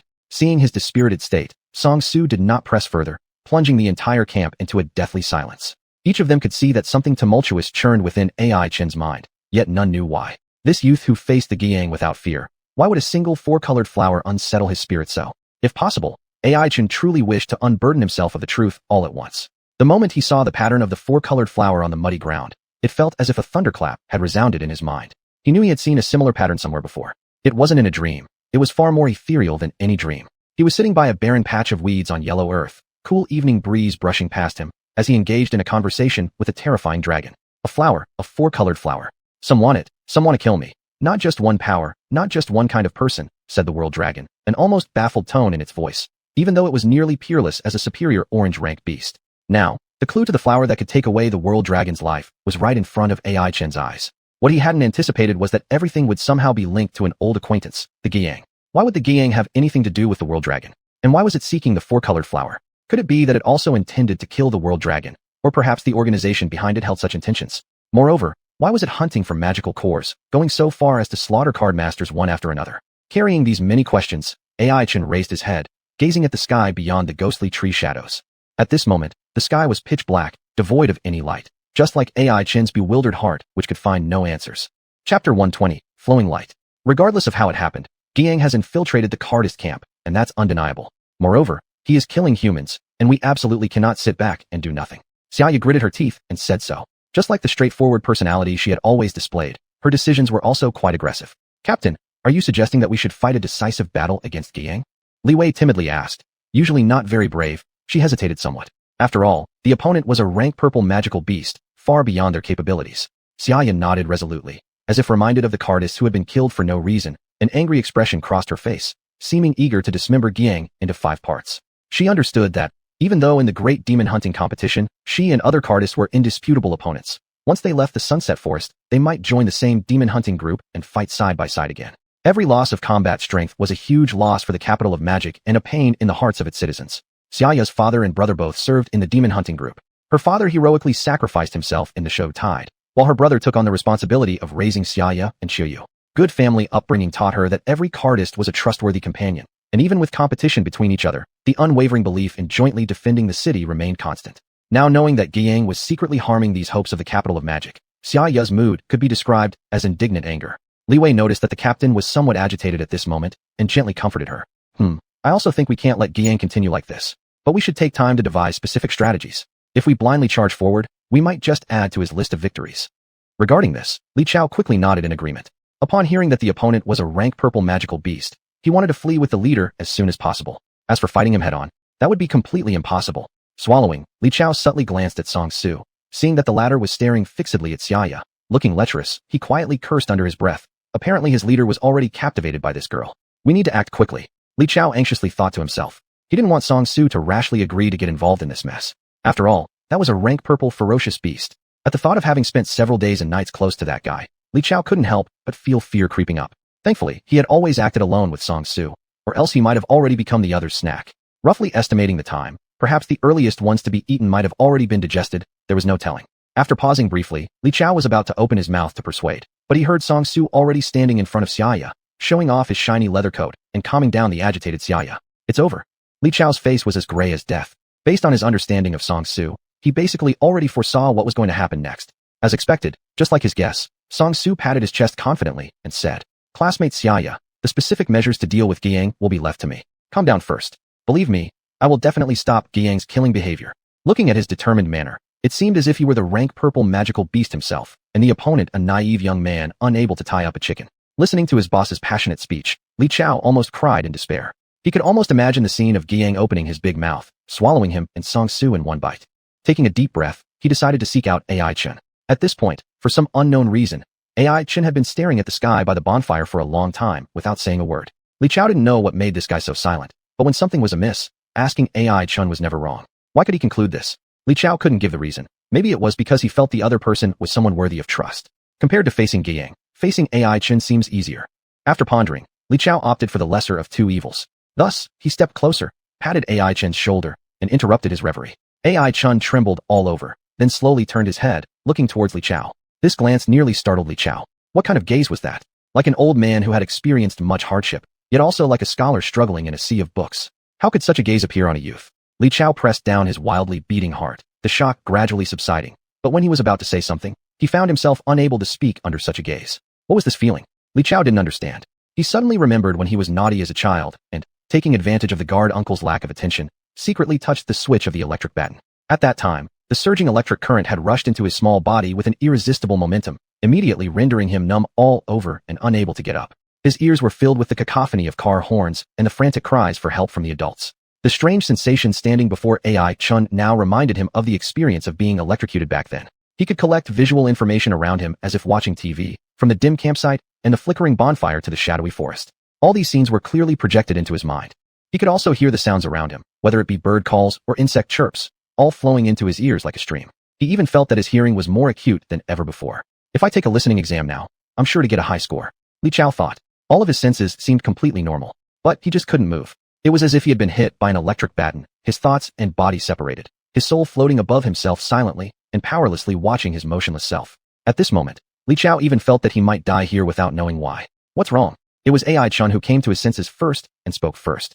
Puzzled, he looked at Li Chao's stiff body, seemingly not understanding what happened. Why did this guy reach out and place his hand on his shoulder without moving and stare at him with a strange look? After thinking for a while, AI-chan suddenly remembered something and instantly felt a chill down his spine. Hastily, he moved Li Chao's hand away in disgust.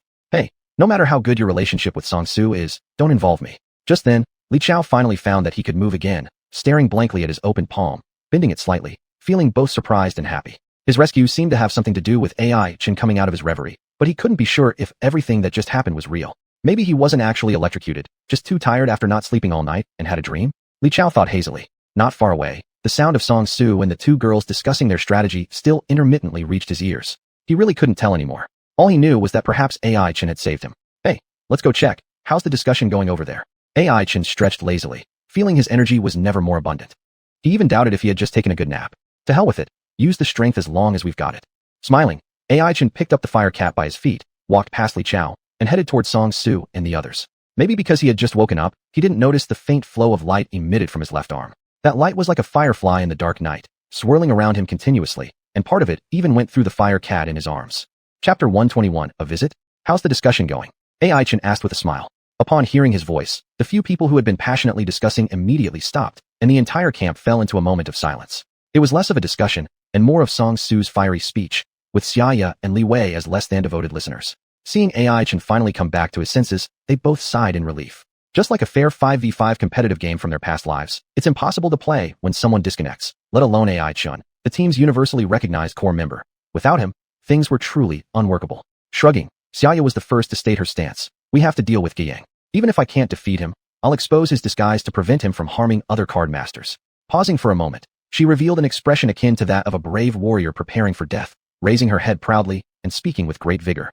If everyone else is hesitant, then let me go alone. At the very least, I will sacrifice my life to save thousands of card masters. It will never be a loss. Upon hearing this, AI-chan was shocked, directing his gaze towards Song-su and Li Wei, his eyes seeming to ask, is this really what you've been discussing all this time? In response, Song-su could only grimace helplessly. He had already tried his best to persuade Xianxia to remain calm, but whenever the girl mentioned collective safety or the city's future, it was as if she had been injected with adrenaline. There was no reasoning with her. Even Li Wei, who understood her captain better, could do nothing but stick out her tongue, indicating her own powerlessness. She knew that once Xianxia made a decision, not even 8 oxen could drag her away from it. Like during the beast wave they experienced on the second night, Xianxia sent one of her team members to assist card masters in another direction, even when her own group was struggling. This ultimately led to heavy losses at their high school, leaving even Xiaoqiu's whereabouts unknown until today. Sighing, Li Wei didn't know what to say. It was difficult to label such single-minded enthusiasm as either foolishness or wisdom. Seeing their helpless expressions, AI-chan nodded slightly before addressing Xianxia. All right, your intentions are noble, but have you thought about this? What if you publicly expose Guiyang and he denies being a monster in disguise? What would you do then? After all, regardless of whether Duan Tian knows the truth or not, he's already received benefits from Guiyang and would certainly take his side. With the two leaders speaking in unison, how confident are you that you could convince everyone? Hearing this, Xianxia was about to retort, but suddenly went blank. After pondering for a moment, she realized that the situation AI-chan described was highly possible. If Guiyang denied it, she'd indeed be stuck in a predicament. After a long silence, she clenched her teeth and said, then I'll stay within the independent alliance. With my supervision, he won't dare to harm anyone else. Absolutely not. How about your safety? Song-su became extremely anxious and immediately spoke up to stop her, while Li Chao beside him looked as if he wanted to cry. He muttered internally, boss, at this point, why care about this crazy girl anymore? Wouldn't it be better for us just to flee? No worries. If I die, then Guiyang's identity will be exposed. Xianxia declared with the resolve of someone ready to face death, then glanced at AI-chan afterward, as if challenging him. However, AI-chan simply shook his head slightly. This won't work. If you stayed within the team, you'd actually fall into Guiyang's trap. If I were Guiyang, I wouldn't attack you directly. Instead, I'd frame you as someone with ill intent infiltrating the independent alliance. You'd then become his shield. Any disappearance of card masters could easily be blamed on you. Xianxia felt her throat dry up. Swallowing hard, she experienced a sharp sensation of tearing in her throat. Her face turned red as she questioned angrily. That's impossible. Monsters aren't that clever, and besides, she argued emotionally, I'm helping the independent alliance. If there were missing persons, why wouldn't they believe me instead of trusting the harmful person? On the contrary, AI-chan stared into the pitch-black forest. Imagine this. As a new member of the independent alliance, the alliance leader treats you as a brother, occasionally giving you favors. The deputy leader is always graceful and composed, calm under pressure, and willingly shares war spoils without a fuss. At this moment, some strange person shows up in the territory, loudly accusing the leader and the deputy of colluding together, even suggesting the deputy is a monster in disguise. Would you believe that person? I suspect not only would you not believe this fool, but you wouldn't even wait for the deputy leader to act personally. You'd have already killed this person in return for his kindness, subsequently seeking merit with the two leaders, right? After speaking, Ai-chan casually opened a canned drink. By the time he finished drinking, Xiaoya's expression had already changed several times. She finally realized that she was simply overwhelmed by the moment without considering everything thoroughly. So what should we do? Should we just sit here and watch Guiyang kill? Xiaoya was at a loss for what to do. In the face of such a cunning and powerful opponent, she felt as helpless as an infant awaiting nourishment. Ai-chan shrugged and offered his suggestion. I think we might as well cut through the complexity. Let's just simply pay a visit to the Wanderers Alliance. A visit? Everyone was startled, none more so than Li Chao. He even thought that Ai-chan hadn't fully woken up yet. Wasn't the place dangerously hostile? Rather than running away quickly, how could they consider going back together? Was it because they wanted Guiyang to have a full meal? Ai-chan smirked slyly. Yes, a visit, and there wouldn't be any harm done. After all, Song Su and the others are already renowned warriors within the Wanderers Alliance. There is nothing wrong with bringing friends to tour one of the largest forces in the forest, right? Sure, that sounds reasonable enough, but what's the point? Guiyang would still act according to his own will, and we aren't his match. We can't stop him. Xiaoya frowned as she asked. Song Su also expressed the same doubt. Yeah, a simple visit won't help much either, right? Are we thinking about finding an opportunity to take him out or something? At the boss's shocking statement, Li Chao's heart tightened. He silently cursed his boss, believing that he had been influenced by Ai-chan and Xiaoya, starting to babble nonsense himself. Killing him, I believe we may not be capable of that, but stopping his next move. Well, I think I probably have some chances. Ai-chan smiled, and a gleam of madness flashed in his eyes too. But before that, we still need to make some preparations. He shrugged again and shifted his gaze towards Xiaoya and Li Wei. Chapter 122, Morning Grouch. The fifth night in the Sunset Forest passed in suspicion and uncertainty. The next morning, Ai-chan woke up groggily as the sunlight shone directly down on him. Rubbing his sleepy eyes, he unzipped the tent to find Li Wei squatting alone by the campfire, looking like a wronged little kitten. Good morning. Are the others still asleep? Ai-chan greeted her. Li Wei weakly nodded without speaking, looking utterly exhausted. At this moment, her dark eye circles easily made one think of a panda. Ai-chan wanted to laugh, but felt it was inappropriate, so he instead asked, "Why are you the one keeping watch? I remember it was your shift yesterday. Didn't anyone relieve you? In this place full of wild magical beasts, anything could happen, whether it's nocturnal hunters, sudden beast waves, or even mutual attacks between card masters. Logically, at least 3 people should take turns keeping watch each night in the forest so everyone can get enough rest and the entire camp can be protected." Clearly now, Li Wei had taken on the watch duty all by herself, which was why she appeared disoriented and obviously in poor condition. However, she didn't seem to mind, only shaking her head lightly and saying softly, "The others need more rest. Anyway, I have the weakest combat ability, always holding everyone back, and it's only thanks to everyone else that I've been able to get this far. It's right for me to do what I can to repay them." Though Li Wei tried to keep her tone neutral, Ai-chan still detected the hidden sadness in her voice. After all, no one wants to be the transparent person who is dispensable to the team. This girl was figuring out ways to help the other team members. Ai-chan looked at her and smiled. "Don't worry, soon you won't be holding us back. Wake Xiaoya, I have something to say to both of you. Maybe it'll be a surprise." Li Wei was startled, seemingly waking up completely. She looked at Ai-chan curiously, not knowing what he was going to do, but seeing the faint smile on his face, she inexplicably developed a sense of anticipation. What kind of surprise would this mysterious youth, who fell from a tree, bring to the two of them? Li Wei pressed her lips together and ran into Xiaoya's tent, waking up the sleeping team leader. "Ugh, Guiyang, I'm going to kill you." Xiaoya rolled around in the tent in a daze, seemingly unwilling to wake up, muttering sleep talk. Ai-chan listened, cold sweat inducing. It seems this girl really held a deep grudge against Guiyang. Li Wei shook Xiaoya. "Team leader, wake up, the sun is about to burn your butt." Xiaoya raised her head slightly, her eyelids moving but not fully opening. "All right, I'll get up." Subsequently, she quickly let her mind go blank and fell back onto the pillow in free fall, continuing to sleep, as if someone else had just said they were getting up.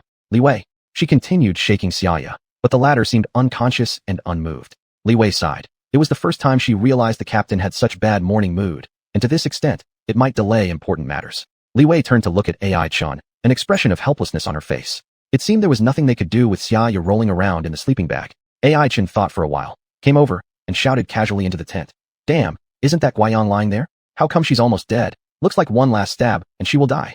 As he said this, he smiled toward Li Wei, the smile implying, "Just watch." Sure enough, before Ai-chan finished his sentence, Xiaoya, in the border between slumber and awakening, suddenly became wide awake.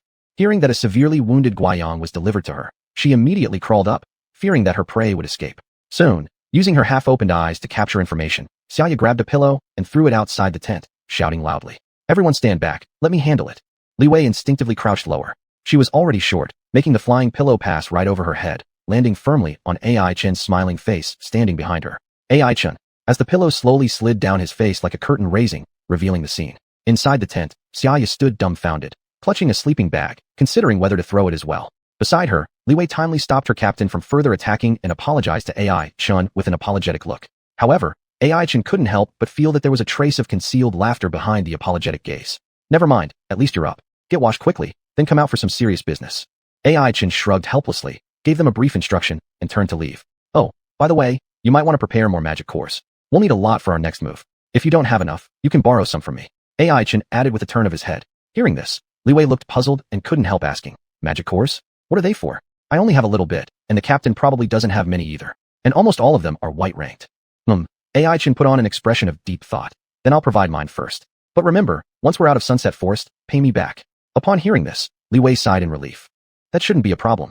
Xiaoya's brother works in the Demon Hunter group and usually gives her plenty of magic cores. As she spoke, she tapped Xiaoya's head lightly as if trying to make her more aware. But Xiaoya, half-closed eyes muttering, said, Where's the Guiyang? The Guiyang. Hurry, we mustn't let the Guiyang get away. AI Chen was speechless. It seemed that his little trick had only woken Xiaoya's body, not her spirit. She was still dazed. This girl had developed a terrifying obsession with Guiyang. If the Guiyang knew there was a pretty girl on the other side of deep obscure Sunset Forest who missed him day and night, to the point that she couldn't even sleep while thinking about him, would he be happy? Stretching a little, AI Chen picked up Fire Meow, deciding to go grab some breakfast while leaving Li Wei behind to try CPR or something on Xiaoya. By the way, you haven't told me what exactly we're going to do yet. Li Wei asked weakly. Chewing a blade of grass in his mouth, AI Chen smiled. Aren't you worried about holding us back? I plan to help you and Xiaoya enhance your magical beast growth capabilities and see if we can take the chance to reach the blue rank stage.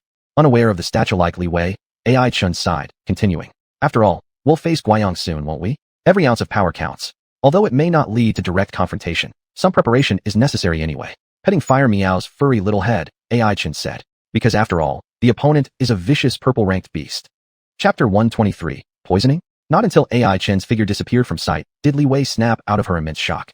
What had she just heard? AI Chen was going to enhance the growth potential of their magical beasts? He even intended to directly aim for the blue rank through this? How is this possible? In Li Wei's understanding, a magical beast growth could only be achieved during a spirit promotion stage. During other times, no matter how many battles they'd undergone or how many trials they'd experienced, its growth capability seemed like a gene carved into the magical beast's bones. Not an inch of it could be swayed. And yet, AI Chen claimed that he had the ability to change it. Was he exaggerating, or was there some truth in his words? Li Wei tried to calm her heart, which was pounding uncontrollably. She realized this might be the greatest opportunity of her life. Regardless of whether it was real or fake, she wanted to give it a try. At this moment, Xiaoya finally snapped out of her half-dream, half-awake state. Perplexed, she looked at Li Wei beside her and asked, What's wrong? Weren't you on night watch? Why are you in my tent? I thought I was sleeping, so why am I standing? Soon, she suddenly remembered something and urgently asked, Has the magical beast attacked? Is it the cunning sheep? Quick, move aside, I'll fight it to the death. Upon hearing this, Li Wei couldn't help but look both amused and distressed. Captain, there's no such thing as a cunning sheep. You must still be drowsy. When I called you earlier, you didn't wake up at all. I don't know what happened. A hint of compassion appeared in her eyes now. Perhaps recent pressures had been too much, even for their always confident captain who couldn't sleep well anymore. However, Xiaoya's situation wasn't quite that simple. She cradled her head, shaking it slightly. I'm usually not like this. Today, I don't know what's wrong with me. My head feels foggy, and my body feels weak, as if.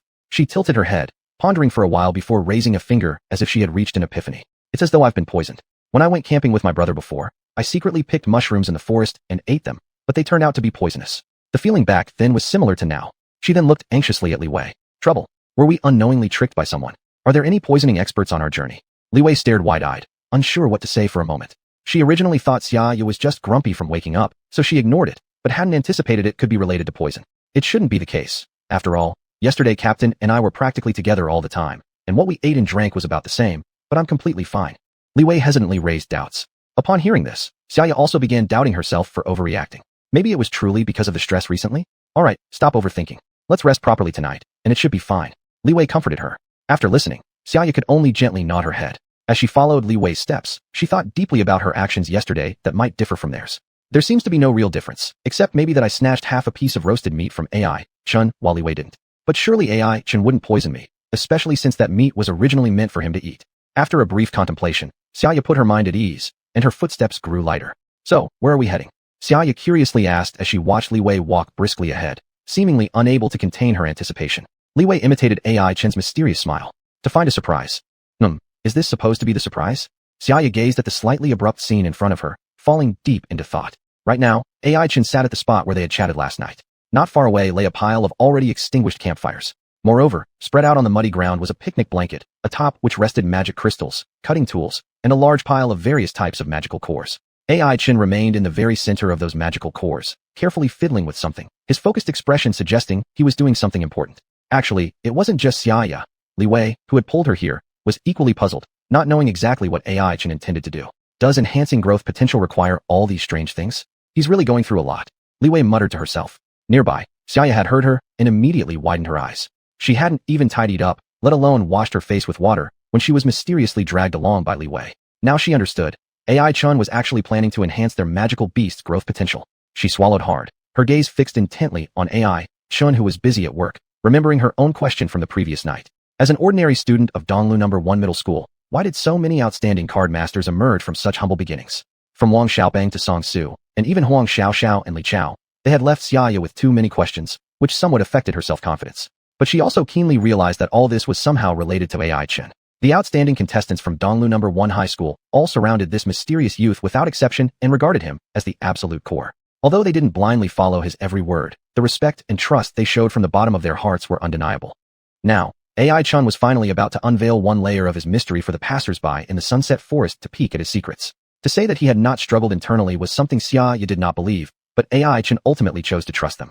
Xianxia took a deep breath, deciding that she would protect this hard-won trust even at the cost of her life, if necessary. Put your magical cores on here. Ai-chan exhaled, seemingly finding everything going very smoothly. Upon hearing this, Xianxia and Li Wei quickly took out their magical cores from their backpacks and placed them all on the picnic blanket. Compared to the ones Ai-chan threw out, their spoils obviously fell far short in both quantity and quality, causing the two girls to blush. It's about time. Let's begin.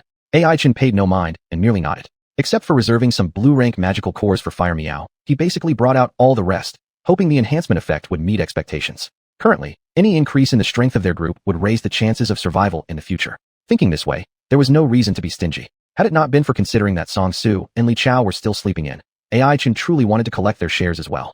But thinking of how much unpaid labor those two had done under the Brotherhood, rule of the Freelancer Alliance, he figured they probably hadn't accumulated many magical cores anyway, thus relieving him. Still, let's leave them some.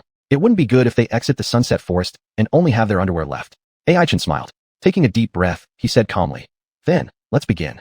Chapter 124, Metamorphosis. Huomiao unleashed the fire. Ai-chan seized the moment, shouted loudly, and immediately Huomiao leapt out from his side. Soon, a fireball appeared out of nowhere. Without waiting for Ai-chan's reminder, Huomiao dispersed the fireball into fire elements at once and nonchalantly sat back, lying on the grass, while watching his master's performance. Xianxia and Li Wei curiously observed the cat and person coordinating with each other. Apparently, this wasn't their first time doing so, both were quite proficient in their coordination. As the six-pointed star array on his right arm began to flash with light, Ai-chan guided an appropriate amount of fire element into the magic core, thereby drawing out the elemental power within. Summon the magical beast. Ai-chan said calmly. Still stunned, Xianxia and Li Wei finally realized what they had to do and fumbled to summon Yantu and Baikonke. The magic cores were being consumed at an astonishing rate, and at this point, both magical beasts were undergoing tremendous changes. With the accumulation of elemental power inside them, their aura grew stronger and stronger, nearing that critical point. Xianxia and Li Wei both closed their eyes simultaneously. The different yet similar six-pointed stars on the backs of their hands shone brightly. This was an indispensable step in the elevation process, where magical beasts must sense their master's will and determine their own path of growth. Ai-chan nodded. Being able to smoothly reach this step meant his task was complete. The remaining work depended on whether Xianxia and Li Wei could perform exceptionally well. What kind of scenes would come to mind for the two girls now? Xianxia might be thinking about how to defeat the cunning goats that harm card masters, whereas Li Wei may wish not to be a burden to her teammates anymore. Their aspirations may differ, but they lead to the same goal: to become stronger. In the cruel magical world, there are inevitable competitive relationships between magical beasts and beasts, card masters and magical beasts, as well as card masters and card masters. Sometimes, that extra bit of growth ability determines victory, or even life and death. Through mutual perception between the two girls and their magical beasts, the numbers on the magic crystal cards underwent a dramatic change. Yin Rabbit. Rank: White Common Blue Superior. Stars: 1 star. Attribute: Fire. Stamina: 6076. Growth Stamina: 816. Strength: 3545. Growth Strength: 510. Intelligence: 84108. Growth Intelligence: 1224. Agility: 7494. Growth Agility: 1020. Talent Skills: Fire Tongue. Yin Rabbit gathers the internal fire elemental energy, then guides it on the ground to emit a scorching ray of flame. Talent Skill: Swift Rabbit. Yin Rabbit burns its essence, greatly increasing its speed and responsiveness for a certain period of time. Description: a fire attribute magical beast. It has a cute and small appearance, a lively and smart personality, skilled movements, but insufficient strength. White Peacock. Rank: White Common Blue Superior. Star: 1 star. Attribute: Wind. Stamina: 6580. Growth Stamina: 1015. Strength: 4252. Growth Strength: 610. Intelligence: 88113. Growth Intelligence: 1425. Agility: 5569. Growth Agility: 814. Talent Skill: Sharp Feather. White Peacock opens its beautiful tail fan and uses wind elemental energy to launch its own feathers, inflicting terrible piercing damage on enemies along the way. Talent Skill: Abundant. The White Peacock increases its food intake significantly to enhance the growth speed and toughness of its feathers, allowing faster and better launches. Description: a wind attribute magical beast. Unlike the colorful ordinary peacocks, the White Peacock is a noble among peacocks, exuding an elegant bearing and proper demeanor. Its attack methods are graceful, but suffer from low agility. Oh my god! Xiaoya exclaimed instantly, staring blankly at the transformed White Peacock, filled with joy. Can it really improve by so much? Li Wei tightly held onto the magic crystal card in her hand, almost afraid that someone would tell her the next second that everything that happened was just a dream. On the card, the various growth abilities of Yin Rabbit and White Peacock have increased significantly. Especially in terms of magic attack, they surpassed 100 points. Although they can't match Huamiao, they are exceptional beings among blue-tiered, 1-star magical beasts. The great increase in improvement was partly related to their ascension ritual, but Xiaoya and Li Wei knew very well that AI Chun was equally indispensable. Now, surely you don't worry about yourself holding everyone else back anymore. AI Chun teased Li Wei. Li Wei's little face turned red, wanting to thank AI Chun but unsure what to say. Eventually she managed only to softly utter, "Thank you." By contrast, Xiaoya was far more unrestrained, imitating the greeting style between brothers. She came over and nudged AI Chun with her shoulder. Under the overwhelming excitement, she nearly knocked AI Chun off balance. Watching AI Chun struggle to maintain his balance, Xiaoya scratched her head and gave an apologetic smile. "Alright, let's get ready then. We're going to visit the Freelancer Alliance today." AI Chun chuckled helplessly in response. At the mention of the Freelancer Alliance, both girls' faces darkened slightly. They knew that even though their magical beasts were far more powerful than before, they still had to stay low profile in front of such a colossal organization, not to mention the presence of a terrifying purple-ranked beast lurking within it.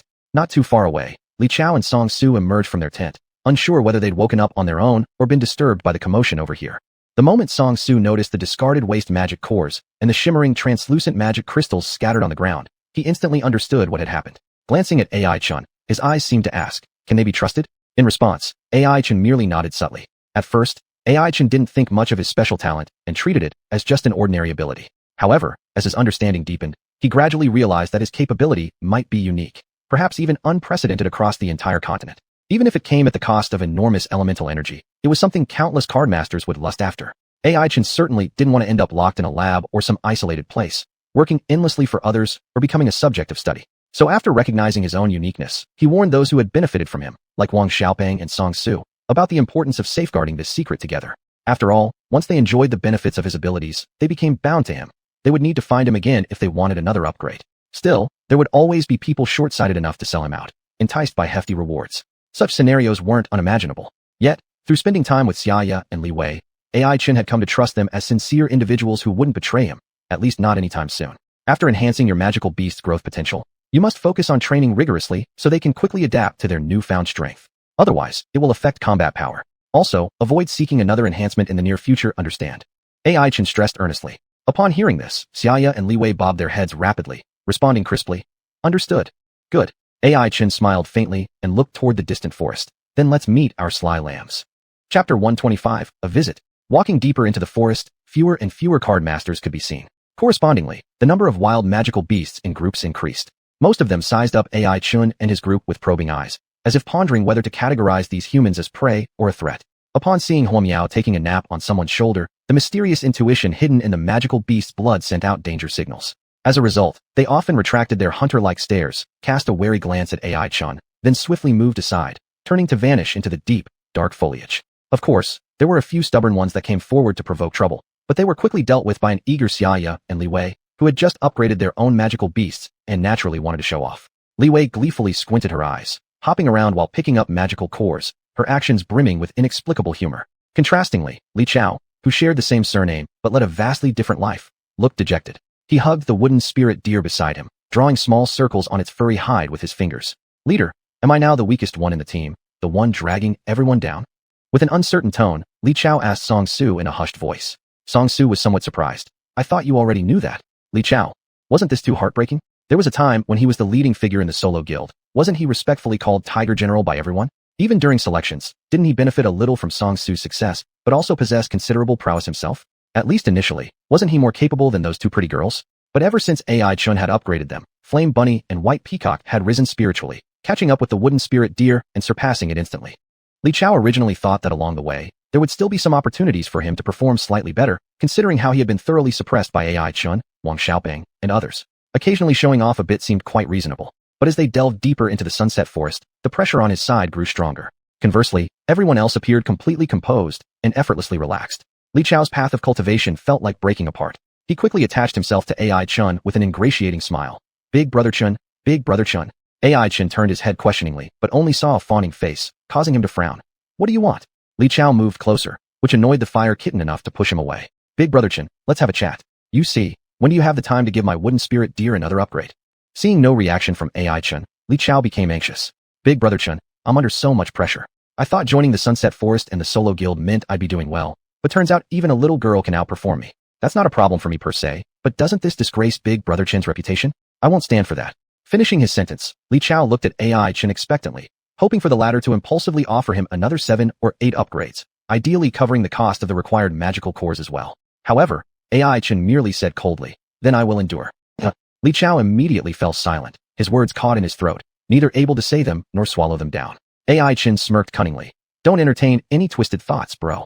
There are limitations to enhancements. If it was always possible, wouldn't I have promoted Huo Miao to the orange rank long ago? At that point, all sorts of cunning sheep or hunter demon competitions would simply be about throwing a fireball, right? After a pause, he added earnestly, no power comes for free. After receiving an enhancement in your ability to grow, you must train hard as well. Look at Song Su. His fighting rodent was originally 1 star lower than the spirit deer, yet it managed to ascend to the blue rank before yours. Tell me, don't you always hide at the back when fighting? Caught red-handed, Li Chao scratched the back of his head and gave an embarrassed laugh. Isn't this because I care about my magical beast? Everyone says magical beasts are our best companions. How could I bear letting my companion face fire and water alone? You're hopeless. AI Chin sighed helplessly, calling back Xianxia and Li Wei, who were busy ahead. Under the bewildered gazes of the two girls, AI Chin pointed at Li Chao. The rest of the journey is entrusted to him. As long as he isn't killed, let this guy handle it. Huh? Li Chao was startled, but at that moment, Xianxia had already accepted the proposal, recalling her path-clearing White Peacock. With a core decision made by a pivotal person in the team, Li Wei wouldn't dare refuse either. She offered Li Chao an apologetic smile and held her flame rabbit in her arms, feeding it grass bite by bite. So, do you feel motivated now? It'll all depend on you, Tiger General. AI Chin smiled benevolently, but in Li Chao's eyes, that was undoubtedly the murmur of a demon. A sudden chill ran through Li Chao, his face contorted in woe as he looked at Song Su for help. However, Song Su merely caressed his cherished leather jacket, oblivious to the impending doom of his junior disciple. Having no other choice, Li Chao gritted his teeth and pressed on. The wooden spirit deer hummed a timid little tune, stepping cautiously forward. Li Chao trailed behind it even more timidly. This man and deer seemed carved from the same mold, causing AI Chun to let out a bitter laugh. It was clear their courage needed some work. Xiao Chao used to enjoy fighting quite a lot, but after getting slapped by a stupid bear, he's become timid. Song Su gazed ahead, murmuring this seemingly without intent. AI Chun, however, fell into deep thought. Stupid bear? One slap? Could he possibly be referring to Wang Xiaopeng's brute stone bear? AI Chun felt it was highly likely. After all, given the personalities of both Li Chao and Wang Xiaopeng, conflicts were inevitable in school. He recalled their first battle against Song Su when Wang Xiaopeng had just finished a fight with Li Chao. Perhaps that was the time Li Chao developed a fear of combat. With a shrug, AI Chun couldn't help but find this amusing. In the distance, Li Chao's steps gradually quickened, as if the sense of danger from the surrounding bushes lessened. Traveling further along this road will take us to the Loners Alliance territory. Song Su stated nonchalantly, inhaling deeply before summoning his muscular rodent, its 6-star light flashing fiercely, scanning ahead vigilantly. Everyone held their breath, knowing in their hearts they would soon encounter the crafty sheep. Up ahead, Li Chao's unease began to build within him. Even though he was returning to his own forces, there was a peculiar feeling of guilt akin to being a thief. Perhaps because he had been away for several days, even the trees around him felt unfamiliar. Why am I scaring myself? I'll just fight properly. He consoled himself. Yet, a stern cry came suddenly from the nearby bushes. Halt. Chapter 126. The Guests. A sharp command halted Li Chao's steps, and he hurriedly beckoned. Hey, don't attack. It's me, Tiger General. The moment the words Tiger General slipped out, Li Chao instinctively glanced behind him. Seeing AI Chun and others stifling their laughter, his face involuntarily flushed red. Still, despite the mockery, this title proved unexpectedly useful. Those lying in ambush within the bushes heard it, and immediately emerged. Though still wearing skeptical expressions on their faces, they exhaled in relief upon seeing Li Chao and his trademark with spirit deer. Waving a hand, more people began emerging one by one from the thickets. Among them was a lean man with an efficient demeanor at the forefront. Upon sighting Li Chao, the man first looked startled, then grinned and said, "Old 4, is that really you? You finally decided to come back. Where's Old 3? As the alliance leader of the Wanderers Guild, Duan Tian emphasized equality among the 4 tiger generals, referring to them by numbers to signify their brotherhood. Chunda, Chen Er, along with Old 3 Song Su, and Old 4 Li Chao. The lean man speaking was none other than Chen Er. Hearing his name mentioned, Song Su stepped forward, nodded briefly, and patted his beloved leather jacket, signaling his presence, having not wandered off. Upon seeing this, Chen Er chuckled teasingly. Old 3, your face still looks like thunderclouds. Someone who doesn't know might think someone owes you money. So, where did you go making money these past couple of days? Everyone here missed you. Chen Er cast a glance at AI Chun and the others, paused momentarily, and continued. Didn't expect this, did I? Turns out Old 3 and Old 4 have quite the charm. Went out once and came back with so many brothers and sisters. New recruits, huh? Not bad. All good-looking guys and beauties. Apparently, Chen Er took them for outsiders who had long admired the fame of the Wanderers Guild, hoping to join under the protection of its great reputation. Logically speaking, as time progressed, most ordinary squads had been weeded out already. The remaining forces were all elite units from major factions. Hence, the appearance of several fresh talents like AI Chun was a rare and welcome surprise. Chen Er couldn't wait to report this to Duan Alliance leader, celebrating another expansion of the Wanderers Guild's strength. However, Song Su just frowned slightly, negating his guess. You're wrong. They are guests here for a visit. Guests? Chen Er widened his eyes in disbelief. After delving deep into the Sunset Forest for several days, this was the first time he'd heard such terminology. Blinking a few times, Chen Er skeptically asked, could it be about dividing territories? Let me say beforehand, the Wanderers Guild has vast operations and numerous members. We barely have enough hunting space for ourselves. There's certainly no extra to spare for anyone else.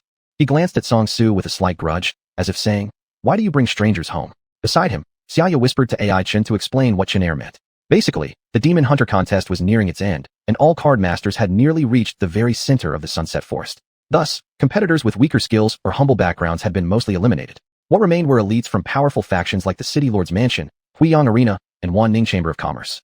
To resolve disputes among themselves and concentrate on hunting magical beasts, they divided the forest's central region into territories, each occupying part of the woods and only allowed to hunt magical beasts within their own territory without interference from others. Clearly, this act squeezed out almost any remaining survival space for civilian card masters.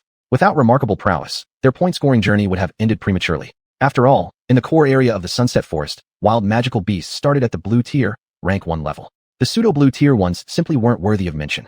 Thinking of this, Xianxia couldn't help but sigh. If it weren't for AI Chen helping her enhance her White Peacock's abilities, she might have been forced to regretfully withdraw from the competition at this stage. Not far away, Li Chao gesticulated wildly, seemingly negotiating with Chen Er and others to let them pass. Both sides stood firm on their positions, causing a temporary deadlock. Seeing this, Song Su furrowed his brows and walked over, asking, what's the problem?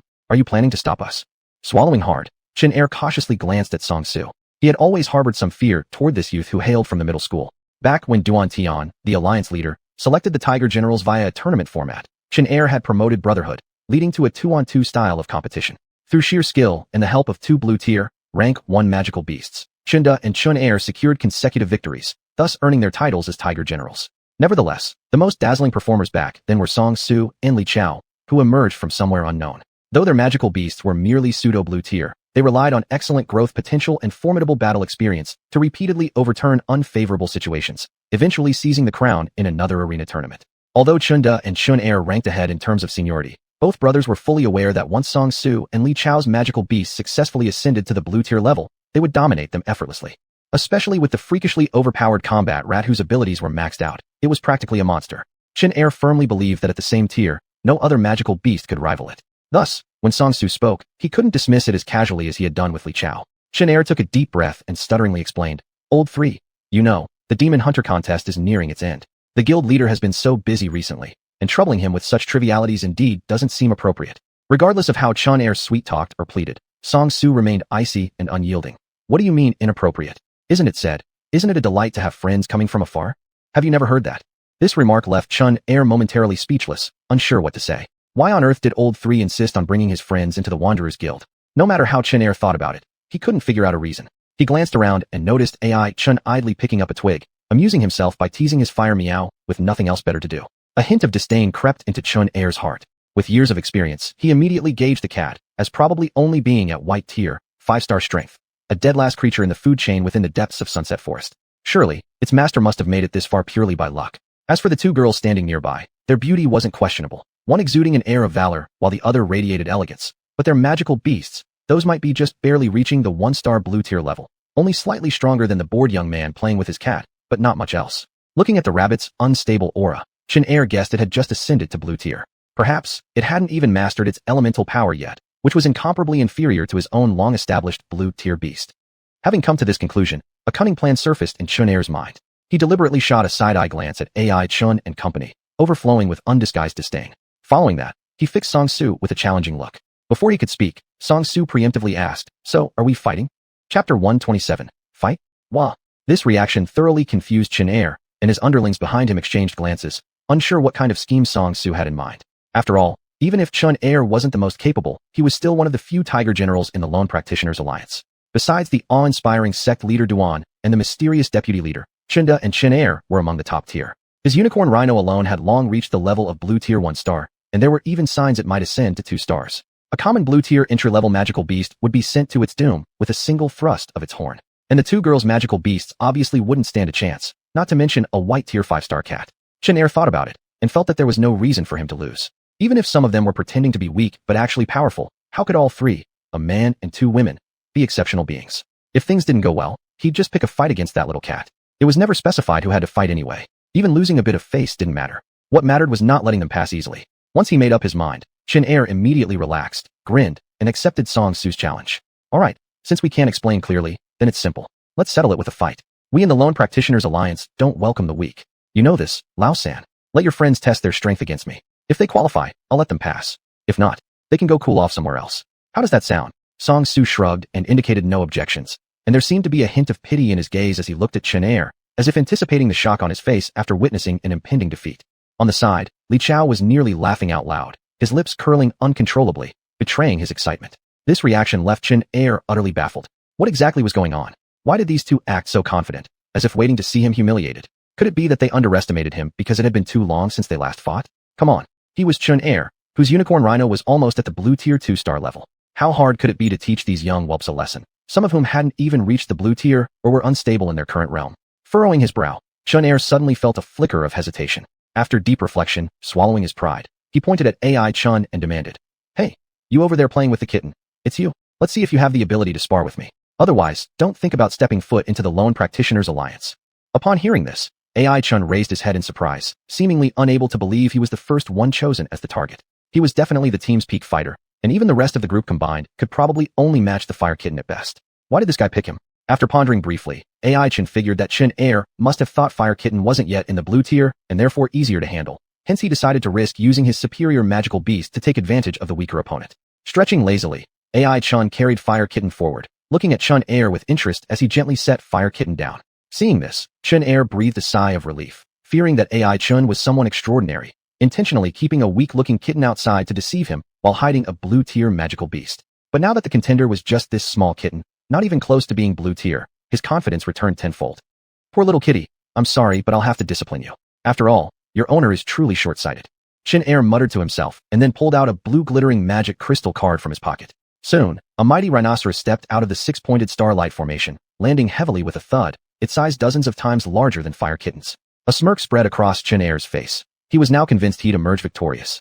Just looking at the pitiful creature opposite him, it seemed like he could crush it with 1 foot. At this moment, xianxia had already begun considering how much life he would leave in the pathetic kitten. However, he failed to notice the ominous silence that surrounded fire kitten as it entered the battlefield. Li Chao, in particular, was more deeply affected by this heavy quietude. He swallowed hard, fixating his stare unblinkingly on fire kitten without the slightest relaxation. This very kitten had slain more than a dozen blue-tier magical beasts the previous day, earning an impressive number of points for its master.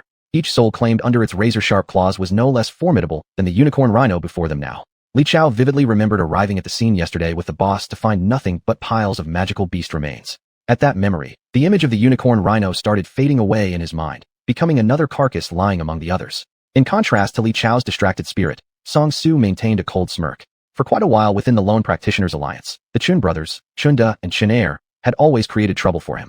They seemed to fear that his and Li Chao's rapid growth might threaten their positions, thus resorting to every form of suppression. Whenever there was trouble, the laughing tiger Chunda would recommend Song Su and Li Chao for the job to Duan Tian. Meanwhile, xianxia always gave them excessive praise, which directly resulted in both being too preoccupied to focus on their own matters. Even until now, their points were still alarmingly scarce. This was a microcosm of the Lone Practitioners Alliance. A cobbled-together organization naturally couldn't have the same cohesion as a complete faction. Instead, scheming against one another was the main theme. Had it not been for the fear of Hue Yang Arena's coercive methods, Song Su would have wanted to quit long ago and regain his freedom. Thus, when he saw his once hypocritical teammates troubling Ai Chun, a small sense of schadenfreude arose within him. Unfortunately, why wasn't I chosen? Li Wei gently patted Yen Tu's head beside her, murmuring softly with obvious dissatisfaction. She had thought that after so long without opportunities, finally it was her turn to make some achievements instead of lagging behind. But unexpectedly, they didn't recognize this opportunity and chose the big boss behind the scenes, Ai Chun, as their first opponent. Xianxia by her side also shared similar thoughts. For Ai Chun, these two girls with entirely different styles both held the same strange confidence. However, their predictions weren't very accurate this time. The fight ended neatly in less than 10 seconds. It was almost as quick as blinking an eye. Under Chun Er's disbelieving gaze, Fire Kitten leaped forward from the grass. Before he could rejoice at the enemy delivering themselves into his hands, a fiery ball accompanied by sharp claws struck towards the unicorn rhino. This spell-casting speed, this agility, oh no. Chun Er realized things went south and was about to surrender when suddenly, Fire Kitten's attack already landed on the unicorn rhino. There was a dull thud, and the colossal body crashed heavily onto the soft grass. On top of its body stood a small kitten, contrasting sharply with its immense size. Ai Chun smiled and approached calmly, asking, "Do you still want to continue?" Chapter 128, Support. Chun Er's eyes were wide open, and he blankly stared at the scene in front of him, clearly still unable to accept his own defeat. Even if he had made the worst-case scenario, it would have been no more than a deadlock with Ai Chun, resulting in a tie, after which they would call it quits. But in his wildest dreams, he never imagined that the cute-looking fire cat was an undeniable warrior god. Within just a few breaths, the unicorn rhino that had been rooted in the blue rank 1-star stage for a long time was lying on the ground unconscious. On the side, a group of casual league members began whispering amongst themselves. "Wow man, isn't that our Tiger General's pet? Why was it beaten clean by that little kitten in 1 round?" 1 round? I think it was only half a round. The unicorn rhino didn't even have time to react before passing out. TSK. Young rhino is great. Falls asleep right on the ground. In the distance, Song Su forced out a bland smile and asked, "So, can General Chun let us pass?" Facing the current questioning, Chun Er gritted his teeth, silent for a while before uttering a sentence. "We? General Song, you and the Casual Alliance together are truly worth being called we. I hope you don't forget that." "This I naturally know," Song Su said indifferently. He glanced at Ai Chun, revealing some helplessness in his eyes. Why had he not spared any effort to bring Ai Chun and the others back from outside? Isn't it to ask them to curb the ghost sheep's endless slaughter? If it weren't for the gratitude he still held towards the Casual Alliance at heart, he would have walked away long ago without asking or caring, regardless of how many people die. "Where you, Chun Er, Lei, and what it has to do with him, Song Su?" All right, big brother Li Chao, elder brother Chun Er, let's go back quickly. We've been hunting for quite a while this time, and Master Duan must be worried." Seeing the situation seemed a bit off, Li Chao promptly jumped in to smooth things over. With this opportunity to step down provided, Chun Er's sullen expression slightly eased. He deeply glanced at Ai Chun, no longer daring to underestimate him in the slightest. All kinds of suspicion ultimately transformed into a light remark. "Let's go. Friends behind, please keep up." Upon seeing this, Ai Chun and the others followed after Chun Er and the card masters of the Casual Alliance as they headed deep into the forest. Compared to the previous chaotic paths of tangled wild grass and dry branches, this road was evidently much flatter and wider. The leaves on the ground were cleaned so meticulously that it appeared to be a route specially cleared by the Casual Alliance for passage. Our leader is someone who loves cleanliness and values grandeur. Although it often causes a lot of trouble, there is no dissatisfaction within the Alliance. Instead, they deeply love and respect him. Ahead, Chun Er turned around and proudly said. It wasn't hard to notice from his tone the unhidden respect and heartfelt admiration he felt for his mentioned leader. Hearing this, Ai Chun also nodded, his curiosity about Duan Tian growing once more. This middle two school leader, who titled his subordinates as Tiger Generals, seemed to also have a delicate side. But has he discovered the true identity of the ghost sheep and its covert actions? These two situations differ significantly. If Duan Tian knows nothing, then at most, it's only the crime of craving power and failing to distinguish right from wrong. However, if he knows that the ghost sheep is actually a blood 0 level magic beast and still works with him, then the nature becomes much worse. After all, as a card master, not harming fellow humans is the most basic principle. Ai Chun raised an alert internally. When they enter the Casual Alliance, they must find a chance to test Duan Tian. Walking ahead, Chun Er was still going on about how wonderful their leader was. Master Duan, indeed, is the first among all geniuses in the world. At an age similar to ours, he managed to tame a blue rank 3 stars tearing wind tiger. The moment I laid my eyes on that tiger, I was awed by its majesty and untamed wildness. He looked at Ai Chun and the others, seemingly hinting at something deeper. Not to make fun of everyone, but at the time, if my elder brother hadn't pulled me back, I might have gone soft at the knees and fell to my knees. And yet, such a beast that could be deemed ferocious was humbled by Master Duan. Isn't he a prodigy destined for greatness? Who else can be? At this point, his eyes revealed a fiery passion. Yet, Despite being such a prodigious figure, Master Duan chose not to live solely for himself, but rather established the casual alliance to protect all ordinary card masters threatened by Huiyang. Such breadth of vision is truly admirable. At this point, Xianxia had undoubtedly become an unrelenting junior fanboy of Duan Tian's. After boasting about his leader, he didn't forget to throw a reminder, or perhaps a veiled threat, by glaring at AI Chun. Therefore, the leader of our casual alliance is supported by all its members. If anyone intends to harm him, none of us will stand for it. Likewise, if someone has other intentions for the casual alliance, Master Duan's tearing wind tiger will ensure they give up the idea. With a shrug, AI Chun realized that after such a long speech, the other party was actually warning him not to have any ulterior motives. Truly a loyal subordinate. AI Chun thought secretly, wondering what this utterly devoted Xianxia would think if he ever realized that Duan Tian was just a deceived fool, and the vice leader was a fierce magic beast. Sighing, AI Chun felt that at present, he could only take things one step at a time. The cohesion of the casual alliance seemed to exceed his imagination. This made sense. After all, under the shadow of Huiyang, Duan Tian was a ray of light in the hearts of ordinary card masters, and they naturally would go all out to protect this hard-earned warmth. On the smooth, clean road, the members of the casual alliance, led by Xianxia, sang their alliance song, the loud and lingering singing startling the resting birds on the branches, causing a sound of flapping wings. Sunlight filtered through the gaps in the leaves, scattering patches on the ground. For a moment, the auditory, visual, and shadowy impacts left AI Chun and others momentarily speechless. Among them, Xiaoya's face was ashen. At some point, she had dreamed of penetrating deep into the casual alliance, using her full strength to awaken the card masters deceived by Ghost Sheep's lies. She had assumed that with a single shout from her, many would follow suit, and then everyone would rush forward together, tearing apart the evil and cruel Ghost Sheep. Now, judging from the fervor of the casual alliance members, if she were to utter a word or two unfavorable to either the leader or the vice leader, she would probably be torn into pieces by the members before Duan Tian and the Ghost Sheep even had a chance to move.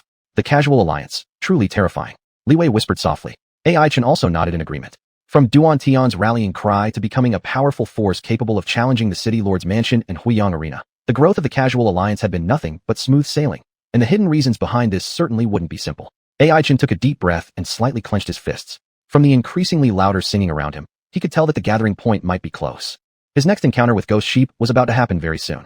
Chapter 129 Yanggui, Ghost Sheep. After walking from the wide and tidy road, ahead was the gathering place of the Wanderers Alliance. A vacant lot as large as an estate was filled with all kinds of tents. The tents were printed with different trademarks and various colored patterns. There were cute yellow ducklings, a dark blue starry sky, and even some colorful pictures of celebrity idols. One could tell just by looking at the jumble of tents how complex the composition of the Wanderers Alliance was. Nevertheless, the drill sounds and tactical discussions coming from the gathering area still reminded AI Chen that this was a group not to be ignored. Near the entrance, two burly men were guarding. Seeing AI Chen, they warily drew out their magic crystal cards, ready for combat if things escalated. Fortunately, Xianxia came out early and gave them a shout, which managed to snuff out the impending conflict in its cradle. Xianxia handed 2 cigarettes to the 2 men. From the box, one could see they weren't a high-end brand. The price of the whole pack was probably about the same as a cup of milk tea, but the men seemed very happy upon receiving the cigarettes. In most ordinary people's lives, a cheap cigarette could help them relieve fatigue and pass a boring period of time. After exhaling white smoke for a while, one of the men leaned close to Xianxia's ear. "Big brother Air, why did you stop us?" "Actually, I've seen the guys already, but I wanted to give this stranger a little scare, so he doesn't cause trouble. Didn't you see the look on this guy's face like he's looking for a fight?" Xianxia also took a deep puff, sneaking a glance at AI Chun, who was absent-mindedly stroking the kitten in his arms. His posture really didn't give off a good impression. It wouldn't be bad to give him a scare, but the problem was, he couldn't beat him. "If I could, I would have crushed this kid long ago. No need for you to talk here." Xianxia's face showed signs of pain, seemingly pricked by something, but still had to maintain a demeanor of generosity. "Foolish lad, didn't our leader teach us? To seek harmony is precious. Under the vast sky, we are all brothers, do you understand? If everyone was like you, seeing someone and starting a fight right away, wouldn't it throw everything into chaos?" The man looked completely perplexed, glancing questioningly at Xianxia. That look said, "Big brother Air, you weren't like this before. You used to kick stray dogs along the street. Are you changing now?" Being stared at, Xianxia turned red-faced and irritated, giving the man a slap on the head while cursing. "What are you standing there for? Guests have come, don't you make tea? Do I have to personally invite you to get you to do it?" The man was scolded severely but dared not retort much since this person was among the top echelons in the alliance. Other than the main and vice leader, none were more important except for him and his brother. "Remember, don't use the good tea. It's reserved for the vice leader, he likes it." Xianxia whispered into the man's ear, lowering his voice. The man listened dumbfounded, thus viewing AI Chun and others somewhat lightly again. He asked, "So what tea do we serve them?" "Just some tea dust." Xianxia sniffed through his nose. "Tea dust? Whatever, just gather some leaves or something. Anyway, leave it to you, as long as it won't kill anyone." The man nodded in completely understanding and quickly ran off. Only then did Xianxia turn around, inviting AI Chun and the others inside. Song Su snorted coldly, leading Li Chao forward first. This was their other old nest. Coming back here felt like returning home. Everywhere they went, people recognized them. They hadn't taken more than a few steps when they almost got pulled aside for a drink with the phrase, "Long time no see." Li Chao blinked, initially unwilling to reject and about to agree, until Song Su kicked him. He remembered they were back for serious matters. From afar, a man who bore resemblance to Chen Er but slightly older walked over, presumably Chunda, the lead tiger general. Upon seeing Song Su, he initially paused in shock, then broke out in delighted laughter. "Hey, isn't that General Song and General Li? What wind brought you two back? Does the leader know? He misses you guys." Li Chao, upon hearing this, just stiffly nodded. When they were in the Wanderers Alliance before, Chunda gave them trouble numerous times. Facing each other again now, the thin-skinned Li Chao naturally couldn't act warmly and intimate as if meeting old friends. However, Song Su still held a cold expression, calmly stating, "Where's the leader? There are guests today, shouldn't he come greet them?" Hearing this, Chunda immediately felt choked up. He glanced at Chen Er, as if asking who this great personage was, able to make Song Su directly request an audience with the leader. But all Chen Er could do was laugh wryly, answering Chunda's query with a grimace. "The situation seems more complicated than I imagined." Chunda was inwardly on guard. His younger brother's troubled reaction seemed to tell him that this man and two women were no ordinary characters. Swallowing hard, Chunda took a closer look at the unfamiliar faces a short distance away. A white-ranked 5-star cat. Chunda chuckled, directly passing over Ai Chun, focusing his gaze mainly on the two girls, lost in thought for a moment. Two pretty girls. Is Song Su pulling off a beauty plan? One each for the leader and vice leader? What about him then? Chunda mulled over with his limited brain cells. But then he realized from Song Su's sullen face that this was not likely, so he turned and asked, "Who are they?" "Song Su, don't blame me for not reminding you. The leader manages myriad affairs daily, while the vice leader orchestrates strategies quietly. Not everyone has the privilege to see them." Song Su gave a cold laugh, but said nothing. Behind him, Ai Chin stepped forward and stood before everyone, smiling and saying, "Honestly speaking, we're all friends of the vice leader, here especially to catch up." Friends of the vice leader? Both Chunda and Chen Er were startled inside. In their eyes, the vice leader was an excessively handsome young man, and also the most unfathomable existence in the alliance. Even Duan Tian, who owned a blue-ranked 3-star tier-win tiger, dared not be disrespectful to him. "Are you really an old friend of the vice leader?" Chunda asked dubiously, his tone now much more respectful. Ai Chin smiled and said, "Of course, just call him out. If he doesn't know me later, you can deal with me then." After hearing this, Chunda nodded in agreement, and then shouted aside, "Go invite Yang Gue, the vice leader Yang." Yang Gue, ghost sheep. It's unexpected how artistic this guy is, worthy of being a magical beast that has lived in the city for many years, incredibly similar to humans in various aspects, which is why the Wanderers Alliance couldn't identify him even after associating for such a long time. Ai Chin smiled, now deducing the other party's identity from hints within the name. After Chinda spoke, someone prepared to send a message but was stopped by a rough voice. "There's no need. I would first like to know who it is that knows Vice Leader Yang." Chapter 130, Duan Tian. The crowd turned their gazes towards the source of the voice, seeing a tall and imposing man with a square face standing not far away. His entire being emanated an aura as heavy as a mountain. This must be Duan Tian, the leader of the Wanderers Alliance. Indeed, the surprise in Chunda and Chun Er's eyes quickly transformed into respect, confirming this assumption. They both clasped their fists and shouted loudly, "Master!" In response, Duan Tian helplessly waved his hand, saying, all right, I've said it before, there's no need for all these formalities at home.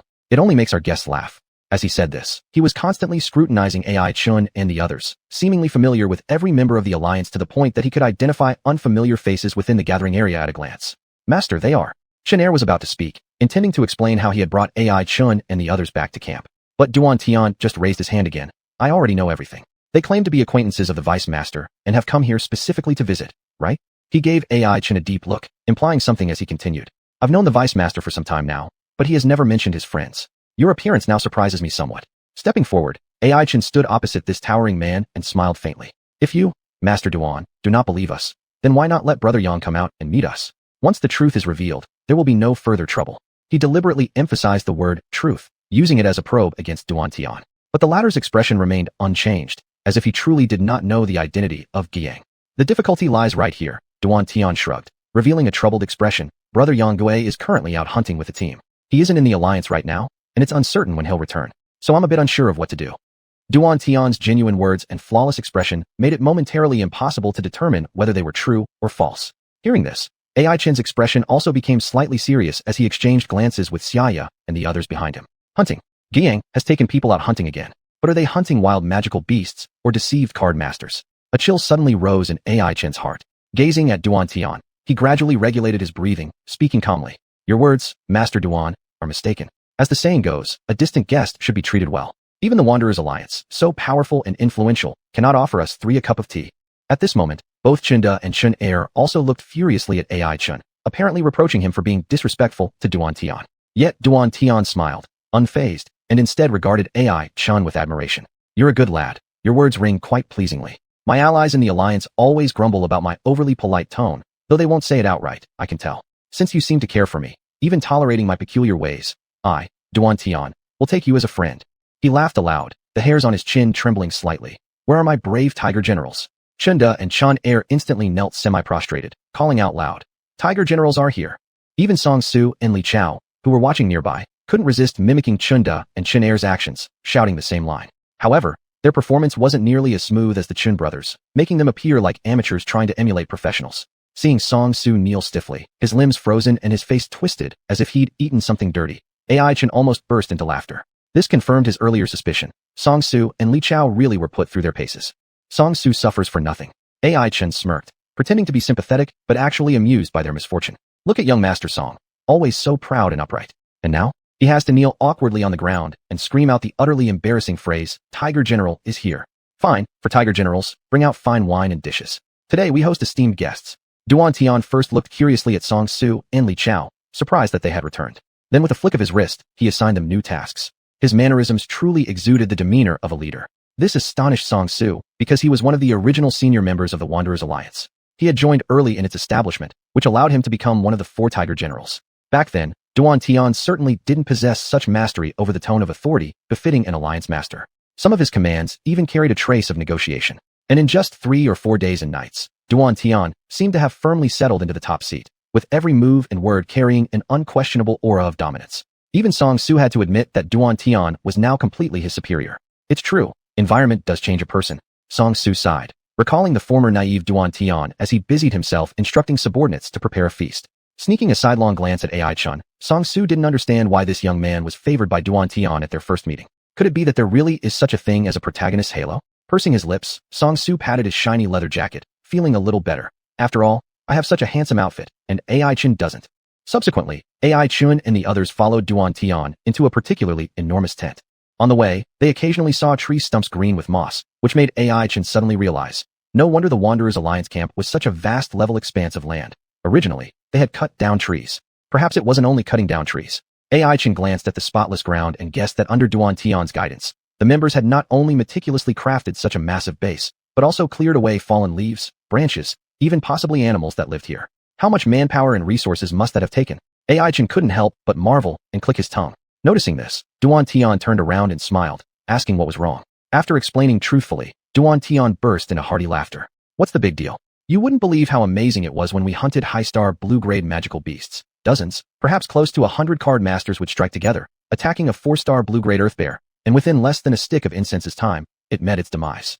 Seeing Xianxia and Li Wei's shocked expressions, Duan Tian proudly proclaimed, My Wanderers Alliance has nothing else but unbreakable brotherhood. Mutual support is our principle. I believe that as long as we stand united, any great power or ferocious beast will just be bones and graves.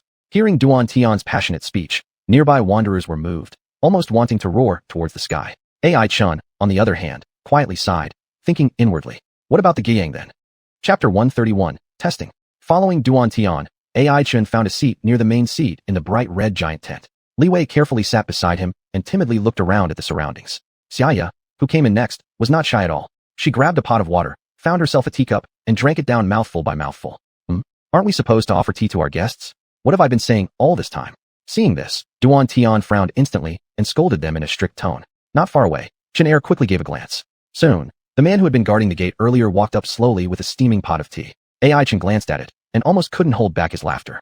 The man claimed he brought tea, but in reality, it was just water steeped with rotten leaves. Not only was the tea color an off-putting yellow reminiscent of moldy food, it was served in a shabby container that looked pitiful and anything but what one would expect from a powerful organization. Sure enough, upon seeing the quality tea used to entertain their guests, Duan Tian's expression darkened immediately. He barely contained his anger and demanded, "Are you really offering this for them to drink?" The man, caught off guard by the question, didn't know how to respond for a moment. Looking nervously at the enraged alliance leader and then turning to Xuanhuan with a puzzled gaze, as if asking, "Didn't you guys tell me to just get some random tea?" It must be said that the man executed his task excellently, running over a kilometer away, specially gathering a pile of rotten leaves from the outskirts of the gathering place, and then trotting back enthusiastically, all for the sake of humiliating AI Chun and the others. The kind of person drinks the kind of tea. This was emphasized again later by Xuanhuan, and the man firmly believed it. If you ask him why he ran so far to find rotten leaves, it's because the scattered person's alliance was simply too clean to find such things within. The man wiped the cold sweat from his forehead and lowered his head fearfully, silently cursing himself for mishandling the situation. He had thought he accomplished this difficult mission perfectly and might earn the favor of the alliance leader and General Xianxia. Promotion and wealth aside, earning some extra points would be nice.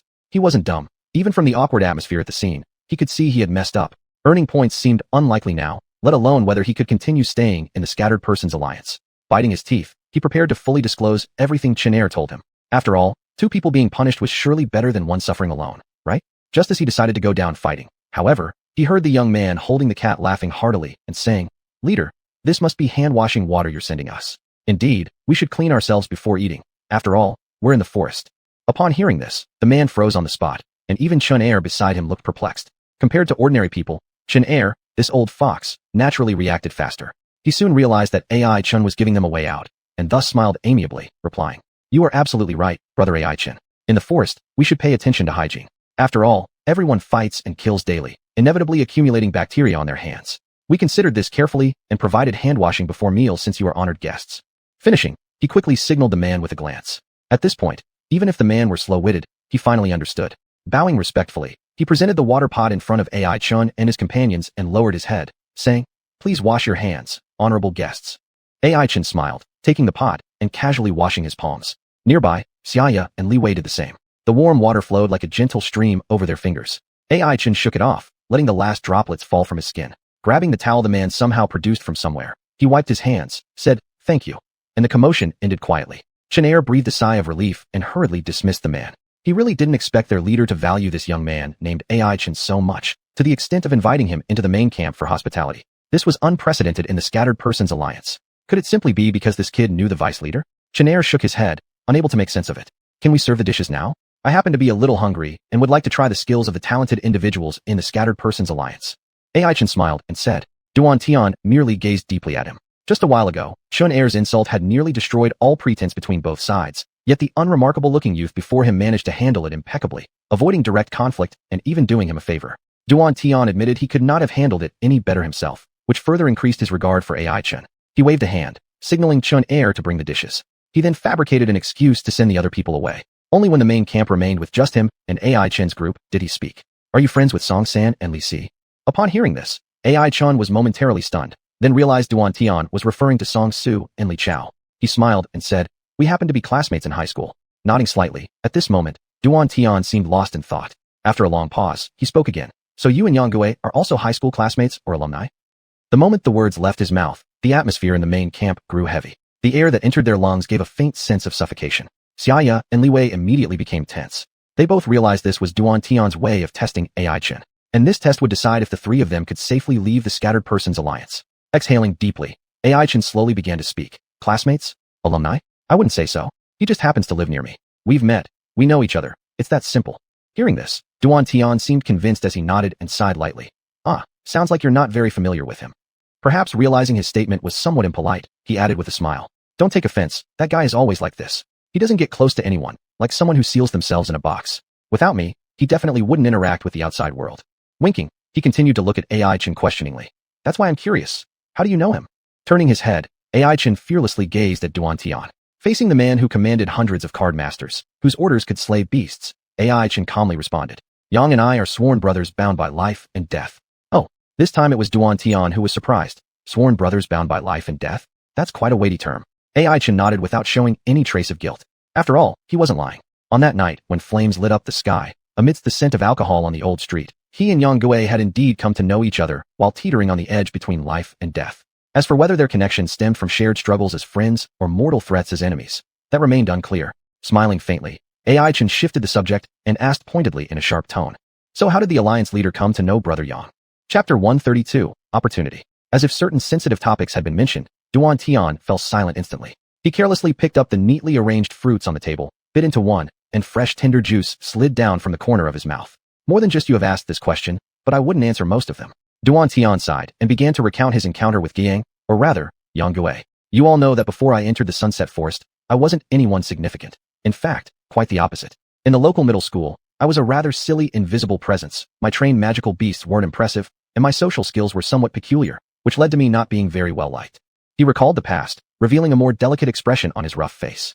So, when participating in the demon hunting competition, I didn't expect to achieve anything. Everyone else went, so I followed, like a duck diving into water together with others. I was doing something even more ordinary than the average person. On the first day stepping into the forest, I wandered around the outskirts, capturing 2 or 3 weak magical beasts. I was about to kill them and take their magic cores, but then compassion arose. Xuanhuan looked at AI Chun and chuckled bitterly. Pretty ridiculous, right? Wild magical beasts are supposed to be our sworn enemies, yet I couldn't bring myself to harm those young creatures. Maybe it was because I still harbored some macho pride inside me. So, after much internal struggle, I let the little ones go, and it was precisely at that moment that I met Yang Gui. At this point, Xuanhuan's tone revealed a trace of complex emotion. Xianxia, who was quietly listening nearby, couldn't help but ask, "Was it he who approached you?" Xuanhuan nodded lightly. He continued, "In fact, when he appeared initially, I was quite startled, assuming he might be some card master. Seeing that I released the magical beasts, he probably intended to confront me for my actions. But Yang Gui did nothing of the sort." AI Chen shrugged, thinking it was natural. After all, Giang, as a purebred high-rank magical beast, naturally wouldn't hold hostility toward his wild counterparts. So, I developed some goodwill towards him and invited him to travel together. Recalling, Xuanhuan said, seeing AI Chun and others' looks of confusion or astonishment, he smiled wryly and explained, "Please don't be offended. I've already said, I wasn't popular in school. If it weren't for needing someone to round out a team, perhaps you wouldn't have seen me in the Sunset Forest. Please don't be offended. I've already said, I wasn't popular in school. If it weren't for needing someone to round out a team, perhaps you wouldn't have seen me in the Sunset Forest. So, from the first day onwards, were you inseparable?" AI Chen asked mildly. What seemed like an offhand question was, in fact, a test. He wanted to know what actions Yang Gui and Xuanhuan took after meeting, such as whether he continued his killing spree or not. Not exactly. At first, we were just wandering around the forest. I didn't really want to hunt those weak magical beasts on the outskirts, and Brother Yang's approach aligned with mine. So we muddled through the day like that. He seemed to be looking for something. I offered to help him search, and he didn't refuse, but said that with only the 2 of us, it would be too difficult to find something in the vast and hidden forest. Xuanhuan pointed at the deep red tents around them and laughed. Our tents back then weren't even a tenth as big as this tent. Brother Yang was quite nonchalant, saying he could sleep on the ground, but I felt bad for him and forcefully dragged him into my tent. Hearing this, AI Chen couldn't help but chuckle. He wanted to tell Xuanhuan that Yang brother was actually a sheep, and a highly skilled one at that, so surviving in the wild would have been as simple as having a home-cooked meal for him. Chances were, dragging him into the tent made Yang less comfortable. The story drifts far. Anyway, I just thought Brother Yang was a good guy, so I suggested helping him look for whatever he needed.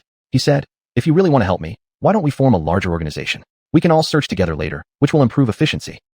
AI Chen listened in bewilderment. Could this be how the loose alliance encompassing thousands of card masters was formed? The original intention was simply to help Giang find something? Seeing everyone's shock, Xuanhuan also chuckled bitterly. Don't get me wrong. At the time, when I heard this, I also thought Yang Gui had gone mad, spouting nonsense. Just based on him and me, 2 relatively powerless individuals, it would be hard enough to recruit even one underling, let alone establish an organization. But this guy he was. At this point, he paused, taking a deep breath. Truly incredible. Everything happened as if it were destined. It seemed after the wave of beasts, most card master teams suffered severe damage. Huizhong mercenaries and the Lord's Mansion subsequently became guarantors for newly built teams. Yang Gui brought me along and secured us a share. Upon hearing this, AI Chen silently nodded. The Xuanhuan before him seemed fairly honest, and what he said was mostly in line with the real situation. Beside him, Li Wei cautiously raised her hand and softly asked, "President Duan, why did you use the word seem when you mentioned the beast tide earlier?" Upon hearing this, Xuanhuan was momentarily taken aback. He then sheepishly shrugged. To be honest, I had absolutely no inkling of the great beast tide that swept through the entire forest. It was as if I was completely cut off from it. I even learned about it from other people's accounts. So that's how it was. AI Chen nodded without showing any emotion. At that time, Xuanhuan was with the purple tier magical beast Giang, so naturally, he wouldn't have been troubled by blue tier wild magical beasts. Even though Giang had excellently concealed his identity, making it difficult for ordinary humans to distinguish, in front of the sensitive and life and death entwined wild magical beasts, there was no way to hide. Presumably, hundreds or even thousands of magical beasts passed by the tent where Giang and Xuanhuan stayed every night. As soon as they approached, they felt an innate, inescapable terror. Consequently, they involuntarily avoided the dangerous presence within the tent. In summary, Huizhong mercenaries failed miserably in winning people's hearts. Their oppressive methods caused many card masters not only to refrain from joining them, but even to develop a resistant attitude. Xuanhuan continued, his tone tinged with 1/3 sigh and 2/3 puzzlement. Under such circumstances, Yang Gui and I established the Solo Alliance, and he recommended me to be its president. Never having held such a position before, I hastily declined. But he insisted, saying that since he lacked social skills, I was indispensable for the role. So despite my half-baked qualifications, I reluctantly accepted, akin to forcing ducks to climb trees. I borrowed terms I saw in TV dramas, brave generals, courageous soldiers, and haphazardly assigned these mismatched titles to our members. Surprisingly, it worked well, and we quickly gained favor amidst Huizhang's missteps. Gradually, the Solo Alliance became the premier force in Sunset Forest. After a long discourse, Duan Tian took a sip of tea and chuckled bitterly. That's the gist of it. Don't you think it's quite a coincidence? Nodding slightly, AI Chen felt that the other party had indeed laid bare all his feelings and insights. The question was, could this person be trusted? After all, the foundation of the Solo Alliance was built jointly by him and Guiyang. As if perceiving AI Chen's confusion, Duan Tian smiled faintly and slowly said, while looking at the busy figures outside the tent, "Do you want to know why I'm telling you all this? It's simple. I feel that my friend has strayed from the right path." Chapter 133, Deviation. Xianxia immediately let out a cry of surprise, staring at Duan Tian in disbelief. Did this meticulous man realize something? Which is why he was recounting so many secret experiences to them. With a bitter laugh, Duan Tian continued to explain. At first, I thought Yang Gui was just looking for something and didn't pay much attention to it. Even after becoming the leader of the Soloist Alliance, I simply set up a bounty mission and left it alone. He sighed deeply. It's also my fault, lacking leadership experience. Moreover, the Soloist Alliance is such a large organization that the daily variety of tasks was enough to leave me overwhelmed. So, I neglected Yang Gui's situation. Subsequently, I unintentionally noticed that while leading his team, Yang Gui would often venture into some quite dangerous places. These places frequently had ferocious beasts hidden in obscure corners or among bushes, setting traps and attacking fiercely. Upon reaching this point, Duan Tian's expression changed, revealing an indescribable look of pain. And Yang Gui used the lives of other team members to clear his path. Nodding silently, AI Chen inwardly felt surprised. Duan Tian was willing to share even such confidential information with them. It seemed he had been tormented by this burden immensely. As for the losses suffered by the group following Guiyang, apart from his secret interventions, they might have also acted as scapegoats on the treasure hunt. Is Vice Leader Yang looking for a four-colored flower? Furrowing her brow, Xianxia asked. Previously, on her way to the main camp, she had seen many members of the Soloist Alliance holding vivid drawings, depicting a four-color flower. Duan Tian nodded and explained. Yang Gui says he urgently needs this flower to cure his wife's illness, and during this Sunset Forest expedition, he must accomplish this task, saving his critically ill wife, whose life hangs in the balance. AI Chen clicked his tongue. Guiyang truly found a good excuse, so no matter how anxious he acts, it doesn't seem exaggerated. Earth Dragon. AI Chen muttered under his breath.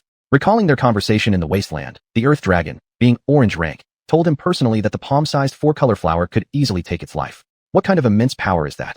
AI Chen speculated secretly. Could it be that the flower actually contained unmatched toxins? Sighing again, AI Chen realized that the events surrounding Guiyang were not simple at all.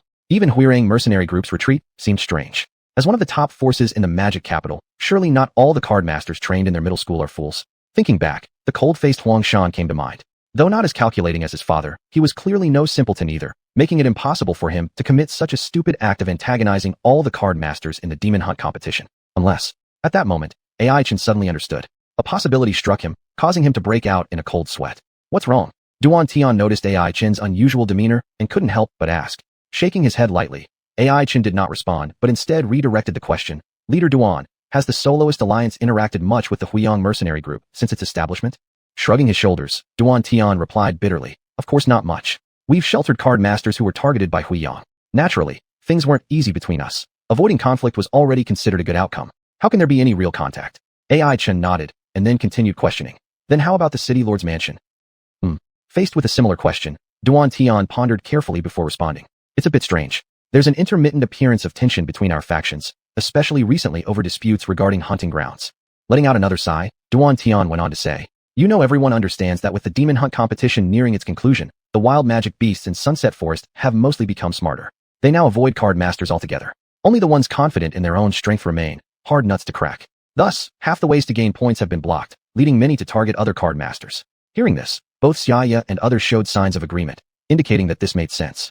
After all, the entire demon hunt competition is a competition among card masters, where small disputes between each other aren't uncommon matters. Most people merely seek better rankings to get noticed by renowned hunter guilds. But deep inside, AI Chen felt a chill and silently exclaimed, not good. By this time, the central forest area had been divided among several major powers. The key players in this game were none other than the Soloist Alliance, the City Lord's Residence, and the Huirang mercenary group. Smaller entities like the Wan Ning Chamber of Commerce and Haichao Gang could only pick up leftover crumbs. In theory, with the Senfen Tinsha situation, none of the parties should dare to make the first move. Yet, something was subtly off, and that was the sudden emergence of the Soloist Alliance. There was no reason for Huangshan's Huirang mercenary group to give up their share of this big pie, letting it be swallowed by unknown entities like Duan Tian and Yang Gui. Unless they had planned everything beforehand, reaching a tacit agreement to stage a tragic performance. One playing the good cop and the other the bad cop, misleading all the card masters.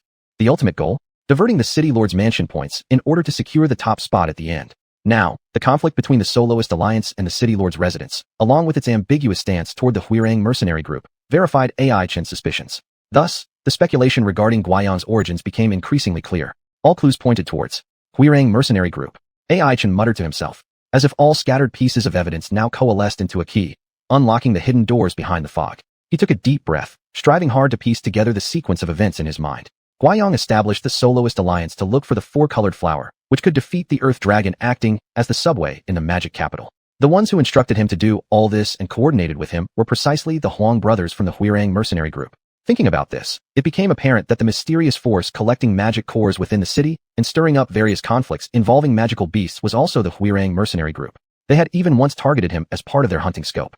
AI Chen inwardly marveled. He had unintentionally uncovered a long-standing mystery within the magic capital, even unearthing the ultimate mastermind. He clicked his tongue and decided that once out of the Sunset Forest, he would inform xuanhuan and Elder Imochi. Perhaps he could even collect some intelligence fees, making his perilous reconnaissance worth the risk.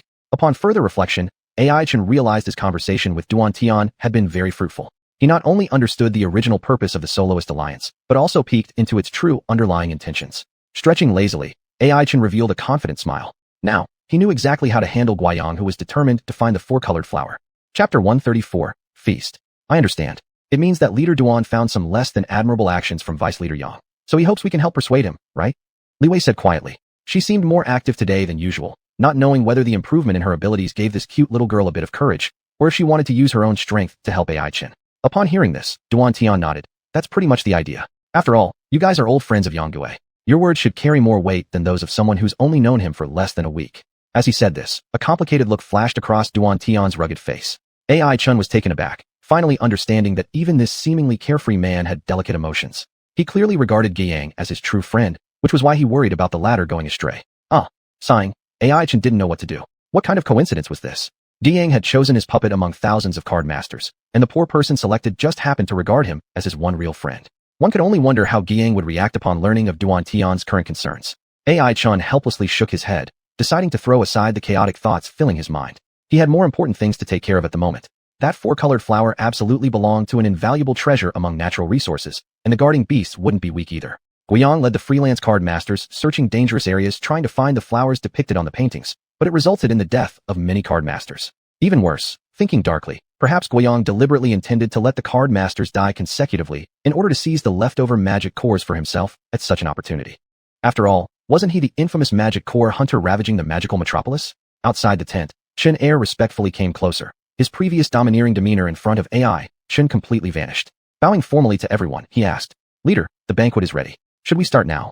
Duan Tian nodded, hiding away his complex expressions, exchanging them for a serious countenance suitable for the leader of an alliance. He said, we don't know when Yang Gui and the others will return, so let's eat first." Chen Er bowed his head low and withdrew, then clapped his hands.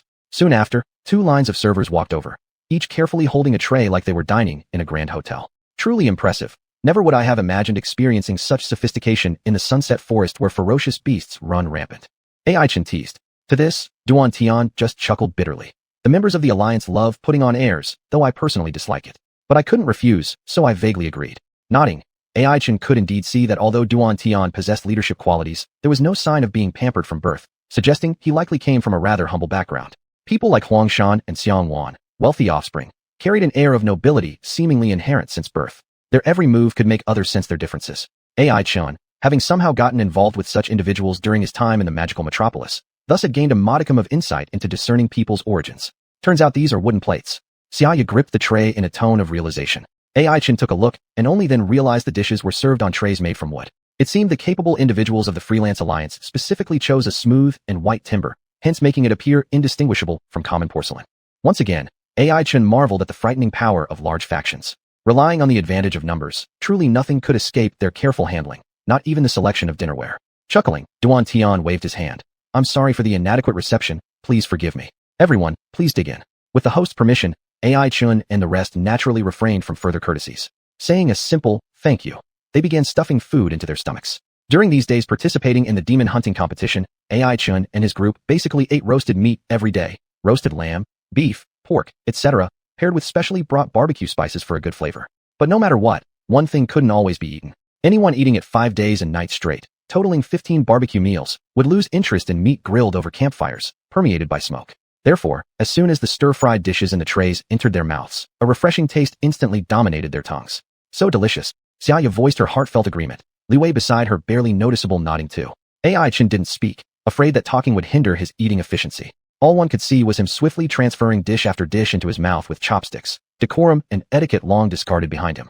This is what life should be. What were those days of eating roasted meat every day even about?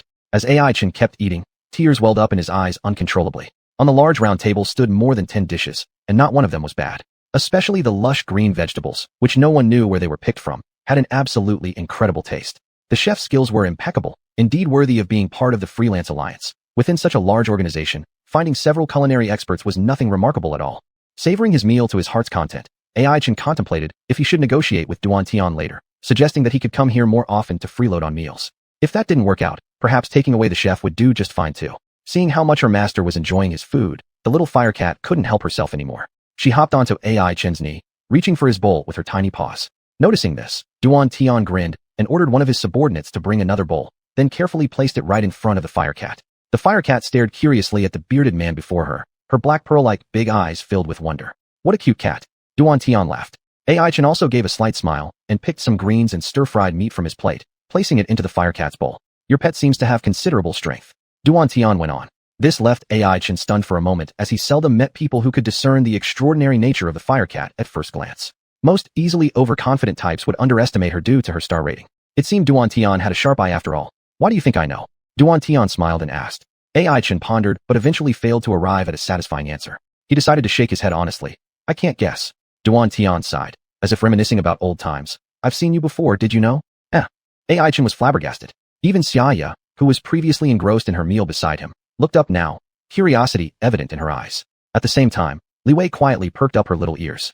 Duan Tian chuckled again and repeated, Yes, I saw you a long time ago.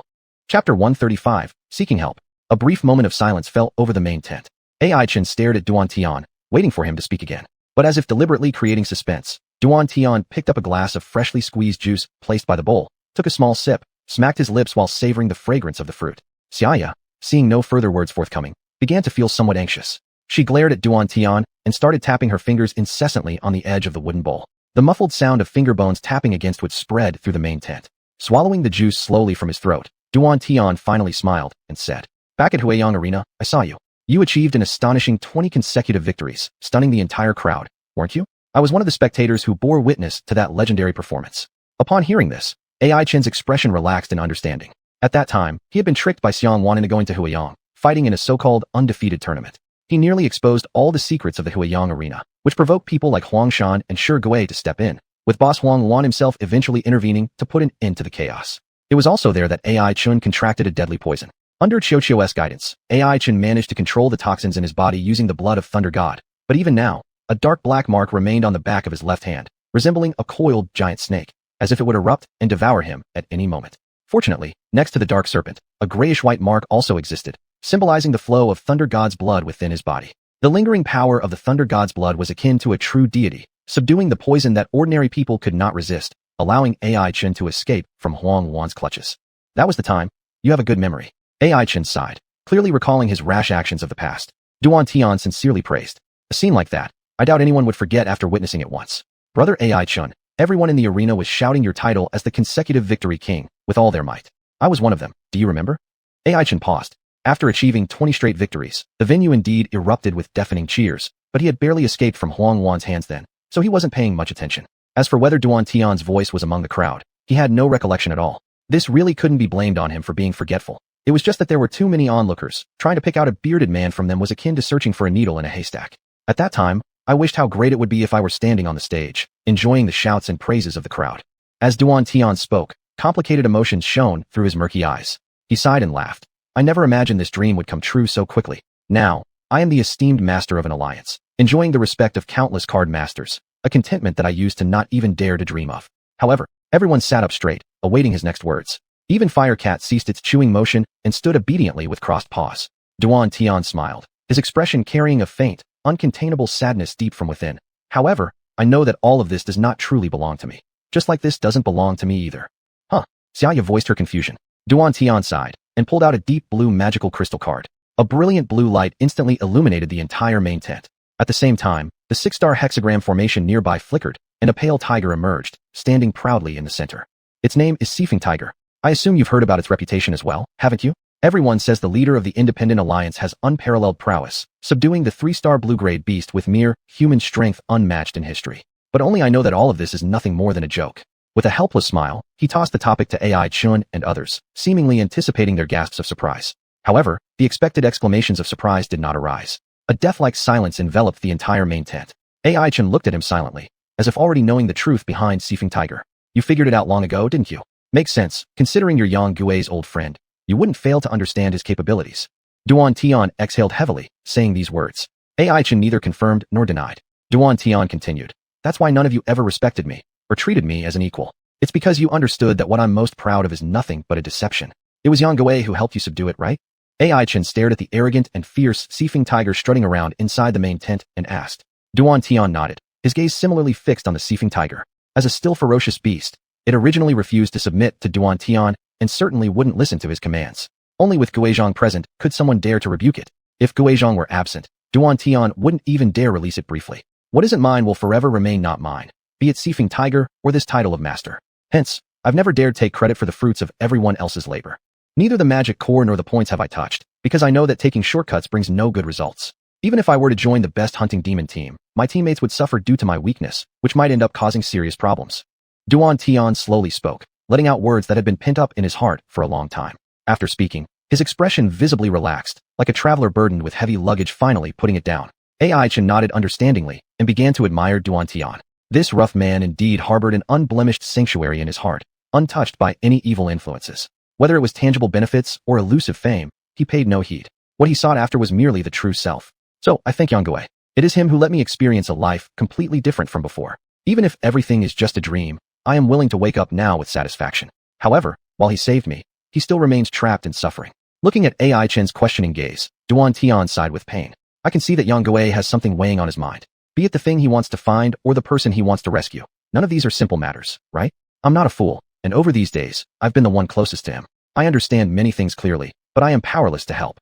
Upon hearing this, AI Chen fell silent. He hadn't failed to think about it either. The strange sheep transforming into human form, rampaging through the city, plundering magic cores and slaughtering beasts. But all clues, once they touched upon Huang mercenary group, seemed to be ruthlessly severed by some large hand, leaving no trace behind. Are you asking me to help him? AI Chen asked with mixed emotions. Upon hearing this, Duan Tian first gave a bitter smile, then nodded heavily. No matter what, I cannot allow my friend to continue further down the wrong path. But I realize my own limitations. I cannot stand against the forces behind him. If anyone can truly help him, surely it would be only the former consecutive victory king, right? Though somewhat awkward and cliché, nobody in the room dared to laugh at his words. AI Chen swallowed the sour juice in his throat and remained silent.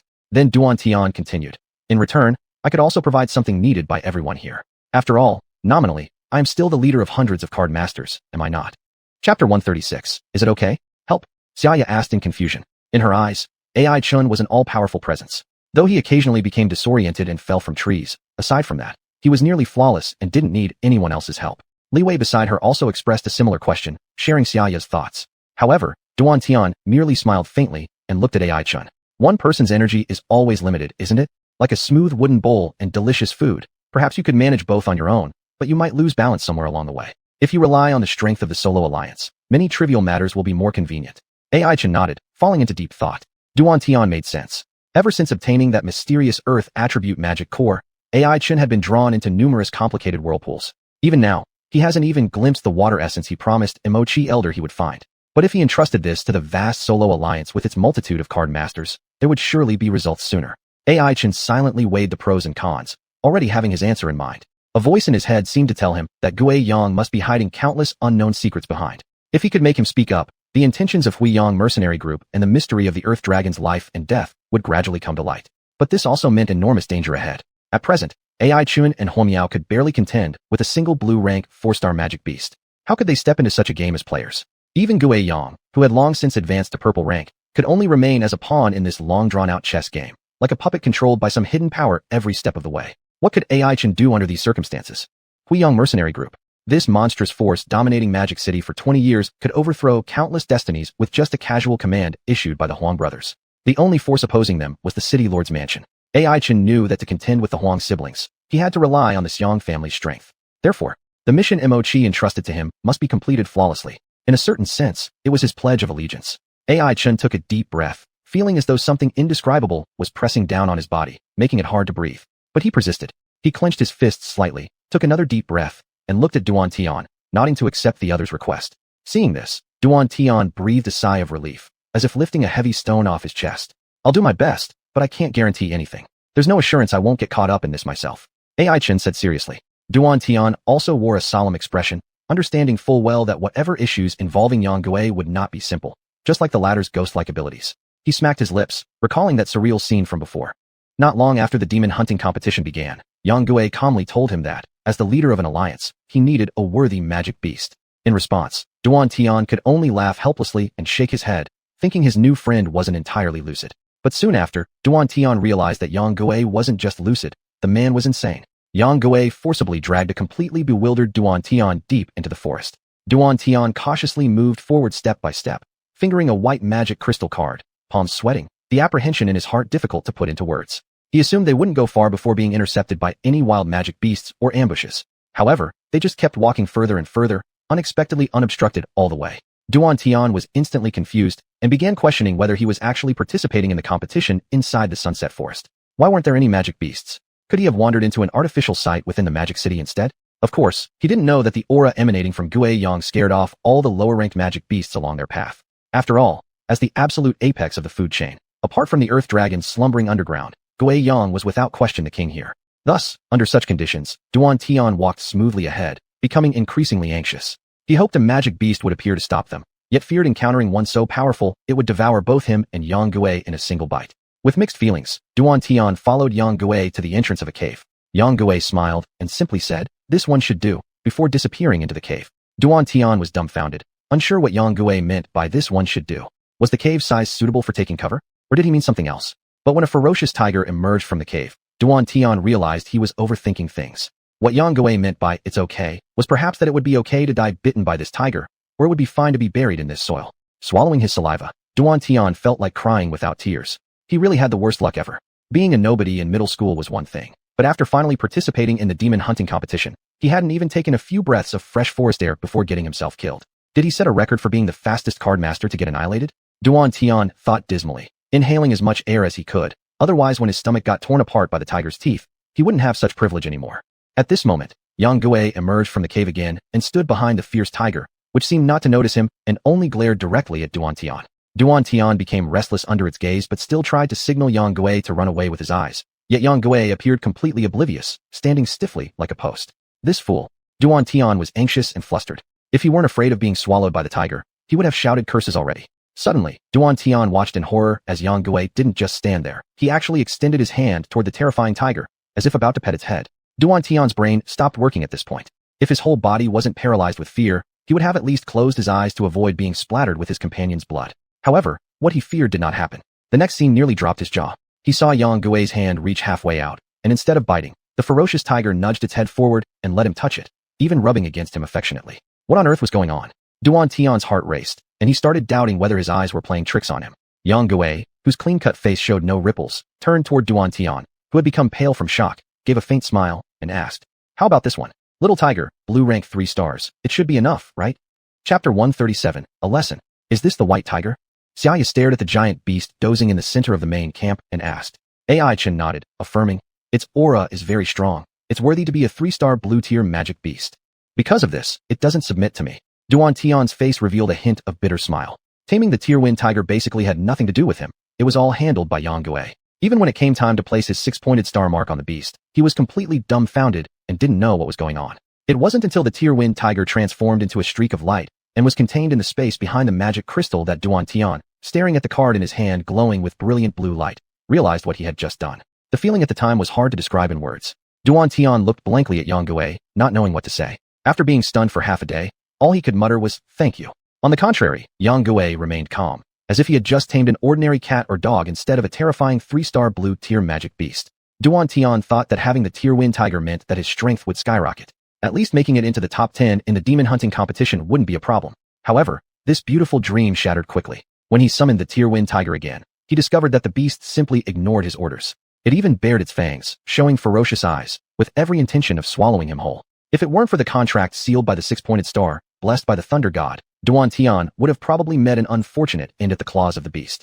It was only with Yang Gui's intervention that the Tearwind tiger behaved like a docile little kitten. Since then, xuanhuan understood that while the Tearwind tiger nominally belonged to him, in order to command this grandmaster, Yang Gui needed to be present. Otherwise, he would merely summon a lazy sleeper. Alas, I also struggle. Superficially, I'm some kind of celebrity figure, yet I can't even discipline my own magic beast properly. Sighing, xuanhuan picked up a piece of fatty meat from the dining table and passed it over. But the Tearwind tiger didn't even spare him a glance, instead continuing to lick its shining white fur. It truly has quite a personality. Xianxia awkwardly laughed, finally squeezing out these few words. xuanhuan shrugged and threw away the fatty meat. Only then did the Tearwind tiger turn its head, sending a disdainful look toward its owner. Its expression suggested that it still retained the stubbornness it had in the wild. Seemingly noticing several unfamiliar faces, the Tearwind tiger appeared somewhat curious, especially upon seeing Li Wei dodging it here and there. This aroused its playful side significantly. Taking advantage of Ai Chun and the others talking, the Tearwind tiger leaped, pouncing toward Li Wei. With a sudden cry, the girl tried desperately to dodge, but tripped and fell down. Fortunately, Firecat showed up just in time, standing protectively before her and glaring fiercely at the Tearwind tiger. The Tearwind tiger licked its paw, showing a teasing expression, clearly just trying to scare Li Wei and satisfy its own mischief. With a disdainful glance at everyone, it leisurely strolled back to its original spot, lay down, and continued its nap. But Li Wei, who had been greatly frightened, wasn't so happy. She forced herself through her fear, carefully held and comforted by Xianxia, her small frame trembling visibly, evidently not recovering easily. xuanhuan sighed, having someone take care of Li Wei after arranging everything, and looking apologetically at Xianxia. Xianxia clenched her teeth, facing the Tearwind tiger, hands on her hips, loudly scolding. Scaring a little girl. What sort of skill is that? You disgrace the dignity of a magic beast. The Tearwind tiger glanced at her, actually shamelessly covering its ears, making an expression akin to not listening, not hearing anything. This almost made Ai Chun laugh angrily. It was the first time he'd seen such a bottomless magic beast. But it wasn't surprising. If it had any bloodthirsty spirit, it probably wouldn't yield to threats and submit itself to a random human acquaintance. Clicking his tongue, Ai Chun thought this guy had been captured for a reason. Maybe the strange sheep couldn't endure such degenerate behavior from the Tearwind tiger, so it specifically went into its lair and pulled it out. Smiling, Ai Chun had a plan in mind. He decided to help Li Wei vent some frustration, and at the same time teach this ignorant magic beast a lesson on behalf of xuanhuan. Thus, he walked forward and said, Tearwind tiger, you're only capable of bullying girls, huh? No wonder you got caught by two humans. TSK. It's truly a disgrace for magic beasts. Ai Chun's words clearly hit the Tearwind tiger's sore spot. The tiger, which was previously unmoved by how much Xianxia insulted it, could no longer tolerate it. It glared at Ai Chun with its icy, cold eyes filled with menace. In its heart, being tamed by xuanhuan was considered a great humiliation in its life. If it weren't for the formidable strength of the strange sheep, it wouldn't allow itself to suffer just to play house with a group of kids. In the Tearwind tiger's view, apart from the graceful man exuding a terrifying aura, the others were just snacks in its presence. Yet Ai Chun mocked it for being captured, akin to an ant provoking a dragon. How could it not be enraged? The Tearwind tiger stood up, letting out a roar that shook the hearts of all who heard it. Under the threat of this 3-star blue tier magic beast, it felt as though the entire main camp was trembling. Even xuanhuan felt a flicker of unease. He looked at Ai Chun questioningly, as if asking, can you handle this? Ai Chun gave xuanhuan a subtle nod and faced the Tearwind tiger head-on. From start to finish, his steps moved only forward, never retreating even an inch. Firecat, get ready to ignite. Ai Chun said calmly. Instantly, a fiery red cat leapt in front of him, holding a few blades of grass in its mouth. The Tearwind tiger almost burst out laughing upon seeing this. A white tear kitten, no bigger than its paw, dared to challenge it. It was like offering itself willingly as food. It sneered down at Firecat, as if asking Ai Chun, are you going to use this little thing to teach me a lesson? Ai Chun smiled faintly and said, Tearwind tiger, you consider yourself so great, but despite being subdued, your wild nature hasn't changed one bit. You still defy your master secretly while pretending to obey outwardly. xuanhuan is the leader of an alliance, commanding hundreds of card masters. Having you as his subordinate is an insult to his abilities. Today, I'll take his place and give you a proper lesson, teaching you just how vast and boundless true strength can be. At these words, the Tearwind tiger gave a cold laugh, revealing its sharp fangs. It swiped its claws glowing with white light and lunged toward Firecat first. It wanted to show Ai Chun through action just how absurd his words had been. However, Firecat was no pushover. Though facing its strongest opponent yet in the Sunset Forest, an entity even more formidable than the Golden Lion, it had its own set of tricks, being a magic war hybrid beast. Firecat started by spitting out a scorching fireball, hurling it straight at the Tearwind tiger. The Tearwind tiger nimbly dodged, glancing back at the crater left behind by the impact. A ripple of caution stirred within it, making it realize that this small kitten wasn't as easy to defeat as it had initially thought. At this moment, AI-chan also wore a grave expression, muttering to himself. The speed of the Tier 1 tiger fully matches its status as a 3-star blue tier magic beast. Looks like we're in for a fierce battle. Chapter 138. Submission. In the main camp, the Seafing tiger was chasing the fire cat furiously. The tiger's massive paws were covered with thick, soft fur, like a meat cushion that firmly held its weight so that when it landed on the ground, no sound could be heard. Its speed was even more terrifying. Ordinary eyes could only see streaks of afterimages. It's too fast, everything is unclear. Xianxia shook her head and said helplessly. However, AI-chan was somewhat surprised. He rubbed his eyes and then slowly opened them again. The scene of the fight before him was still crystal clear. Every fireball from the fire cat and every bite from the Seafing tiger seemed to automatically synchronize for him, proceeding at a steady pace no matter how fast they moved. Compared to Xianxia and others who could only see faint shadows and thus felt slightly troubled, AI-chan was like sitting in a comfortable armchair, munching on popcorn while watching a movie. The scenes unfolded smoothly like movie clips, capturing even the most minute details. Even the cold sweat on the Seafing tiger's forehead was clearly visible. Really strange. AI-chan murmured to himself. He suddenly remembered that when he had first arrived in this world, he seemed to have been nearsighted, though back then he was so poor that he relied on subsidies just to get by, so naturally there was no money left over for glasses. Since AI-chan obtained the gift of the Thunder God's blood in that mysterious space, he suddenly found that the nearsightedness that had plagued him for days was gone. Moreover, he now possessed an impressive dynamic vision. Every movement during the fight between beasts could be seen clearly. Sucking his teeth, AI-chan felt a mix of joy and curiosity arise in his mind. What exactly are the powers of the Thunder God's blood? After all, at that time he had almost passed out from the electrical shock. It couldn't have just cured his myopia, right? Looking down, AI-chan stared at the silver-white lightning patterns on his arm, lost in thought. There are 7 elemental lords altogether, and aside from the Thunder God who survived the great battle, did the remaining 6 lords leave behind any legacies? If so, which lucky individuals or powerful forces currently possess them? And as for the doctrine lords who oppose the elemental lords, do they still hold any power in the mortal realm? And if so, what intentions do they carry? AI-chan recalled the brief glance through the black hole as he separated from that mysterious space. Time stretched endlessly, spanning past, present, and future. On the other side of the river of time, the Lord of Time gave him a cold look, and immediately AI-chan felt as immobile as an ant pinned down by a thumbtack, completely unable to move. Fortunately, the shadow of the Thunder God appeared, raising his staff high and unleashing a thunderous strike that allowed AI-chan to escape that space, else he might have become mere nourishment for the river of time forever. Will the wars of the ancient era continue into today? What responsibilities does he bear as the inheritor of the Thunder God's blood? AI-chan had no answers, but he knew that accepting the grace of the Thunder God meant that he should stand with the elemental lords. Shrugging his shoulders, he decided to ask Chu these questions once he saw her again. That neurotic girl hasn't appeared since the beast tied. As her older sister, Xianxia only verbally expressed concern without showing any intent to search for her. AI-chan had brought up this topic with Xianxia before. However, she pulled him aside quietly and told him not to worry because Chu wouldn't be attacked by magical beasts. Won't be attacked by magical beasts? Hearing this, AI-chan couldn't help but indulge in some wild thoughts. His gaze towards Xianxia even became peculiar. He began to suspect whether Xianxia's entire family were magical beasts. After all, given the precedent set by Gue Yang, devious sheep, anything was possible. Not until Xianxia explained with a bitter smile that it was Chu's innate skill did AI-chan ease up a little. Sighing, AI-chan wasn't sure whether he could extract any useful information from that girl, but could only wait and try after the Demon Hunter Grand competition ended. For now, he needed to make this arrogant Seafing tiger submit. The battle between the 2 magical beasts in the main camp had reached a fever pitch. Although the Seafing tiger seemed to have the upper hand, with each step closing the distance, closer inspection revealed that it was sweating profusely. Its breathing quickened, clearly indicating that its stamina was gradually being drained. This wasn't surprising. From the beginning of the fight, it tried to rely on its superior speed to chase down the fire cat and quickly finish it off, all to embarrass AI-chan and the others. But every time it nearly touched the tip of the fire cat's tail, believing it could tear open its opponent's belly with just a claw, the seemingly reachable distance proved insurmountable like an uncrossable abyss. This cat's speed isn't inferior to mine. By the time it realized this, its energy was already half depleted. The fire cat kept throwing fireballs at the Seafing tiger as if it never got tired, and every single one had an incredibly terrifying force. The Seafing tiger had no choice but to try its best to avoid them, not even daring to touch the splashing sparks. Otherwise, its bright white tiger fur would surely end up with more holes.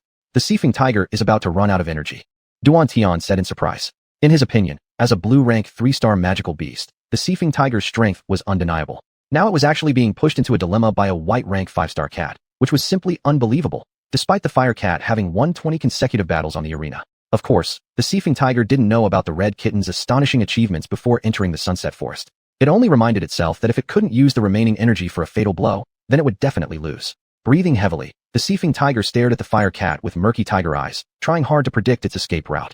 Soon, it gathered wind elements, forming a protective stream of clouds around its body. With the help of these clouds, the Seafing tiger's speed increased significantly, while its stamina consumption reached a critical point. It knew well that if the next move couldn't tear apart the opponent, it would be lying on the ground waiting to be slaughtered. Thanks to the support from the wind elements, the seething tiger reduced various kinds of friction on its body, closing the distance further with the fire cat. In a split second, its sharp claws had already touched the fiery hair of the opponent. Satisfied, the seething tiger felt victory within reach and reminded itself to stay vigilant. However, the fire cat's next action nearly shocked it out of its wits. Instead of retreating, the fire cat actually lunged forward first, striking at the pursuing seething tiger with its paw. Seeing the claw as small as its own fingers, the seething tiger almost burst into laughter. But soon, its laughter froze on its face. An irresistible tremendous force hit its body, like a cruise ship suddenly struck by a giant whale. The seething tiger tilted over to one side with a dull roar resounding across the ground. It looked at the slightly breathing fire cat above it in disbelief, its expression incredulous. The fire cat, however, looked down at it, emitting a call full of intimidating power. Meow? Are you surrendering? Chapter 139, Double Act. The sea foam tiger lying on the ground let out an angry roar that echoed its misery, but its utter exhaustion made this cry seem less intimidating, instead carrying a trace of humiliation. Clap, clap. Ai-chan clapped his hands, stepping forward, also looking down at the fallen giant, with a faint smile playing on his lips. Beside him, Xiaoyu approached as well, her mouth curling with mockery. Hey, isn't this the blue-ranked ferocious beast that just scared the little girl? Why aren't you showing off your power now? Weren't you barking loudly earlier? Try barking again. She was somewhat enraged, for not long ago the scene where the sea foam tiger had almost made Li Wei cry was still vivid in her mind. It wasn't easy for her to let this mischievous beast go easily. The sea foam tiger attempted to resist, only to find itself at the mercy of Huo Miao or Ai-chan's mere thought. Any small move might anger them, possibly leading it to meet its doom. Therefore, even when Xiaoyu kicked it a few times due to her remaining anger, the sea foam tiger endured it silently, without any complaint, staying still like a block of wood and letting the enraged girl vent her frustration. After kicking for a while, Xiaoyu got tired herself, with sore feet, whereas the sea foam tiger appeared completely unaffected. As a magic beast, it possessed basic defensive strength. Although its tiger skin wasn't indestructible, resisting the punches and kicks from a 20-year-old girl posed no challenge at all. Xiaoyu smirked awkwardly as the sea foam tiger retracted its previous arrogance, instead gazing at Ai-chan with tentative and pitiful eyes. Its look seemed to say, "Look, mighty sir, I've been cursed and beaten by you already. Can we negotiate a deal? Could you let me go?"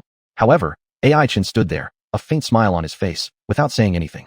Seeing this, the sea foam tiger rolled its eyes around and suddenly revealed a fawning expression, as if eager to demonstrate its repentance towards Ai-chan. "So are you convinced now?" Ai-chan shrugged, smiling. Upon hearing this, the sea foam tiger immediately nodded vigorously with its large head, moving so fast that shadows trailed behind it, making Xiaoyu beside him dizzy as she caught her breath. "Do you truly give in?" Ai-chan continued to ask. The sea foam tiger kept nodding, even sticking out its red tongue to prove its sincerity. How utterly disgraceful! Xiaoyu cursed under her breath. She saw through it clearly. This sea foam tiger was entirely devoid of integrity. The pride of a magic beast couldn't be found in it at all. Even if it were ready to die bravely, Xiaoyu would respect it as a warrior, but groveling for mercy made her feel nothing but disgust. In this regard, Ai-chan shared the same view wholeheartedly. Even he, someone who had seen much, was left speechless by the sea foam tiger's bottomless lack of principles. If it were in ancient times, based solely on its nature, it would have at least been suitable for a eunuch managing internal affairs. It's unclear whether this guy's traitorous tendencies and bullying behaviors stem from its innate disposition or developed later. It is indeed a disgrace among magical beasts. Ai-chan said bitterly, laughing. Guiying must have realized this too, which explained why it was specifically brought out of its lair to avoid contaminating the dignity of the rest of the magic beast community. As for Duan Tian, his face showed sheer helplessness. Yet facing his master, who deserved reverence, the sea foam tiger cast a disdainful glance, for it perceived earlier that its conquerors were Ai-chan and Huo Miao, not Duan Tian. Like it was Huo Miao that contained it with its abilities, it only acknowledged Huo Miao's command. Apparently, it won't be easy for leader Duan to make this beast submit fully. Ai-chan murmured to himself, momentarily feeling things were getting a bit tricky. He blinked, suddenly having an idea. He then pretended to be furious and rebuked the sea foam tiger. "You deceptive devil. You pretend to yield to me now, but who knows what thoughts hide in your heart? In my eyes, you're undoubtedly deceiving me." Upon hearing this, everyone present was astonished. Even Xiaoyu looked puzzled, her mind full of confusion, unsure of what exactly was happening. And the sea foam tiger lying on the ground seemed even more hopeless. Sensing Huo Miao's claws inch closer to its neck, the icy sensation of the fingertips clear against its skin, its pitiful gaze fixed on Ai-chan, as if asking, "Big brother, I've done this much already, and yet you're still not satisfied. What do you expect me to do to truly earn your trust?" But Ai-chan just deliberately assumed the expression of someone who wouldn't spare its life. "No matter how obedient you pretend to be, it doesn't work. I know you are merely pretending to obey outwardly. Unless you show me your heart, you'd better prepare for death." The sea foam tiger, upon hearing Ai-chan's outrageous words, nearly lost its breath and fainted. It let out a mournful cry. "Big brother, can the heart be shown to you just like that? If I show it to you, I won't even need to wait for death." Wouldn't I just meet Yama directly without even queuing on the nether bridge? It'd be really convenient. Beside them, Duan Tian also frowned, his eyes filled with confusion as he looked at AI Chun, not understanding what the latter was up to. But AI Chun closed his eyes and subtly gave him a hint. Stunned for a moment, Duan Tian immediately realized what was going on. He gave AI Chun a grateful look before coughing heavily in a commanding tone. Well then, this farce ends here. Originally, it was just about a sparring. What's all this talk about killing? The sea foam tiger, upon hearing this, immediately showed gratitude, nodding its head vigorously as if afraid it might lose its head from being too slow. AI Chun, however, feigned unwillingness, glaring fiercely at the sea foam tiger. No way. This stupid tiger has offended me. Today I must kill it. As these words came out, Huomiao's claws seemed to inch closer, and the sea foam tiger felt drops of blood oozing from its skin, almost making it wet itself out of sheer fright. Crying pitifully, it looked to Duan Tian for help. All the disdain it had previously harbored toward its master had vanished completely, now only replaced by respect and uneasiness. And naturally, Duan Tian didn't let it down. Even AI Chen's long-planned setup was all for Duan Tian's following declaration. With a stern face, full of authority, Duan Tian rebuked AI Chen. Fool, the life and death of my magic beast lies entirely within my single thought. How could others decide? Should you ever dare to entertain any harmful thoughts against Sea Foam Tiger again, I'll seek retribution no matter how far you go. Hearing this, the Sea Foam Tiger burst into 2 rows of hot tears. It never dreamed that, in its time of greatest peril, the person who could save it would be none other than its once despised owner. Speaking so eloquently, putting on such a good act, looks like this big-browed Duan Tian isn't a good man either. AI Chun mumbled secretly in his mind, then conveniently, heartbroken with rage, pulled Xianxia and Huomiao back out of the tent. Before parting the curtain of the main tent, he sneakily glanced back one more time. There he saw Duan Tian gently holding the tearful sea foam tiger, their master-servant bond harmonious and joyful. Chapter 140, Challenge. Stepping out of the main camp, one could immediately feel the unique, lively atmosphere of the Wanderers Alliance. Although under Duan Tian's management, members of the alliance were divided into hierarchies with clear distinctions and privileges among different levels, they still referred to each other as brothers in casual settings. As for how much weight and sincerity those 2 words carried, AI Chen couldn't be sure, but on the surface, there was apparent harmony. Just as Guiyang had yet to return, AI Chen decided to take this opportunity to stroll around the Wanderers Alliance to check out what made this alleged largest force in the Sunset Forest so special. Thinking it over, AI Chen decided to first visit Li Wei. He didn't know if the girl had recovered from her scare by the Tearwind tiger, so he might as well give her some green grass to help her recover quickly. But stepping out, AI Chen realized just how difficult it would be to find someone here. The entire camp's area rivaled that of a luxurious estate. To create such a large open space, Duan Tian had no qualms about sending people to cut down trees everywhere, leaving countless stumps scattered across the ground. And between every stump, several tents appeared, all sorts of styles present. Their aesthetics and tastes varied widely, leaving AI Chen feeling dazzled and disoriented. He rubbed his eyes, somewhat amused and helpless. Unexpectedly, his eyes enhanced by the blood of Thunder God hadn't been defeated by the afterimages in battle, only to falter before these colorful tents. I should suggest something to Duan Tian, perhaps putting signs on every tent, or else going around asking will be too foolish. AI Chen shook his head helplessly. Xianxia standing nearby was also completely confused, unable to figure out directions. She rubbed her temples. Even that won't work. There are so many tents, you wouldn't be able to keep track even with signs. To this, AI Chen deeply agreed. While lamenting the overwhelming number of card masters gathered here, he couldn't help but marvel at the powerful forces of the Wanderers Alliance. He now understood, cold numbers were thin and powerless. Placing hundreds, or even thousands of people right in front of him brought a shocking presence that left one humbled. With so many people, I feel like whatever favor I ask of Duan Tian will soon have results. AI Chen muttered to himself. The favor, of course, referred to entrusting Duan Tian with assisting in the search for the essence of water. Otherwise, searching for a rare treasure within the vast forest would truly be like looking for a needle in a haystack. Just as AI Chen was wondering how to locate Li Wei, someone walking towards them caused a flicker of recognition in him. Chen Er.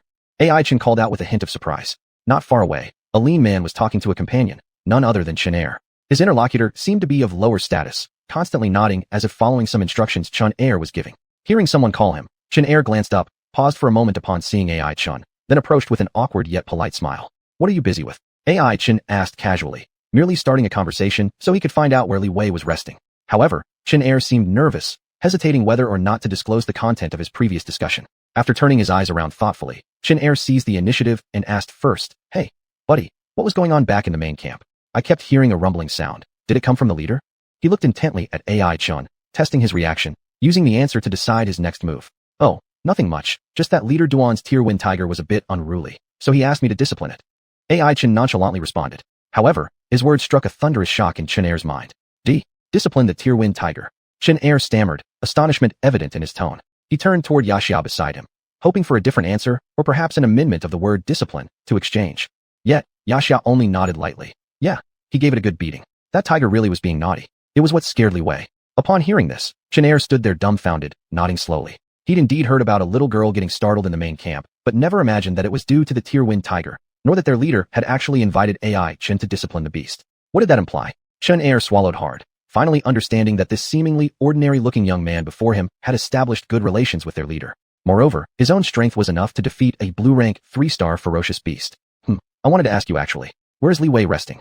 It's all too chaotic here for me to find my way. AI Chen chuckled wryly as he asked. Xianxia wiped the cold sweat from his forehead and hurried to personally lead this esteemed guest. All along the way, his heart thudded anxiously. The moment Xianxia thought about how he had earlier presumptuously tried to obstruct AI Chen, and even instructed others to bother him with soggy leaves, waves of regret surged over him. Had he known the other was so powerful, and also acquainted with the vice leader, he wouldn't have dared to provoke him with 8 hearts full of cowardice. Xianxia stole a glance at AI Chen and found that the latter seemingly hadn't placed these incidents in his heart. Instantly, he exhaled in relief. After several moments of internal struggle, Xianxia finally mustered the courage to speak. I was just instructing my subordinates on the preparations for war. War? Xiaoya asked doubtfully. Yeah. Xianxia nodded firmly, an air of combativeness gleaming in his eyes. With excitement, he explained. Through constant trials, Cardmaster's powers are growing stronger each day, and wild monsters now flee from us. Consequently, it's becoming harder to earn points. It's also becoming increasingly difficult to stand out in the demon hunting grand competition. As per the instructions of the vice leader, we're going to launch a raid to steal battle points from other camps. A shock ran through AI Chen's heart. The vice leader? Has he returned? Xianxia confirmed with a nod. He's been back for not long, but immediately called us to a meeting. We're probably about to sneak attack the Lord of the City's gathering spot tonight. The Lord of the City? AI Chen felt more astonished than ever. Firstly, he never expected Guiyang to return so soon from hunting. Secondly, Guiyang had barely taken a sip of tea before deciding to take action against the City Lord's residence. Why target the City Lord's residence? Xiaoya appeared perplexed. Compared to the formidable master of the Devil Capital, Huiyang mercenary group seemed like a far more practical target. At this, Xianxia let out a sly smile and said, the vice leader made the decision. He stated that everyone would assume we'd attack Huiyang because our 2 factions have some unresolved conflicts. Thus, the City Lord's residents will likely be caught off guard. If we attack them, we're sure to reap a bountiful victory. Not noticing AI Chen lost in deep thought, Xianxia continued, expressing his admiration. Who would have thought? The vice leader, who usually seems unassuming, turns out to have such a keen strategic vision. I feel like our alliance is about to make quite a fortune. Chapter 141, The Hidden Pawn. A huge profit? AI Chen listened to Xianxia's beautiful fantasy and couldn't help but shake his head with a bitter smile. Not mentioning the formidable strength of the middle school under the mayor's office, just that horrifying tidal wave from Xianhuan could knock down 7 or 8 out of 10 magical beasts trying to attack. AI Chen was thinking if he should remind Xianxia to bring a swimsuit for the stealth raid, in case of drowning. Otherwise, when the waves sweep them away, there'll be no chance to escape. Good luck to you. AI Chen said something incomprehensible to Xianxia and walked away. He had already seen a dark blue tint in the distance with excellent vision. Men and women with simple healing tools occasionally walked out of it, looking like they were dealing with injuries for the alliance members. Stepping on the slightly soft grass, AI Chen was lost in deep thought. The sudden ambush by Guiyang against the mayor's office must have some ulterior motives. Moreover, considering his previous hunting trip, it might not be impossible to contact people from Huiyang along the way. Thus, AI Chen has good reason to suspect that this seemingly evenly matched battle between 2 sides actually has the Huiyang mercenary group benefiting. Guiyang is the key pawn connecting all of this. At this point, clues were gradually becoming clear in AI Chen's mind. Everything has to be traced back to that sudden surge of magical beasts. Under the intimidation of the old Earth Dragon, magical creatures from the core area of the Sunset Forest fled outward, causing a terrifying flow of magical beasts. That sleepless night saw heavy losses for the once confident Cardis team. Countless members were eliminated, and ultimately, less than 1/10 of the intact teams remained. In response, Xianhuan quickly utilized the foundation and credibility of the mayor's office as a guarantee to restructure the broken-down teams, charging a certain amount of points as remuneration. As the score of the mayor's office rose day by day, Huiyang, feeling dissatisfied, launched similar guarantee services too late, gaining very little market share. Subsequently, seeing the situation deteriorating, Huiyang intentionally resorted to violence to force Cardists into forced transactions, leading to widespread resentment. At this time, the mysterious Guiyang emerged with Duan Tian, forming the Solo Players Alliance, giving Cardists who had nowhere else to turn a refuge. Together with Huiyang, they staged an impressive drama, creating the illusion of fierce enmity between the Alliance and the Huiyang mercenary group. And now, it is the moment for the previously laid groundwork to be revealed. Guiyang returned this time clearly under Huang Shan's instructions, rashly initiating the assault on the mayor's office. When both sides are battered and weakened, it will be the time for the Huiyang mercenary group to appear and reap large amounts of points. AI Chen smacked his lips, feeling a slight chill in his heart. Indeed, the machinations of major powers are interlinked and give no room for resistance. It must not have occurred to Xuanhuan at this moment that the Solo Players Alliance, which she subconsciously regarded as an ally, is actually the hidden pawn that launched the first offensive against her. Yes, the hidden pawn. AI Chen sighed, glancing around at the densely packed tents. These colorful shelters of various styles represent young men and women filled with dreams, hoping to join the Demon Hunter Corps and contribute to the protection of Magic City. But at this point, they can only serve as the fodder for the power struggles of great forces, being exploited without restraint and then discarded like trash once used up. How did it come to this? AI Chen remained silent, stepping into the dark blue tent with xianxia. As soon as the curtain was pulled open, a strong medicinal smell hit them. Xianxia lightly wrinkled her nose, quite surprised, and said, "These herbs were picked right in the forest." Seeing AI Chen's gaze on her, Xianxia sheepishly smiled. "I stayed in the Demon Hunter Corps with my brother when I was little, and he taught me how to identify them." AI Chen nodded. He had also heard that the Demon Hunter Corps would regularly organize field drills and hunt wild magical beasts or gather information. The outer mountain ranges around Magic City are full of unknown dangers, far from being a trivial matter within the Sunset Forest. Considering the sudden situations that may arise, utilizing available resources to sustain life becomes a necessary skill. Otherwise, getting injured in an unfamiliar environment would be extremely perilous. AI Chen, Captain, you're here. In the distance, Li Wei lay semi-reclined on a wooden bed, delighted to see them. Judging from her complexion, she had evidently recovered significantly. Xianxia was also pleased, approaching Li Wei and holding her small hand, the two girls discussing quietly. Seeing he had nothing to add, AI Chen looked around. Only then did he notice that there were many injured people, and a high proportion of them were severely wounded. It appears that as the Demon Hunters' grand competition approaches its conclusion, battles among cardists and between cardists and magical beasts have become much more brutal than before. He approached a man with a bandage on his ankle and casually chatted with him about daily life. "Hey, this is nothing. The leader has treated us well. When encountering ferocious magical beasts, the generals always go first. We small fry only pick up the leftovers. It's incredibly easy. I got this injury because I was too hasty and accidentally tripped." The man spoke in an indiscernible dialect, but his tone was strangely warm, clearly assuming AI Chen was also a comrade from the Solo Players Alliance. It wasn't hard to see from his words that the man held great respect and recognition for the leader. "Hey, brother, tell me, where can you find such an organization? Our leader doesn't take a share. He just cares about how to benefit the people under him. Other forces would love for us to be cannon fodder, but only the Solo Players Alliance treats us as family. In my opinion, if we don't work harder in the future, we'd truly betray the leader's sincerity towards us." The man continued to sigh with emotion. AI Chen remained silently speechless. If the man with the injured leg knew that the leader he idolized and praised was merely a puppet manipulated by Guiyang, or, more accurately, Huiyang, what would he think? Even though Duan Tian only lived at the mercy of others' manipulation, he had already done his best to be good, even attempting to pull his only friend out of the deep mire. Truly stupid. AI Chen murmured softly, so faintly that it was barely audible. The man looked startled. "What?" Shaking his head lightly, AI Chen pulled out some green grass from his storage bag and handed it to the man before walking away. The man stared at the verdant greens in his hand, utterly confused. Although he didn't know much about the strange young man just now, he instinctively felt the other wasn't evil. Eventually, he mustered his courage and stuffed the green grass into his mouth. Instantly, the pure energy coursing through his entire body left him dumbfounded, unable to utter a single word. "What are you two whispering about?" AI Chen smiled as he asked the two quietly chatting girls. Xianxia immediately grinned mischievously, as if about to say something, but was quickly silenced by Li Wei, who hastily covered her mouth. "No, nothing." Li Wei stammered nervously like a frightened little rabbit. Xianxia took advantage of the moment to break free and said, "Nothing. We were just talking about how you got revenge for her, how you disciplined the sea foam tiger." Before she could finish, Li Wei slapped her hand over Xianxia's mouth again. AI Chen chuckled. That was Fire Meow's doing. As soon as the words left his lips, his expression suddenly grew serious. The two girls became tense, fearing they might have said something wrong, but they saw AI Chen take a deep breath and calmly say toward the door curtain, "It's been a long time, Yang. Chapter 142, Standoff. Outside the dark blue cloth curtain, Yang, or rather Yang, stood quietly, his delicate face flickering with a hint of surprise. Although he had heard beforehand that a so-called old friend would be visiting with two pretty girls, he was utterly confused. As an identity specifically prepared for the hunter-demon competition, Yang could be said to have been created overnight by Guiyang. Where would such an old friend come from? However, when Guiyang approached with doubts and saw AI Chen, he suddenly understood. "It's you." Guiyang took a deep breath, his deep, narrow eyes tightly fixed on the young man opposite. It was this guy who always wore a black hooded sweatshirt, carrying a terrifying grey demon core, which led Guiyang to once attempt to seize it. And on that night of their confrontation, in the old street filled with the scent of wine, a fiery dragon appeared out of nowhere, almost roasting Guiyang into a whole roasted sheep. If Guiyang hadn't mustered the last ounce of strength to stand up, he didn't doubt for a moment that AI Chen would gather the courage to approach and send him to the hereafter. At the time, he was already a quasi-purple stage magical beast, yet he had been pushed to such extremes by a novice card master, an unprecedented disgrace in Guiyang's career as a magical beast. In addition, he had been forced to establish a mutual non-aggression pact, another utterly unglorious entry on his resume. But perhaps it was a blessing in disguise. After experiencing that life-and-death crisis, Guiyang's realm soared to great heights. Before long, he successfully ascended to the purple stage, becoming an epic-level ferocious beast. Though still unable to flaunt himself openly in the magic capital, dealing with some minor skirmishes was no longer a problem. With greater power at his disposal, Guiyang had originally planned to immediately seek out trouble with AI Chun to settle the score for what happened that day. However, Hueji found him and asked him to participate in an important mission. Guiyang thought he might never get his chance, but coincidentally, they met again in the Sunset Forest. Smiling broadly, Guiyang looked at AI Chun with warmth in his eyes. Yet, if one observed carefully, one could discover a hint of mockery in that warmth like sunlight playing with its prey. Indeed, it has been a long time since we last met, old friend.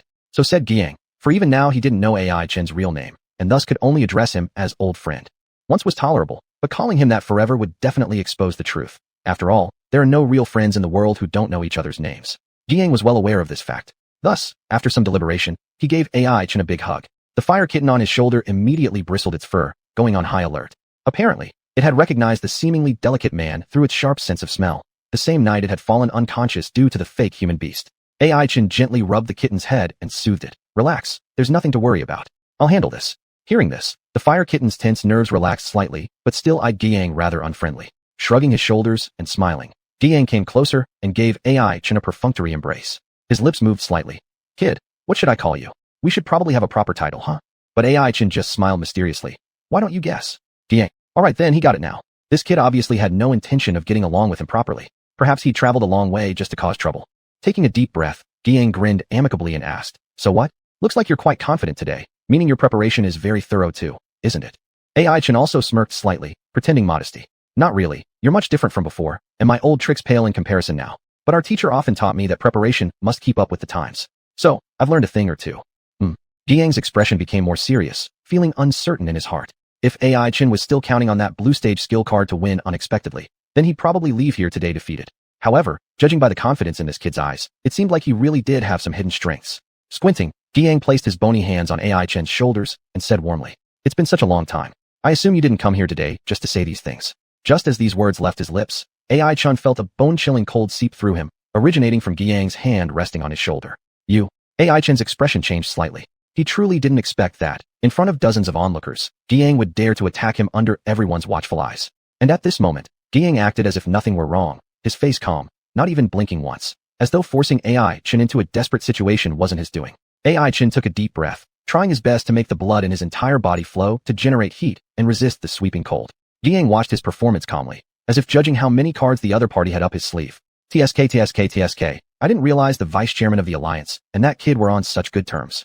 Not far away, Chen saw Yang Gui hugging AI Chen affectionately, looking like they were great friends. Jealous, he couldn't help but speak sarcastically. As the deputy leader of the Alliance of Rogues, Yang Gui could be described as embodying the principle of being low-key. He spoke as little as possible and did as little as necessary, so much so that many members didn't even know about this person in the alliance. But as a senior member, Chen naturally knew. Yang Gui was by no means an ordinary character. Just by the way the chairman respected and obeyed him, it wasn't hard to see that the true power behind the Alliance of Rogues was none other than Yang Gui. Seeing Yang Gui showing such appreciation for AI Chen naturally left a sour taste in Chen Da's mouth. It felt as though there would soon be a young upstart parachuting into a position above him. If AI Chen knew what Chen Da was thinking at that moment, he would surely want to cry. This wasn't appreciation, this was clearly wanting to kill him. If only he could let Chen Da take this blessing, AI Chen wouldn't hesitate to give it away. So cold. The warmth in his body was slowly slipping away. AI Chen knew if it fell below a critical point, he might pass out. Then, when he lost all resistance, before Guiyang, he would undeniably be like a lamb waiting to be slaughtered, having no choice but to die. Indeed, things aren't that simple. AI Chen gritted his teeth. He had warned himself from the start. As a purple stage magical beast, Guiyang would undoubtedly have many extraordinary skills. Knowing it was one thing, truly feeling that irresistible greatness was another matter altogether.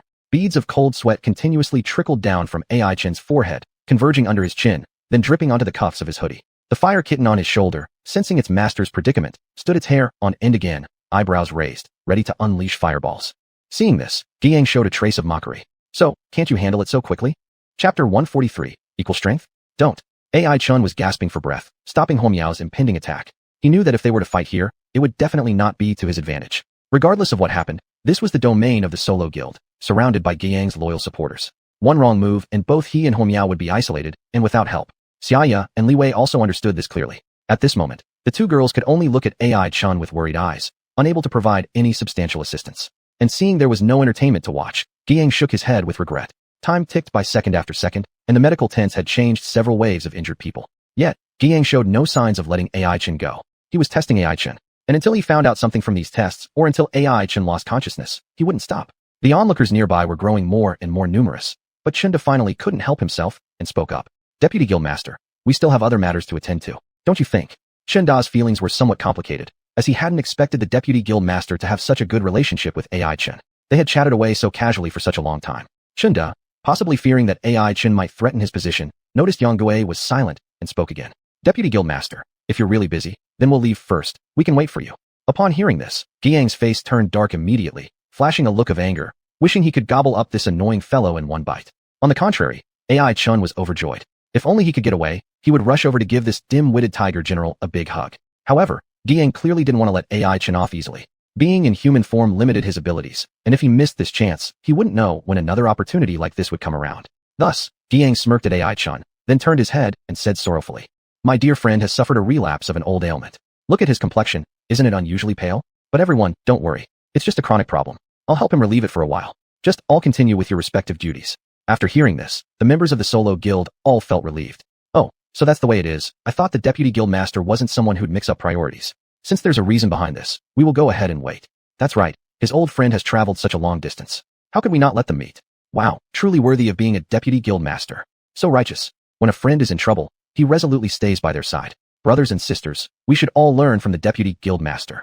Inside the navy blue tent, the men and women of the Solo Guild continuously praised Guiyang, making AI Chen's face turn black in response. When AI Chen first saw Guiyang's mocking face, he felt things weren't going well, and wanted to speak up to interrupt.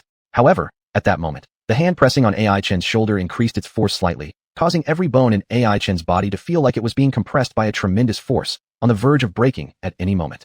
Pain surged through his entire body. Enduring it silently, without screaming, was commendable enough, let alone speaking up to explain. Thinking back, Duan Tian had entrusted him with saving Guiyang, yet now AI Chen feared he might lose his own life in the process. Duan Guildmaster, you've given me quite the challenge. AI Chen mumbled indistinctly. What? Guiyang frowned, asking. Seeing Chunda and the rest of the Solo Guild's comrades retreat, which they did because of Guiyang's clever words, Guiyang should have been pleased, but inexplicably, a shadow of unease swept over him. There seems to be something off about this situation, Guiyang muttered to himself. He seemed to realize something. The persistence of this hoodie-wearing young man had lasted too long.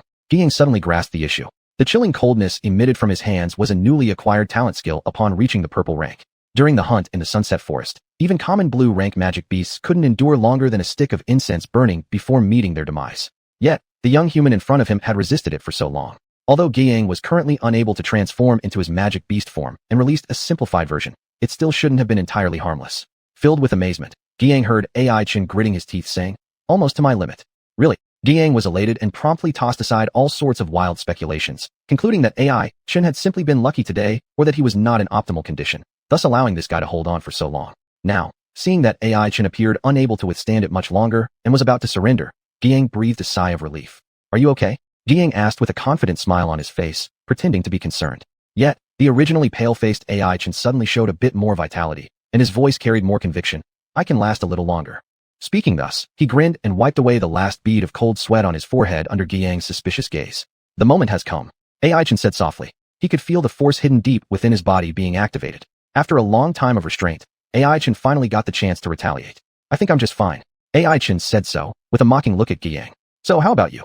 As soon as AI Chen finished speaking, Guiyang felt a surging current rush along his arm and rudely intrude into his body, advancing towards his heart and brain via his tendons and blood. Guiyang was greatly alarmed and tried to withdraw the hand that was hooked around AI Chen's shoulder.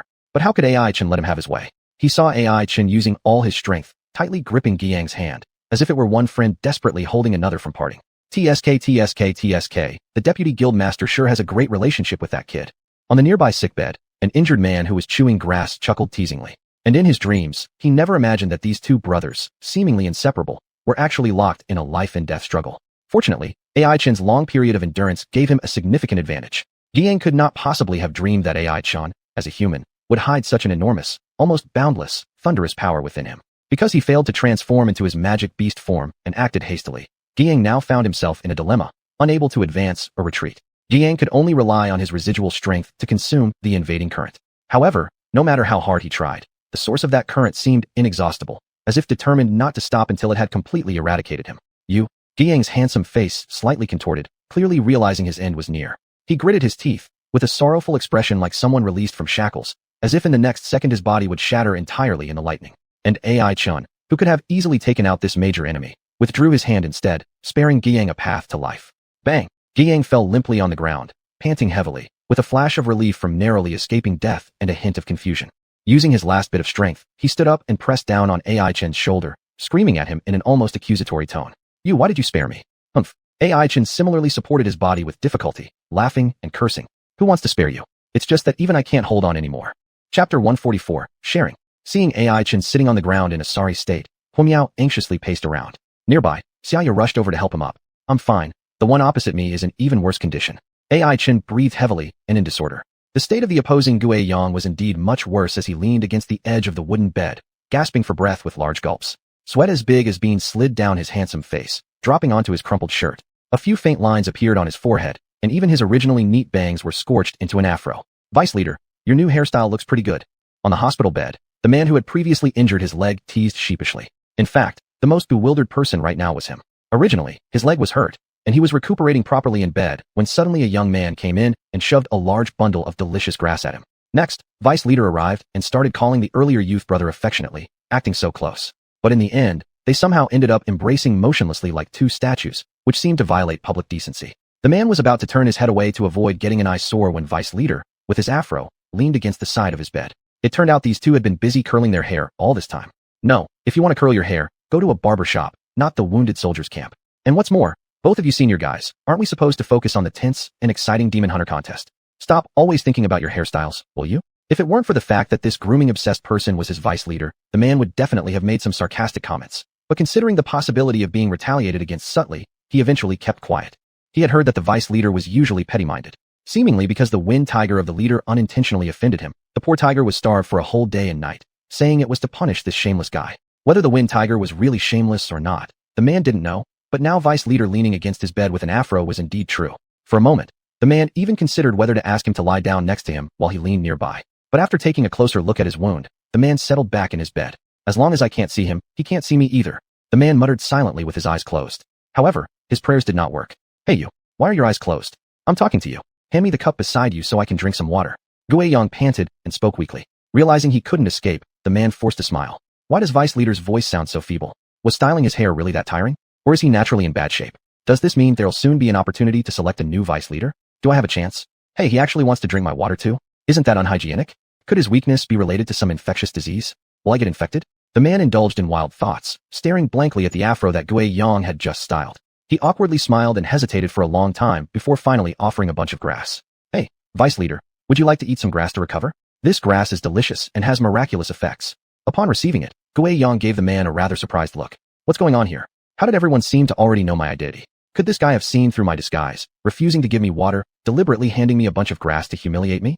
After observing the man carefully from his simple expression and clearly average intelligence level, Guiyang was sure that the other was simply dim-witted. If asked why he thought so, wouldn't that be obvious? Who would carry a bunch of grass everywhere like a normal person, and even bring it into the ward? This isn't pure madness? Oh, this fool is already a patient.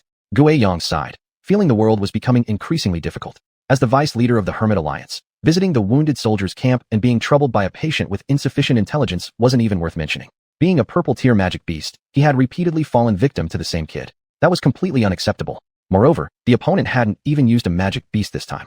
Relying solely on superior strength, he had smashed him into pieces. That electric current practically carried an unstoppable pressure, akin to divine punishment descending from a higher class, leaving him completely defenseless, with only punches to endure. Why didn't you use such a powerful move earlier?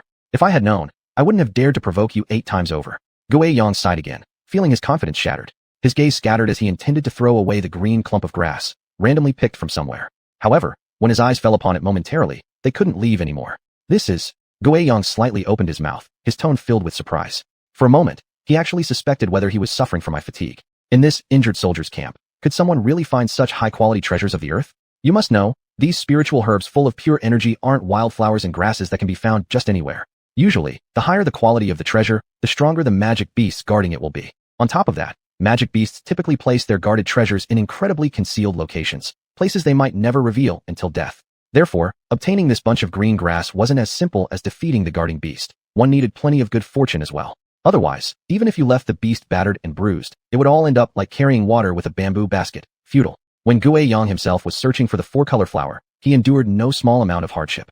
Naturally, he knew how difficult it was to obtain the grass the man had offered. Therefore, He couldn't help but look at him again. You managed to get this thing, so it must have been pretty hard, huh? The man was completely lost. Hadn't he just lain on the bed all day? What difficulty were they talking about? Could it possibly be because lying too long made his lumbar disc protrude? Shrugging, the man answered truthfully. Just having hands is enough. Guiyang.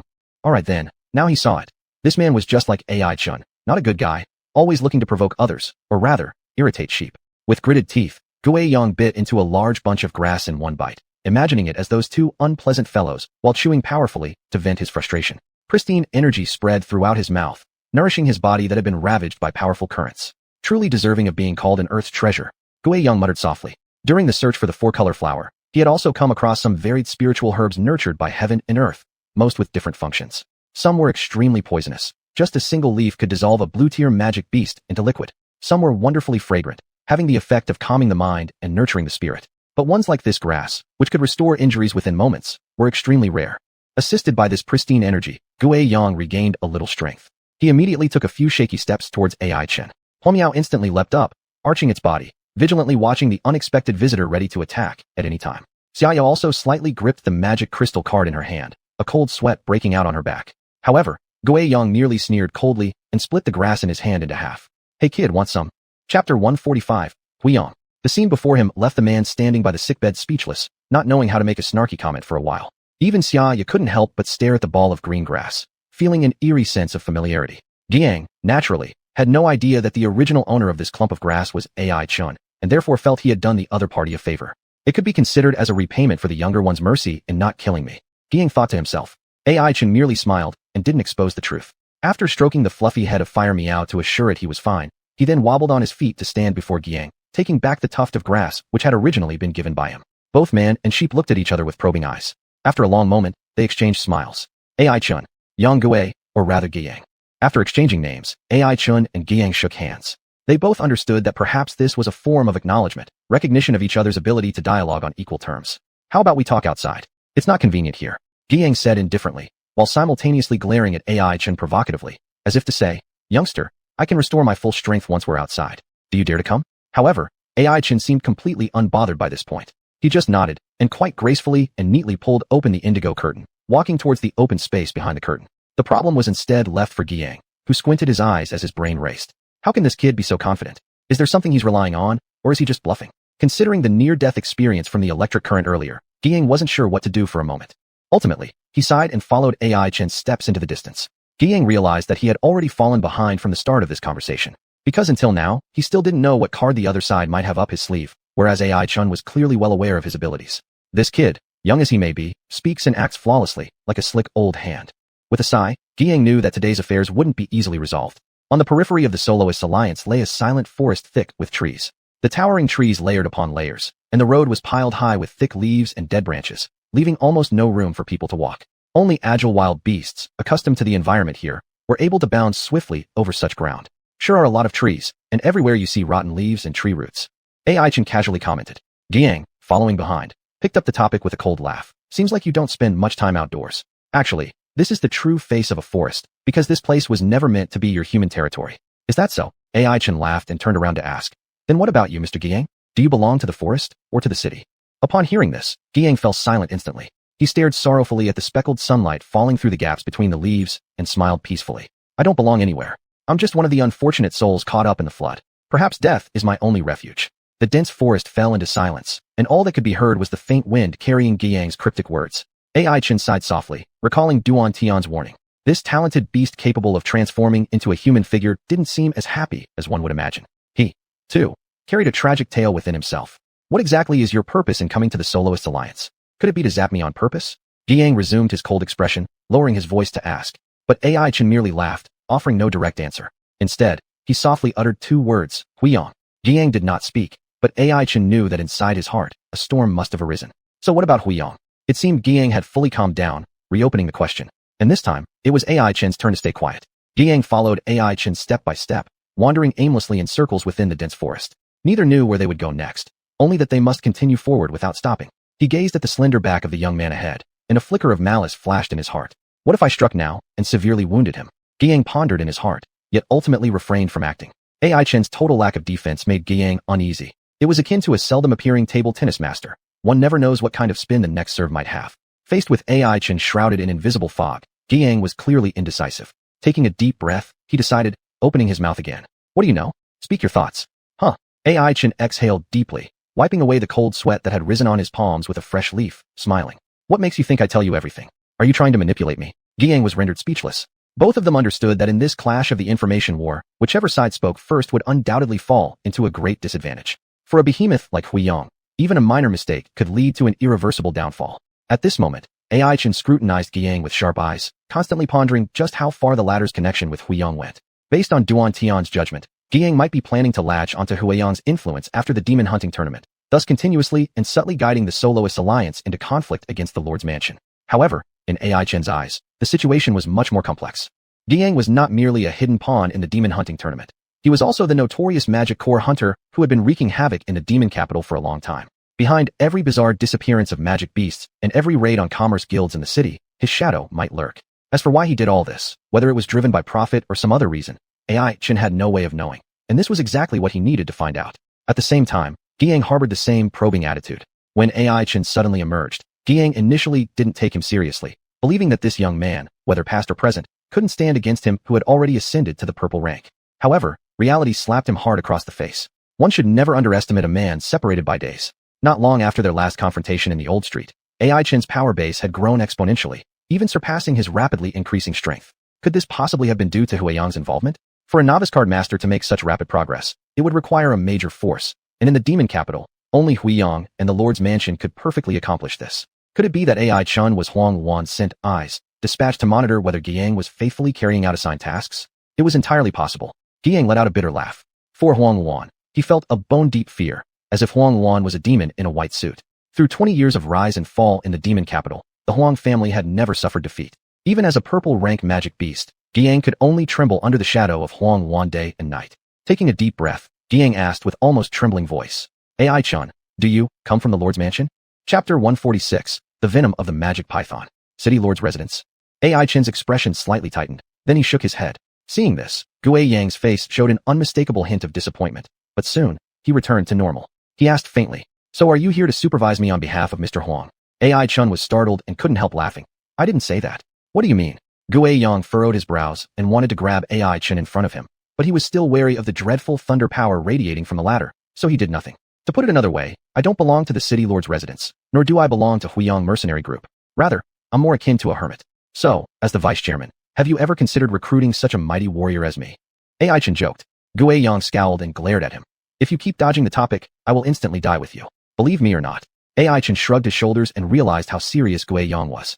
So he stopped teasing. The subtle attitude revealed by Gui Yang in his words suggested a lack of identification with Huiyang mercenary group. Their relationship seemed far less harmonious than appearances suggested. Honestly speaking, xuanhuan once tried to kill me. There are also grudges between me and Huiyang. But luckily, he doesn't intend to let me go easily, and I haven't thought of letting him off either. AI Chen said indifferently. His casual tone was like talking about what he had for breakfast. However, Gui Yang was astonished after hearing these words. He looked at AI Chen and unconsciously probed his ears, as if to confirm whether he had misheard. What did this guy just say? Xuanhuan, the overseer of the Huiyang Coliseum, the second in command only inferior to Huang Tianyi, one of the well-known giants in Devil City, personally hunted down a novice card master who just emerged from obscurity? The crux is, despite all that, the unlucky card master in question is still standing right in front of him. Not only are there no missing arms or legs, but not even a hair is out of place. Are you sure it was xuanhuan who wanted to kill you? Not some other cat or dog sharing the same name?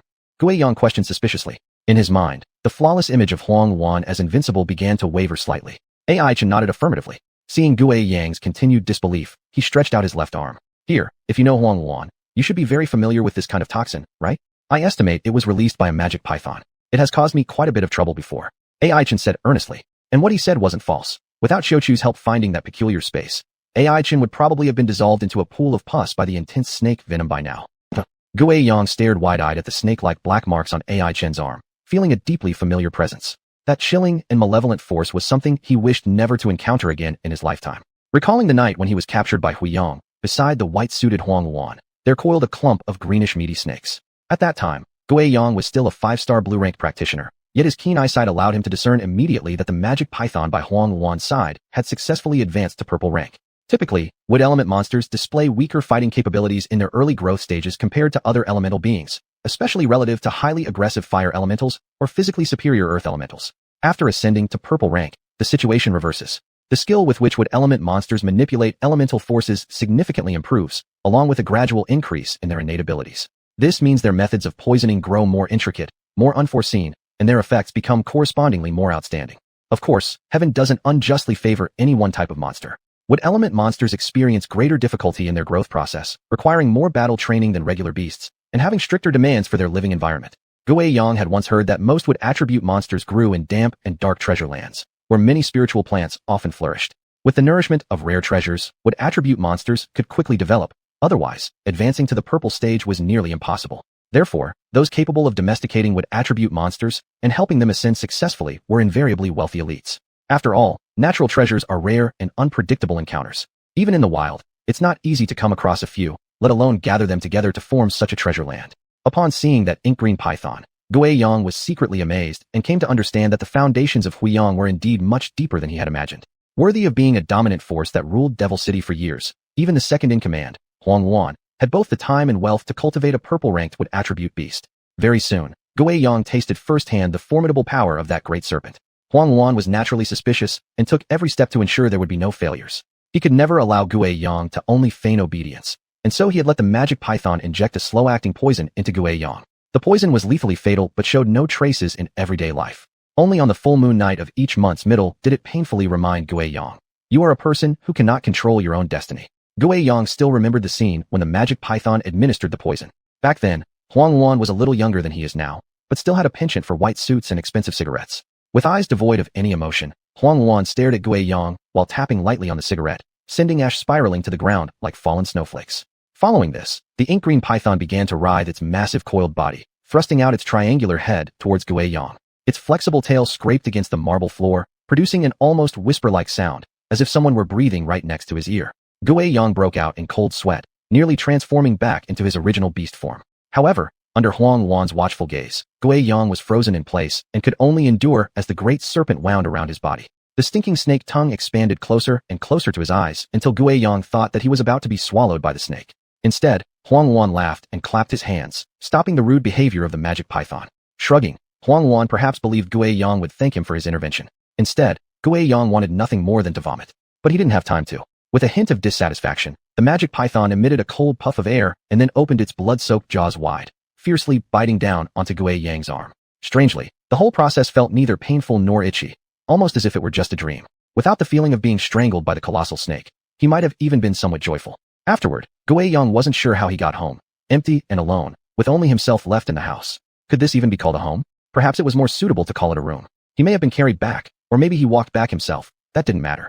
Xuanhuan realized that he was going to live under the shadow of the white-clad xuanhuan and the great serpent from here on out. Staring blankly at his arm, Xuanhuan noticed a streak of evil gray against his pale skin. It seemed like the silhouette of a venomous snake, just like the pattern on Ai Chen's arm. Chapter 147, The Thunder God's Mark. So, you've also been poisoned by xuanhuan, right? Ai Chen asked with a smile. Xuanhuan didn't understand what was so funny. Every full moon night, he would be tormented to the brink of death, which had become almost habitual for him. It was just like how girls have certain days each month. Even though Xuanhuan was a male sheep, he couldn't escape the suffering. Sitting on the rooftop every time, he gazed at the bright moon in the gray sky, counting the waxing and waning of the moon, calculating when the pain would come. If he figured out that the poison would take effect in the upcoming few days, Xuanhuan would rummage through his belongings to find his passbook, thrown somewhere unknown, then go to the nearest convenience store to buy a cheap bottle of erguota liquor, not caring about the taste, only hoping the strong alcohol could somewhat alleviate his pain. But that was often impossible. If it could be easily solved by something artificially brewed, then Moko would be unworthy of its reputation as a purple-grade magic beast. Xuanhuan would often feel excruciating pain, shedding tears onto the ground, rolling around from side to side, and accidentally, or maybe expectedly, falling off the rooftop, landing heavily in the overgrown weeds of his neglected home. How long had he endured such days? Xuanhuan hadn't carefully calculated it. He had contemplated ending his miserable life during the pain more than once, but there was always some form of attachment in his heart that kept him from letting go. And so, he managed to survive day by day in this manner. Don't laugh, did you hear me?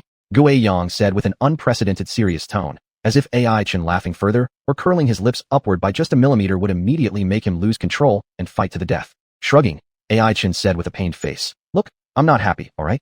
It's just the standard smile to express politeness and warmth, nothing else." Glaring at him, Xuanhuan said, "That's still not allowed. If you knew how much pain I endured back then, I guarantee you wouldn't be able to laugh." Ai Chen remained silent. Indeed, he couldn't fully empathize with Xuanhuan. It seemed that the poison Xuanhuan gave him was different from what Yang had suffered from. After all, Xuanhuan merely wanted AI Chen dead, while using Yang to exert fear and control. It seems Boss Huang is more afraid of me after all, unwilling even to let me live an extra day. AI Chen sighed bitterly, mocking himself. Recalling that dinner at the seafood restaurant, he barely found the strength to step outside the door after eating and drinking to excess, and then collapsed unconscious, hitting the ground hard with one strike of a mace. Had Fire Mia not thought quickly, grabbed a food cart, and taken him before the Earth Dragon, surely Xuanhuan would have succeeded long ago. Hey, kid, it appears that you're also a pitiful individual. You look fine on the surface, but unexpectedly, you are already gravely ill. Tell me the truth, how many days does it usually take before you're in pain?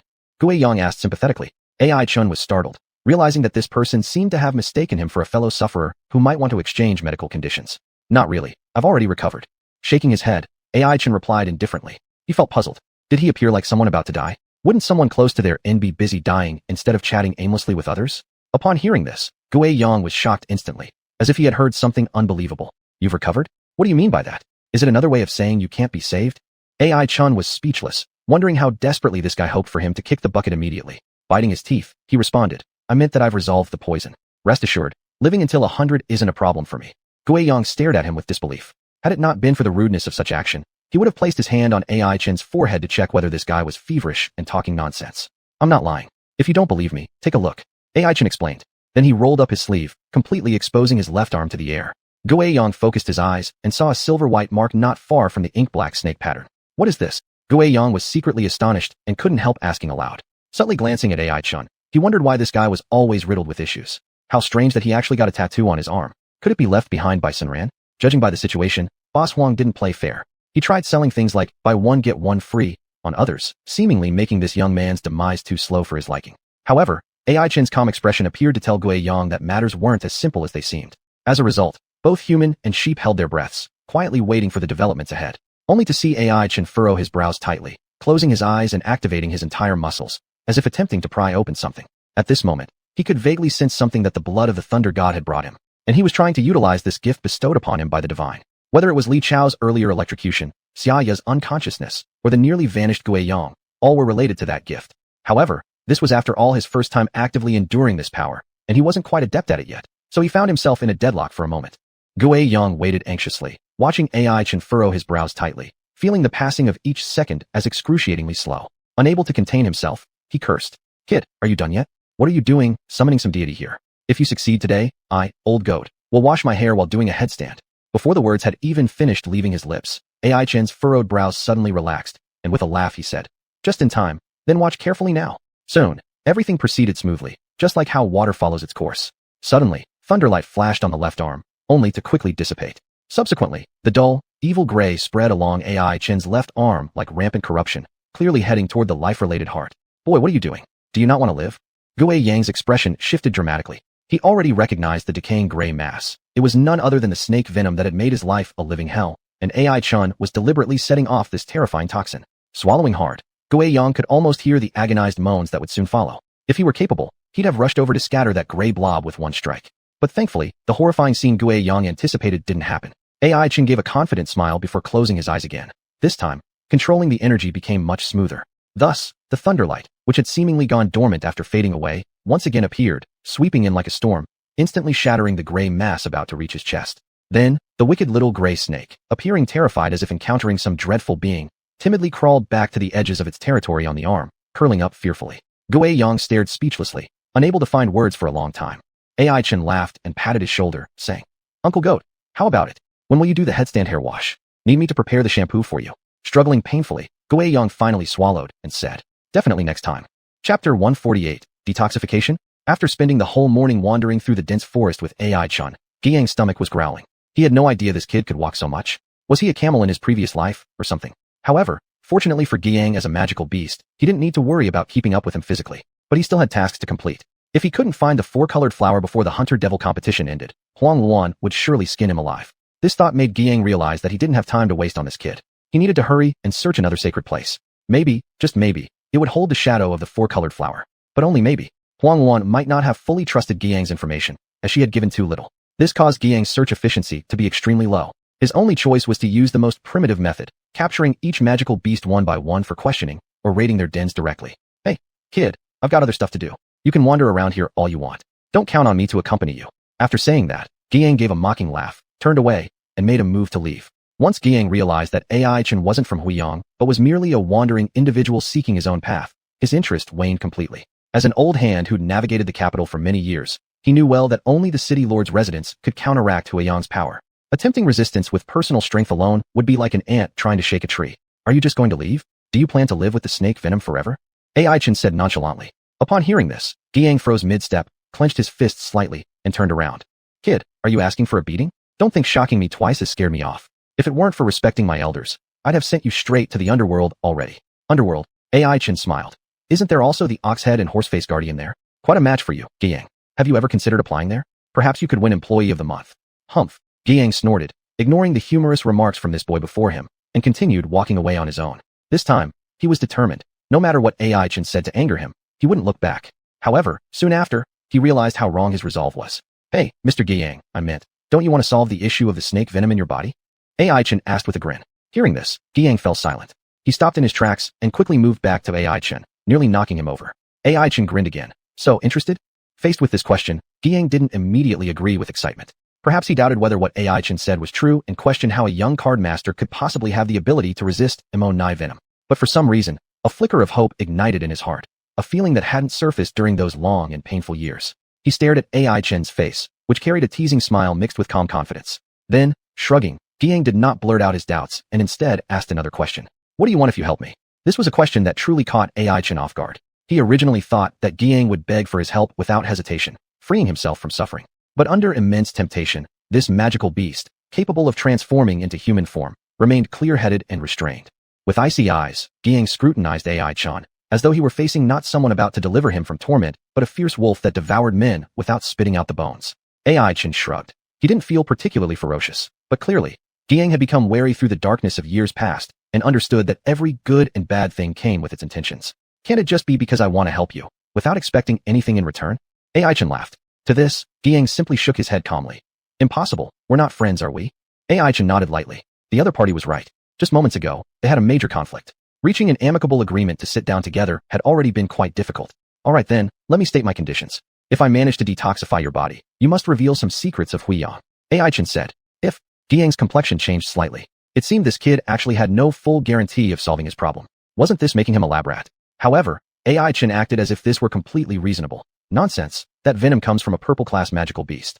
I'm not a god, so how can I promise to resolve it entirely? To be honest with you, it's already impressive that I might have a way. For years you've been poisoned and never encountered anyone bold enough to say such a thing, right? With me around, consider yourself lucky. Giang. He had a dark look on his face, but deep down he admitted that AI Chen was completely correct. This kid truly dared to ask for a lot, hadn't he? He hadn't even healed Giang yet, and already he was giving endless justifications. What if he messed up, failing to detoxify him, and instead killing him off? Who would be responsible then? It'd sure be entertaining if something like that happened. Wouldn't he be the only purple-class magical beast in history killed by some inexperienced kid? Giang didn't know, but at this moment, he even began to doubt whether AI Chen was sent by someone to assassinate him specifically. Hey, don't panic. I never said there's no chance at all. Besides, if I intended harm, I could have electrocuted you to death already. Why wait until now? AI Chen chuckled. Even Huomao let out a majestic meow from beside them. Giang immediately calmed down upon hearing this. That's right. Recalling the strange electric current coursing through his body inside the navy blue tent, if AI Chen back then harbored any murderous intent, he certainly wouldn't have survived this long. I'll believe you once. Tell me what you want to know. Giang said calmly, as if he had come to accept the situation they were in. Seeing this, AI Chen smiled in satisfaction. Plenty of things. Like why do you help Huiyang collect magic cores? And why do you search for the four-colored flower? I think it's better if you answer my latter question first. AI Chen stared into Giang's eyes and asked almost deliberately, word by word. On purpose, he chose a question whose answer he already knew to test if Giang would answer honestly. If Giang's explanation did not mention killing Earth Dragon, but offered another reason, AI Chen would need to seriously reconsider trusting their newly acquainted companion. I'm sorry, I don't know. Giang met AI Chen's gaze directly without flinching. AI Chen's expression hardened slightly. Thus it seemed Giang's answer was clever enough. Whether it was intentional or because he genuinely didn't know the reason, it remained uncertain. Alright. AI Chen frowned slightly, realizing this guy belonged to the type who needed a little bait before showing any cooperation. Likely, it would be hard to force Giang to divulge anything unless actual rewards were shown. Sighing, AI Chen patted dust off his sweatshirt. Then, let's begin. Chapter 149, Unexpected. Hey kid, what are you doing? Didn't we agree that you'd detoxify me? Giang stared wide-eyed at AI Chen, seemingly unable to comprehend what the latter was doing. At this moment, AI Chen was pulling out a bunch of bottles and jars from his storage bag and neatly stacking them on the ground. Giang initially thought they were some kind of medical equipment and inwardly praised the boy for being professional enough to carry such items around with him. However, as more and more bottles and jars piled up, his doubts grew stronger. When he saw salt, he reassured himself it was for preparing a simple saline solution. Seeing a kitchen knife, he secretly convinced himself it was to act as an alternative to a surgical blade. But when AI Chin pulled out a string of bright red chili peppers and a bottle of cumin powder from his pocket, Giang could no longer hold back. "Hey kid, do you want to die? Or are you planning to roast me for a lamb dinner?" Giang's face darkened as he questioned him. If AI Chen were to tell him now that this was the equipment he would soon use to treat him, he could guarantee that he would lash out, fighting AI Chen to their mutual death. "What roasted whole lamb? I'm just hungry and will eat a little bit to tide over." AI Chen asked in confusion, his hands still busy arranging things without stopping. He did once consume lamb meat to vent his fear of Giang, but naturally wouldn't have such thoughts now. After all, this guy before him was indeed a genuine purple-rank magical beast. Eating lamb in front of him would certainly show too much disrespect to the other party. Hearing that AI Chen simply wanted to eat something to fill his stomach first, Giang's expression relaxed slightly. He had thought that these strings of chilies and bottles of barbecue seasonings might trigger some strange reaction in himself. "You're outrageous. I don't even know what to say, still thinking about eating before doing something important." Giang shook his head. Evidently, he was filled with tension about the upcoming detoxification, whereas AI Chen acted like nothing was amiss, calmly continuing to retrieve seasonings from the storage bag. For some reason, this calmness seemed to also infect Giang, somewhat soothing his complicated emotions. "Hey, what exactly are you planning to eat? There's so much stuff. You're not showing off your storage bag, are you?" Giang taunted sarcastically. To be honest, he was genuinely surprised when he first saw AI Chen pull out the storage bag. Simultaneously, he reminded himself that this kid's background must be far more complex than imagined. Even though he claimed to be a loner, completely independent and alone, who has ever seen a so-called wandering individual casually pull out an extraordinary storage bag, capable of shocking even a purple-rank magical beast? Same with that magic cat. Giang mused internally. From their previous encounter on the old street, he had already noticed how exceptional Huomiao was, capabilities far surpassing her rank. Now, even if AI Chen told him Huomiao could match someone of the same stage as him, Giang wouldn't find it surprising. Truly a prodigy. Giang gazed at AI Chen's figure busily roasting meat, sighing inwardly. Who would have thought? A beginner whose magical beast is only white rank could engage in equal dialogue with him, and perhaps even hold the upper hand. One could only imagine young xuanhuan would have been similar. For a time, AI Chen's figure seemed to overlap with the man in the white suit. Giang fell into a daze, feeling as if he were witnessing the rise of another giant in Devil City. "What are you staring at, you old man? Don't think anything weird about me, do you?" AI Chen said with disdain, placing sizzling beef dripping with oil onto a wooden plate at the same time. "Nonsense, I have a wife, alright, it's just..." Giang responded instinctively, but then fell into a deathly silence. "Just sick? Need you to use the four-color flower to cure her? Don't play these games with me. I know it's just an excuse." AI Chen chewed on the fragrant roasted meat and said this. Upon hearing this, Giang bitterly shook his head. "You won't understand even if I tell you, kid." AI Chen glanced at the other side, and then didn't speak again, focusing entirely on enjoying the delicious food before him. "Eat. Why aren't you eating?" AI Chen passed over a plate invitingly. However, Giang just glared at him fiercely and did not accept it. AI Chen slapped his head, suddenly realizing. "Alright, sheep eat grass." It's impressive that Giang has maintained the good tradition of herbivores despite living among humans for so long. He thought for a moment, then pulled out a big clump of green grass from the storage bag, precisely what the savage bull had given him, placing it all at once on the grill and roasting it on his own. Giang was secretly surprised. The green, lush thing in front of him wasn't the sacred medicine for healing wounds given to him by that leg-wounded man. How could it be in AI Chen's hands? And what's more, such a large bunch of it, as if it were free. Could this guy have ransacked some poor magical beast's entire stash? "Oh, you mean this? It originally belonged to me." AI Chen smiled and explained, then dished out the roasted green grass sprinkled with cumin and handed it over to Giang. Giang silently took it, tasted a bit, and found the flavor unexpectedly good, which must be due not only to the high-end ingredients but also to AI Chen's skills. "Did you rob someone or steal this?" Giang asked. AI Chen chuckled. "Look what you're saying. Am I that kind of person? This was personally given to me by someone else's magical beast. I tried my best to refuse, but it wouldn't listen, insisting on giving it to me before letting me leave." Hearing this, Huomiao, who was beside them chewing on a meat bone, couldn't help herself and immediately let out a disdainful meow. "Meow, liar." AI Chen gave an awkward smile, naturally realizing that Giang could understand most of the language of magical beasts. He then quickly rolled up a big piece of roasted meat with the green grass and shoved it into Huomiao's mouth to shut her. "It was an accident. Do you believe me?" AI Chen grinned sheepishly while explaining. Giang remained expressionless and separately picked up the plate beneath the clump of grass. The pristine and sturdy wooden plate, with its attractive grain, was undoubtedly a fine product carefully crafted by a skilled artisan. "You can't possibly say this is an accident too, right?" Giang said indifferently. As the vice president, he had clearly recognized that these were exclusive tableware used at banquets held by the Wanderers Guild, unsure how they ended up in AI Chen's possession. AI Chen let out a bitter laugh and explained, "This was truly gifted to me by Duan Tian, no lies at all." Nodding, Giang seemed to accept this explanation since he was familiar with Duan Tian and believed it was something he would do. AI Chin fell silent, taking a bite of beef and finding it rather tasteless. After a long pause, he finally looked up and asked Guiyang, "What kind of existence is Duan Tian to you?" Chapter 150, Divine Grace. Duan Tian.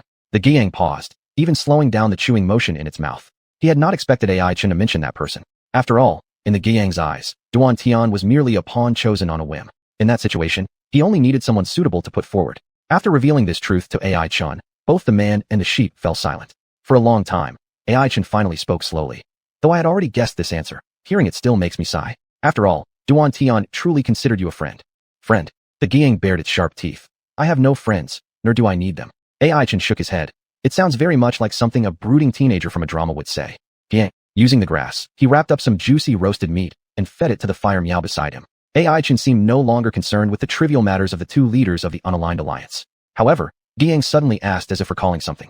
"Did Duan Tian send you to find me? He is actually quite different from what he shows. He's a meticulous person, which I noticed right from the start." Shrugging, AI Chin clapped his hands and stood up. "It doesn't matter.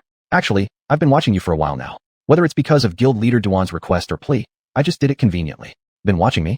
Guiyang was somewhat speechless. Could it be because of his previous ambush against AI Chin that this guy had been obsessing over him for so long, even pursuing him to the unaligned alliance? But AI Chin's response surprised him. "The four-colored flower, I want to know why you brought it and how things are progressing." That's what AI Chin said. Guiyang frowned. Just this morning, AI Chin had mentioned that four-colored flower more than once. Why was he so preoccupied with it? Shaking his head, Guiyang said, "I'm not lying to you. I really don't know what xuanhuan wants that thing for. The upper echelons of Huiyang have always been enigmatic and unfathomable, certainly not something a hired muscle like me, or a pawn, can pry into." "Pawn?" AI Chin chuckled. "When you made Duan Tian a pawn, did you ever think that you too were someone else's dispensable pawn?" Guiyang fell into deep thought, hurriedly shoving a ball of grass into his mouth. It took him a good while to swallow. "To be honest, I neither care nor feel ashamed. This world is simply like that. Either you're a pawn, or you're the one moving them, isn't it? It's just that roles shift according to strength." AI Chin sighed, and did not argue with Guiyang. He knew that this was the life philosophy gleaned through bitter experiences by this unfortunate magical beast before him. Right or wrong, it was the imprint carved deep into his marrow by the years. He used this imprint to prove that he had once existed in this unhappy world, silently telling the observers something. After finishing the last tasteless piece of roasted meat, AI Chin began tidying up the neatly arranged bottles and jars, preserving only a clean container and a sharp little knife. "All right, let's get down to business. I hope after your liberation, you'll be able to answer my questions properly." AI Chin said indifferently. Guiyang solemnly nodded. He stared at the gleaming blade, unsure whether AI Chin's so-called liberation meant removing the toxins invading him or an easy departure from this world. At this point, there was nothing else to do but accept it silently. "I have no way out, do I?" Guiyang questioned himself inwardly. The ostentatiously successful purple-tier magical beast was, in fact, nothing more than a vicious dog by xuanhuan's side. Wherever his master pointed, he could only lunge forward obediently. How much longer must such days continue? Would all his efforts finally yield the desired results? The more chaotic the situation became in the magic capital, the more restless Guiyang's heart grew. He understood well that Huang Tianyi and xuanhuan were certainly not content to maintain the status quo. Regarding the city lord's mansion, these two brothers had long planned to replace it, scheming endlessly in secret. Perhaps Guiyang was just another inconspicuous pawn among thousands. Truly, insignificant. Guiyang sighed lightly again, feeling deeply the insignificance of his own power. In front of those massive creatures, how could an individual hero continue to forge ahead tirelessly, never surrendering? As he pondered this, he noticed AI Chin and the fire meow busily preparing. At this moment, they were sterilizing the small knife. AI Chin carefully immersed the knife in the alcohol bottle. Then the fire meow spat out a fiery hot fireball. But due to the excessively high temperature, it actually melted the blade into molten iron. AI Chin helplessly glanced at the fire meow, reminding it to lower the temperature a bit. Blushing red, the fire meow gave an embarrassed meow, and soon, another fireball slowly rose. AI Chin pulled out another small knife, repeating the process to thoroughly clean it. It seemed as if AI Chin had accomplished something remarkable. He affectionately ruffled the fire meow's head, and in response, the fire meow rubbed against its master's arm. Guiyang watched this scene and couldn't help but smile. One was a novice card master, the other a yet-to-be-promoted blue-rank magical beast, both doing what they believed to be right, likely finding happiness in it. This sense of happiness began to infect Guiyang's desolate heart, planting a seed of hope in the barren soil. "Hey, I'm done. What are you thinking about? You look like an idiot." AI Chin laughed from not too far away. Guiyang just rolled his eyes, masking that fleeting moment of distraction. "Nothing. I was just thinking about how to kill xuanhuan." AI Chin was somewhat surprised. Wasn't this Guiyang always intimidated by Huiyang? Why did he suddenly have the courage to say such things? Shrugging, AI Chin didn't dwell on it, and placed a steel bowl and a small knife in front of Guiyang. "What is this for?" Guiyang looked at AI Chin with surprise, as if to say, "Are you going to treat me with this thing? Or are you planning to kill me?" AI Chin smiled. "This is the only method I can think of. First, I'll make a cut on your body with this knife, preferably where the demon python bit you. Then I'll use my power to force the toxins out of your body into this bowl. Sounds reasonable, doesn't it? Reasonable, my foot. Guiyang's face darkened after hearing this. He wanted nothing more than to kick AI Chen. Would any normal person come up with such a way to detoxify? Do you really think all that will be expelled is poison and not my endless blood? If it were truly so simple, would it have waited until now for you to help me? Although Guiyang grumbled internally, he was struck speechless when he saw the radiant thunderlight emanating from AI Chen's fingertips, his throat feeling as dry as a desert. That thunderlight, it was the very thing that nearly killed him earlier. Feeling it up close, Guiyang was even more astonished. He actually detected a trace of divine grace in it. Chapter 151, Disinfection. The gods are the strongest beings to have ever existed on this continent. But since their time is so far removed from today, they usually only live in the stories passed down through the streets and alleys. From ancient times to now, there have only been 7 elemental main gods and 4 rulers of the Tao who could be called godlike. And the divine aura emanating from AI Chun belonged to the most powerful of the elemental main gods, the Thunder God. It's actually the Thunder God, Guiyang muttered to himself. As a magical beast, he naturally understood how rare the power of thunder elements was. According to legend, the Thunder God transformed his body into the Tao, and thus his elemental power was not preserved. There were no lightning attribute magical beasts on the continent. Yet AI Chun could retain the immense power of thunder with his frail human body. It was unheard of. Nuo, can you really do it? AI Chun was toying with the silver arc of light in his hand, somewhat excited. This was also the first time he had managed to materialize the strength of the Thunder God's blood, and the experience was indescribably wonderful. But Guiyang just stared at the sharp little knife beside him and remained silent for a moment, lost in thought. AI Chun wasn't in a rush anyway. It wasn't he who couldn't sleep for a few days each month due to being tormented by toxins. So, he continued playing with the arc of light, as if he could entertain himself all day if undisturbed. Seeing this, Huomiao reached out its pink paw, trying to check what its master was playing with. But before it even touched that tiny bolt of lightning, a sense of impending danger surged through its veins, making it quickly retract its paw, its face showing a look of clear fear afterward. AI Chun stroked Huomiao's fluffy head with his other hand and smiled. Not allowed. This is meant to electrify Uncle Guiyang. If you want to be zapped too, you'll have to wait your turn. Upon hearing this, Huomiao immediately showed an expression of disdain and gave Guiyang a contemptuous glance, as if saying, "Are you stupid? Why would you run over there to get zapped?" Guiyang felt even worse inside. He glared at AI Chun ferociously, blaming the latter for coming up with such a lousy idea, which had left him stuck between a rock and a hard place. Yet AI Chun just looked innocent, his attitude very clear. Take it or leave it. He wasn't about to cooperate any longer if they didn't decide soon. At the sight of this, Guiyang had no choice but to grit his teeth. All right, kid, I'll trust you one more time. If you don't take this seriously, I'll take the secrets you're dying to know to my grave with me. You'd better be confident you can succeed.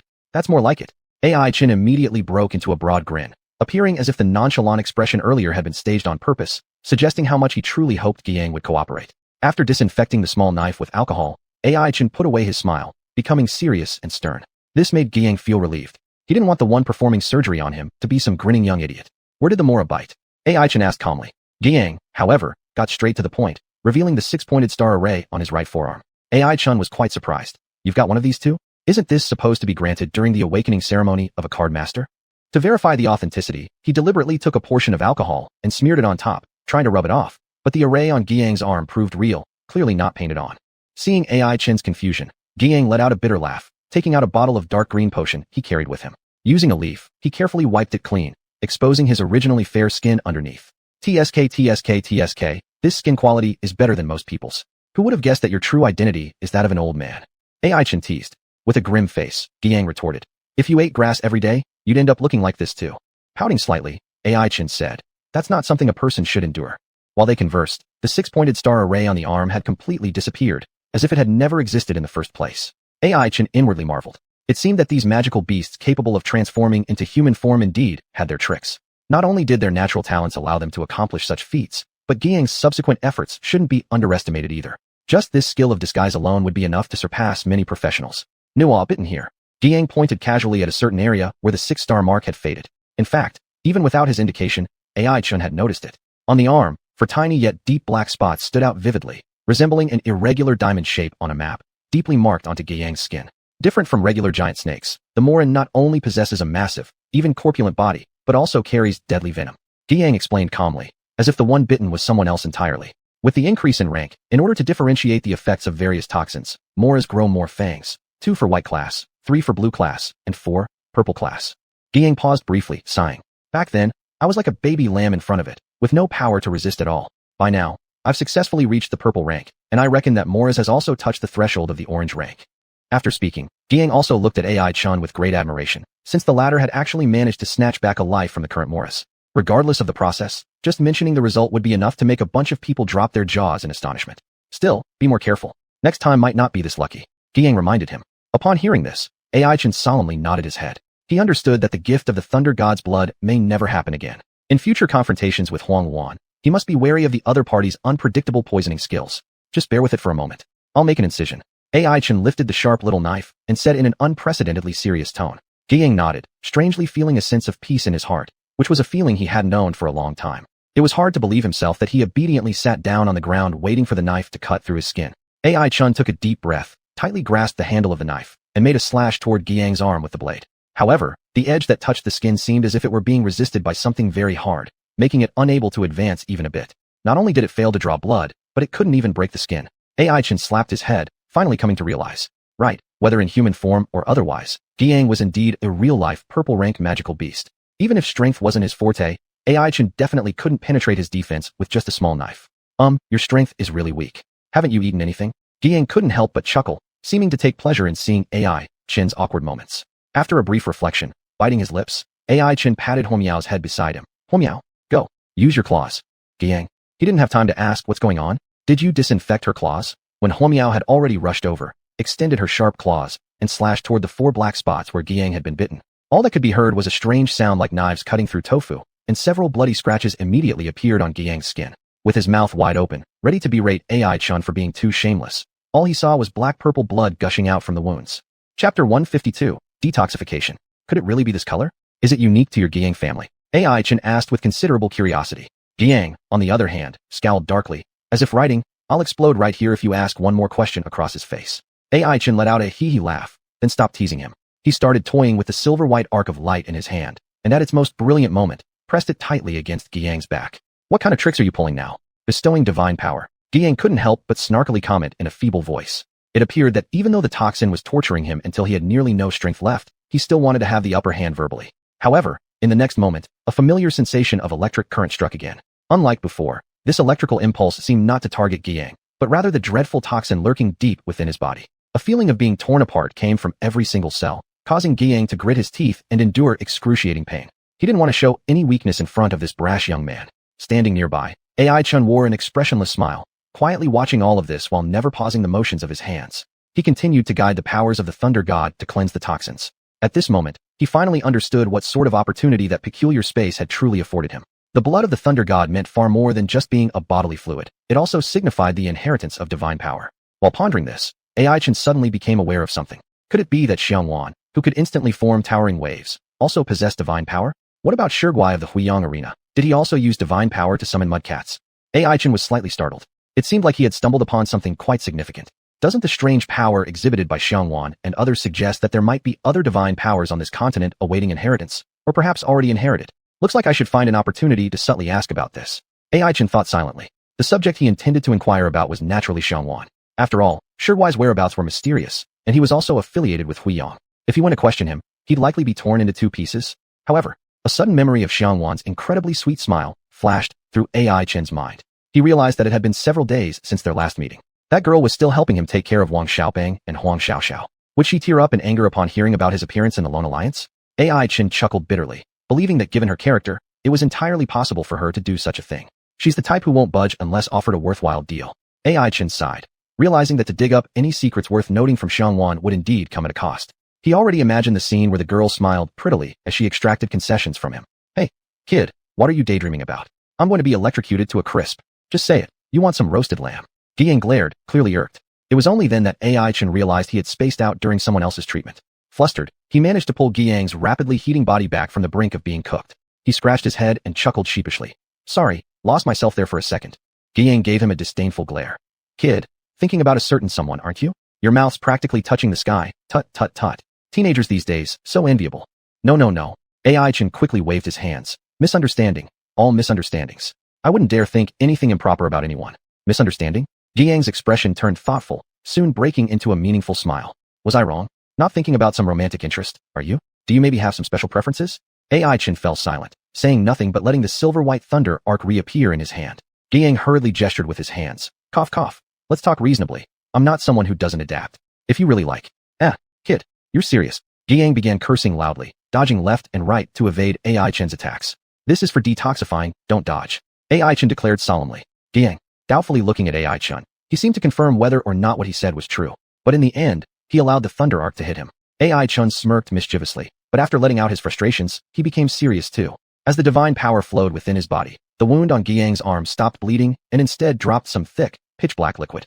AI Chen wanted to say something, but Giang closed his eyes, seemingly mobilizing his last bit of strength for a final desperate battle against the toxin that had troubled him for so long. After half an hour, the lengthy detoxification process finally neared its end. The wound no longer emitted pure black liquid, but thin drops of blood instead, and Giang's breathing gradually steadied. Hey, wake up, the sun will set if you keep sleeping. AI Chen shouted loudly. Giang jumped up as if startled from a dream, but due to the lack of strength in his legs, he fell back to the ground with a splash. Hey, looks like you're recovering pretty well. AI Chen teased. However, Giang seemed as if he hadn't heard those words at all, his eyes vacant and devoid of luster. AI Chen was startled. Oh, could I have fried his brain? He reached out, waving his hand in front of Giang, but there was still no response. Should I try shocking him again? Maybe it'll balance out the damage. Furrowing his brow, AI Chen came up with an unreliable solution. Just as he decided to treat the dead horse as if it were alive, he noticed 2 streaks of murky tears roll down Giang's delicate face. Seeing movement, AI Chen's heart leapt with joy, and he quickly asked what was wrong with Giang. But Giang didn't say a word. He only silently pointed to the ground beneath him and himself.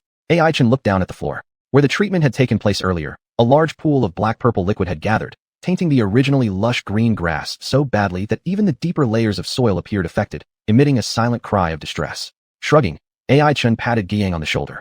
Well, you're not exactly a kid anymore, yet here you are sobbing like one. I get it, life's tough for you, but if you can't let go, just find a way to kill the magic python when the time comes.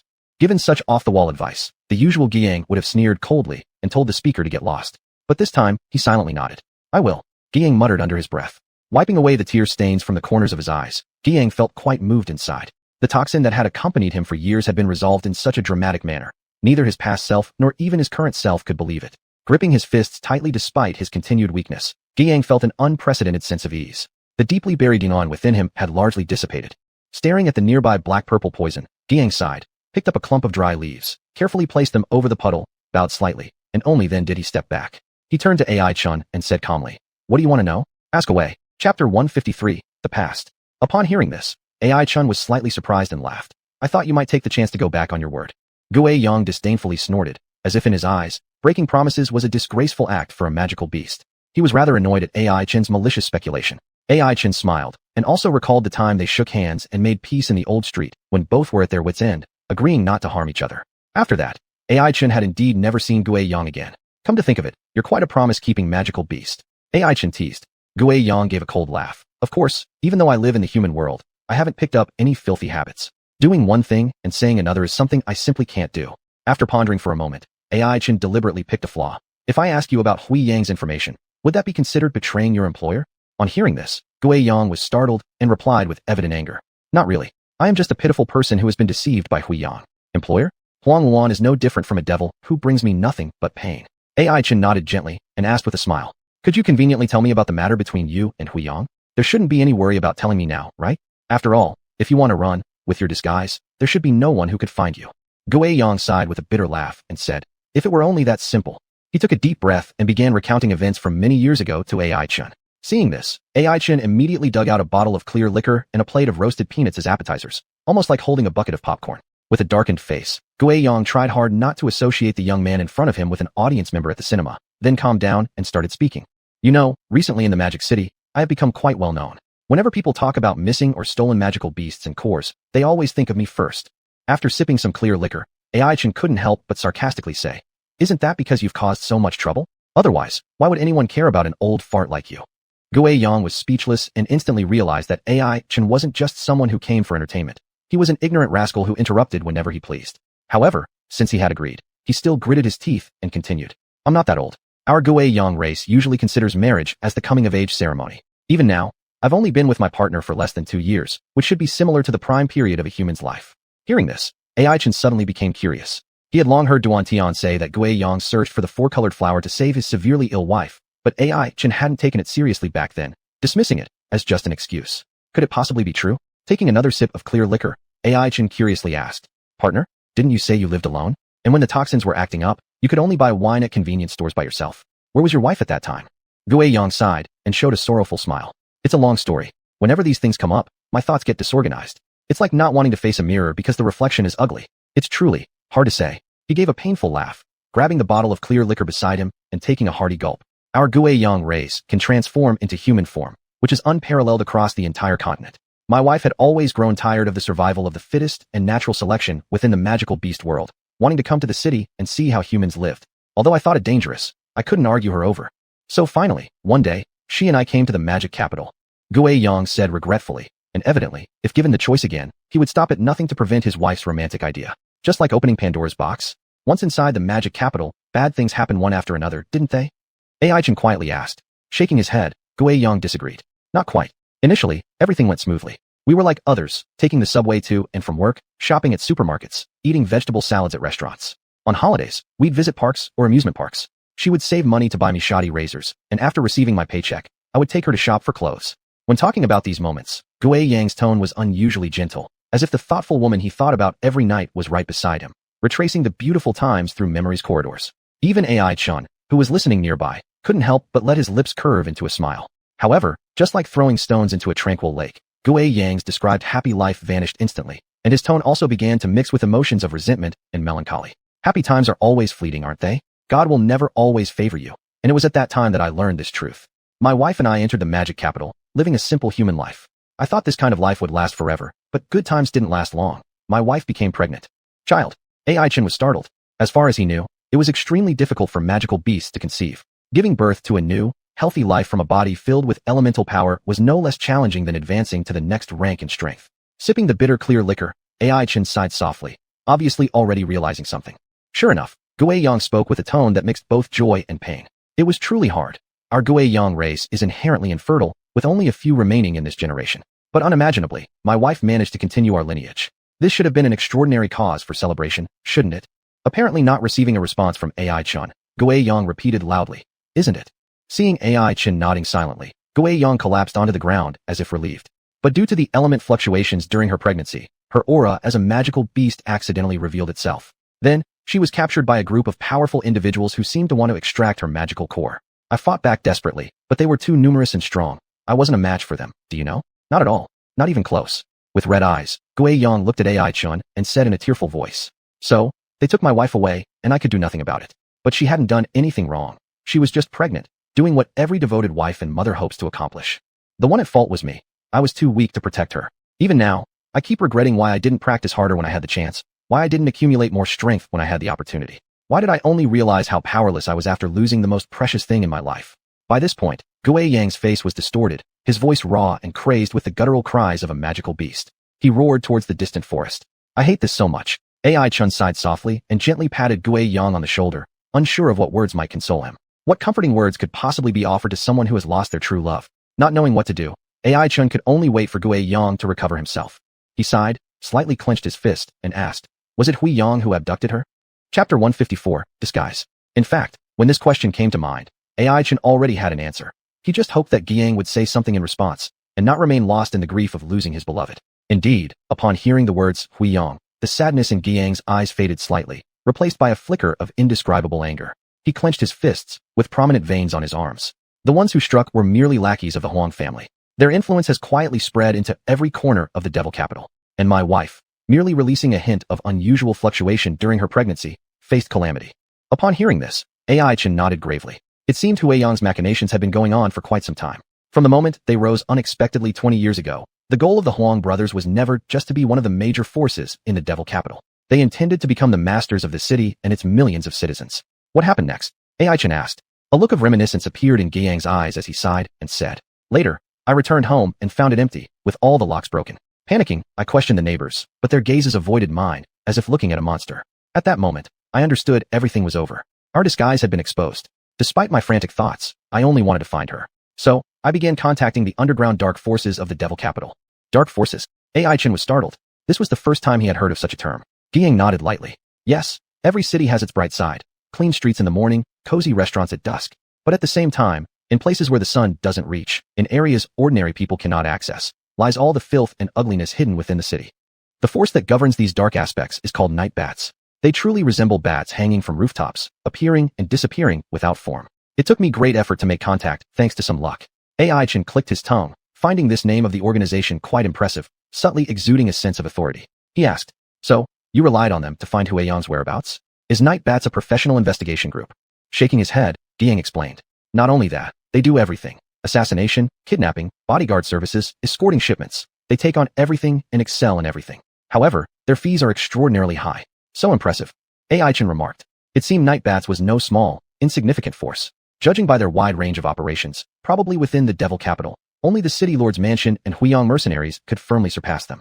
AI Chen silently noted this power's name down in his memory. After learning the black hand behind everything was Huiyang, I felt rage initially followed by fear. Even as a beastkin, I understood I was facing a monstrous, terrifying entity. As Guiyang recalled his state of mind back then, the calmer his tone became, the more AI Chen read out helplessness and regret. Such is the tragedy of an underdog. How does that saying go again? The dust of an era landing on an individual is like an insurmountable mountain. I originally intended to seek help from the Night Bats, asking them to assist me in rescuing my wife. However, they are the coldest, most pragmatic group imaginable. Without sufficient benefit, they wouldn't dare provoke Huiyang. By then, I had exhausted my accumulated wealth just for this piece of information. So where could I have found extra funds to hire hired hands? Guiyang laughed bitterly, his lips trembling slightly. He paused for a moment before continuing. But I had no choice but to proceed. Even if it meant going to certain death, I had to die gloriously. Relying on my disguise techniques, I successfully infiltrated Huiyang Arena. Didn't you say you've been there too? Looks like we have some kind of karmic connection after all. AI Chen nodded gently. Truthfully, it wasn't his own intention to go there. Rather, his initial competition points weren't enough, and he was tricked by Xianhuan. Though the final outcome was relatively satisfactory, Xuanhuan's deep scheming, ruthlessness, and cunning still left a profound impression on AI Chen. How had Guiyang managed to outwit that cunning old fox back then? AI Chen listened quietly to Guiyang's recount. I guessed that once Huiyang captured my wife, they would surely discover she belonged to the Guiyang clan, experts in disguise. Thus, they would heighten precautions at their headquarters and set up a net of traps, waiting for me to fall into them. Isn't that what happened? AI Chen was a little puzzled. The disguise abilities of the Guiyang clan were unmatched in the world. If not for the overly refined appearances they used both times, AI Chen would never have identified them. Shaking his head, Guiyang smiled wryly. Until that point, I had believed so. However, there is always someone better, and if one becomes overly arrogant, they will eventually fall, and my downfall came in the most desperate of situations. AI Chen held his breath as Guiyang continued. Just as I mentioned earlier, Huiyang hadn't tightened security as I expected. In fact, apart from 2 guards at the entrance, there were barely any visible security personnel throughout the arena. So, I began to speculate. Had they failed to identify the species of my wife's beast? Or had they realized it was impossible to guard against me, who could easily disguise myself? Regardless, I managed to infiltrate Huiyang effortlessly. I'd done prior investigations and disguised myself as a mid to lower level employee, while the actual person was drugged with sleeping pills, peacefully asleep at home. Noticing AI Chen's curious gaze, Guiyang sighed. You didn't expect this, did you? Even at that critical juncture, I refrained from killing anyone, opting instead for more peaceful means to achieve the same goal. He elaborated. This symbol of peace is ingrained in our very bloodline. Back in an even older era, due to the ability of the Guiyang clan to change shape freely into human forms, the ruling powers organized large-scale hunts against us. After bloody culling, the remaining Guiyang lost their violent nature, becoming gentle and approachable. Hearing this, AI Chen silently nodded in sympathy, opening his mouth to say something but finding his throat dry, unable to utter a single word. Sighing again, Guiyang went on. In any case, I finally made it inside Huiyang. The arena back then wasn't as prosperous as it is now. It was just a bunch of rundown little arenas where weak beasts fought senselessly, and the spectators cheered madly below. Fortunately, being staff gave me easy access to areas customers couldn't reach. Before long, I reached a large grayish-white room. The door was unlocked, and pushing it open led straight inside. At this point, a rare flicker of fear crossed Guiyang's eyes. And there, I witnessed a sight I'll never forget for the rest of my life. Chapter 155, The Cage. What is it? AI Chen asked rather nervously. However, Guiyang just shook his head lightly, and then continued. Before getting close to the door, I felt a cold wind, followed by a familiar aura. I absolutely wouldn't mistake it. That's the aura of a magic beast. Magic beast? You've already found the location where the magic beasts are imprisoned so quickly. AI Chen was quite surprised. Guiyang nodded with a bitter smile. This might be the last time heaven favors me. As I hesitantly pushed open that gray-white door, the entire situation completely got out of control. Creak. The rusted axle emitted an unpleasant tearing sound, as if warning the unwelcome guest about to enter the room. However, Guiyang, dressed in a pristine white lab coat and disguised as a staff member, had no way out at this point. He knew that in order to save his wife, he could only proceed and uncover the truth. Slowly raising his foot and carefully lowering it again, Guiyang took his first step forward. From this step on, he had stepped into a domain that ordinary staff members were forbidden to tread, beginning to explore the secrets behind Huiyang's operations as an intruder. Guiyang held his breath to calm his wildly pounding heart slightly. The sight before him was incredibly shocking, even momentarily making him forget where he was.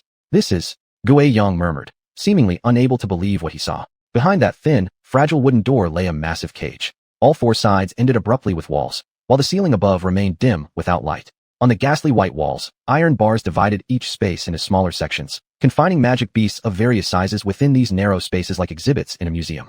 Through the innate instincts of magic beasts, Xuanhuan could instantly recognize that most of them had reached the peak of the blue rank, surpassing even himself back then by more than a notch. Even within some larger cages, there were those who had ascended to the purple rank. Xuanhuan swallowed dryly. It was only now that he truly grasped how terrifying Huizhang's power was. Even the supreme beings capable of wielding enormous influence in magic beast affairs, standing at the topmost level, could only end up here as captives. Xuanhuan could empathize with their sense of resentment and melancholy deeply. He stared fixedly at one miserable counterpart after another, increasingly astonished the longer he observed. It seemed they had deliberately mutilated the magic beasts to eliminate any possibility of escape or suicide. Either they were missing limbs or plainly severely injured. Especially those few with particularly powerful auras, their most precious magic cores were mostly excavated, leaving only a tiny portion to sustain the faint flicker of life. Such insidious means.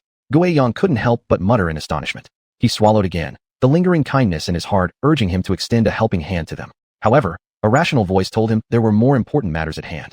Xiang is waiting for me. Xuanhuan clenched his teeth and fists as he spoke. Xiang was his wife's name, also belonging to him under his alter ego Xuanhuan. Humans always needed different names to avoid confusion, so when entering Devil Capital, his wife chose that name while leaving the title Xuanhuan for him. You're a prodigy among our tribe. Only you deserve your real name. At the time, Xiang, still somewhat innocent, laughed at him and wove wildflowers she'd picked from the roadside into a bracelet for him to wear. Yang, cities are so good. Streets are so tidy, without a single fallen leaf or twig, and people are neatly dressed, polite, and respectful. Do you think we can live happily ever after here? Xiang blinked her bright eyes full of anticipation. Back then, Xuanhuan answered affirmatively. Of course, but now, he realized nothing was absolute. Just as at the end of the originally neat streets lies a dirty sewer, anyone who has only seen sunshine would never have imagined such a bleak hell hidden behind that gray-white wooden door. Xiang, are you here? Are you okay? Xuanhuan murmured quietly. Since stepping into the room, he searched cell by cell along the walls for where his wife might be confined. Yet no matter how hard he searched or tried, he couldn't detect that familiar aura, as though someone lost in the desert chasing mirages. Xiang, where are you? I can't find you anymore. I can't find you. Two streams of clear tears slid down from Xuanhuan's eyes. His steps went from slow to big strides, and soon to running, all within a few minutes. The space behind the door was much larger than he imagined, and the number of cages was countless, akin to the stars in the sky. He no longer had time to marvel at how much effort Huizhang had put into capturing so many magic beasts, or to ponder why Huizhang wanted them for. At this moment, his mind was filled with only one thought: find Xianxia and take her away. This thought kept him tirelessly searching amidst the intricate tapestry of cages, while also making him forget the danger of approaching too closely. Hey, what are you doing here? Suddenly, a voice called out from behind. Xuanhuan's body went cold, his mind snapping back to clarity as he realized he had been reckless in one of the top powers in the Devil Capital. This was akin to entering the dragon's den or the tiger's lair. He swallowed hard, guessing who the voice behind him might belong to, xuanhuan or Huang Tianyi. Xuanhuan didn't know, but he was certain that whoever could enter this room must hold an important position in Huizhang.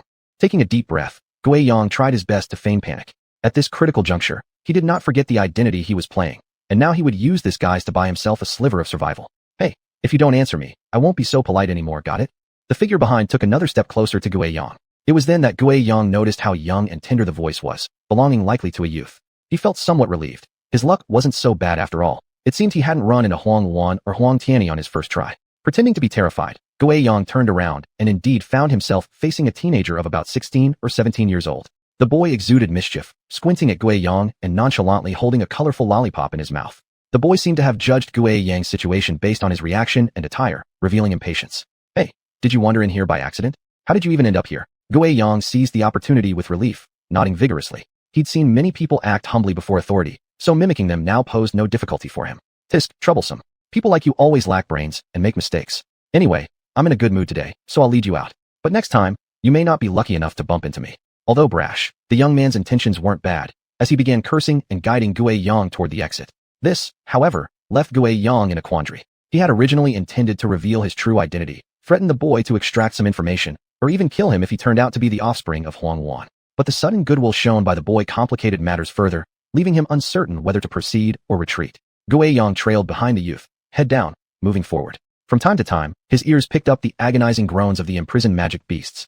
As the light of the exit gradually grew larger in his vision, Xuanhuan clenched his fists, ready to make a decision. However, something caught his eye accidentally and lit up a spark within him. It was a gourd hanging from the youth's waist, radiating faint yet terrifying power. Chapter 156, Direction. Hey, you, why have you stopped? Could it be that you're scared speechless by these insignificant ferocious beasts? Ahead, the young boy eating a lollipop turned his head, scrutinizing Giang with a puzzled look, his tone tinged with an imperceptible disdain. That disdain, as if an instinctive trait since birth, made the young boy thoughtlessly speak down to him from a higher position. Didn't you hear me talking? Don't worry. As long as I'm here, no one can touch you. Not even xuanhuan. Then, he seemed to reconsider his overconfidence and chewed on his lollipop before adding, of course, if I'm not here in a couple of days, that's another story. Upon hearing this, Giang grew even more fearful and began to ponder about who exactly this boastful youth was. Swallowing hard, Giang inconspicuously glanced at the other's waist again, reconfirming that the seemingly ordinary gourd surely contained a terrifying aura. This aura, known as divine resonance, originates from divine power.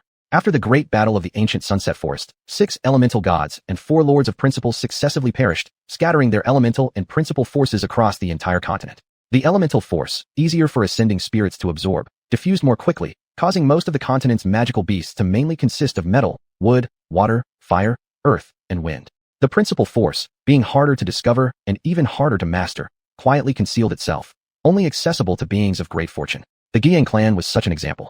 It was said that during the late ancient era, the wise ancestor of the Xiang clan took great risks, secretly sneaking into the sunset forest, witnessing the battle of the gods, and managing to acquire a drop of the Dark Lord's essence blood. This led to the evolution of the ability to transform, making the Xiang clan increasingly powerful, even with the potential to rise to the top among magical beasts. However, as their influence grew, the Xiang clan became increasingly arrogant, ultimately angering the sole remaining elemental deity, the Thunder God.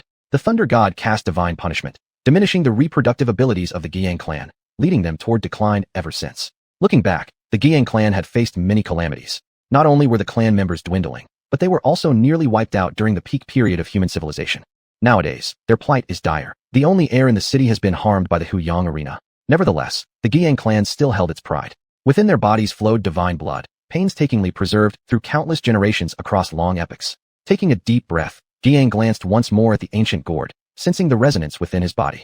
The resonance between divinity and divinity. As one of the few magical beasts able to identify divine power, Xiang silently felt relieved.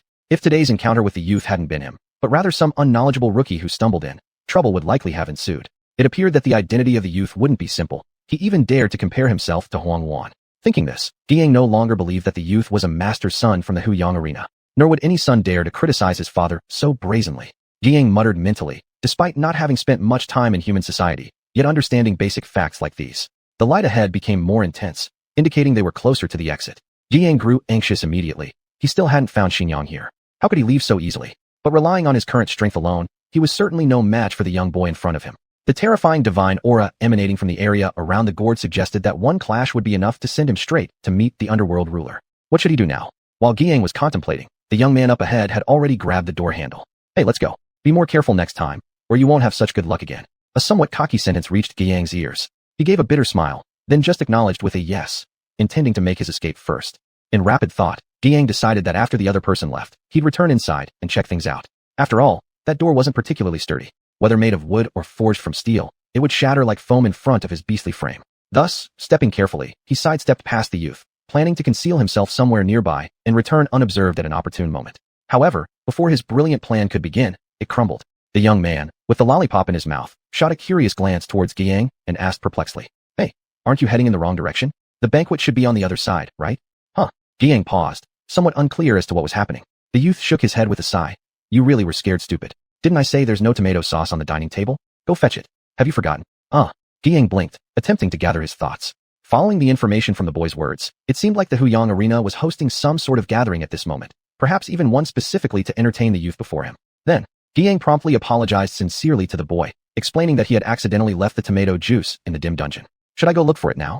Xiang asked while feigning trepidation. In reality, he hoped the boy would agree so that he could use this as an excuse to search for Xinjiang properly. However, the boy frowned and waved his hand dismissively.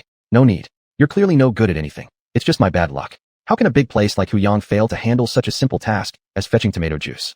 I don't understand why." It was then that the boy seemed to realize what he had been saying, suddenly stopping and glaring intently at Xiang with sharp eyes. Xiang swallowed hard, cold sweat streaming down his face, keeping his eyes forward without moving, as if pretending not to hear those words at all. Upon seeing this, the boy revealed a satisfied look. "You're not too bad, kid. You know how to keep quiet, though you may be a bit dumb." Xiang's face darkened momentarily, finding the child to be incredibly rude. Judging by his own age, calling the boy uncle wouldn't have been out of place, yet here he was being called kid repeatedly. "Let's go. Lead me to the main hall." The paths here are so complicated. I'm too tired to figure them out myself. The boy shrugged indifferently, showing signs of exhaustion as he rubbed his eyes casually, looking like he might fall asleep at any moment. Yet, inside, Xiang felt a sudden chill. He understood, this was a test. Apparently, his repeated mistakes had already raised a bit of suspicion within the noble young master standing before him. Otherwise, why would someone who had earlier pointed out his wrong direction now ask Xiang to guide him? Taking a deep breath, Xiang realized that his trial had arrived. Each step he took next, every turn at every crossroad, must be absolutely correct. Otherwise, waiting for him would only be death. Chapter 157, Outburst. So go ahead. The boy chewed on a colorful lollipop and said indifferently, his seemingly casual words laced with an undercurrent of malice. Xiang wiped the cold sweat from his brow with a handkerchief, then took the first step. Time flowed quietly, while heavy footsteps echoed incessantly through the long corridor. The boy's furrowed brows gradually relaxed as he glanced at Xiang and smiled. I thought you were lost. Upon hearing this, Xiang gave a humble smile and bowed slightly. I hadn't fully recovered my senses just now. Please forgive me. Nodding gently, the boy remained silent thereafter, leaving the corridor even quieter and more still. Seeing that the hall was just up ahead, Xiang let out a sigh of relief, squeezing the cold sweat in his palm as he felt fortunate for his prior preparations. Fortunately, before entering Huiyang, he had carefully studied the arena's route map, both to plan their escape after rescuing Xianxia and also to handle emergencies like this one. He slightly lowered his head and opened the deep red door for the young man before him. After you, sir. By now, Xiang had completely abandoned his identity as a magical beast, portraying himself as an appropriate subordinate, knowing full well that he must do so if he wishes to approach the deeper secrets within Huiyang. As for the boy, facing Xiang's modesty, he merely nodded slightly without any reaction, as if being treated this way by others was something to be expected. Then, with graceful strides, he entered the bustling hall, like a king arriving at his own kingdom. Out of curiosity, Xiang looked inside. In a magnificent and spacious hall, countless bottles of fine wine were placed about. Well-dressed men and women raised their crystal goblets, their cheerful voices ringing out amidst clinking glasses. Clicking his tongue, Xiang instantly realized that this was another tier of society within the city, a world apart from his own entirely. Whether as a magical beast or an ordinary citizen, this life was far beyond his reach. Shaking his head, Xiang subtly and quietly stepped back, intending to retreat according to the map in his mind, returning to the cage where magical beasts were confined to find his imprisoned wife. Looking at the extravagantly adorned, yet scheming men and women in the hall, a mocking smile crossed Xiang's lips. Do these high officials and nobles understand that only dozens of meters away from here, creatures identical to them, capable of breathing, feeling pain, and possessing emotions, are being held captive? The answer is self-evident. Xiang scoffed, preparing to leave indignantly when a glimpse caught his peripheral vision. That was. Xiang's eyes widened, momentarily disbelieving what he saw. Not far away, beside a table laden with food, several formally dressed men tore into a beautifully roasted hind leg with their teeth. Grease dripped from their mouths, contrasting sharply with their otherwise neat attire, but Xiang's focus wasn't on their appearance. Beast hind leg, Xiang muttered to himself. At a glance, he could tell that the leg did not belong to ordinary livestock.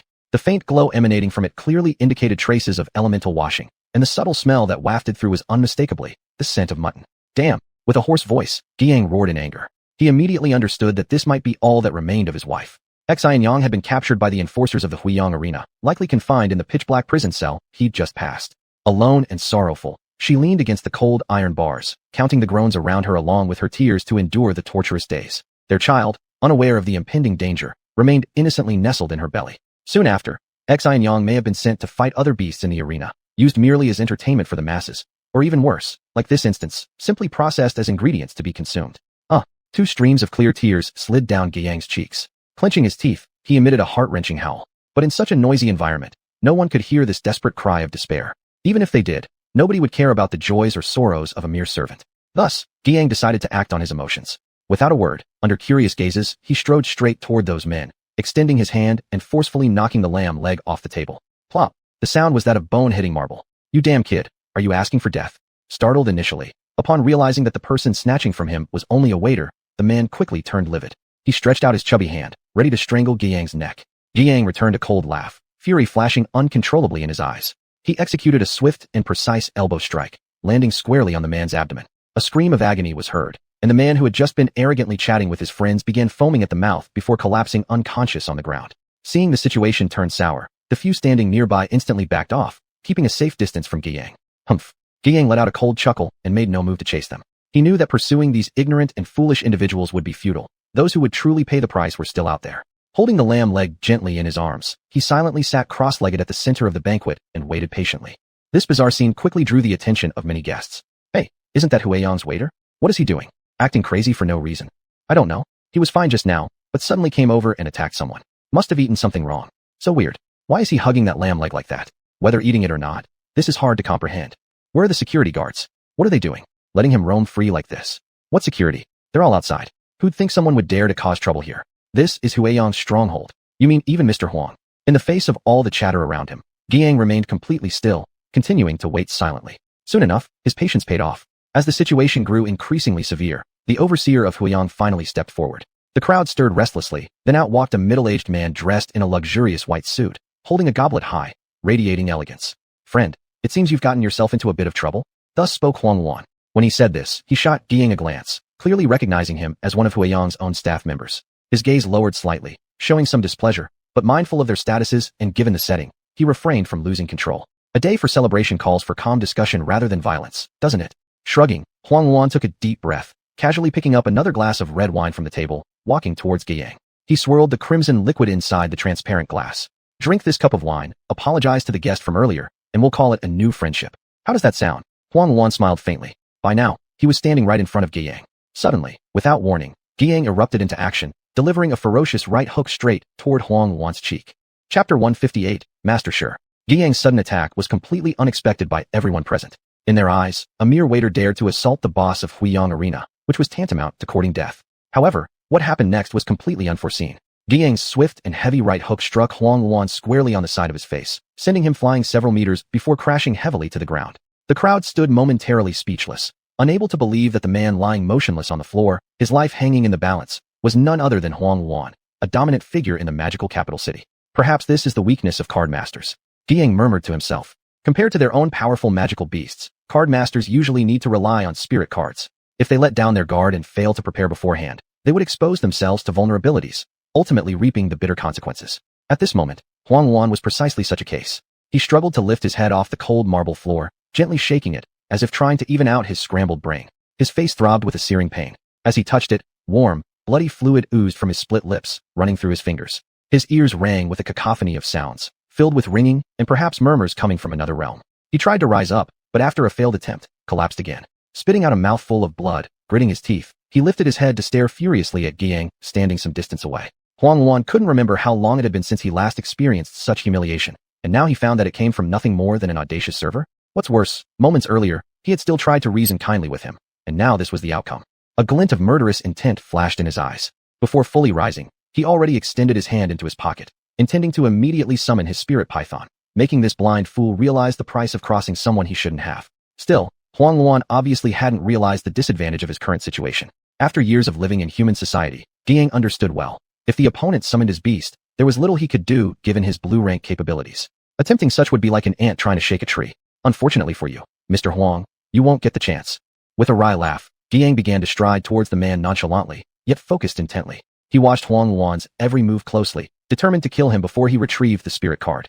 In spite of everything, xuanhuan managed to endure the intense facial pain and slight dizziness, while struggling toward the pocket of his suit pants. But the resounding footsteps coming from the marble echoed a clear message. There was no chance left. The guests fell simultaneously silent. They idly swirled their highball glasses, letting dark liquid splash over the glass walls and hit the ground with faint echoes. Yet not one of them moved to rescue xuanhuan from his dire straits. They all knew that the magical capital had two major powers, the Lord's House and Huiyang.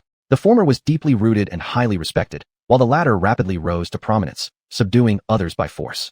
This vast city had limited resources and wealth. Should xuanhuan meet his demise, leaving Huiyang severely weakened, who was to say they couldn't climb to higher ranks within this environment? Even if things took a turn for the worst and xuanhuan barely escaped, it would mean no more than offering him polite respect by saying, "What a fortunate man." Therefore, under the tacit approval of the onlookers, Guiyang seized a rare chance at perfect vengeance. All he had to do was take one step forward, deliver xuanhuan's final fatal blow, and then his life would be rewritten forever, ridding him of future suffering and torment. But he could not. xuanhuan raised his head and smirked, a sneer that seemed to mock both himself for being betrayed and cornered, and Guiyang for his arrogance, or even those hypocritical bystanders. Then he took a deep breath and quietly whispered a title. At the time, Guiyang blinked. He didn't quite catch what xuanhuan said. Now, looking back, it must have been Master Sure. At that moment, after xuanhuan played his final trump card, an unremarkable elderly white-haired man appeared among the crowd without drawing anyone's attention. Being farther away, Guiyang naturally couldn't detect this change. He clenched his fist tightly, veins bulging on his arms as flames of vengeance fiercely burned inside him. Quickly, he hurled his punch before xuanhuan summoned his beast. The air produced a soft explosive sound, and the fierce wind disrupted xuanhuan's neatly arranged hair. Yet, The iron-hard sandbag-sized fist, which should have taken Xuanhuan's life, was halted as if blocked by an invisible barrier, preventing it from crossing that last inch. It simply hovered directly in front of him. What? Jiang's eyes were filled with disbelief. Biting his teeth, he attempted again, only to find himself once again thwarted. Your strength is indeed extraordinary, capable of sending me flying with just one strike. Unfortunately, it's still not enough. I initially thought you were an employee here, but clearly, I was mistaken. You are. Jiang, right? Xuanhuan revealed his blood-stained teeth in a ghastly smile. Jiang's entire body turned cold, shocked that his identity had been discovered, and also terrified at the failure of the assassination. As it became apparent that he had lost all advantage, employees and guests who had been watching nearby quickly surrounded Xuanhuan, offering solicitous words to warm his heart and cool his brow. Paying no attention to these hypocritical people, Jiang stood in a brief daze, staring vacantly at his reflection on the polished marble floor, unable to understand why the attack that seemed so flawless ended up being so inconclusive. Lost in such thoughts, Jiang did not even resist as the guards cuffed him with handcuffs. Why? What? Suddenly shouting, Jiang's inquiry was directed at none other than Xuanhuan. Pale-faced, surrounded by an eager crowd, Xuanhuan shot a contemptuous glance at Jiang, but remained silent without uttering a word, merely smiling lightly with an air of unfathomable profundity. The guests nearby, witnessing this, held Xuanhuan in even higher regard, willingly lowering themselves into fawning obedience, behaving like groveling lapdogs only lacking kneeling to wag their tails for their master. Fools, Xuanhuan murmured quietly, yet these words fell on no one's ears. However, Jiang deciphered their meaning from lip reading. It seems there are greater talents within Huiyang Arena. Thinking this, Jiang felt somewhat better inside. He sighed, realizing anew that Huiyang's rise was no accident, hiding behind its remarkable emergence a depth of power and secrets unknown to all. And Jiang believed that perhaps he would take these unwarranted speculations with him to another world. Before he left, Jiang slightly glanced sideways, catching a glimpse out of the corner of his eye of someone who ought to have appeared here, yet somehow escaped his notice. It was the young boy previously munching on a lollipop inside the room, and beside him stood a white-haired, kindly-eyed old man. Chapter 159, Shadows. You mean it was the elder next to the young man who intervened and stopped your attack? Ai Chun, fiddling with a wooden wine cup in his hand, asked this question. And Gue Yang, the imposter who once had an opportunity to slay Xuanhuan, only nodded slightly. It's him. How can I put it? Although I didn't feel any profound aura from him, that normalcy, which is no different from an average person, makes him even more dangerous, doesn't it? To this, Ai Chun showed agreement. Just like in the martial arts novels he read in his previous life, the seemingly ordinary passerby could suddenly transform into a world-shaking master of the past who has since retired. Perhaps the old man known as Shi Lao might be of this type. After all, hearing such a respectful address from the usually rebellious Xuanhuan was extremely rare. According to rumors, the guy calls his own older brother Wang Tianyi old man, so for him to respectfully address an apparently unremarkable old man certainly seemed improbable. Moreover, the dim prison described by Gue Yang, along with the strange boy encountered within it, made Ai Chun have many conjectures. If I'm not mistaken, I think I've seen the youth with an aura that you mentioned, said Ai Chun. Gue Yang frowned, somewhat disbelieving. You've seen him? His puzzled eyes revealed doubts about whether the lay god force on the other party also stemmed from there. Shaking his head, Ai Chun dismissed Gue Yang's conjecture. I am me, he is him. Aside from clashing once at Huixiang Arena, there isn't much more connection between us. Huixiang Arena? Gue Yang nodded. Indeed, he'd heard that in Xuanhuan's arena, there were various stages set up specifically for people seeking small advantages to play on. In Gue Yang's view, Ai Chun obviously belonged to this category. Pursing his lips, Gue Yang recalled seeing Ai Chun haggling with the bosses of various stores during their confrontation in the demon capital. Had it not been for the mysterious demon core Gue Yang was after, he truly would have rushed forward to slap those two who quarreled over pennies, then thrown down $100 before leaving in disdain. Naturally, if anyone told him that Ai Chun participated in some kind of arena match against someone at Huixiang, he absolutely wouldn't doubt it.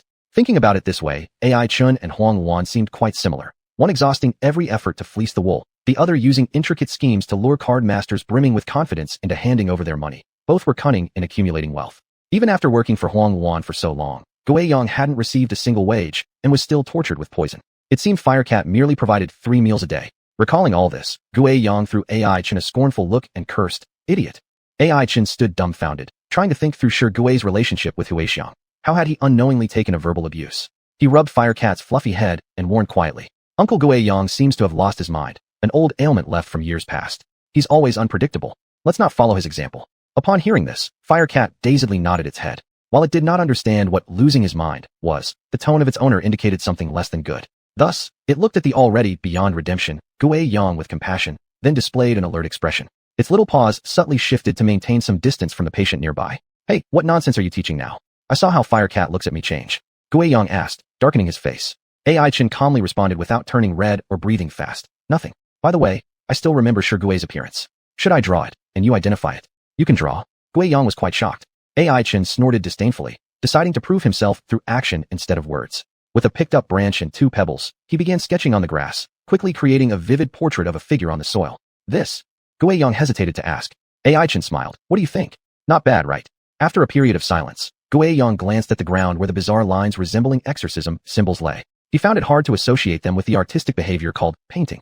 Swallowing hard, he suddenly felt that the portrait drawn by AI Chen looked eerily similar to a ferocious demon beast he might have seen somewhere else. Especially its rugged arms, they were practically identical. With a sigh, Guiyang sympathetically patted AI Chen's shoulder and decided to try drawing his own based on vague recollections. So, within less than half an incense stick time, another brand new portrait emerged. AI Chen shot a glance at Guiyang, clearly dissatisfied as to why the other also wanted to draw one. Was it because I didn't draw well? AI Chen chuckled, then compared their works, thus. Ahem, both of our drawings have their own merits. Yours is more realistic, while mine focuses on the writing style. They are all good paintings, definitely. AI Chen shamelessly said. Guiyang was speechless. It seemed that this kid in front of him wasn't honest at all. Even at this point, he still embellished himself, without a trace of shame. Even Firecat couldn't stand it anymore. It had originally just come over out of curiosity for a quick glance, but it was immediately made dizzy by its owner's bizarre drawing style, almost vomiting out lunch. From what we see, the person in that room back then should be sure Gui. Not only does he have a fondness for lollipops, but his appearance also roughly matches. AI Chen deflected the topic and continued as such. A myriad of questions bubbled up in his mind again. Why did Shigui appear at Huixiang Arena so many years ago? Moreover, he dared to make grand statements to the Huixiang waiters, not showing any respect to xuanhuan. Could it be that either his identity or the power behind him is much stronger than Huixiang? AI Chen shook his head. In his eyes, the demon capital was the entire world, and the city lord's mansion and Huixiang were the strongest forces. However, the fact might be that xuanhuan, despite appearing to bask in the limelight, was merely another somewhat more powerful pawn. In front of everyone, he called upon countless card masters from Huixiang, responding with 100 voices to one call. But under the gaze of a behemoth, he was just a slightly more powerful ant. AI Chen recalled the newspaper he had seen in the library. 20 years ago, the rapid rise of the Huang brothers had already been full of various oddities, and 20 years later today, due to some concluding calculations, some secrets would gradually come to light. AI Chen suddenly realized that if Shi Gui could enter the room where magical beasts were kept, did that mean there was also a shadow of him, and Shi Lao, behind Huixiang's collection of these things? Chapter 160, Favor. You mean, the mastermind behind the collection of magic cores is someone else, and xuanhuan is merely a pawn in the open? Guiyang widened his eyes, asking with much surprise. He even doubted that AI Chen had lost his mind, which was why he came up with such an absurd statement. As one of the top 5 most powerful figures in the demon capital, xuanhuan rarely met any setbacks since he came to prominence. And this 20-year legendary winner, AI Chen actually claimed was just a marionette controlled by the hidden puppeteer. How could this be possible? Are you joking with me, boy? Guiyang shook his head, clearly not believing it. So AI Chen stopped arguing, only silently nodding. Regarding this, he did not have any evidence anyway. It was just an intuitive guess, thus naturally lacking in persuasiveness. However, the dark cloud lingering in his heart refused to dissipate. It was the divine power owned by Shigui. Sighing, Guiyang patted AI Chen, who was troubled, apologizing rather sincerely. I am really sorry, unable to offer much help. xuanhuan is naturally distrustful, added with his original wariness towards me. Therefore, for many matters, he simply tells me what to do without explaining, let alone providing reasons. Upon hearing this, AI Chen also gently nodded. Although Guiyang was clueless about the action of collecting magic cores by Huiyang and knew little about the specific use of 4-color flowers, just from the unintentional leakage connecting Shigui with Huiyang, it was worth the energy AI Chen spent to detoxify him. Forget it, let's stop here. We will go back first. The rest, we'll discuss after leaving the sunset forest. AI Chen tidied up his stuff, stood up, and walked towards the direction they came from. Guiyang followed up, staring at the black-purple soil covered by leaves and dead branches, suddenly feeling as if a world apart. Exhaling a mouthful of turbid air, he gazed at the speckled sunlight overhead, feeling reborn. However, despite the toxins torturing him for countless nights now dissipated, the regrets he left on the banquet still troubled him. Xianxia. Clutching his fists, Guiyang revealed a wry smile. If his wife knew he was working hard for xuanhuan, she would probably feel uncomfortable. But there was no way around it. Guiyang knew. It was the only correct choice at that time. After being caught at the banquet, Guiyang was brought to that familiar little black room. Opening the pale wooden door, a few guards shoved him in rudely, followed by curses. Go to hell, blind bastard. It's supposed to be a great day today, but you just had to interfere blindly, making us guys stay over time because of you. That's right. I was drinking happily, and then I was called to escort your unlucky self. Bad luck. What happened? Little Master was chewing pig trotters so happily, planning to find a little sister outside to have some fun when he got summoned here. That's real misfortune. Each vented their grievances, and a guard-like person gave Guiyang a hard kick and cursed. All this is because of you, grandmothers. Nevertheless, this kick did not cause Guiyang to cry out painfully as expected. Instead, it felt like kicking a piece of iron plate, hurting so much that this guard drew in cold breaths, saw stars, and nearly fainted. This guy is truly weird. His flesh hard as cement. It killed me. the guard shouted while looking at Guiyang with a mixture of fear. Another guard appeared somewhat delighted at the misfortune, slyly said, I just wanted to ask why we were told to escort him to where we watch magical beasts. Before they could say more, heavy footsteps sounded from behind, and they turned around to see the newcomer, immediately becoming silent. Well, there's nothing left for you to do here. Xuanhuan said so. Subsequently, several guards bowed hastily and disappeared around the corner. Staring blankly, Guiyang raised his head and found the visitor to be Xuanhuan, finally regaining vitality in his eyes. He was quite surprised. Xuanhuan, who was almost dead moments ago, was now mostly recovered. Not only did his face have good color, even the swelling had disappeared, as if he were completely fine. You are? Guiyang, the other Guiyang. Xuanhuan took out a white handkerchief, wiped his hands, and said in an unquestionable tone, whereupon Guiyang snorted coldly and did not deny it. Good man, courageous, I haven't suffered such injuries for a long time. You should be proud. Xuanhuan smiled faintly. He folded his spotlessly clean handkerchief and put it back into his pocket, saying, So, judging by your appearance, you seem curious about how my wounds healed. Shrugging, he continued, This is certainly something to envy, and I might as well tell you, it's not a big secret anyway. So listen carefully. Huiyang has never lost, and neither have I, Xuanhuan. Because, I am the one favored by the gods. He smiled sinisterly, revealing his white teeth. Favored by the gods. Guiyang repeated these words blankly, seemingly unable to believe it. Alright, I won't tease you anymore. I know what you want. Another Guiyang, right? Is she your wife or sister? It should be your wife, probably, since we found out she was pregnant during our research. Xuanhuan said with a smile. Upon hearing about his wife, Guiyang immediately snapped back to reality. He gritted his teeth and roared. Where's xianxia? What have you done to her? Bastard, if anything happens to her, I'll haunt you even if I become a ghost. Smacking his lips, Xuanhuan said in surprise. Didn't expect such cliched lines from you, but it doesn't matter to me. If you don't want to see her again, you can be more disrespectful to me. After a few seconds of silence, Guiyang seemed to ponder over the meaning behind the other's words. Suddenly, his whole body trembled, his chest heaving violently. You mean, xianxia? Xianxia hasn't died? Nodding, Xuanhuan adjusted the wrinkles on his white suit. With such a rare magical beast, how could we let her die? There's still so much research value, and isn't it a bonus to have you too? Faced with Xuanhuan's undisguised probing gaze, Guiyang felt cold all over his body but could do nothing about it. He took a deep breath and asked heavily, What is your purpose? I'm willing to trade my life for hers. Just let xianxia go. Shaking his head, Xuanhuan continued to mock him. I've already told you, don't use such rigid lines. Do you think this is playing house? I'll only tell you one thing. If you want that you to stay alive, you'll have to work for me. Otherwise, both her and the child inside her will die. Closing his eyes, Guiyang finally realized that all the chips were in the hands of the other side, while he had nothing. He sighed deeply, feeling utterly disheartened, and spoke in a nearly despairing tone. I understand. What do you want me to do? Chapter 161, Destiny. From then on, countless days and nights passed as Guiyang lived between disguising himself and hunting. At first, he awkwardly pretended to be a small merchant smuggling magic cores, offering high prices to acquire various attribute magic cores from individuals. On the day of each transaction, he would find a bustling market or a noisy tea house. Once the seller handed over the more or less assorted magic cores, Guiyang would make a break for the door and escape using his powerful beast physique. If there was a risk of being caught, Guiyang would use his natural talent for disguise to alter his appearance entirely. This way, the unfortunate victims who had been duped out of their magic cores could never find him. However, such tricks could only be played occasionally. Over time, rumors about magic core scams spread among private sellers.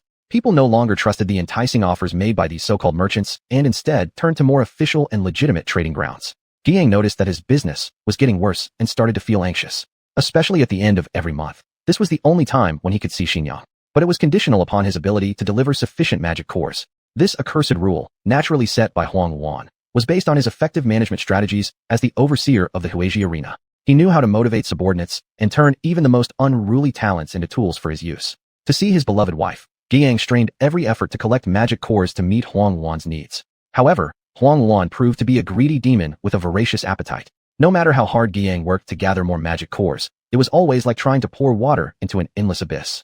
After failing to see his wife for 3 consecutive months, Xuanhuan gave Guiyang an ultimatum. Either collect enough magic cores or face the death of his family. Upon learning this news, Guiyang got drunk for an entire night. Thereafter, he became ruthless, turning into the most feared magic core hunter in the demon capital. He used every means possible, trickery, theft, deceit, and within less than a week, managed to exceed the required quota for that month. But at the end of each month, Guiyang stopped visiting Xinjiang. Instead, he quietly sent her and their child various pastries, toys, and books. Xuanhuan once asked why, to which Guiyang replied that he didn't want the blood and sins on his hands to taint their pure and innocent souls. To this, Xuanhuan merely chuckled indifferently and said, "Who cares?" Guiyang knew for sure that if his kind-hearted wife ever learned that her survival depended on shattering countless cardmasters' dreams, she would surely choose to end her life. It seems we've lost our way. Did we come from this direction before? Ai Chen smiled and casually pointed in one direction, asking. Guiyang grudgingly nodded, throwing AI Chen a disdainful glance. As a beastkin, he had an innate sense of direction in forests. In his eyes, only foolish humans would get lost.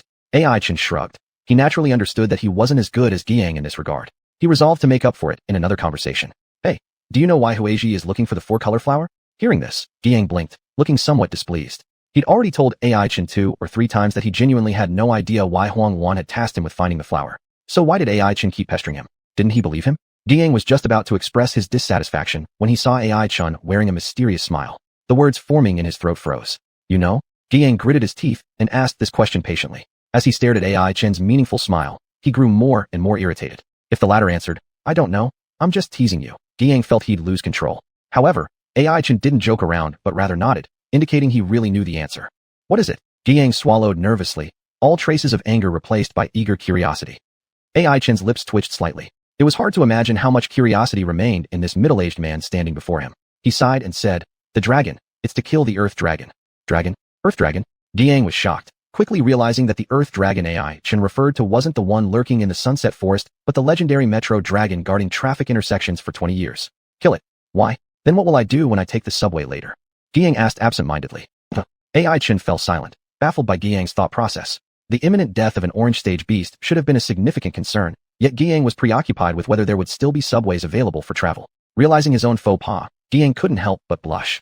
He tried to cover his embarrassment by pretending to contemplate deeply and acted as though he were observing the surrounding landscape. AI Chen shrugged. Naturally, he had no idea that Giang, as a magic core hunter, despite his imposing demeanor and the fear he inspired in others, was in fact nothing more than a penniless wretch. After all, xuanhuan did not pay wages, and during regular days Giang was always busy gathering magic cores with no spare time to earn money. Thus, the family's savings became their only source of livelihood. If not for economizing on daily expenses, it was quite possible this purple stage magical beast would have already experienced the bitter taste of hunger. Hence, for Giang, the inexpensive subway was a necessary means of transportation when carrying out tasks. Why does xuanhuan want to kill the Earth Dragon? Does he plan to destroy the capital city's key traffic routes? But what benefit could this possibly bring him? Giang asked, frowning. AI Chen shook his head. It was common knowledge that as the link connecting the east-west direction of the magic capital, the Earth Dragon benefited countless citizens. Both Huizhi and the City Lord's mansion reaped considerable advantages from it. For this reason alone, destroying it would be incredibly foolish. I suppose it's for the sake of magic cores. That's how AI Chen responded. Magic cores. At this, Giang appeared enlightened, nodding his head. It was then that he remembered, being a near orange stage magical beast, an elemental force-filled magic core resided within the Earth Dragon. Just this single one likely equaled all the efforts Giang had made until now. He wiped cold sweat off his forehead and said somewhat ruefully, it seems xuanhuan's desire for magic cores has reached a point of madness, actually setting his sights on the Earth Dragon. Unlike AI Chen, Giang understood the intricate power struggles entangled in the presence of the Earth Dragon.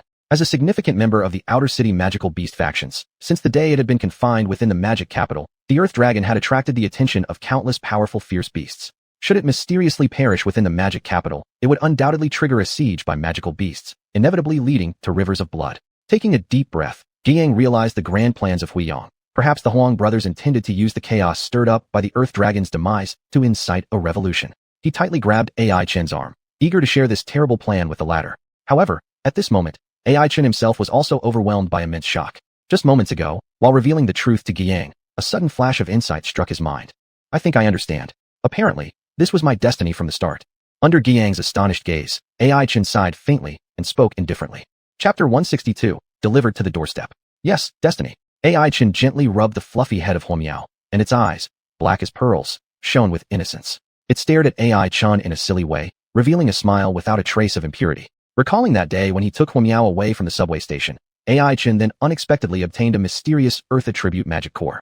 And now, connecting all the layers of Hui Yang's calculations, it wasn't hard to find that the magic core spat out by Huomiao belonged to the Earth Dragon. I should have thought of it sooner. AI Chen exhaled a turbid breath. After being poisoned by the snake venom of the magic python, Huomiao actually thought to seek help from the Earth Dragon. The complex relationships at that time were already evident. It was clear that the Earth Dragon must have detected Hui Yang's greed for it early on, thus making preparations ahead of time by transferring most of its magic core into a stray Huomiao at the subway station. AI Chen smacked his lips, marveling at the powerful audacity of the Earth Dragon. It must have known that it wouldn't be a match for Huiyang while in the demon capital, thus choosing to make a desperate move by decisively hiding its magic core, gambling that the Huang brothers wouldn't dare to act rashly, and that the city lord's residents would protect it with full force. It couldn't be denied that this was an extremely risky move. Even under the watchful eyes of the Earth Dragon, there was no guarantee that the magic core within Huomiao would be safe. The daily flow of people at the subway station was terrifying. If something unexpected happened, the Earth Dragon's bold gamble might end up being fruitless. Thinking about this, AI Chen revealed a bitter smile. Could it be that he was the unlucky one who ruined the Earth Dragon's grand plan? No wonder the first time he met the Earth Dragon, it didn't give him a good look. It had obviously been dissatisfied all along. Smacking his lips again, AI Chen finally traced everything back to its source. He kept telling himself that he had always been honest, willing to help others, and would even assist old ladies across the road during holidays. So how did he get involved in the game of the great figures? It seems that everything is destined. AI Chen helplessly smiled and said a sentence that Guiyang found difficult to understand. Hey, kid, explain clearly. What do you mean by destiny? Are you trying to die in this turmoil, or what? Guiyang was somewhat worried. He had just freed himself from the torment of toxins, and hadn't figured out how to play the role of a pawn properly, let alone taking revenge on xuanhuan. But here he discovered that the other side had already prepared to flip the table. Without the chessboard, what could he, an optional pawn, do? Sighing, Guiyang realized that he had fallen into a dilemma. If he could follow xuanhuan's requirements and find the four-colored flower on schedule, then after the other party instigated the turmoil, the chaos in the demon capital would likely prevent him from getting out safely, even as a purple stage magical beast. Moreover, considering xuanhuan's treachery, he would definitely threaten to use Xinyan's life to force him to work for him, probably leaving only one path, death. But if he couldn't find the four-colored flower, well, that wouldn't need saying. Xinyan would die immediately without waiting any longer. Alas, Guiyang stared intently at Huomiao, which was dedicatedly eating fresh tender grass, thinking how lucky this creature's fate was. It didn't need to think about anything, had no troubles, and only needed to eat every day and occasionally fight. Comparing goods with goods was annoying, and comparing magical beasts made them want to kill each other. With such thoughts, Guiyang became more daring, moving closer and grabbing the bunch of grass in Huomiao's arms before stuffing it into his own mouth and chewing it casually, as if nothing happened. Huomiao instantly looked bewildered, with questions written all over its small eyes. After glancing around for a moment, as if searching for the vanished grass, it then noticed Guiyang and understood what had occurred. It pondered for a moment, realizing that it wouldn't stand a chance against that guy even if it charged forward, so it looked at AI Chen with a plea, pointing at Guiyang, as if accusing him of his shameless behavior. AI Chen quickly comforted Huomiao and pulled another bundle of grass from the storage bag to pass it to it, consoling quietly. It's fine. Just let Uncle Guiyang have his way. He doesn't have many days left to live anyway. We should be kind to him and consider it as showing some love. Hearing AI Chen say this, Guiyang's face darkened immediately, finding the tasteless grass in his mouth completely flavorless. Why was this kid so harsh with words? Though Guiyang was irritated and felt itchy teeth, when he calmed down, he realized that the other party was entirely correct. He truly had no way out. In a couple of days, Huiyang's banquet might include roasted whole lamb, and either he or his wife would become the ingredient attending this feast. Spitting out the grass from his mouth, Guiyang pushed aside the obstructive thorns with his hands and walked silently forward.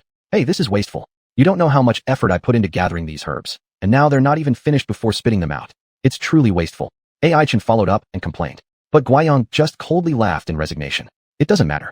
Anyway, I don't have much time left to live, whether it's wealth or rare treasures. They are useless to me when I die. Why should I care?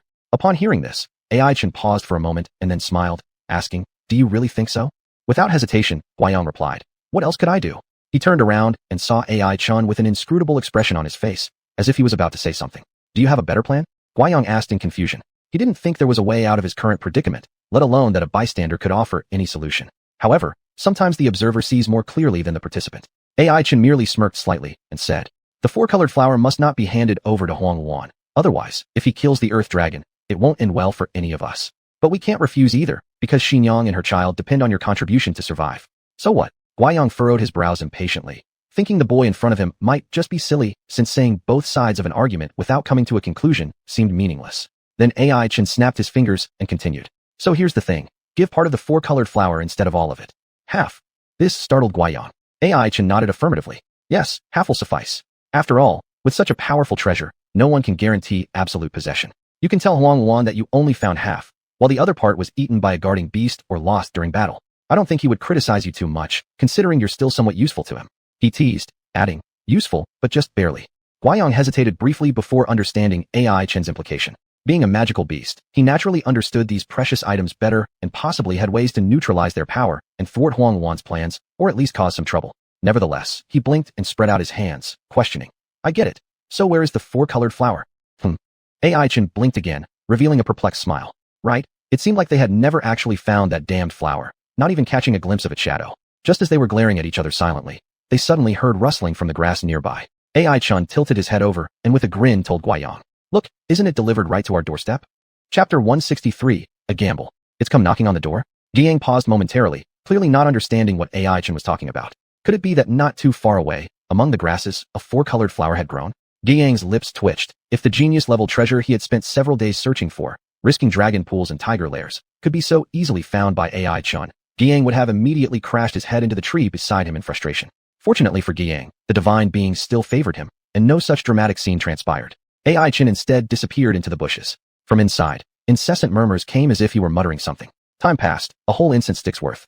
Growing impatient and unable to hold back his curiosity, Giang also approached to take a look. In the tranquil bushes, a large brown giant bull was shaking its head with arrogance, humming an incomprehensible tune. Not far away lay a bruised blue wolf moaning pitifully. A clear hoofprint was visible on its face. Red from the blow, it was obviously the handiwork of the mighty bull. As for AI Chun, he stood between the bull and the wolf, holding Huo Miao, seemingly tinkering with something. Giang walked closer and shouted, "Hey, kid, what are you doing? Why don't you stop fooling around and get back to business?" He felt slightly irritated because there was still the 4-color flower to find. Where did they have time to watch 2 magical beasts fight? However, AI Chin just smiled and explained, "There's no harm in sharpening your axe before chopping wood. They're actually competing over a kind of genius earth treasure." Upon hearing this, Giang's eyes immediately brightened. Sure enough, nearby grew a white plant, upon which glistened several fruits that looked like pearls, looking both delicious and tempting, though no one knew how they tasted. Being a magical beast, Giang well understood the laws of nature, and naturally, he wouldn't let go of such an opportunity. He rolled up his sleeves, intending to step forward and show these 2 creatures from the sunset forest what purple rank dominance meant. Hey, what are you doing?" AI Chin hurriedly blocked him. Giang seemed puzzled but said it was natural. "I'm going to snatch it. Should we leave it here for them?" After pausing briefly, AI Chin replied disdainfully, "You're way too violent. You act like a bandit." Giang's face darkened instantly. Does this kid even listen to what he is saying? You who runs all the way to become the deputy master of the Freelancer Alliance, and yet criticizes me for being violent? Could you have some shame? Grimacing in anger, Giang coldly sniffed. Then what do you suggest? We just pretend we didn't see anything? Of course not. AI Chin shook his head, his smile mysterious and inscrutable. Giang shivered behind him. He already knew that whenever this guy gave that kind of a smirk, nothing good usually followed. Sure enough, AI Chin raised an eyebrow. "Do you believe I can get those fruits without having to fight?" Giang blinked for a moment, then after a while realized what AI Chin meant. Obtain the goods without lifting a finger? Are you some sort of divine thief? Shaking his head, Giang clearly chose not to believe him. Instantly, AI Chin clapped his hands. "Fine, let's place a bet then. If I succeed, haven't you been collecting numerous rare treasures recently? Just give me half. But if I fail, all my herbs will be yours. How does that sound?" Giang listened carefully, but was utterly confused. Before he reacted, AI Chun had already tapped fists with him. That's settled. A deal's a deal. Then AI Chun casually walked right into the middle between the 2 magical beasts. Giang finally came back to his senses, realizing that he had just agreed to a very peculiar wager. Thinking it through now, he somewhat regretted it. Nevertheless, Giang didn't feel he'd lose. After all, based on his sharp observation, the brown giant bull was definitely formidable. Looking at that muscular and robust frame, Giang believed that at the same rank, he himself couldn't stand against it. In comparison, the blue wolf was much weaker, precisely why the competition was so perilous given the obvious power gap.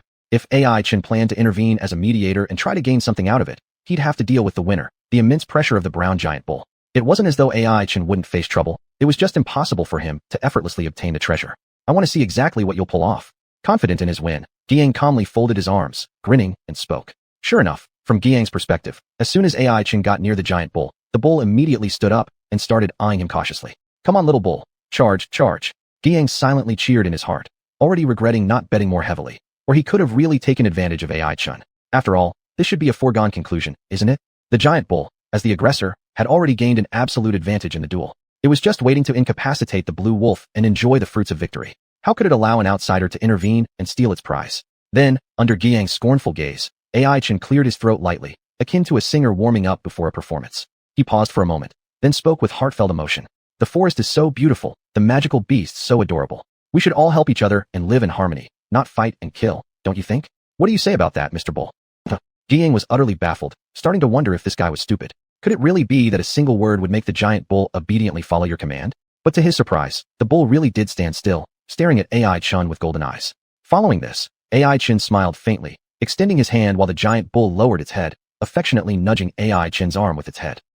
Giang felt dizzy, even questioning whether he had traveled through time. What was going on here?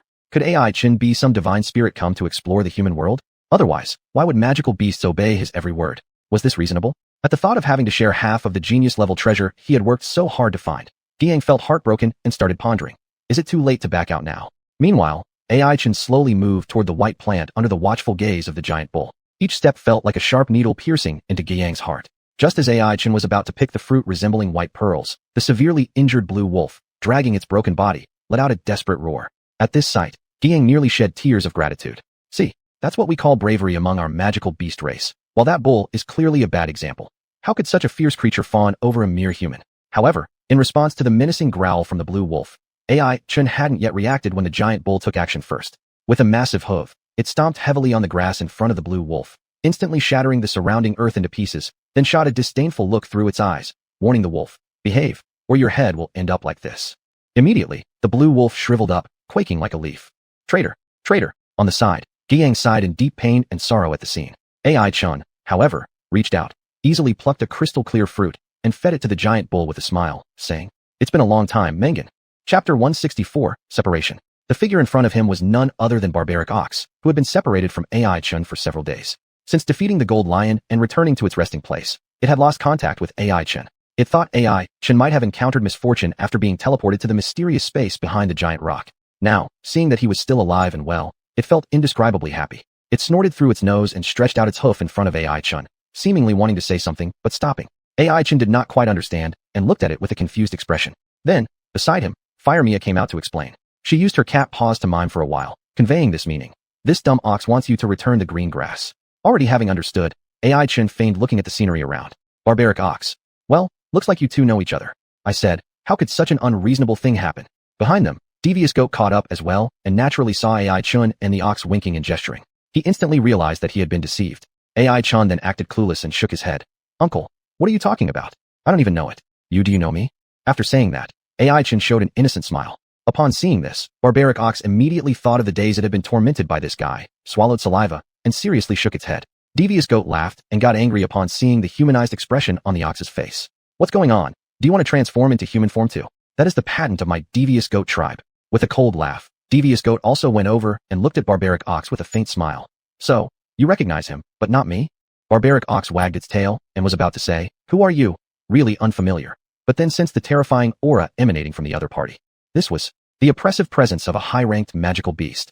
Barbaric Ox trembled all over in fear and almost knelt down to beg for mercy. Fortunately, AI Chin's presence gave it a bit of courage and prevented it from feeling too awkward on the spot. Barbaric Ox stared wide-eyed at AI Chun with its golden yellow eyes, as if saying, "Big brother, will you help me, right?" AI Chun then let out a bitter laugh and patted Devious Goat's shoulder. "All right, stop teasing it. We still have serious matters to deal with."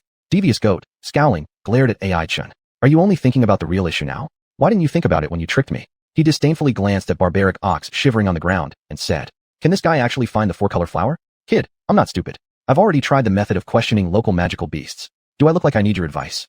However, facing Devious Goat's doubts, AI Chin simply smiled slightly. "You're wrong there. Barbaric Ox isn't an ordinary magical beast." When saying this, AI Chin rubbed Barbaric Ox's head. The latter enjoyed it immensely and closed its eyes. After all, Barbaric Ox was a complete glutton. AI Chin remembered clearly that it had almost traveled throughout the entire Sunset Forest just to search for the best-tasting grass seeds. Speaking of understanding this place, besides the unknown age-old turtle dragon living here for a long time, no one knew the area better than Barbaric Ox. Sure enough, when Devious Goat hesitantly showed Barbaric Ox the picture of the four-color flower, Barbaric Ox immediately made an excited snorting sound, as if saying, "I've seen this." Could it be? Devious Goat widened his eyes, appearing rather surprised. Naturally, he hadn't expected that the problem which had troubled him for many days would be solved by this seemingly dim-witted big ox. AI Chun then took out a clump of grass from the storage bag and handed it to Barbaric Ox's mouth, laughing, and said, "You shouldn't underestimate it. In terms of recognizing paths, at least in this place, both of us fall far behind." When they returned to the dispersed union, it was already afternoon. The remaining glow of the setting sun illuminated the tents of various sizes, creating an unexpectedly beautiful sight. Led by a few warm-hearted members, AI Chin successfully found the familiar tent. Just as he entered, Duan Tian's coarse voice came through. "Back already? How are you doing? Where's Vice Leader Yang?" Duan Tian asked accordingly. Naturally, he had already heard from his subordinates that upon returning to the Union, Devious Goat had accomplished two major things. One was the attempted ambush on the city lord's mansion, and the other was a meeting held with AI Chun, this so-called old friend. He went off to handle some urgent affairs and asked me to come back first. Shrugging his shoulders, AI Chun answered thusly. "Is that so?" Duan Tian glanced at AI Chun. His tone seemed to imply something. Sighing, AI Chin pulled out a solid piece of green wood from his chest and handed it to Duan Tian. "Here, this is what he asked me to give to you. I don't know what it means, nor did he tell me." Gently nodding, Duan Tian then became reassured towards AI Chun. He spoke with the tone reminiscing old times.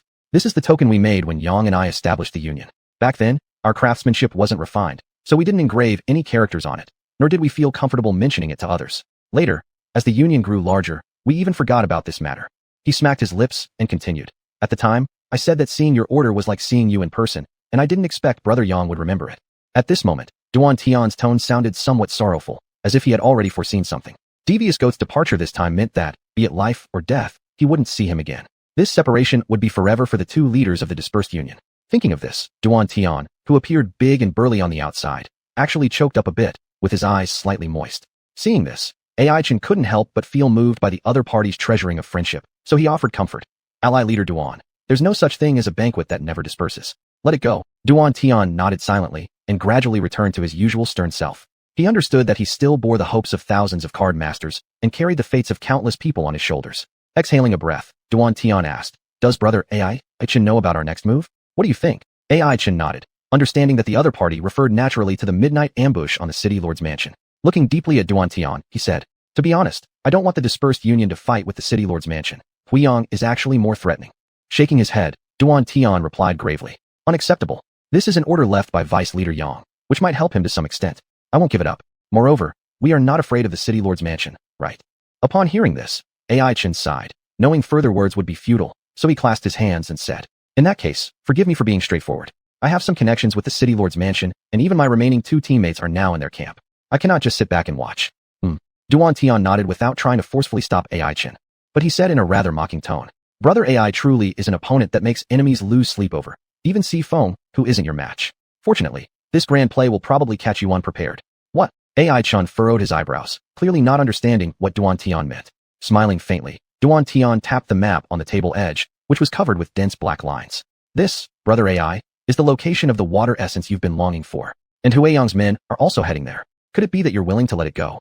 Chapter 165, 10,000 Serpents Pool. After seeing the map Duan Tian handed over, Ai Chen finally realized he had been tricked. As expected, this meticulous guild leader must have planned everything well in advance, deliberately using this to lure Ai Chen away so that the guild could handle their troubles. What now? You've been searching for so long, you wouldn't change your mind at the last minute, would you? Duan Tian said with a laugh. Hearing this, Ai Chen could only let out a bitter smile. Finding the essence of water was a task given to him by Elder Mo. Since he had already agreed to it, there was no turning back now. Sighing, Ai Chen said, then I can only ask Guildmaster Duan to be lenient towards my two teammates when you see them. Duan Tian shrugged indifferently, and then said, there's no time to waste. Shall I send Brother Chen with your group first? We wouldn't want Huiyang to get there ahead of us, after all. Gently nodding, Ai Chen thought there was nothing else to do. With that, Duan Tian gave an order, and a wiry man bounced out from the side. It was indeed Brother Chen. Since they were old friends, Ai Chen just nodded as a greeting. Brother Chen didn't seem to mind either. He took the map, lifted the tent curtain, and said, please. Thus, Ai Chen called Xianxia and Li Wei to leave the guild. On the way, Li Wei felt somewhat uneasy. She leaned close to Ai Chen's ear and asked cautiously, Ai Chen, where are we going? Why did Guildmaster Duan send so many people with us? Without being too obvious, she gestured toward Brother Chen and a bunch of members from the guild, roughly counting around more than a dozen of them. Letting out a bitter laugh, Ai Chen couldn't explain, so he simply said, maybe they're worried we might run into danger. However, deep inside, Ai Chen didn't believe this was the case at all.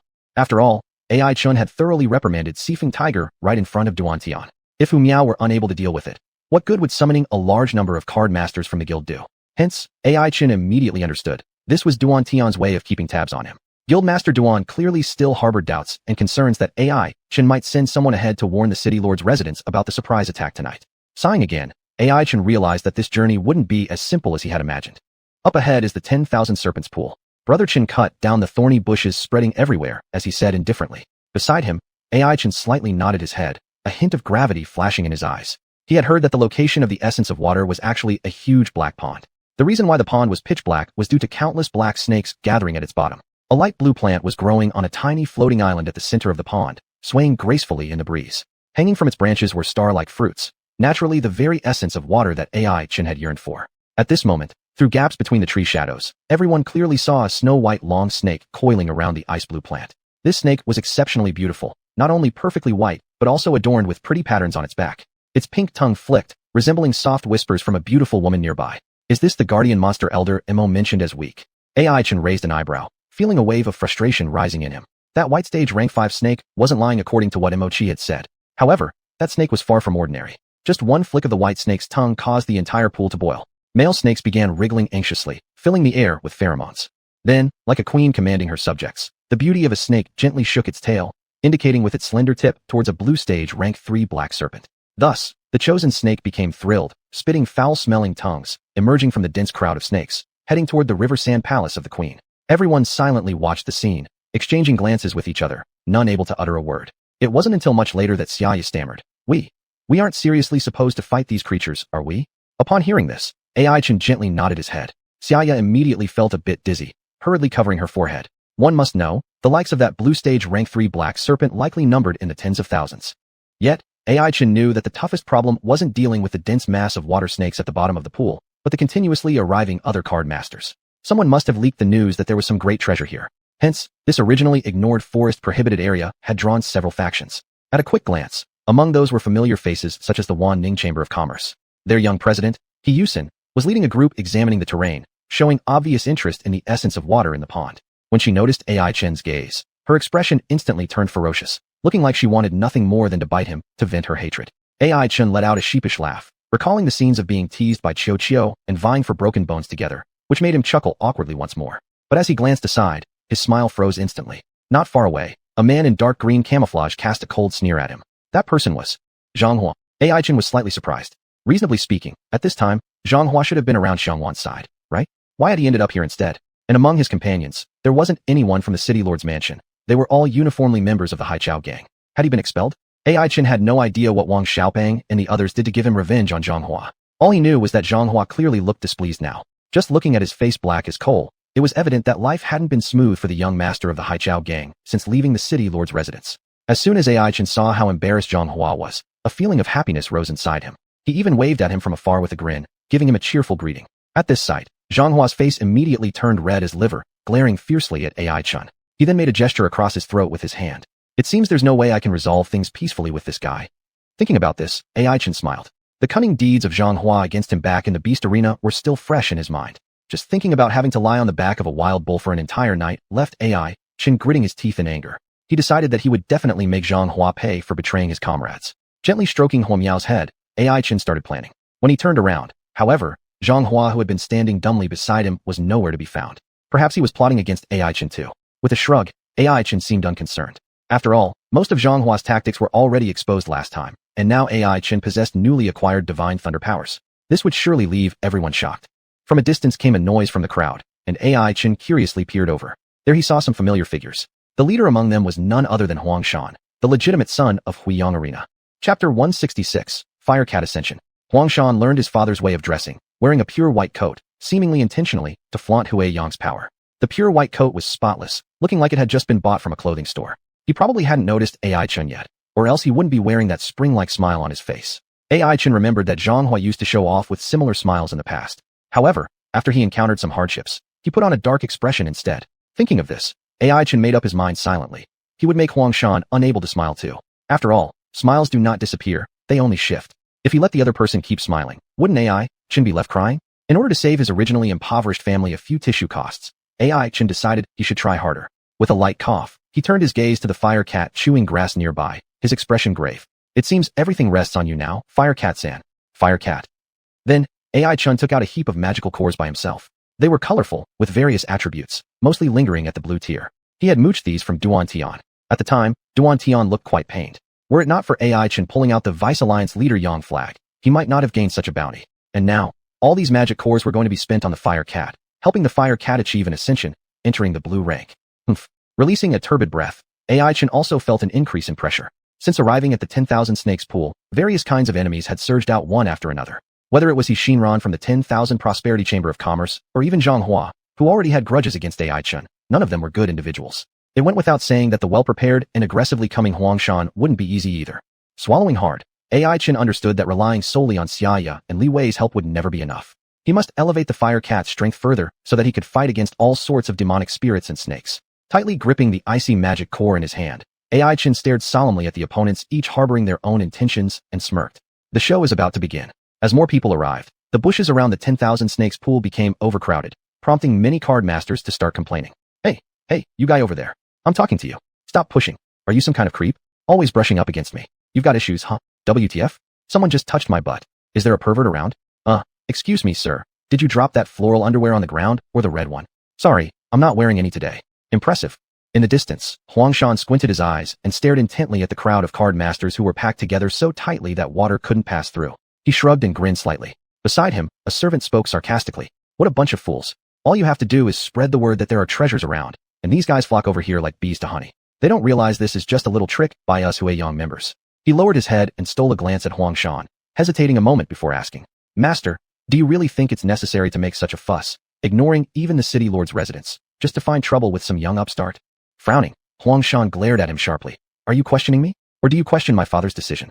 Upon hearing this, the servant immediately knelt down with a thud, shaking on the ground, trembling as he called out, This servant dares not. Humph. Xuanhuan gave a cold laugh, gazing intently at the crowd on the opposite shore, as if searching for AI Chen among them. Meanwhile, he murmured softly to himself, That guy is not as simple as you imagine. The poison of the magic python, only the essence of water can counteract it in this world.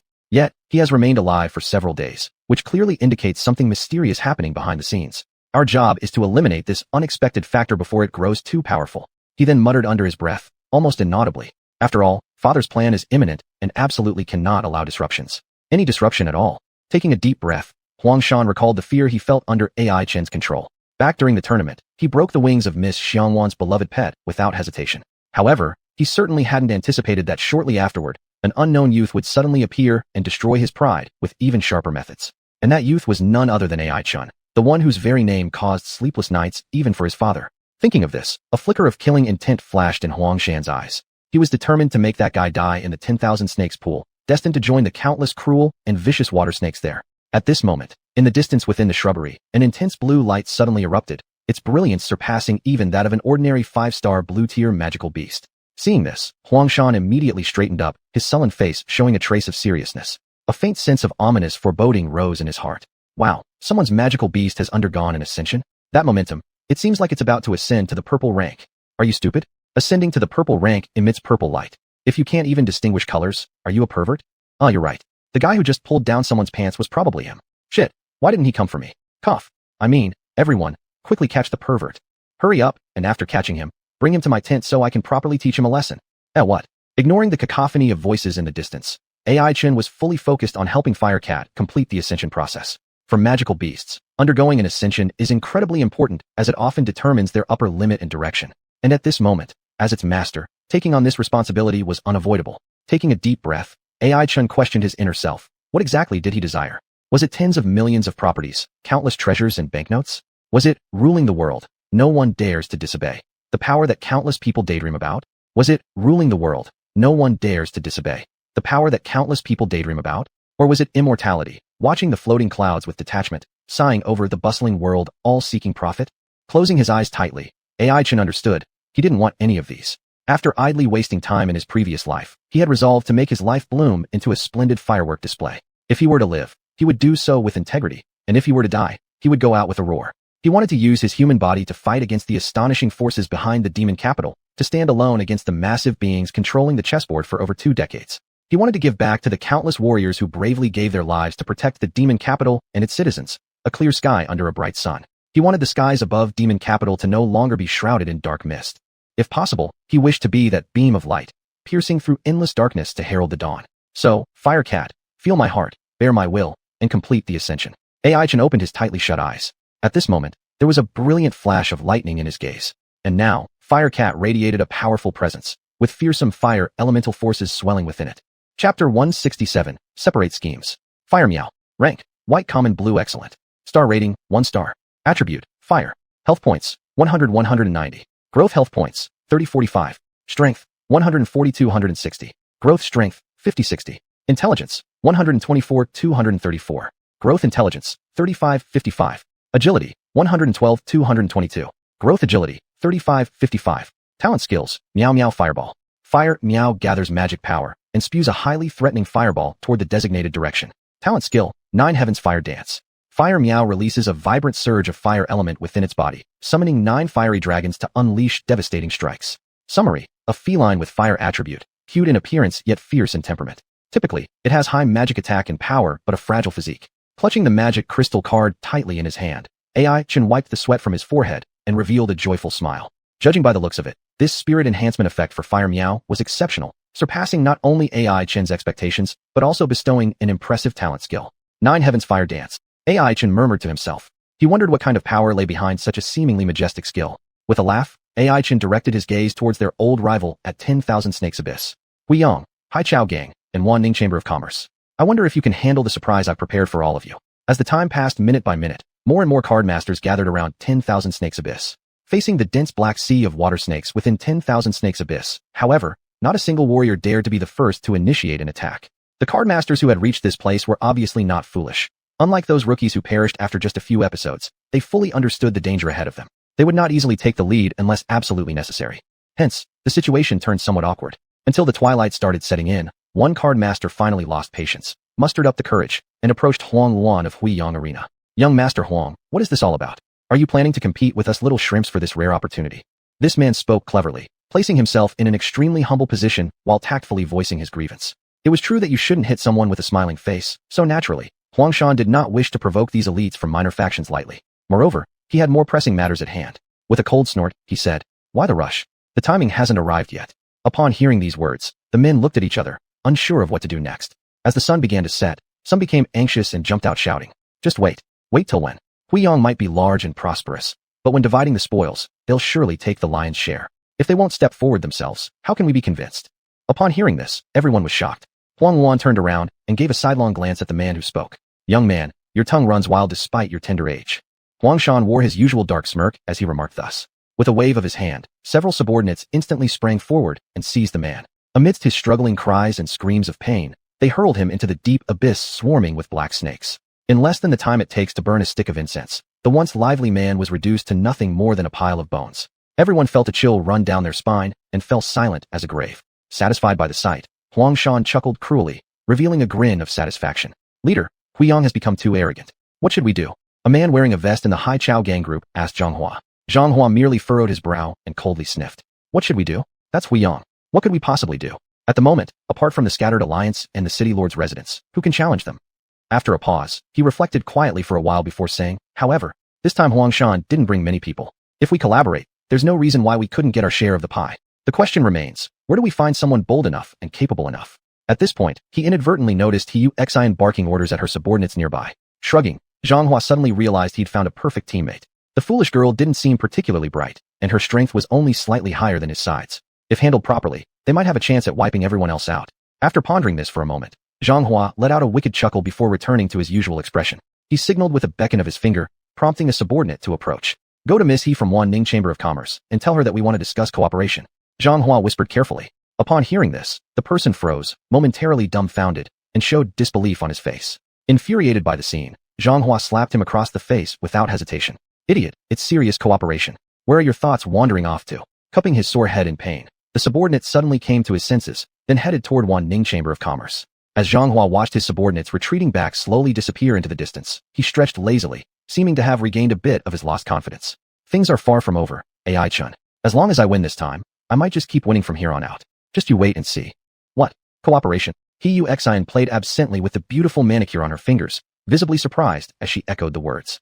Then, narrowing her long Danfeng eyes, she glanced sideways at the subordinates of Hai Chao gang standing nearby. Though she said nothing, her gestures and expressions clearly asked, "Are you worthy?" Thankfully, the man Zhanghua had sent was quick-witted and promptly began persuading her with eloquent speech. Upon hearing his explanation, xuanhuan finally nodded slowly.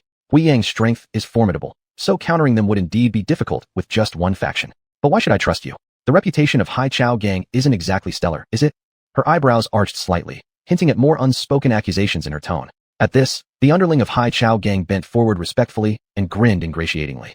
"The young master has already arranged for a fair split. How about 70% for you and 30% for us?" Seeing that xuanhuan remained silent, he quickly added, "Naturally, Wanning Chamber of Commerce will take 70%, while we take only 30%. Humph. xuanhuan let out a cold laugh before extending 2 fingers. 80-20 split. Not a single bit less, she declared firmly.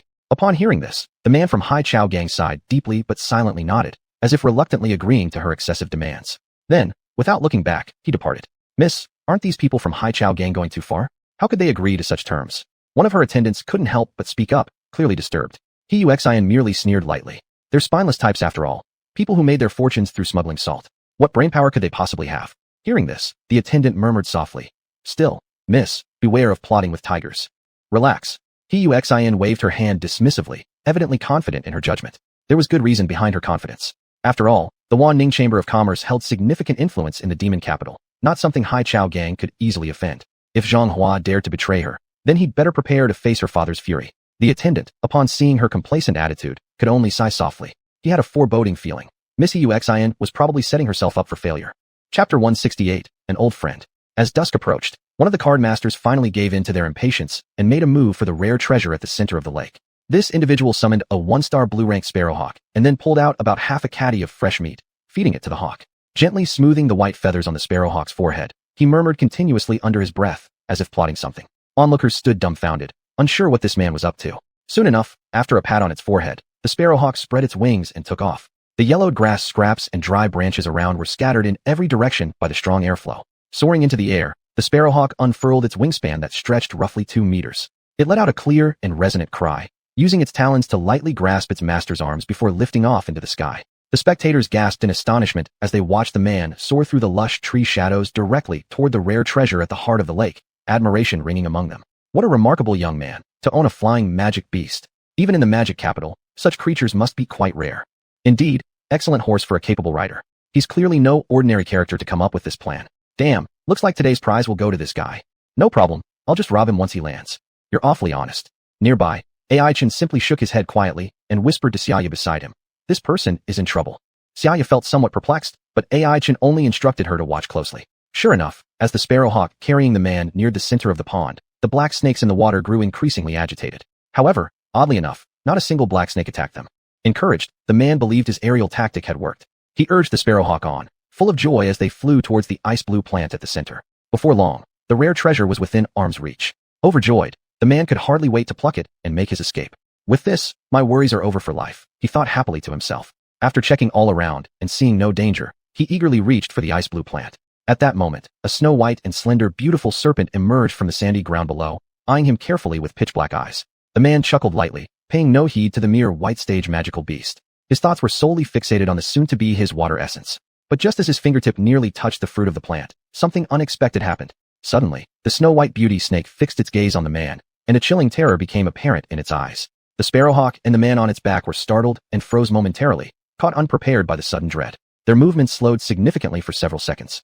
Under normal circumstances, this might just amount to a few breaths' delay. However, this was none other than the 10,000 snakes abyss surrounded by the black snakes. Within these few brief seconds, the black snakes that had not previously launched an ambush suddenly sprang up. Stretching their necks long, they opened wide, ink-like mouths filled with sharp, venomous fangs, and viciously bit down onto the sparrowhawk's back without hesitation. The sparrowhawk groaned faintly, waking from its momentary trance. It could feel the piercing pain and paralysis spreading through its body via its blood. It tried to flee, but it was too late. In an instant, the rest of the black snakes swarmed upon it, transforming it into what seemed like a black-spotted eagle, as its once clean plumage was now covered with curving black snakes. A few disordered feathers drifted downward, revealing nothing more than skeletal remains of the sparrowhawk. As for the man still clinging onto the dead creature's back, he seemed completely oblivious to what had transpired, as if lost in some alternate world. The onlookers standing on the shore saw this scene, and collectively muttered anxiously, "Not good." Sure enough, when the man finally opened his eyes, all he saw was the missing carcass of his beloved pet, leaving behind only bones beneath him. Before he could react, all he noticed were countless black snakes lunging toward him with open jaws, while nearby, the snow-white beauty snake lingered like a small in the sea of darkness, circling the spirit plant and flickering its pink tongue. Too terrifying. I've never seen anything so cruel in my entire life. Li Wei's face paled, her voice slightly trembling. Xianxia comfortingly consoled her, naturally having greater immunity to these kinds of scenes due to her upbringing in the military camp, though she herself was still visibly shaken. Curbing the fear welling up inside her, she swallowed hard and glanced at Ai-chan beside her, sighing. Snakes truly are horrifying. I thought that guy had a shot, but who would have expected that beauty snake to be so strange? Ai-chan was also quite surprised, muttering to himself. It's a mental attack. Mental attack? Xianxia asked, confused. Ai-chan nodded and began explaining. Clearly, the hawk was influenced by the white snake just now. It had a momentary lapse. If that hadn't happened, with its speed, it should have been able to escape from the black snake's attack. Xianxia, upon hearing this, instantly felt admiration arise. No wonder it's the Sunset Forest. I didn't expect such an unremarkable white-stage magical beast to be quite extraordinary. Ai-chan nodded in agreement. As the place where gods fell during ancient times, the Sunset Forest concealed too many secrets unknown to others. Ai-chan guessed that the white snake's ability might be a form of dark principle. Could it be that the Dark Lord left behind some kind of legacy here? After pondering over and over again without finding an answer, Ai-chan simply shook his head lightly. Stealing the treasure from the air would be utterly impossible. That person earlier must have been clouded by the allure of profit. Seeing Xianxia's puzzled expression, Ai-chan patiently continued to explain. Look, there are all kinds of flying birds and land animals around here. If one could simply pluck a grand treasure using a flying hawk like that, wouldn't every bird on the trees have already claimed one? Upon hearing this, Xiaoya finally comprehended and nodded. Then she frowned. So does that mean the only way is to deal with the black snakes in the pond? Smacking her lips, Xiaoya understood the gravity of the situation. After all, from what they'd observed so far, these black snakes were far more than merely a handful of blue stage magical beasts. And AI Chin just smiled and said, "It's fine. We're still lucky no purple stage snake king has appeared yet, otherwise we would have had to turn back empty-handed." Upon hearing this, Li Wei looked at him curiously, seemingly unsure where AI Chen's confidence stemmed from. At that moment, her peripheral vision caught sight of the little fire kit napping nearby. The meticulous girl immediately noticed that the adorable kitten's fur seemed a bit darker than before. If the red from before resembled the gentle sunlight of early morning, then the red on fire kit now was akin to the scorching and blazing sun at noon, radiating a temperature capable of destroying everything. "Are we going to make a move now?" Xiaoya hesitated as she asked. AI Chun, however, smiled and took the first step forward. "Let's go. We'll pay a visit to an old friend." Chapter 169. Shall we go together? Where are we going? Xiaoya and Li Wei, confused, followed AI Chen's steps and couldn't help but ask. They had no idea who the old friend mentioned by him was. Could it be that there were also AI Chen's partners here? However, soon they understood that the so-called old friend wasn't someone simple at all. AI Chen smiled mysteriously and walked casually among the crowd. Not long after, a sharp-eyed man from the Haichao gang spotted him and immediately reported to Xuanhuan. "Boss, look, that guy over there is wearing all black, a hooded sweatshirt. Could he be the one we're looking for?"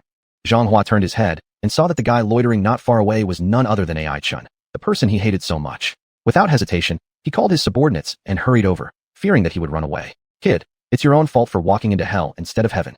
Xuanhuan patted his olive green camouflage jacket, staring coldly at AI Chun with murderous intent in his words.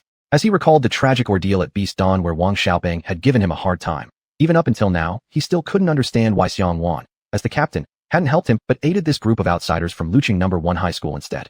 "No matter what, you have to die now." Gritting his teeth, Xuanhuan squeezed his fingertips until they turned white. Today, he would make AI Chin feel 100 times his pain. However, AI Chin seemed indifferent to Xuanhua's madness, waving his hand indifferently. "All right, no matter what you're thinking, just wait a moment." Wait.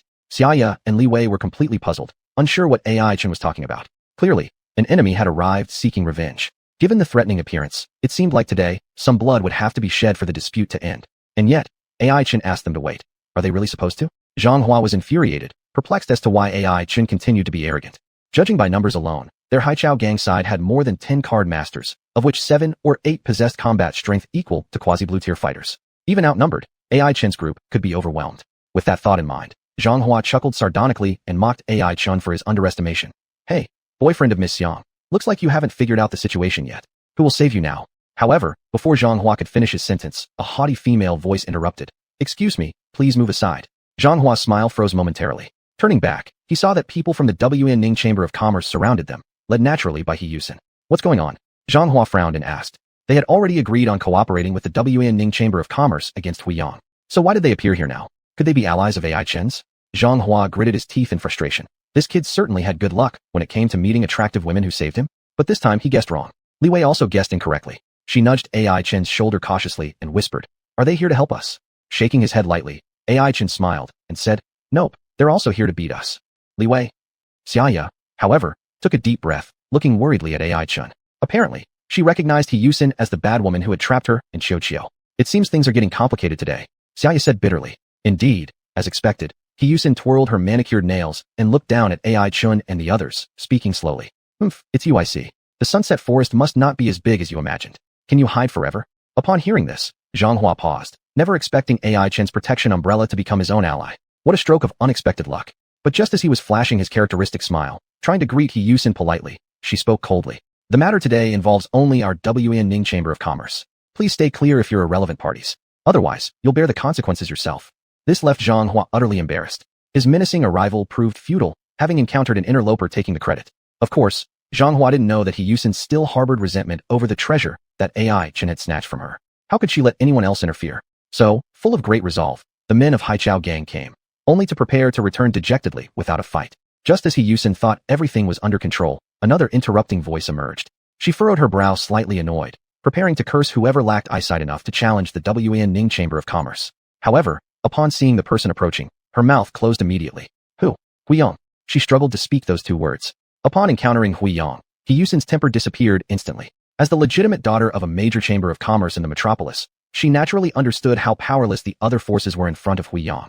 Even a powerful entity like Ning Chamber of Commerce would only bow and submit.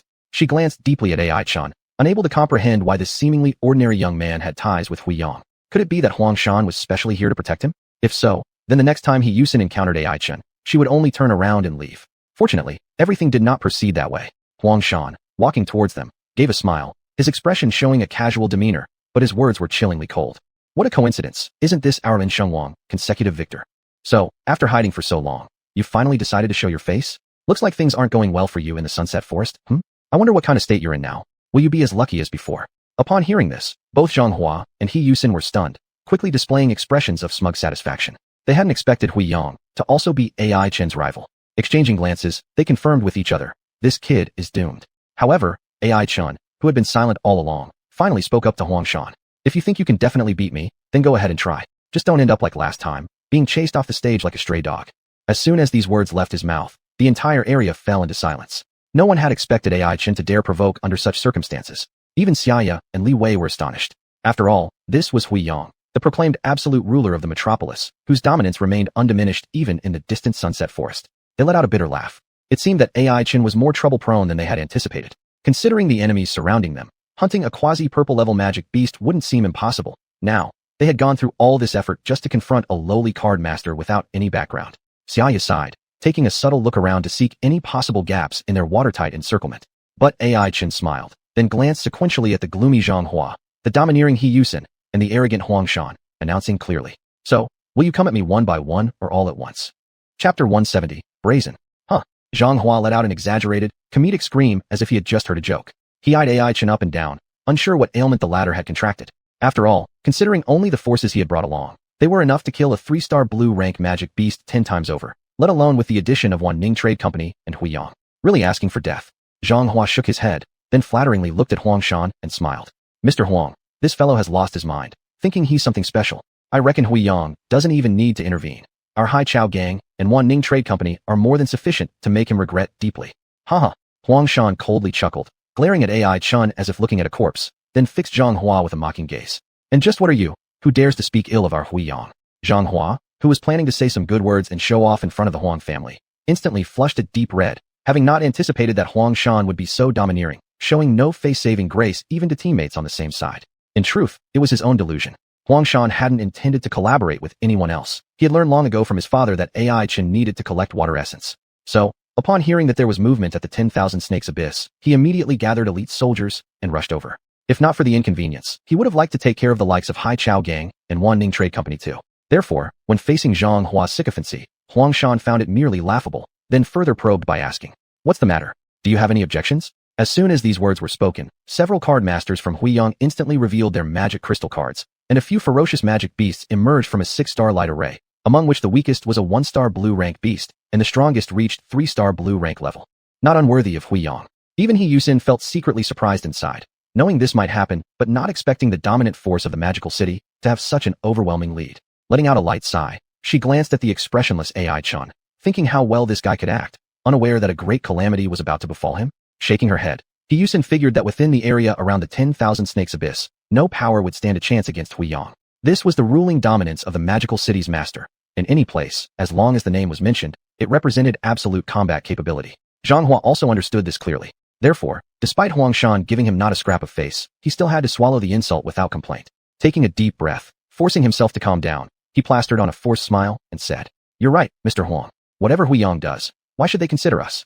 HN, letting out a soft chuckle, Huang Shan contemptuously glanced at Hai Chao Gang and others. Good to know. All of them were brimming young men, and though the young master restrained himself from this insult, how could the guys of Hai Chao Gang bear it?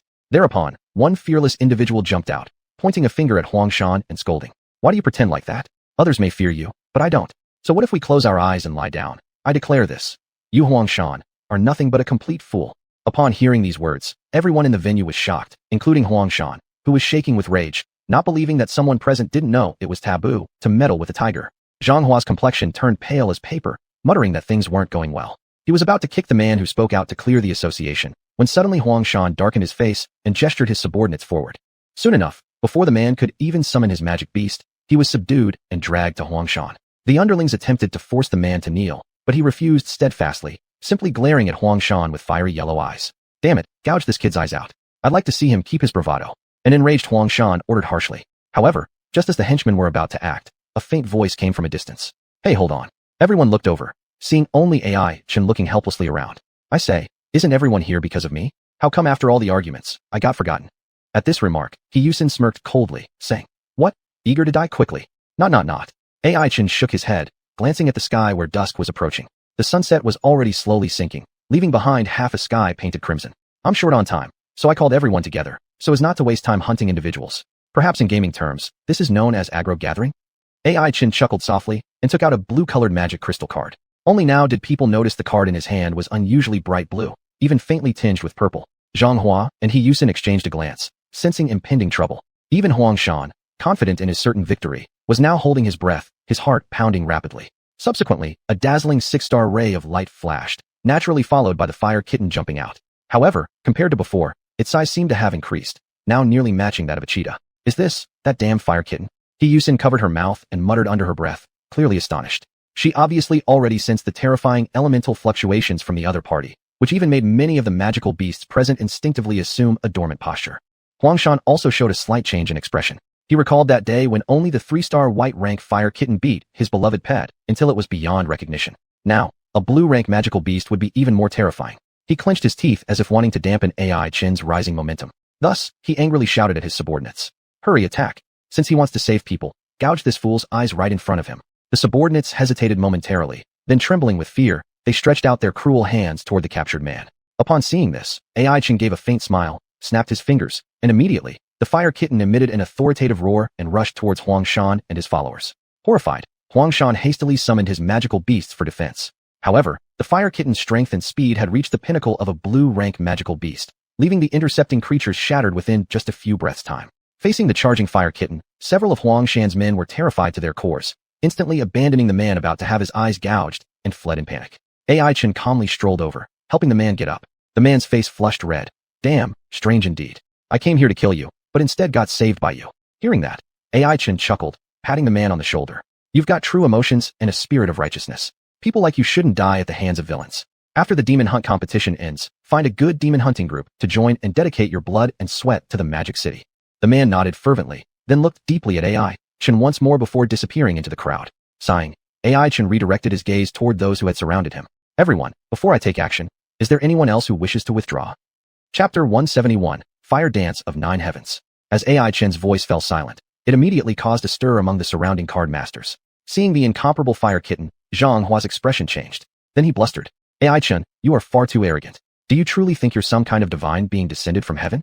Let me tell you, even without my Sea-Tide sect intervening, with just 2 of young Master Huang's subordinates, you'll be begging on your knees for mercy.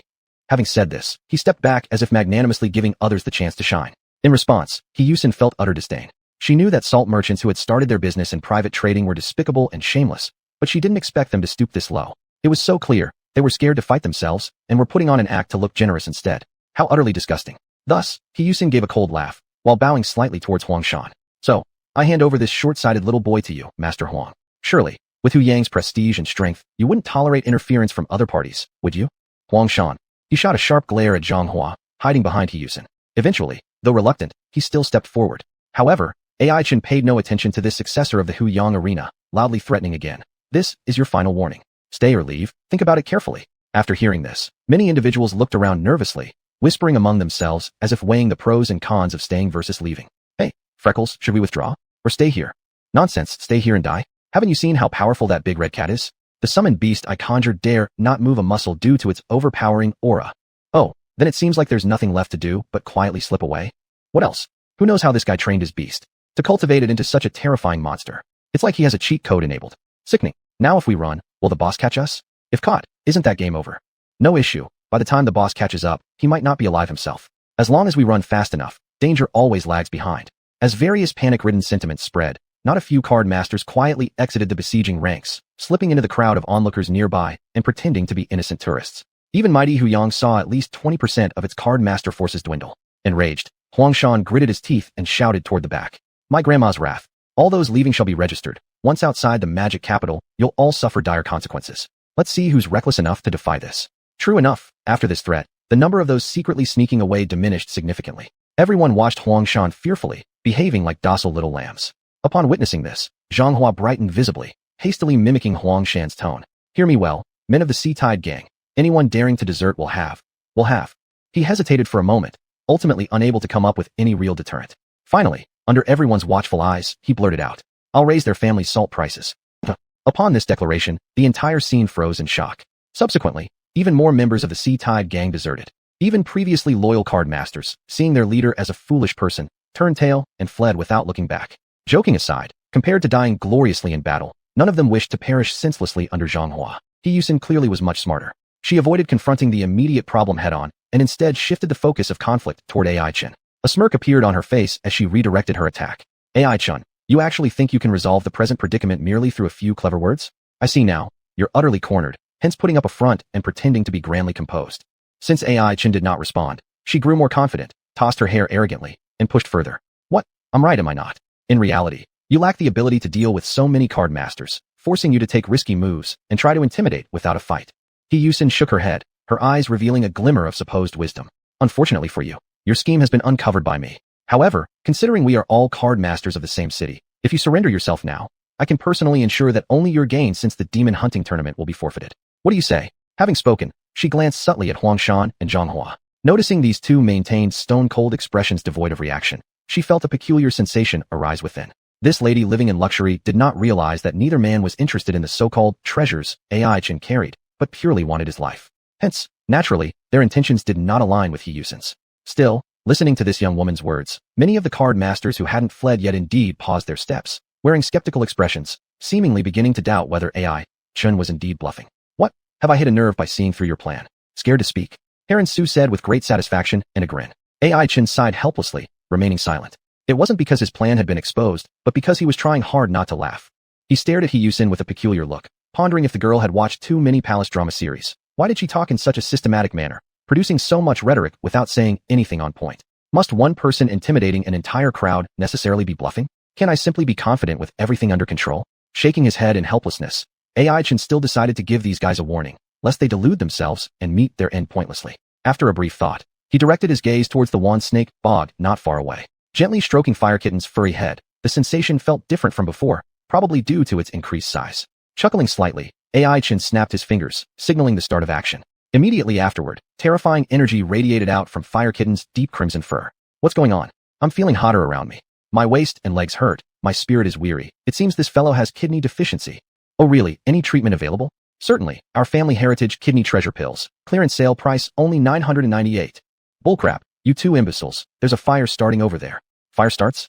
Everyone quickly shifted their gazes. However, what appeared before them wasn't something indescribably alarming. It was merely Fire Kitten manipulating surging fire elements. First, a fiery red aperture appeared in midair, and then gradually fiery dragons began emerging, one by one, until 9 fiery dragons were fully manifested. The temperature near the wand snake bog soared to a peak as though multiple suns scorched the withered land simultaneously. So terrifying. Xianxia stared intently at the spectacle and couldn't help but voice her admiration. The black snakes at the bottom of the bog also seemed to sense the unusual nature of the 9 fire dragons. They thus grew restless, dashing wildly across the water surface, creating a magnificent scene where hundreds of snakes danced amidst splashing waters. But AI-Chen just smirked slightly, signaling Fire Kitten to finish its grand performance. Soon, the 9 fire dragons spouted flames, flying toward the densely packed one snake bog. In no time, the tragic cries of the black snakes and the burnt smell of snake skin enveloped the whole forest. Chapter 172, Repelling the Enemy. The originally pitch-black 10,000 snakes abyss was now surrounded by flames. The roaring fire burned the evening sky red, and when Zhanghua and his companions saw this scene, their faces became even paler. Truly, too terrifying. Zhanghua whispered tremulously. Had he not seen it with his own eyes, he would have found it hard to imagine what kind of skill a novice card master must possess to stand against hundreds, slaying so many blue-rank black snakes. And now, AI-Chen had given him the answer. Zhanghua stared at the sea of fire before him, the intense heat rushing to meet him. At this moment, he already regretted opposing AI-Chen. If possible, he wanted to run as far away as he could. Donglu No. 1 High School. He murmured bitterly. How could such an unknown middle school cultivate such extraordinary talent? Zhanghua couldn't figure it out. Perhaps, Xianhuan's favor towards AI-Chen had subtly hinted at the youth's exceptional nature. After all, as the little princess of the city lord's mansion, she had met countless talented youths, and Zhanghua himself was among them. However, the only one who truly captured her interest was AI-Chen. As the fire continued to spread intensely, the air was filled with the strange smell of roasted snake meat. Fire Meow sniffed the scent and fixed its gaze on the spicy sticks piled up like mountains at the bottom of the pool, eager to give them a try. AI-Chen tapped its head gently. No, eating everything will only harm you. Having said that, he turned around with Fire Meow to face the encircling card masters, without uttering a single word. Yet, Facing this silent pressure, many of the people already showed signs of nervousness, ready to bolt at any time. Fire Meow's grand performance had become the last straw that broke the camel's back. Now, these card masters from the Sea Tide Gang, Wanning Chamber of Commerce, and Huyang Arena finally understood. AI Chun was unbeatable. Seeing the card masters around him dwindling in number despite Hiyusen's best efforts to hold them back, Hiyusen grew anxious and glared at AI Chun, asking, "Hey, what do you intend to do?" At the same time, Huangshan and Xianxia also faced similar situations. They were scowling, directing their gazes toward AI Chun, seemingly pressuring him as well. But at this moment, AI Chun was completely unfazed. After all the initiative was in his hands. He just needed to be cautious in case they did something desperate. With a smile, he pulled out a piece of roasted meat from his storage bag and fed it to Fire Meow, discreetly wiping away the thin sweat beads forming on its forehead. Although Fire Meow was still at the 1-star blue rank stage, unleashing such a massive scale skill pushed its limits. Thus the trump cards in AI Chen's hand weren't as solid as imagined. Nevertheless, he could use their panic to win. Taking a deep breath, AI Chen realized what needed to be done most right now was to divide his enemies. To triumph, he had to tackle each of the 3 factions one at a time. Blinking his eyes, AI Chen first focused on Hiyusen. He had already noticed this aristocratic young lady wasn't after his life, but instead sought treasures. Thinking of this, AI Chen sighed bitterly. It seemed Xiao had indeed left him quite a few headaches. Shrugging his shoulders, AI Chen addressed Hiyusen. Friends of Wanning Chamber of Commerce, treasures in the Sunset Forest belong to no one. Anyone can claim them. Since I've already taken the lead, please step aside. Otherwise, take responsibility for the consequences. Upon hearing this, Hiyusen's delicate face slightly changed color. She naturally understood that the treasure AI Chen referred to wasn't just the water essence of 10,000 Snakes Abyss, but also the secret treasure previously contested between both sides. Withdrawing now meant giving up the chance to compete for both. Hiyusen bit her lip, feeling somewhat reluctant. She glanced at Huangshan but found him frowning silently, lost in thought. As for her secret ally, Xianxia, he was frantically making exaggerated expressions, clearly wanting to avoid further entanglement. Regarding the subordinates around her, they all looked at her with hopeful yet uneasy eyes, awaiting an answer that would allow them to survive. Closing her eyes, Hiyusen pondered deeply for a while, finally nodding slightly toward AI Chen. Mr. AI speaks sense. Rare treasures are for the virtuous ones. I am confident placing them in your care. I won't intrude then. Until we meet again. After saying that, Hiyusen gave AI Chen one last look before decisively withdrawing with her troops. The subordinates of Wanning Chamber of Commerce let out a sigh of relief and mockingly ridiculed those remaining from the Sea Tide Gang and Huyang Arena. What fools, does one dare to confront Fire Meow head-on? If I may add, those who don't want to be roasted alive should run as far as they can. Otherwise, those black snakes serve as a cautionary example. Fire Meow, how dare you address the name of the fire god directly? Sorry, I'll count out to everyone. No worries, just come to my room tonight, and I'll give you a proper lesson. Following the departure of Wanning Chamber of Commerce, Huangshan had also made up his mind. He coldly glanced at AI Chun and was about to leave without a word. AI Chun, naturally, wouldn't let the other party leave so easily, so he spoke up. Huangshan, if you've come in such a hurry, did you even bother to say hello beforehand? Humph. Upon hearing this, Huangshan turned around, shot AI Chen a mocking look, and smirked. Kid, your performance today is indeed surprising, but if you think you can stop me from leaving, that's far too naive. AI Chen didn't argue with this. He knew that as part of Huixiang, the dominant force in Magic Capital, preparations for the demon hunting competition would certainly not be lacking. Just like xuanhuan who had concealed her strength before summoning a towering wave that engulfed the wolf pack, perhaps at this moment, Huangshan could pull out 8 or 10 skill cards from his storage bag as well. And the reason he wanted to leave was presumably because he wished to save all his trump cards for the City Lord's mansion. You're quite smart, but unfortunately, smart people don't live long. Seeing that AI Chen wasn't making a move, Huangshan smiled satisfactorily, his tone tinged with a touch of disdain. Then, he led his subordinates away towards the distance. However, AI Chen simply smiled faintly, and Fire Meow instantly darted forward, severely injuring several of Huixiang's magical beasts within seconds. You! Huangshan roared in anger, grinding his teeth as he shouted. Damn it! Are you looking for death? In response, AI Chen only wore an innocent smile. Huangshan, you seem to have forgotten that while I cannot do anything to you, you can't do anything to me either. Upon hearing this, Huangshan glared fiercely at AI Chen, somewhat helplessly. Indeed, as long as AI Chen didn't pose a lethal threat to him, he would absolutely not waste his reserved trump cards intended for the City Lord's mansion. Thus, Huangshan had no choice but to swallow his anger. He called out to his subordinates to hurry up and leave, muttering menacingly as he went. You brat, wait until after the City Lord's mansion has retreated. We'll see if you remain unscathed. With a shrug, AI Chen replied with a laugh. That's none of your concern. Chapter 173, Resolution. As Huangshan led Huiyang's men into the dense forest, the pressure at the Wanxi Pond instantly diminished. Xiaxia and Li Wei both sighed in relief, feeling as if they had narrowly escaped a disaster. The surrounding crowd was increasingly surprised, constantly whispering among themselves, speculating on where the great figure of AI Chen had come from. That was too cruel. That was Huiyang. He actually gave way for an unknown kid. My goodness, am I hallucinating? You need to eat more carrots, buddy. Look at your eyes, sneaking peeks at other people's daughters-in-law all the time. Is that polite? Did you see it too? Otherwise, how would you know I was peeking? The weather is really nice today, isn't it? Haha, look, that red big cat is quite handsome. Witnessing his strongest ally leave, Xianxia realized staying at Wanxi Pond would only bring mockery. With a cold snort, he began leading the scattered remnants of the Hai Chao gang through the crowd and headed out. Where is young Master Zhang heading? AI Chen's cheerful voice sounded from behind. Xianxia stiffened, turned around, and said coldly, "What? Does this place belong to you? Even if the world is vast, while the Hai Chao gang may not be the supreme force, we still come and go freely." Upon hearing this, AI Chen shrugged and said, "Is that so? However, I don't think so." Just then, Fire Meow made its appearance. Soon after, a long flame ray slowly stretched along the wet, muddy ground, forming a scorching flame barrier in front of Xuanhuan and his men.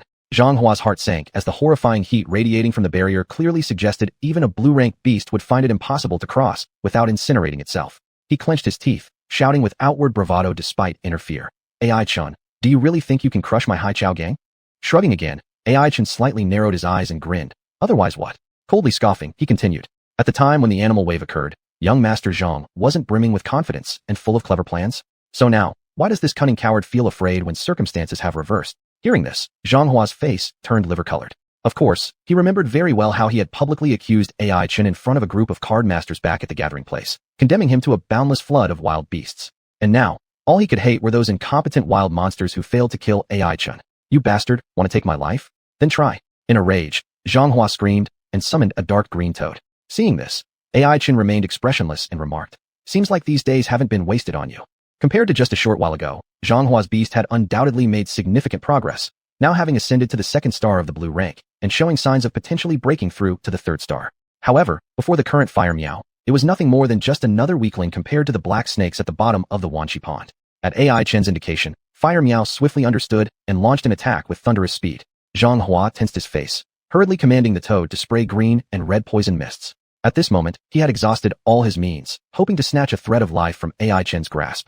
Naturally, Fire Meow would not give him that chance. After their first clash, Fire Meow's sharp claws tore through the dark green skin of the toad, spilling turbid blood onto the grass, sizzling audibly. How could this be possible? Xianhua's eyes bulged open as he dumbly stared at his beloved pet returning defeated, unable to conceal his disbelief. He originally assumed, no matter what, his toad could withstand a few rounds against Fire Meow, at least enough to bolster the morale of his followers. But Fire Meow's strength had exceeded his expectations. After achieving its spirit upgrade, it was now unrecognizable from the young one that couldn't keep up with the bull beast. Xianxia underestimated it, and had to pay dearly. And now, the sharp claw already rested on Xianhua's neck, just awaiting AI Chen's command to end his life. When the men of the Hai Chao gang saw this, every bit of color drained from their faces. Some were preparing to draw out their magic crystal cards, eager to try their hand. But before summoning their beasts, their leader had already been neatly captured. How could they possibly continue the fight? Fortunately, AI Chen did not trouble them further, merely instructing Fire Meow to withdraw the flame barrier obstructing the path. With the dissipation of the flames, the temperature around them cooled slightly, settling some of the nervousness in the men's hearts. AI Chen faintly smiled, maintaining an unreadable expression, and calmly stated, "We are all members of the magic capital participating in the demon hunting grand competition. Likely, we will join demon hunting teams in the future, guarding our city-states. If so, there's no need for me to massacre indiscriminately." Turning around, he faced the men of the Hai Chao gang and loudly proclaimed, "After this battle, all of you can quit the Hai Chao gang and look for a brighter future. If we leave each other alone, then you may go now. But if there's any discontent, let's settle it here and now." After speaking, AI Chen stood upright on the side, silent no more. Upon hearing this, the men of the Hai Chao gang immediately started murmuring amongst themselves. "Not interfering with each other? Is that really true? I am a bit worried. It shouldn't be false. Just now, Brotherly almost got blinded, but wasn't he saved by this man? In my view, even though this guy is a little harsh, we can trust him. Then, shall we leave? Of course. Why stay here waiting to die? I'd rather get eaten by wild magic beasts than die at the hands of our own people. Yeah, besides, Xianxia isn't a good person either. They say a tiger father doesn't have a dog son. How come the old boss was so capable while his son turned out like this? Let me check whether the boss's neighbor has the last name Wang." All of these whispers reached Xianhua's ears, changing his facial expressions, yet not a word could he rebut. Not to mention angrily criticizing this group of wolves in sheep's clothing.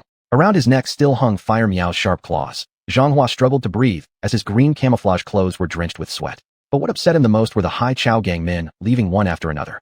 In no time, the troops he had brought were scattered completely. He sighed and said dejectedly, "I lost. AI Chun. Are you satisfied now?" AI Chun shook his head and slowly paced over. "There's nothing about satisfaction or dissatisfaction. You schemed against others, so you should be prepared to be schemed against. That's all. Is that so?" Xianxia drooped his head, seemingly having accepted his failure. However, none of them noticed the sinister gleam in his eyes. Soon, at the moment AI Chen arrived by his side, Xianxia suddenly rose up, pulling out the poisoned dagger hidden in his bosom and stabbed towards the latter. Ai Chen gently shook his head, facing Xianhua's attack, without dodging or retreating. Next, Fire Miao struck in time, ending the journey of this young master of Hai Chao Gang. Chapter 174, Night Raid. By now, the sky had completely darkened. Wanshi Swamp was pitch black, and they could only rely on the flames spat by Fire Miao to light up the path ahead. Ai Chen led the way, with Xianxia and Li Wei following behind. The three stepped over the thoroughly dried-up bottom of the swamp as they walked towards the center. The surroundings were filled with ash, the remnants of thousands of black snakes that had been burned. A step would leave a soft, squishy feeling, an extremely unique sensation. Too incredible. Xianxia marveled silently. She still couldn't forget what had happened before. Fire Miao had spat out 9 fire dragons, covering the entire Wanshi Swamp. Thousands of black snakes hissed in unison and then vanished into nothingness in the terrible heat. She seemed to think of something and furrowed her brow to ask, would the essence of water also be burned? Smiling, Ai Chen shook his head, took a few more steps, and then bent down to uncover the pile of ash, revealing the ice-blue plant underneath. On the plant, several crystal-clear fruits glowed faintly, truly worthy of being a heavenly treasure. Xiaoya's worries turned to joy. Seeing this, Ai Chen let out a sigh of relief and carefully picked the pearl-like fruits, storing them in his carry-along storage bag. 1, 2, 5. Counting, there were 5 in total. Ai Chen estimated they wouldn't need so many and gave 2 to Xianxia and Li Wei. Here, take them, Ai Chen laughed. However, the 2 girls both shook their heads simultaneously, refusing. Li Wei blushed and said softly, I didn't help much anyway. How could I accept your offering? Hearing this, Ai Chen smiled and retrieved 1 essence of water, passing only the last fruit, and saying, then at least take 1. Exchange it for something when you go outside. After all, you've also gone through life and death situations with me, though not too thrilling, but the risks were significant.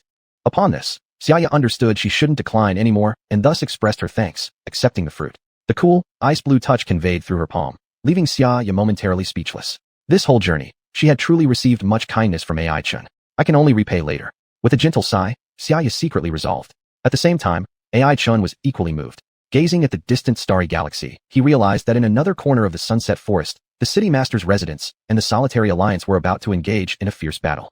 Duan Tian, the burly man with fine internal qualities, was going to give everything, even his life, to pay back the cunning sheep. Meanwhile, xuanhuan would exert every ounce of effort to defend the honor of the City Master's residence. Huff! Ai Chen exhaled a breath and slightly clenched his fists. He understood that this night was far from over. Turning his head, with a serious expression, he told Xianxia and Li Wei, we have some time left. I wish to rush over to the City Master's residence. Huh? Both women looked confused. Among them, Xianxia even pouted a little, indicating those watching from the shore, such as Chen Er. It was quite obvious. Duan Tian did not want Ai Chen to interfere and therefore intentionally left these people behind to keep watch. In response, Ai Chen just smiled and said, that's no longer possible. They won't be able to stop me. As soon as the words left his lips, Fire Miao leapt high, charging toward midair. Fire Miao, catch it well.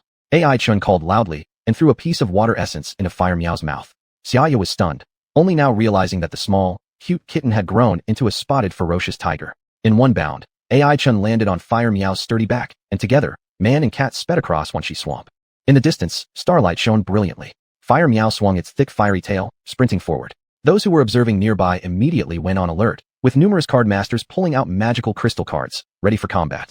However, Chen Er, as the leader, silently stopped them, with a solemn expression, watching as Fire Miao crossed over them and ran off into the distance. Soon, Ai Chen's voice reached them. Chen Er, go tell Duan Tian that in this murky mess, I intend to meddle regardless. What had originally been a tranquil and peaceful gathering place for the City Master's residence was now in complete disarray. The card masters under Xianhuan never expected that someone would dare to attack them first, even choosing such a cruel method as a night raid.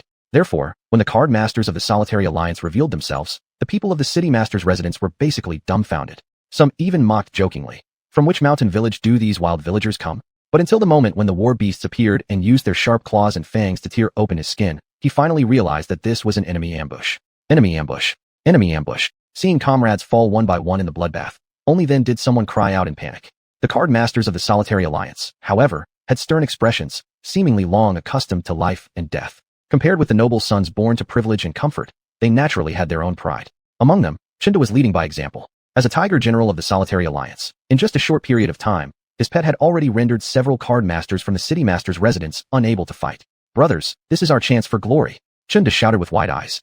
Just as he was about to wreak havoc, a mighty gray bear blocked his path. Beside the bear stood a chubby little round-faced boy shouting, "You bastard, how dare you kill your own kind?" In response to Wang Xiaopang's questioning, Chinda showed utter disdain, yelling back, "Are nobles born to rule?" and then led his beloved pet into the fray. Seeing this, Wang Xiaopang was deeply displeased and ordered the stone bear to intercept him. At this moment, The stone bear was no longer the white-ranked 5-star magic beast, it was when it parted ways with AI Chun. Now it had ascended to blue rank 2-star, thanks to its exceptional growth potential, allowing it to face off evenly against one of the tiger generals of the alliance.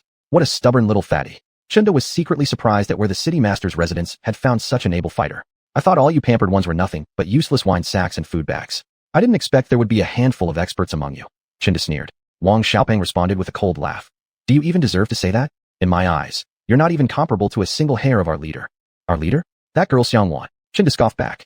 As a die-hard fan of Duan Tian, he couldn't imagine any leader surpassing their esteemed alliance master. However, Wang Xiaopeng countered. Humph, who mentioned the princess? Our leader is none other than AI Chun. Heard of him? Does that name ring a bell? He said this jokingly, not expecting the other side to have heard of him. To his surprise, Chunda shivered noticeably, his voice even trembling.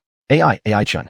He swallowed hard and suddenly felt like retreating. Others might not know, but he had clearly heard from Chun Er about AI Chun, the young man who apparently didn't even care for Duan Tian's seething tiger, casually beating it in passing. Could this plump child before him really be the companion AI Chun had been looking for? Chapter 175, Predicament. At one corner of the Sunset Forest, the seemingly impregnable line of defenses at the City Lord's Manor had been torn open by a large hole. The card masters from the Freelancers Alliance led vicious magical beasts in a mad frenzy to seize their enemies' points. Their eyes were red with bloodlust, and their previous fear towards the overlord of the magic capital had all but disappeared, replaced instead by endless greed. Some of them were secretly ordering the magical beasts to finish off opponents, lest they come back for vengeance after the Hunter-Demon tournament concludes. Others, retaining some modicum of morality, only wished to render the enemy unconscious. However, there was no trace of guilt in snatching up those easily obtainable points that came right to their doorstep. Fortunately, Wang Xiaopeng and Huang Xiaoxiao were covering the card masters of the City Lord's Manor as they retreated step by step, temporarily stabilizing the situation. Such bad luck.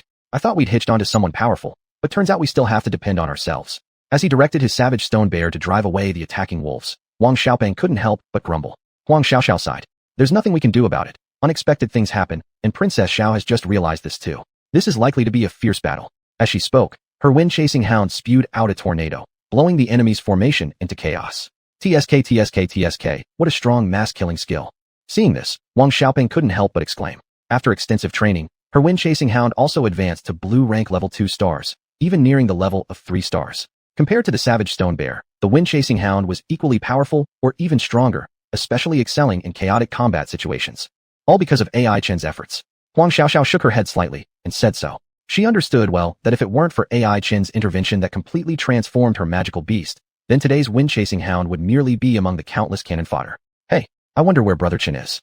Wang Xiaopeng sighed again. When this topic came up, both fell silent. During that wave of wild creatures, in order to protect the camp's safety, AI Chen single-handedly lured the magical beasts away and was swept into the flood of the wild beasts, leaving his life now unknown.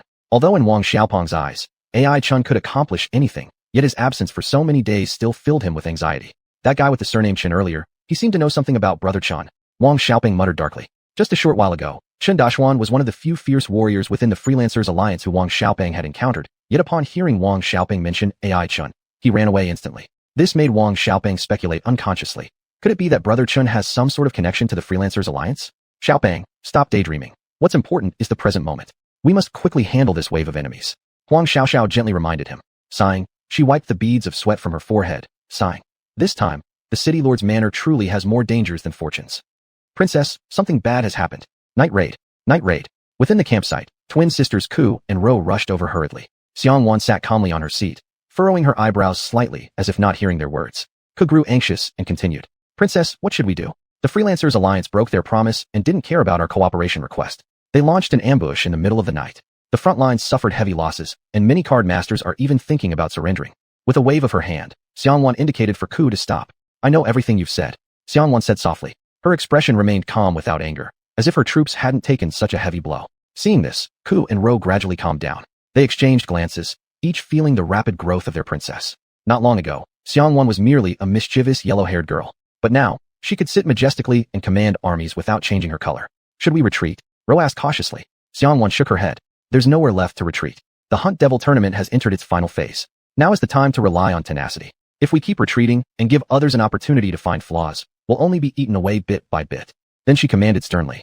Ro Ku, relay my orders. All card masters under the City Lord's banner, fight until death and don't retreat. Let the Freelancers Alliance and Huizhong know that we are not soft targets that they can manipulate at will. Upon hearing this, the twins nodded but appeared somewhat puzzled. Huizhong? Princess, wasn't this the doing of the Freelancers Alliance? What does it have to do with Huizhong? To this, Xianhuan gave a cold snort. It certainly has something to do with them. Just as I suspected. How could such a massive force suddenly appear out of thin air?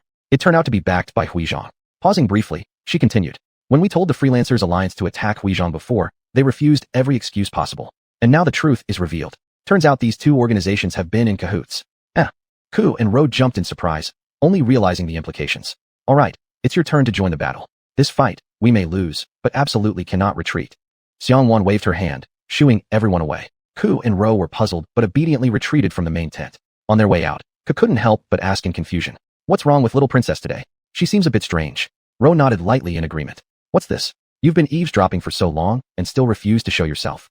Xianhuan glared coldly at the empty campsite, reproaching. Her voice echoed in the air, yet no response came. Unmoved, Xianhuan remained quiet and waited patiently. Sure enough, as time ticked by, someone could no longer hide. A bearded, burly man stepped out, followed by an imposing tiger. Who would have thought that the illustrious leader of the Freelancers Alliance would also resort to such sneaky tactics?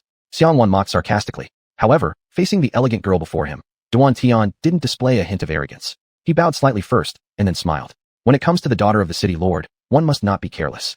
Though Duan is incompetent, he kindly invites the little princess to stay at the Freelancers Alliance for 2 or 3 days. You want to place me under house arrest? Xianhuan's eyes flared with anger. This was a crucial time during the demon hunting tournament.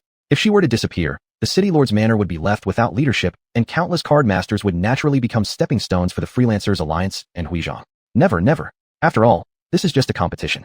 I merely wish to give my best effort. Duan Tian said. Xianhuan chuckled coldly and added. Best effort? Do you mean being used as a pawn whenever someone calls upon you?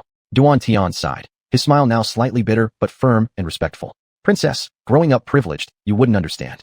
For some, even being used as a pawn by powerful people is a luxury.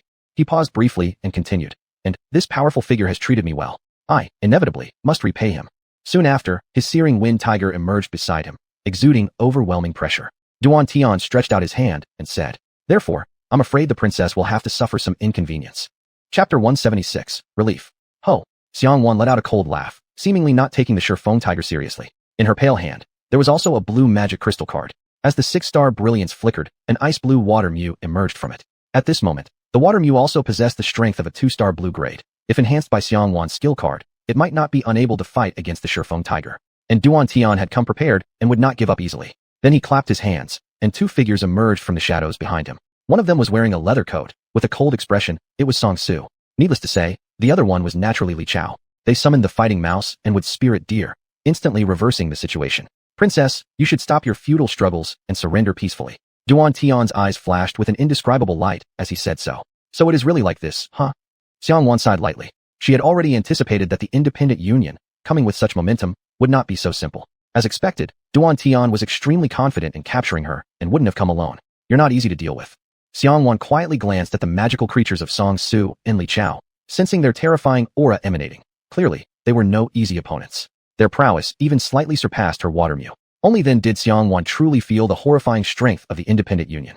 She was a little confused, wondering where Duan Tian had found so many elite warriors. Could it be that due to the vastness of the magical capital, some hidden geniuses only surfaced now? Princess, let's proceed. From afar, Duan Tian, face calm, issued his final warning. Song Su and Li Chao beside him walked forward expressionlessly, their threatening intentions clear. Seeing this, Xianhuan sighed but did not surrender willingly. Instead, she closed her beautiful eyes, as if praying.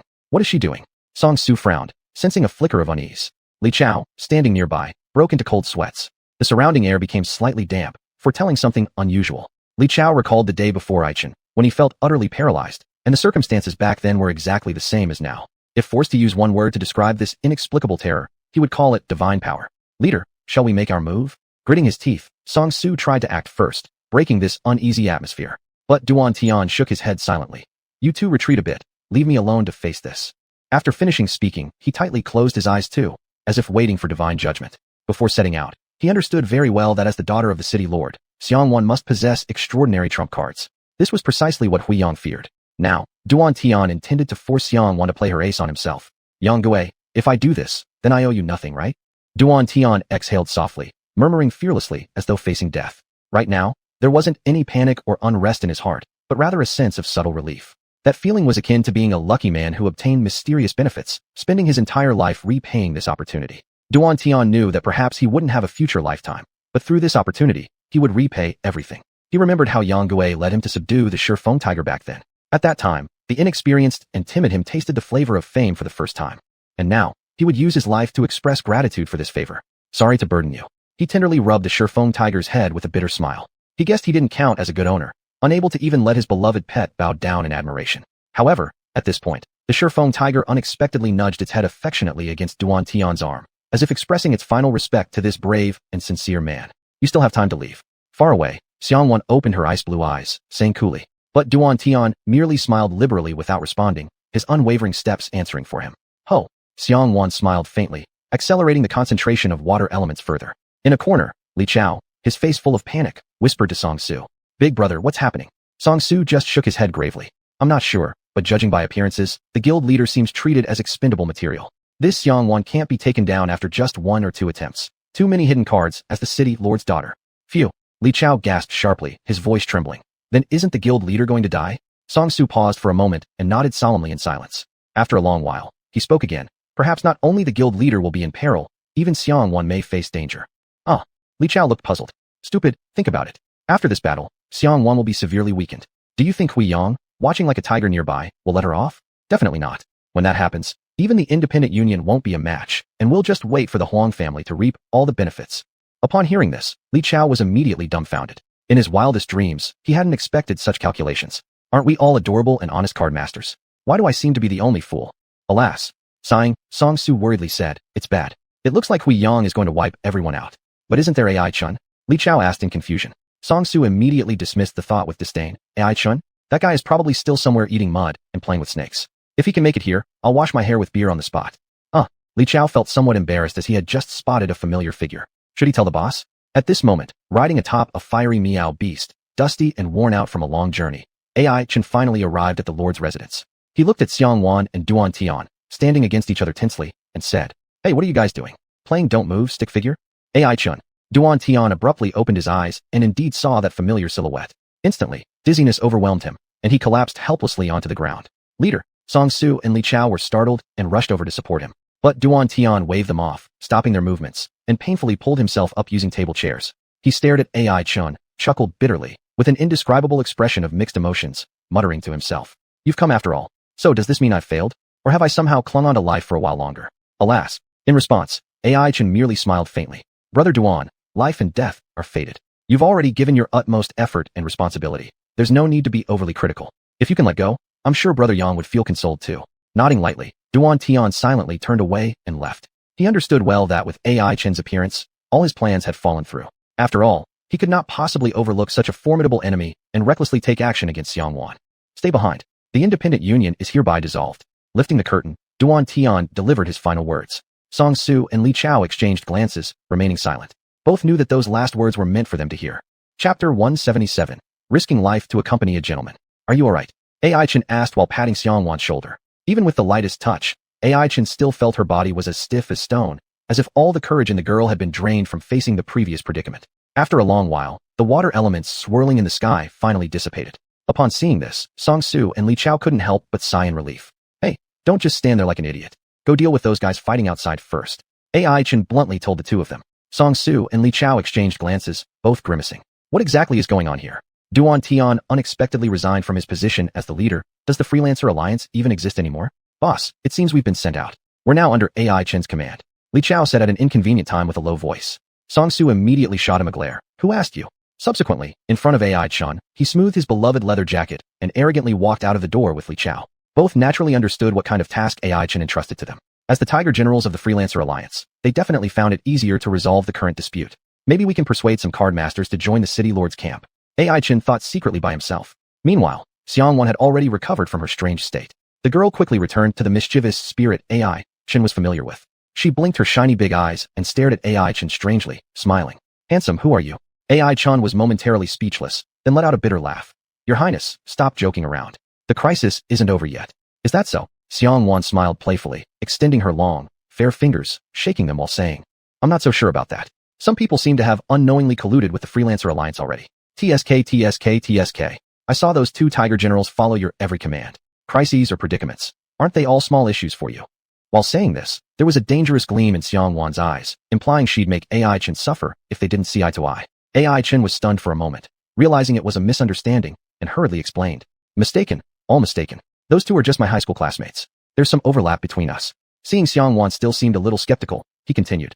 Duan Tian is the same. We met each other for various reasons earlier, but we're certainly not part of the same group. Upon hearing this, Xianhuan finally nodded approvingly. That makes sense too. With how many treasures you took from Huizhong, they'd hate you to the bone and wouldn't possibly tolerate you. Ai-Chen also agreed. Exactly. The only place I rely on is the city lord's residence. Pausing for a moment, Xianhuan wore a somewhat teasing smile and laughed. Wow, haven't seen you in a few days, and you've picked up some slick talk. I wonder how many new sisters you've met. Ai-Chen broke out in cold sweat, contemplating whether to mention Xiaxia and Li Wei. However, judging from Xianhuan's dark expression, it was foreseeable how terrifying the consequences would be if he did. Swallowing, Ai-Chen put on a solemn face, gazing out of the window, and sighed. Let's take a look at the stars far away. Family, Xianhuan.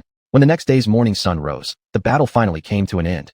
Xiao Rou and Xiao Ku were busy in the camp, counting the number of casualties. With every heart-wrenching number that was called out, Xianhuan's face grew darker by degrees. Princess, during this battle, 623 cardmasters died, 20 are missing, totaling 643. At the moment, approximately 800 blue-ranked or higher combatants remain. Xiao Ke softly informed her. On the side, Xiao Rou was unable to face such bloody statistics, and turned her face away. Upon hearing this, Xianhuan silently nodded without saying much. However, the hand hanging along her trouser line tightened into a fist. Ai-Chen sighed, asking Song Su. How about the Freelancer Alliance's situation? Song Su paused for a moment before answering.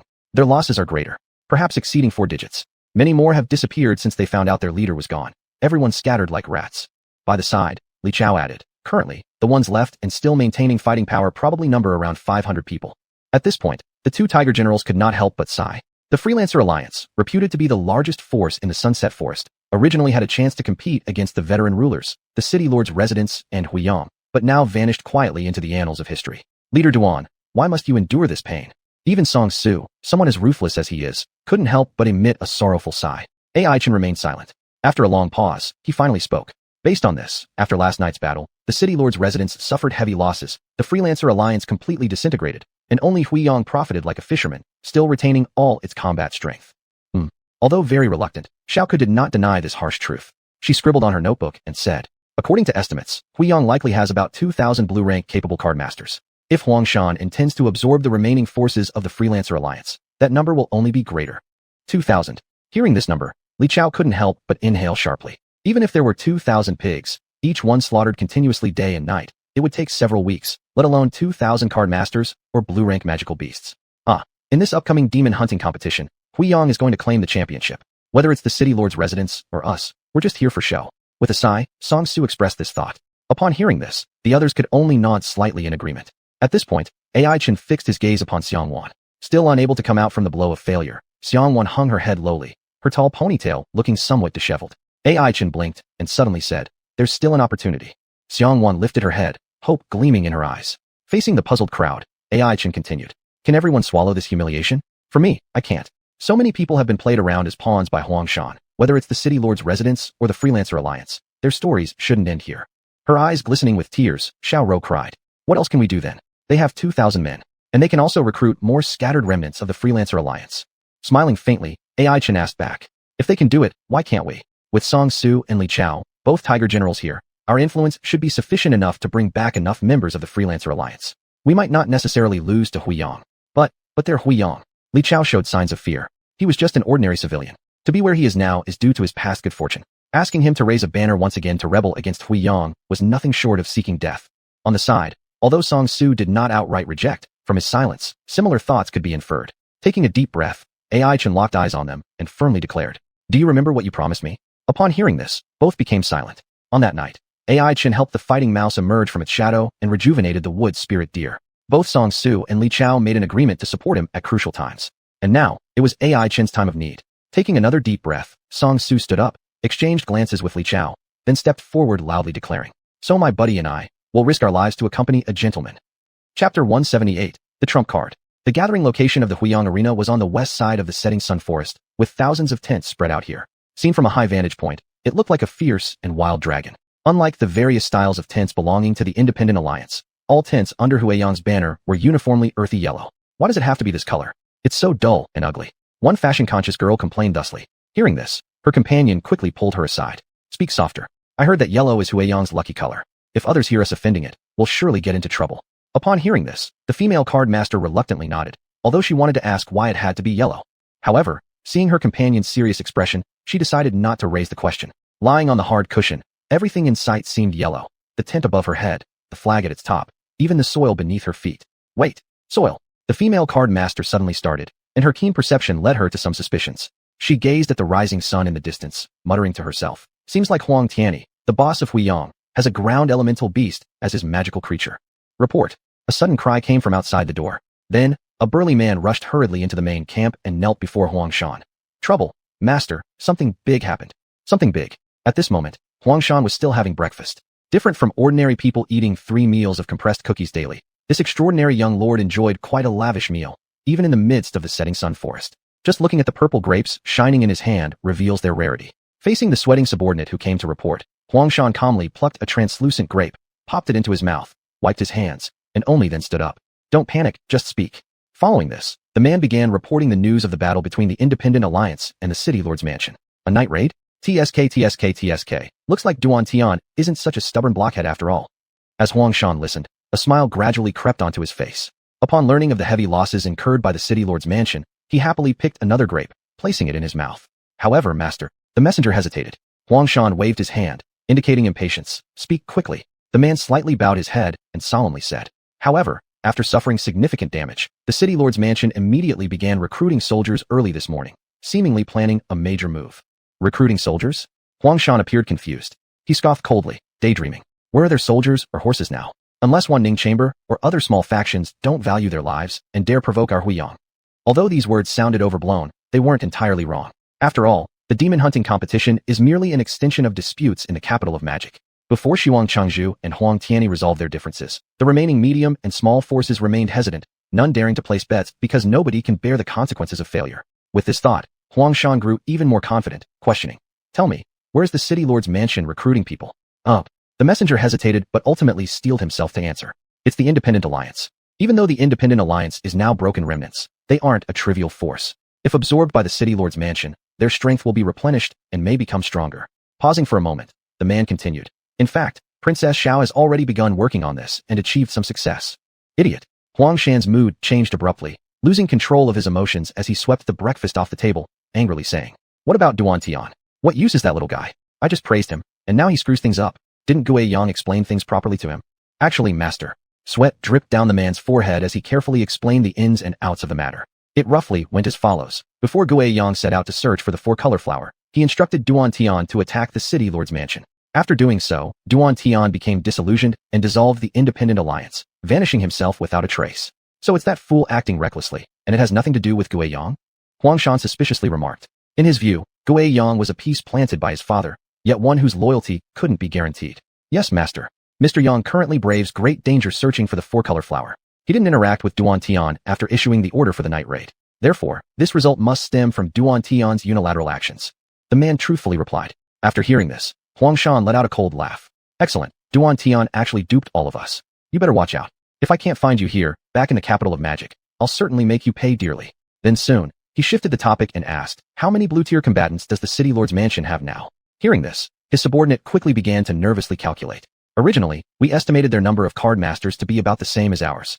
After being attacked, they probably still have 800 fighters left, absorbing the Independent Alliance's forces. With a bow, the subordinate respectfully stated, there will be approximately 2,200 fighters. What? How could there be so many?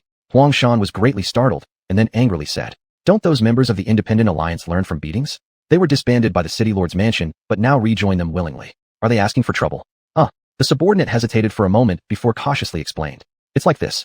I heard that 2 popular tiger generals have joined the City Lord's Mansion's camp and are actively reconnecting with scattered members, which has proven very effective. Tiger generals? Who are these no-name fools who dare to wave flags against us Huiyang? Huangshan was becoming more and more angry. One is named Song Su, the other Li Chao, apparently alumni of AI Chen. Huangshan. He was almost speechless. How did AI Chen come up again? Why does this kid keep haunting around? Last time when he consecutively won in the arena and defeated Xianhuan, it was this guy who sought revenge for her. Now that Xianhuan has been tricked, AI Chen has popped up again. What's wrong? Are you the son-in-law of the city lord? Does xianxia and Cheng know about this matter? Taking a deep breath, Huangshan gradually calmed down. He asked indifferently, where's Guiyang? How's the situation on Guiyang's side going? The subordinate nodded slightly. Almost done. I heard that Mr. Yang consulted some local monsters, and now already knows the location of the 4-color flower. It's just one step away from getting it. Finally, there's some good news. Upon hearing this, Xuanhuan satisfactorily nodded. The subordinate humbly asked, "Young master, what should we do about the city lord's mansion?" "What should we do?" Xuanhuan had an emotionless face. He lifted his shoe sole, stepping on the grape on the floor. Immediately, the sweet juice splashed everywhere. Seeing this, the subordinate quickly fetched a handkerchief and diligently wiped the grape juice off Xuanhuan's shoes. Xuanhuan smiled and took out a purple card. It was a skill card. The city lord's mansion has their trump cards. Naturally, I have mine too. Let's see who has the superior skills. Chapter 179, The Path of Counterattack. On a deep and secluded path, a powerful group of card masters was slowly advancing, led by Xianxia. In just one morning, she had completed the reconstruction of the Wanderers Alliance. Now, with reinforcements, the city lord's mansion had returned to its peak and showed no fear even in the face of the numerous forces of Huiyang. Xiao Ku and Xiao Rou guarded Xianxia closely, their eyes filled with concern as they looked at their leader. "Princess has really grown up," Xiao Ku said softly, and Xiao Rou also nodded in agreement. When Xianxia first entered the Sunset Forest, she was merely a mischievous young girl. However, after experiencing countless life and death crises, she had now transformed, truly possessing the ability to lead thousands of card masters. "Thanks to that guy," Xiao Rou muttered softly. The person she referred to was obviously AI Chen. If it weren't for his knack of always appearing at critical moments to help Xianxia through difficulties, it would have been hard for her to reach this point. At this moment, this key player was catching up with his teammates after being separated for many days. A pitch-black space? What is that place? Sounds really scary, Brother Chen. As Wang Xiaopeng listened to AI Chen recount his thrilling adventures in the mysterious space, he was greatly astonished. "I couldn't stand being there alone for several days." Wang Xiaopeng smacked his lips as he spoke thusly. Upon hearing this, AI Chen just smiled. "True, judging by the two of you acting so close together, being apart certainly wouldn't be ideal." It seemed like some small secret had been uncovered, causing Wang Xiaopeng to scratch his head and laugh foolishly. Huang Xiaoxiao's face suddenly turned red. Annoyed, she gave both AI Chun and Wang Xiaopeng an unimpressed look, but didn't say anything. Judging by the expressions on their faces, these two seemed to have had a fairly easy time while in the City Lord's faction. After all, having connections within such a powerful organization spared them pressure. Besides collecting points from hunting demons, they hadn't had much else to do since they were also acquainted with xuanhuan. Wang Xiaopeng proudly raised his eyebrows and joyfully exclaimed, "Brother Chun, you'll never guess how many points I've earned." "How many?" AI Chun curiously asked. Wang Xiaopeng blinked his eyes, revealing an expression trying to boast without showing off. He then stretched out his fingers to indicate a number. 8,000. A full 8,000. That equates to 400 high-star blue-tier demons. 8,000. AI Chun muttered to himself, lost in thought about something. Seeing this, Wang Xiaopeng assumed his bragging was effective and nonchalantly waved a hand. It's nothing. Just good luck, good luck." However, judging from his overly animated expression, he wasn't the least bit humble. Huang Xiaoxiao couldn't help laughing at his behavior and scolded. "Xiaopeng." Pausing for a second, she explained on behalf of AI Chun. "In fact, we owe it all to Brother Chun.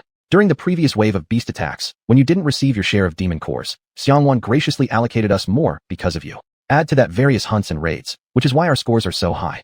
She cautiously glanced at AI Chun and added softly, "Therefore, my score is roughly 7,000. Unexpectedly, Huang Xiaoxiao found that AI Chun didn't seem particularly impressed, only responding with a smile and saying, "Is that so?" Immediately after, he took out his own points card right in front of the two of them. This. Upon seeing the number, Wang Xiaopeng was utterly shocked, stuttering as he tried to speak. Huang Xiaoxiao was equally surprised, quietly counting aloud. 1 0, 2 zeros. My heavens, exactly 4 zeros, it's 20,000 points. AI Chun nodded and grinned. "What? Fatty, do you still think your 8,000 is high?" Wang Xiaopeng froze, his face falling immediately. "Embarrassing. I thought Brother Chun was too busy exploring the Sunset Forest and overlooked accumulating points, so I intended to show off a little, only to end up making a fool of myself." Upon hearing this, Huang Xiaoxiao giggled, offering some comfort. "It's fine, just be more mindful next time." "Will there even be a next time?" Wang Xiaopeng's expression was full of grievance, evidently feeling that he'd never catch up to AI Chun in terms of points during his entire life. He couldn't help but wonder where AI Chun had amassed such an enormous number of points. Smiling, AI Chun gave an explanation. Basically, in his quest for water essence, he had accidentally incinerated several thousand black snakes at the bottom of the pond. However, upon listening to AI Chun's casual recounting, Wang Xiaopeng and Huang Xiaoxiao both fell silent. They exchanged glances, silently marveling. Monstrous talent. Pursing her lips, Huang Xiaoxiao affectionately petted Flame Cat's head and remarked, "The growth of Flame Cat is truly terrifying. It's also a blue-tier being, yet its combat power has far exceeded ours." "Yes, and after reaching the spirit ascension stage, its size has grown quite a bit," Wang Xiaopeng commented accordingly, leaning over to try to embrace Flame Cat, only to be harshly rejected by the cat's paw. Xiaopeng's heart was shattered yet again. He gritted his teeth, determined to find someone weaker to vent on, and immediately fixed his gaze on Li Chao standing nearby. "Hey Li Chao, how many points do you have now?" Xiaopeng chose what he thought was a good opening point. However, upon hearing this question, both Li Chao's and Song Su's faces darkened instantly. It was well known that the Tiger Generals of the Wanderers Alliance were top-notch laborers. earning no benefits at all, but doing all the heavy lifting without fail. Xiaopeng's inquiry was undeniably like sprinkling salt on their open wounds. Li Chao immediately felt anger surge within him, wishing to throw his 3-digit points into this guy's face and make him leave right away. Nevertheless, Song Su seemed to recall something and gave Li Chao a meaningful glance, as if suggesting that Xiaopeng could be an excellent mark for exploitation. Unfortunately, our poor little fatty hadn't grasped the gravity of the situation and continued recklessly. TSK, you don't have enough points, so you're scared to say it? Should I share some with you? Otherwise, isn't it too tragic not being chosen by any demon hunting guild? When saying this, Xiaopeng merely intended to jest. In his eyes, the opposing party was after all one of the tiger generals from the Wanderers Alliance. How could they lack points? At most, their number might be lower than his own, but wouldn't differ by too much. Since plundering points depended on the gap between them, in cases where the difference wasn't significant, it would be challenging to snatch too many. However, Xiaopeng had thought wrong this time. In terms of points, Li Chao and Song Su were indeed broke paupers. The moment they heard about Xiaopeng sharing his points, they revealed glinting eyes like hungry wolves while cackling loudly. What's going on? What expressions are these? Aren't you guys supposed to help me out? Xiaopeng was utterly baffled, as though realizing he had stumbled into a wolf den. Was this reasonable? But before he could flee, Song Su and Li Chao pulled out their magic crystal cards instantly, summoning the fighting mouse and the wood spirit deer. Without Xiaopeng even having a chance to react, they wrested his points card away and swiped a considerable amount into their own. Xiaopeng stared silently at his rapidly decreasing points balance. His face drenched in tears, overcome with misery. He screamed in frustration. Damn, is there even such a thing as justice in the world anymore? Chapter 180, Armor Plating. Wang Xiaopeng was still arguing with Li Chao, but not far away, there came a commotion. AI Chen furrowed his brows and said, Hey, stop fooling around. It seems like a fight has broken out. Everyone stopped, their faces flashing a trace of solemnity. They all understood very clearly that their destination was Huiyang's gathering place, and along the way, there would definitely be no shortage of bloodshed. Huang Xiaoxiao summoned her chase windhound, who sped away and returned in the blink of an eye. Listening to the information brought back by the chase windhound, Huang Xiaoxiao nodded slightly. Our vanguard unit encountered reconnaissance soldiers from Huiyang, and both sides have already engaged in combat. Using some unknown means, the card masters from the city lord's mansion seemed to be struggling. At this moment, Wang Xiaopeng also became serious, saying, So, it won't be long before it's our turn to take the stage. After a brief silence, everyone present took out magic crystal cards from their pockets simultaneously. As the 6-pointed star light shimmered, mighty and majestic magical beasts emerged one after another. AI Chen gently patted Firecat's head and said calmly, Everyone, this is the decisive battle for success or failure. Give it everything we've got. Princess, Xiaoke ran swiftly through the deep, dark forest, letting the brambles pierce her tender skin without regard. Her expression was flustered, her steps hurried, as if she bore ominous news. Xiao Rou, who was assisting Xuanhuan in deploying troops, frowned and asked, What's happened? Why are you so frantic? Bad news. Huiyang has revealed its ultimate trump card. Even before reaching Xuanhuan, Xiaoke's voice rang out. What? Xuanhuan was startled for a moment before asking. Calm down. Explain yourself clearly.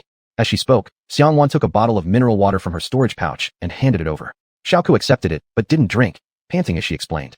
The magical beasts on Huiyang's side, for some unknown reason, are covered with a layer of golden yellow stuff. It looks like thick mud. With this protective mud layer, our attacks are hardly effective. Generally, it takes 3 to 5 card masters attacking simultaneously to defeat just one of these magical beasts. Xiao Rou was greatly alarmed. It should be noted that, even with reinforcements from the Independent Alliance, their army strength was only on par with Huiyang's. If they needed 3-1 or even 5-1 combat, then this battle was going to be without any doubt. How could this happen? Upon hearing this, Xuanhuan also knitted her eyebrows. Xiaoke continued gasping for breath as she added, We managed to capture a card master from Huiyang. According to his revelation, Huangshan seems to have used a peculiar skill card, which has significantly boosted the defensive capabilities of the magical beasts. At this point, Xuanhuan also immediately understood the whole situation and clenched her fists in frustration. Damn, it's armor plating. Armor plating? Xiaoke and Xiao Rou both looked confused. Yes, I've heard about it. It's apparently a purple skill card owned by Huang Tianyi. Who would have thought he gave it to Huangshan? What? Xiaoke and Xiao Rou were stunned. Then a touch of anger flashed across their faces. Purple skill card? No wonder it's so powerful. Huangshan has completely broken the rules by using something that doesn't belong at this stage. It's pure cheating. Shaking her head, Xuanhuan sighed helplessly. The most important thing right now is how to get through this predicament. I estimate the card masters will suffer heavy losses. Hearing this, Xiaoke and Xiao Rou both fell into silence. In the end, we're still one step behind. Sighing, Xuanhuan's eyes flickered with sadness as she said, Take me to the front lines. Let me cover the card master's retreat. It's my responsibility after all. Geez, Brother Chun, why do the magical beasts from Huiyang look like they're wearing armor? They can't even be harmed. Is this some sort of cheat mode, or what? Wang Xiaopeng complained bitterly. Just moments ago, his cherished brutal stone bear had struck the magical beast on the opposite side with full force, but instead almost broke its hand against the hard golden yellow layer. Li Chao, standing nearby, sneeringly ridiculed him. Little fatty, Don't blame others when you're inadequate. Look at my family's grappler mouse. It's doing fine. Skeptical, Wang Xiaopeng turned his gaze and saw the grappler mouse circling but not attacking. It cleverly leveraged its extraordinary agility and terrain advantages to wear the enemy down to exhaustion. Impressed, he exclaimed. Fights can go this way too, truly broadening my horizons. Facing the small fatty's admiration, Song Su merely let out a cold smile, his emotions not at ease. He knew well that his method of exploiting weaknesses wasn't efficient at all, and it carried a kill 1,000 enemies, lose 800 undertone. In the long run, even if Grappler Mouse had endless stamina, it wouldn't hold up to such tactics. Once it grew tired, they would truly be at the mercy of the opponent. As for the combat mouse, whose growth ability could be called insane, it was already struggling like this, let alone the other magical beasts around. Song Su cast his eyes and saw nothing but the card masters from the city lord's mansion being ruthlessly beaten, unable to fight back or cause any effective attack. Frowning, he moved closer to AI Chun and said, "The situation isn't looking good. It seems they've used some sort of tactic that makes our attacks useless." AI Chun had, of course, realized this a while ago. Until now, he'd been constantly commanding Firecat to help out all over the place, which significantly reduced losses on their side. However, as the enemies continued to increase in number, Firecat was also gradually becoming strained under the mounting pressure. AI Chun once again sighed at Huiyang's deep resources. This kind of group skill card must be at least purple tier. Using it once probably meant needing 10 to 20 years for recovery. Truly extravagant, deploying such high-level tactics for just a minor competition. With a light sigh, AI Chun felt somewhat helpless. At this point, only his Firecat could quickly break through the defenses and deal effective attacks. But on the Huiyang side, every single card master had equipped their magical beast with an armor layer. With 2,000 magical beasts total, even Firecat would take 10 days to half a month to eliminate them one by one. If only they could gather together, that would be perfect. AI Chun bitterly smiled as he thought. If only they could force the opponent's magical beasts into a narrow space like they did at the 10,000 snake pool, then Firecat could use its large-scale devastating skills and potentially solve this problem. However, Huangshan wasn't a fool. Ever since he witnessed the powerful strength of Firecat, he'd surely been cautious. In this situation, replicating the miracle at the 10,000 snake pool was close to impossible. Let's retreat first. There's no point continuing this way. With a solemn expression, AI Chun declared so. Upon hearing this, the surrounding card masters immediately relaxed. It wasn't because they feared death. Rather, they were utterly frustrated being massacred one-sidedly. Their attacks on the opponent's magical beasts amounted to mere scratching, yet they needed to remain extremely vigilant against their opponent's counterattacks, making such a battle unbearable. Under AI Chun's protection, the people from the city lord's mansion retreated successively. Despite suffering many casualties, they managed to retain their basic combat strength. Hold your ground. Don't let them escape. The card masters from Huiyang chased after them. AI Chun gave a cold smile, leaping onto Firecat's broad back, galloping away like the wind. Chapter 181, Forest Marathon. At this moment, a chase unfolded in the Luochi forest, with the fleeing side naturally being the group from the city lord's mansion led by AI Chun. Though they had set out with great momentum, now their retreat was swift and determined, without any looking back. AI Chun and Huomiao, as the unfortunate rearguard, could only run for their lives. Otherwise, if caught by the pursuing horde of card masters behind them, they would surely suffer unpleasant consequences. Fortunately, Huomiao's agility was at its peak, and as long as they didn't linger in battle, the monsters of Huiyang could hardly do them any harm. The card masters trailing behind AI Chun were furious, yelling curses. "Hey, boy, did your mother give you those legs just to run?" After pausing briefly, AI Chun, sitting atop Huomiao, smiled and said, "Not at all. Look, my legs are not moving. It's my beast, that is." Oddly enough, it made sense.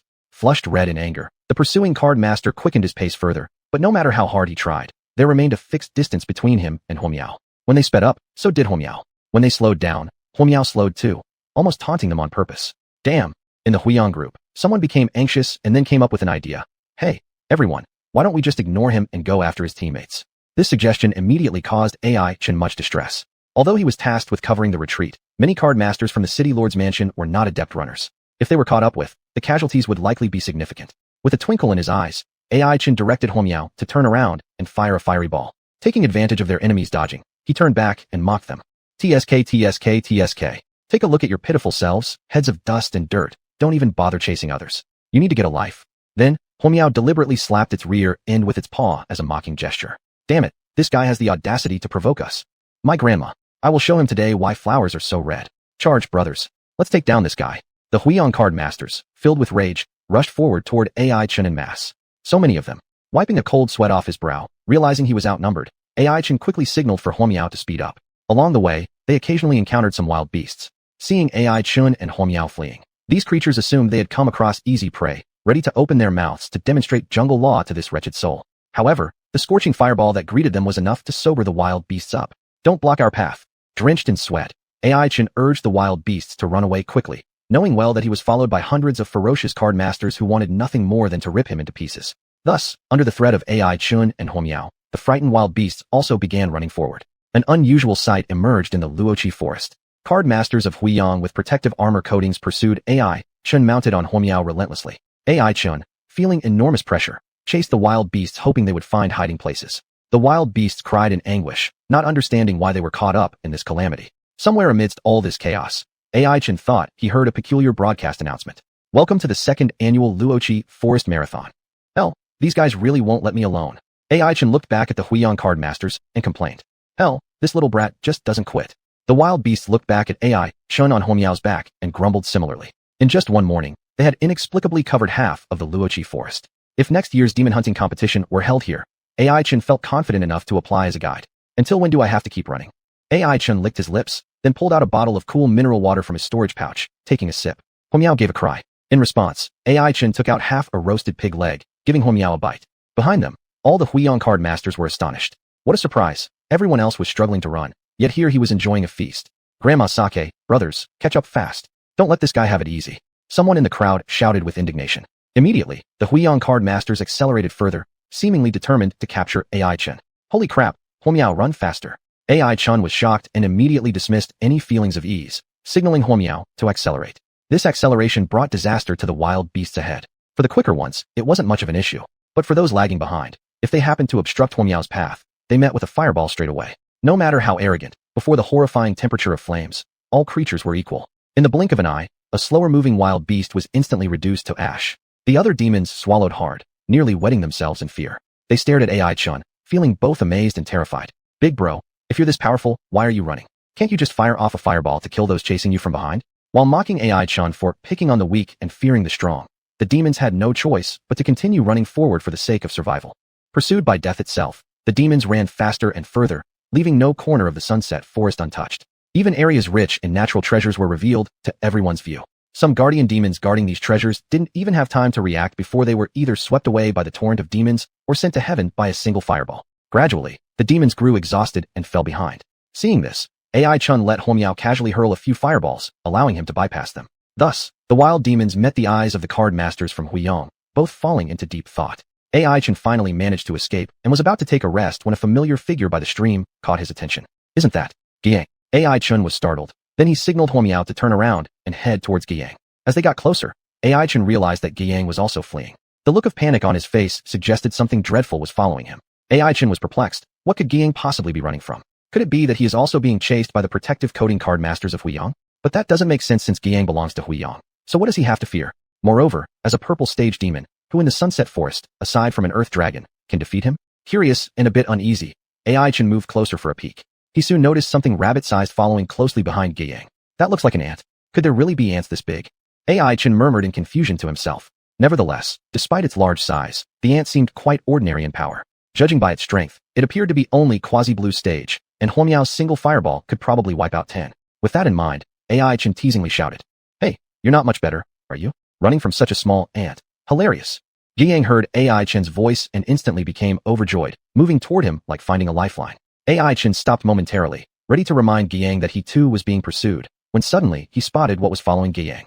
In that instant, AI Chun's complexion drastically changed. Following Guiyang wasn't just one ant. It was an endless army of ants streaming together like a river. Chapter 182, Won't Let Go. A single quasi-blue rank ant may not be capable of much, neither would 2 or 3. However, when their numbers reach a terrifying scale, the destructive power they produce cannot be underestimated. The flood of ants behind Guiyang was exactly like this. AI Chun roughly estimated that there were at least close to 10,000. What does nearly 10,000 quasi-blue rank magical beasts mean? To repeat the same sentence, even if you had to kill 10,000 pigs one by one, it would take months, let alone magical beasts with some fighting capability. No wonder Guiyang, a purple rank practitioner, was chased and ran for his life. AI Chun broke into a cold sweat. In his place, he would have run too. Thus, without waiting for Guiyang to say goodbye, AI Chun turned and ran decisively, as if any delay would result in death. Guiyang, there's no need for such haste. Hey, no need to rush, they can't move fast. With an open path ahead, we can chat leisurely. Guiyang chuckled. However, AI Chun seemed to ignore him and continued to run for dear life. Guiyang was perplexed. What's going on? Is this guy deaf? However, when he saw the sudden surge of card masters and magical beasts ahead, his smile faded. Shit. Guiyang cursed loudly and immediately became serious. He originally thought the way ahead was clear and unobstructed, but it turned out AI Chun was also being pursued. Damn. Meeting you has truly been the greatest misfortune in my life. Gui Yang ran desperately while shouting mournfully. Who isn't? Damn it. I had already escaped. AI Chun retorted irritably. He paused for a moment and asked, how did you anger so many ants? What ants? This is the King mind-devouring ants. Don't look down on them because they're fragile. They actually have the ability to influence emotions and disrupt consciousness. If you're targeted by them, prepare to die. So harsh. AI Chun was shocked and wanted nothing more than to grab Fire Meow and flee. Where did you anger them? AI Chun asked. Gui Yang gritted his teeth. Isn't it all because of finding this damned flower? In the midst of chaos, he raised his right hand. In his right hand, a gorgeous four-colored flower shone brilliantly under the sunlight. Upon seeing this, the mind-devouring ants grew even more frenzied, accelerating their march more than ever. T, stop showing off. Hurry up and run. AI Chun shouted, alarmed. Gui Yang was extremely panicked. After all, he knew firsthand the pain of angering these ants. He then sped closer to AI Chun, attempting to shove the four-colored flower towards him. Hold it well. Kid, weren't you always eyeing this flower? AI Chun promptly and firmly rejected. Uncle, this cannot be done. Gui Yang. With the swarm of mind-devouring ants drawing closer, Gui Yang didn't have time to think about anything else. With a deep breath, he split the four-colored flower in half. There you go. As promised, one half each. And don't decline anymore. Let's see whose luck holds out better. Having said that, he turned another direction, transforming into his magical beast form, galloping with his four hooves, kicking up clouds of dust as he raced toward the horizon. Damn, he's fast. AI Chun was speechless, staring at the damaged plant in his hands bearing two petals, feeling thoroughly disheartened. Meanwhile, the mind-devouring ants shifted their gaze onto AI Chun once they noticed Gui Yang was gone, exposing dangerous glares from their tiny eyes. T. AI Chun muttered a complaint before commanding Fire Meow to race forward. The luminous card master and wild magical beasts pursuing ahead witnessed AI Chun return, feeling puzzled but also unexpectedly delighted. The card master revealed a ferocious expression. Kid, if you're coming to your death voluntarily, don't blame me. Wild magical beasts also growled in fury, revealing fangs, planning to settle accounts with AI Chun earlier. However, upon catching sight of the swarm of mind-devouring ants following closely behind AI Chun, they were all so astonished they couldn't utter a word. Run, for heaven's sake. Don't block the way. If you don't want to die together, run forward. AI Chun shouted loudly. Upon hearing this, some astute card masters temporarily abandoned their pursuit of AI Chun, quietly stepping back, while others, who refused to believe in evil, charged forth with their magical beasts only to be nimbly evaded by AI Chun and then drowned within the sea of ants. Hey, why are you just standing there? Hurry up and run. Someone pulled their companion's shoulder, yet the companion looked as if they'd lost something vital, their eyes vacant and soulless. Subsequently, the wave of ants swept over them, leaving only dry bones. Truly unlucky, being chased again. On Fire Meow's back, AI Chun took a bite of grilled meat, frowned deeply, and bitterly lamented. And a group of card masters nearby felt utterly baffled. They, indeed, were the unfortunate ones. Their leaders' reinforcements given earlier were incredibly powerful, yet they spent the whole morning running. Barely any battles took place, and now finally able to attack, they faced mind-devouring ants skilled in mental attacks. Whom should they complain to about this injustice? However, the most unfortunate ones were still the wild magical beasts. After waking up, they just stayed in their own habitats, doing nothing. At most, out of curiosity, they stole a glance at AI Chun, but it was this very glance that led to these poor creatures being chased all the way. Alas, I am inherently good, yet fate has it otherwise. AI Chun said this and immediately commanded Fire Meow to rush into the midst of the card masters and magical beasts. Inadvertently, he revealed the two colored petals on him. Upon seeing this, the mind-devouring ants fell into madness again. With already limited brain cells, seeing the precious treasures they had guarded for a lifetime flaunted by others infuriated them even more. Subsequently, the mental attacks swept over. Fortunately, thanks to Fire Meow's high intellect growth, they escaped the attack. The other nearby magical beasts were not as lucky. One after another, large-sized magical beasts suddenly stiffened, then lost their spirit in their eyes, falling backward limply. At this point, any protective armor plating meant nothing, dissolving quickly under the ferocious gnawing of the ant tide, leaving only yellow dust. Beasts! Hui Yang's card masters saw their own magical beasts die, so they angrily cursed AI Chun. But AI Chun corrected them with righteous indignation. Magical beasts are loyal companions to us card masters. How can you call them beasts? Have you even passed your awakening ceremonies? Hui Yang card masters. Wild magical beasts. Is there a possibility that we're actually cursing you? Having taught these unruly young ones a lesson, AI Chun sighed helplessly, determined to make Hui Yang's many companions feel similarly. Thus, wherever there were crowds, he directed Fire Meow to charge toward them. The card masters complained bitterly, and some wished they could grab AI Chun off his mount. Yet Fire Meow was exceedingly fast. No one else could even touch a single hair on her. Hui Yang's card masters despaired and yelled, "Young man, if you think you're so capable, young Master Huang will not forgive you." AI Chun remained silent, and everyone thought he was scared until they heard him say, "That's right, there's Huang Shan too. I almost forgot about him." Therefore, watching AI Chun disappear in the distance with the mind-devouring ants following, Hui Yang's subordinates began to ponder whether they had made a mistake. Chapter 183. All forgotten? An enormous number of neatly arranged monsters formed an encircling circle around Xuanhuan. The once spoiled princess of the former city lord's residence, one of the high-ranking figures, had now reached a dead end. Yet, no hint of fear was shown on her exquisite little face. What was present was only an air of reluctant helplessness. Miss Xiang, it seems the situation isn't very good. In front of countless card masters, Huangshan spun the purple skill card in his hand and mocked as he spoke. This was the happiest moment since he entered the Sunset Forest. The carefully laid trap finally bore fruit, and he was about to secure the first major victory of his life. This event was both a milestone for Hu Yang and himself, and all of this could be attributed to the girl standing right before him. I must admit, I am quite curious. Why didn't you run? Huangshan asked with a trace of bewilderment. He simply couldn't understand why. As the leader of the city lord's mansion, she didn't employ any of the 100 methods she surely had to escape earlier, but instead chose to stay behind, sealing her own fate. Surely not out of some notion of righteousness. Huangshan sneered disdainfully. At this point, after being silent for a long time, Xianhuan finally laughed coldly. Huangshan, how arrogant you've become. Even though you succeeded using underhanded cheating tactics, you still have the nerve to make loud proclamations. I see Hu Yang, and you are no different. You're rotten to the core. After these words were spoken, there was a momentary silence on the scene. Huangshan inwardly thanked his lucky stars that everyone inside the surrounding layer were his trusted subordinates. Otherwise, if outsiders heard such a statement, things would likely get very complicated. Even so, his subordinates began glancing at each other nervously. All of them knew well what had been coded onto the monsters by Huangshan wasn't an ordinary substance. It was something only achievable by a purple skill card. And according to the explicit rules of the hunter-monster competition, forces above blue rank were strictly forbidden. But Huangshan was no ordinary individual. Coming from a privileged background, naturally knowing more, he replied cynically. At least you're the young princess of the city lord's estate, yet you can be this naive. Rules? They're just constraints. If you're willing to bear the consequences of breaking them, then ultimately, it's nothing more than an equivalent exchange. He pulled out a sharp dagger, grinning maliciously. To win or lose, the victor takes all. That's been true throughout history. Now, I'm going to kill you. What can you do about it? You dare kill me? Faced with the threat, Xianhuan showed no sign of fear, her voice cold. Why wouldn't I?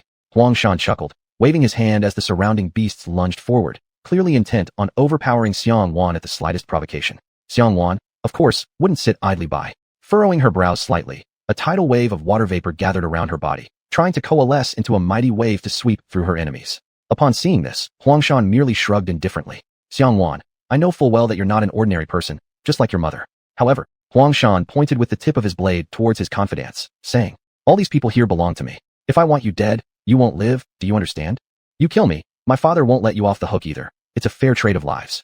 Even under the shadow of death, Xianhuan showed no fear, biting her teeth stubbornly. Humph. But Huangshan seemed amused by something, letting out a chilling laugh. Pausing briefly, he stared at Xianhuan with venomous eyes, saying, our dear princess, looks like you haven't grasped the situation yet. Since everyone around here is mine, do you really think the news of your death will spread outside? You're welcome to try, Xianhuan said firmly. Shaking his head, Huangshan continued. So it seems I need to teach you a lesson before you change your tune. Waving his hand again, he commanded sharply, attack. Subsequently, the fierce monsters surrounded Xianhuan. Just as Xianhuan prepared to use her innate talent and fight with all her might, there was sudden commotion within the dense group of card masters from afar. What's happening? Huangshan frowned, clearly irritated. This was his most powerful moment, when even the entire Sunset Forest obeyed his will. How dare someone disrupt his plans right now? Then, pushing past the anxious crowd, an extremely familiar face appeared in front of Huangshan. AI-Chun, is that you again? Huangshan gritted his teeth, a flicker of murderous intent passing quickly across his eyes. He could never have expected that, despite the city lord's family having suffered total defeat, this person would still dare to come straight to his stronghold. Wasn't this asking for death? Miss Xiang, you sure are lucky. Look, isn't that your lover boy? Coming all alone just to rescue you. A smirk appeared at the corner of Huangshan's lips as he sarcastically remarked. However, Xianhuan responded with a smile of her own, replying, young Master Huang, you should take a good look. He's not alone. Huh. Huangshan was taken aback for a moment, and then noticed that behind AI-Chun there flowed a small black-red stream. On closer inspection, he identified it as an endless tide of ants. Oh no. Huangshan's complexion darkened as he sensed trouble approaching. He immediately shoved his underlings aside and shouted loudly, enemy attack. Get ready for battle. However, before his warning reached the outer layers, AI-Chun and Fire Meow had already scattered Hu Yang's forces, with the space quickly filled by the spirit-eating ants. In no time, both the card masters and their beasts of Hu Yang were under mental assault by the spirit-eating ants. Shit, why are there so many ants? I've never seen this many in my life. Who brought the royal army? Oh wait, who brought these ants here? Crap, what happened to my buddy? He was just here, now he's gone. Does that pile of bones over there look like your buddy? As the horde of spirit-eating ants swept through, Hu Yang's formation fell apart into pieces, leaving barely 1/10 of the card masters alive, while AI-Chun remained completely unscathed, leisurely eating barbecue on the back of Fire Meow. Seeing this scene, Huangshan nearly lost his temper, but if it weren't for his own wariness towards these mysterious ants, he would have jumped in to fight AI Chen right away. With Hu Yang's cardmaster suffering increasingly severe casualties, Huangshan could bear it no longer. After all, he still needed some troops to face off against the remaining forces of the city lord's estate. If they were all annihilated here by AI Chen, he might as well surrender outright in the demon hunter competition. Clutching his teeth furiously, he eventually lowered himself to say, AI Chen, if you leave now, our past grievances will be erased. AI Chen smirked and gestured towards Xianhuan, asking, and what about her? Will the feud between her and Hu Yang also be wiped clean? Huangshan instantly erupted in anger. Everyone knew that the city lord's residence and Hu Yang didn't see eye to eye. After much effort catching Xianhuan, letting her go now would ruin all his hard work. Huff. Exhaling deeply, a flash of murderous intent flickered in Huangshan's eyes. Since you insist on being unreasonable, don't blame me for being ruthless.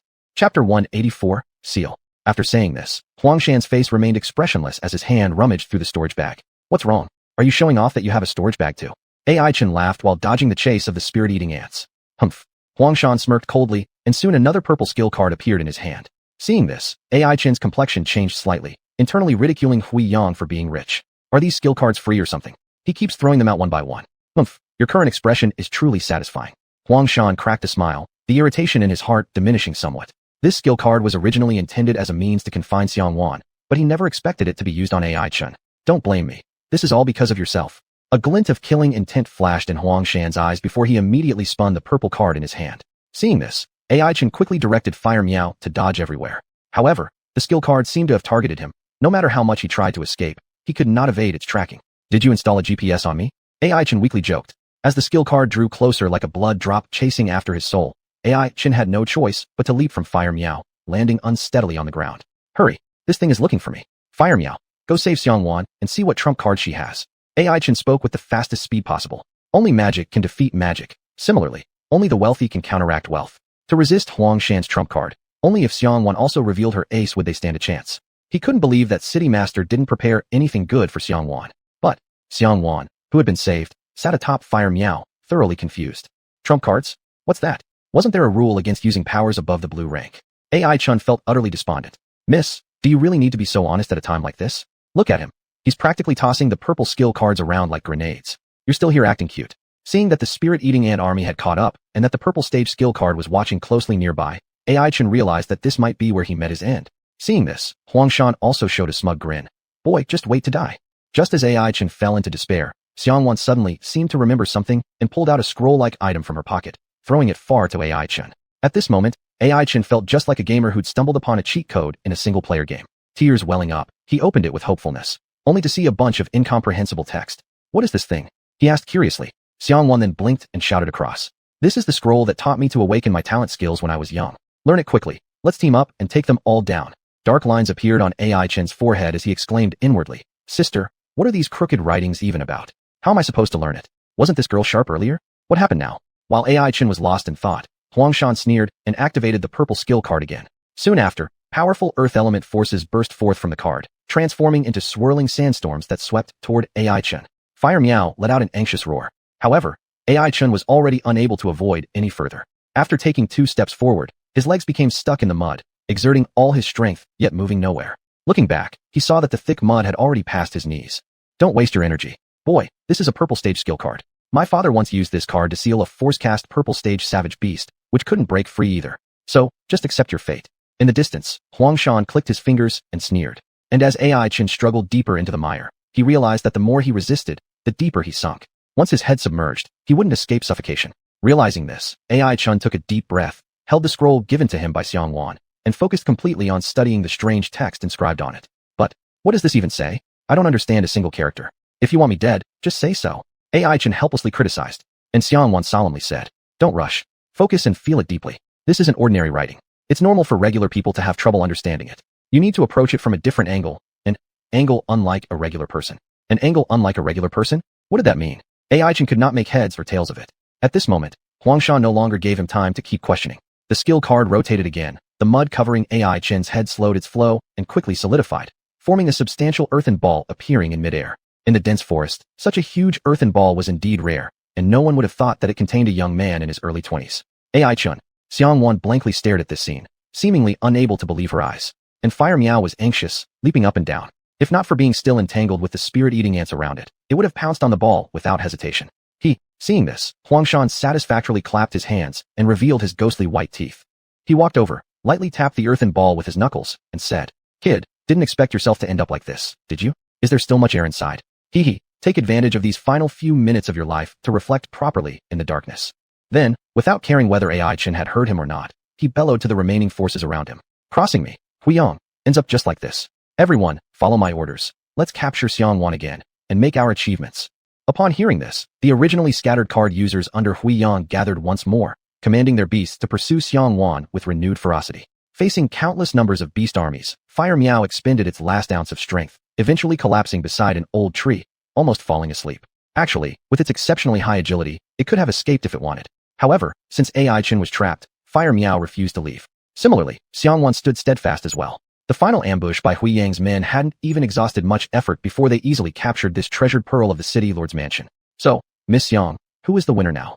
Huangshan chuckled smugly, feeling quite proud. But Xianhuan remained expressionless, saying, "You know I have some tricks left up my sleeve. Now, if you release AI Chun, I will refrain from destroying everything with you." "Ha ha ha." Huangshan laughed uncontrollably, tears nearly streaming out of his eyes. "Destroying everything with me? Do you really think you are qualified to talk about this with me now?" Suddenly changing his demeanor, his face turned dark as he sinisterly continued. "It seems, Miss Xiang, you haven't fully realized the situation yet." Having finished his sentence, he pulled out a sharp dagger and drew it across Xianhuan's long, clean neck. Chapter 185, Breaking the Stalemate. Facing death, Xianhuan neither dodged nor avoided. She simply stared tightly at Huangshan with her ice-blue eyes. Huangshan, feeling uneasy under her gaze, sped up his movements. However, just as the dagger was about to touch Xianhuan's skin, a voice suddenly rang out. "Boss, boss." One of the lackeys tremblingly shouted by his side. "What is it?" Huangshan frowned slightly, his tone somewhat unfriendly. It seemed that if this underling couldn't provide a good reason, they would likely get in trouble. And seemingly unaware of these signs, the underling pointed at the soil ball and shivered as he said, "Boss, look, the ball, it's moving." "Huh?" Huangshan was startled, quickly turning his head to see. Sure enough, the originally quiet massive soil ball on the ground was now inexplicably trembling, as if something terrible was about to break out. "What's going on?" Huangshan was puzzled. In his memory, soil balls used for sealing had never experienced such a situation. It must be some kind of elemental fluctuation. After pondering for a moment, he explained in a manner resembling self-reassurance. "Could it be the boy from before?" the underling cautiously said. Upon hearing this, Huangshan immediately paled and scolded. "Nonsense. Even a strength-type ferocious beast didn't cause any trouble. So how could it possibly be that boy who caused this commotion?" At this point, his fear increased further, and he began contemplating retreat in his mind.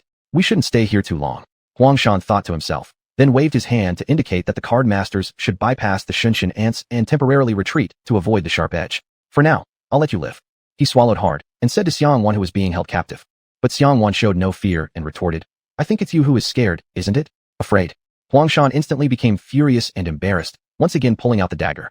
This time, his target was Hua Miao, who was also subdued nearby. A snow-white dagger hung threateningly in front of Hua Miao's fragile eyes, and Huangshan cruelly smirked. "I'll start with carving you, little creature." Before Hua Miao's eyes could be pierced, it let out a feeble roar. Xianhuan closed her eyes and calmly said, "You're done."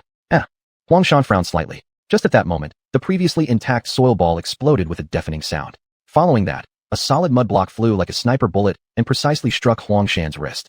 The dagger fell limply from his hand, the blade embedding itself into the wet earth. Clutching his throbbing wrist, Huangshan gazed intently at the swirling dust not far away, filled with surprise.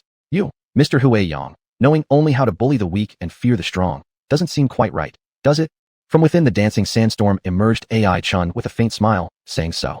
Upon seeing this, Xianhuan revealed a rare smile, while Hua Miao took advantage of the guard's distraction to exert its last ounce of strength, breaking free and rushing to where Xianhuan stood. But among the card masters who witnessed this scene, not one dared to make a move.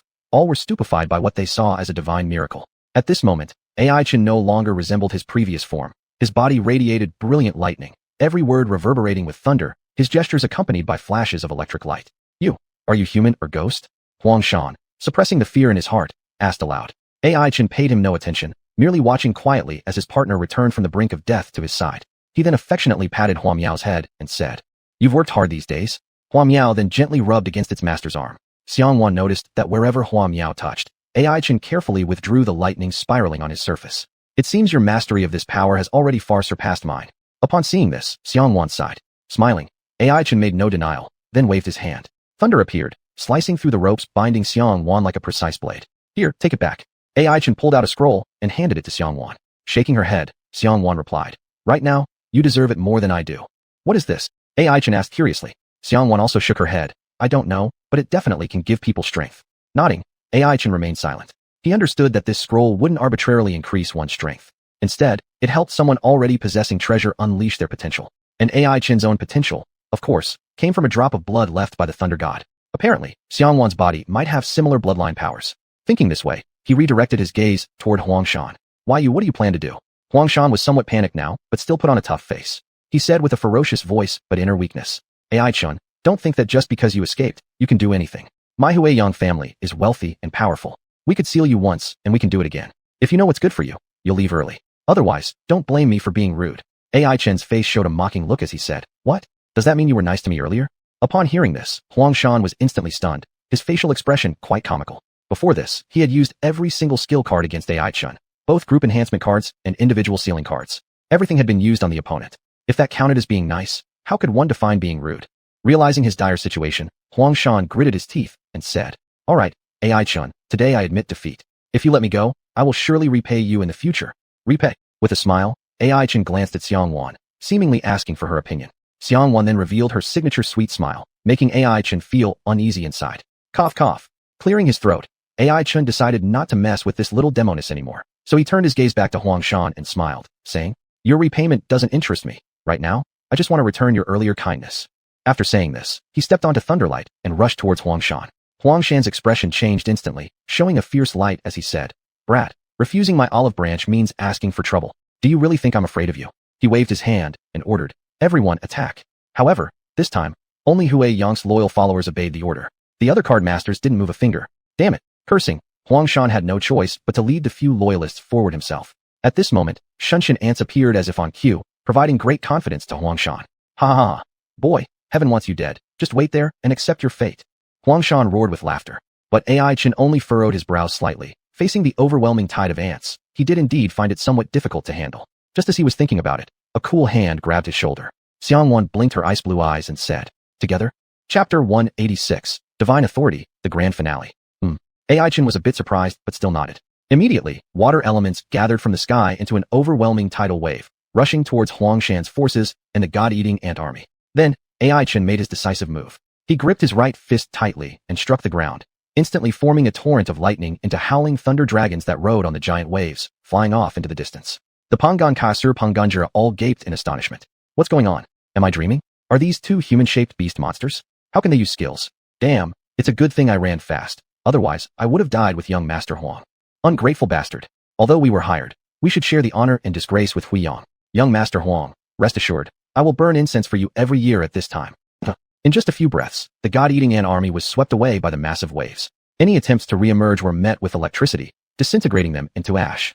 Huangshan stared at this scene, his face ashen. Only now did he understand how insignificant his power was in the presence of divine authority. He also began regretting why he had to go after AI Chen. Spare me.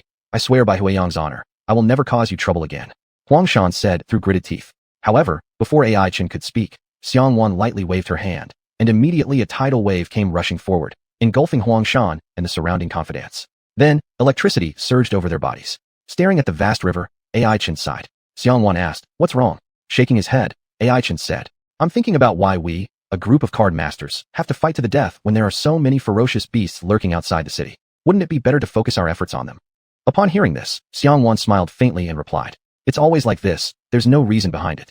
Just like the Muoso camp is not one solid block. Everyone advances amidst struggles. AI Chen remained noncommittal. He glanced at the girl in front of him and said, You've changed some, you seem more mature. Ah. Xianhuan was quite startled, pretending to look upset. Are you calling me old? Shaking his head, AI Chen shifted the topic. What do you plan to do next? Taken aback, Xianhuan answered matter-of-factly. Clean up the mess. You've offended the people of Huiyang to no end.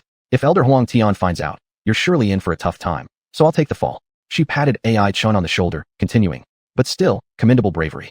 I thought we were going to lose badly this time, but then you just showed up. TSK. It can Chang be called hero-saving beauty, if you insist.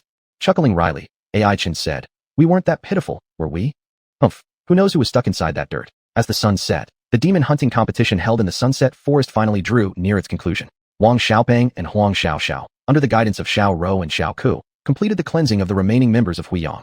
Song Su and Li Chao also took advantage of this opportunity, bringing in a huge amount of points for the independent alliance of card masters. At this moment, The two unfortunate tiger generals finally experienced the joy of seeing their scores soar, and they couldn't help but shed tears. On high branches of the ginkgo tree, Ai Chun and Xianhuan sat side by side, gazing at the morning glow. Xianhuan softly asked, "Hey, do you think we'll win?" Ai Chun, who was chewing grass, looked confused for a moment, rather puzzled, saying, "Aren't we already victorious? Is Huangshan going to resurrect and crawl out of the ground?" TCH. Xianhuan pursed her lips, somewhat dissatisfied. "Of course I don't mean that." After a pause, she continued, "The demon hunt competition is just an extension of the power struggle in the capital. Winning this time doesn't mean we'll win the next. Moreover, at this point, we still don't know what Huiyang has been planning." Ai Chen bowed his head and took another bite of grass, thinking to himself that he indeed knew much more. "You eat. All you ever do is eat." Xianhuan seized a bunch of grass in annoyance and stuffed it into her own mouth. She chewed lazily for a while, then widened her eyes. "It actually tastes pretty good, isn't it?" Ai Chun chuckled and handed her another bunch, saying, "Eat more, you'll need the energy to fight Huiyang after getting full." Hearing these seemingly childish words, Xianhuan pursed her lips and didn't get angry either, continuing to eat the grass herself, puffing her little cheeks cutely. "How many points do you have now?" Xianhuan suddenly asked. Ai Chen pondered for a moment and directly pulled out his points card. The numbers on it were shocking. Good grief, 30,000. Drawing in a sharp breath, Xianhuan shook her head. "Looks like the champion of this demon hunting competition will be you this time." Then, she revealed her points card, with the number frozen at 15,000, clearly having a significant gap from Ai Chen. "I wonder what kind of wonderful expressions those old guys in Devil City who hope for their sons to achieve great things will have when they see the coveted crown being taken by an unknown young man." Xianhuan displayed a sweet smile as she said this. Ai Chen tentatively asked, "Do the people you're talking about include the city lord?" Upon hearing this, Xianhuan glared at him disdainfully, as if to say, "Are you looking for death?" In response, Ai Chun could only chuckle awkwardly. "I say, why don't you just join the Heavenly Heart Demon Hunting Team? It's under the jurisdiction of our city lord's mansion. I'll take care of you, and we'll dominate without anyone interfering." Xianhuan casually hooked Ai Chen's shoulder and spoke with an air of authority. "Good." Ai Chen simply nodded. The strength of the Heavenly Heart Demon Hunting Team was undeniable and had always been his top choice. Having received a positive answer, Xianhuan smiled satisfactorily and said, "Anyway, you've offended Huiyang to the extreme, so there's nowhere else you can go except us to protect you." Ai Chen bitterly smiled. "Apparently, I don't even have a choice." "Yes."